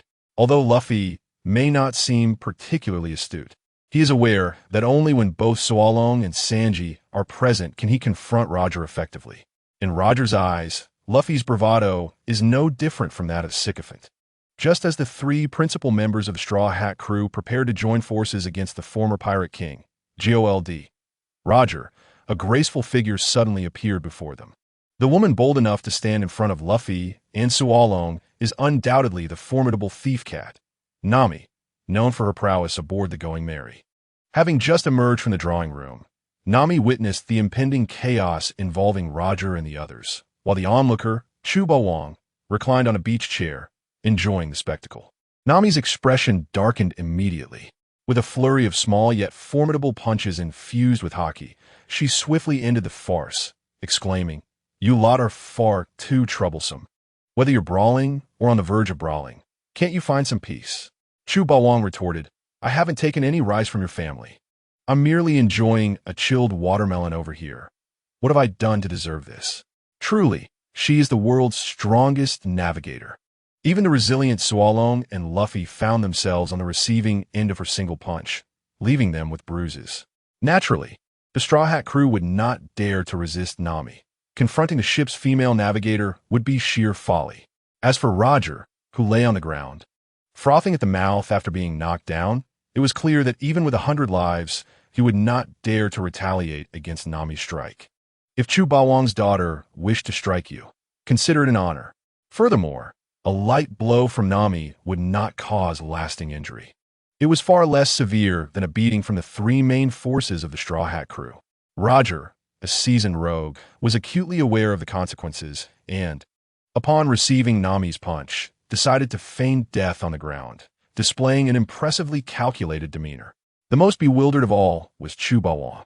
He had neither instigated a brawl nor provoked discord, merely enjoying a watermelon.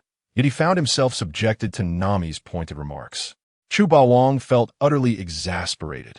If Nami were not a familiar face, he would have certainly taken the opportunity to teach her a lesson in propriety. Throughout his life, he had acted without needing the judgment of others. He sighed, resolving not to stoop to her level. It was evident that she was envious of Xiao Qing. Feeling neglected and discontented, after some contemplation, he discerned the underlying reasons for Nami's ire. Her anger stemmed from his recent indulgence with Xiao Qing, which she had witnessed, igniting her jealousy. Nami had long viewed Chu Bawang as a coveted prize. Aside from Kia, she did not wish for him to be near other women. Little did she expect to see him with Xiao Qing, which completely ignited her jealousy. Consequently, she isolated herself in the drawing room for several days, avoiding any conversation with Chu Bawang, only to coincidentally confront Luffy and his group, who were preparing for a brawl. It was the mischief of Luffy and Roger that led them to cross paths with Nami, resulting in their immediate downfall. Disregarding the fallen Luffy and the others, Nami turned her gaze towards the prominent onlooker, Chu Bawang. With a serious tone and a glint of determination in her eyes, she inquired, "O Tosin, our ship will soon arrive at Alabasta. Is there anything we should be wary of? Should we capture some beautiful female Navy officers from the base?" Moreover, she had heard that the women of Alabasta are exceptionally alluring. Chu Bawang quipped, "Little thief cat, are you perhaps a worm in my belly, having discerned my unsavory thoughts? Or have I become so desperate that the letters LSP are written upon my face? This is unexpected. Just last night, I was with Kia and Xiao Qing to quell my desires." Seeing Chu Bawang silent, resembling a man whose secrets had been exposed, Nami's eyes shimmered with unshed tears, and she began to deliver playful punches to his chest. Her gaze was filled with longing, making it appear as if Chu Bawang owed her a profound debt of love across lifetimes. What has become the Nami we know? The Straw Hat crew was utterly astonished. This was their first encounter with such a gentle yet fervent display of affection from her.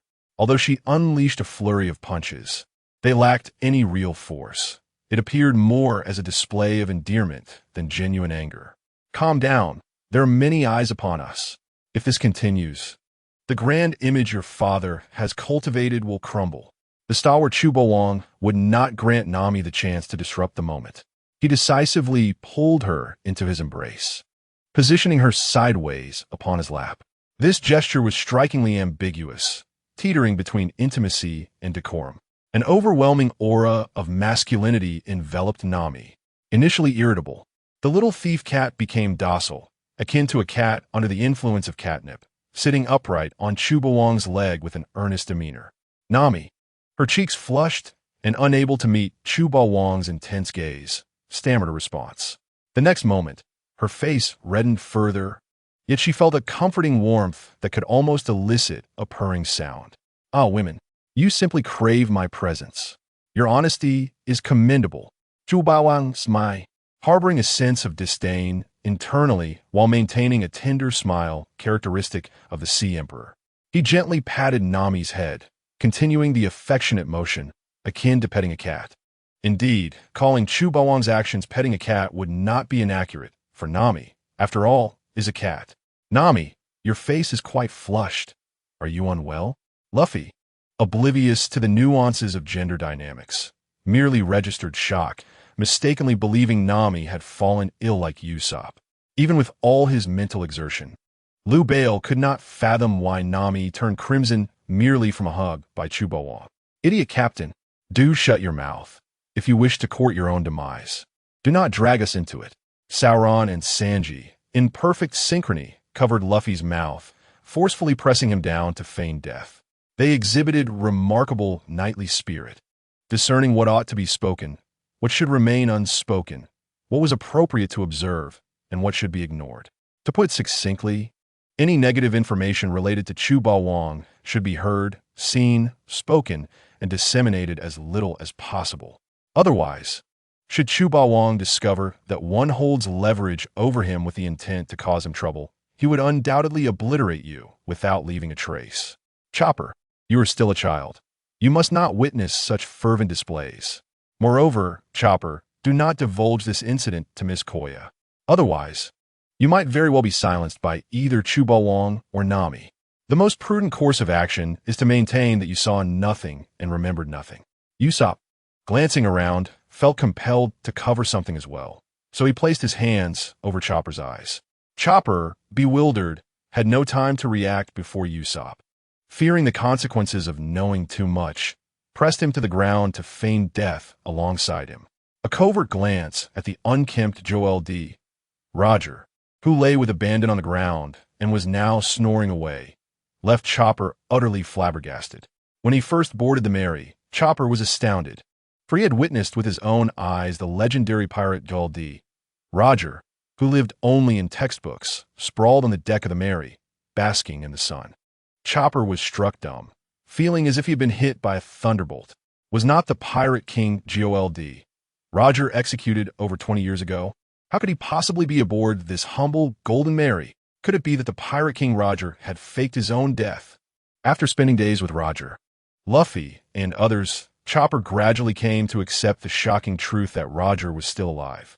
Subsequently, he learned from Luffy that Chubawang had consumed the imagination devil fruit and had developed the ability to resurrect the dead. Chopper felt that his worldview as a reindeer had been utterly shattered. Is this what it means to be a great figure? Clearly, they are born at the head of the pack.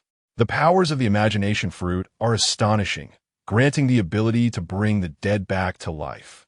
Is this what they mean by the size of one's heart determining the vastness of their stage? Thinking of the so-called useless human fruit he had consumed, Chopper felt a deep sense of despair. Now, I understand that the individual one must not provoke aboard this ship is neither the captain, Luffy, nor the former pirate king, Gold D. Roger. Rather, it is the seemingly unremarkable and low-key Mr. Chubawang, who is the ultimate mastermind hidden aboard the Mary. At this stage, Chopper, still youthful, perceived Chubawang as a reclusive sage uninterested in fame or fortune. Years later, he would come to comprehend the cunning strategy of playing the fool to ensnare the wise, realizing how naive and laughable his former thoughts had been. As the obedient little thief Nami sat delicately on his lap, Chubawang turned to the hesitant Icolum and casually remarked, "While everyone is present, why don't you share the predicament Alabasta is currently facing? Provided that you are willing to offer sufficient remuneration, they would likely not mind earning a bit of pocket money during their journey to improve their circumstances. Of course, even if they do not assist, I will honor my previous commitment made on Ancient Island and deal with the sand crocodile, who seeks to usurp the lifeblood of a nation." On Ancient Island, Chubawang had whimsically organized a dragon riding competition. Aside from himself and the judge Nami, the first participants included Zoro, who rode a Stegosaurus, and Icolum, who rode a goofy Triceratops, with the agreement that whoever found the goofy duo of Luffy and Roger first would be declared the winner of the inaugural dragon riding competition. The victor would receive a small reward from the host, Chubawang.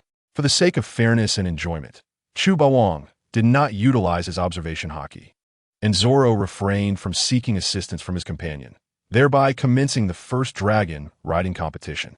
No one anticipated that the eventual winner would not be the host Chubawang, nor the seemingly guaranteed victor, Zoro, but rather Icolum, who had reluctantly entered the competition.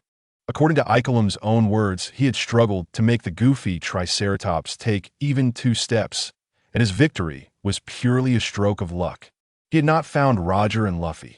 Rather, it was the goofy duo that found him first.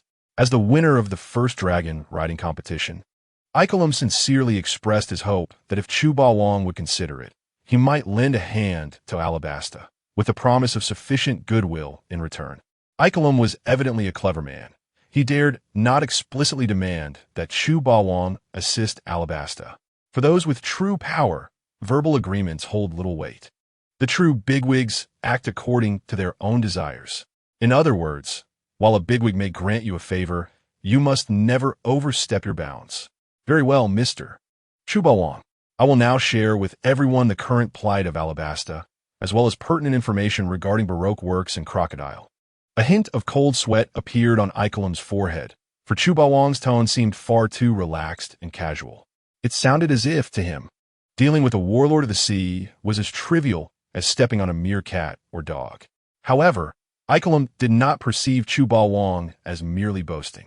From the information he had gathered, he could still see only the tip of the iceberg of Chu Wang's terrifying power. Yet even this glimpse led him to believe that Chu Wang was more than capable of matching the warlords of the sea, who symbolized the world's top-tier strength.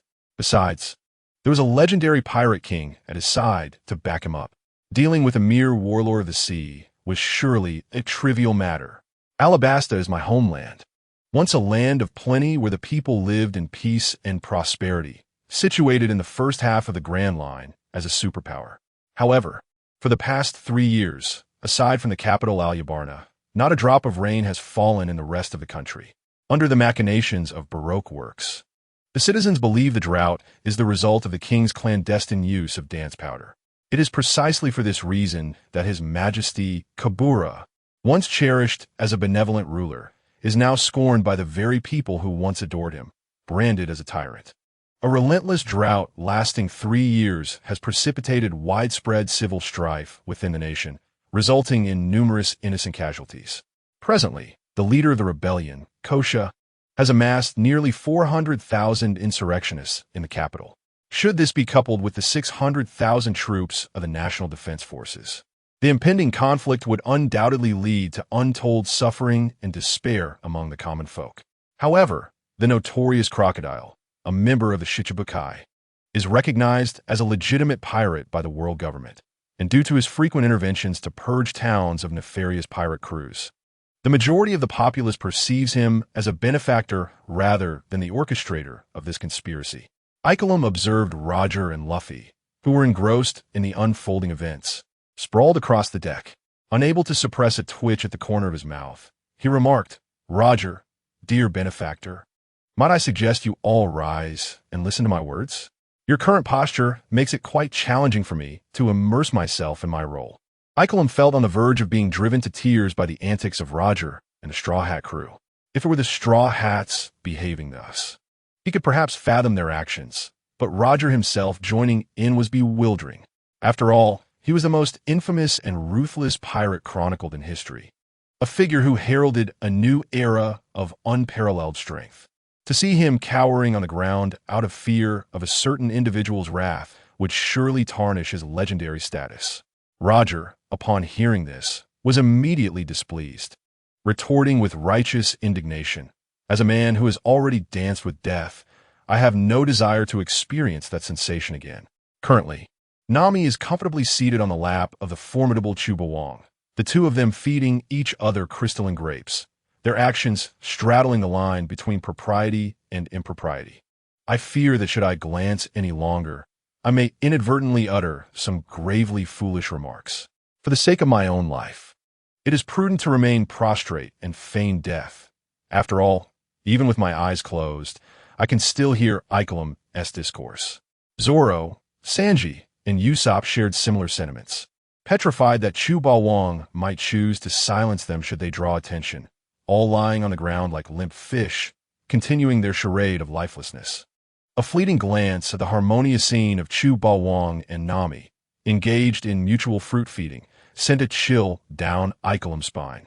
He felt that after articulating his final words, the likelihood of being silenced by Chu Wang was alarmingly high. Icolum meticulously organized his thoughts. His farewell message, crafted with clarity, based on intelligence I gathered while undercover with Princess Vivi at Baroque Works. It is evident that the clandestine use of dancing powder is not orchestrated by His Majesty Kabura, but rather by certain unscrupulous individuals colluding with Baroque works. It is our negligence that we failed to maintain vigilance against the Shichibukai, recognized as legitimate pirates by the world government. By the time we realized the gravity of the situation, Crocodile had already framed His Majesty Kabura, inciting public outrage and plunging the entire nation into turmoil. At this juncture, Crocodile's treacherous plot to usurp the throne is alarmingly close to fruition. Chu Bawang listened intently, feeling a profound impact from Ikelim's words. Truth be told, Crocodile's scheme was a masterclass in meticulous planning. He initially utilized dancing powder to induce a 3-year drought in Alabasta, while the capital inexplicably enjoyed continuous rainfall, igniting public protests against King Kabura. Subsequently, he publicly exposed the dancing powder incident, leveraging the populace's outrage to lay blame squarely on the royal family of Alabasta, thereby solidifying Kabura's guilt. By the time Kabura and Princess Vivi grasped the situation, it was already too late. The villagers had lost faith in their claims and sought to overthrow the regime, descending into chaos. Were Crocodile to traverse the annals of history during the Three Kingdoms period, he would undoubtedly be a figure comparable to Cao Cao, a formidable warlord. Of course, the success of Crocodile's plan was largely facilitated by the Shichibukai's facade of legitimacy. Were it not for the world government's endorsement of Crocodile as a legal pirate, even a once benevolent ruler like Kabura would not have let his guard down. The ministers of Alabasta could not be so foolish as to allow themselves to be ensnared in such a trap. Alas, I wonder if Princess Vivi, also an undercover agent, has revealed her identity. Should she be discovered, the consequences would be dire. Contemplating this, Ikelim felt a profound sorrow, harboring resentment toward the machinations of the world government and the navy. Chu Bawang found humor in the situation, jesting. This story teaches us that one should not underestimate the significance of even the smallest matters, nor should we dismiss the Shichibukai as mere pirates. Pirates, with few exceptions, are predominantly symbols of unbridled cruelty and chaos. To speak candidly, the original intent behind the establishment of the Shichibukai by the Navy and the world government was noble, aiming to incite infighting among pirates, ideally leading to mutual destruction. Yet the outcome has been quite the opposite. The Shichibukai seem to disregard their duties while still receiving their salaries, with acts of robbery considered legitimate. If only they were all like Mihawk, the Sword Saint. But in reality, each of these Shichibukai has proven to be adept at scheming. Doflamingo, the Knight Yasha, effortlessly usurped a nation and engaged in arms trafficking, amassing ill-gotten gains from the horrors of war. Meanwhile, Crocodile plotted to usurp power with his sights set on the legendary Pluton, seeking to claim the world throne. Even the weakest among the Shichibukai, Gecko Moria, harbors dreams of overthrowing the formidable Kaido of the 100 Beasts. Having drifted upon the seas for nearly 10 days, Chu Bawang and his companions finally set foot in the desert kingdom of Alabasta. Koya and Xiao Qing, disliking the sweltering heat, chose to remain aboard the Mary, while Nami, Roger, and the Straw Hat crew were brimming with excitement, eagerly trailing behind Chu Bawang as they explored their surroundings. The most exuberant among them was undoubtedly Luffy. With each new island, he seemed to catch the scent of adventure, bouncing around like a hyperactive monkey. Nami and the undercover expert, Dasky, plunged into the marketplace, embarking on a shopping spree that would undoubtedly leave the men's wallets considerably lighter. Fortunately, Chu Bawang, now a wealthy magnate, was unconcerned about Nami purchasing the latest fashionable undergarments for Koya and Xiao Qing. After all, he would be the one to remove these garments come evening, ensuring a lucrative transaction. Despite the turmoil engulfing the nation, Chu Bawang was in no hurry to enter the royal palace and meet with King Nefertari Kabura. Rather than merely playing the role of savior, he preferred to indulge in the unique cultural experiences that Alabasta had to offer. Thus, he resolved to spend several days exploring the surrounding towns of Alabasta. Chuba, upon noticing a fruit stall by the roadside, was unable to resist his mischievous inclination. He turned to Jia and the members of the convent, declaring, "Stay here and don't move. I shall procure some oranges for you. Lu Fei and Wu Suopu, along with Evening and Shan displayed expressions of sheer bewilderment, as this was their first encounter with such a tender-hearted Tong who was actively offering to buy them oranges. The members of the Tongton were left with serious doubts about whether Chubaong had been possessed by another being.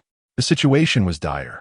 When would the formidable Dalok consider proceeding to the palace? This was certainly not the time for leisurely strolls and fruit purchases. Observing the scene, Yi Kao felt a sense of urgency, wishing he could bind Chubaong and drag him to the palace, then unleash his fury upon Kofor. Noticing Yi Kalaimu's evident anxiety, the seasoned socialite could not help but chime in, "You fool, truly beyond redemption. As the captain of the royal guard, how do you not comprehend the art of seeking assistance? You ought not to swarm around Chubaong like a pesky fly. This will only incite his disdain. Great figures are particularly sensitive to their dignity. If you desire his aid, you must ensure he is well pleased first. Instead of standing idly, your priority now is to inform your king to prepare the grandest banquet and the most exquisite companions to warmly welcome the esteemed Chubaong into the palace." Seeing Yikao still in a state of confusion, Luojie felt compelled to intervene. These younger individuals truly lacked understanding of the nuances of social interaction. As a member of the royal family, arranging a grand state banquet and a welcoming ceremony for the esteemed guest, followed by the presence of beautiful maidens to cater to him, was not an unreasonable expectation. Who seeks favors without offering something in return? Do you genuinely believe that one can receive assistance without any cost, relying solely on trivial verbal promises? Awakened from his stupor, Yi Kalaimu excitedly embraced Luojie, showering him with gratitude and raising a thumb in admiration. "You truly are a master of the social sphere. Your words are worth more than a decade of study. I shall inform Huangdi, Kobula to prepare exquisite delicacies and fine wines to welcome Chu Baowang." Luojie regarded Yi Kalaimu with an approving eye embodying the spirit of a mentor. "Yi Kalaimu, you are no longer a child. Henceforth, approach tasks with greater composure. Remember, the world is not merely about conflict. It is woven from the fabric of human relationships. If you wish for the horse to run, it must first be well fed, especially when the horse before you is no ordinary steed, but a true deity of the realm." Yiko's face flushed with embarrassment at the public reprimand, feeling somewhat diminished despite his stature. "Mr. Chubawang, esteemed benefactors, please enjoy your time here. Whenever you feel inclined, you are most welcome to the palace. His Majesty Aongdi Kobula shall extend the highest courtesy to you all. Please anticipate this." After bidding farewell to Chubawang, Yi Kalaimu hurried away, feeling compelled to extol the virtues of Chubawang before Wangdi Kobula and present the most magnificent of courtesies. While S words may have been harsh, their wisdom was undeniable. Truly, the former pirate king possessed an acute insight into the nature of this world. If he had a notebook, he would have eagerly jotted down La's profound observations. The world is not merely about conflict. It is about human relations. These insights were particularly astute. Quietly observing the departing figure of Vikao, Chubawang was left with a multitude of questions. Today had indeed reshaped his perception of Vojia. The audacity of this man to borrow his words, once uttered in reflection while watching Shaosai, to instruct Hiko was quite unbelievable. It seemed that the essence of humanity was indeed akin to that of a parrot, as even the legend of Oye could not escape this truth. Glancing at Hiko's retreating silhouette, Chubawang resumed his leisurely stroll, unburdened by the responsibilities of a savior. His occasional displays of prowess were merely to satiate his own vanity.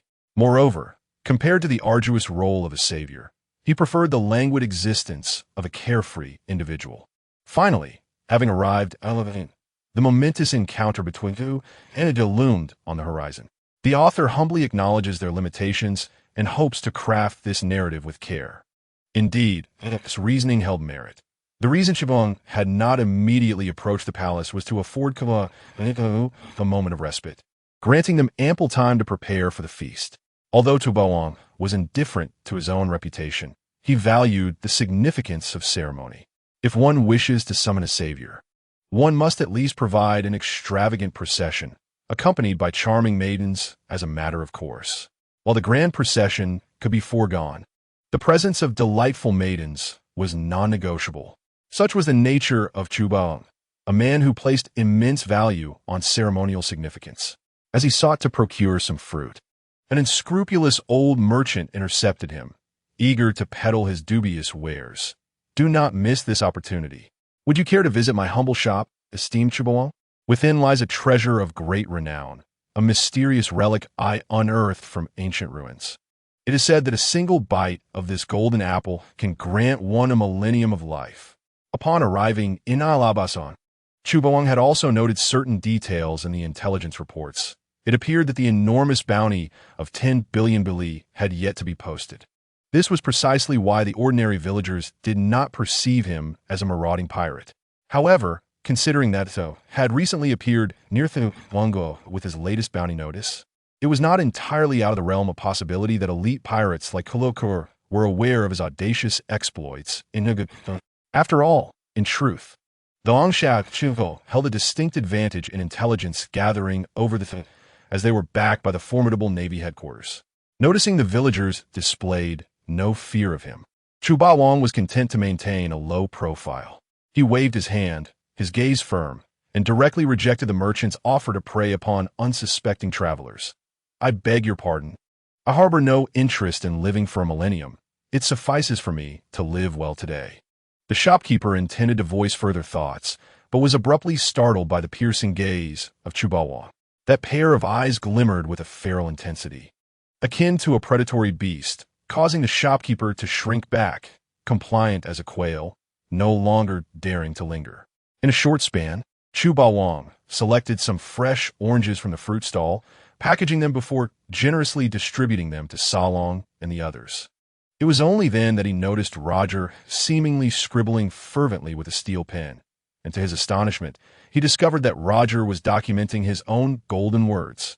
For instance, previously he had proclaimed that this world is not merely about conflict, but is steeped in human sentiment and social intricacies. Additionally, he had casually borrowed from Ace's sentiment that he was not keen on living for 1,000 years. Rather, living well today was sufficient. Beyond these, there were a plethora of other nonsensical yet earnest phrases, such as study diligently and strive for improvement. Only I can define if I am a demon or a celestial being. I laugh in the face of fate, leaving my courage and integrity on the battlefield. In 30 years in the East, 30 years in the West. Do not underestimate the youth in poverty. The clarity and seriousness of Roger's handwriting indicated he had invested considerable effort in cherishing these notes. Chu Baoang found himself astounded by Roger's peculiar behavior. What was happening? Had Roger transformed into his fervent admirer? To take notes on his offhand remarks was a hallmark of an ardent fan. Yet, soon enough, Chu Baoang discerned Roger's true intent. This fellow was likely recording his golden phrases for future pretentiousness. After all, both Chu Baoang and Roger could be classified as habitual show-offs in a certain sense. While Roger was indeed adept at theatricality, he still paled in comparison to Chu Baoang. Roger, an individual unwilling to accept mediocrity akin to Luffy, was a master of stirring the pot. Embracing the notion of adopting the strengths of others to overcome them, he began to emulate Chu Baoang's unparalleled flair for ostentation. Little did Roger anticipate that his unintentional documentation of Chu Baoang's daily epiphanies would lead him to uncover a tremendous business opportunity. Years later, Roger leveraged the sale of Chu Baoang's golden phrases to achieve overnight wealth, establishing himself as a commercial prodigy.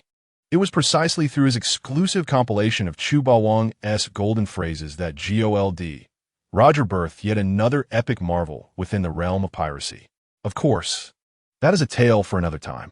These oranges are truly delectable, fresh, and juicy. I extend my gratitude to Chu Baoang for bestowing this delightful gift. Luffy and the others, receiving the fresh oranges tossed their way by Chu Baoang, were as jubilant as a corpulent individual reveling in a feast. Among those present, none were more ecstatic than the ever-adoring Sanji. Although the gift from Chu Baoang was modest, its significance was profound. Setting aside all else, It marked the first occasion he had received a gift from Chu Baowang free of charge. In a certain sense, it symbolized that he was one step closer to realizing his dream of clinging to Chu Baowang's illustrious coattails. Was it not so? Just as Luffy and Usopp were immersed in the delightful taste of oranges, a tall, striking figure in the corner of the fruit stall caught Chu Baowang's attention. Subsequently, Roger and Sanji also sensed something unusual, directing their gazes toward the spirited young man in the far corner, inquiring about information from the fruit stall owner. This young man, bare-chested, bore an abundance of freckles, adorned with an orange cowboy hat featuring badges of mischief and sorrow.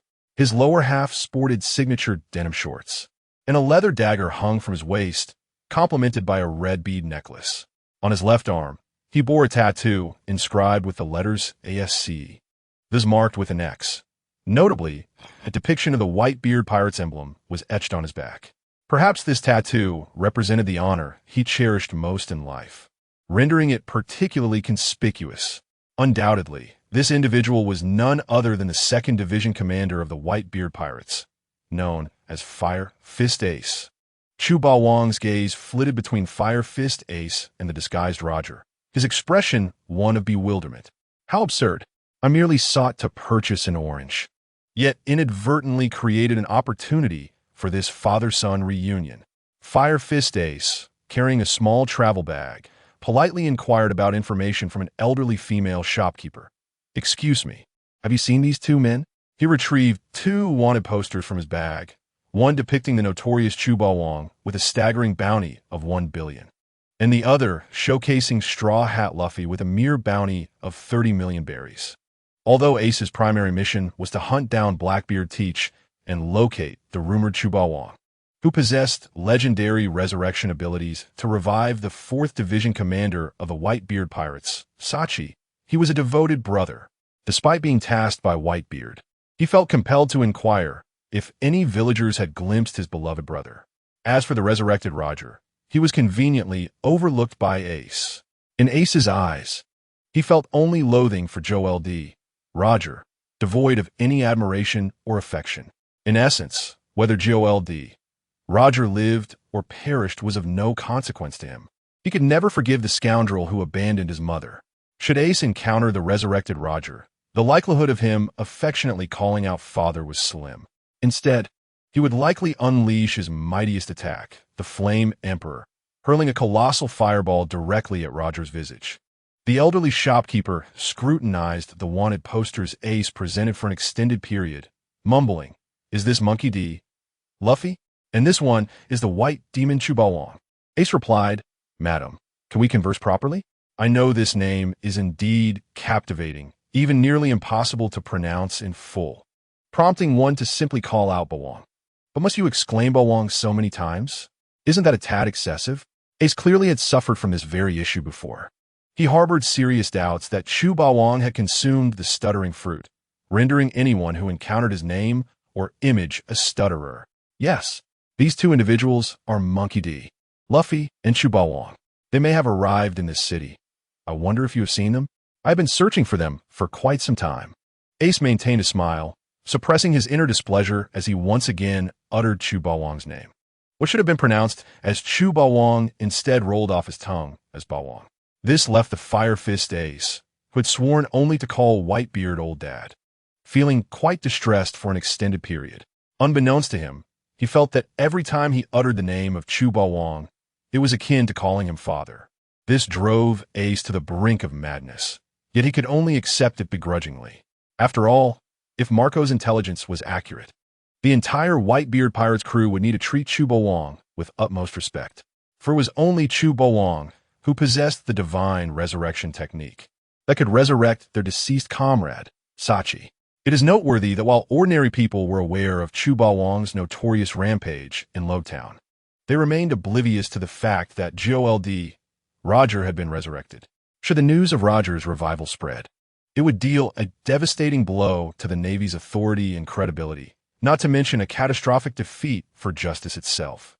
Consequently, the Navy and the world government conspired to suppress the news of Roger's resurrection.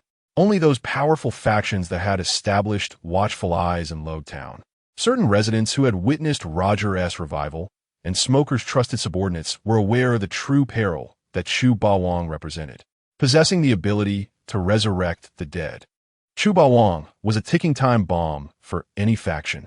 Perhaps outsiders could not fathom why Chu Bawang's bounty skyrocketed from 90 million to 1 billion berries following his single rampage in Logtown, a dream that countless pirates aspired to realize. Yet Ace understood clearly that Chu Bawang had glimpsed the forbidden powers of this world. Whoever found and allied with him could potentially conquer death itself.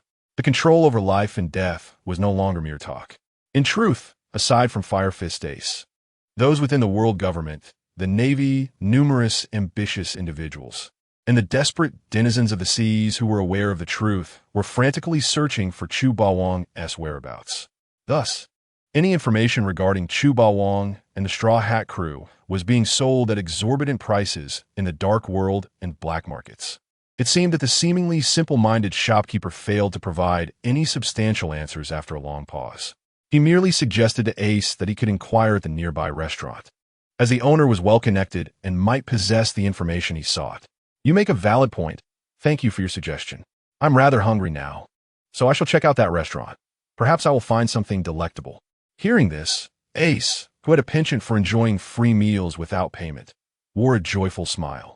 As he took his leave, he bowed to the shopkeeper who had offered him advice, significantly improving the shopkeeper's impression of him.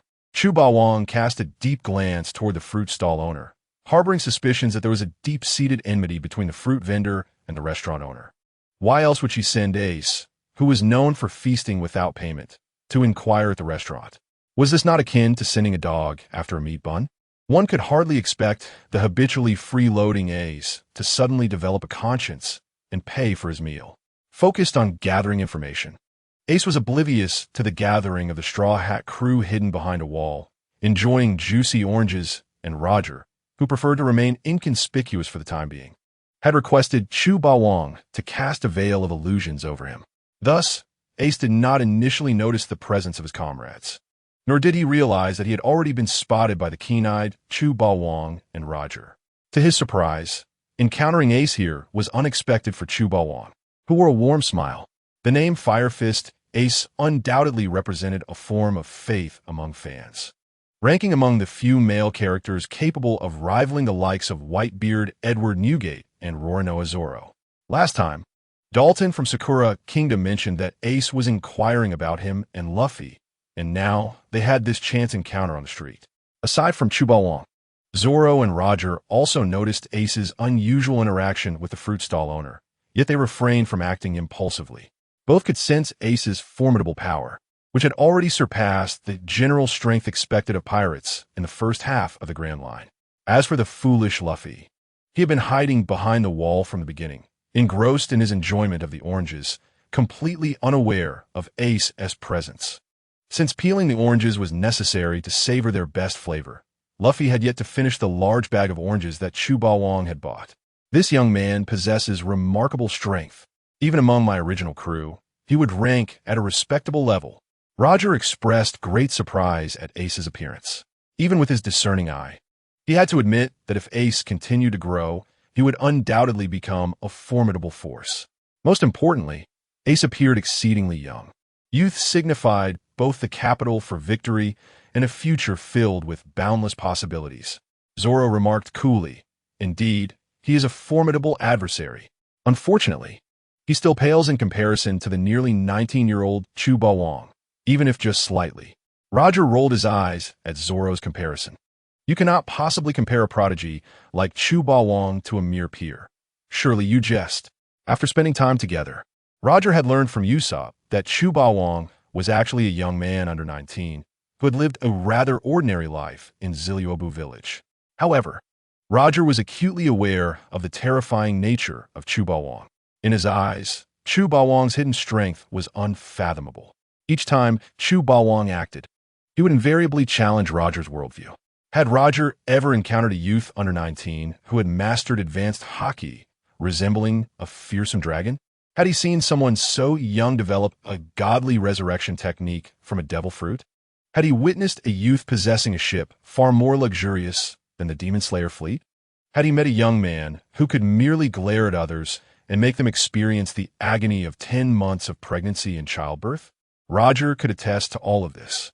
He had not only witnessed it, but had also personally experienced the pain of childbirth, courtesy of Chu Bawang. Since that moment, Roger had come to understand the profound greatness of maternal love. The trials of 10 months of pregnancy and childbirth were excruciating. Even with his indomitable will as the Pirate King, he had nearly succumbed to the torment of Chu Bawang's strength assessment. To speak candidly, had it not been for the direct acknowledgement from Usopp and Koya, one might genuinely question whether Chu Bawang is merely a youthful lad of under 19 years, who has spent 18 tranquil years in Ziluobu village. He might even ponder whether Chu Bawang is a reincarnated old hermit, obsessed with cultivation. Nevertheless, in comparison to the vast majority of his contemporaries, this bare-chested, spirited youth possesses formidable strength. It remains a mystery from whom this young man has inherited his talents. Whether he joins the pirates or the navy, he is undoubtedly a pillar of exceptional potential. Yet for some reason, I cannot shake the feeling that the tattoo on his back bears an eerie familiarity. The habitual offender, Roger, casually snatched a perfectly peeled orange from the hands of his indulgent classmate, Luffy, and continued his animated conversation with Zoro, seemingly unfazed. This action incited a fierce glare from Luffy, who was filled with the urge to retaliate and perhaps even knock some sense into Roger for daring to pilfer his food. Alas, even with his newly acquired, albeit weakened, version of the Seven Wounds fist, Luffy appeared somewhat inadequate before Roger. Had Luffy not recklessly modified the techniques of the Seven Wounds fist imparted by Chu Bawang, he might have been able to exchange a few blows with Roger. However, at present, Roger merely needed to press Luffy's head down with one hand, as if toying with a child, provoking Luffy to fidget restlessly like a wild monkey. Observing Roger and Zoro engage in their antics, even stealing the oranges peeled by Luffy, it was evident that they had no intention of acknowledging Ace, nor staging a familial reunion. Chu Bawang's gaze flitted between Ace and Roger, and as he released his grip on the keyboard, he slowly typed out several question marks. Is the trajectory of this story somewhat awry? According to the usual narrative conventions, one would expect a profound bond of blood between these biological father and son. If Roger and Ace truly share a father-son relationship, then even from a distance of several miles, they should have recognized each other as disguises and true identities due to their blood connection. Could it be that both Roger and Luffy are simply dim-witted? This duo of fools, when combined, emanates a formidable protective shield of absurdity, effectively severing the intense call of their blood ties. Chu Bawang found this hypothetical theory rather plausible. After all, these legendary yet brainless powerhouses are indeed bizarre entities. Alternatively, perhaps Ace and Roger do not share any blood relation at all. Could this merely be a trap laid by the cunning Oda? Regardless, Chu Bawang has always felt that the dim-witted Luffy resembles Joel D, Roger's biological offspring, more closely, at the very least in their reckless endeavors. The two share an extraordinary synergy, often sneaking out at night to pilfer supplies from the refrigerator, even managing to outsmart the large locked traps designed to deter their thievery. Having not witnessed the familial drama he yearned for, Chu Bawang felt a tinge of disappointment. He had anticipated that the encounter between Roger and Ace would spark some unique chemistry, only to find that the melodramatic narrative he had envisioned did not unfold. Roger continued to behave like a simpleton, vying with Luffy for oranges, seemingly oblivious even as he brushed past his own son. It appears that Roger's initial interest in Ace stemmed solely from surprise at Ace's youth and strength, with no ulterior motives. Master Bawang, you seem particularly invested in this pirate from the Whitebeard crew. Is there something special about him? Zoro inquired, gazing at the receding figure of the fiery Ace, who was heading toward the restaurant for a free meal. As a pirate hunter, Zoro was well aware of the significance of the emblem on Ace's back. It unmistakably signified a ruthless individual from the Whitebeard pirates. Although Zoro was not particularly interested in intelligence matters, he held a keen interest in legendary pirates of renown. Currently, the Whitebeard pirates are considered the strongest in the world. The founder, Edward Newgate, is hailed as the strongest man alive, a legendary pirate. Seeing Chu Bawang's apparent fascination with Ace, Zoro felt a pang of insecurity, fearing that he might soon lose favor with his master to this impressive newcomer. Strictly speaking, Ace's background is indeed somewhat extraordinary. His full name, Portgas Ace, identifies him as Luffy's sworn brother and the only remaining blood relative in this world. Ignoring Zoro's tumultuous thoughts, Chu Bawang replied with a gentle smile. Zoro breathed a sigh of relief, having feared that Chu Bawang was considering taking Ace as a disciple. However, moments later, Zoro's eyes widened in revelation as he urgently poked Roger's shoulder. Yet Roger remained absorbed in his foolish game of snatching oranges from Luffy, entirely disregarding Zoro's attempts to get his attention. "Hey, Roger, did you hear Master Bawang's words?" Zoro could no longer contain his frustration and delivered a resounding slap to Roger, exclaiming, "Are you out of your mind? Even now, you're still bullying our simple-minded captain?" Master Bawang said that the strong young man we just saw, the bare-chested, spirited fellow, is your biological son, Portgas Ace. Caught off guard, Roger found himself spinning in place like a top, bewildered by Zoro's outburst. Chu Bawang watched in exasperation, thinking that Roger, already not the brightest, might now have a negative IQ. "What? You mean that formidable young man is the offspring of me?" God di Roger. Roger stood frozen for a moment, finally realizing that he had unwittingly missed the opportunity to connect with his long-desired son. Before anyone could react, Roger let out a piercing howl and dashed off in the direction Ace had taken, much like a baboon, waving his hand in gratitude towards Chu Bawang. "Thank you, Master Bawang. Without your reminder, I would have missed out on my own flesh and blood." I wondered why that spirited young man was so remarkably strong. He truly is the brightest star in the village. Now everything makes sense. This lad is indeed my son, Gold, Roger's progeny, perhaps due to overwhelming excitement. Roger's observation hockey spiraled out of control. As Roger sprinted towards the distant restaurant, he inadvertently stumbled multiple times, knocking over several fruit stands, leaving him somewhat disheveled. If Jean Sheetsy and Barrett were to witness Roger, whom they regarded as their lifelong rival, in such an embarrassing state for the sake of another man, they would likely shed tears of envy and resentment. Why the haste? I have yet to revoke the illusion spell that cloaks your true form. Even if you wish to enact a melodramatic reunion akin to that of Ace and his father, you ought to at least reveal your authentic visage, should you not? Chu Bawang attempted to halt Roger, but upon hearing Ace's name, Roger dashed away with remarkable speed, outpacing even a rabbit. In the blink of an eye, he had escaped the radius of the illusion spell, leaving Zoro momentarily stunned, clearly astonished by Roger's sudden burst of speed. Could this be the power of paternal love? When he was being beaten, Roger had never exhibited such formidable strength. Thankfully, neither I, the lecherous cook, nor the foolhardy captain had ever pushed Roger into a corner. Otherwise, the roles might have reversed, and we would have been the ones on the ground. Zoro stared at the afterimage left by Roger, feeling a twinge of fear as he patted his chest. It had become second nature for him to bully Roger alongside Luffy and Sanji, gradually overlooking the fact that Roger bore a hidden weakness. It was only at this moment that Zoro recognized the terrifying potential of Roger's full power. It is often said that even a starving camel is larger than a horse. The ancients do not deceive me. Master Bawang was right. One must strike against Roger early, or else one may find it impossible to win in the future. My recent training has grown lax. It appears I must exert more effort, for I cannot allow Roger to surpass me. Otherwise, once Roger's full strength is unleashed, it might be me, the foolhardy captain, and the lecherous cook who end up being the ones thoroughly beaten. Zoro contemplated this, a strong sense of crisis swelling within him. He longed to return to the deck of the Mary and engage in vigorous training to soothe his currently rattled spirit. The slovenly uncle had left in haste, without making adequate preparations. If he truly is Ace's biological father, he might find himself unwelcome at Ace's door. No one understands better than I how much Ace despises his biological father. With Roger's disturbance no longer present, Luffy could finally focus on eating his oranges.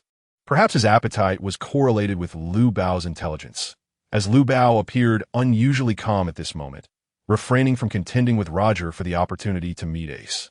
Most of the time, Lu Bao's intelligence is rather lacking. In this rare instance, however, he maintained a level of composure that instilled a great sense of security.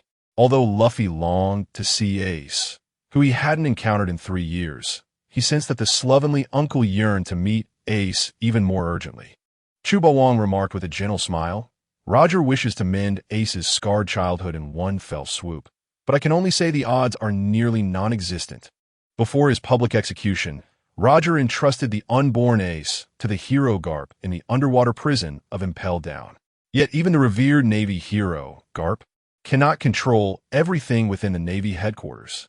SS Modeur, Brigade Rouge, risked her life to delay Ace's birth by an entire 10 months to prevent the world government from discovering that Ace was the son of the Pirate King, Joel D. Roger. However, by the time of Ace's birth, Port Gasti Rouge was already exhausted, and she passed away due to fatigue shortly after. It could be said that if there is anyone Ace despises in this world, it is undoubtedly his biological father, Gold. Roger. Chu Bawang still bore a faint smile, seemingly indifferent to whether Roger would be humiliated or beaten by Ace. Regardless of the outcome, what mattered most was that it was not he, Chu Bawang, who would suffer misfortune. However, he held a deep respect for Port Gasti Rouge, who endured the agony of 10 months of pregnancy. The saying that a woman's frailty becomes strength in motherhood likely conveys this very truth. Even the mere 10 months of pregnancy nearly overwhelmed someone as resilient as Roger. How much more so for the 20 months of carrying a child? Not to mention the excruciating pain of childbirth. According to the witness Icolum, who had seen Roger endure the pains of childbirth, it was said that at that moment, Roger's soul transcended as if he donned a mask of suffering, unable to articulate the experience. Chopper, clearly confused by the intricacies of the situation, remained concerned for Luffy's safety. Does this mean Ace's current situation is perilous? If the outside world discovers that Ace is the offspring of Uncle Roger, it would surely incite a global uproar and pursuit. Chu Bawang maintained his unflappable demeanor, gently patting Chopper's little head as he replied, "For the time being, it is quite safe, for only Garp and Whitebeard are aware of Ace's identity, along with perhaps the insidious Blackbeard, Teach. Of course, nothing is absolute. At least the Special Unit CP0, which operates independently of the Navy, possesses some clues regarding Ace's birth. It may not be long before the upper echelons of the Navy and the world government learn of Ace's true lineage. In the original narrative, only Garp was aware of Ace's identity, while Whitebeard learned of it directly from Ace. The intelligence source for Admiral Sengoku came from the CP-0 Intelligence Division. As for the cunning Blackbeard, Teach, who orchestrated the Marineford War and reaped the greatest benefits, though devious, he is undoubtedly intelligent. Blackbeard seemingly pieced together Ace's connection to the former Pirate King, Roger, and meticulously planned the most significant and tumultuous Marineford War of the Great Pirate Era. The intelligence network of Master Bawang is truly terrifying. Information that even the world government and Navy headquarters cannot ascertain is known to him with absolute clarity. Were it not for his disinterest in fame and fortune, I would suspect he harbors intentions to assault the Navy headquarters. Zoro remained in stunned silence for a long while, having been astounded by the immense volume of information contained within Chu Bawang's seemingly casual remarks. Although Chu Bawang spoke lightly, anyone could discern the perilous nature of Ace's birth. To describe it as having endured countless tribulations to seek the truth would not be an exaggeration. Yet, what shocked Zoro the most was not the difficulty of Ace's birth, but rather the nearly bug-like intelligence network possessed by Chu Bawang. Who are Garp and Whitebeard?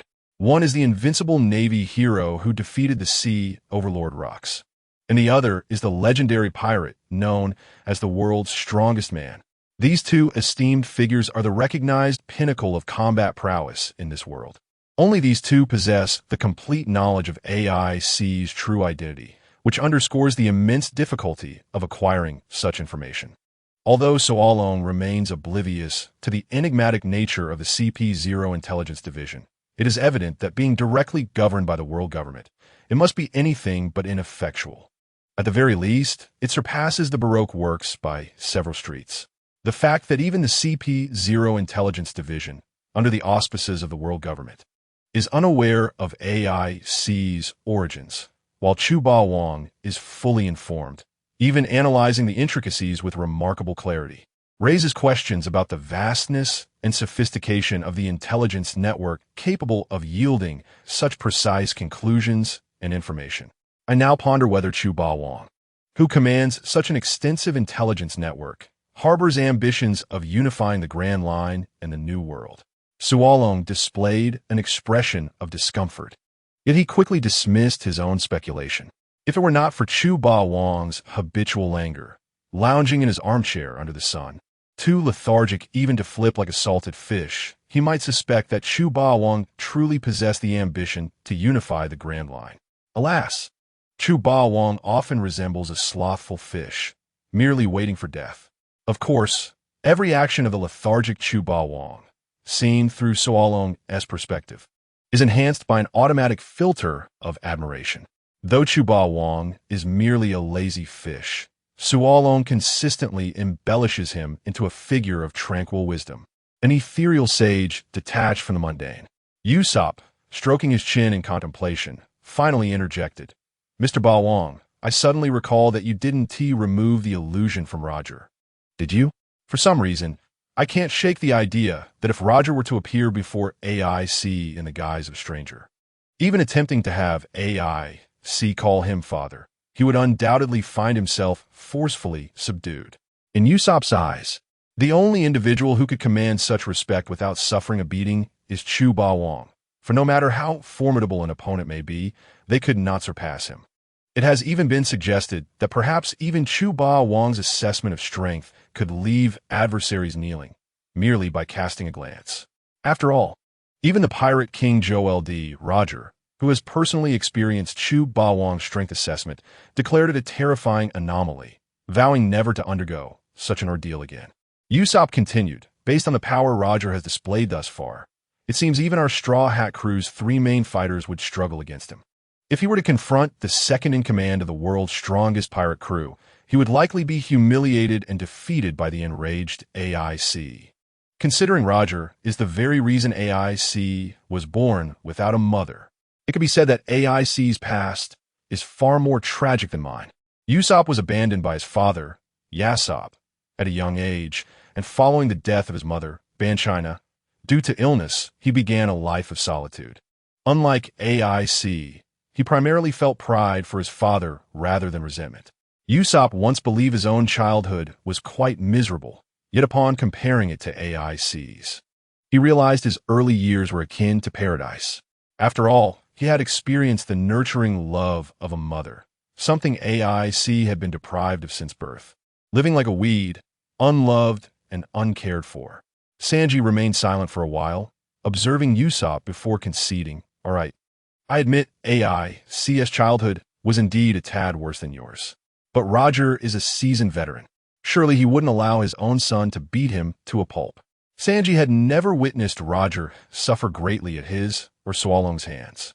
The only one capable of bringing Roger to his knees on the merry was Chu Ba Wang. However, upon envisioning Roger frantically rushing to the restaurant, eager to see AIC, his disheveled and flustered appearance filled Sanji with doubt. It was the first time he had seen Roger display such urgency and concern, lacking any semblance of the Pirate King's composure and charisma, resembling instead a father hastily returning home from kindergarten. During the brief period that Chu Ba Wang lingered near the town, Ikelim hurried back to his side, having conferred with King Cobra. "Mr. Ba Wang, His Majesty the King has prepared the finest national banquet and the most beautiful maidens for your arrival." Chu Ba Wang looked at Ikelim, perplexed. What did he mean by saying the finest banquet and maidens were prepared? Could he not have whispered? "Now everyone is aware, which is quite detrimental. Am I, Chu Ba Wang, so reckless as to be labeled a shameless man?" Nonetheless, he was not one to engage in disputes with Ikelim, for while he could quarrel with anyone, he could never oppose the beautiful maidens of the world. Life without beautiful maidens would be unbearable. "Rest assured, we will keep the secret of you dining with the lovely maidens from Mama Koya," Suolong and Sanji assured, making zipping gestures over their mouths, signaling their commitment to secrecy. They had no desire to provoke Chu Ba Wang's ire, for if he were to whimsically assign them the task of memorizing 300 Tang poems, it might drive them to tears. Is anyone interested in joining me for the national banquet in Alabasta? Chu Ba Wang inquired of the Straw Hat crew, which included Nami and Dasky, who had spent a considerable sum on personal items in the shopping district. They had finally rejoined the main group after a lengthy shopping spree. The omniscient power of the imperial artifact, the five senses, was truly remarkable, an essential skill for any traveler. I want to attend the Alabasta National Banquet with you, Papa. Little thief Nami eagerly raised her hand, fearing that Chu Ba Wang might refuse her request, and she dashed into his embrace, activating her charming, adorable mode. While she had often compared Sanji's cooking to a national banquet, in truth, she had never experienced such culinary grandeur. This time, she was determined to savor the difference between a national banquet and Sanji's cooking. Despite her unremarkable appearance, Nami was a true glutton at heart. Over the past few days, she had indulged in an abundance of culinary delights alongside Chu Ba Wang, to the point where her palate had become spoiled, even turning her nose up at Sanji's meals. This had caused Sanji sleepless nights. Had it not been for so long and Usopp praising his cooking, he would have doubted his culinary skills. In truth, Sanji's skills had not diminished. It was simply that little thief Nami had become accustomed to the lavish feasts provided by Chu Ba Wang. It must be said that the adorable Nami, in her playful mode, was indeed hard to resist. With a gentle touch, Chu Ba Wang playfully brushed Nami's delicate nose, chuckling helplessly. All right, enough of the cuteness. If you continue, Sanji might just faint from blood loss. The feast at the national banquet would surely miss your presence. Sanji exclaimed. What? Am I being targeted even while lying down? Although Sanji still harbored considerable fantasies about Nami, he was self-aware enough to recognize that he could never compete with Chu Ba Wang, renowned for his chivalrous spirit. He disdained employing underhanded tactics to trip up Chu Ba Wang. Accepting defeat without resentment was no great matter. For Sanji, the devoted admirer, the sight of a beautiful woman shedding tears was unbearable. As long as Nami could live happily each day, his ability to bring her joy was of little consequence. Moreover, Sanji genuinely respected Chu Ba Wang, believing that the latter's masculine allure provided Nami with the utmost sense of security. Liu Bao raised a hand and popped the last orange into his mouth, grinning broadly. I shall skip the national banquet, rather than savoring exquisite food. I am eager to see Ace's current appearance. Witnessing the disheveled old man receive a thorough beating from Ace would be even better. Zoro, Sanji, and Chopper all expressed their desire to accompany Luffy, keen to observe how Roger managed the father-son relationship with Ace. Then I shall dine at the national banquet with Ba Wang. If possible, Luffy, I will pack some delicacies for you, Usopp chimed in, eager to experience the grandeur of the Alabasta feast. Luffy, elated by Usopp's words, clapped him on the shoulder, exclaiming that they were kindred spirits and that he had devised a plan to steal food from Sanji's refrigerator, promising to include Usopp in future midnight snacks. Usopp, horrified, quickly waved his hands in refusal. He had no desire to be caught in Sanji's formidable mousetrap, while Luffy and Roger were monsters who could withstand any mischief without injury. However, Usopp's slender frame could not endure the wrath of such a trap. He feared it would reduce him to a mere carcass. What do you wish to do, Dasky? Juba wan in quit, directing his gaze towards the timid Dasky who was hiding behind Nami. Dasky revealed that her only desire was to return to her hometown, Logtown, and enjoy a peaceful slumber. Unfortunately, her wish was but a fanciful dream. Chu Ba Wang would never acquiesce. Having gone to great lengths to abduct Dasky, he would not simply return her to the Navy. Furthermore, after spending these days together, Chu Ba Wang had grown accustomed to the royal treatment of being fed fruits by Dasky, and he would not allow her an opportunity to escape his grasp. Of course, I shall accompany Lord Ba Wang to the banquet, Dasky replied with a bittersweet smile, her voice soft and hesitant. On the surface, it appeared that Chu Ba Wang respected her choice, but in truth, she had no choice at all. Failing to comply with Chu Ba Wang's wishes filled her with dread. Fearing he might indulge his primal instincts and demand her company for the night, subjecting her to a tumultuous experience of earthly pleasures. Then let us split into two groups. You four shall seek out Roger and Ace, while Usopp and I will indulge in the feast. Chu Ba Wong initially intended to observe how Roger navigated his relationship with Ace. However, upon reflection, he realized that witnessing Ace would yield no tangible benefits, diminishing his interest. Although Ace doted on his beloved Oda, it would be shameless to claim Ace as a brother. Instead, it was far more prudent to cultivate a good relationship with his future father-in-law, Cobra, in hopes of reducing the bride price. At the Alabasta Royal Palace, guided by Ikelim, Chu Ba Wong and Na Mei arrived at the grand edifice. King Cobra, upon learning of Chu Ba Wong's impending visit, promptly prepared the highest standard of royal banquet fit for such a guest. One might wonder why King Cobra was so proactive. Perhaps it was due to Chu Ba Wong's latest bounty of a staggering 1 billion berries, despite his notorious reputation and a history of violence against Navy officers, which did not hinder his fearsome notoriety from elevating his status. In a world such as this, it seems that as long as one possesses a fearsome reputation, gaining respect on the streets becomes significantly easier. Usopp and Dasky, both first-time visitors to the palace and inherently shy, appeared rather reserved. In contrast, Chu Ba Wong and Na Mei were as relaxed as if they had entered their own backyard, displaying no semblance of formality. When Chu Ba Wong brought these three companions to the palace for a feast, he did not hesitate to critique their royal abode. King Cobra and his companions were left in awe. However, during the national banquet, Na Mei appeared slightly dissatisfied.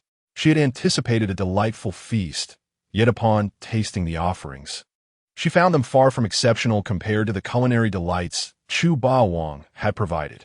To put it kindly, the food was akin to tasteless mush, to be blunt. It resembled swine feed. How disheartening. She never imagined her palate would become so refined that even the legendary national banquet could not satisfy her hunger. Na Mei cast a lingering gaze at Chu Ba Wong, filled with a hint of melancholy. In her earlier days in Cocoa Village, she had lived frugally, accustomed to simple fare, with no inclination towards picky eating. Yet now, her appetite had been spoiled by Chu Ba Wong, rendering even Sanji's cooking difficult to enjoy. The transition from frugality to lavishness is indeed an easy path.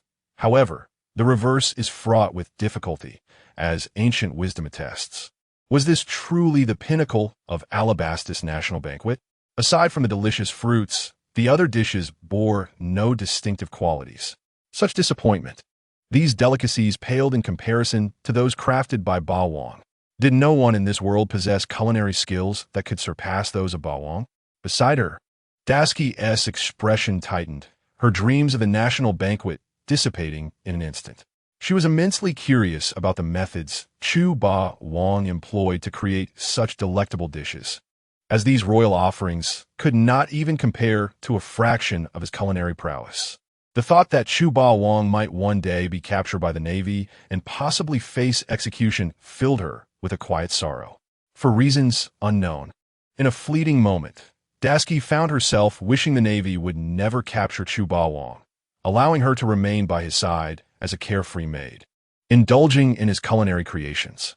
Given the current circumstances, it seemed that her plan to ensnare his heart through his stomach was merely a step away from success. To win a woman's heart, one must first capture her appetite. Before long, they would find it impossible to resist the allure of his culinary temptations, willingly becoming his culinary captives. Did they truly believe that such an abundance of food was offered without cost? There is no such thing as a free lunch in this world. Unlike the visibly troubled Nami and Dasky, the inexperienced Usopp opened his mouth wide in delight. Clutching a large chicken leg in each hand and with a bone stuffed in his mouth, he savored the food without a shred of decorum. Wow, is this truly the legendary royal banquet? It tastes absolutely divine. I have never had such delectable chicken legs before. I must say, I owe this incredible experience to the esteemed Ba Wong. Otherwise, I doubt I would ever have the chance to enjoy such exquisite cuisine in my lifetime. Usopp's childhood had been filled with hardship, far more challenging than that of the noble Chu Ba Wong. He once had a mother, but since the passing of his mother, Bangina, he had lived a life of hunger and scarcity. If not for the savings left by Bangina and the kindness of the villagers in Zilabu, Usopp might have succumbed to starvation in his youth. If there were individuals in the pirate world whom Chu Ba Wang utterly despised, Usopp's father, Yesub, would certainly top that list. He harbored disdain for a man who merely spawned offspring without any sense of responsibility, no matter how skilled he became, even as the sharpshooter of the red-hair pirates. He could not shed the essence of a negligent father. If Yesub truly cared for Usopp and his mother, how could he allow Bangina to perish from illness?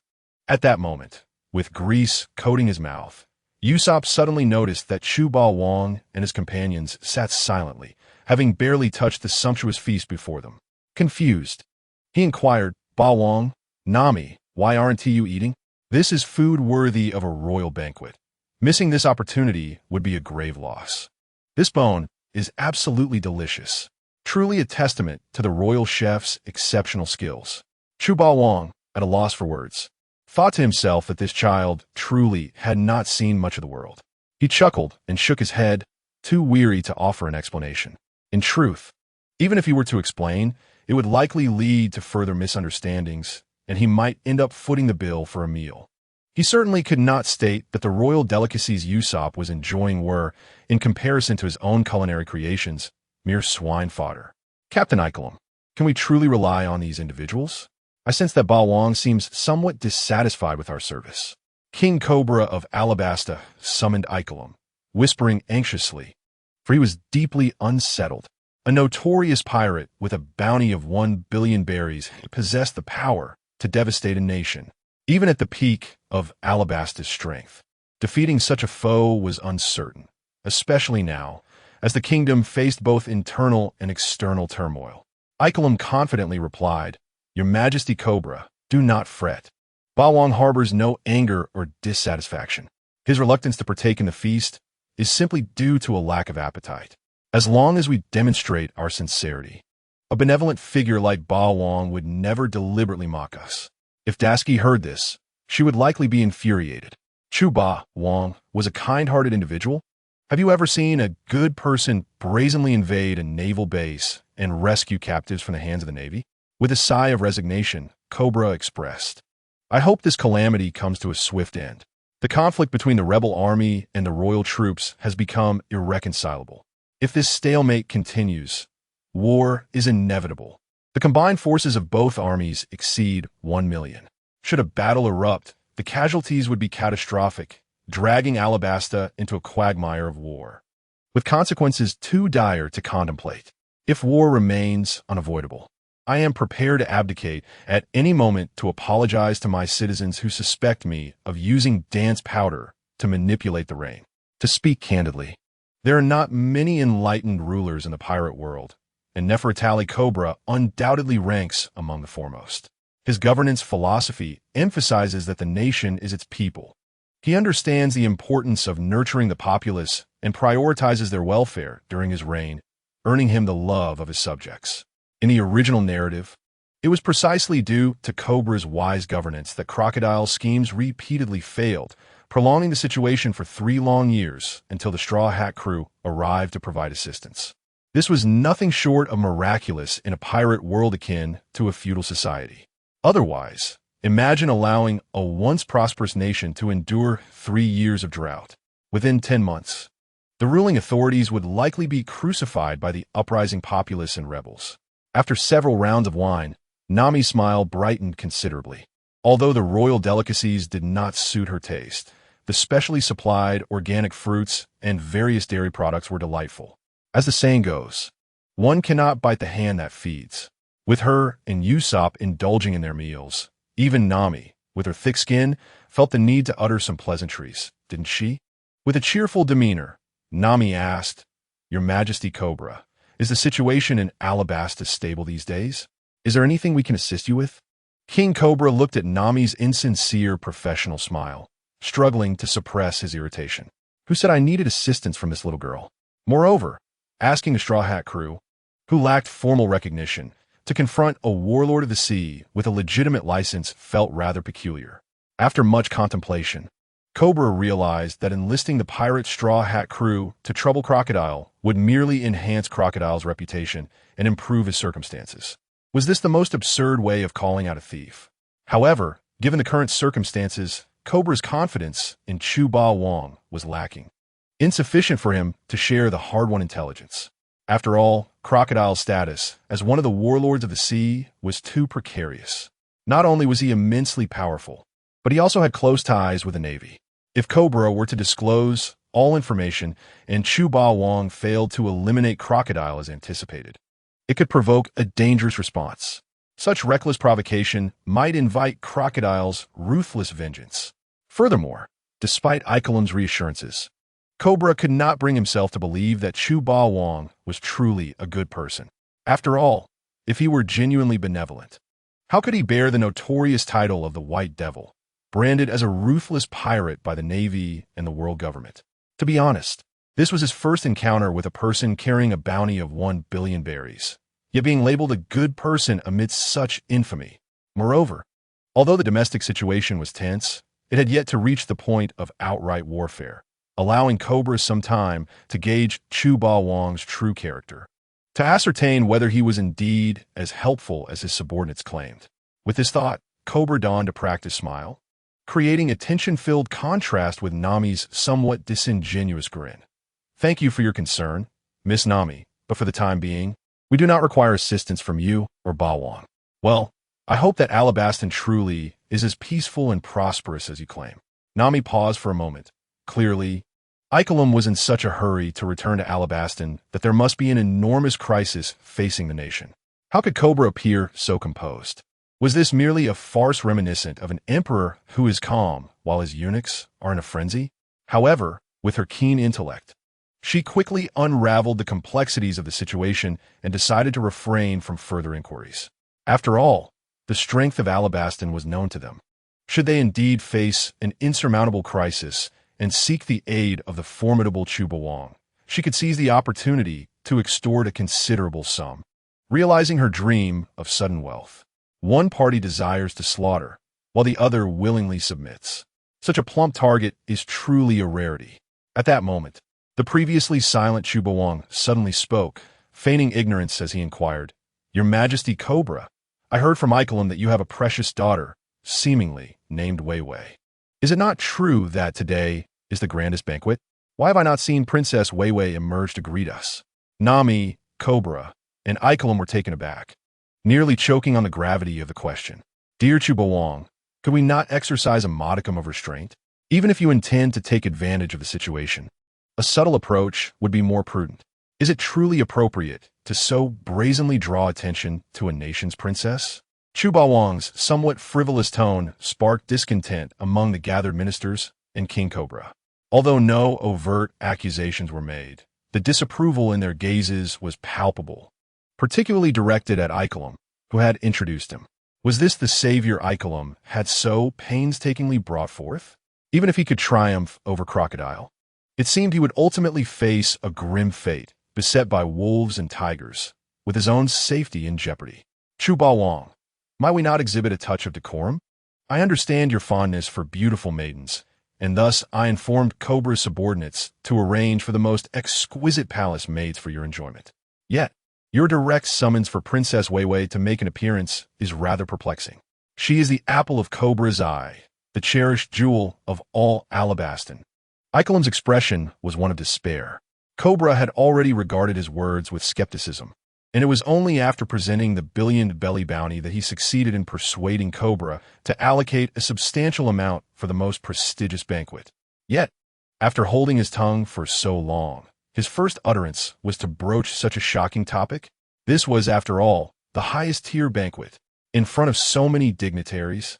His demeanor resembled that of a scoundrel, leaving me, the introducer, in utter embarrassment.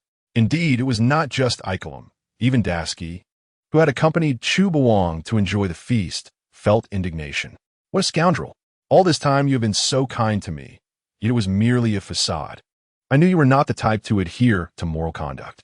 Along this journey, you have suppressed and abducted countless maidens, and still, you are not satisfied? Now you have your sights set on a nation's princess.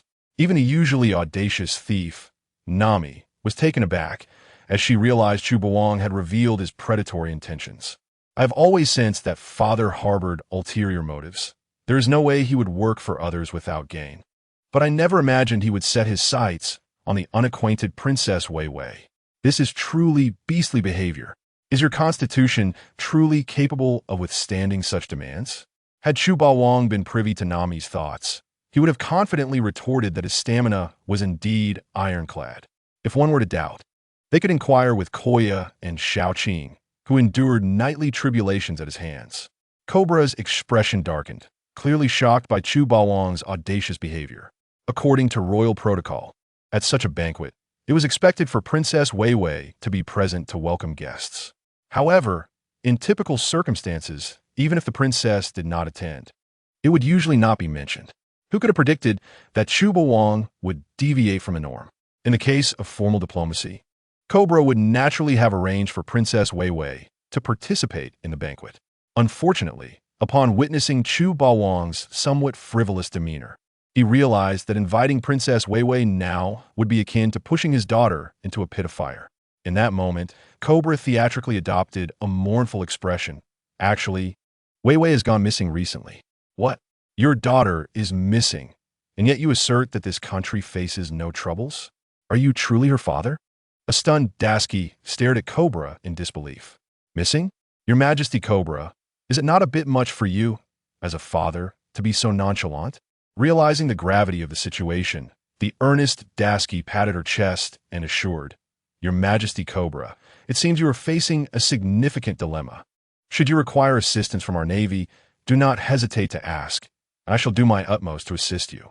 Yet, as soon as the words left her lips, Dasky regretted them.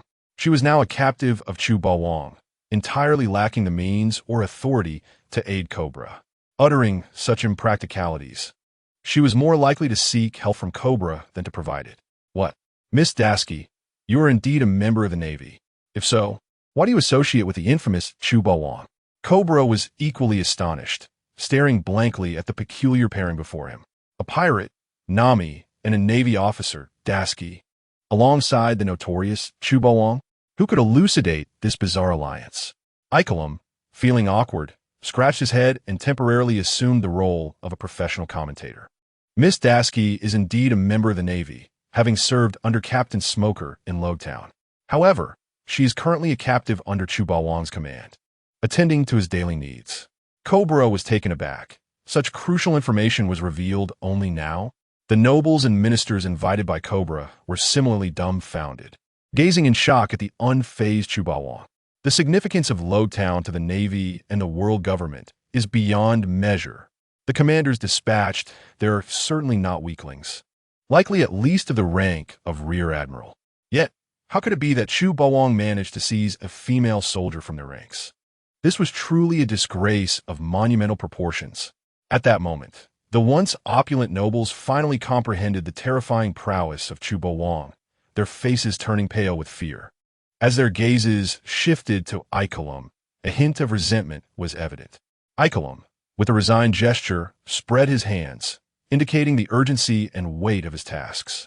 He was deeply concerned that the capricious Chu Bawang might lose interest in them while indulging in Alabasta, prompting him to omit several details when reporting to Cobra. He merely highlighted the glorious achievements of Chu Bawang, disregarding many nuances. Do not regard me with such reproachful eyes. For someone as inconsequential as Miss Dasky, do I have the luxury of time to elaborate in detail? Initially, upon learning of the illustrious feats of the great Bawang, he too felt a sense of despair. The events unfolded so abruptly that even he did not anticipate that Dasky would become the center of attention.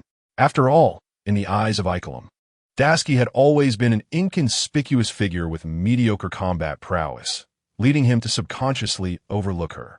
Who could have imagined such a significant blunder would arise? Regardless, gratitude must first be extended to Mr. Bawang and Miss Dasky for their concern. Cobra arose, his expression akin to that of someone suffering from constipation, and offered Dasky an apologetic gesture. In principle, Alabasta was a member nation of the world government, and its relationship with the Navy resembled that of a bodyguard to an employer. Under normal circumstances, if he were to encounter the forces of a Navy captain, Cobra would certainly treat them with respect. However, Dasky's entrance today was exceedingly awkward. Should the world government discover that he had invited Chu Bawang as a guest, he would likely be met with disdain in the future. Dasky, filled with regret, nodded in a voice barely above a whisper, lamenting her impulsive outburst driven by an overwhelming sense of justice. Cobra raised his glass distantly, performing a gesture of gratitude towards Chu Bawang, and smiled, Mr. Bawang need not worry about the safety of my daughter. We have already dispatched the royal guards to search for Vivi, so there is no need for you to trouble yourself. While his words were pleasant on the surface, he was in reality fearful that Chu Bawang might take a liking to his cherished daughter, truly deserving of the title of the White Devil. Recognized by the Navy headquarters as a member of the notorious faction, how could he be so reckless as to even dare to seize a Navy female soldier? If Chu Bawang were to locate his precious daughter, would he not be pushing his own flesh and blood in the fire? In a place where Ikelam could not hear, Cobra had already unleashed a torrent of invective upon him. Ding! Congratulations, you have triggered a new choice task. Please make your selection and complete the task to receive generous rewards. Choice 1. Publicly expose Cobra's lies in shielding his beloved daughter, thereby embarrassing him. Reward: 3 Tomo Sharingan can be concealed. Choice 2. Pretend as if nothing has occurred and refrain from dwelling on the matter. Reward: Eternal Mangekyo Sharingan can be concealed. Choice 3. Insist on causing disruption, determined to rescue Princess Vivi. Reward: Rinnegan. This Rinnegan is golden in color, can be concealed. 1,000 bottles of 1982 La Fight. A total of 10,000 servings of local delicacies from various provinces. Are you certain this is a multiple choice question and not a fill-in-the-blank? I have no real options here. While the Eternal Mangekyo Sharingan is formidable, it pales in comparison to the Rinnegan, known as the eye that governs life and death, possessing the highest ocular power. Moreover, the Rinnegan is the only means to defend against and decipher the infinite Tsukuyomi, leaving no room for hesitation. The Rinnegan. I shall claim it. The benevolent Chu Bawang rose, bearing the mantle of a righteous hero, and earnestly proclaimed, Your Majesty Cobra, I understand your concern for my arduous journey. However, the disappearance of Princess Vivi is a monumental loss for all humanity. This is an exceedingly grave matter. As a member of the human army, how could I stand idly by, turning a blind eye to such tragedy? Mr. Bawang, I merely meant to say. Cobra, bewildered, thought to himself, is it necessary to be this agitated? I merely lost my precious daughter. How has it transformed into a colossal loss for all humanity? Yet before he could finish, Chu Bawang interjected, speaking grandly, Your Majesty Cobra, please do not hastily decline. I have lived under the banner of the Red Spirit since childhood, and my greatest joy is to assist others. Should anyone prevent me from aiding, I shall be vexed with them. Nami, Dasky, Cobra, can we speak these words with a clear conscience? What? Has Chu Bawang's conscience long been fed to the dogs? Oh, then it is of no concern. Chu Bawang, feeling that his voice alone lacked weight, pointed dramatically at Usopp, who was preoccupied with indulging in the feast. Behold, my fellow townsman, he is devouring your sumptuous banquet with such gusto, resembling a plump piglet, after enjoying such lavish delicacies. If he were to finish and slip away without a word, would it not tarnish Usopp's reputation as a scoundrel who takes money without delivering service? How will my fellow townsman manage to navigate the streets in the future? Though Usopp had a thick skin, he was inherently loyal and principled. Cobra could inquire directly whether he would abandon the situation. Usopp, with a piece of rich meat poised before his mouth, was utterly bewildered. I merely accompanied you to the palace for a meal. If you wish to help, then do so. But why drag me into this? Chu Bawang maintained his guise as a concerned citizen, his demeanor serious and earnest, as if genuinely invested in Usopp's reputation. Usopp, do not remain there in silence. Step forth and clarify. Otherwise, others will truly believe you are a scoundrel who takes money without doing any work. Under the scrutiny of countless gazes, Usopp swallowed hard. He only wished to clarify that he was merely here for a meal, with no intention of assisting. However, if he were to articulate this truth, he felt he might drown in the contemptuous glares and saliva of the crowd. Though he was an ordinary fellow, he was also a man of pride. Chu Bawang's provocations could not be ignored today. Damn, Bawang, if you wish to play the hero, do so without dragging me into your theatrics. Usopp glared at the scheming Chu Bawang, fury boiling within him. If not for the fact that he could not overpower him, he would undoubtedly smash his head in. Yet, upon contemplating Chu Bawang's robust biceps and his peculiar and formidable skills, Usopp gritted his teeth, deciding to endure. What was that saying again? Endure for a moment, and the storm will pass. Take a step back, and the sea will be vast. How profound! Feeling that he had grasped the true essence of patience, Usopp, with a pale complexion, looked towards Cobra and replied, Indeed, Mr. Bawang is correct. Rescuing Princess Vivi is imperative. Should anything happen to her, it would be a tremendous loss for all humanity. Though I, Usopp, am but a humble and nameless pirate, I am willing to contribute in any way I can, to emit my own light and warmth. Due to Princess Vivi's infiltration into Baroque works as an undercover agent, only a select few trusted confidants close to Cobra were aware of the truth. Thus, the unaware nobles and ministers were nearly moved to tears by the impassioned speeches of Chu Bawang and Usopp, exclaiming, Mr. Bawang, Mr. Usopp, you are truly warm-hearted. As pirates, your hearts are aligned with justice. What a display of affection and a profound sense of national responsibility. This year, during the selection of the top 10 most touching figures in Alabasta, I wish to cast my precious vote on behalf of my entire family. Your Majesty Cobra, please refrain from further comments. Anyone who dares to abduct the princess would be opposing justice. This matter is firmly in the hands of the Straw Hat Pirates. Without granting Cobra any opportunity for rebuttal, Usopp thumped his chest with conviction. Nami, sensing this as a prime opportunity for financial gain at the expense of the royal family, enthusiastically chimed in. Usopp is absolutely right. We, the Straw Hat Pirates, will surely rescue Princess Vivi from the clutches of evildoers. The formidable Chu Bawang, embodying the spirit of the hidden hero, smiled faintly. Your Majesty Cobra, do you hear the voices of the people? The eyes of the masses are discerning. Whether they be pirates or navy, they all hold affection for you and Princess Vivi. Anyone who dares to harm Princess Vivi would be transgressing against all of humanity. Cobra wore a look of despair.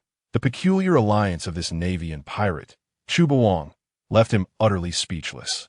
It seemed that should he continue to reject Chu Bawang's goodwill, he would be branded a villain in the eyes of all mankind, destined to be inscribed upon the columns of historical disgrace.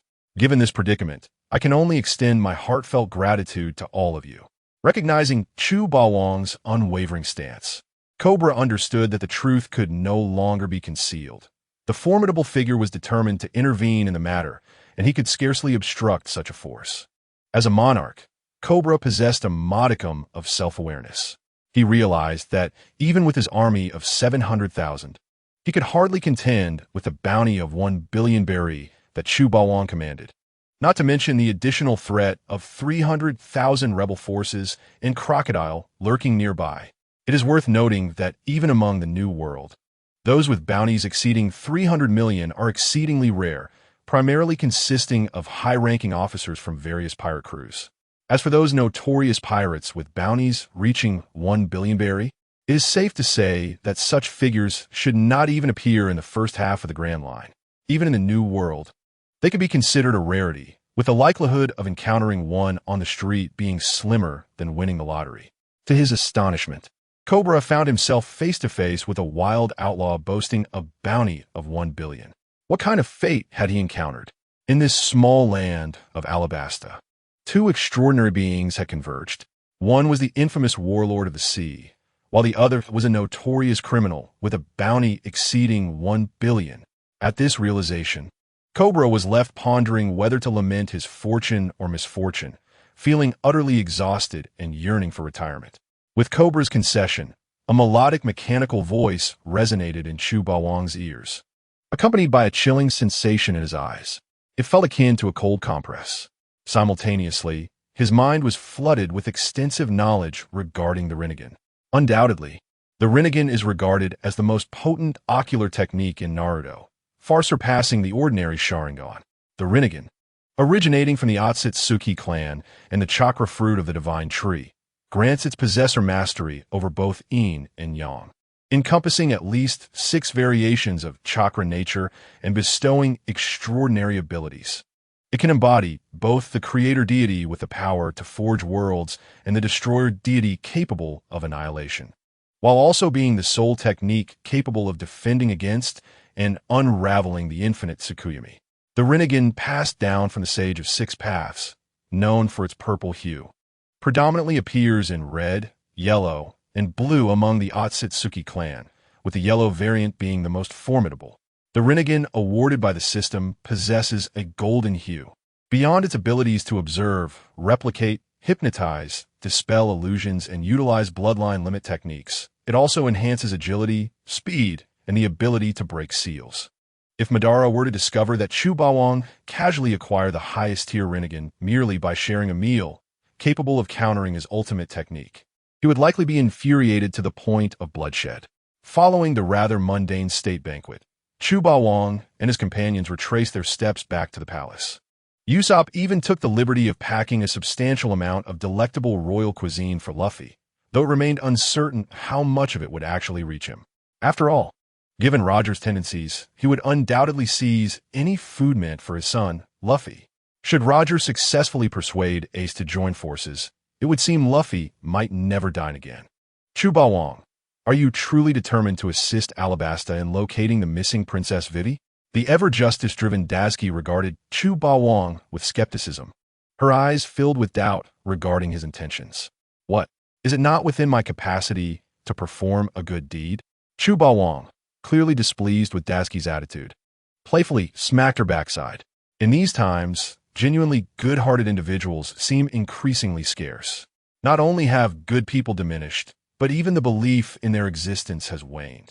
Daisuke, having been playfully smacked, instantly transformed into a flustered steam maiden, her cheeks flushed. She had never been touched in such a manner before, and the awkwardness overwhelmed her. Life, it seemed, was finally taking a playful jab at this adorable little cat.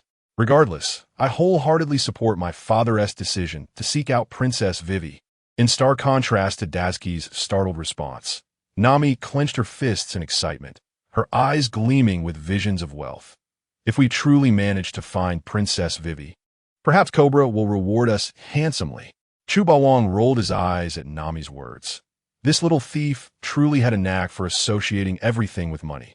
It was no wonder she was dubbed a fortune cat by pirate enthusiasts, possessing an exceptional ability for generating wealth. Furthermore, Chu Bawang doubted that Cobra would be pleased should he actually find Princess Vivi, considering the less than favorable impression he had left on the king.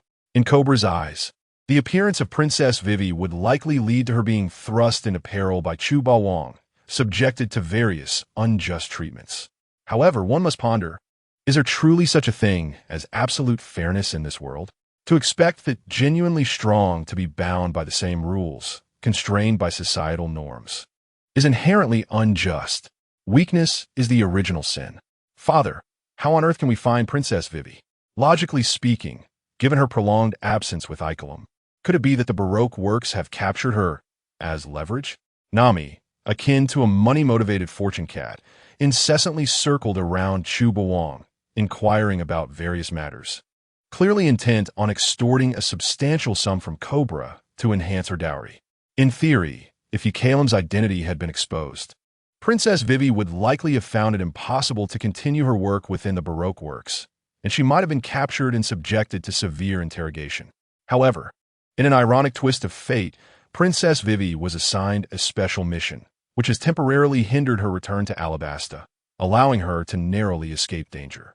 This intelligence was discreetly conveyed to him by MR3, the Candleman, a subordinate of the formidable Chu Bawang on the ancient island. Yet, even with Princess Vivi's fortunate evasion, once she completes her task, she will undoubtedly face peril again, potentially walking willingly into a trap.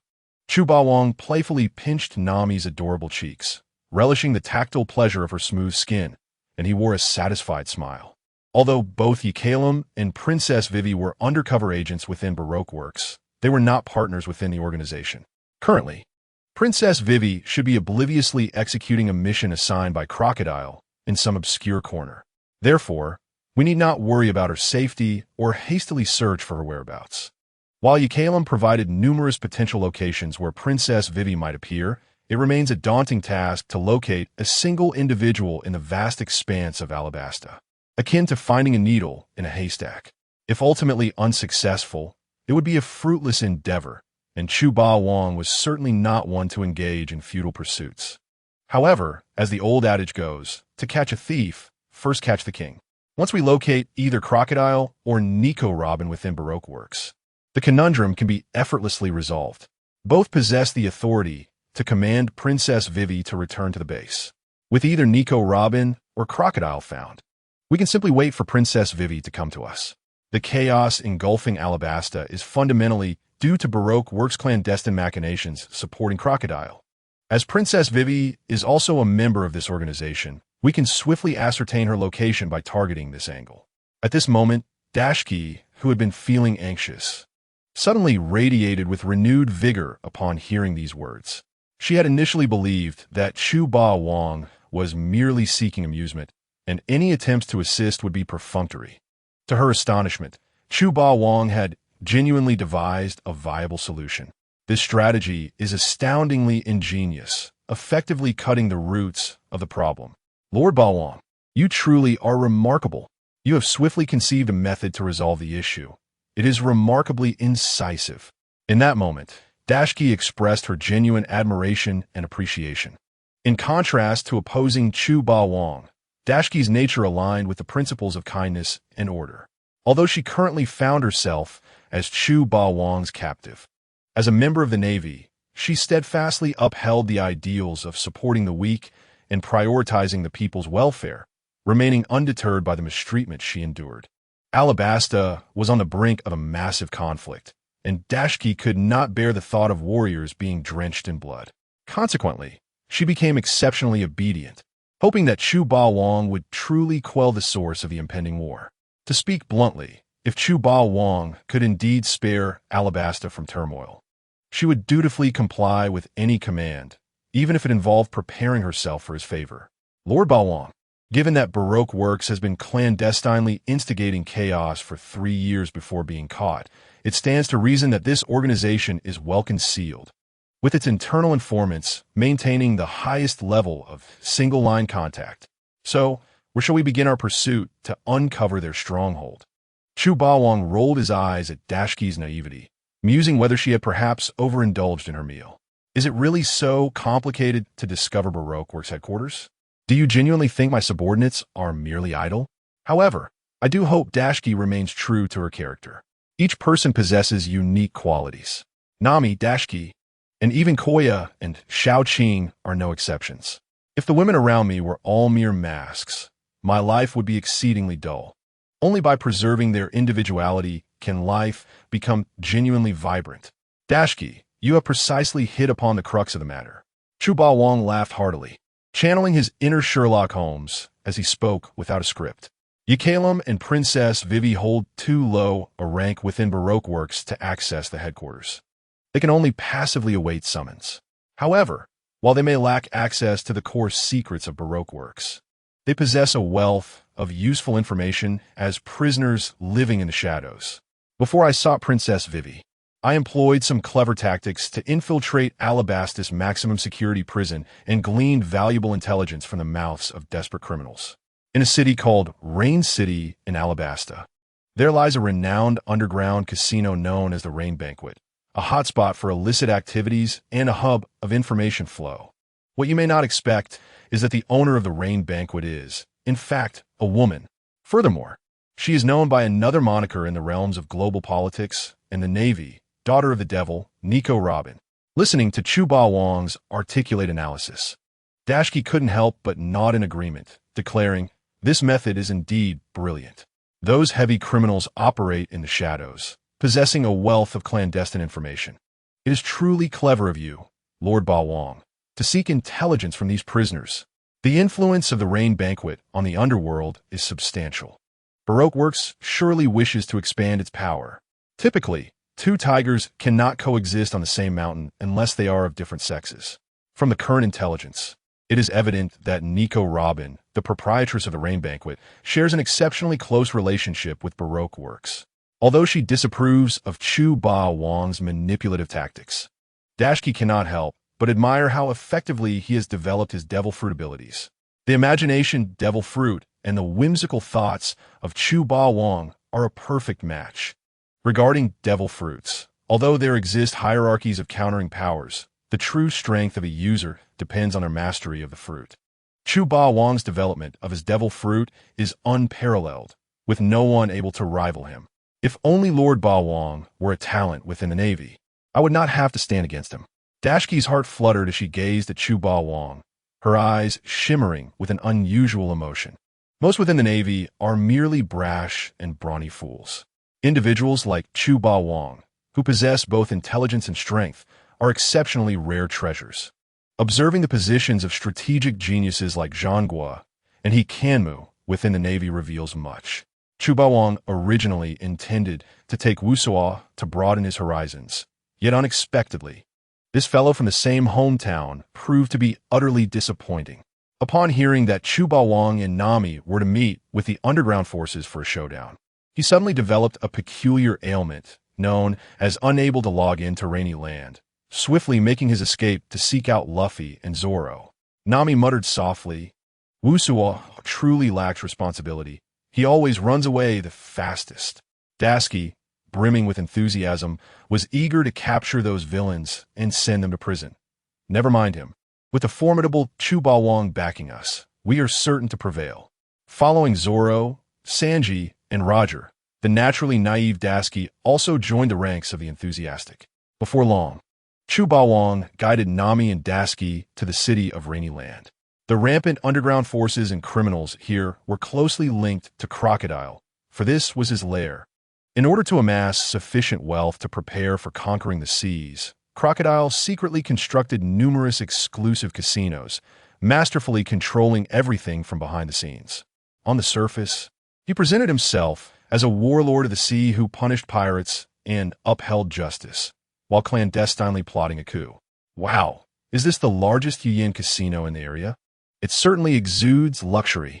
There must be an abundance of nefarious individuals here, and their wealth is undoubtedly ill-gotten. It seems the time has come for me, little thief cat, to rob the rich and aid the poor. Excitement sparkled in Nami's eyes, revealing her eagerness. She earned the moniker Little Thief Cat due to her background as a thief. The only distinction being that Nami exclusively pilfers ill-gotten gains, never targeting ordinary people or the weak. She embodies the quintessential black-on-black veteran. However, despite her proclamations of robbing the rich to aid the poor, the money she pilfered was invariably pocketed for herself. She likely considered herself the most impoverished individual. No wonder she was so exhilarated. It seems her professional habits were acting up. Chu Ba Wang was also taken aback by Nami's audacious antics. Had she developed muscle memory for thievery? Her excitement upon entering a casino was astonishing. My goddaughter cannot be a petty thief. He stepped forward, gripping Nami's exquisite face, and sternly rebuked her. The gold discovered last time on Taiku Island is worth at least several hundred million. Is that not enough for your expenses? Along with the pocket money I provide? If I catch you sneaking around in front of me again, I shall not forgive you. Nami's delicate face contorted in exaggerated shapes as Chu Ba Wang squeezed it, producing various whines of discomfort. Ouch, that hurts. Please stop, boo-hoo. Dashki remarked, seriously, sir. Can we drive on this rough road? Chu Ba Wang, emboldened by his status, reprimanded Nami. Do you think I'm so impressive that you need to sneak around? Remember, if you desire any ill-gotten wealth, there is no need for stealth. Just take it. I want to see who dares to disrespect me. Chu Ba Wang. Dashki exclaimed, goodness. I can hardly believe you would instruct your juniors in such a manner. If Nami truly heeds your guidance, she shall undoubtedly transform from a thief into a robber one day. This unique educational approach and philosophy is likely something only Chu Ba Wang would dare to espouse in the entire pirate world. After all, his audacity is akin to that of Crab. When faced with displeasure, Why resort to thievery when one can simply take it by force? Be gentle, father, that hurts.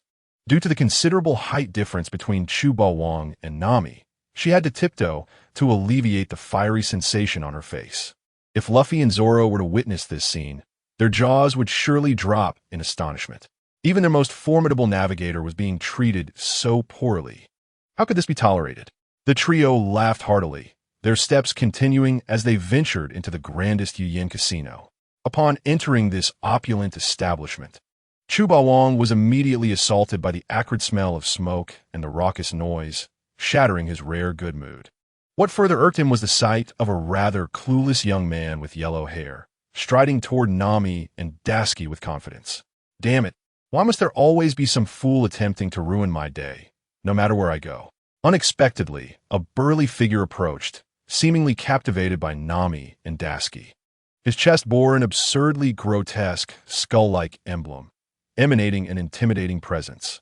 With a mere glance, Chu Wang recognized him as Bellamy, a user of the Spring fruit. With a bounty of 55 million. This character had always irked Chu Wang during his anime viewings, ranking among his top 10 most despised individuals, as his appearances inevitably dragged out the plot, inciting frustration. Under normal circumstances, Bellamy should have been in his hometown, Mihawk Town, yet here he was. A chance encounter that seemed orchestrated by fate to fulfill a long-held dream of Chu Wang's. Mihawk Town was the site of the first clash between Luffy and his fated nemesis, Blackbeard Teach, and it featured iconic moments and memorable quotes. Dreams, after all, never truly end. Sadly, Blackbeard's appearance was rather unappealing. Had he possessed a more charismatic visage, merely uttering that line would have immortalized him. It seemed a spectacle was forthcoming, as Bellamy appeared to be on the hunt for his next object of desire. This fellow, unrepentant as ever, seemed poised to target yet another unfortunate girl. If only Chu Wang could spot those two enchanting ladies first. Their figures were simply exquisite. A fleeting encounter with them would be the pinnacle of satisfaction. Bellamy was evidently no stranger to the Yu casino, having earned a notorious reputation. Oda, the crafty author, had subtly hinted that within Bellamy's crew, women were treated as mere tools for gratification, with numerous crew members having affairs with the same woman. Yet, this was the nature of the pirate world, where the prevailing theme was one of violence and plunder, unlike the Straw Hat crew, which harbored little ambition beyond their noble pursuits. If Nami and Chopper were to create a world map or develop a universal cure and distribute it widely across the seas, it would indeed be a blessing for all. Unfortunately, this fellow, who resembled a pretty boy, seemed destined for misfortune. The visage of Chu Wang appears somewhat overly youthful, almost as if he were still under 18 in this generally precocious world of pirates. Coupled with his graceful entrance, he gives the impression of a wealthy young aristocrat eager to experience the world. Yet, to the ruthless brigands surrounding him, those who engage in plunder and violence, such affluent signs are of little consequence, merely a means to augment their bounty. Beautiful lady, the night is long. Would you care to join me for a drink? The hyena Bellamy, devoid of any instinct, boldly strides forward with a glass of red wine in hand, his chest exposed.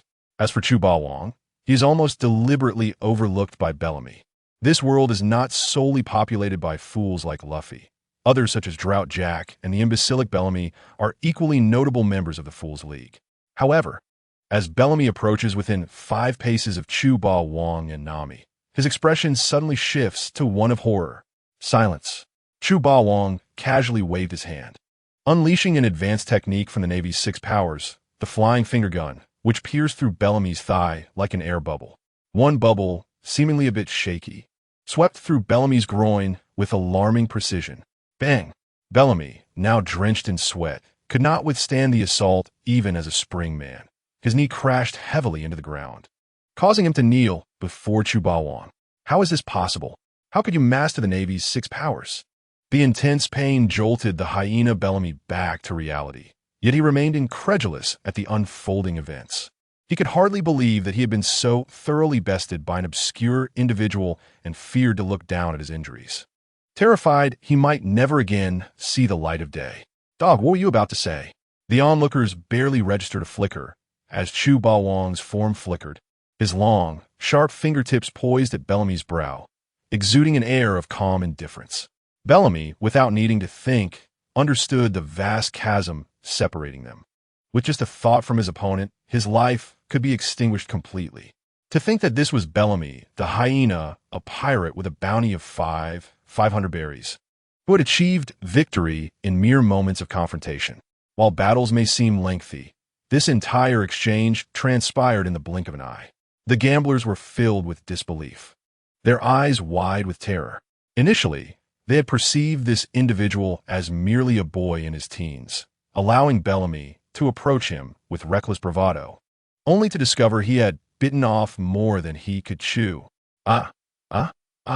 Finally, Bellamy, that scoundrel, had met his match, daring to covet my woman. He deserved to be stripped of his pride. Alas, I wonder how the lady I admire is faring. I hope she remains well. Take care, brother.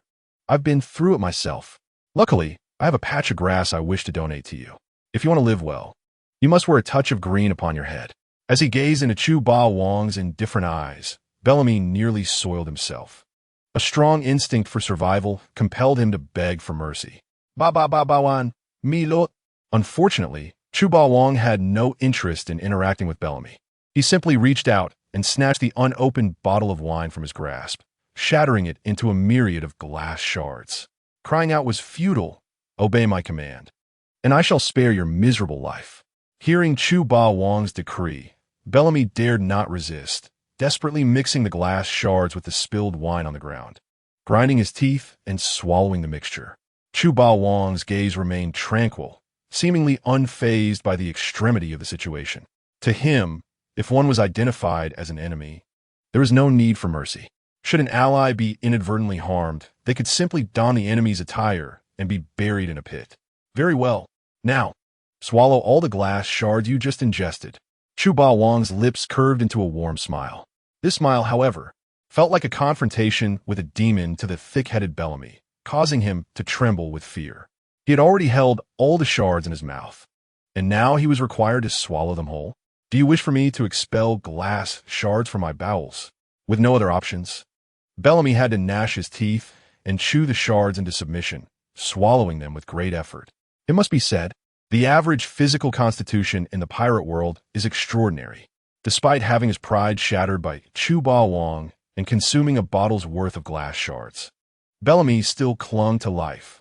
Truly, he exemplified the resilience of a hyena. Meanwhile, the nimble thief Nami had stealthily approached Bellamy from behind and snatched the pouch tied to his waist, gleefully signaling to Chu Ba Wong. Daddy, look, I've earned so much money. From this day forth, I, Nami, shall no longer need to steal. Anything I desire can be directly reclaimed. If you wish to gamble a few rounds, it might just suffice. After saying this, Nami playfully kicked Bellamy, but inadvertently struck him with such force that he landed directly in a trash bin. So, Miss Nami, have you evolved from a level 1 thief to a level 2 robber? Dasky wiped the non-existent sweat from her brow, feeling somewhat embarrassed. This Bellamy is truly foolish, daring to provoke the calamity that is Chu Ba Wong. He is as thick-headed as Luffy. However, to escape from Chu Ba Wong with merely a loss of pride and a tarnished reputation is a stroke of luck amidst misfortune. Reaching out to ruffle Nami's adorable hair, Chu Ba Wong was not finished yet. He pointed a finger at the crowd. You, and the rest of you. Chu Ba Wong singled out several individuals from the group that had spoken carelessly upon entering the casino. With a regal demeanor, he commanded, those wishing to live. Each must slap their own face 1,000 times. One less, and it's a death sentence. The chosen few were enraged and faced him defiantly. Who do you think you are to make such demands? But before they could finish their bravado, a series of air bubbles shot forth, shattering their knees in an instant. A familiar scene unfolded once more. Chu Ba Wong's expression remained calm as he regarded the small-time thugs. Today, I am in a good mood and do not wish to take lives. However, do not make me repeat myself, with a series of slaps echoing. Those who had dared to oppose him fell to the ground, their knees mangled beyond recovery. Yet, before they could voice their grievances, they began to strike their own faces with ferocity. The remaining individuals whose names were called appeared pale and among the crowd. Some are frantically slapping their own faces in a fit of madness. In the blink of an eye, their already unremarkable features swelled into grotesque forms reminiscent of pigs' heads. Within the exuberant atmosphere of the Yuyin casino, they created a bizarre yet vibrant spectacle. Nami deftly snatched the money bags from the waistbands of the nefarious characters, instantly fulfilling the dreams of countless individuals who wished for overnight wealth. With a face reflecting both regret and excitement, she remarked, "Some people are just foolish, constantly courting their own demise. It seems Yuan Longping has overfed you, leaving you with too much idle energy, clearly lacking any real strength. Yet you still flaunt yourselves in front of my father. Who gave you the audacity? A red dog, perhaps? However, it is fortunate that your lies possess some value. At least you have helped me amass considerable wealth, enriching my treasury." Nami radiated joy, and in the next moment, she clung to the formidable Chu Bawang like a koala, affectionately exclaiming, "Oh, I truly adore you. Should there be any more opportunities for robbery to redistribute wealth, or if there is a need for inventory checks, please ensure I am involved." Chu Bawang looked on in disbelief. Was it truly necessary to be so elated over a mere few hundred million? Could such trivial sums satisfy you? Such a lack of ambition. Initially, he had planned to present Nami with a gold fruit to play with. Now, with the perfect level dark fruit in his possession, which allowed him to transfer the powers of the devil fruit to others, he felt confident. After all, if Blackbeard could transfer the powers of the clear fruit to Shiryu, then surely he could do the same. However, witnessing this little thief's peculiar display of affection over a few 100 million berries made him wonder how ecstatic she would be if he transferred the gold fruit to her. Nami was in high spirits, merrily humming a nursery rhyme from Coco Xia Village as she dashed through the casino, clearly reveling in her good fortune. Surrounding underground bosses hurriedly shielded their money bags, fearful of inadvertently provoking this formidable lady. Dasiki remarked, "When has your family ever been without money?" "I was unaware." Chu Bawang paused at one of the gaming tables. Although he was not particularly fond of the dark ambience of the Yuyin casino, with its hidden scum, he recalled an old saying, "I might as well make the most of my visit, without engaging in a unique experience or attempting something novel. Wouldn't it be a wasted trip?" Thus, he made his way to the central gaming tables, where only the true underground bosses dared to play, individuals who could kill without a second thought. However, as they caught sight of Chu Bawang approaching, these normally imposing figures and merciless pirates transformed into meek sheep, scattering like stars in the sky. In an instant, the once crowded central gaming table was left with only Chu Bawang. With his hands clasped behind his back, Chu Bawang surveyed the scene like an invincible monarch, contemplating. Life is truly as lonely as snow. Even in my search for a worthy opponent to gamble with, I find none across the world.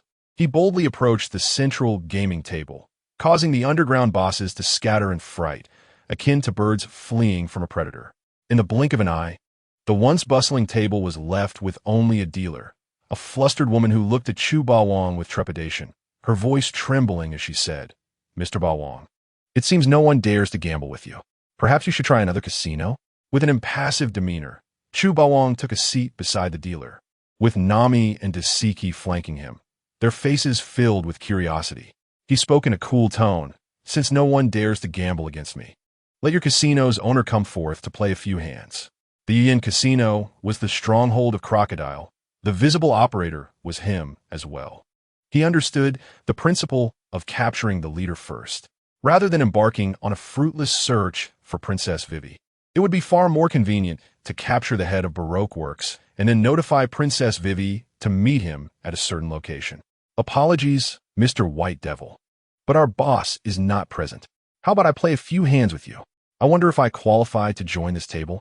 A voice resonated from the second floor, rich with the allure of a sophisticated woman. All eyes were drawn to her. Who would dare to confront the formidable Chu Bawang? There must be something intriguing at play.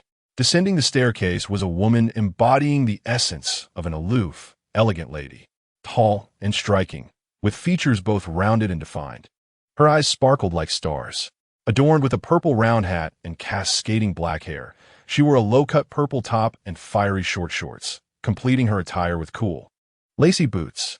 The intense lighting cast a unique, mesmerizing glow upon her, as a smile graced her captivating face, and she swept her gaze across the room. The ethereal beauty mingled with her inherent charm, creating an irresistible allure that captivated all present. Nami, already quite impressive in her own right, appeared youthful and naive in comparison to this woman. Without a doubt, this was Nico Robin, the remnant of the O'Hara incident, whose initial bounty at the tender age of 8 reached a staggering 79 million berries. She was perhaps one of the last individuals capable of deciphering the true history, earning her the title of the Devil's Child. After a brief pause to admire Nico Robin, Chu Bawang's lips curled into a slight smile. He had intended to recruit Crocodile as a subordinate, simplifying subsequent operations. Little did he know that Crocodile was likely away maintaining his image by hunting down pirates. With Nico Robin now taking control, the dealer visibly relaxed, bowing respectfully, "Boss, you've arrived." Within this opulent Yuyin casino, the vast majority of gamblers and underground bosses recognized Nico Robin as the second-in-command, directly below the investor Crocodile. Yet, they remained oblivious to her true identity and background. Who could have imagined that a mere 8-year-old girl could endure and thrive for so long? After all, she was the girl with a bounty of 79 million berries, more than double Monkey D. Luffy's initial bounty of 30 million berries, underscoring the world's government and Marine HQ's grave concern over Nico Robin. Rest assured, I trust Mr. White Devil's integrity. He would not recklessly damage the casino's facilities, Nico Robin assured, her gentle smile soothing the dealer's anxious demeanor. Perhaps others are unaware that the bounty for Chu Ba Wang has escalated from 90 million berries to a staggering 1 billion berries. However, as the second-in-command of the Baroque works, she would certainly not be oblivious to such developments. From a moment Chu Ba Wang set foot in this casino and incapacitated the hyena Bellamy, her network of informants had already reported the incident. What she did not anticipate, however, was that the bounty of 55 million berries on Bellamy would prove utterly ineffective, as he was dispatched without even grazing the hem of Chu Ba Wang's garments. If she did not intervene soon, there would be no one within the casino capable of restraining this enigmatic dragon crossing the river. Mr. White Devil, I wonder if I possess the qualifications to gamble against you? Robin gazed at Chu Ba Wang, her exterior composed, but her heart racing like a frightened dog. This was a notorious gang with a bounty reaching 1 billion berries. Even she lacked the confidence to delay him long enough for Crocodile to arrive and defend the crystal. To decipher the historical texts hidden in Alabasta, she required Crocodile's assistance. Upon first sight of Robin, Chu Ba Wang was struck by a singular thought. 2 years ago, Robin's skin was truly much darker. It is officially acknowledged that initially, Robin's skin was meant to be white. However, an error during the anime adaptation resulted in her being portrayed with a darker complexion. Fans later jested that Robin's skin had been frozen white, yet it has always been white in the manga. Nevertheless, although Robin currently resembles a figure of dark visage, it would not be long before she could rival the purity of white milk. Chu Ba Wang, gazing into Robin's eyes, declared, "Since you're the proprietor of this casino whom I specifically named, you naturally possess the right to challenge me." For Robin, who exuded an aura of maturity and was imbued with maternal radiance, Chu Ba Wang found himself quite intrigued. In the world of pirates, she might be the sole archaeologist capable of interpreting historical texts. At least, on the surface, O'Hara remained the last bastion of such expertise. While he harbored no interest in Roger's One Piece, he was profoundly curious about the historical truths that vanished 800 years ago. He was eager to see how Oda would navigate these gaps. Should he fail to fill them adequately, he would not hesitate to send a box of blades to Oda across dimensions, such as the lament of a devoted fan. Remarkably, the White Devil, Chu Ba Wang, appeared even more photogenic in person than in photographs. His allure was akin to that of a youthful idol squared. Upon encountering the real Chu Ba Wang, the somewhat scheming Nico Robin could not help but reflect. Had she not known about the Navy's cold and brutal conduct as a pawn of the celestial dragons, she might have suspected that Chu Ba Wang had intentionally chosen his most flattering selfie as his bounty poster. The angle was too clever. rivaling the likes of a Yonko Shanks, who also employed his selfies for bounties. Robin was astonished not only by Chu Ba Wang's extraordinary looks and charisma, but also by his prowess and youth. His skills, as rumored, were indeed unfathomable. Recently, he had displayed swordsmanship on par with the greatest swordsmen, and now he employed the Navy's 6 styles to push human limits. What was most astonishing was that he was so young, a stark contrast to the strength he exhibited. Could it be that the unlisted Paramecia type devil fruit, the imagination fruit, was truly that overpowered? Truth be told, when Chu Ba Wang swiftly dispatched Bellamy using the Navy's shave technique, Robin, pursued by CP9, was genuinely taken aback. She initially thought that CP9 had come for her. Yet, upon reflection, which member of CP9 would act so brazenly? Who would dare revive the former pirate king, GOLD? Roger? If Chu Ba Wang were indeed a covert assassin from CP9, Robin would rather perform a headstand while washing her hair. As Robin scrutinized Chu Ba Wang, he too observed her. My supreme aircraft carrier, Noah's Ark, is in need of a professional masseuse. With your Hana Nomi powers, I am certain you would provide an exquisite massage. Thus, Robin, you would become an indispensable member of my crew. Although it is said that following the plot leads to longevity, Chu Ba Wang never intended to meander through the narrative alongside Luffy and the others until the conclusion. He was already contemplating how to establish his own pirate crew. As for Luffy, who might suffer the loss of crew members, Chu Ba Wang felt indifferent. As it was not his concern, what mattered was his own enjoyment. The only regret was that he had yet to trigger any hidden quests, missing out on further rewards from his system. Robin realized that she was no match for Chu Ba Wang and could not discern his true motives for visiting. Temporarily, she opted to stabilize the situation and wait for Crocodile's return. With a smile, she extended her arm toward the second floor, suggesting, Mr. White Devil. The noise on the first floor is rather distracting. Would you care to join me on the second floor for a more pleasant experience? It is quieter there, and you shall not be disturbed. Lead the way, Chu Ba Wang replied, unperturbed by the possibility of a trap laid out on the second floor. As his strength warranted, no need for discretion. Nami and Dasky followed closely as Chu Ba Wang ascended the stairs.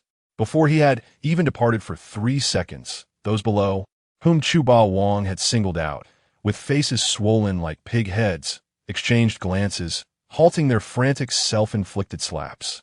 One man with a shifty gaze muttered under his breath, Damn it, it's all Bellamy's fault. When have I ever suffered such humiliation? Ordered to slap myself 1,000 times? Now that he's gone, it's time to make my escape. However, before he could finish his thought, a familiar sound pierced through the ceiling, emitting a terrifying whoosh as formidable air bubbles surged forth once more. The remaining individuals panicked, their faces paling as they quickly intensified their self-inflicted slaps. In mere minutes, their already swollen faces became unrecognizable, as if their own mothers would not acknowledge them. Did they truly believe that I could not hear their vile remarks? I have eyes in the back of my head. Regardless of the pinnacle of observation and the overwhelming might of the color of the senses, or the omnipotent abilities bestowed by the 5 divine tools, or even the recently acquired golden reincarnation eye, all these endowments allow the formidable Chu Ba Wang to observe every movement surrounding him at any moment. Should anyone dare to speak ill of me behind my back, do you believe I would not obliterate your foolish head on the spot? In the elegant parlor on the second floor, the interior is resplendent with golden and jade hues, the marble flooring adorned with the most exquisite patterns available on the market, leaving no room for criticism in any detail. It epitomizes luxury to the utmost degree. Chu Ba Wang and Nico Robin sit facing each other, with a row of maidens clad in servant attire behind them. It appears that Old Shah is living quite a comfortable life. However, whether Old Shah has ever encountered a woman remains uncertain. After all, as a connoisseur of details, Chu Ba Wang is well aware that the true nature of Crocodile remains ambiguous. According to the hints dropped by the crafty Oda, Crocodile, the sand crocodile, may have been transformed into a man through the male hormones administered by the cross-dressing king, Ivankov. The cross-dressing king possesses the hormone fruit, capable not only of transforming men into women, but also women into men. This is an even more audacious manipulation than Chu Ba Wang's own transformation techniques. The professionally trained maids bring forth tea and pastries. Nico Robin evidently excels at the art of tea brewing. After demonstrating her adept skills, she personally hands a meticulously prepared tea to Chu Ba Wang, embodying the essence of delaying time to perfection. Please enjoy this fine oolong tea. Chu Ba Wang's gaze lingers on Robin's lips for an extended moment, seemingly entranced. When faced with the tea presented by Robin, he instinctively praises, "Thank you." Robin, taken aback, regards him with a look of incredulity. "This is actually oolong tea, Mr. Ba Wang. What led you to deduce that this tea is white?" A wave of embarrassment washes over Chu Ba Wang. How could he be looked down upon by Robin? His esteemed reputation is at stake. He quickly corrects himself. A slip of the tongue. Robin, Nami, and Dasky exchange puzzled glances, with the children seemingly brimming with questions, listening to Chu Ba Wang's chaotic and contradictory statements. The astute Nico Robin finds herself deep in thought. Surely such abilities as X-ray vision cannot exist in this world. Known for her calm and reliable demeanor, and recognizing the current situation's superiority, she feels uncertain about her ability to defeat Chu Ba Wang. Thus, she must temporarily jot this down in her mental ledger, awaiting Crocodile's return for further contemplation. Nico Robin arranges the betting chips presented by the maid, narrowing her eyes with a playful smile. "I wonder what scale of wager Mr. Ba Wang wishes to engage in with me?" As Chu Ba Wang opens his mouth to respond, the familiar mechanical voice of the system interrupts once more. Ding! The gambler's task has been triggered. The host must engage in a game of poker with Robin, putting her at stake. Task reward: a modified version of the Rely Palm and 100 handcuffs made of sea stone with a concentration of 9,999. Note: small bets bring pleasure, large bets bring harm, and reckless gambling leads to obliteration. For the happiness and well-being of the family, please refrain from gambling and drug use. Is the system malfunctioning? As a modern paragon of virtue, I abstain from all vices. In fact, Chu Ba Wang had previously acquired a version of the Rely Palm. Yet this particular martial arts manual hails from the legend of the Emperor 5, Rely Palm. Although the names are identical, their powers vastly differ. The modified Rely Palm possesses the strength to rival natural disasters, capable of vanquishing demons, and far surpasses the version from the Kung Fu world. As for the sea stone handcuffs with a concentration of 9,999, it is widely known that the higher the concentration, the more challenging it is to refine, thereby imposing greater restrictions on those with abilities. Even in Wano, known for producing sea stone handcuffs, crafting them at this concentration is exceedingly difficult. Though the reward may not seem substantial, it is a chance for a free gain. Even the smallest morsel is still meat. Chu Ba Wang focuses intently on Robin once more, this time more accustomed to the situation, avoiding any further embarrassment. Small bets bring pleasure, large bets bring harm, and reckless gambling leads to oblivion. Gambling? It must be all or nothing for it to be truly thrilling. Therefore, I propose we wager ourselves. Robin is momentarily stunned, softly inquiring, "Wager ourselves? Mr. Ba Wang, what do you mean by that?" Chu Ba Wang, wearing a self-assured smile, replies, "Is this principle so difficult to grasp? We shall each stake ourselves on the table. One hand to decide the outcome. The loser becomes the personal possession of the winner, bound to obey all commands unconditionally, offering everything, including life and dignity." Robin retorts, "Is there such an unscrupulous method of gambling? I have never heard of it before. To offer one's life and dignity as a wager? This is rather outrageous." Sipping her oolong tea, Robin straightens her posture, scrutinizing Chu Ba Wang from head to toe. Even with her sharp intellect, she cannot discern the true intentions behind Chu Ba Wang's proposal. Yet, truth be told, a sense of restlessness stirs within her. Her relationship with Crocodile is one of mutual exploitation. She understands the harsh reality of betrayal. Once she assists Crocodile in locating the ancient weapon Pluton, it may very well be her demise. Crocodile, with his formidable prowess, would not make the blunder of letting a tiger return to the mountain. Should she triumph over Chu Ba Wang, it would undoubtedly provide her with a significant bargaining chip. Perhaps she could even reverse the unfavorable situation in her favor. In all honesty, Robin does not fear death. Rather, she fears dying without purpose, without uncovering the truth of the 800-year-old lost history. What intrigues her most is the rumored ability of Chu Ba Wong to resurrect the deceased. If these rumors hold any truth, she could have the chance to revive her mother and all her comrades from O'Hara. Robin's heart races with excitement. However, that alone does not compel her to cast herself as a wager. With a glimmer in her eyes, she gently inquires, "I am curious. Why would you propose such an audacious demand?" The answer is rather straightforward. I recently planned to assemble the most luxurious and invincible fleet in history. As the captain of the ship, I require a skilled masseuse. I have heard that your Hana no Mi can produce countless small hands, making you more than capable of fulfilling the role of my masseuse, ensuring my utmost comfort. Robin's eyes widen in disbelief. You wish to use my Hana no Mi for massages? You are quite the character. Your imagination knows no bounds. If I were to open a massage parlor, why not make a fortune? Do not be surprised. Aside from knowing you possess the Hana no Mi, I'm also aware of your intense loathing for a certain individual, someone you dream of killing. He is your mother's murderer, named Spandam. However, you are utterly powerless to seek vengeance against him, for he is the esteemed high-ranking officer of the World Government's Clandestine Intelligence Agency, CP9. Chu Ba Wong took a delicate sip of oolong tea and remarked nonchalantly, "Am I not correct?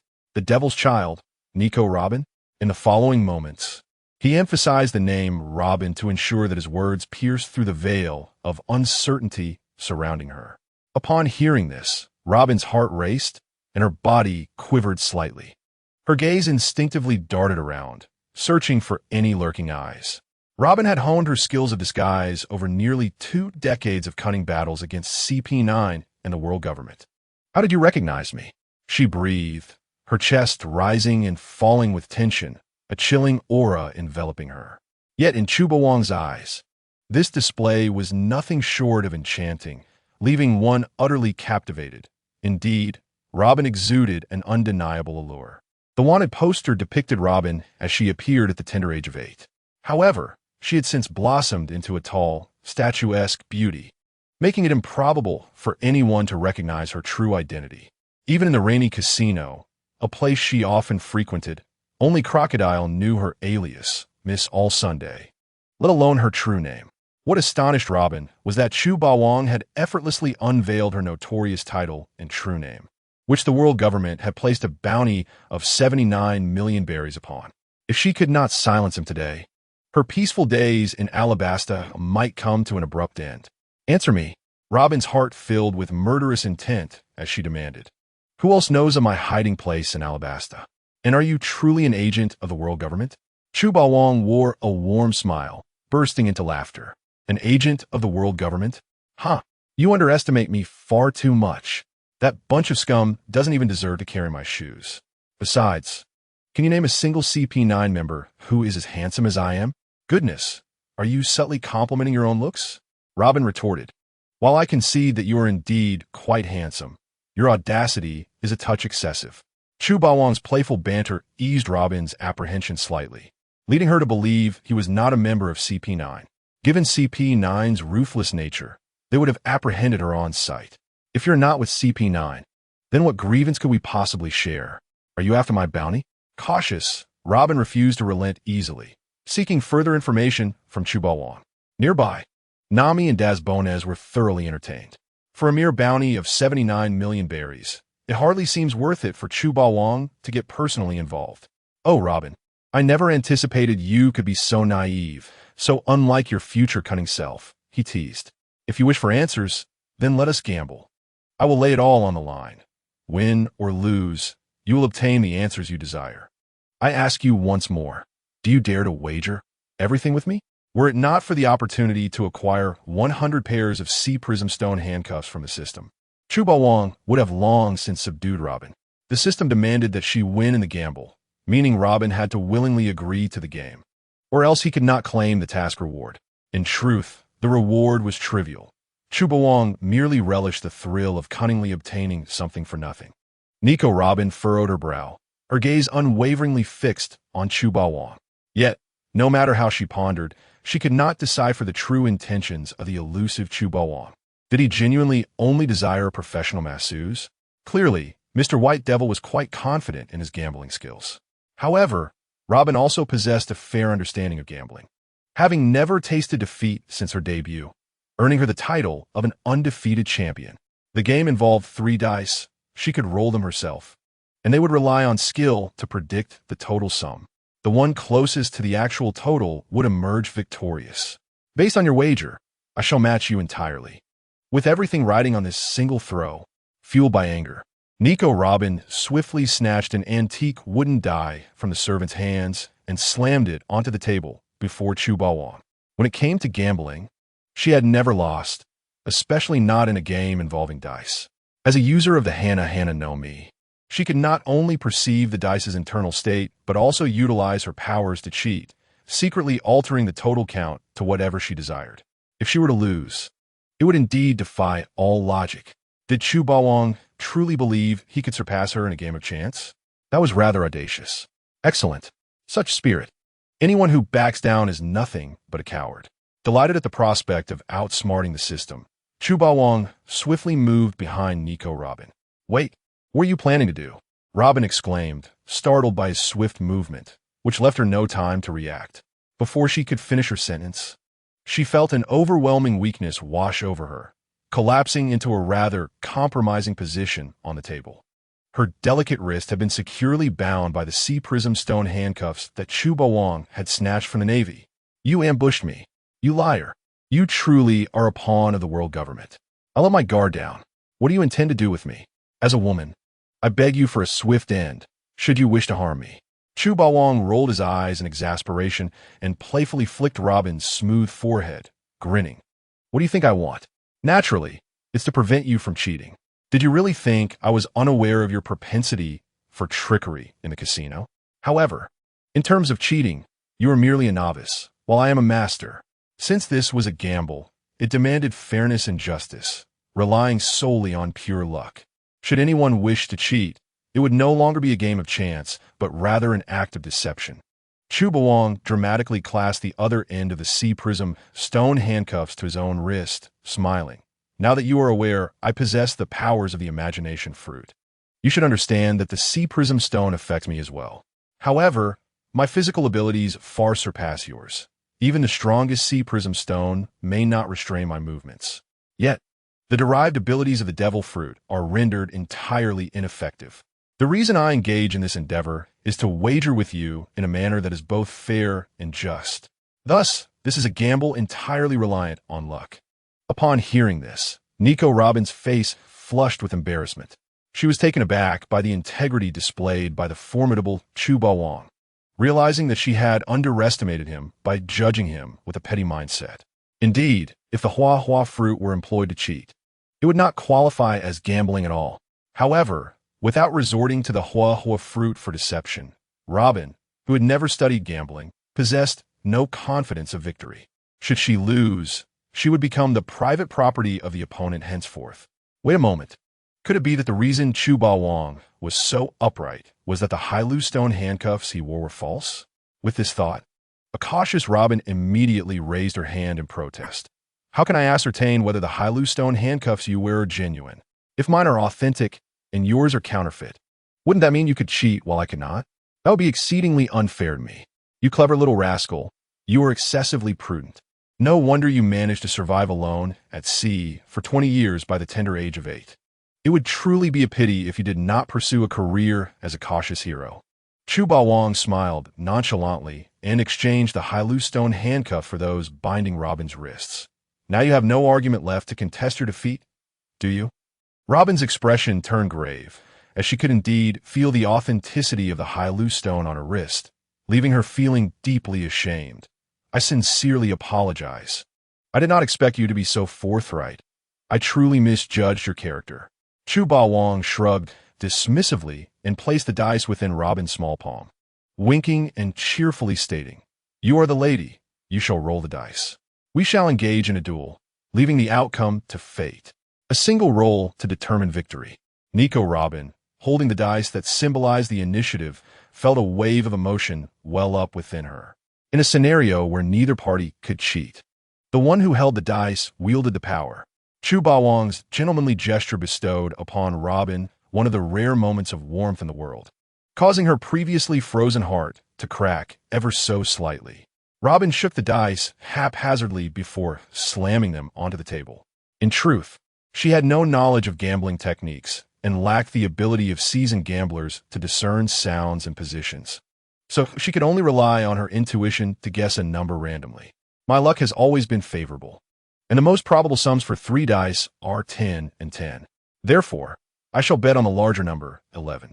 Notably, when rolling 3 dice simultaneously, the sums most likely to occur are indeed 10 or 11, each with a probability of 16. This is derived from the method of interpolation in mathematical problems, and both 10 and 11 are considered the median of this arrangement. Humorist JPG, the median is 10, is it? If that is the case, I shall wager on another median. The academically challenged Chu Bawang was entirely unaware of what a median was, yet this did not hinder his flamboyant demeanor. Though he spoke casually, he had secretly activated the Emperor's might, universal vision, allowing him to behold the numbers within the dice, which accounted for his unwavering confidence. This time, Chu Bawang remained on the 5th level. Though he claimed not to cheat, his body was undeniably honest. Open the dice. If the result is high, you win. If it is low, I win. Low. It must be low. The thespian Chu Bawang clasped his hands tightly, his expression gravely serious, as if he had truly staked his entire fortune on this gamble. If he were not awarded an Oscar for his performance, it would be utterly unjust. As Robin slowly raised her palm, Nami and Dasky, nearby, were equally tense, rallying for Chu Bawang. Low. It must be low. Robin glanced at Dasky and Nami, whose excitement revealed the veins on their foreheads, and she finally let down her guard. If one of them were a trickster, she could believe it, but if all 3 were deceivers, then Robin would concede that her loss was well-deserved. As the dice were finally revealed, the answer became clear. Yes, yes. I knew Bawang's luck was unmatched. I was merely startled earlier. Upon seeing the dice's result, Nami excitedly embraced Chu Bawang and planted a kiss on him. The total was 9, which was closer to 10. Thus, the esteemed Bawang emerged victorious. Dasky, too, was beaming with laughter, genuinely delighted. However, she soon realized she might have expressed her excitement too exuberantly, and her face returned to its previous seriousness. Yet, the joy within her was impossible to conceal. Nico Robin, her delicate frame completely slumped in her chair, exhibited a glimmer of desolation in her beautiful eyes, as if she had found a sense of liberation. Is the total only 9? It seems I have lost. I never imagined I would make such a reckless move, wagering my very self on this table. Even more surprising is that even the heavens have not favored me this time. My streak of good fortune has been definitively ended by Bawang. Having lost this gamble, I have become the private property of the White Devil. What fate awaits me in the future? As Robin lay powerless, Chu Bawang's ears were once again met with the familiar mechanical voice of the system. Ding! Congratulations to the host for winning a gamble against Robin, bringing her into your possession. Task reward being delivered. Modified realized palm. 100 authentic Hailu stone handcuffs with a concentration of 9,999. P.S. Small bets are for enjoyment. Large bets are harmful, and excessive gambling leads to ruin. For the happiness and well-being of families, please refrain from gambling and drug use. There are countless paths, but safety is the foremost principle. Gambling and drugs are illegal, leading to tears from loved ones. Chu Bawang. Enough, I understand the need to abstain from vice and gambling. However, dear system, I beseech you, refrain from adding unnecessary dramatics in the future, will you? As the familiar mechanical sound of the system echoed, a multitude of memories distinct from the world of Kung Fu regarding realized palm flooded Chu Bawang's mind. Simultaneously, his muscle memory and cellular strength were once again enhanced. The power of the modified realized palm was formidable enough to withstand calamities, indeed not to be underestimated. I have conceded to you, and I am currently bound by the Hailu stone, unable to resist you. Might you disclose your true intentions? Nico Robin slowly lifted her gaze, as if awaiting the judgment of fate. This was undoubtedly a Waterloo moment in her life, as she had lost both her body and soul to Chu Bawang. What would her future hold? She dare not imagine. With a warm smile playing on his lips, as comforting as the winter sun, Chu Bawang replied, "From the very beginning, I have stated my purpose. I intend to assemble an unprecedented legendary pirate crew on the Grand Line. Conveniently, we are in need of a masseuse on the ship, and I believe your fruit ability is perfectly suited for this role." Upon hearing this, Robin's lips twitched in disbelief. "What do you mean you need a professional masseuse? Why not just admit that you desire my body? It is indeed my first encounter with a pirate ship seeking to recruit a massage therapist, which has truly broadened my horizons." Robin's words dripped with sarcasm, clearly expressing her dissatisfaction with the response from Chu Bawang. Chu Bawang shrugged nonchalantly and retorted, "What is so impossible about that? Are my words so unbelievable? Pirates symbolize the utmost freedom of the seas. Is it so strange to desire a massage therapist? One particular fool even wishes to find a musician as a companion, and has taken a reindeer as a reserve food supply."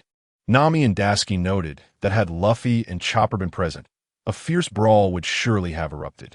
If Chopper were to discover that he was merely viewed as a reserve food supply by Luffy, he might very well unleash his fury upon him.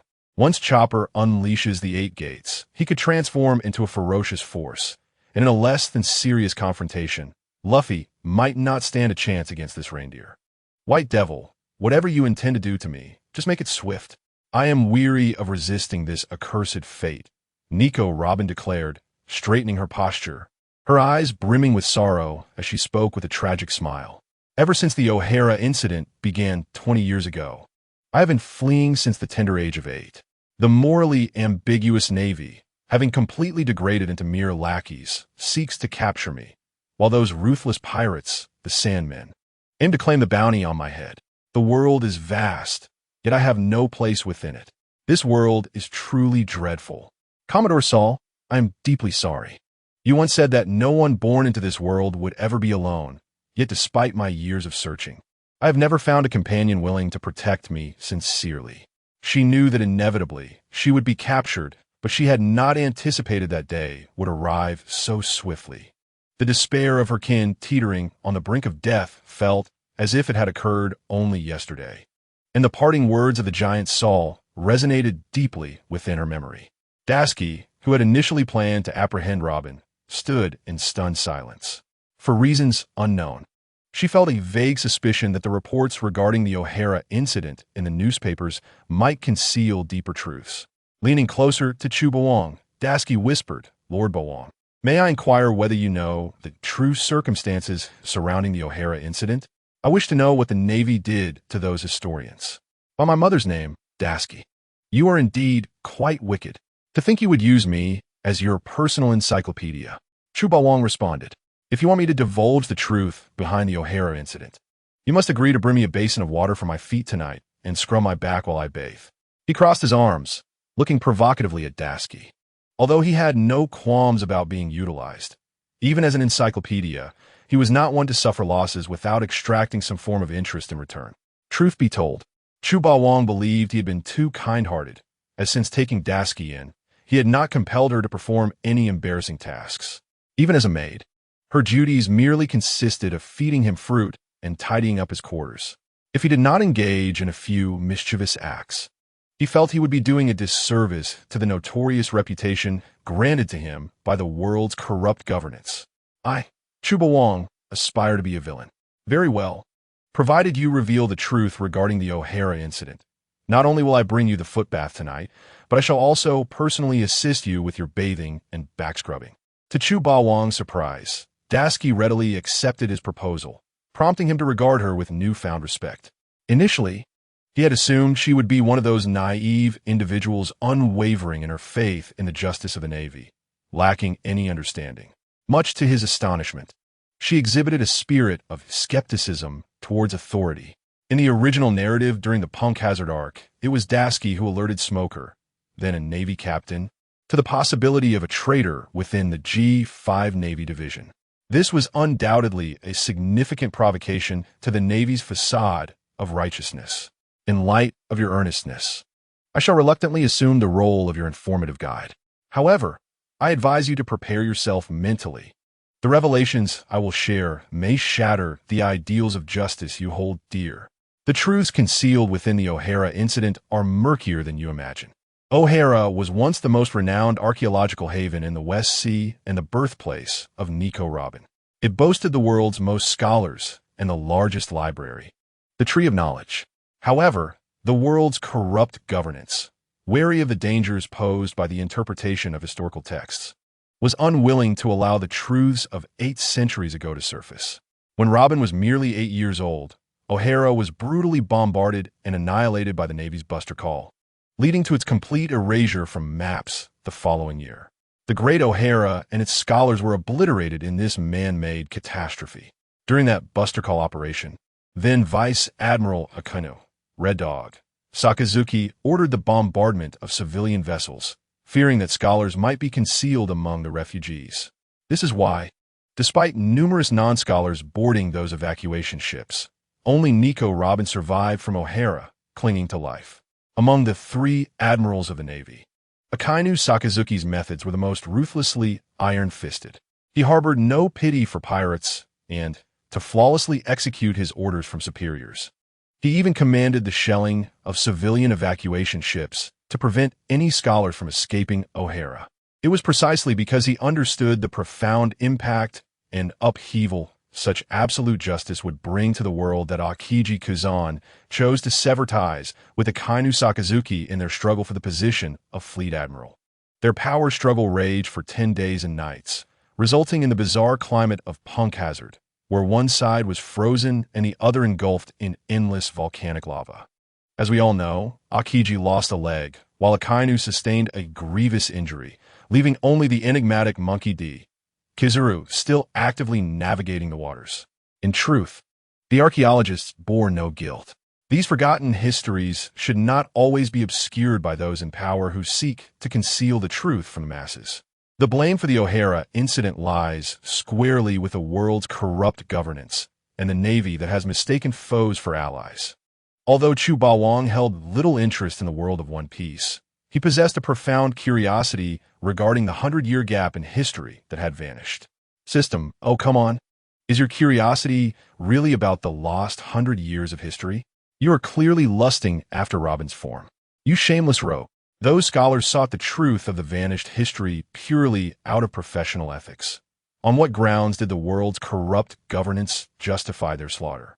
Moreover, that unyielding Red Dog, who could discern no shades of gray, is truly despicable. He could have minimized civilian casualties, yet chose to bombard evacuation vessels, displaying a shocking lack of humanity.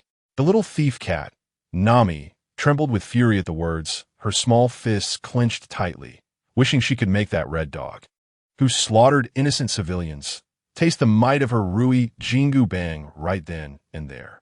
The reason the world's corrupt powers targeted the scholars of O'Hara must undoubtedly be tied to some unspeakable secret. This secret is concealed within the vanished truths of history and may even pose a threat to their reign. Nami once thought her hometown had suffered enough under the tyranny of the Fishman Arlong for 10 long years. However, in comparison to Nico Robin's ordeal, she realized she was indeed extraordinarily fortunate. Now, on the island of O'Hara, once hailed as the most advanced hub of academic exchange in the world, only Nico Robin remained. Isolated and alone, she could hardly fathom the trials and tribulations an 8-year-old girl must endure to survive until today. Beside her, Daski's eyes were red, struggling to suppress her burgeoning emotions. She never imagined that within the very Marine headquarters she revered, there would be individuals who mercilessly gunned down innocent civilians seeking refuge. How could such people be awarded the highest military ranks? Shouldn't true justice prioritize the protection of the people above all else? When did justice become a guise for the world's corrupt powers to oppress the innocent? For the first time, Daski found herself engulfed in doubt and confusion regarding the justice she had steadfastly believed in. Gently rubbing Nami's almost exploding temper, Chu Bawang removed the sea-stone cuffs from Nico Robin's wrists, declaring, "Nico Robin, from this day forth, your body and soul belong entirely to me." In this world, I alone have the power to bully you. Though Robin, shackled, possessed a certain allure, Chuba Wong felt no need for sea-stone cuffs to threaten his own, especially not for such an astonishingly tall and graceful woman. Robin, rubbing the red marks left by the sea-stone cuffs, looked at Chuba Wong in bewilderment. You actually intend to release me? Chuba Wong, lounging with a leg crossed over the other at the gaming table, shrugged with a smile. Have you committed some crime? Why would I want to capture you? Besides, do you really expect me to hand you over to the Marine headquarters for a bounty? If I were to seek a bounty, I could easily have Dasky throw me into prison and put on a real-life performance for the young Marines, teaching them a lesson. Robin's eyes widened in disbelief. According to the orders of the world's corrupt powers, I am a marked person destined to die. Anyone associated with me cannot escape the same fate. To hell with the world's corrupt powers. There is no one in this world who can judge me. Chuba Wong spat, chuckling derisively. In this vast ocean, ultimately, the victor is king while the vanquished are deemed outlaws. Strength is of utmost importance. Those without power are the ones judged and punished by military courts. Old Man Carp directly released Ace during the Marineford War and even took in the bloodline of the former pirate king, Joel D. Roger. Upon seeing Ace, he even contemplated betraying his ally, the Red Dog. Later, he openly insulted the celestial dragons in public and yet continued to thrive. When one's strength surpasses a certain threshold, even the law cannot restrain personal freedom. This man is exceedingly arrogant, disregarding the world's corrupt powers entirely.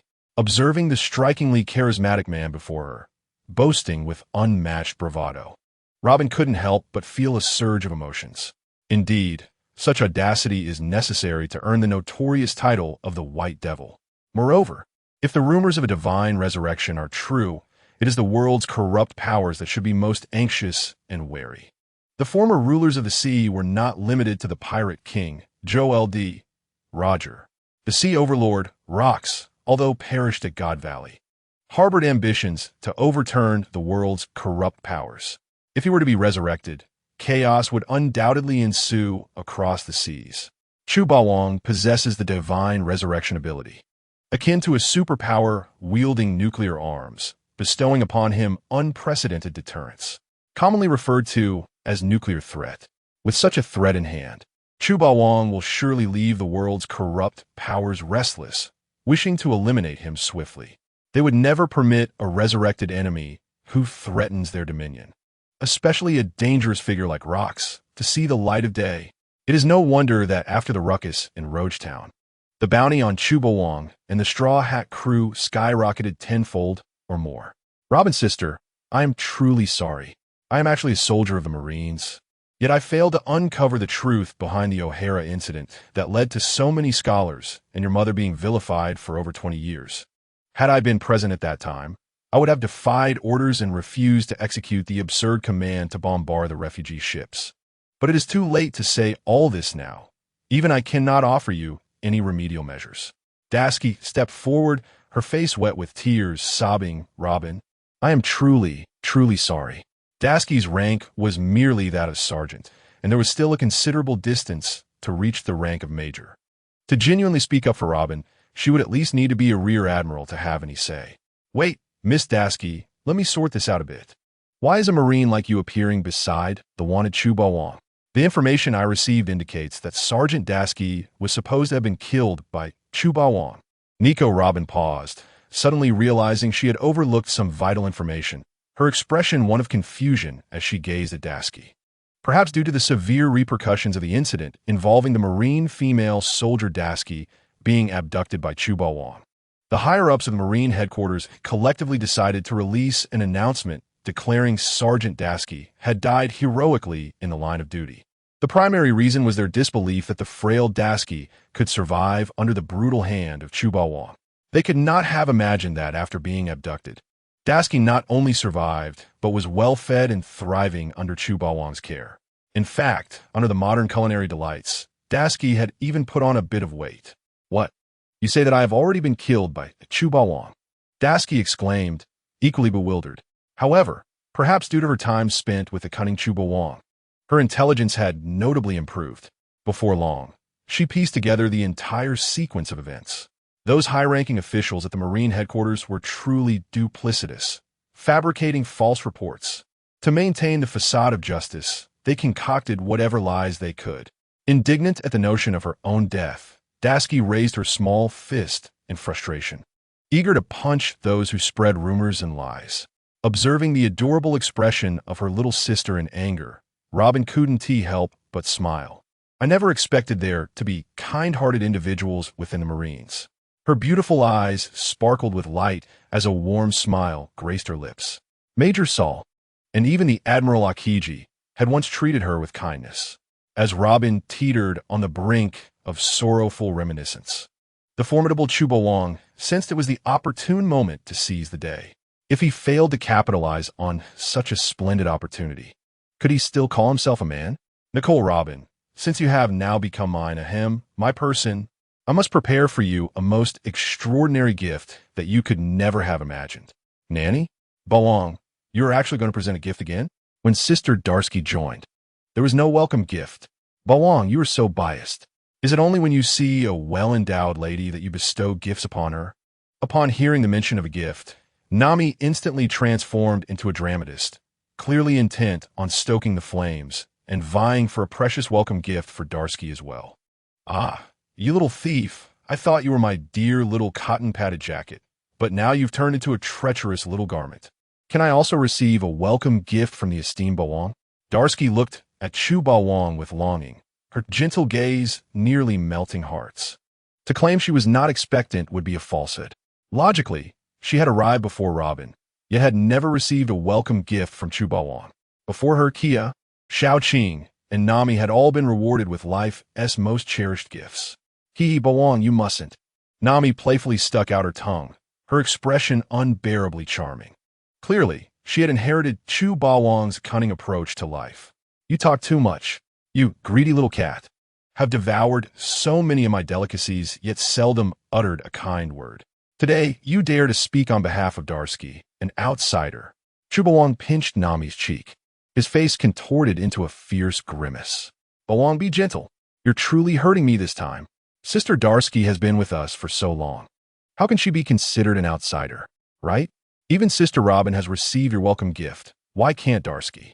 Nami strained on her toes, her beautiful eyes glistening with a plea, rubbing her cheek in an attempt to ease the pain. Nami-san, please do not speak on my behalf. It is entirely my fault for not adequately serving Lord Bawang and failing to earn his recognition. Darsky's expression dimmed. She had once harbored thoughts of escaping from Chu Bawang's side, even attempting to relay her collected intelligence to the Navy via a message in a bottle. However, after much hesitation and inner turmoil, she ultimately could not bring herself to betray the gentle Chu Bawang. Still, the truth remained. She had once contemplated treachery against him. For now, it was best to impose a slight punishment on Darsky, considering her daily attempts to slip away. What could be so appealing at the Navy headquarters? Isn't it far more delightful to remain by my side, enjoying fine food and the company of a stunningly handsome man? Chu Bawang was not the sort to tolerate betrayal. Had Darsky truly cast away the message bottle containing vital information, perhaps today's outcome would not have been merely a light reprimand. Against enemies, Chu Bawang showed no mercy. Yet, toward his own, he was never stingy with sharing, merely concealing a bit for himself. Nicole Robin smiled sweetly, evidently taken aback by the prospect of receiving a welcome gift upon her recent joining. May I inquire what that gift is? Of course. However, before unveiling the gift, you must complete a little procedure. Chu Bawang winked, a mischievous grin gracing his lips.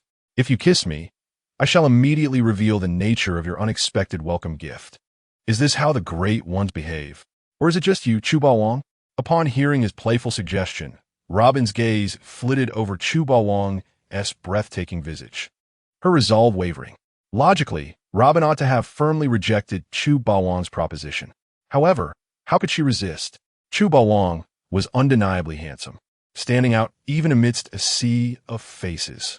His inexplicable masculine charm seemed to target the gentlest weaknesses of a woman's heart, nearly ensnaring the composed Nicole Robin. Ding! Side quest activated.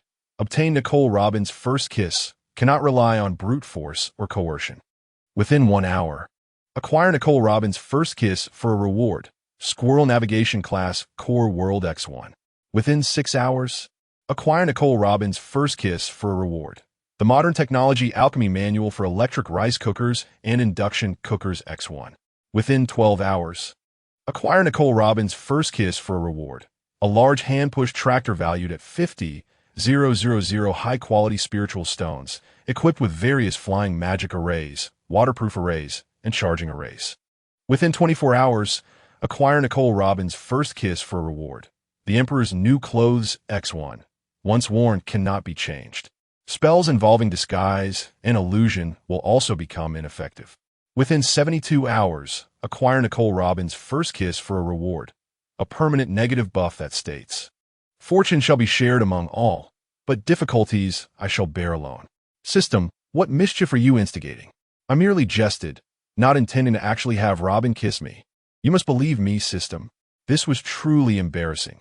What began as a harmless jest with Nicole Robin had spiraled into an unexpected situation with the system seemingly jealous. Had I known, I would have refrained from teasing. If I take longer than 72 hours to obtain Robin's first kiss, I shall become the scapegoat.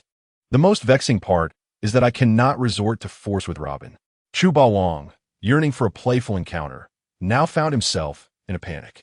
Other systems assist in combating foes, providing hosts with various boosts and advantages. Yet, my system seems to betray its own. Do you believe my strength is too overwhelming, affecting other players' experiences, and thus seek to weaken me? To seize the first kiss from the mature and intelligent Nicole Robin is no simple task. Chu Baowang suddenly comprehended the true meaning of a broken leg. Were it Nami or Darsky, he could easily charm those naive little lambs into bewilderment, selling them while counting his gains. But with Nicole Robin, the difficulty of obtaining that first kiss soared. If 24 hours elapsed without success, Chu Baowang would have no choice but to select between the Emperor's New Clothes or becoming the scapegoat. System, you have forced my hand.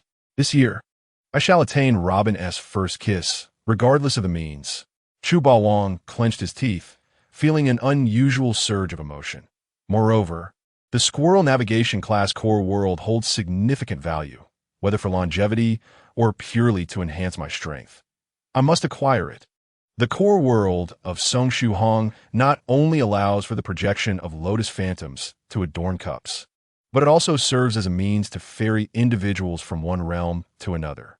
Should Chu Baowang choose to escape from the shattered void of the pirate world in the future, he could conceal all his beloved companions within a core world, embarking together with them into the next unknown realm for exploration. Most importantly, the core world can extract the sinister energy of Jiuyo, an abundant spiritual essence, to produce a life-giving spring, bestowing upon those who partake of it an extension of life by 50 years. One must not underestimate this 50-year lifespan. Although Chu Baowang's combat prowess has reached astronomical heights, his existential quality remains rather low. In other words, despite his formidable strength, Chu Baowang cannot escape the fate of becoming a mere skeleton after a century. It is precisely for this reason that he has prioritized acquiring the surgical fruit before departing the pirate world. Even if Trafalgar Law were to perish while performing the eternal life surgery, it would not be a significant loss, as Chu Baowang could simply employ divine resurrection techniques to bring Trafalgar Law back to life. Even without the system, Chu Baowang could, through his own efforts, realize the dream of immortality that all humanity yearns for. At that point, he could allow Trafalgar Law to endure a few more deaths. And once he possesses the ability to replicate the perfect surgical fruit, he could finally perform the eternal life surgery for his beloved companions, achieving perfection. Meanwhile, in a certain sea area of the New World, Trafalgar Law, the captain of the Heart Pirates, could not help but shiver, waking abruptly from his slumber. Little did he know that his future had been predetermined with utmost clarity. Even separated by the vast ocean, he seemed to sense a palpable malice emanating from this world. He reached back to stroke the Heart Pirates mascot, the slumbering polar bear, Beepo. The bizarre weather of the New World was truly unsettling, growing increasingly cold. In this emotionally desolate world, only the warmth of Beepo, nestled behind him, could offer him a semblance of comfort. He He decisively wrapped the furry Beepo in his arms, using him as a living blanket. Let us briefly discuss the concept of life levels. Taking Kakarot from Dragon Ball as an example, although his combat power can shatter stars, the Scion's life level is not particularly high. Goku even faced death due to heart disease in the future. And had it not been for Trunks bringing back a miraculous medicine from the future, he would have indeed perished. Observing Robin's hesitant demeanor, caught between the allure of Chu Bawang's charm and her reluctance to easily relinquish her blood, Chu Bawang was determined not to relent. In pursuit of the smuggling artifact known as the Core World, he decisively struck again at the heart of the matter. Besides knowing of your tragic experiences in O'Hara, I am aware that you have been searching for the remnants of the historical text in Alabasta, and I know precisely where it is buried. Upon hearing the keywords related to the historical text, even the composed Robin could not maintain her calm, leaping to her feet in astonishment. She gazed at Chu Bawang with wide eyes. How could you possibly know the whereabouts of the historical text? Have you developed the ability to create a human navigation map using the power of the imagination fruit? It must be true. They say the broader one's heart, the larger the stage. Beyond the ability to resurrect the dead, you must have developed a new capability for locating items, correct? Impressed, Robin exclaimed, "You truly are considerate. Chu Bawang, even crafting excuses for me. To think you would guess correctly that I have indeed developed a new ability. Indeed, as you surmised, aside from the resurrection technique, I have developed a skill for locating items. You should rejoice, for I have found the historical text you have long yearned for." Robin was evidently stirred by Chu Bawang's provocative words. The reason she had fled across the seas for so long and ultimately decided to join Crocodile's Baroque works was to find and decipher the historical text hidden in Alabasta. Now that Chu Bawang suddenly claimed to have located it, how could she not feel exhilarated? Her homeland had been utterly erased from the map by the corrupt world government, and it was not an exaggeration to say that her heart felt as though it were dead. Were it not for her strong conviction to unveil the lost historical truths, Robin would have long since lost the will to continue living. Chu Bawang, reveling in the prospect of teasing Robin, thought it amusing to toy with her darkly. He shamelessly inquired, "Is it truly that urgent for you? Such a desire comes at a steep price and may leave you feeling quite pained." Robin nodded eagerly, urging him, "Yes, I want it now. Please, Chu Bawang, grant my wish. You said I was one of your own, so hurry. I can hardly contain my impatience." As she spoke, Robin became so animated that she nearly tore at Chu Bawang's clothing, desperate to uncover the hidden information she yearned for. "Enough, Robin. You ought to show respect to your lord, or you shall face the consequences." Chu Bawang disdainfully swatted away Robin's frantic hands and returned to the matter at hand. "Do you recall what I said? To obtain the precise coordinates of the historical text, you need only part with your first kiss. A first kiss is a small price to pay. You cannot suffer loss or deception." Before he could finish his sentence, Robin's fiery red lips were already upon him, pecking like a woodpecker. "I barely had time to react, and it was already over? Robin, you are far too fleeting." "What? Not enough. If you desire more, I could grant you a 3-minute French kiss." After losing her first kiss, Robin appeared to be exhilarated. In her mind, she had entirely surrendered her soul and body to Chu Bawang in that bet. As for the strikingly handsome Chu Bawang, she felt no significant resistance. Since she had already crossed the threshold with her first kiss, a 3-minute French kiss seemed entirely acceptable.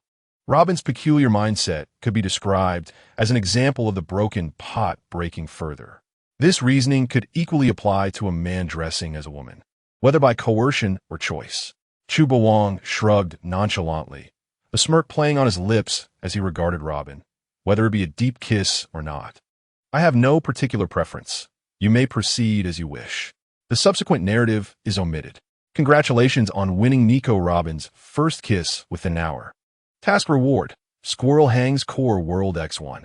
It appears that I have finally shed the titles of exhibitionist and scapegoat. I hope the system will no longer force me into actions I wish to avoid. The Emperor's new clothes have been revealed, and my petite frame can hardly withstand it. The system insists that I was evidently enjoying myself. Indeed, men are often oblivious, and you, the great Chu Bawang, are particularly lost in your desires.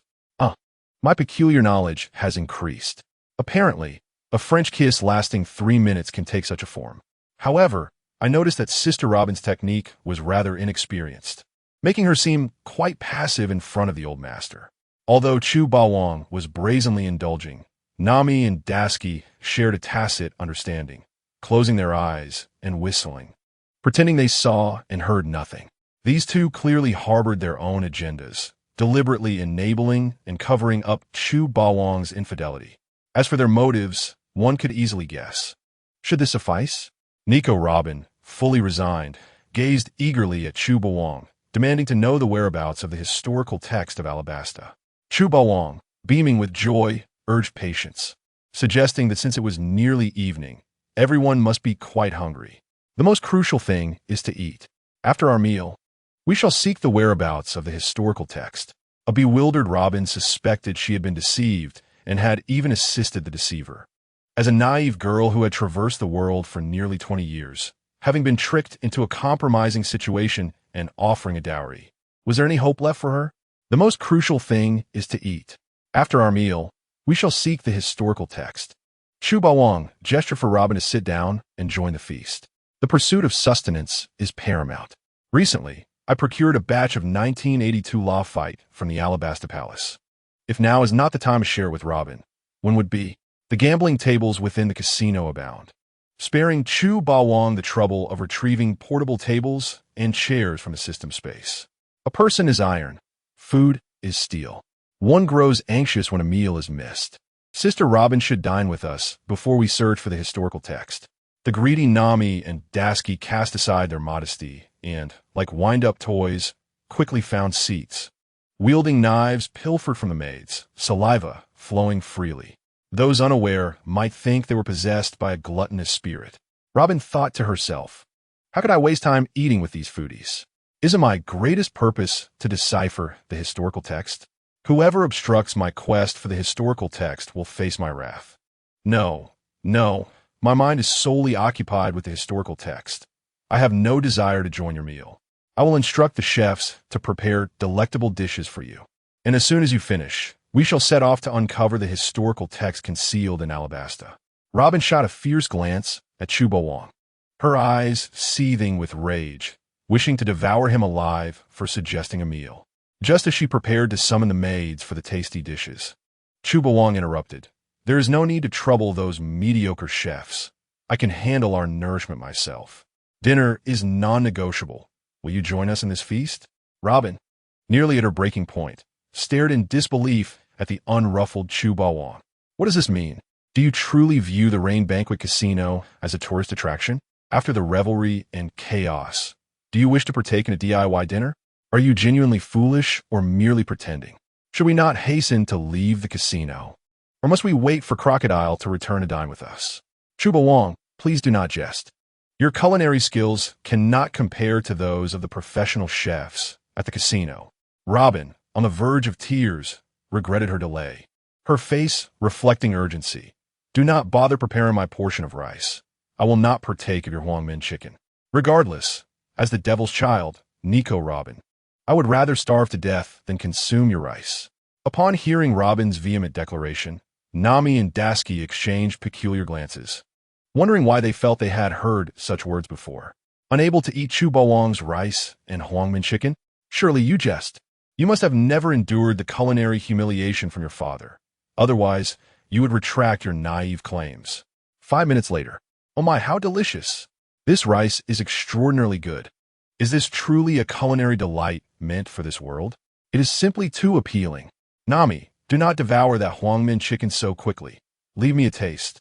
Dasky, that fried rice looks delightful. Do not finish it all. Save me a bit for dessert. Robin held her chopsticks and the fragrant rice, stuffing her mouth with the steaming Huangmin chicken that Chu Bawang had just retrieved, entirely disregarding her elegant demeanor as she indulged. During the meal, she exaggeratedly activated her devil fruit powers, causing numerous white hands to sprout from the table, utilizing the convenience of the Hana Nomi to fetch food just out of reach. How delectable! So juicy! How is it possible that Bawang's chicken is so exquisite? One sip leaves a lingering flavor. Robin feasted voraciously, fully engrossed in the meal, her initial reservations forgotten. She had completely succumbed to Chu Bawang's culinary prowess, oblivious to the fact that their journey had already accelerated down the highway. Were outsiders to hear this, they might mistakenly assume Robin was assisting Chu Bawang in more intimate pursuits. Indeed, no one can escape the law of deliciousness. Come, come, Sister Robin, do not leave. Come taste more. Try this delectable pig's trotter. Nami and Dasky shared knowing glances and stifled laughter. This cannot be allowed. The pig's trotter is simply too unappealing. And I do not enjoy pork. Nico Robin claimed to refuse, yet her body betrayed her as she reached for the fragrant pig's trotter Nami offered. Remarkably, Robin's prowess in the face of culinary temptation exceeded even Chu Bawang's expectations. Despite having consumed enough to slightly round her belly, she continued to devour several more servings of meat, and together with the gluttonous Nami and Dasky, they cleared more than half of the sumptuous spread laid out on the gambling table. Chu Bawang, with a toothpick in his mouth, pondered deeply. Ordinary people in the pirate world possess astonishing constitutions. Even a casual eater can swell their belly like a balloon. If this were the water-blue planet of my past life, their stomachs would have burst long ago. Dasky displayed some restraint, while Nico Robin, as a capable individual, required no further comment. However, the little thief cat Nami's hints are not significantly different from those of ordinary people. She is a true fragile mage, and even so, she exhibits an astonishing appetite. After Nico Robin has eaten her fill, the formidable Chu Bawang wandered around the Yuyin casino for a couple of laps. Yet he still could not wait for the so-called righteous man Crocodile to return to the casino. Growing weary of prolonging the encounter with Crocodile, he directly transported the three women using instant teleportation to the royal gardens of the Alabasta Palace. Cobra, Icolum, and others have been waiting here for quite some time. Upon seeing Chu Bawang's safe return, they appeared exceedingly excited, exclaiming, "Mr. Bawang, you have finally returned. During your absence, a tremendous calamity has befallen Alabasta." Chu Bawang waved his hand, signaling Cobra, as a king, not to be so overly dramatic. What is there to panic about? With me here, even if Crocodile were to arrive, he would kneel and call me father. Patiently listening to King Cobra recount the latest predicament facing Alabasta, Chu Bawang learned the current state of the war against the rebel army led by Kusha. After 3 years of Crocodile's relentless efforts, the scale of this conflict had escalated to a staggering 1,000,000 participants. 600,000 royal troops versus 400,000 rebels. Logically, even if the royal army were to be inept, it would be improbable for Kusha's rebel forces to breach the royal city in the short term. However, warfare is often unpredictable. Icolum had initially believed this conflict would turn into a protracted stalemate, only to receive urgent news from a frontline commander via a din mushi that 300,000 royal troops had defected, joining the ranks of the rebels. The previously overwhelming advantage of 600,000 royal troops had swiftly transformed into a dire disadvantage, sending the high-ranking officials of Alabasta into a state of panic. Is this all? Just a small matter of 300,000 royal troops rebelling? I anticipated something truly earth-shattering. Chu Bawang looked at the frenzied Cobra and the court officials with a face full of disbelief. In the original story, a similar event had occurred where half of the 600,000 royal troops suddenly declared allegiance to the rebels, drastically altering the battlefield dynamics. Had it not been for Luffy and his companions defeating Crocodile and thwarting his schemes, the casualties in this 1,000,000-strong battle would have undoubtedly surpassed 5 figures.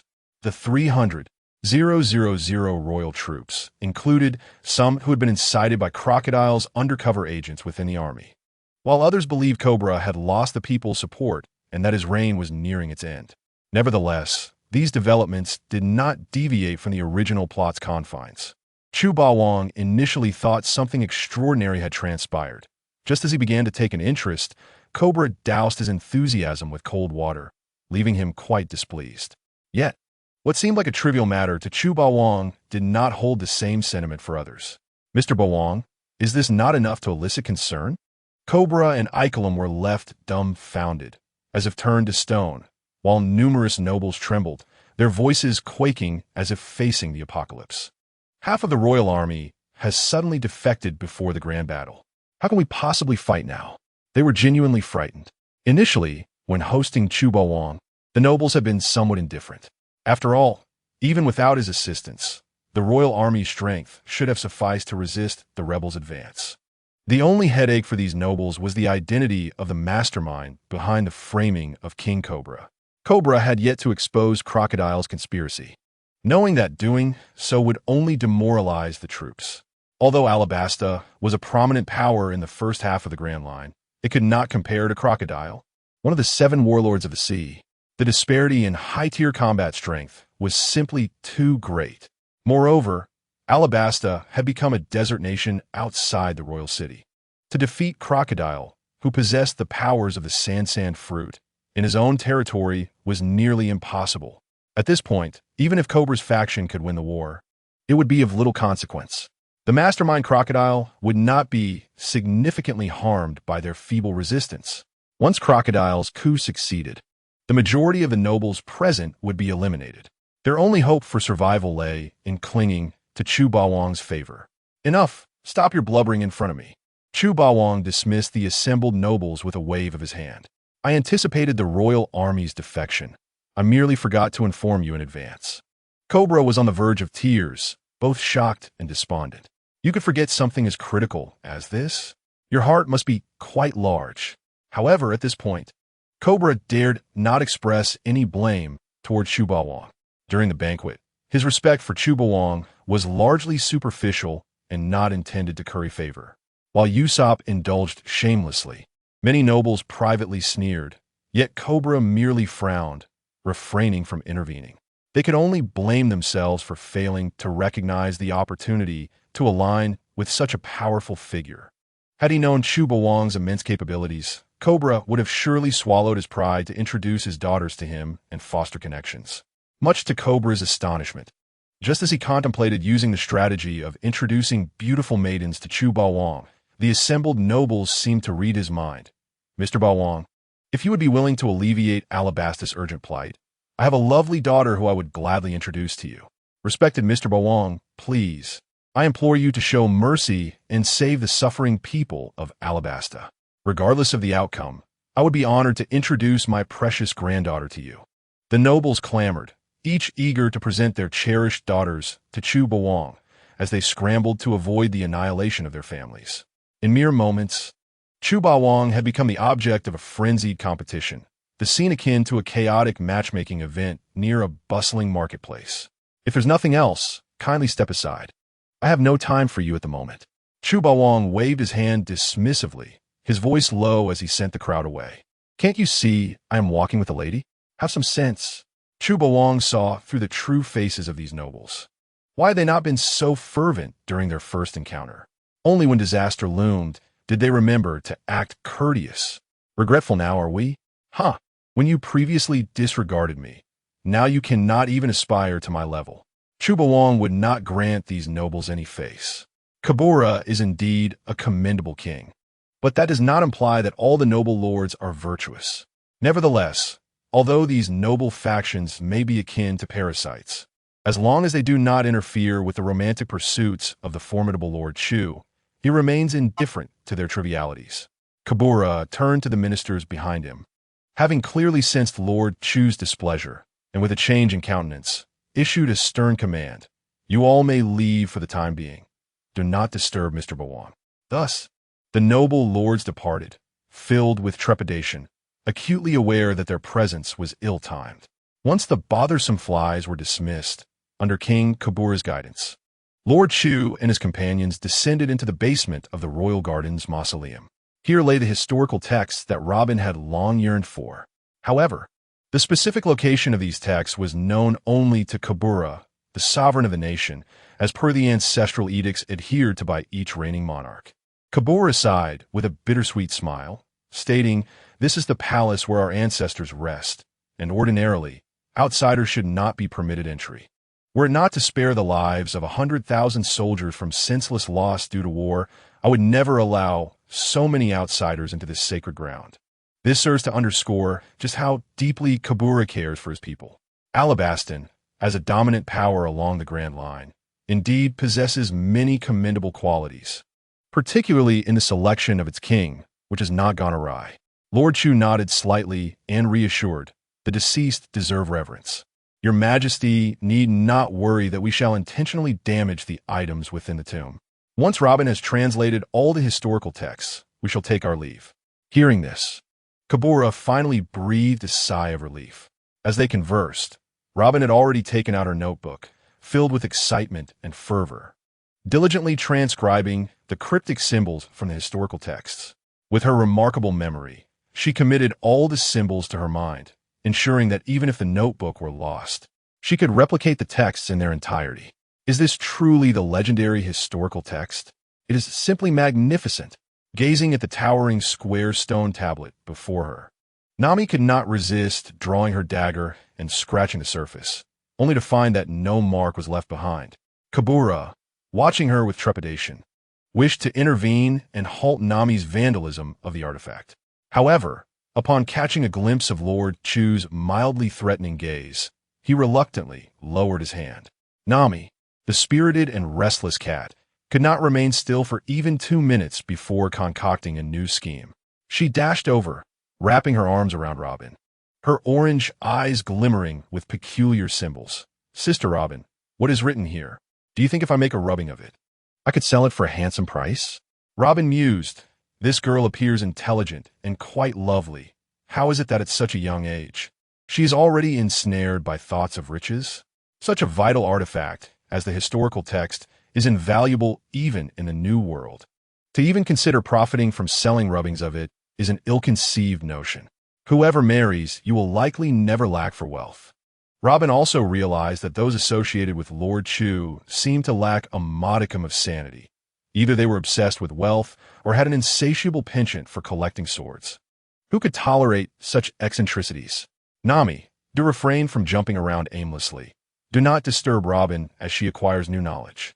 Lord Chu's expression darkened, fearing that if this continued, the illustrious image he had painstakingly built before Robin would soon be tarnished by Nami's antics. Swift as lightning, Lord Chu grasped Nami's chubby little face, akin to clutching the very throat of her destiny, and remarked, 3 days without discipline and you wish to squander the opportunity to learn? Have you been blinded by the allure of wealth? Nami winced from the pinch and retorted, O Tosin, please do not be hasty. Allow me to explain. Explain what? To turn the historical text rubbings into a means of profit? Even a prodigal son would not squander resources so recklessly. Lord Chu maintained a stern demeanor. In the future, refrain from such whimsical schemes and focus on honing your navigational skills. Perhaps one day, if I tire of my time aboard the Mary, I shall set sail on my supreme aircraft carrier, the Ark Noah, leaving the Straw Hat crew behind.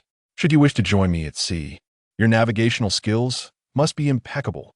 Originally, he intended to part ways with the Straw Hat crew at the Sabeti archipelago. Naturally, Kaya and the others would follow him. As for Nami and his wayward apprentice, Roronoa Zoro, he had already informed them of his decision to part ways, allowing them the freedom to choose their paths. The outcome was as he had anticipated. Nami exhibited no hesitation, promptly selling out Luffy. Her initial desire to become Lord Chu's goddaughter stemmed from her infatuation with him, an excuse to keep him close. Later, when agreeing to serve as the Straw Hat's navigator, she had taken precautions, declaring that as long as Lord Chu remained aboard the Mary, she would serve as their navigator. If she chose to leave, the others must not hinder her. Of course, before departing, she would strive to cultivate a new navigator for the crew. Zoro contemplated briefly, but ultimately decided to remain on the Mary, assisting Luffy in his quest to become the Pirate King before pursuing Lord Chu's footsteps. Though yearning to stand beside Lord Chu and absorb his teachings, he worried that losing 2 companions at once might leave Luffy, who valued his friends dearly, utterly despondent. Their bond was indeed far stronger than Nami's.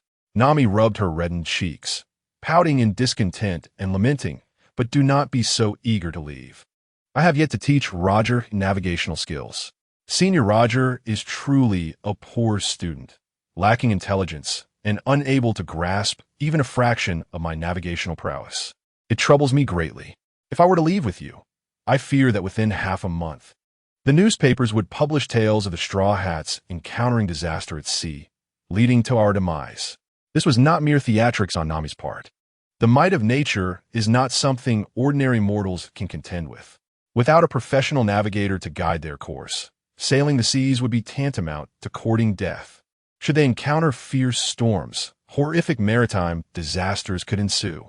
Without Nami, the Straw Hat survival would hinge solely on luck. This burden, in part, fell upon Lord Chu, as he unwittingly sacrificed Luffy's fortune, romantic prospects, and luck in exchange for his own gains. Thus, let's hasten our steps. Let Roger, the underachiever, sacrifice 2 hours of sleep each night, diligently memorizing the essential knowledge of navigation until he reaches the Shambadi archipelago. If this were to be revealed to the slacker Roger, he would likely break down in tears. To retain the rigid knowledge assigned by Nami, he has never gone to bed before midnight. If he were to lose 2 more hours of sleep, he would surely suffer a fatal exhaustion. No problem. Once I meet Roger Senpai, I shall assign him this task. After several days of observation, I have discerned that Roger Senpai possesses untapped potential. Moreover, as one grows older, excessive sleep serves little purpose.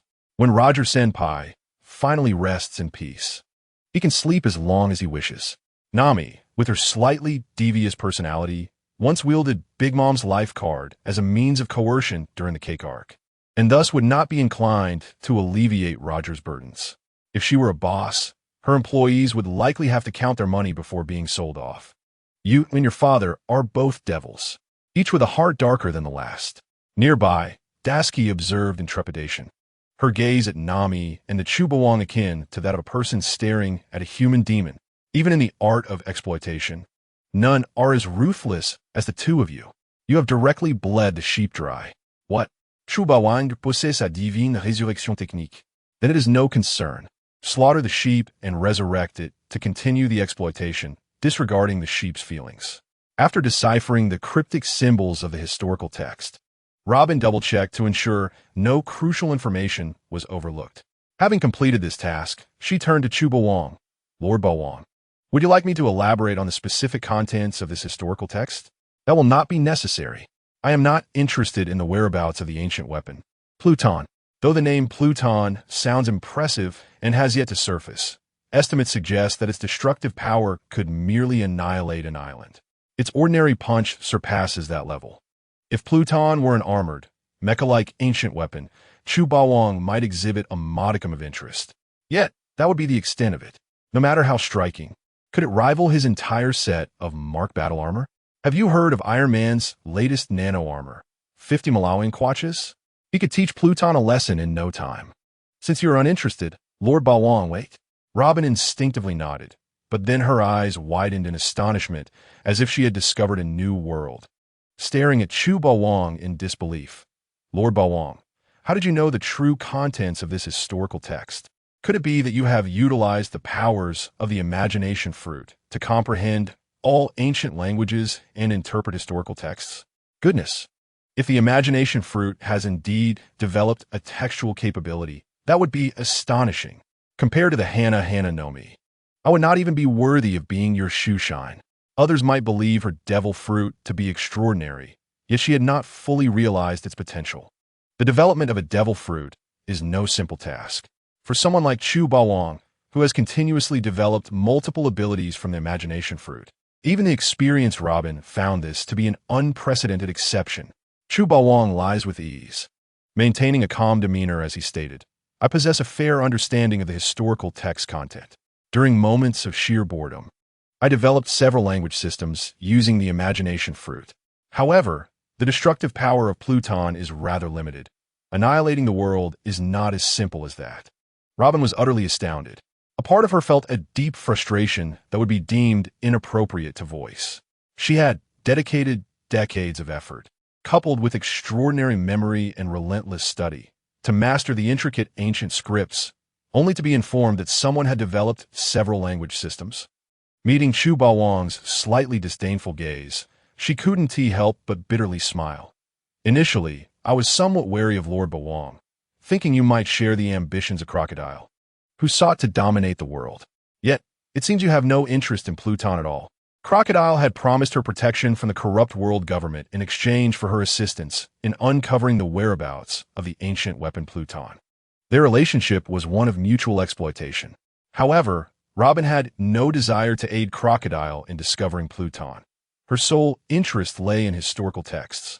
At first, Chu Bawang's willingness to assist her in interpreting the historical text made her cautious, leading her to suspect he might also wish to uncover the secrets of Pluton's whereabouts and creation. Such careful reasoning was logically sound, with no flaws to be found.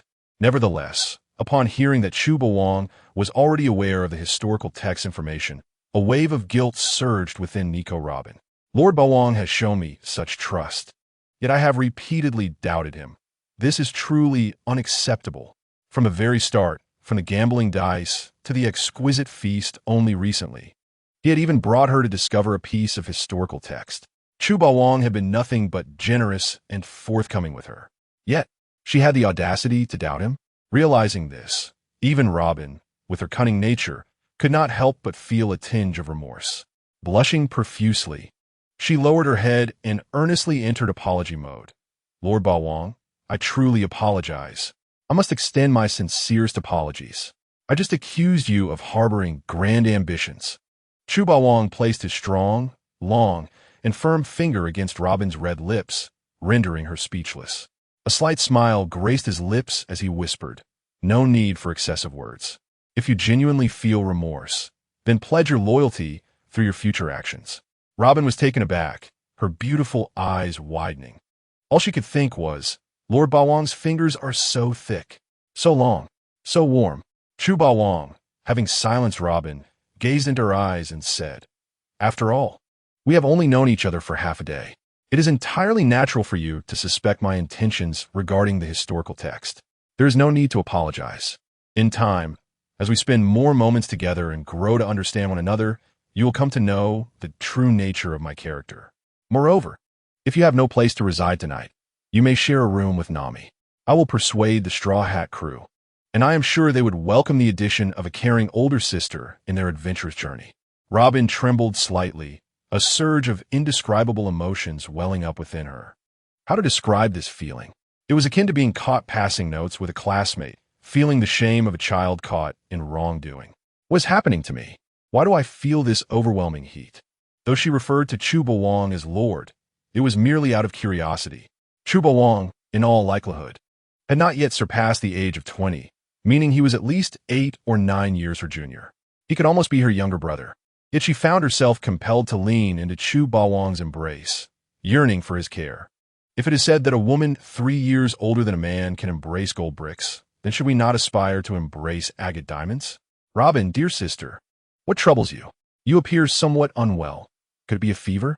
Nami observed Robin with a curious expression. Is it really possible?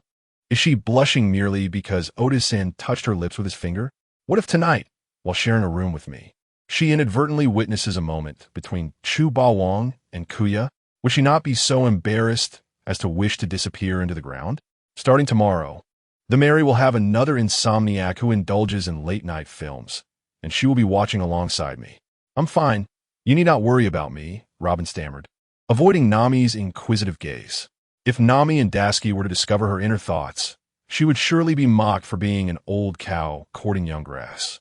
The embarrassment would be unbearable. Fortunately, Robin's 2 decades of experience in navigating life had not been in vain, and she quickly regained her composure, calming the fluttering shyness within. With a slight furrow in her brow, she attempted to shift the topic. By the way, Bawang, there is something I must inform you. The current drought crisis in Alabasta is a meticulously crafted conspiracy by the Shichibukai, Crocodile. It may not be long before he executes his plan to usurp the nation and becomes the Shadow King of Alabasta. If you remain in Alabasta, I fear Crocodile will not let you off easily. Moreover, he possesses formidable power, posing a considerable threat to us. Furthermore, according to the intelligence I gathered within Baroque works, it seems an elite naval fleet led by a colonel is about to pass through Alabasta, led by someone named Black Maria. This Black Maria is an elite graduate from the Naval Academy, exceptionally skilled in naval formations, and her strength far surpasses that of the miscellaneous navy drawn from local sources. Robin was acutely aware that she was an indispensable part of Crocodile's ambitions, but she had already wagered her body and soul to Chu Bawang. Having acquired the historical texts she so fervently desired, Nico Robin naturally wished to avoid a confrontation with the powerful crocodile. Why ponder too much? A cautious approach is warranted. A significant threat? Chu Bawang shrugged nonchalantly, his tone light-hearted. I care not whether the threat is great or small. As long as we can capture Crocodile and nip the danger in the bud, all will be well. If Crocodile resists to the death, and we cannot capture him alive, then I shall reluctantly send him to his final resting place. Robin was utterly taken aback. She wished to persuade Chu Bawang against engaging in a hasty battle with Crocodile, which could lead to mutual destruction and allow the hypocritical navy to take advantage. Yet, to her astonishment, Chu Bawang seemed to completely disregard her hints.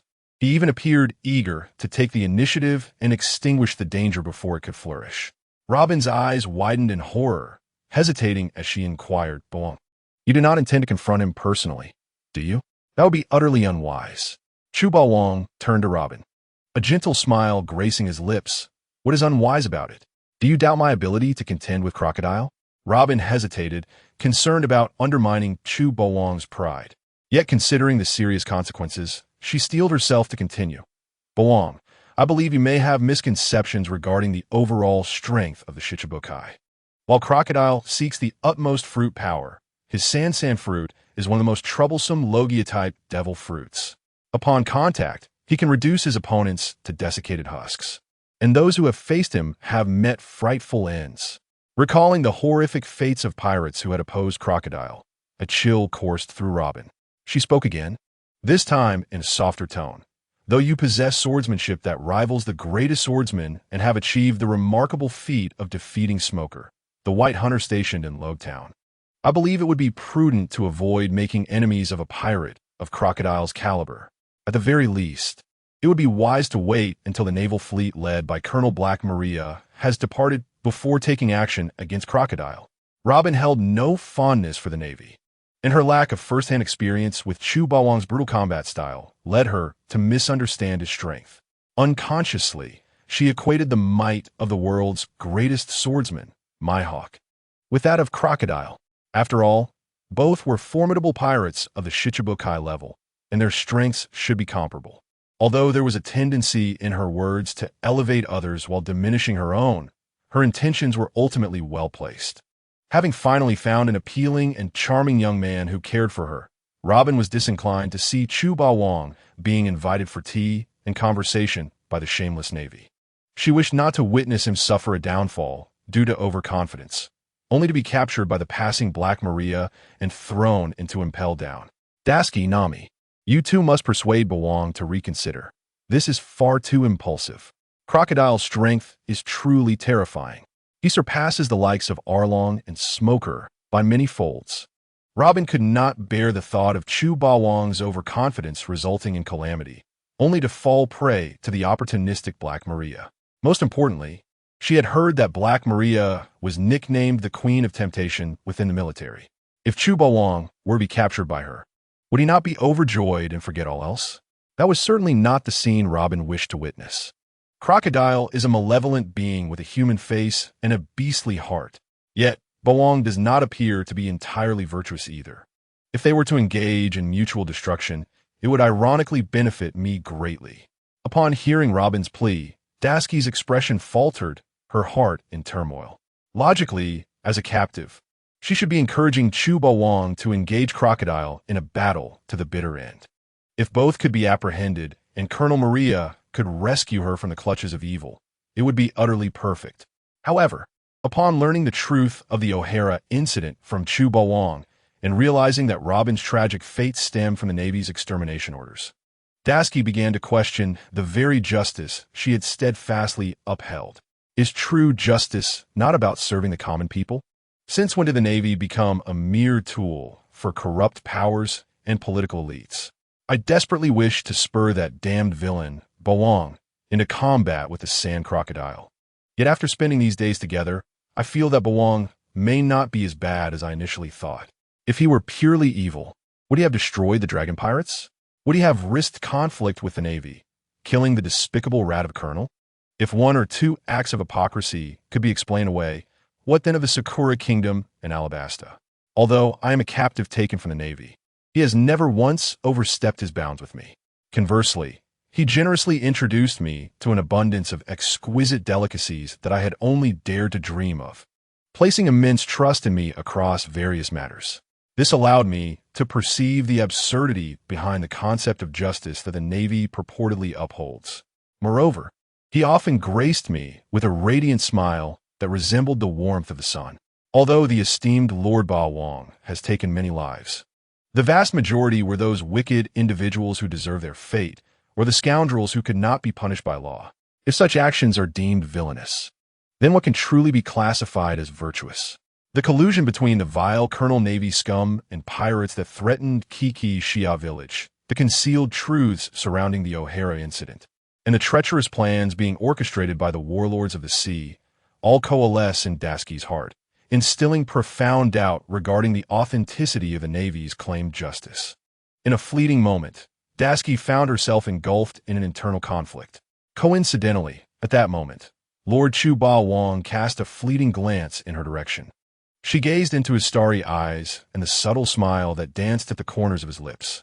Daski was captivated. Why overthink? Acting in accordance with one's heart suffices. With the trust bestowed upon me by Lord Bawang, how could I ever contemplate betraying him? This smile is mine to protect. Whoever dares to tarnish it, I shall confront them fiercely. With this thought, Daski felt her body rejuvenated, her mind clear, and she spoke. I support Sister Robin's suggestion.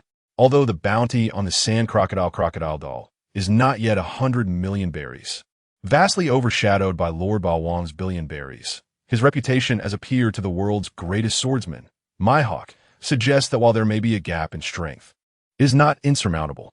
Given Lord Bawang's prowess, should a clash with Crocodile ensue, it would likely evolve into a protracted struggle with an uncertain outcome. As she spoke, Daski subtly gestured to Nami, hinting that she should persuade Lord Chu Bawang not to be reckless. The young swordsman, under 20, undoubtedly has limitless potential. There's no need to confront Crocodile, a mere obstacle. Lord Chu Bawang rolled his eyes in disbelief.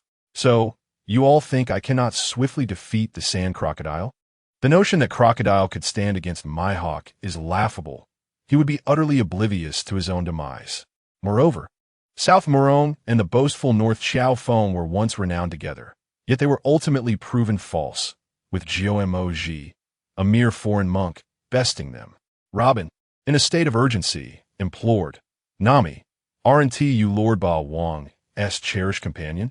You should step forward and speak up. Nami wore a bemused expression. Me? A cherished companion? Please. Just now, I audaciously pricked my father's heart. I'm more of a heart-stabbing companion than anything else. Furthermore, you want me to convince Lord Chu Bawang to yield to Crocodile? While others may be unaware of Lord Chu Bawang's true strength, Nami is fully cognizant.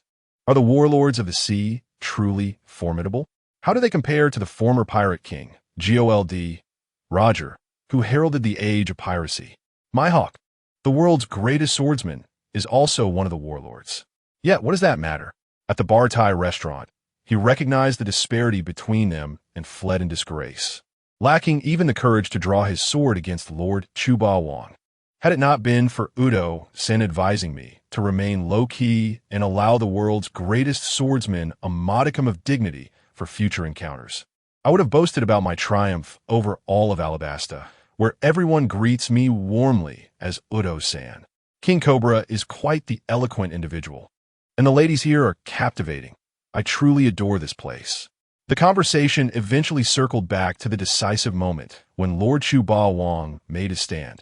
Invigorated and spirited, akin to a celebrated general delivering a pre-battle oration.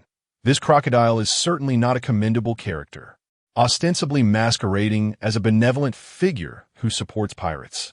Behind the scenes, he exploits his position as a warlord to plot schemes that endanger the livelihoods of millions. as Udo San to all in Alabasta. I cannot stand idly by. Thus, Lord Chu Ba Wang revealed his intentions. His fervent desire to eliminate Crocodile was merely a trigger for a system task he had activated. Ding. Side quest activated. Indistinguishable gender. Task description. Male rabbit's foot is elusive. Female rabbit's eyes are mesmerizing. As two rabbits scamper together. How can one discern their gender? The host must investigate the true gender of Crocodile. If male, suppress. If female, capture for warmth. Completion of the task yields the following rewards. Luxury Villa of the Complete Copper Sparrow Terrace X1. Universal Portal Fragment X1. Random Portal Fragments X10. The mystery of whether Crocodile is male or female, along with Mihawk's clandestine use of the Black Blade Yoru and his methods for restroom visits, is among the top 10 enigmas in the world of pirates. Fans fervently believe that Crocodile was originally a woman, as Ivankov, possessing the hormone fruit, claims to have knowledge of Crocodile's past. Indeed, Ivankov has the ability to transform women into men. If his powers were to arrive on Waterblue Star, the inhabitants would surely face unemployment. Yet, the esteemed Oda has provided no definitive clarification. Suppressing a male, warming a female? System. You've been influenced by the chaotic Heavenly Emperor. Observing the system's playful wording, Lord Chu Ba Wang felt a twinge of exasperation. If Crocodile were indeed male, that would be manageable. Suppression would suffice. However, if she were truly a woman, I cannot simply revert her transformation. Must I really have her warm my bed? Just the thought of Crocodile's current defiant male persona juxtaposed with the image of her as a woman warming my bed sends chills down my spine. Are you certain she would comply? Or might she hide a sharp pair of scissors under the pillow, waiting to sever my little Chu Ba Wang while I slumber? The system's antics nearly strain my back. In terms of audacious actions, I would claim the title of the most formidable against the system. Regardless of Lord Chu Ba Wang's inner grievances, he was unwilling to let this task reward slip away. A luxury villa of the Copper Sparrow Terrace holds considerable collectible value. It could be integrated into my core world, saving me the effort of constructing a lavish residence anew. The Universal Portal Fragment and the Random Portal Fragments are even more essential. I must obtain them at all costs. Unless the formidable Chu Ba Wang can obtain the precise coordinates of other worlds, along with the sheer strength and robust physique necessary to traverse the void, it would be prudent to diligently collect the fragments of the teleportation portal. Upon receiving the system notification, Chu Ba Wang appeared invigorated and spirited, resembling a valiant general delivering a rousing pre-battle speech. This Crocodile is truly a nefarious character. He poses as a benevolent ally of pirates in plain sight, yet secretly employs his status as one of the warlords of the sea to orchestrate conspiracies that jeopardize the livelihoods of millions. As the guardian of all in Alabasta, I cannot idly stand by and allow such matters to unfold. With a playful nudge to Desiki, he shot her a dazzling wink, saying, "Desiki, if you were to encounter a scoundrel like Crocodile, would you continue to enable his malevolent deeds?"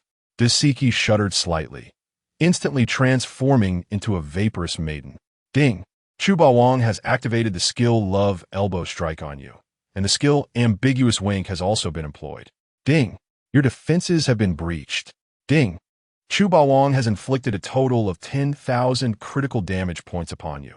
Your health has been depleted. Your mind is in a state of shutdown, attempting to reboot.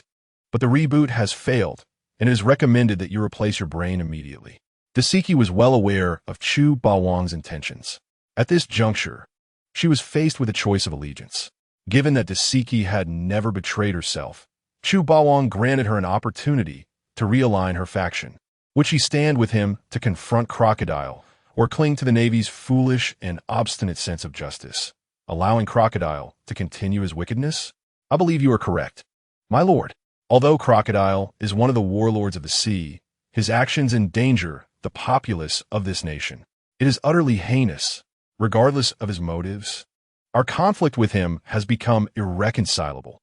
He must be eliminated. Without hesitation, Desiki promptly sold out Robin. Rather than meekly yielding to tyranny, she preferred to strike decisively. With the most adorable expression, She proclaimed her firm resolve to bring Crocodile to justice. 3-1. I have triumphed once more. It seems your luck in gambling is rather poor today. Chu Bawang took Siki's arm, smiling at Robin. Since you are reluctant to confront Crocodile, it appears it shall be the three of us who go. Don't forget about me, Name declared, refusing to be outdone as she rushed to grasp Chu Bawang's other arm. What are you waiting for? With one arm around each of them, Chu Bawang glanced back at the stunned Robin, the corners of his mouth lifting slightly. Hurry and join the fight. It is time for Crocodile to witness the might of Justice's iron fist. The usually rational Robin took a deep breath, her chest rising and falling rhythmically, and sighed. Say, my lord, you have shown me such trust. Yet I have repeatedly provoked your authority and contradicted your words. This is truly unacceptable. I must insist on joining the expedition against Crocodile. It is time to settle matters with him. Regardless of whether this decision is right or wrong, or whether the outcome is favorable or adverse, I shall face it alongside you. On the other side of the Yuyan Casino, the ostensibly benevolent Crocodile, who routinely indulged in acts of charity, carried a significant fortune amassed from the raucous pirates. Today, he walked with a lightness that suggested a favorable mood, secretly relishing the nearing conclusion of his nefarious scheme. He was on the verge of celebrating with a hot pot, a song, and a dance, entirely unaware that he had unwittingly provoked a harbinger of doom. Imminent disaster awaited him. On the second floor of the Yuyan Casino, the atmosphere was tense and foreboding. Crocodile, sporting a slick-back hairstyle, fond of cigars, and draped in a black fur coat, exuded an air reminiscent of a mafia boss as he reviewed the intelligence relayed by his subordinates. The smile upon his face gradually contorted into a grimace. Are you implying that during my absence, the White Devil employed the Navy's Rokushiki to injure our guests, and then, through sheer luck, defeated Miss All Sunday at the dice game and took her away? As his coup d'etat approached its final stages, Crocodile recognized that he could not afford to relax. He had been occupied with sowing discord between the Royal Army and the rebel forces. Despite the rebels' numerical advantage, their weaponry was subpar, forcing Crocodile to exhaust himself providing arms with the bounty earned by his subordinates, a source of immense frustration. Coincidentally, several audacious pirate crews had attempted to seize a share of the impending chaos in Alabasta. Typically, they lay low, yet at the prospect of a feast, they sought to taste the bloodshed. Crocodile could not tolerate such insolence. They must be eliminated. Little did he know that in his brief absence, his second-in-command, Nike Robin, had been abducted by Chu Bawang. If he could not locate Robin, the ancient weapon, Pluton, would remain forever beyond his grasp. Crocodile seethed with indignation, feeling more aggrieved than the ill-fated Do in June. Just as he was about to overthrow the regime and establish a new kingdom, he was informed that the only person capable of translating the historical texts, Nike Robin, had vanished. Was the heavens mocking him? At that moment, a figure entered. It was Dazabones, a senior officer of the Baroque works and a user of the quick-slash-fruit. He was Crocodile's most trusted and loyal subordinate, as well as a formidable swordsman who had once faced off against the green-haired Solon, ultimately falling to Solon's lion song. In the original narrative, during the Marineford War, Dazabones had even clashed with Dracula Mihawk. Although he had been effortlessly dispatched by Mihawk, he remained a force to be reckoned with. My lord, please remain calm. Although Miss All Sunday has been abducted by the White Devil, she has inexplicably sent us a message indicating she has urgent matters to report. The meeting place is at our stronghold. It appears she is well aware of your power and does not dare to betray your will. A smirk of arrogance crept across Crocodile's lips. He would not be so naive as to trust Robin entirely. If she were genuinely loyal, she would have fought back against Chu Bawang when she was taken, even if she was not his equal. Crocodile was no fool. He sensed a hint of conspiracy in the air. Shortly thereafter, Dazabones delivered further news. My lord, Miss All Sunday has returned. She wishes to see you immediately. Is she alone? Has the White Devil made an appearance? Dazabones responded, she is not alone. Accompanying her are two strikingly beautiful women in addition to the White Devil. The audacity! The White Devil dared to venture into the lion's den with two women? Who did he think he was dealing with? Daring to undermine my position. You truly seem to be living on borrowed time. Do you truly believe that possessing swordsmanship of the Grandmaster level grants you the freedom to wreak havoc on the Grand Line? Crocodile lay languidly on the leather sofa, his fingers stroking his chin, as if contemplating certain intriguing rumors. After a brief moment of reflection, he declared, "Accompany me to meet this fellow. I am curious to see if this rising bounty hunter can offer me any significant surprises." Recently, whispers had circulated among the leading powers of the Grand Line regarding the resurrection of the former pirate king, Joel D. Roger. Even the Navy, which had publicly maintained a cordial relationship with Crocodile, seemed to be stirring restlessly. This left the ever-calculating Crocodile uncertain about the true capabilities of Chu Bawang. The initial bounty had been issued due to the killing of a naval colonel, resulting in an excessive reward of 90 million berries. Subsequently, he had rampaged through the town of Roguetown, the birthplace of the Pirate King, causing chaos and seeing his bounty soar tenfold, skyrocketing to 1 billion berries. Such a meteoric rise was unprecedented in Crocodile's experience. Even Edward Newgate, with whom he bore a deep-seated grudge, had not exhibited such ferocity upon first setting sail as a pirate.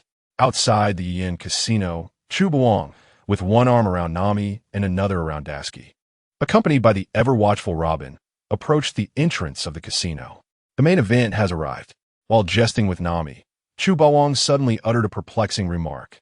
As soon as the words left his mouth, a swirling mini-sandstorm erupted before the four of them, revealing a shadowy and menacing visage. Gradually, the swirling sand coalesced into a towering figure nearly 25 meters in height. It was none other than Crocodile, one of the Shichibukai. Following closely, a tall, muscular man donned in a monk-esque attire, adorned with serpentine patterns on the sides of his chest and a tattoo reading one on his bald head, emerged from the casino's entrance. This was Daz Bonez, a high-ranking officer of Baroque Works, second only to Robin and Crocodile, designated as Mr. One. The moment Robin laid eyes on Crocodile in the flesh, even her usually composed demeanor faltered, a sheen of apprehensive sweat appearing on her flawless visage. Her expression turned gravely serious. Crocodile ignited a cigar, perhaps crafted from sand, casting an indifferent glance over Nami and Dasky, revealing a derisive smile that suggested he had everything under control. "Miss All Sunday, you have brought quite a number of uninvited guests. Shouldn't you provide me with some explanations?" His gaze landed teasingly on the somewhat restrained Robin. "What's this? Your ally seems too frightened to utter a word. Could it be that she has been kidnapped? If you truly have been abducted, just blink at me." Well aware of Crocodile's ruthless nature, Robin felt a dryness in her throat and pressed her lips together tightly. Instinctively, she glanced towards Chu Bawang, only to find him maintaining his usual nonchalant demeanor, seemingly unfazed by the situation. "Crocodile, I am here to formally resign from Baroque Works. This is my farewell to you. If you insist on obstructing me, I will have no choice but to defeat you and bring this villainous tyrant to justice." Mr. One scoffed derisively. "You think you have the right to leave the organization? Let us not forget how desperate and wretched you were when the world government was hunting you. Frankly, you were worse off than a dog. If it weren't for the captain's kindness in taking you in, you would have long since been a corpse." Crocodile's expression exaggeratedly mirrored amusement, as if he had heard an absurd joke, his mouth stretching into a menacing grin. "Are you attempting to tell a cold joke? You think you can bring me to justice? Robin, you must be misjudging my strength." Robin could not suppress a bitter smile. "I harbor no misconceptions regarding your strength. The real concern lies with my captain's understanding of your capabilities. Unfortunately, he is rather stubborn, and I simply cannot rest easy without him here." Determined, Robin resolved that if Chu Bawang were to falter against Crocodile, she would do whatever it took to ensure his escape, even if it meant sacrificing her companions. "Robin, do not waste your breath on him. Let us settle this swiftly." Just then, as Robin fell into contemplation, Chu Bawang's figure flickered, dashing towards Crocodile with such speed that he left behind an afterimage. Crocodile, already overconfident, dismissed the threat posed by the bounty of 1 billion berries on Chu Bawang's head, and in his state of arrogance, he was ill-prepared for the assault. With a single powerful fist, Chu Bawang struck Crocodile squarely in the face, sending him hurtling backward. The impact was so forceful that Crocodile failed to even initiate his elemental transformation, crashing against the stone wall of his casino, leaving a web of cracks in its wake. Impossible. Such strength. He actually sent Crocodile flying with a single punch. Robin gasped in disbelief, the sudden turn of events leaving her utterly stunned. Not only her, but Das Bonez was equally taken aback, staring in shock at the fallen form of Crocodile. With piercing eyes, he turned to face Chu Bawang, who had taken Crocodile's place, and growled, "Bastard, prepare to die." His powerful arms glinted with metallic sheen due to the effects of the paramecia fruit, rendering his skin harder than steel, capable of demolishing a building. Destruction slash. Micro dust slash. Spiral draw slash. In an instant, Das Bonez unleashed 3 swift strikes, each aimed at vital points. Such a level of assault would require even the current Zoro to proceed with caution, as a moment's inattention could lead to dire consequences. Unfortunately for Das Bonez, he had encountered Chu Bawang today. He remained unfazed, standing his ground without even furrowing his brow, simply raising a pinky finger at the rapidly approaching Das Bonez. The sword energy contained within his fingertip surged forth at an astonishing speed, rendering Das Bonez unable to perceive its trajectory, no matter how wide he opened his eyes. The strikes came and went, elusive and unfathomable. Even his iron-hard skin could not withstand the sharpness of Chu Bawang's sword energy. The sounds of flesh being pierced by sword energy echoed in the air. And in the blink of an eye, the once ferocious Das Bonez trembled like a sieve, appearing somewhat grotesque, accompanied by a resounding thud. The most formidable assassin among the senior cadre of the Baroque works collapsed to the ground, his life extinguished.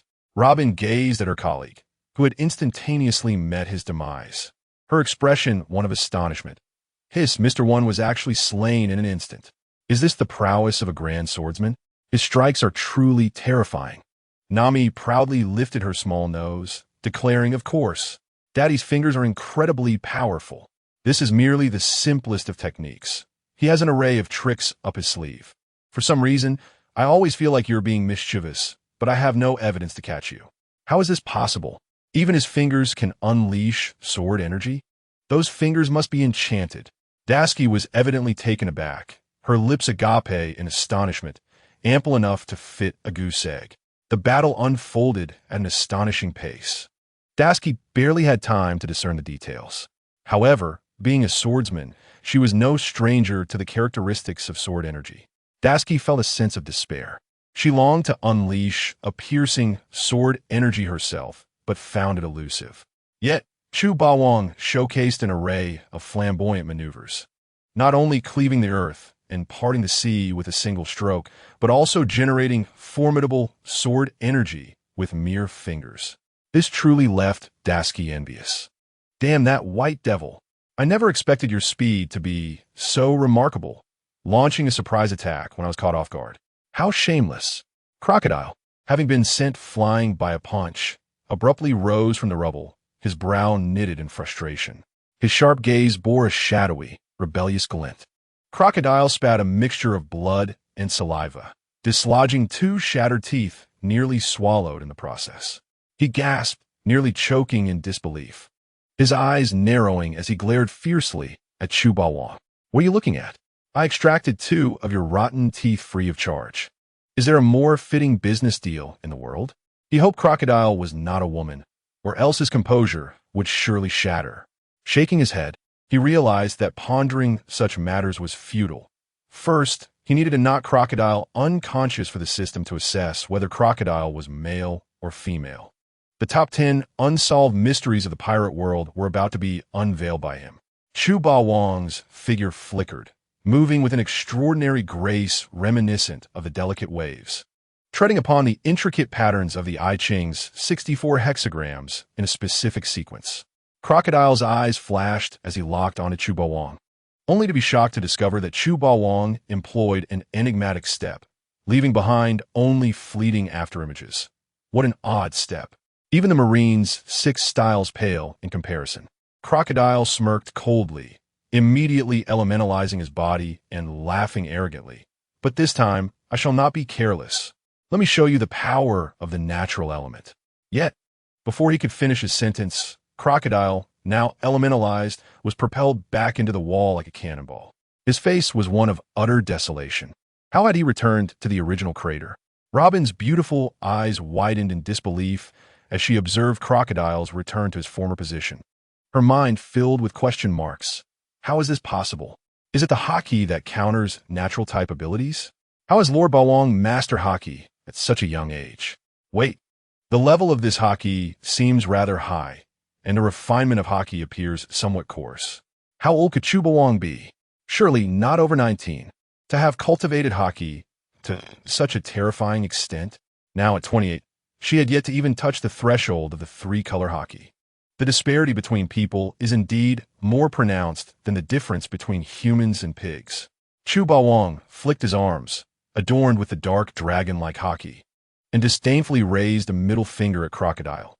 The action was exceedingly arrogant and mocking, inciting a desire in onlookers to pin him down and deliver a thorough beating. To Crocodile, it came across as mockery, yet to the little thief Nami, it was a sight of romantic admiration. Gazing at Chu Bawang's charming and handsome smile, Nami instantly transformed into a lovesick admirer, pounding her chest and exclaiming, "Oh, Tosin is amazing. Truly remarkable. This smile, I shall protect it." In contrast, the more reserved Dasky maintained a calm and collected demeanor, as if unfazed by Chu Bawang's ability to once again send Crocodile flying. However, just half an hour prior, she had been worried if Chu Bawang's grand swordsman-level prowess could contend against Crocodile. "Sister Dasky, you seem unperturbed by Lord's use of Haki. Did you perhaps already know that he possesses a trump card against natural-type abilities?" Robin inquired, astonished. Dasky seemed to recall how Smoker had once arrogantly flaunted his natural-type devil fruit abilities before Chu Bawang, only to be ground against the wall in humiliation. "In truth, I did not intend to deceive you." She slightly pursed her lips, revealing an innocent expression unrelated to herself, her smile sweet and enchanting. "Unfortunately, Lord's age is so deceptive that it disarms any sense of vigilance. Moreover, his somewhat cunning nature enjoys playing the pig to eat the tiger. So you understand that Crocodile is not the first natural-type user to fall victim." Robin was left speechless. She had thought that Chu Bawang was ignorant of the so-called natural-type devil fruit users and had a gross misunderstanding of Crocodile's strength. Little did she realize that it was not Chu Bawang who misjudged Crocodile, but rather her own colossal misunderstanding of Chu Bawang's capabilities. If she had known that Chu Bawang's Haki was so robust and formidable, she would have wholeheartedly supported the expedition against Crocodile. Should she feel her sincerity lacking, she could utilize the Hana no Mi to raise several more hands in agreement. Chu Bawang clenched his fist, his gaze fixed upon the now solidified Crocodile. Speaking in a calm tone, "Do not resist any further, Crocodile. You have no choice but to surrender. It would be far better for you to be knocked unconscious by me for a physical examination. If I obtain the results I desire, I might consider sparing your independent consciousness." Crocodile paused momentarily. "What nonsense! You wish to knock me out and examine my body? I don't believe you for a second. You charming rogue, full of ill intentions." Crocodile furrowed his brow, uncertainty creeping into his heart. Chu Bawang's words evidently hinted at some insider knowledge. Could Ivankov have leaked information? Yet regardless, given Crocodile's nature, he would never surrender so easily. "You speak of an examination. Do you think this would preserve my reputation in the underworld?" Lost in thought for a while, Crocodile finally returned to reality, squinting at Chu Bawang, attempting to shift the conversation. "I must admit, your talent is indeed formidable. To refine the narrative, I have eliminated superfluous punctuation, promotional content, and irrelevant information while preserving the essence of the original text. Here is the improved version. It is truly remarkable to witness someone cultivate the armament Haki to such an intense degree at this young age. It is an unprecedented sight in my life. I vaguely recall that when I first encountered that man, his armament Haki paled in comparison to that of the formidable Chu Bawang. However, it is a pity that a Logia-type devil fruit user is not merely a lamb awaiting slaughter when confronted with armament Haki. To presume that one can compel me to kneel simply through the force of hockey is rather presumptuous, is it not? What of arrogance? Can the youth be anything but audacious? I am aware you disapprove of me, yet you are powerless to change that. I relish the expression of those who find me intolerable, yet are unable to defeat me. I am Chu Ba Wong, merely 18 years of age. If you dare contest me, then come forth.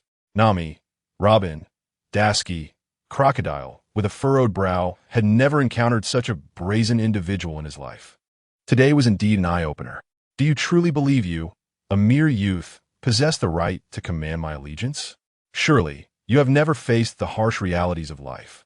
Crocodile straightened his posture once more, wiping the blood from the corner of his mouth, and growled menacingly at Chu Ba Wong. What gives you the audacity to challenge me? In an unexpectedly cooperative manner, Chu Ba Wong feigned contemplation and then replied with a chuckle. Perhaps it is because I am more handsome than you. Alas, being handsome allows one certain liberties. Crocodile, I have a phrase that may be inappropriate to utter. Is this fool truly mentally challenged? Crocodile felt insulted, not only physically but also intellectually, suffering a humiliation he had never before experienced. Enraged, he pressed his right hand against the ground after invoking his ability, draining the moisture from all living beings in contact and causing it to spread outward, turning rocks to dry sand. Buildings crumbled, the ground appeared lifeless, and the landscape transformed into desolate wasteland. His form began to dissipate, merging with the swirling sands, drifting upward, taking advantage of his surroundings. He manipulated the sand into a swirling tempest, summoning fierce winds. This is dire. Crocodile was conjuring a sandstorm capable of obliterating everything. Robin's expression shifted. She had witnessed Crocodile unleash such powers before, attacking a notorious pirate with a bounty exceeding 100 million. Despite the formidable strength and mastery of martial arts of that pirate, he stood no chance against the natural might of the sandstorm, ultimately reduced to a mere skeletal remnant. In the midst of her alarm, the sandstorm surged to its peak, uninterrupted by Chu Ba Wong's actions. The swirling sand enveloped Robin and the others, accelerating with relentless fury. Although armament hockey can inflict damage upon Logia users and reveal their true forms, it does not imply that they are completely defenseless against it.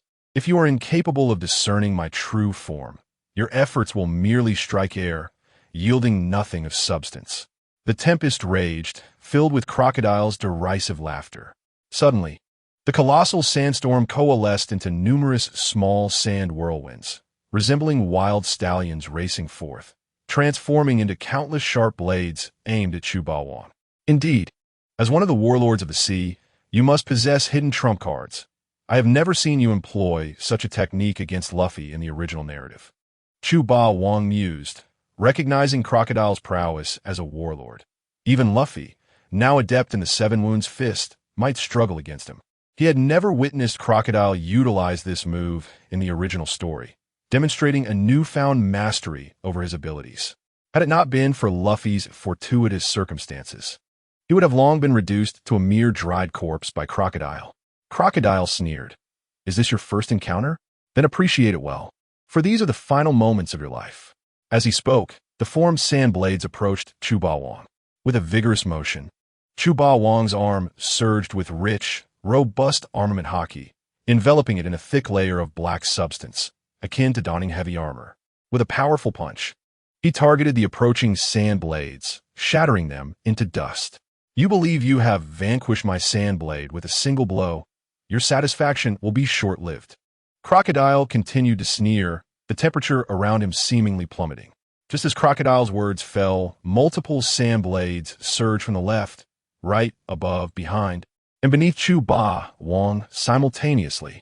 Quite intriguing, Chu Ba Wong smirked, a brilliant glint illuminating his eyes as he grasped the true principle behind Crocodile's offensive. With each thunderous punch, the sand blades were once again reduced to mere powder. What? He has deflected yet again. Crocodile was taken aback. His earlier display of the sandstorm was merely a ruse to conceal the sand blades at his back and beneath his feet. Who would have thought that even those cleverly positioned blades would be thwarted? This white devil must possess extraordinary awareness.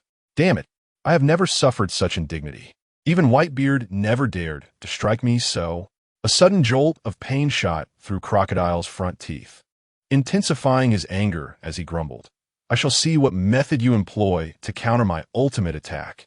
As Chu Ba Wang attempted to incapacitate him and examine his condition, Crocodile was unwilling to oblige. "You think I will allow you to inspect me? How humiliating. Although deploying my ultimate attack drains considerable stamina. If I can eliminate you before you mature, it will all be worth it. Regrettably, you are not mine to command. Otherwise, my plans for world domination would have advanced significantly." The swirling sand intensified, shattering solid rock into fragments, causing even multi-story buildings to collapse. Debris of all kinds flew through the air, and even outdoor furnishings like beach chairs and fruit stands were not spared. Countless sand blades materialized, their numbers multiplying exponentially, resembling a rain of arrows directed toward Chu Ba Wang, who found himself at the heart of the tempest. In his youth, Crocodile had once used this move against Whitebeard, who had found it exceedingly troublesome. Now, employing it against Chu Ba Wang, Crocodile was confident of securing victory in this battle. "This is not good." Robin's expression shifted dramatically. It was her first time witnessing Crocodile unleash his full power, and she was astounded by its catastrophic potential. At this very moment, outside the sandstorm, Robin and her companions could no longer rely on their naked eyes to discern the specific situation of the battle. A hint of concern flickered in Robin's beautiful eyes as she grasped Dasky's slender arm, urgently inquiring, "Dasky, do you think Master Chu Ba Wang will be all right? You should be fine, right?" Originally confident in Chu Ba Wang's abilities, Dasky's small hand suddenly tightened as she felt a sense of uncertainty upon witnessing the catastrophic sandstorm. A rare expression of worry crossed her eyes. Could Chu Ba Wang return safely from a calamity of such magnitude? At that moment, Daki inwali zet ke supating Chu Ba Wang in confronting Fukurin. Nami tightened her small fist, her orange eyes fixed intently on the heart of the sandstorm, not daring to blink. Unlike Robin and Dasky, whose strengths leaned more toward assistance rather than direct confrontation, Nami herself could be considered a fragile mage, lacking detailed comprehension of combat power. Her unwavering belief that Chu Ba Wang would triumph over Crocodile did not stem from a tactical analysis of strength, but rather from pure youthful sentiment. The sight of Chu Ba Wang clad in a white evening gown symbolized her faith in victory. In her heart, Chu Ba Wang embodied an invincible white-clad warrior. An excellent technique, perfect for stretching my muscles. In the center of the sandstorm, surveying the dozens of desert blades, akin to locusts in their devastation, Chu Ba Wang felt a surge of delight rather than worry. It was time to showcase the legendary 18 dragon-subduing palms, paying homage to the esteemed Jinyo. The strikes of the 18 dragon-subduing palms, though simple and unremarkable in movement, were imbued with tremendous power, each strike a testament to might and force, capable of overwhelming the opponent. Moreover, the 18 dragon-subduing palms were particularly effective against intricate techniques, rendering any enemy as trickery moot. When combined with armament hockey, the concept became even more formidable. With a single palm strike, the enemy would be on the brink of annihilation. In the blink of an eye, the numerous desert blades, unable to close the distance to Chu Ba Wang, were reduced to mere dust. As time passed, Crocodile, once as steady as a rock, began to panic, realizing that his conjured desert blades had inflicted no substantial harm upon Chu Ba Wang. This technique required his utmost effort, consuming vast amounts of energy with each execution. If this continued, he worried about his own stamina, let alone Chu Ba Wang's endurance. Chu Ba Wang furrowed his brow, casting an irritated glance at him. "Crocodile, why have you ceased your attacks?" The reason he relentlessly unleashed the domineering palm strikes was that he discovered the strength of the 18 dragon-subduing palms was akin to the invigorating effect of national calisthenics. Striking these palms felt as refreshing as participating in a vigorous exercise routine. Furthermore, Chu Ba Wang held a fondness for the vigorous and bold nature of the 18 dragon-subduing palms. Just the sight of a man practicing this technique exuded a strong sense of masculinity. Having finally found an engaging pastime, it was utterly disappointing that Crocodile suddenly refused to exert himself further. Chu Ba Wong, clearly dissatisfied, noticed Crocodile's reluctance and could hardly contain his discontent. Seeing Chu Ba Wong's insatiable demeanor, Crocodile rolled his eyes in frustration. Damn it, I'm about to collapse from exhaustion, and you're still enjoying this? You old trickster, you must be toying with me, right? Crocodile, do not halt. Continue your attacks. I've just gained new insights into the 18 dragon subduing palms. Don't stop now. Hurry and keep attacking. Once I distill this technique to its essence, I might spare your life. Damn it, you old trickster, you really are playing me. Crocodile nearly spat out blood in anger, roaring, Ba Wong, I admit I underestimated your strength, but don't think you can do as you please just because of that. While I may not kill you, if I choose to leave, you won't be able to stop me. I have no time for your childish games. Just as he was getting interested, he was interrupted. Chu Ba Wong raised an eyebrow, his tone icy. So, Crocodile, you're not inclined to lend a hand, then? I thought we were like-minded allies, yet you proved to be so callous. Do not blame me for settling the score. Turning to Robin with a smile, he cheerfully asked, Robin, you must have suffered quite a bit in your Baroque works, right? Speak up, and I shall take charge for you. Robin couldn't help but smile bitterly, thinking that her time in Baroque works was akin to being a freeloader, enjoying abundant food and drink without labor, with her personal freedom maximized. She had scarcely endured any hardship. She opened her mouth to defend her former employer, who had granted her so much kindness, but unexpectedly, Chu Ba Wong suddenly covered her fiery red lips with his hand, warmly stating, Enough, no need to say more. I know you wouldn't want me to learn of the mistreatment you endured that would provoke my anger. Robin Chan, you are a gentle soul, aren't you? You must think so, right? If you remain silent, I shall take it as your acquiescence. You're covering my mouth. How can I say anything? This is the second time you've silenced me with your finger. It's almost as if you wish to ruin my ability to speak. I have never encountered such shamelessness. It's a slander upon my integrity. Crocodile trembled with rage, glaring at the one who accused him. In his thoughts, he reflected on the years he had treated Robin well, ensuring her plumpness compared to the frail girl she once was. The world would not recognize Robin as the devil child of 20 years ago without his significant contribution.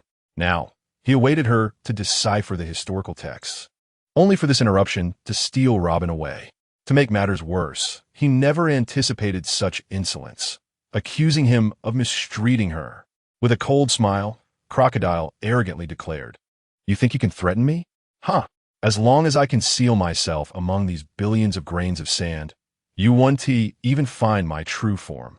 Let us see how you threaten me now. Crocodile, in his elemental form, was invincible. Chu Ba Wong regarded him with a gaze of incredulity. Are you acquainted with the omnipotence of the Emperor's power? Have you heard of the highest level of the Golden Reincarnation Eye? You truly are a simpleton, unaware that villains often fall due to their own verbosity. How dare you lay your plans bare before me? If I do not subdue you, I would feel quite remiss. Keluoketier has transformed into countless grains of sand, becoming an ordinary member among them. However, that does not imply that Chu Ba Wong cannot trace his whereabouts. Although the resplendent golden royally, I cannot discern the difference between elemental sand and ordinary grains. It is acutely sensitive to the flow of energy within the human meridians. Even in his elemental form, Keluoketier still has a faint energy coursing through his meridians. Under the influence of the royally, I and Kin Bunchikahaki, Keluoketier cannot escape, even with his elemental transformation. With a swift motion, Chu Ba Wong vanished from sight in an instant. His fist, the size of a sandbag and enveloped in hockey rivaling that of iron fist kapu, struck at a single grain of sand suspended in the air. Boom! The speed of the punch was so astonishing that it produced a remarkable sonic boom. What? Suddenly, the grain of sand in the air manifested a face filled with terror. Keluoketier attempted to escape, but it was too late. Bang! With a thunderous sound, a sandstorm of catastrophic proportions lost control and transformed into a torrential rain of sand pouring down. That towering, proud figure descended to the ground at lightning speed. Rumble! Rumble! The ground fractured like a spider's web, torn apart into pieces. Keluoketier, have you heard of this descending palm technique? Amidst the swirling dust, A figure clad in a white suit descended from the sky, delivering a palm strike to the ground. No, I concede. Kelookitier raised his head stiffly, reminiscent of the fiery cloud evil god from Kung Fu, gazing at the resplendent figure descending like flames, letting out a wretched scream. I will die. I will truly die. If struck by this palm, he would surely be left with no chance of survival. Regrettably, Chubawang's technique had grown old, and he could not halt the descending palm in time. Bang! The earth cracked, shaking violently. A colossal palm imprint descended, covering an area of several hundred square meters. Kelookitier lay unconscious in the pit. Robin's beautiful eyes widened in disbelief. What kind of palm technique is this? If I were to master this technique and combine it with the abilities of the Hana no Mi, wouldn't I soar to great heights? Chubawang leaped into the pit, dragging Kelookitier out like a dead dog. He turned to Robin, who was too stunned to speak, and with a squint and a smile, remarked, "What? Do you wish to learn? I can teach you hand in hand. Bamangloye, Saiko." Upon hearing this, Robin was overjoyed, giving a thumbs up to the generous Chubawang. Dasky, stop dawdling. Hurry and cuff Kelookitier. I need to find a way to extract his true gender, or my task rewards will be jeopardized. Chubawang called out, noticing Dasky still in a daze, and couldn't help but deliver a light smack to her head. To ascertain Kelookitier's true gender, the simplest method would be to find the cross-dresser King Ivankov or Whitebeard Edward Newgate and inquire directly. However, Chubawang had no means to teleport into Impel Down or the territory ruled by Whitebeard, so he decided to rendezvous with Roger before making further plans. Roger and Whitebeard are good friends. Perhaps he possesses information regarding whether Kelookitier is indeed a transgender individual, saving him the trouble of going back and forth. Oh my! You actually defeated Kelookitier. That is truly impressive. The somewhat naive Dasky finally regained her composure from the shock and hurriedly accepted the sea-stone handcuffs thrown to her by Chubawang, restraining Kelookitier. Odo-san, you have finally returned. Meanwhile, the unable to contain her emotions Nami rushed into Chubawang's embrace, her expression one of impending tears. Chubawang was momentarily taken aback. He seemed to be alive and well. Why did her tone imply that I had perished in the sandstorm? Oto-san, just now I watched helplessly as the sandstorm and numerous desert swords surrounded you. I could do nothing. It truly terrified me. As the little thief cat Nami spoke, tears streamed down her youthful cheeks, soaking Chubawang's chest. Just a moment ago, she had feigned strength, convinced of Chubawang's ultimate victory. But now, witnessing his safe return, the weight of anxiety in her heart finally lifted, causing a sudden outpouring of emotion. Even Chubawang, who typically refrained from displaying genuine feelings, could not help but feel a warmth in his heart at this moment. Is this the fabled warm-hearted companion? I am smitten. He reached out to ruffle Nami's little head, akin to petting a cat, feeling a warmth within. Do not cry. Little thief cat, if you cry too much, you will become a big flower cat, and that would not be pleasant. Rest assured, your father is invincible. Even if Kapu were to come, I could make him call me father. Nami couldn't help but chuckle through her tears. The legendary naval hero, who chased the Sea Overlord Rocks and Pirate King Gold. Roger across the seas, could you truly subdue him? Moreover, if you really made Kapu call you father, what would that make of Dragon and Luffy? After finally lightening Nami's mood, Chubawang turned to see Robin gazing intently at his face, her eyes radiating a gentle warmth as if she were appraising a lover. Chubawang teased, "What? Have you too succumbed to my handsome visage, bewitched by my looks?" Upon hearing this, Robin smiled softly, entirely different from the youthful Nami and Dasky. She exuded a mature and intellectual beauty, captivating to behold. "My lord," she shrugged, her face alight with the excitement of Columbus discovering new lands, her gaze roaming over the striking Chubawang. "I believed I knew you well, but as time passes, I realize how little I truly understand you. You are like a treasure boy, drawing me in and igniting my curiosity about you." The surprises Chubawang provided to Robin were countless. Her genuine smile today surpassed all those of the past 20 years combined. She had once thought that the most fascinating and worthy pursuit in life was to translate historical texts and uncover the missing century of history. However, Compared to exploring the truths of historical texts, she found it far more enjoyable to delve into the minutiae of Chu Bawang's life over the past 18 years. In the preceding moment, she had called him my lord. In the next, he had transformed into a treasure boy. Chu Bawang stroked his chin, smiling as he gazed at Robin. Speak candidly. Are you trying to take advantage of me because of my youth? Robin responded with a playful smile, cheerfully saying, You saw right through me, truly worthy of being my lord. Your insight is remarkable. To speak frankly, I'm nearly a decade your senior. Addressing you as Xiaoye seems fitting, but calling you Leoi feels somewhat peculiar. The formidable Chu Bawang raised an eyebrow, his mood evidently buoyant as he engaged in playful banter with Luo Bin. So, what would you prefer to call me? Luo Bin pondered for a moment and replied earnestly, Considering I'm 10 years your elder, referring to you as younger brother should not be too much of compromise, right? This was not born of malice, but rather a desire to express her candid thoughts. When she looked at Chu Bawang, she couldn't help but feel as though she were caring for a mischievous younger brother, despite not having one of her own. At present, Luo Bin was more than capable of standing on her own. She could not afford the luxury of running to Chu Bawang in a fit of childish tears like the tender Nami. Nor could she wait passively for his commands like the naive Dasky. If given the chance, Luo Bin wished to nurture and protect the somewhat eccentric Chu Bawang as one would a beloved younger sibling. Not a loss. I dare say I am at a significant disadvantage. He retorted, I had intended to ask you to call me Baba tonight, and now it has inexplicably turned into younger brother? In the stillness of the night, calling Luo Bin's sister could indeed be amusing. Was this the essence of role-playing? Such delight. Observing the hesitance and intrigue on Chu Bawang's face, Luo Bin seized the moment. Now that I am yours in every sense, could you not indulge me with a small wish? She stepped closer to Chu Bawang, her delicate hands resting on his shoulders as she gently kneaded them. With a playful warmth, she whispered, It is merely calling you younger brother. You truly stand to gain nothing. My goodness, he mused. Could it be that women possess an innate talent for seductive persuasion? Although Chu Bawang understood Luo Bin's remark about being yours referred to their gambling wager, the power of the Emperor's vision granted him a clear view of the captivating Luo Bin before him. Her expressions, movements, and the tantalizing warmth of her breath were overwhelming. What man could withstand such allure? Certainly, I cannot. Your happiness is what matters. If you genuinely desire a younger brother, I would not mind temporarily acting as your adopted sibling in the absence of others.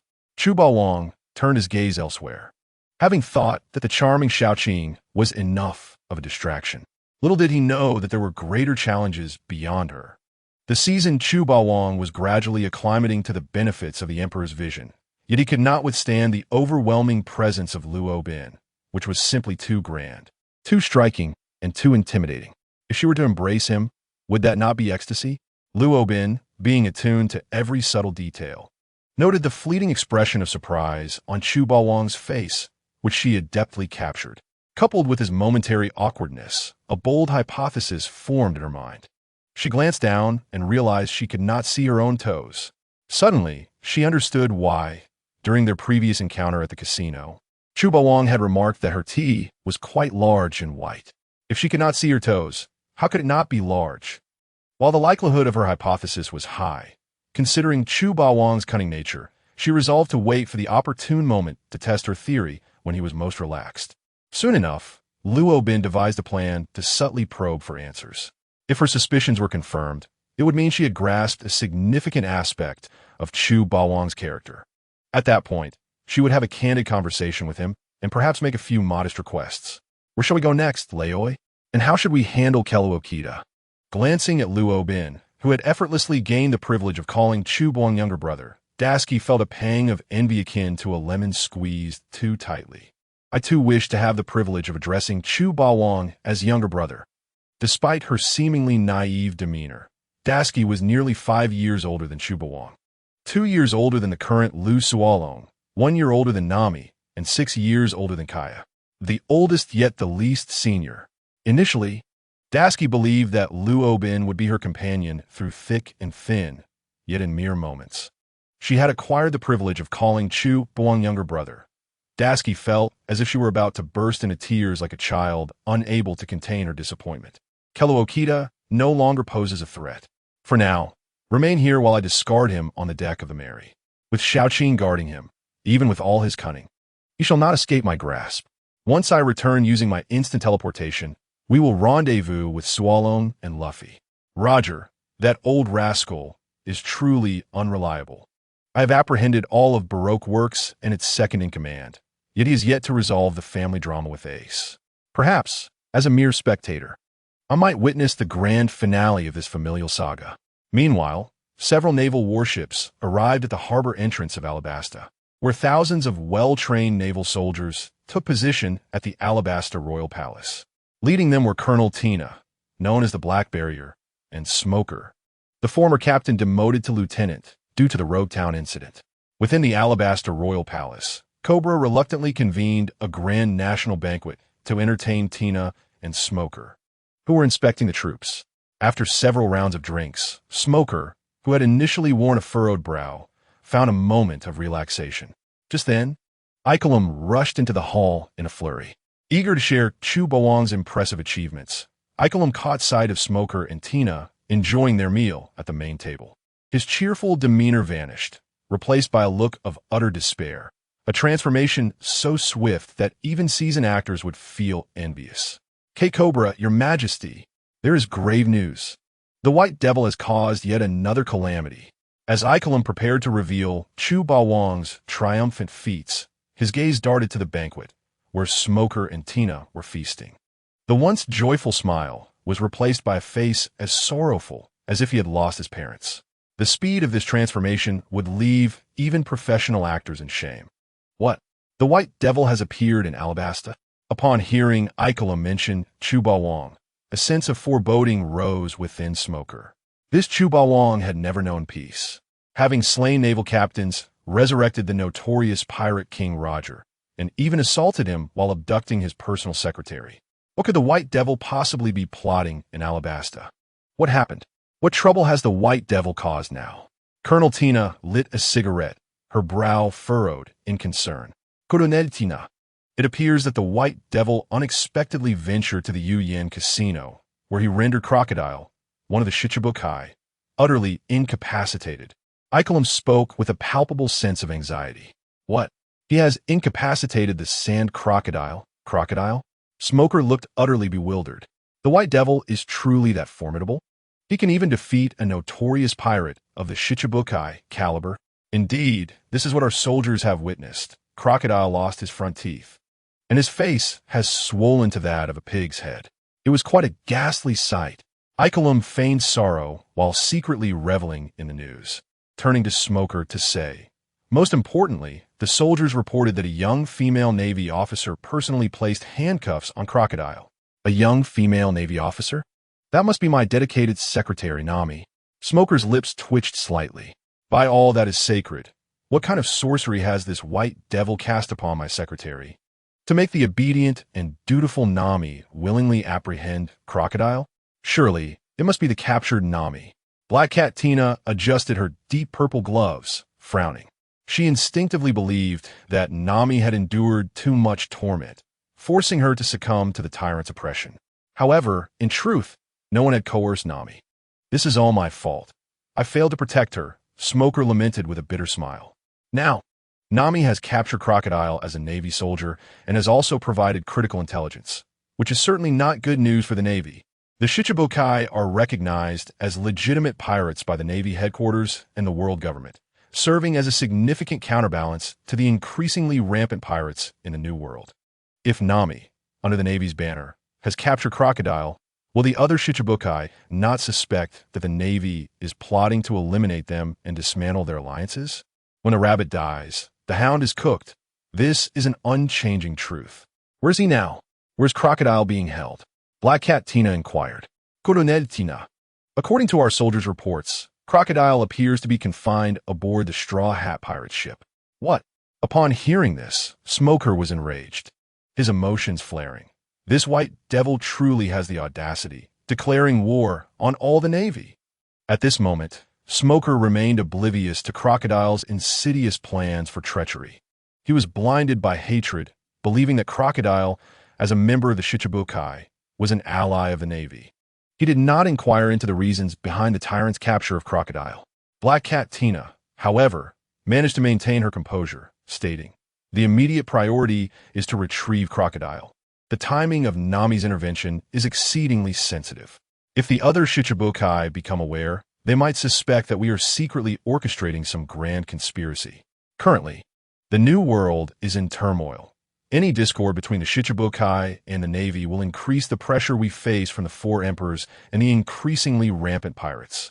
Both Tina and Smoker secretly wiped the sweat from their brows, recognizing that this white devil, the tyrant, truly knows how to stir up trouble. Without a word of warning, he has stealthily beaten the Shichibukai. The most crucial point is that he has indeed managed to overpower one of them. What can one even do in such a situation? Observing the troubled expressions on Tina and Smoker's faces, Cobra felt a sense of glee in his heart. He had long suspected that the current state of Alabasta was due to Crocodile's covert machinations. To this end, he had even dispatched his daughter, Princess Vivi, along with the captain of the Royal Guard, to infiltrate the Baroque works. Now, having finally uncovered evidence of Crocodile's crimes, he felt deeply frustrated by the lack of attention given to Crocodile by the 70,000 rebel forces. Who would have thought that the tyrant would arrive and, within such a short time, have beaten Crocodile into a state of disarray? Cobra was overwhelmed with excitement. The tyrant is indeed a remarkable person. Cobra was nearly moved to tears, acknowledging that his previous hospitality had been lacking and that he had made the grave mistake of underestimating the situation. Thankfully, the tyrant is magnanimous. Otherwise, he would truly face the fate of becoming a slave to a fallen kingdom. Although he had once been subdued, Smoker could not tolerate the tyrant's audacity any longer. He slammed his wine glass down heavily and rose to his feet, exclaiming, "Where is that white devil now? Colonel Tina and I shall lead our forces to capture him. Once reinforcements arrive, we shall ensure he meets a fitting end. Colonel Smoker, please do not be hasty. There are some underlying circumstances that require your patience." Icolum interjected, knowing full well that allowing these inept Navy officers to capture their savior was out of the question. He immediately began to explain the situation. The reason the White Devil confronted Crocodile is due to deeper motives. For the past 3 years, Alabasta's transformation from a prosperous nation in the New World to a despised desert land has been orchestrated by Crocodile's clandestine use of the band dance powder, as decreed by the world government. This Crocodile is truly despicable. He has framed King Cobra, intending to wait for the rebels to invade the royal city, then present himself as Alabasta's savior, thereby winning the people's support to become the new king of Alabasta. Initially, Smoker and Tina managed to remain composed, but as they listened, their anxiety grew, cold sweat beating on their foreheads. With every word Icolum spoke, their unease intensified, leading to a profound sense of shame, almost rendering them unable to face anyone. They had believed Crocodile to be a law-abiding Shichibukai, a potential ally of the Navy. Who could have imagined that he was secretly concocting a plan to usurp the nation, one that would shock the entire world? It was laughable how naive they had been, thinking they could use force to rescue the heinous Crocodile from the tyrant's grasp. If it were possible, both Tina and Smoker would have wished to sink into the earth, overwhelmed by their profound embarrassment. Colonel Smoker, Colonel Tina, this White Devil is truly a benefactor and savior for all the citizens of Alabasta. Cobra could hardly contain his excitement, grasping Smoker's arm with gratitude, saying, "Currently, aside from the capital, all cities in Alabasta have suffered from drought for 3 years, with countless victims perishing from thirst. I had also suspected that this was Crocodile's scheme, and recently, the captain of my royal guard discovered crucial evidence. Unfortunately, given the current state of the royal forces, we are utterly incapable of confronting Crocodile. Now, the tyrant has not only uncovered the truth, but has also delivered justice by punishing the villainous Crocodile. It won't be long before the drought ends, and torrential rains will once again bless Alabasta." Smoker and Tina lowered their heads even further, wishing they could disappear into the ground. "Colonel Smoker, Colonel Tina, you may not comprehend how many innocents perish from a single day of drought. Yet as a king, I am acutely aware. If it were not for Mr. Ba Wong's timely intervention, perhaps Crocodile's treacherous plot to usurp the throne would have indeed succeeded. In such a scenario, the final war between the rebel forces and the royal army would have resulted in countless innocent civilians and soldiers perishing. Mr. Ba Wong is truly a paragon of virtue and a righteous savior. Cobra's impassioned oration not only elucidated the dire circumstances of Alabasta's drought, but also lauded the merits of the so-called White Devil, even drawing comparisons to the benevolent savior. Though Cobra's words contained a fair share of flattery, they were grounded in undeniable truths. Had it not been for the valiant actions of the White Devil, who captured the infamous criminal Crocodile, the grim realities Cobra spoke of would have materialized. Alabasta would have descended into an unimaginable hell on earth. Was it possible that the so-called White Devil had, in fact, been performing noble deeds all along? Smoker found himself questioning the very fabric of his beliefs, as he could never have anticipated that the calamity wrought by the White Devil had ultimately saved countless suffering souls in Alabasta. If he were to lead his forces in apprehending the White Devil, would he not be seen as a parasital enemy in Cobra's eyes? His reputation would be irreparably tarnished.